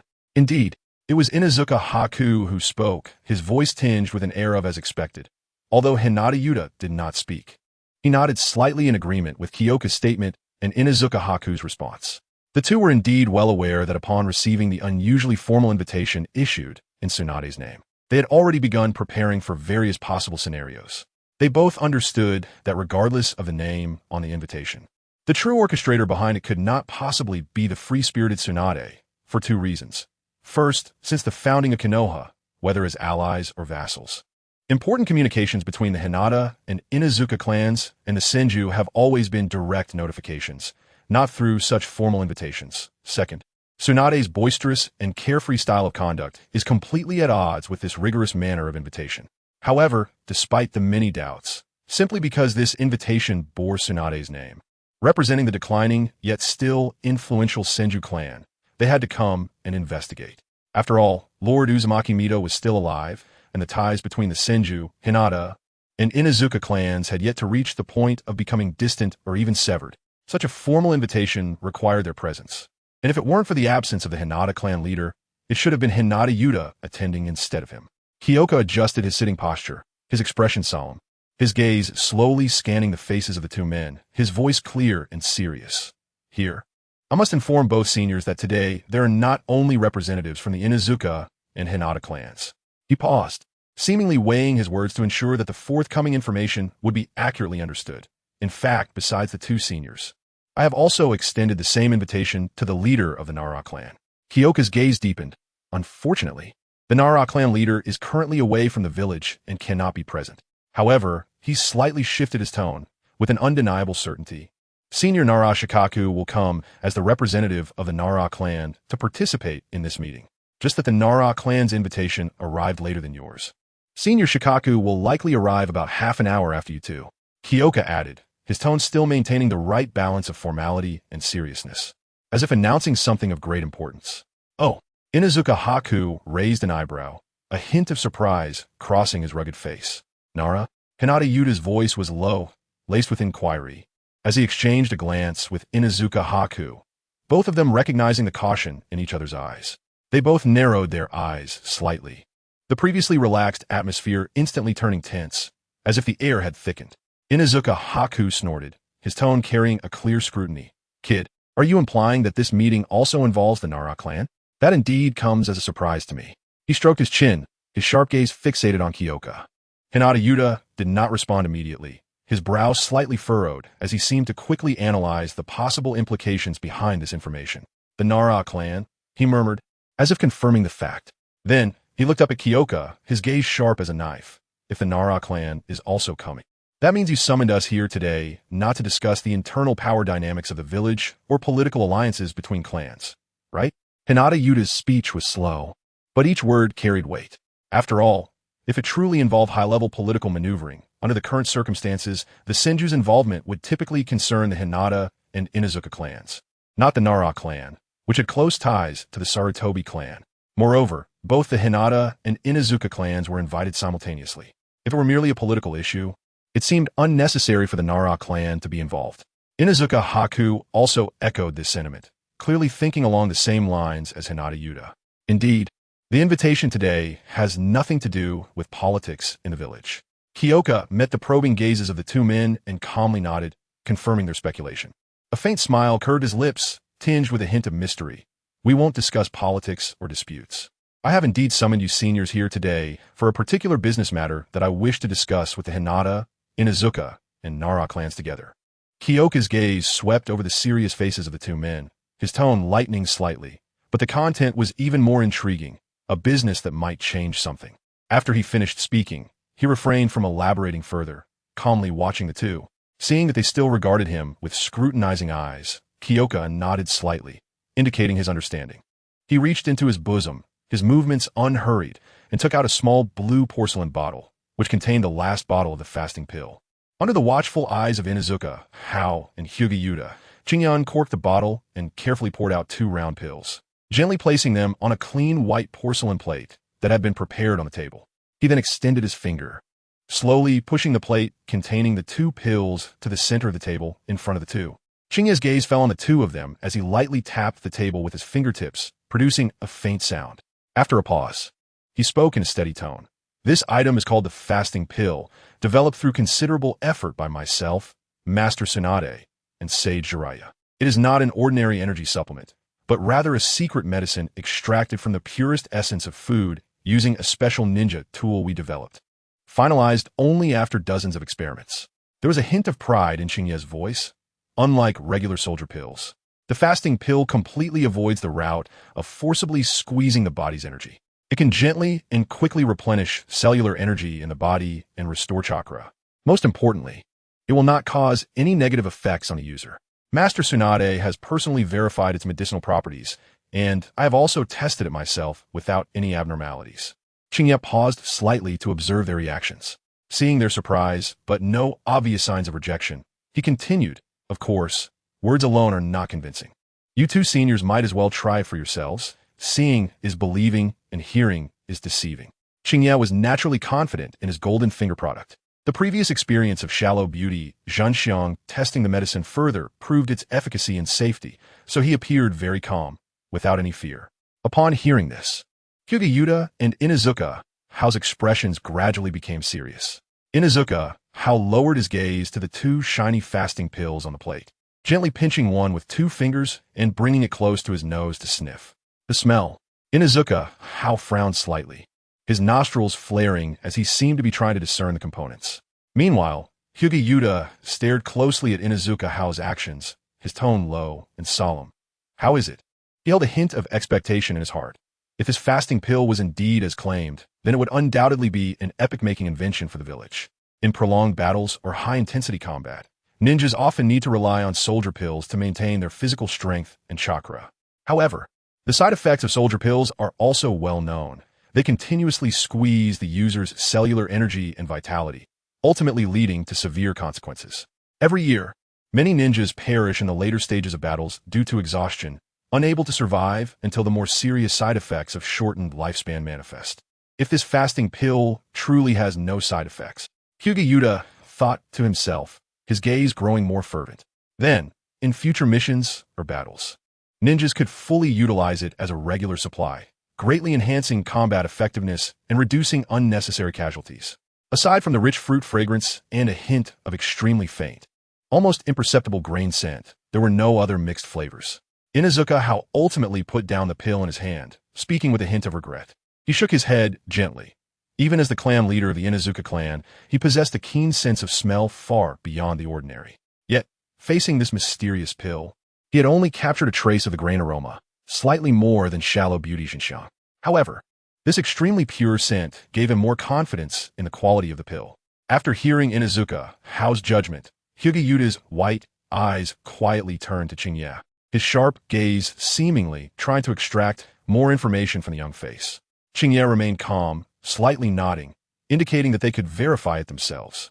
Receiving Qingye's hint, Qingye withdrew his gaze and exchanged a meaningful look with Inuzuka Hao. Immediately, his gaze returned to the porcelain plate on the table, as if he had reached a silent understanding with Inuzuka Hao. Chapter 193. Division of Interests. Almost simultaneously, Qingye extended his right index finger, accurately touching the smooth surface of one fasting pill.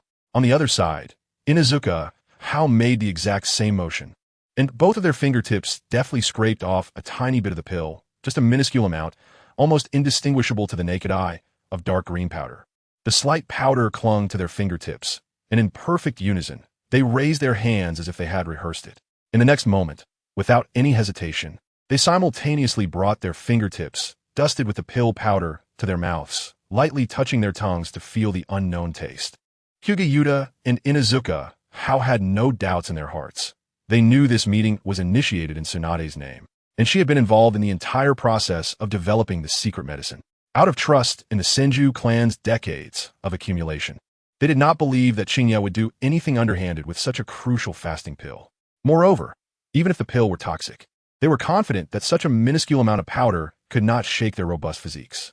The moment the powder entered their bodies, a rich fruit fragrance burst forth in their mouths, filling their entire taste buds. However, they were not captivated by this wonderful flavor. Instead, they immediately held their breath and concentrated all their attention on sensing the changes in cellular energy within their bodies. The powder transformed into a gentle energy, as fine as a thread, flowing through their bodies, like a quietly flowing stream in the deep of night, clearly and steadily absorbed by their cells.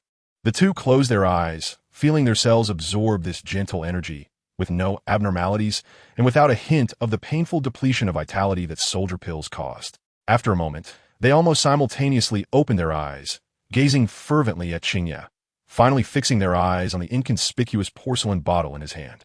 Their gazes were filled with an uncontrollable eagerness, as if it were not an ordinary medicine bottle, but a treasure trove about to be opened. At this moment, Qingye and Inuzuka exchanged a meaningful look. They finally understood the deeper meaning behind Qingye's invitation for the Nara clan to participate.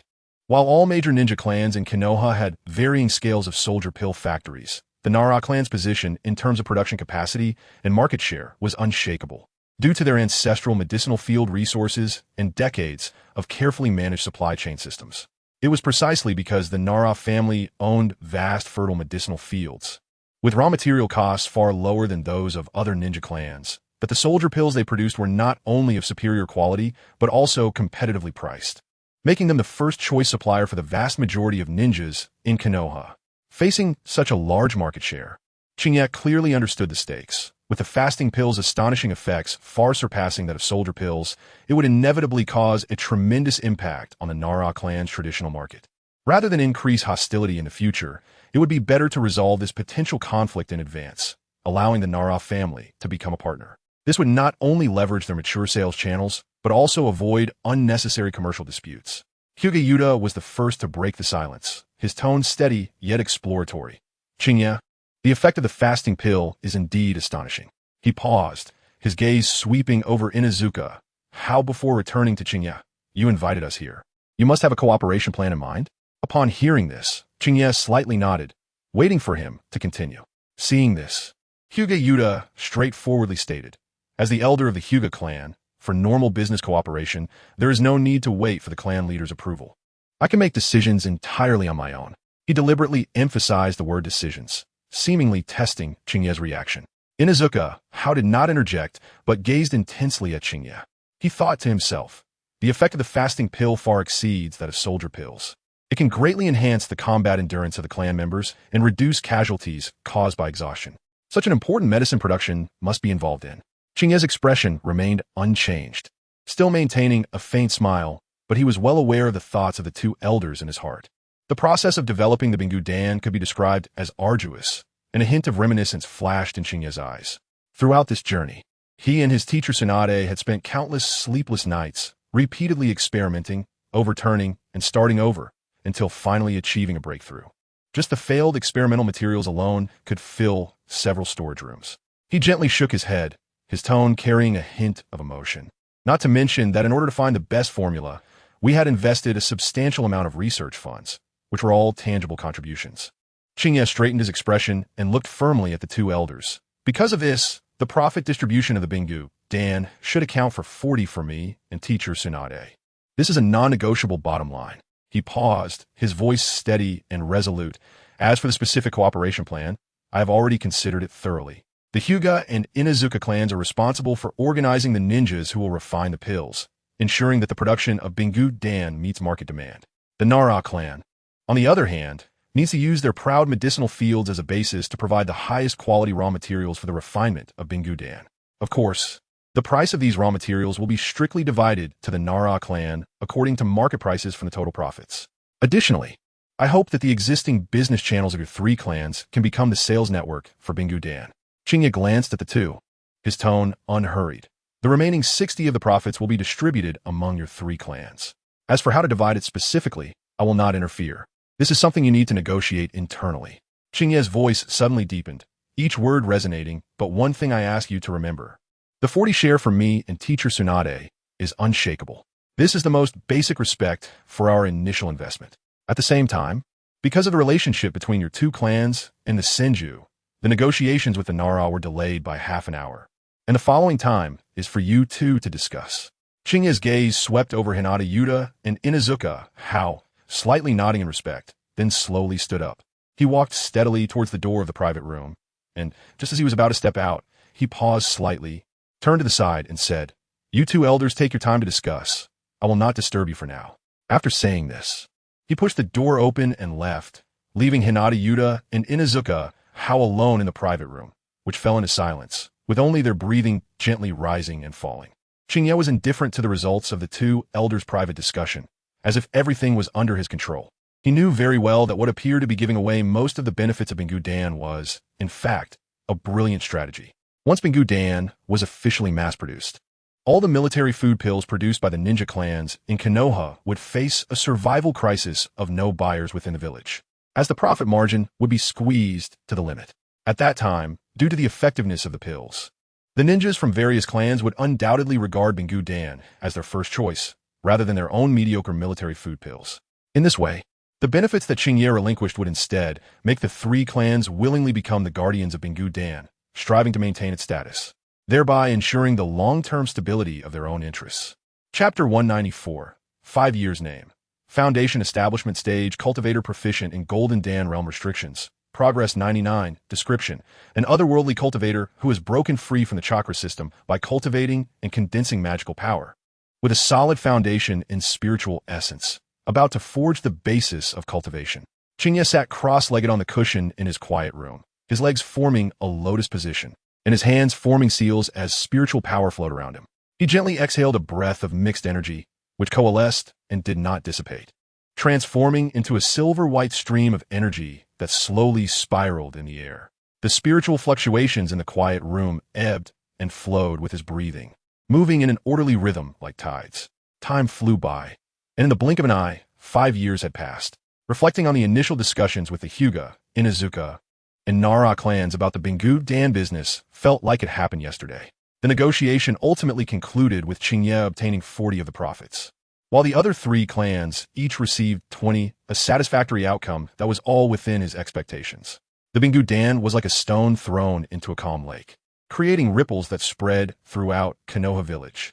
In just a few months, it swept through the entire secret medicine market, completely pushing traditional military food pills out of the competitive circle. Upon learning of its astonishing effects, the higher-ups in Konoha immediately classified it as a military control product, strictly limiting its circulation within the village to prevent this powerful tool from falling into the hands of other countries. During these 5 years, the continuous profits from Bingu Dan provided Qingye with ample resources for cultivation. Aside from regularly guiding medical ninjas training at the Konoha hospital every week, he devoted the vast majority of his time to his own cultivation. The cultivation in the late foundation establishment stage became increasingly difficult. Every step forward required several times the effort, but he could already sense that the time to achieve the Golden Dan was drawing near. With the abundant income brought by Bingu Dan, Qingye continuously collected various rare materials, crafting several powerful magical artifacts. In addition to the originally owned Bagua swordplate and star shuttle, he had a few other handy treasures in his possession, each containing powerful fluctuations of spiritual power. At this moment, Qingye's consciousness was retracted, and the spiritual light flowed at his fingertips.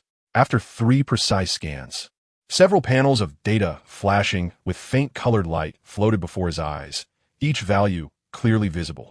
Name, spatial ring description, formed by combining a large amount of chakra metal and the flying thunder god Qingye from Senju Tobarama, modified with entry changes and energy conversion. Containing a large amount of space, Qingye sighed, recalling how he had confidently attempted to refine a spatial ring after mastering a wealth of restriction knowledge, only to hit a wall while searching for ores containing spatial attributes. Even after offering a sky-high reward and searching through various shops in Konoha, he still found nothing. In desperation, he had to settle for second best, finding a flying thunder god Qingye from the old residents of the Senju clan, and using his magical golden finger to modify the spatial attribute entries, ultimately refining it into this spatial ring. At this point in his thoughts, Qingye's fingers moved slightly, dispersing the virtual panels before him.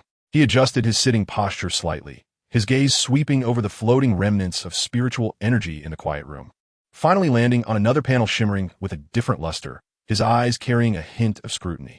Name: Dark Purple Human Emperor Banner. Description: the banner surface is woven from the fine spider silk spun by dozens of adult ninja beasts. The banner pole is made of chakra metal at its core, fused with the essence of various metals. The Human Emperor banner, hidden within the spatial ring, was intricately engraved with complex runes, faintly radiating a golden glow, emanating a heart-pounding pressure, as if containing endless vengeful spirits. Qingye had invested a great deal of effort, using the refining method of the soul banner from the world of Immortal Rebellion as a basis, supplemented by his unique insights into restrictions, ultimately creating this exquisite magical artifact. The Human Emperor banner felt heavy in hand, and the banner surface swayed gently with the wind, producing a faint rustling sound, as if countless wronged souls were weeping softly. With the help of the entry modifier, Qingye was well-versed in the knowledge of the soul banner and successfully refined this magical artifact belonging to himself, following the established methods. The grade of the Human Emperor banner was not fixed, but improved with the increase in the number of souls within it. The more souls there were, the stronger it became. And the reason Qingye refined this artifact was to prepare for a certain forbidden technique that might become commonplace in the ninja world in the future. As a precaution, the final panel flickered with a sharp golden light within Qingye's dantian, slowly rising like a newly risen sun. That light penetrated his meridians, swirling within his body, ultimately condensing into a warm flow of light, enveloping him in a peaceful atmosphere. Name: Sword Pill. Description: a top-grade sword pill forged from the sharp energy of countless ninja tools after being nurtured by the metal energy of the lungs. It has already developed spirituality and can only progress further after experiencing the Golden Dan Thunder Tribulation with its master. As Qingye's heart stirred slightly, the sword pill deep within his dantian suddenly radiated a brilliant light, with sharp golden rays weaving through his meridians, subtly emanating a rhythm of its own. He focused on perceiving the gradually emerging spirituality within the sword pill, and the corners of his lips involuntarily curled up. A sword pill that took the most effort to create was finally beginning to develop its spirituality ahead of his expectations. It just needed to overcome the Golden Dan Thunder Tribulation with him to completely transform into a true magical treasure. As his thoughts searched, Qingye subconsciously made a hand seal with his fingers, causing the sword pill in his dantian to gently tremble as if responding to his anticipation. He knew that the potential of this sword pill was far from exhausted, and after the Thunder Tribulation, its sharpness would surely surpass the past. Qingye waved his hand to disperse the floating panel in front of him, and the residual spiritual energy fluctuations from his fingertips spread out in the air, creating a ripple effect. He stood up and walked out of the quiet room. At this moment, the morning light from outside was slanting through the carved window frames of the courtyard wall, casting mottled shadows on the stone table of the pavilion. Qingye looked up and happened to see Maywell walking out of the kitchen with steaming dishes in her hands. She was wearing the same blue outfit as Qingye, with a dark satin ribbon tied around her waist, accentuating her tall and slender figure. Her long black hair cascaded over her shoulders, swaying slightly with her steps, and a few strands playfully hung on either side of her cheeks, adding a lively charm to her graceful beauty. Noticing Qingye's gaze, Maywell smiled lightly, her crisp voice carrying a hint of teasing. Lord Qingye is in quite a good mood, sitting in this quiet room for more than half a month. Could it be that you've refined some powerful ninjutsu? As she spoke, she gently placed the tray in her hands on the stone table of the pavilion, the dishes giving off an enticing aroma. Chapter 195. Another year of graduation, Qingye replied in a flat tone, just making further progress in my cultivation, and then stepped into the pavilion, taking a seat on the stone bench that had been prepared long ago. The summer morning light poured through the courtyard wall, casting mottled shadows on the stone table of the pavilion, and the air was filled with the fragrant aroma of food. Since breaking through to the foundation establishment stage, Qingye no longer needed to consume ordinary food to supplement his body's energy needs. However, he could never refuse the care and concern that Maywell had provided for years. Ever since he was assigned to the medical training class by Sarutobi Hiruzen, Qingye no longer needed to go out on missions, and he gradually spent more time with Meiwa. Every day, for breakfast and dinner, Meiwa would prepare meals meticulously, and when the weather was good or time allowed, she would even make a lunch for Qingye to take to training class. The recipes for these meals were all taught to Meiwa by Qingye during his free time. They were simple home-cooked dishes that were both nutritious and delicious. Ever since leaving the orphanage, Qingye had developed a strong aversion to the simple bento boxes popular in Konoha. And now that he had a choice, he naturally preferred the flavors of dishes he was familiar with from his past life. The two enjoyed the morning sun in silence, tasting the breakfast prepared by Meiwa while quietly discussing everyday matters. A warm breeze blew by, lifting a few strands of hair from Meiwa's temples, her long black hair shimmering softly in the sunlight. Suddenly, as if recalling something important, Meiwa paused her eating, her gaze falling on Qingye with a hint of concern. By the way, your disciple Uzumaki Hanin is graduating today. Teacher Ryuyu Hishiru asked me to ask you if you have any special arrangements for her. If so, you need to apply to Hokage-sama in advance. After transferring to the second grade of the ninja school, Uzumaki Hanin naturally became classmates with Namake's Minato and Uzumaki Kushina. Although her homeroom teacher was not Qingye and Meiyue's class teacher Ryu Hishiru. After all, the selection criteria for the elite class differed from that of ordinary classes, due to Ryu Hishiru's close friendship with Namake's Minato. This responsible teacher paid extra attention to the elite class as well. Out of respect for Qingye, his proud student, and appreciation for Namake's Minato, Ryu Hishiru had also taken some notice of Uzumaki Hanin's situation, often keeping an eye on her performance at school. The graduation class assignments at Konoha Ninja School have always been personally determined by the third Hokage Sarutobi Hiruzen, ensuring that each graduate's placement maximizes their strengths and potential. As a Jonin of Konoha and a member of the Jonin class, Qingye had the right to express his opinion on his disciples' placements. Therefore, if Qingye had any special thoughts about Uzumaki Hanin's post-graduation direction, he indeed needed to submit an application to Hokage Sarutobi Hiruzen in advance, so that Hiruzen could consider his opinions during class assignments. Upon hearing Meiyue's inquiry, Qingye pondered for a moment. 2 years ago, as Uzumaki Mito's chakra gradually weakened. In order to prevent the Nine Tails from going out of control after Mito's chakra weakened, it was ultimately decided to seal the Nine Tails within Uzumaki Kushina. The passing of Uzumaki Mito caused Tsunade, who already suffered from hemophobia, to leave Konoha, without the care of this drunken sister and her only elder relative. Although Qingye looked after the two, Uzumaki Hanin and Uzumaki Kushina naturally grew closer, almost inseparable. Based on his understanding of Sarutobi Hiruzen, Qingye knew that in order to take care of Uzumaki Kushina's emotions, Hiruzen must have already made proper arrangements for Uzumaki Hanin's future placement. Considering their expertise in sealing techniques and the rich experience they accumulated under Uzumaki Mito's guidance, the most likely arrangement would be to have them both join the sealing class. Uzumaki Kushina had only recently become a Jinchuriki, and her control over the Nine Tails was still quite limited. Therefore, it became a top priority for Sarutobi Hiruzen to firmly control her range of activities. Having Uzumaki Hanin and Kushina join the sealing class would not only facilitate monitoring Kushina's whereabouts, but also allow for close observation of the Nine-Tail sealing status, ensuring everything was foolproof. I haven't thought about Hanin's arrangements yet, so let her be assigned normally for now, Qingye said softly, his tone reflecting contemplation. He lifted his teacup and took a sip, his gaze drifting beyond the rising steam as if lost in thought. Thinking of this, Qingye shook his head, his fingers lightly tapping on the table, no longer considering the matter of Uzumaki Hanin's graduation assignment. At this moment, Meiwa put down her chopsticks, gently wiped her mouth with a napkin, her eyes sparkling with interest. Today is the graduation day for the 6th graders, and the medical training class can't hold classes today. How about it? Do you want to join me to see the ninja school?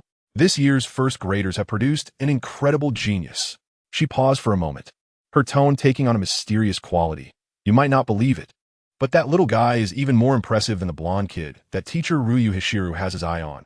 He applied to graduate early at just 5 years old. Leaning slightly forward, she lowered her voice and continued. This child is truly a prodigy, applying for early graduation at just 5 years old. Just think about how astonishing that talent is.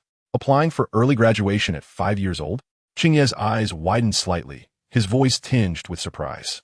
His fingers unconsciously rubbed the rim of the teacup, and a silver-haired figure flashed through his mind. At the age of 5, most children were still struggling in the 1st grade of a ninja school, yet this child had already applied for graduation.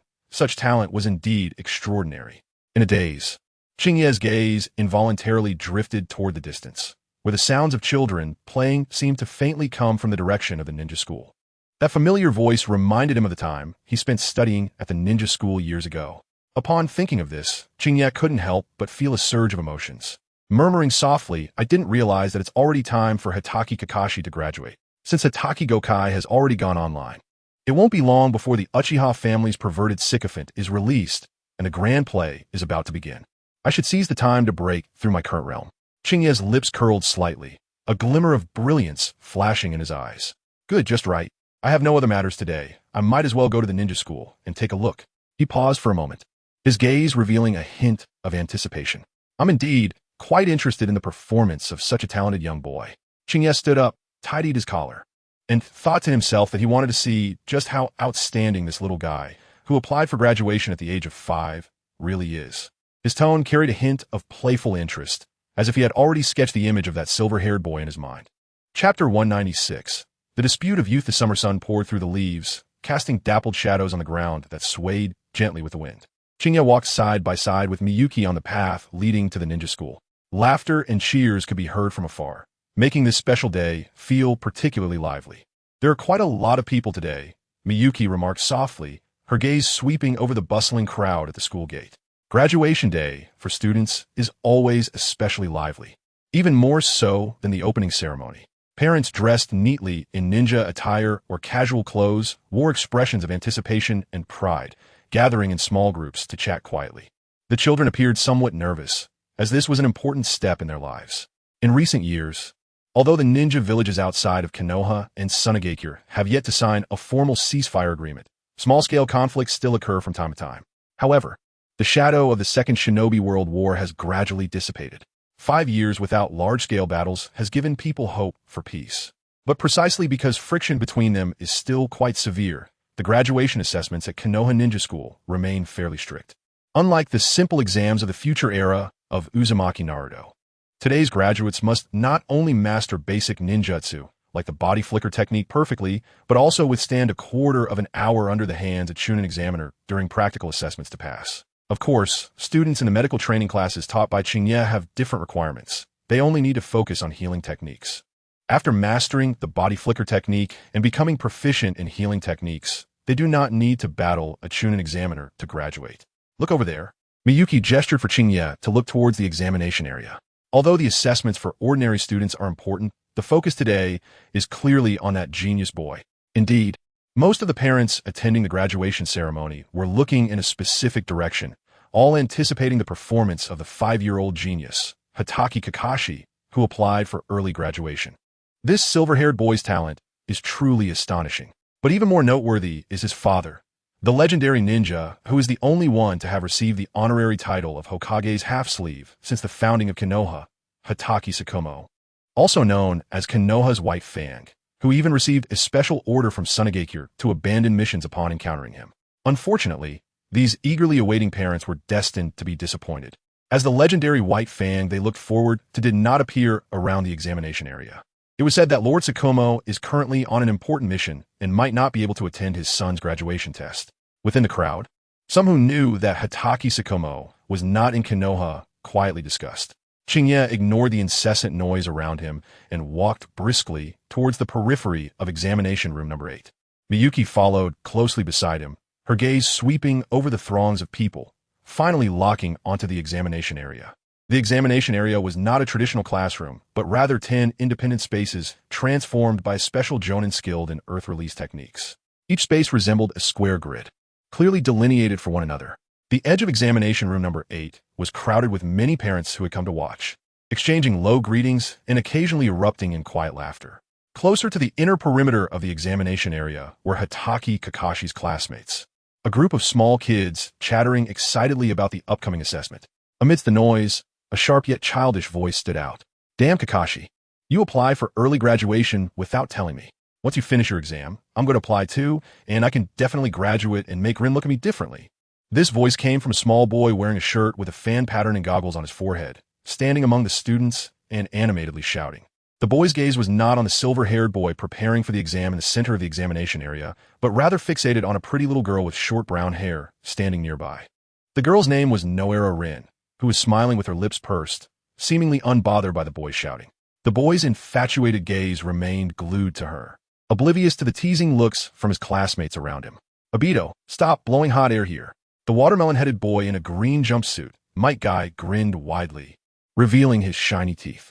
His gaze shifted past Obito to the center of the examination area, where Hatake Kakashi stood, filled with admiration. With your skills, even I can't beat you, let alone think about graduating. Come on, we have to seize our youth and work hard to catch up with Kakashi. As he spoke, Guy excitedly waved his arms as if delivering a passionate speech, causing the air around them to grow charged with his enthusiasm. He slapped Obito's shoulder hard, nearly causing him to stumble. My dad is right. Guy gave a thumbs up, gesturing towards Kakashi's direction. This is what youth looks like. Applying for graduation at 5 years old is simply a model for our generation. Once he finishes his assessment, I will definitely be the first to challenge him. If I lose, I will run 30 laps around the village to prove my youth. Obito was even more infuriated by Guy's passionate words, his face turning red and veins bulging on his forehead.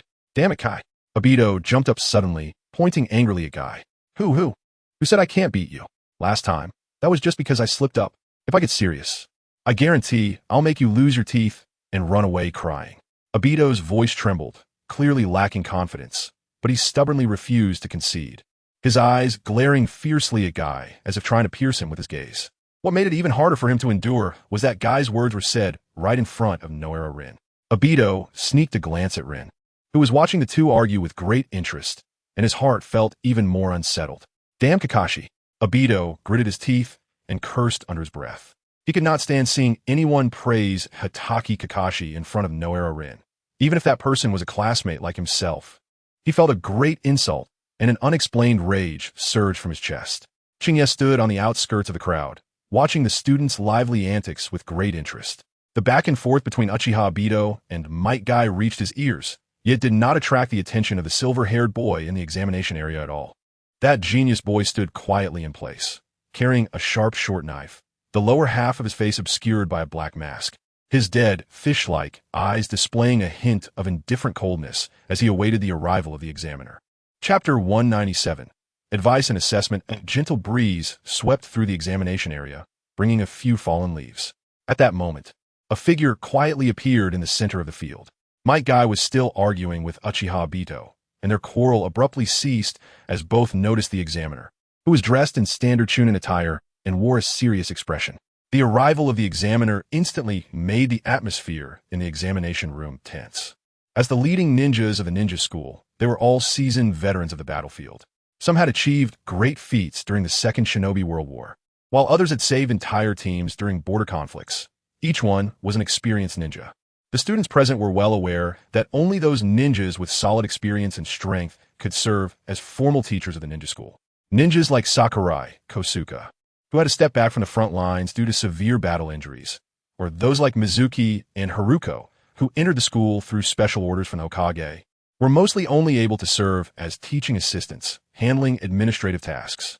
The real teaching responsibilities and examiner duties had never fallen upon them. Qingye scanned the crowd and quickly recognized the examiner. It was Donmu Hongha, the homeroom teacher of their elite class. A Genin with rich experience from the First Shinobi World War. He stood tall like a pine tree, with sharp eyes like blades, and just standing there gave off an imposing aura. Donmu Hongha walked slowly in front of Kakashi, his voice deep and magnetic. Kakashi, have you really thought this through regarding your participation in the graduation assessment? His tone carried a hint of concern, clearly worried for this 5-year-old genius boy. He crossed his arms over his chest and gazed intently at the silver-haired boy wearing a mask. In the eyes of the silver-haired boy, which appeared slightly lazy, a determined light was currently flickering. Donmu Hongha continued, you have indeed passed the 3-body technique assessment, but the upcoming combat examination is not a ninja game. As an examiner, I will not go easy on you just because of your age. Are you sure you want to continue? As a homeroom teacher at the ninja school for over a decade, Donmu Hongha was no stranger to geniuses. Although the legend of Hatake Kakashi was widely spread within the school, he believed that a true genius needed not only talent, but also the accumulation of time. He couldn't help but recall the boy who had also amazed the entire school 3 years ago, Minato Namikaze. That blonde boy had shown remarkable talent in the first grade, completing 3 years of coursework through self-study. Yet, even so, Minato had taken a full 3 years to hone his skills under the guidance of various teachers before applying for early graduation. In comparison, although Hatake Kakashi came from a prestigious lineage, with his father being the legendary ninja Tsukumo Hatake, he still had considerable shortcomings compared to Minato at the time of graduation. That blonde boy from a common background had not even been exposed to chakra before enrolling. Nevertheless, after receiving special guidance from his teachers, he still spent 3 years honing his strength. Donmu Honha understood that in battles between Genin and Genin, physical skills were the key to determining the outcome, while ninjutsu often played a supporting role. Even if Hatake Kakashi was exceptionally talented, his 5-year-old body would ultimately limit his performance.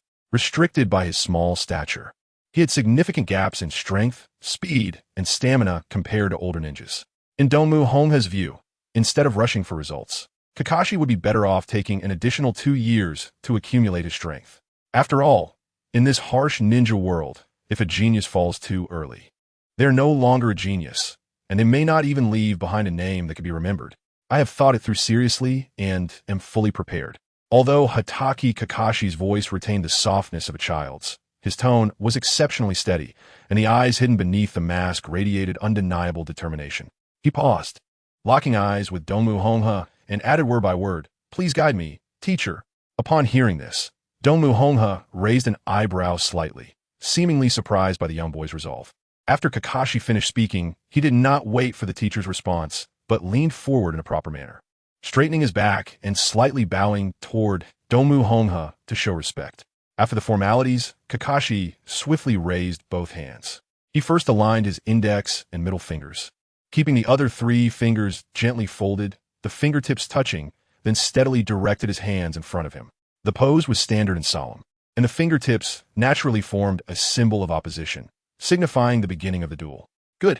Donmu Honha's previously relaxed demeanor instantly tightened, replaced by a suffocating seriousness. His gaze sharpened, and his voice became low and powerful as he quickly crossed his hands to form the opposing seal, his steady posture exuding the pressure accumulated from years of combat experience. Almost simultaneously, a subtle sound of slicing through the air was heard. Whoosh, whoosh, whoosh.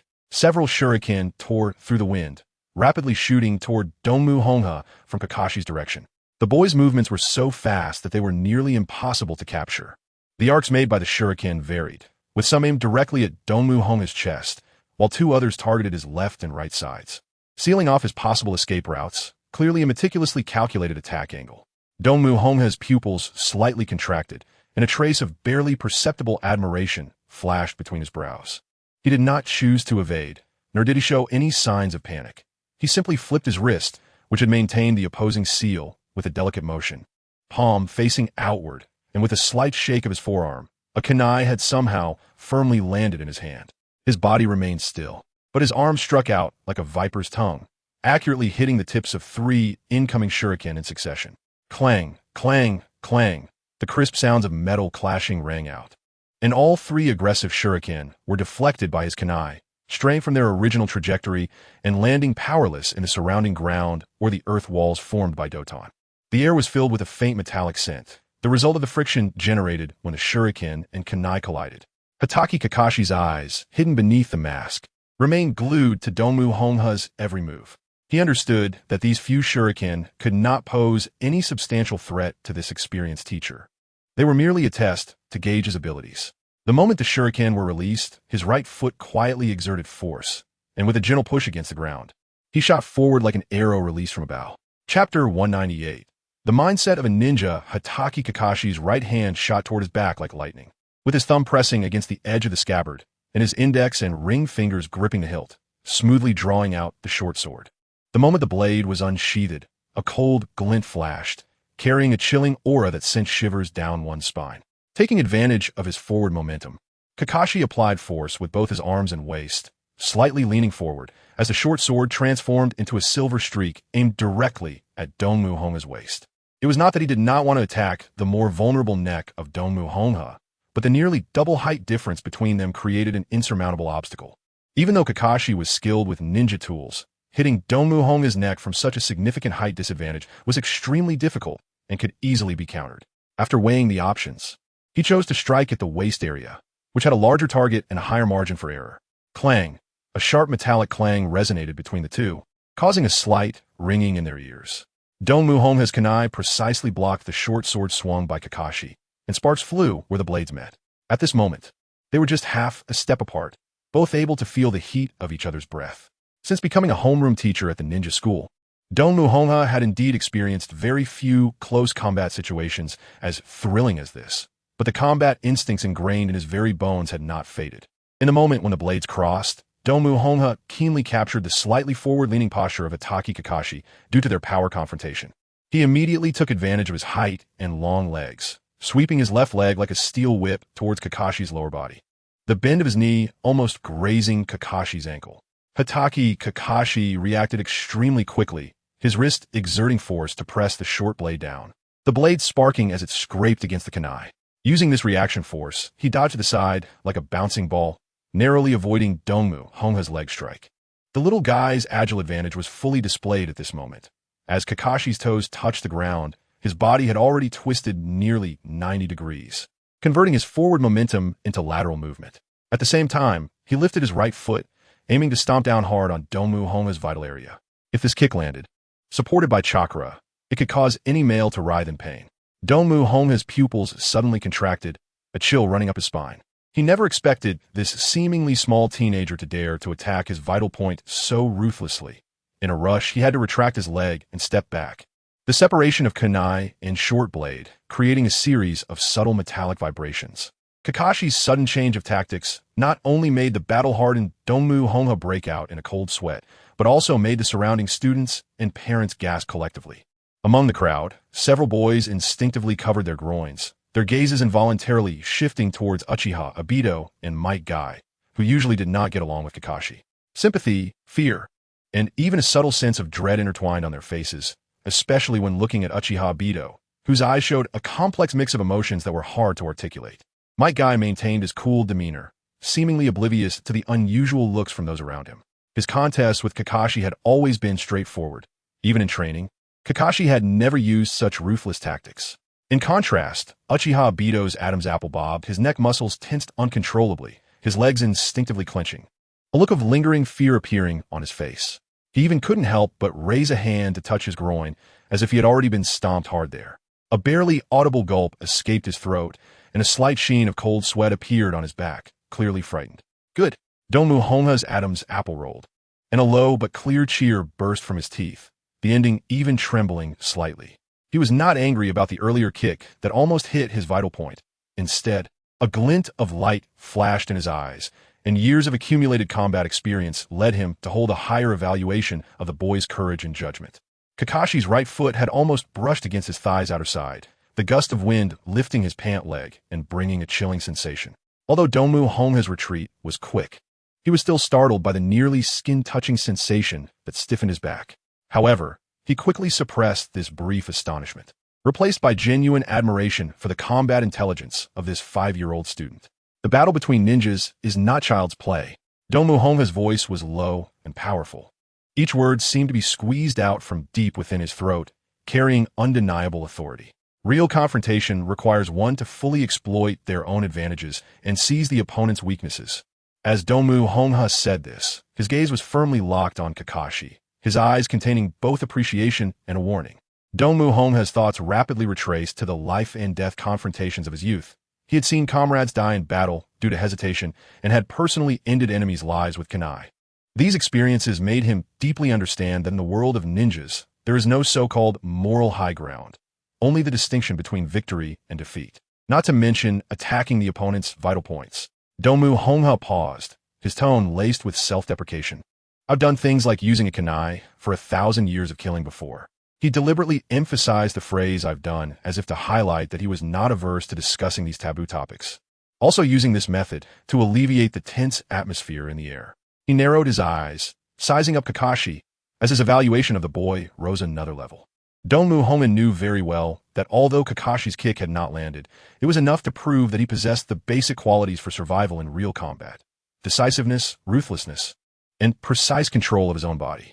Just based on your performance just now. Dongmu Honha slowly spoke, his voice gaining a hint of undetectable softness. Regardless of the outcome of this assessment, just with this combat mentality, you have already surpassed more than half of the 6th grade graduates. Although this statement was somewhat convoluted, it had only taken a few breaths from when Dongmu Honghe began speaking to now. As his words fell, Dongmu Honghe flipped his wrist, gripping the kunai in his palm, while his left hand quickly shot towards the ninja tools pouch on his thigh.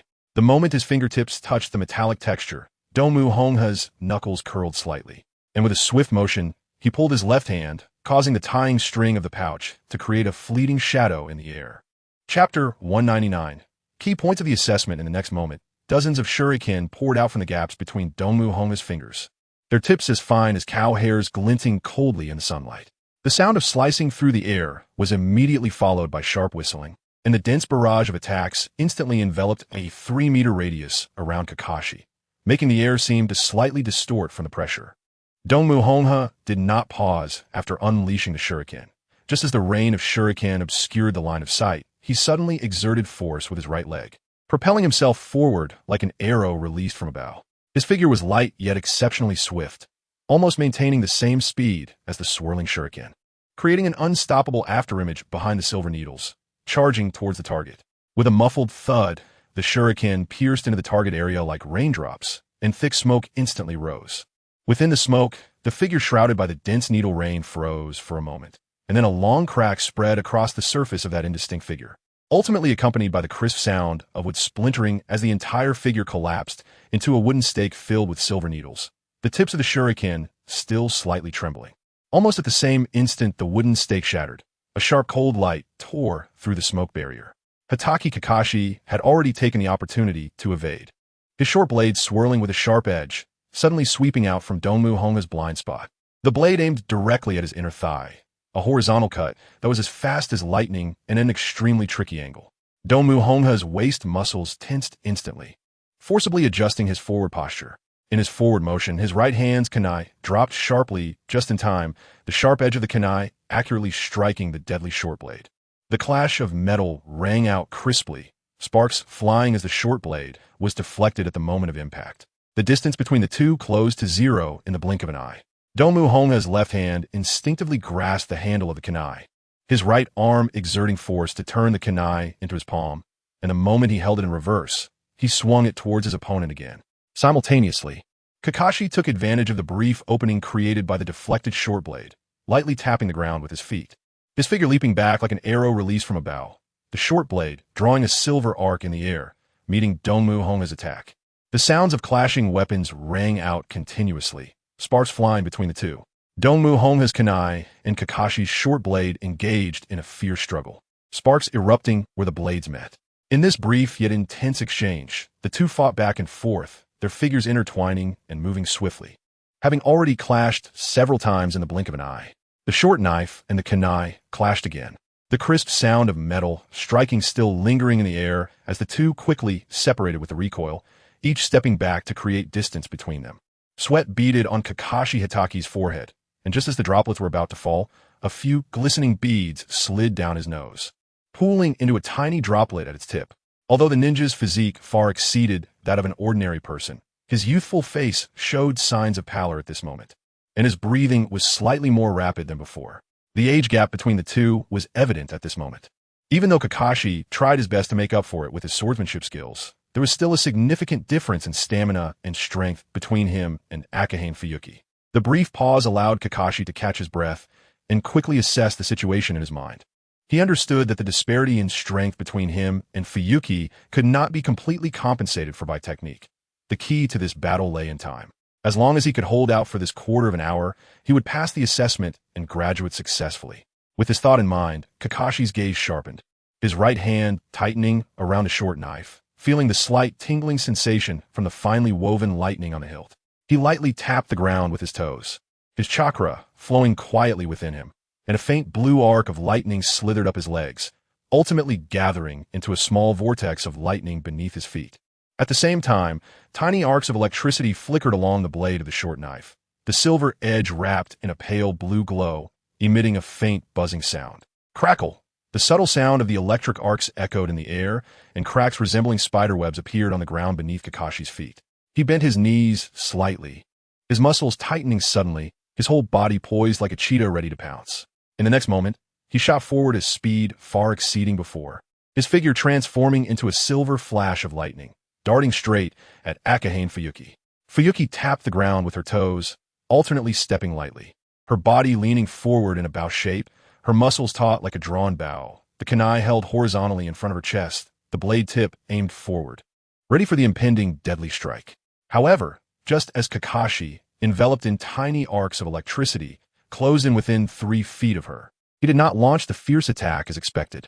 Utilizing the explosive power induced by the lightning release, Kakashi moved with the agility of a swimming fish, sometimes darting sideways, sometimes making sharp turns, firmly controlling the initiative of the battlefield. His original aggressive stance shifted to a probing maneuver, only lunging forward when Fuyuki exposed a flaw, the short knife slicing through the air with a sharp whistle, but he withdrew before the kunai's edge could touch, leaving flickering arcs of electricity in the air. Kakashi's assessment had passed. Sirai observed the two battling in the arena, a smile unconsciously forming at the corners of his lips, revealing a hint of approval in his gaze. He raised his hand to gently smooth his tousled hair blown by the wind, then turned to Mizuki beside him, resting his fingertips on her shoulder for a moment before stepping forward, seemingly intending to walk through the crowd of onlookers. "Teacher," before Mizuki could respond. As they had just taken a few steps, a clear shout suddenly came from behind. Sirai paused, turning to look, and saw Uzumaki Hanyo and Uzumaki Kushina struggling to push through the crowd. Compared to 5 years ago, Hanyo had grown taller, her baby fat faded, replaced by a touch of heroism, while Kushina's bright red hair remained striking, although the ends had darkened with a few streaks. Both wore expressions of confusion and curiosity, clearly perplexed by Sirai's judgment. Hanyo spoke first, pointing toward the center of the arena, her finger almost poking the silver figure that was maneuvering around Fuyuki. Her voice filled with urgency. "Teacher, Kakashi is still fighting with Teacher Fuyuki. How can you say he has passed the assessment? I see he clearly." Before she could finish, Sirai raised his hand to interrupt. Following Hanyo's pointing direction, Sirai scanned the battlefield, the corners of his mouth lifting slightly. His tone calm and assured. "Don't worry, Hanyo. Although Kakashi applied for early graduation, the content of his assessment is no different from yours. The key to the assessment lies in whether he can avoid being defeated by the examiner within the specified time and demonstrate the corresponding combat level." Sirai paused, his gaze shifting to Hanyo and Kushina, a glimmer of encouragement in his eyes. "Hanyo, you have also mastered the sense of consciousness. So why not use your perception to take a closer look? You will find that although Teacher Fuyuki has an advantage in speed due to experience and strength, Kakashi, stimulated by the lightning release, has gained a subtle advantage in agility." Seeing Hanyo instinctively concentrate her consciousness, trying to capture the subtle movements of the two in the arena, Sirai continued. "Indeed, as a Chunin, Teacher Fuyuki far surpasses Kakashi in both strength and experience. But Kakashi is clearly aware of the purpose of the assessment. His key to stimulating his cells with lightning release lies in the exquisite control of chakra, rather than merely the accumulation of chakra quantity. This technique assesses a ninja's micromanipulation ability more, and the actual consumption of chakra is relatively low. With Kakashi's chakra reserves, he can easily sustain himself until the end of the assessment." Sirai pointed to the arena, his gaze focusing on the figure that kept darting around, flickering with tiny arcs of electricity. "You see, Kakashi's movements may seem chaotic, but they are actually hiding a strategy. Each attack is timed to fit between Teacher Fuyuki's strikes, and this tactical arrangement undoubtedly helps to delay time." "Hanyo." Sirai's voice was low but clear, carrying an encouraging tone as his gaze shifted from the clash between Kakashi and Fuyuki to focus intently on Uzumaki Hanyo, his eyes lingering on her brow and eyes for a few moments, as if trying to take in every change in her expression. "Your general refining technique has progressed rapidly. You have now reached the 6th layer of air condensation. Since your consciousness has already evolved, it should not only be viewed as something needed during battle." He raised his right hand, lightly tapping his temple, guiding her as he spoke. "Carefully think back to the moment you broke through the 6th layer of air condensation. Did you feel the subtle fluctuations in the surrounding environment? For example, the sound of air flowing past your ears, or the faint aura emitted by others when their chakra was in motion." After a brief pause, he observed Hanyo's reaction, seeing her nodding thoughtfully, and continued. "Now that your consciousness can extend outward, your sensing range and sensitivity are no longer comparable to when you first started. In battle, you can use it to capture your opponent's movements and predict their attack trajectories, and in non-combat situations, this power can also be greatly beneficial. He took 2 steps closer to Hanayo, lowering his voice slightly for a more solemn tone. For example, you can now try to use your consciousness to sense the chakra fluctuations of the people around you, to see if they match the chakra fluctuations in daily life versus during battle, or if you can detect the speed and intensity of their chakra flow. Sirai raised his hand to signal Hanayo to remain calm, scanning the surrounding noisy crowd to ensure no one was paying attention to them before continuing in a hushed tone. Remember, consciousness is an extension of your perception. Its usage is not limited to that moment of its inception or confined to battle. Try to integrate it into your daily life, whether in training or simple conversations. You can benefit from it. Finally, his voice softened, filled with the hope of teaching a younger generation. Hanayo, you have already taken the first step. Now it depends on how you choose to use it.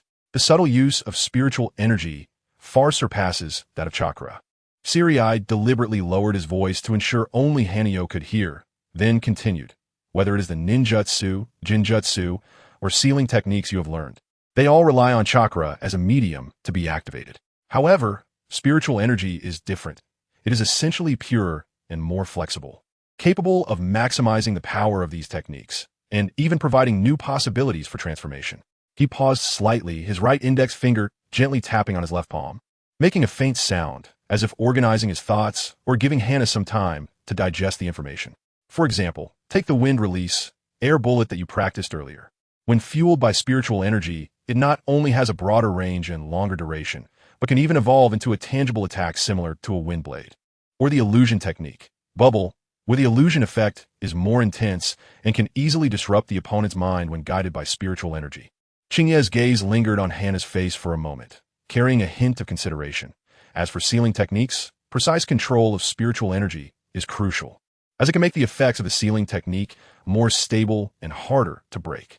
He paused, scanning the surrounding noisy crowd to ensure that his words wouldn't be overheard before lowering his voice to continue. In addition to these, I have specially prepared for you the training method for the Great 5 Elements sword technique. This is not a traditional sword technique, but a unique method that guides spiritual energy to integrate the powers of the 5 elements. Qingye's voice was deep and magnetic, each word clearly and accurately reaching Hannah's ears. I have placed the scroll of the sword technique on the desk in the thousand-handed study. At this point, Qingye deliberately slowed his tone, his gaze carrying a hint of earnest expectation. Hannah, this Great 5 Elements sword technique will greatly benefit your future path of cultivation. You might consider starting to practice it from now on. He slightly nodded, his eyes sweeping over Hannah and Kushina, a trace of barely perceptible amusement flashing in his gaze. Then waved at them, saying, "All right, you can continue watching the competition here. I still have places to visit." With that, he intended to turn around and leave with Miyuki, blending into the bustling crowd. "Qingye-senpai, this is my and Rin's application to join the class." The crisp voice carried a hint of nervousness and anticipation as Akane held 2 neatly stacked pieces of paper in both hands, carefully handing them to Qingye. Qingye slightly turned his body, lowering his gaze to glance at the 2 light blue sheets, the edges bearing some creases, clearly having been held and rubbed many times. His gaze momentarily paused on the group of small children who interrupted his steps. 6 kids stood in front of him, the tallest barely over 1.5 meters, and the shortest just reaching his chest. Besides Akane and Rin, there were the carefree Asuma, Saratobi, and Obito Uchiha, who were inseparable from the 2, as well as Might Guy and Ebisu. The scene of Kakashi Hatake passing the assessment had evidently left a deep impression on them, and excitement and envy still lingered on their faces. Qingye slightly nodded, his gaze sweeping over them before finally settling on Akane's exceptionally striking crimson eyes. As a former member of the Umbu, he was no stranger to such eyes. Akane had a pair of those red eyes, and as the only one who left Qingye's team intact under his leadership, Qingye naturally remembered her well. Even after leaving the Umbu, they had developed a bit of camaraderie over the years, so he was familiar with Akane's daughter, Akane. Chapter 201, Sensation Akane. Qingye's tone softened a bit, carrying the unique gentleness of a senior. For matters like class applications, it is best to go directly to the class teacher. As he spoke, he slightly bent forward.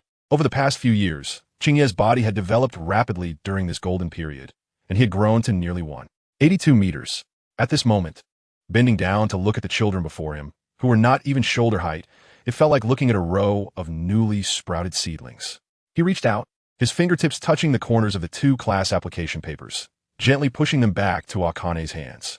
"The class teacher will handle it." His voice was low and steady, carrying an undeniable authority. You can wait for the notification with peace of mind. Akane was momentarily taken aback, seemingly not expecting him to refuse so straightforwardly. Her small hands tightened around the application, and a faint blush appeared on her cheeks. Thank you, Qingye-senpai. Her voice trembled slightly as she tried to maintain her politeness. Then we'll go find the teacher. The children behind her quickly followed Akane in bowing to express their thanks, and then they exchanged glances, slightly awkwardly turning to leave in haste, blending into the bustling crowd. Qingye watched their retreating figures, his gaze slightly focused, and then he slowly straightened up, a thoughtful expression flashing in his eyes. The class application for the medical training class should not have been handled by him. The ninja school had long made arrangements and equipped dedicated staff. Qingye's main responsibility was to guide these medical class students in chakra control techniques. This was an essential foundation for their future practice of medical ninjutsu. As for other theoretical courses, such as pharmacology and human anatomy, they were all handled by Nakamura Takumi. Therefore, logically, these kids had no need to make a special trip to submit their applications right under his nose. Qingye's gaze lingered for a moment, his fingers unconsciously rubbing the edge of his sleeve, a hint of confusion rising in his heart. Asuma Surutobi was a crafty little fellow. Akane was clearly a bit nervous. And as for Obito Uchiha, that guy looked eager, but his attention was clearly not on him but rather on Rin, who was following closely behind Akane. He lowered his eyelids, his thoughts shifting, and soon compared the actions of these children to the usual procedures of the ninja school. Their actions could be seen as reckless, yet they didn't seem merely careless, saying they acted deliberately. Each seemed to behave quite naturally, as if they were just casually submitting some documents. Qingye pondered, his brows involuntarily furrowing, but then quickly relaxed, a subtle smile appearing at the corners of his mouth. Oh well, kids' thoughts are always strange. Why should he bother with such trivial matters? He shifted his attention away from the group of children, not giving them another glance. The operation of the medical training class had long since entered a normal rhythm. These minor details could be handled by the school. Compared to these matters, he had more important things to prepare for. Since stepping into the late stage of foundation building a year ago, Qingye had faintly captured a sense of something special. Whenever the night was quiet, he could always feel the surging spiritual energy within him, vaguely sensing the rumbling of thunder. A clear sign of a breakthrough to the golden core stage. Now, with the progress of his cultivation, that sensation had become increasingly clear, like a sword hanging over his head, ready to strike down at any moment.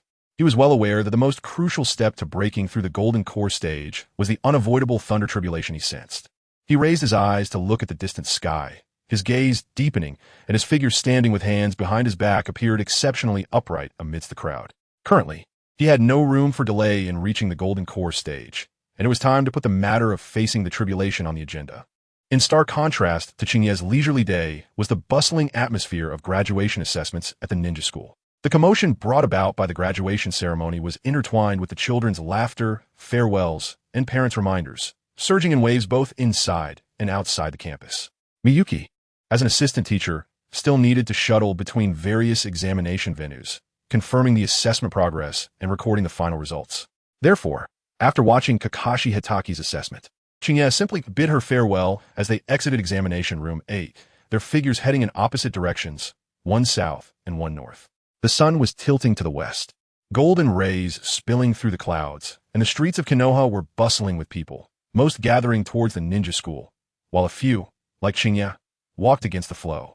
Qingye's pace was neither hurried nor slow as he passed through the gradually lively commercial district, avoiding the crowded areas, heading west, and finally stopping when a familiar residence came into view. This was already the edge of Konoha, far from the core area, and the surroundings were sparsely populated, with even the sound of footsteps echoing with a sense of emptiness. A winding tributary of the Nanha River flows slowly downstream from the upper reaches, shimmering with scattered light under the sun. A grand yet slightly dilapidated mansion stands beside the river, its crimson paint peeling in many places, and the carvings on the wooden pillars have lost their luster, exuding a sense of desolation from years of neglect. This mansion was once a resting place specifically prepared for the daimyo of the Fire Nation during the early days of Konoha, witnessing the once close relationship between the village and the daimyo. However, since the death of Hashirama Senju, the frequency of visits from the Fire Nation daimyo to Konoha has drastically reduced, and even when they do visit, they no longer stay overnight. This mansion, which represented past glory, has been forgotten in the flow of time, gradually falling into ruin and desolation. Qingye was able to find this secluded place due to an outing while training medical trainees a few years ago. At that time, to find a suitable river for the trainees to practice chakra control, he meticulously explored the terrain around Konoha with his spiritual sense, which led him to discover this tranquil tributary of the Nanha River and the Forgotten Mansion. Within Konoha village, there is only one main river, the Nanha River, but its tributaries are numerous, mostly hidden in inconspicuous corners. The tributary before him flows from rapid to slow, serene and deep, rarely visited, making it an ideal spot for the medical trainees to practice chakra control and enhance their water-walking abilities. Qingye deliberately chose this time to come, clearly not on a whim. Under the scorching summer sun, he stood with his hands clasped behind him in front of the mansion's weathered wooden door, his gaze sweeping over the desolate scene around him, far from the bustling center of the village, seldom visited by people, with only the sound of the tributaries' flowing water echoing in the emptiness. In the past, only the medical trainees would come here to practice water walking and chakra control. Today, coinciding with the graduation assessment of the ninja school, the training class was on break, making this quiet place an excellent spot for him to prepare for his upcoming tribulation. Chapter 202. Forbidden Space. Qingye's brows moved slightly as his spiritual sense spread out like ripples, sweeping over the remnants of the roof and the overgrown path, meticulously exploring every inch of land within a 10-kilometer radius. The chirping of insects and birds, the gentle sound of the breeze brushing against the riverbank, and even the distant clamor from the village's commercial street were all captured by his keen perception, confirming that there were no other people nearby and no potential disturbances. He nodded slightly, a hint of satisfaction flashing in his eyes. Almost simultaneously, 3 shadowy figures slithered out from the darkness behind him like living beings. The 3 appeared simultaneously, perfectly positioned at 3 corners of the mansion, forming a perfect quadrilateral formation with Qingye. As the 4 of them settled into position, subtle yet dense fluctuations rippled through the air. Qingye quickly formed seals with his hands, his fingertips shimmering with light, coordinating seamlessly with his clones as waves of forbidden techniques shot out like meteors in all directions.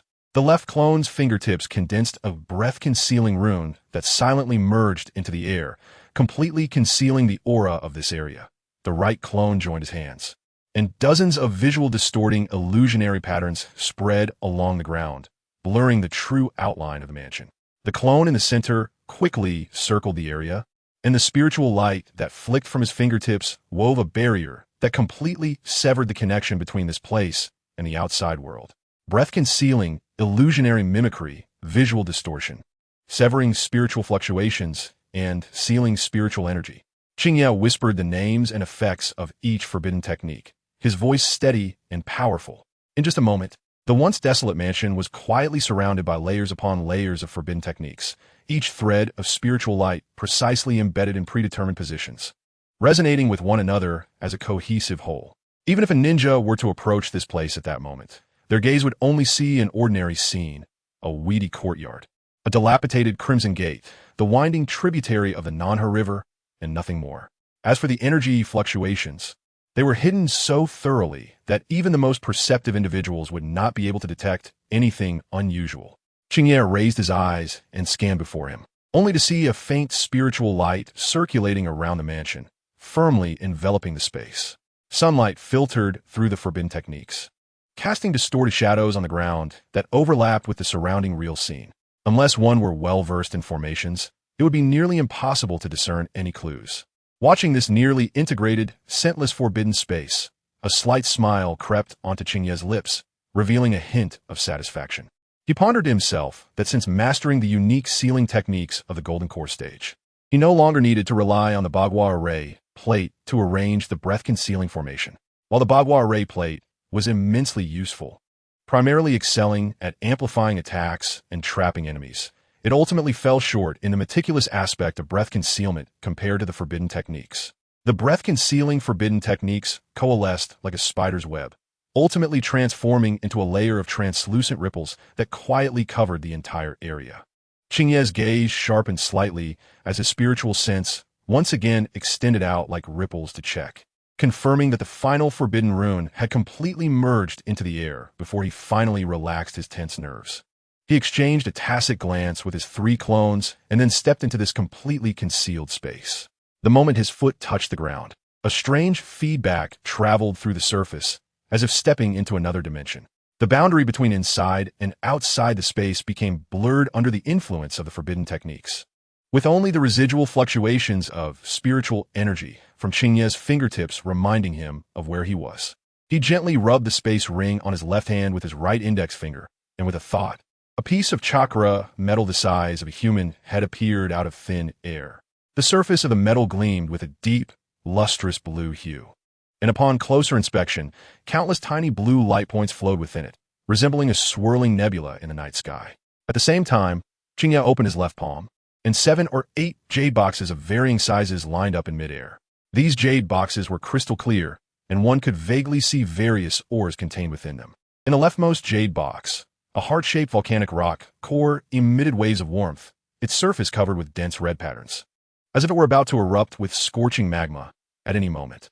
In the adjacent jade box, there was a small pile of silvery thundercloud stone, with small electric sparks occasionally flashing within, crackling and emitting a faint thunderous aura.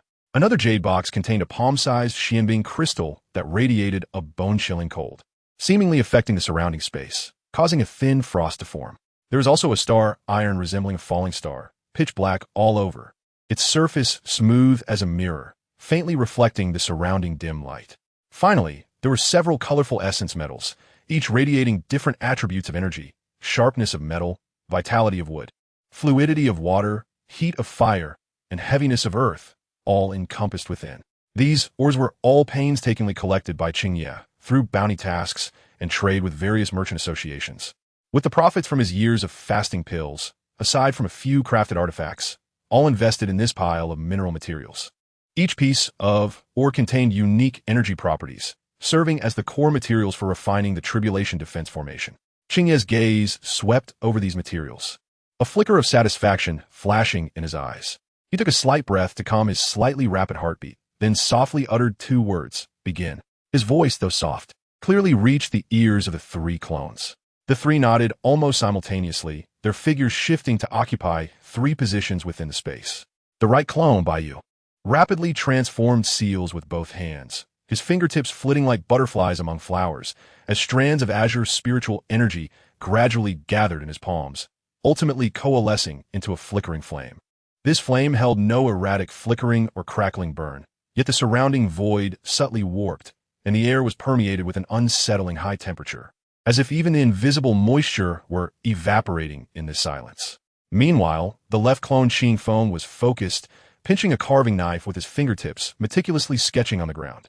Wherever the carving knife passed, faint golden runes emerged like living beings, connecting with each other, winding and extending along a predetermined trajectory. These runes did not exist in isolation. They flowed continuously, gradually unfolding a complex and exquisite array pattern. As the final stroke fell, the outline of the 7 stars of the black tortoise suddenly appeared, each rune seeming to coalesce into the starlight of the night sky, faintly exuding an air of mystery. The middle clone, Shadow, moved slightly slower, taking out a scroll from his sleeve. The surface of the scroll shimmered with a faint blue light, and one could vaguely see dense array patterns and star maps drawn upon it. Chapter 203. Refining Shadow carefully unfolded the scroll, his gaze sweeping over the detailed map of the black tortoise 7 stars array recorded within, confirming its accuracy before placing it on the table in front of him. This array was a defensive method specifically recorded in Qingye's Star Sword Dao chapter for resisting thunder tribulations, and it was about to come into play. The main body, Qingye, wore a serious expression, his hands cupped, placing a piece of dark gold chakra metal in his palm. With a slight movement of his mind, a strand of spiritual fire from the white feather in his right hand responded and wrapped around the surface of the metal like a thread. Under the high-temperature greenhouse effect, the hard chakra metal gradually softened, its edges gleaming, and finally transformed into a flowing mass of golden liquid. Qingye quickly formed hand seals, and pure strands of spiritual energy shot from his fingertips, like spirit snakes, into the gradually softening metal.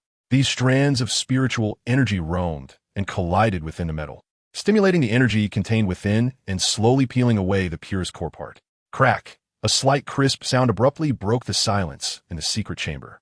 Qingye's heart tightened, and he turned to look, only to see fine cracks appearing on the surface of the volcanic rock core, placed not far away, spreading at a visible speed. This volcanic rock core was one of the key materials for refining the array, and once shattered, it would mean all efforts were in vain. Baiyu, stabilize the heat, Qingye commanded in a deep voice, carrying an undeniable authority. Baiyu immediately understood and subtly moved his fingers to control the intensity of the spiritual fire. The originally blazing flames quickly receded, and the temperature lowered, becoming softer and more precise. Seeing this, Qingye breathed a sigh of relief, but did not dare to pause in his actions. Taking advantage of the volcanic rock core not yet completely shattered, he shot a strand of pure wood-type spiritual energy from his fingertips to draw out the remaining fire attribute energy inside the rock core and guide it into the refined chakra metal essence. Time passed second by second, and the atmosphere in the restricted space grew increasingly tense. The thundercloud stone emitted flickers of lightning. The surrounding Xianbing crystal condensed cold air into frost, and the essences of the 5 metals each shone with different attributes, their energy fluctuations intertwining, gradually merging under Qingye's control. When the last piece of, or turned to dust, transforming into a metal plate suspended in the air, the patterns of the star map condensed on the plate. And the originally dim star map suddenly brightened, with 7 stars twinkling in succession, connected by faint golden light, forming a complete black tortoise 7 stars diagram. After repeated refining and forging, the chakra metal essence was finally shaped into 7 equally sized diamond-shaped array bases. Each base perfectly corresponded to the position of a star.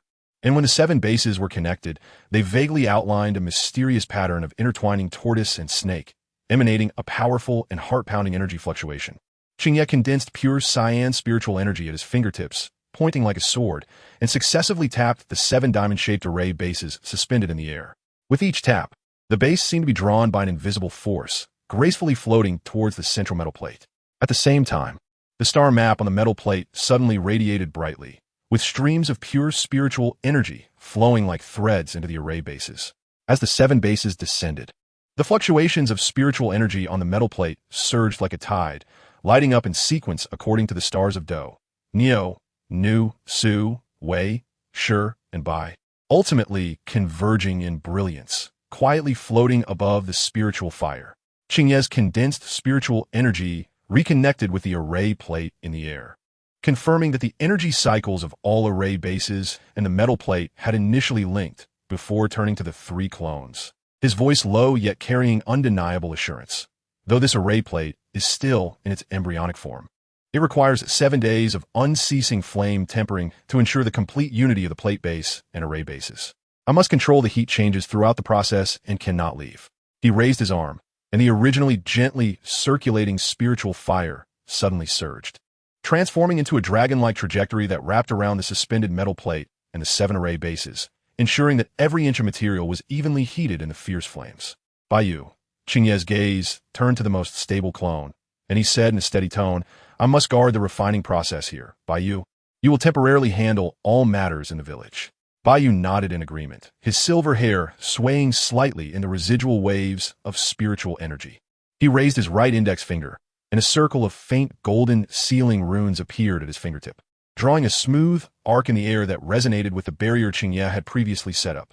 Qingfeng and Shadow exchanged a glance, their figures blurring for a moment, as if the night and the swift wind intertwined, and in the blink of an eye, they transformed into 2 ghostly shadows, silently merging into the deep-colored shadows beneath Qingye, leaving no trace. Baiyu then took a half-step back, his gaze sweeping over the metal plate and array bases that were being tempered, confirming everything was in order before his white robe transformed into the same attire as his main body, and the sealing runes he had condensed at his fingertips suddenly brightened, opening a sealing rift leading into Konoha village. Immediately, a faint golden light enveloped him, and he disappeared into the rift in an instant. Watching Baiyu, who had transformed to look like his main body, leave, Qingye's mind settled, and he sent a wisp of consciousness to slowly attach to the array plate suspended above the flames. 7 days and nights quietly passed, and Qingye maintained a focused posture, meticulously guarding this important refining process. The blazing spiritual fire gradually receded at the final moment, like a tide slowly withdrawing, leaving behind a clear air. After a lengthy tempering, the array bases and the metal plate with the array map finally perfectly merged into a palm-sized array plate, with the patterns of the black tortoise 7 stars clearly visible. The surface of this array plate flowed with 7 different colors of brilliance, reflecting like a galaxy, with each beam of light containing powerful and pure spiritual energy fluctuations. Under the illumination of this magnificent light, Qingye's slightly fatigued yet still focused face became increasingly clear, and the deepness of his eyes reflected the brilliance of the array plate, as if resonating with this work into which he had poured all his heart and soul. The surface of the array plate shimmered with colorful light, illuminating Qingye's focused expression. The moment Qingye's consciousness touched the array plate, the panel of the entry modifier appeared, and a line of small text suddenly emerged on the panel, quickly rearranging and unfolding before his eyes. Name: Black Tortoise 7 Stars Array Plate Description: an array plate refined from chakra metal and various rare metal ores through spiritual fire tempering. Based on the array map of the Black Tortoise 7 Stars Array. Looking at the text on the panel before him, Qingye's consciousness moved, and a line of text appeared after the name displayed on the panel. Name: Black Tortoise 7 Stars Array Plate, a treasure-level array plate capable of absorbing various energy activation. 0 description: a treasure-level array plate capable of absorbing various energy activation. Refined from chakra metal and various rare metal ores through spiritual fire tempering. Based on the array map of the Black Tortoise 7 Stars Array, and shaped through entry modification and energy conversion. Introduction: Qingye, who arrived in the Naruto world, does not believe in the energy system shared by the descendants of extraterrestrial beings known as chakra. Fortunately, Qingye replicated the cultivation system he valued the most through his special ability. Otsutsuki Kaguya. Who are you? And where is your chakra? Qingye. Chakra? That's something only ninjas need.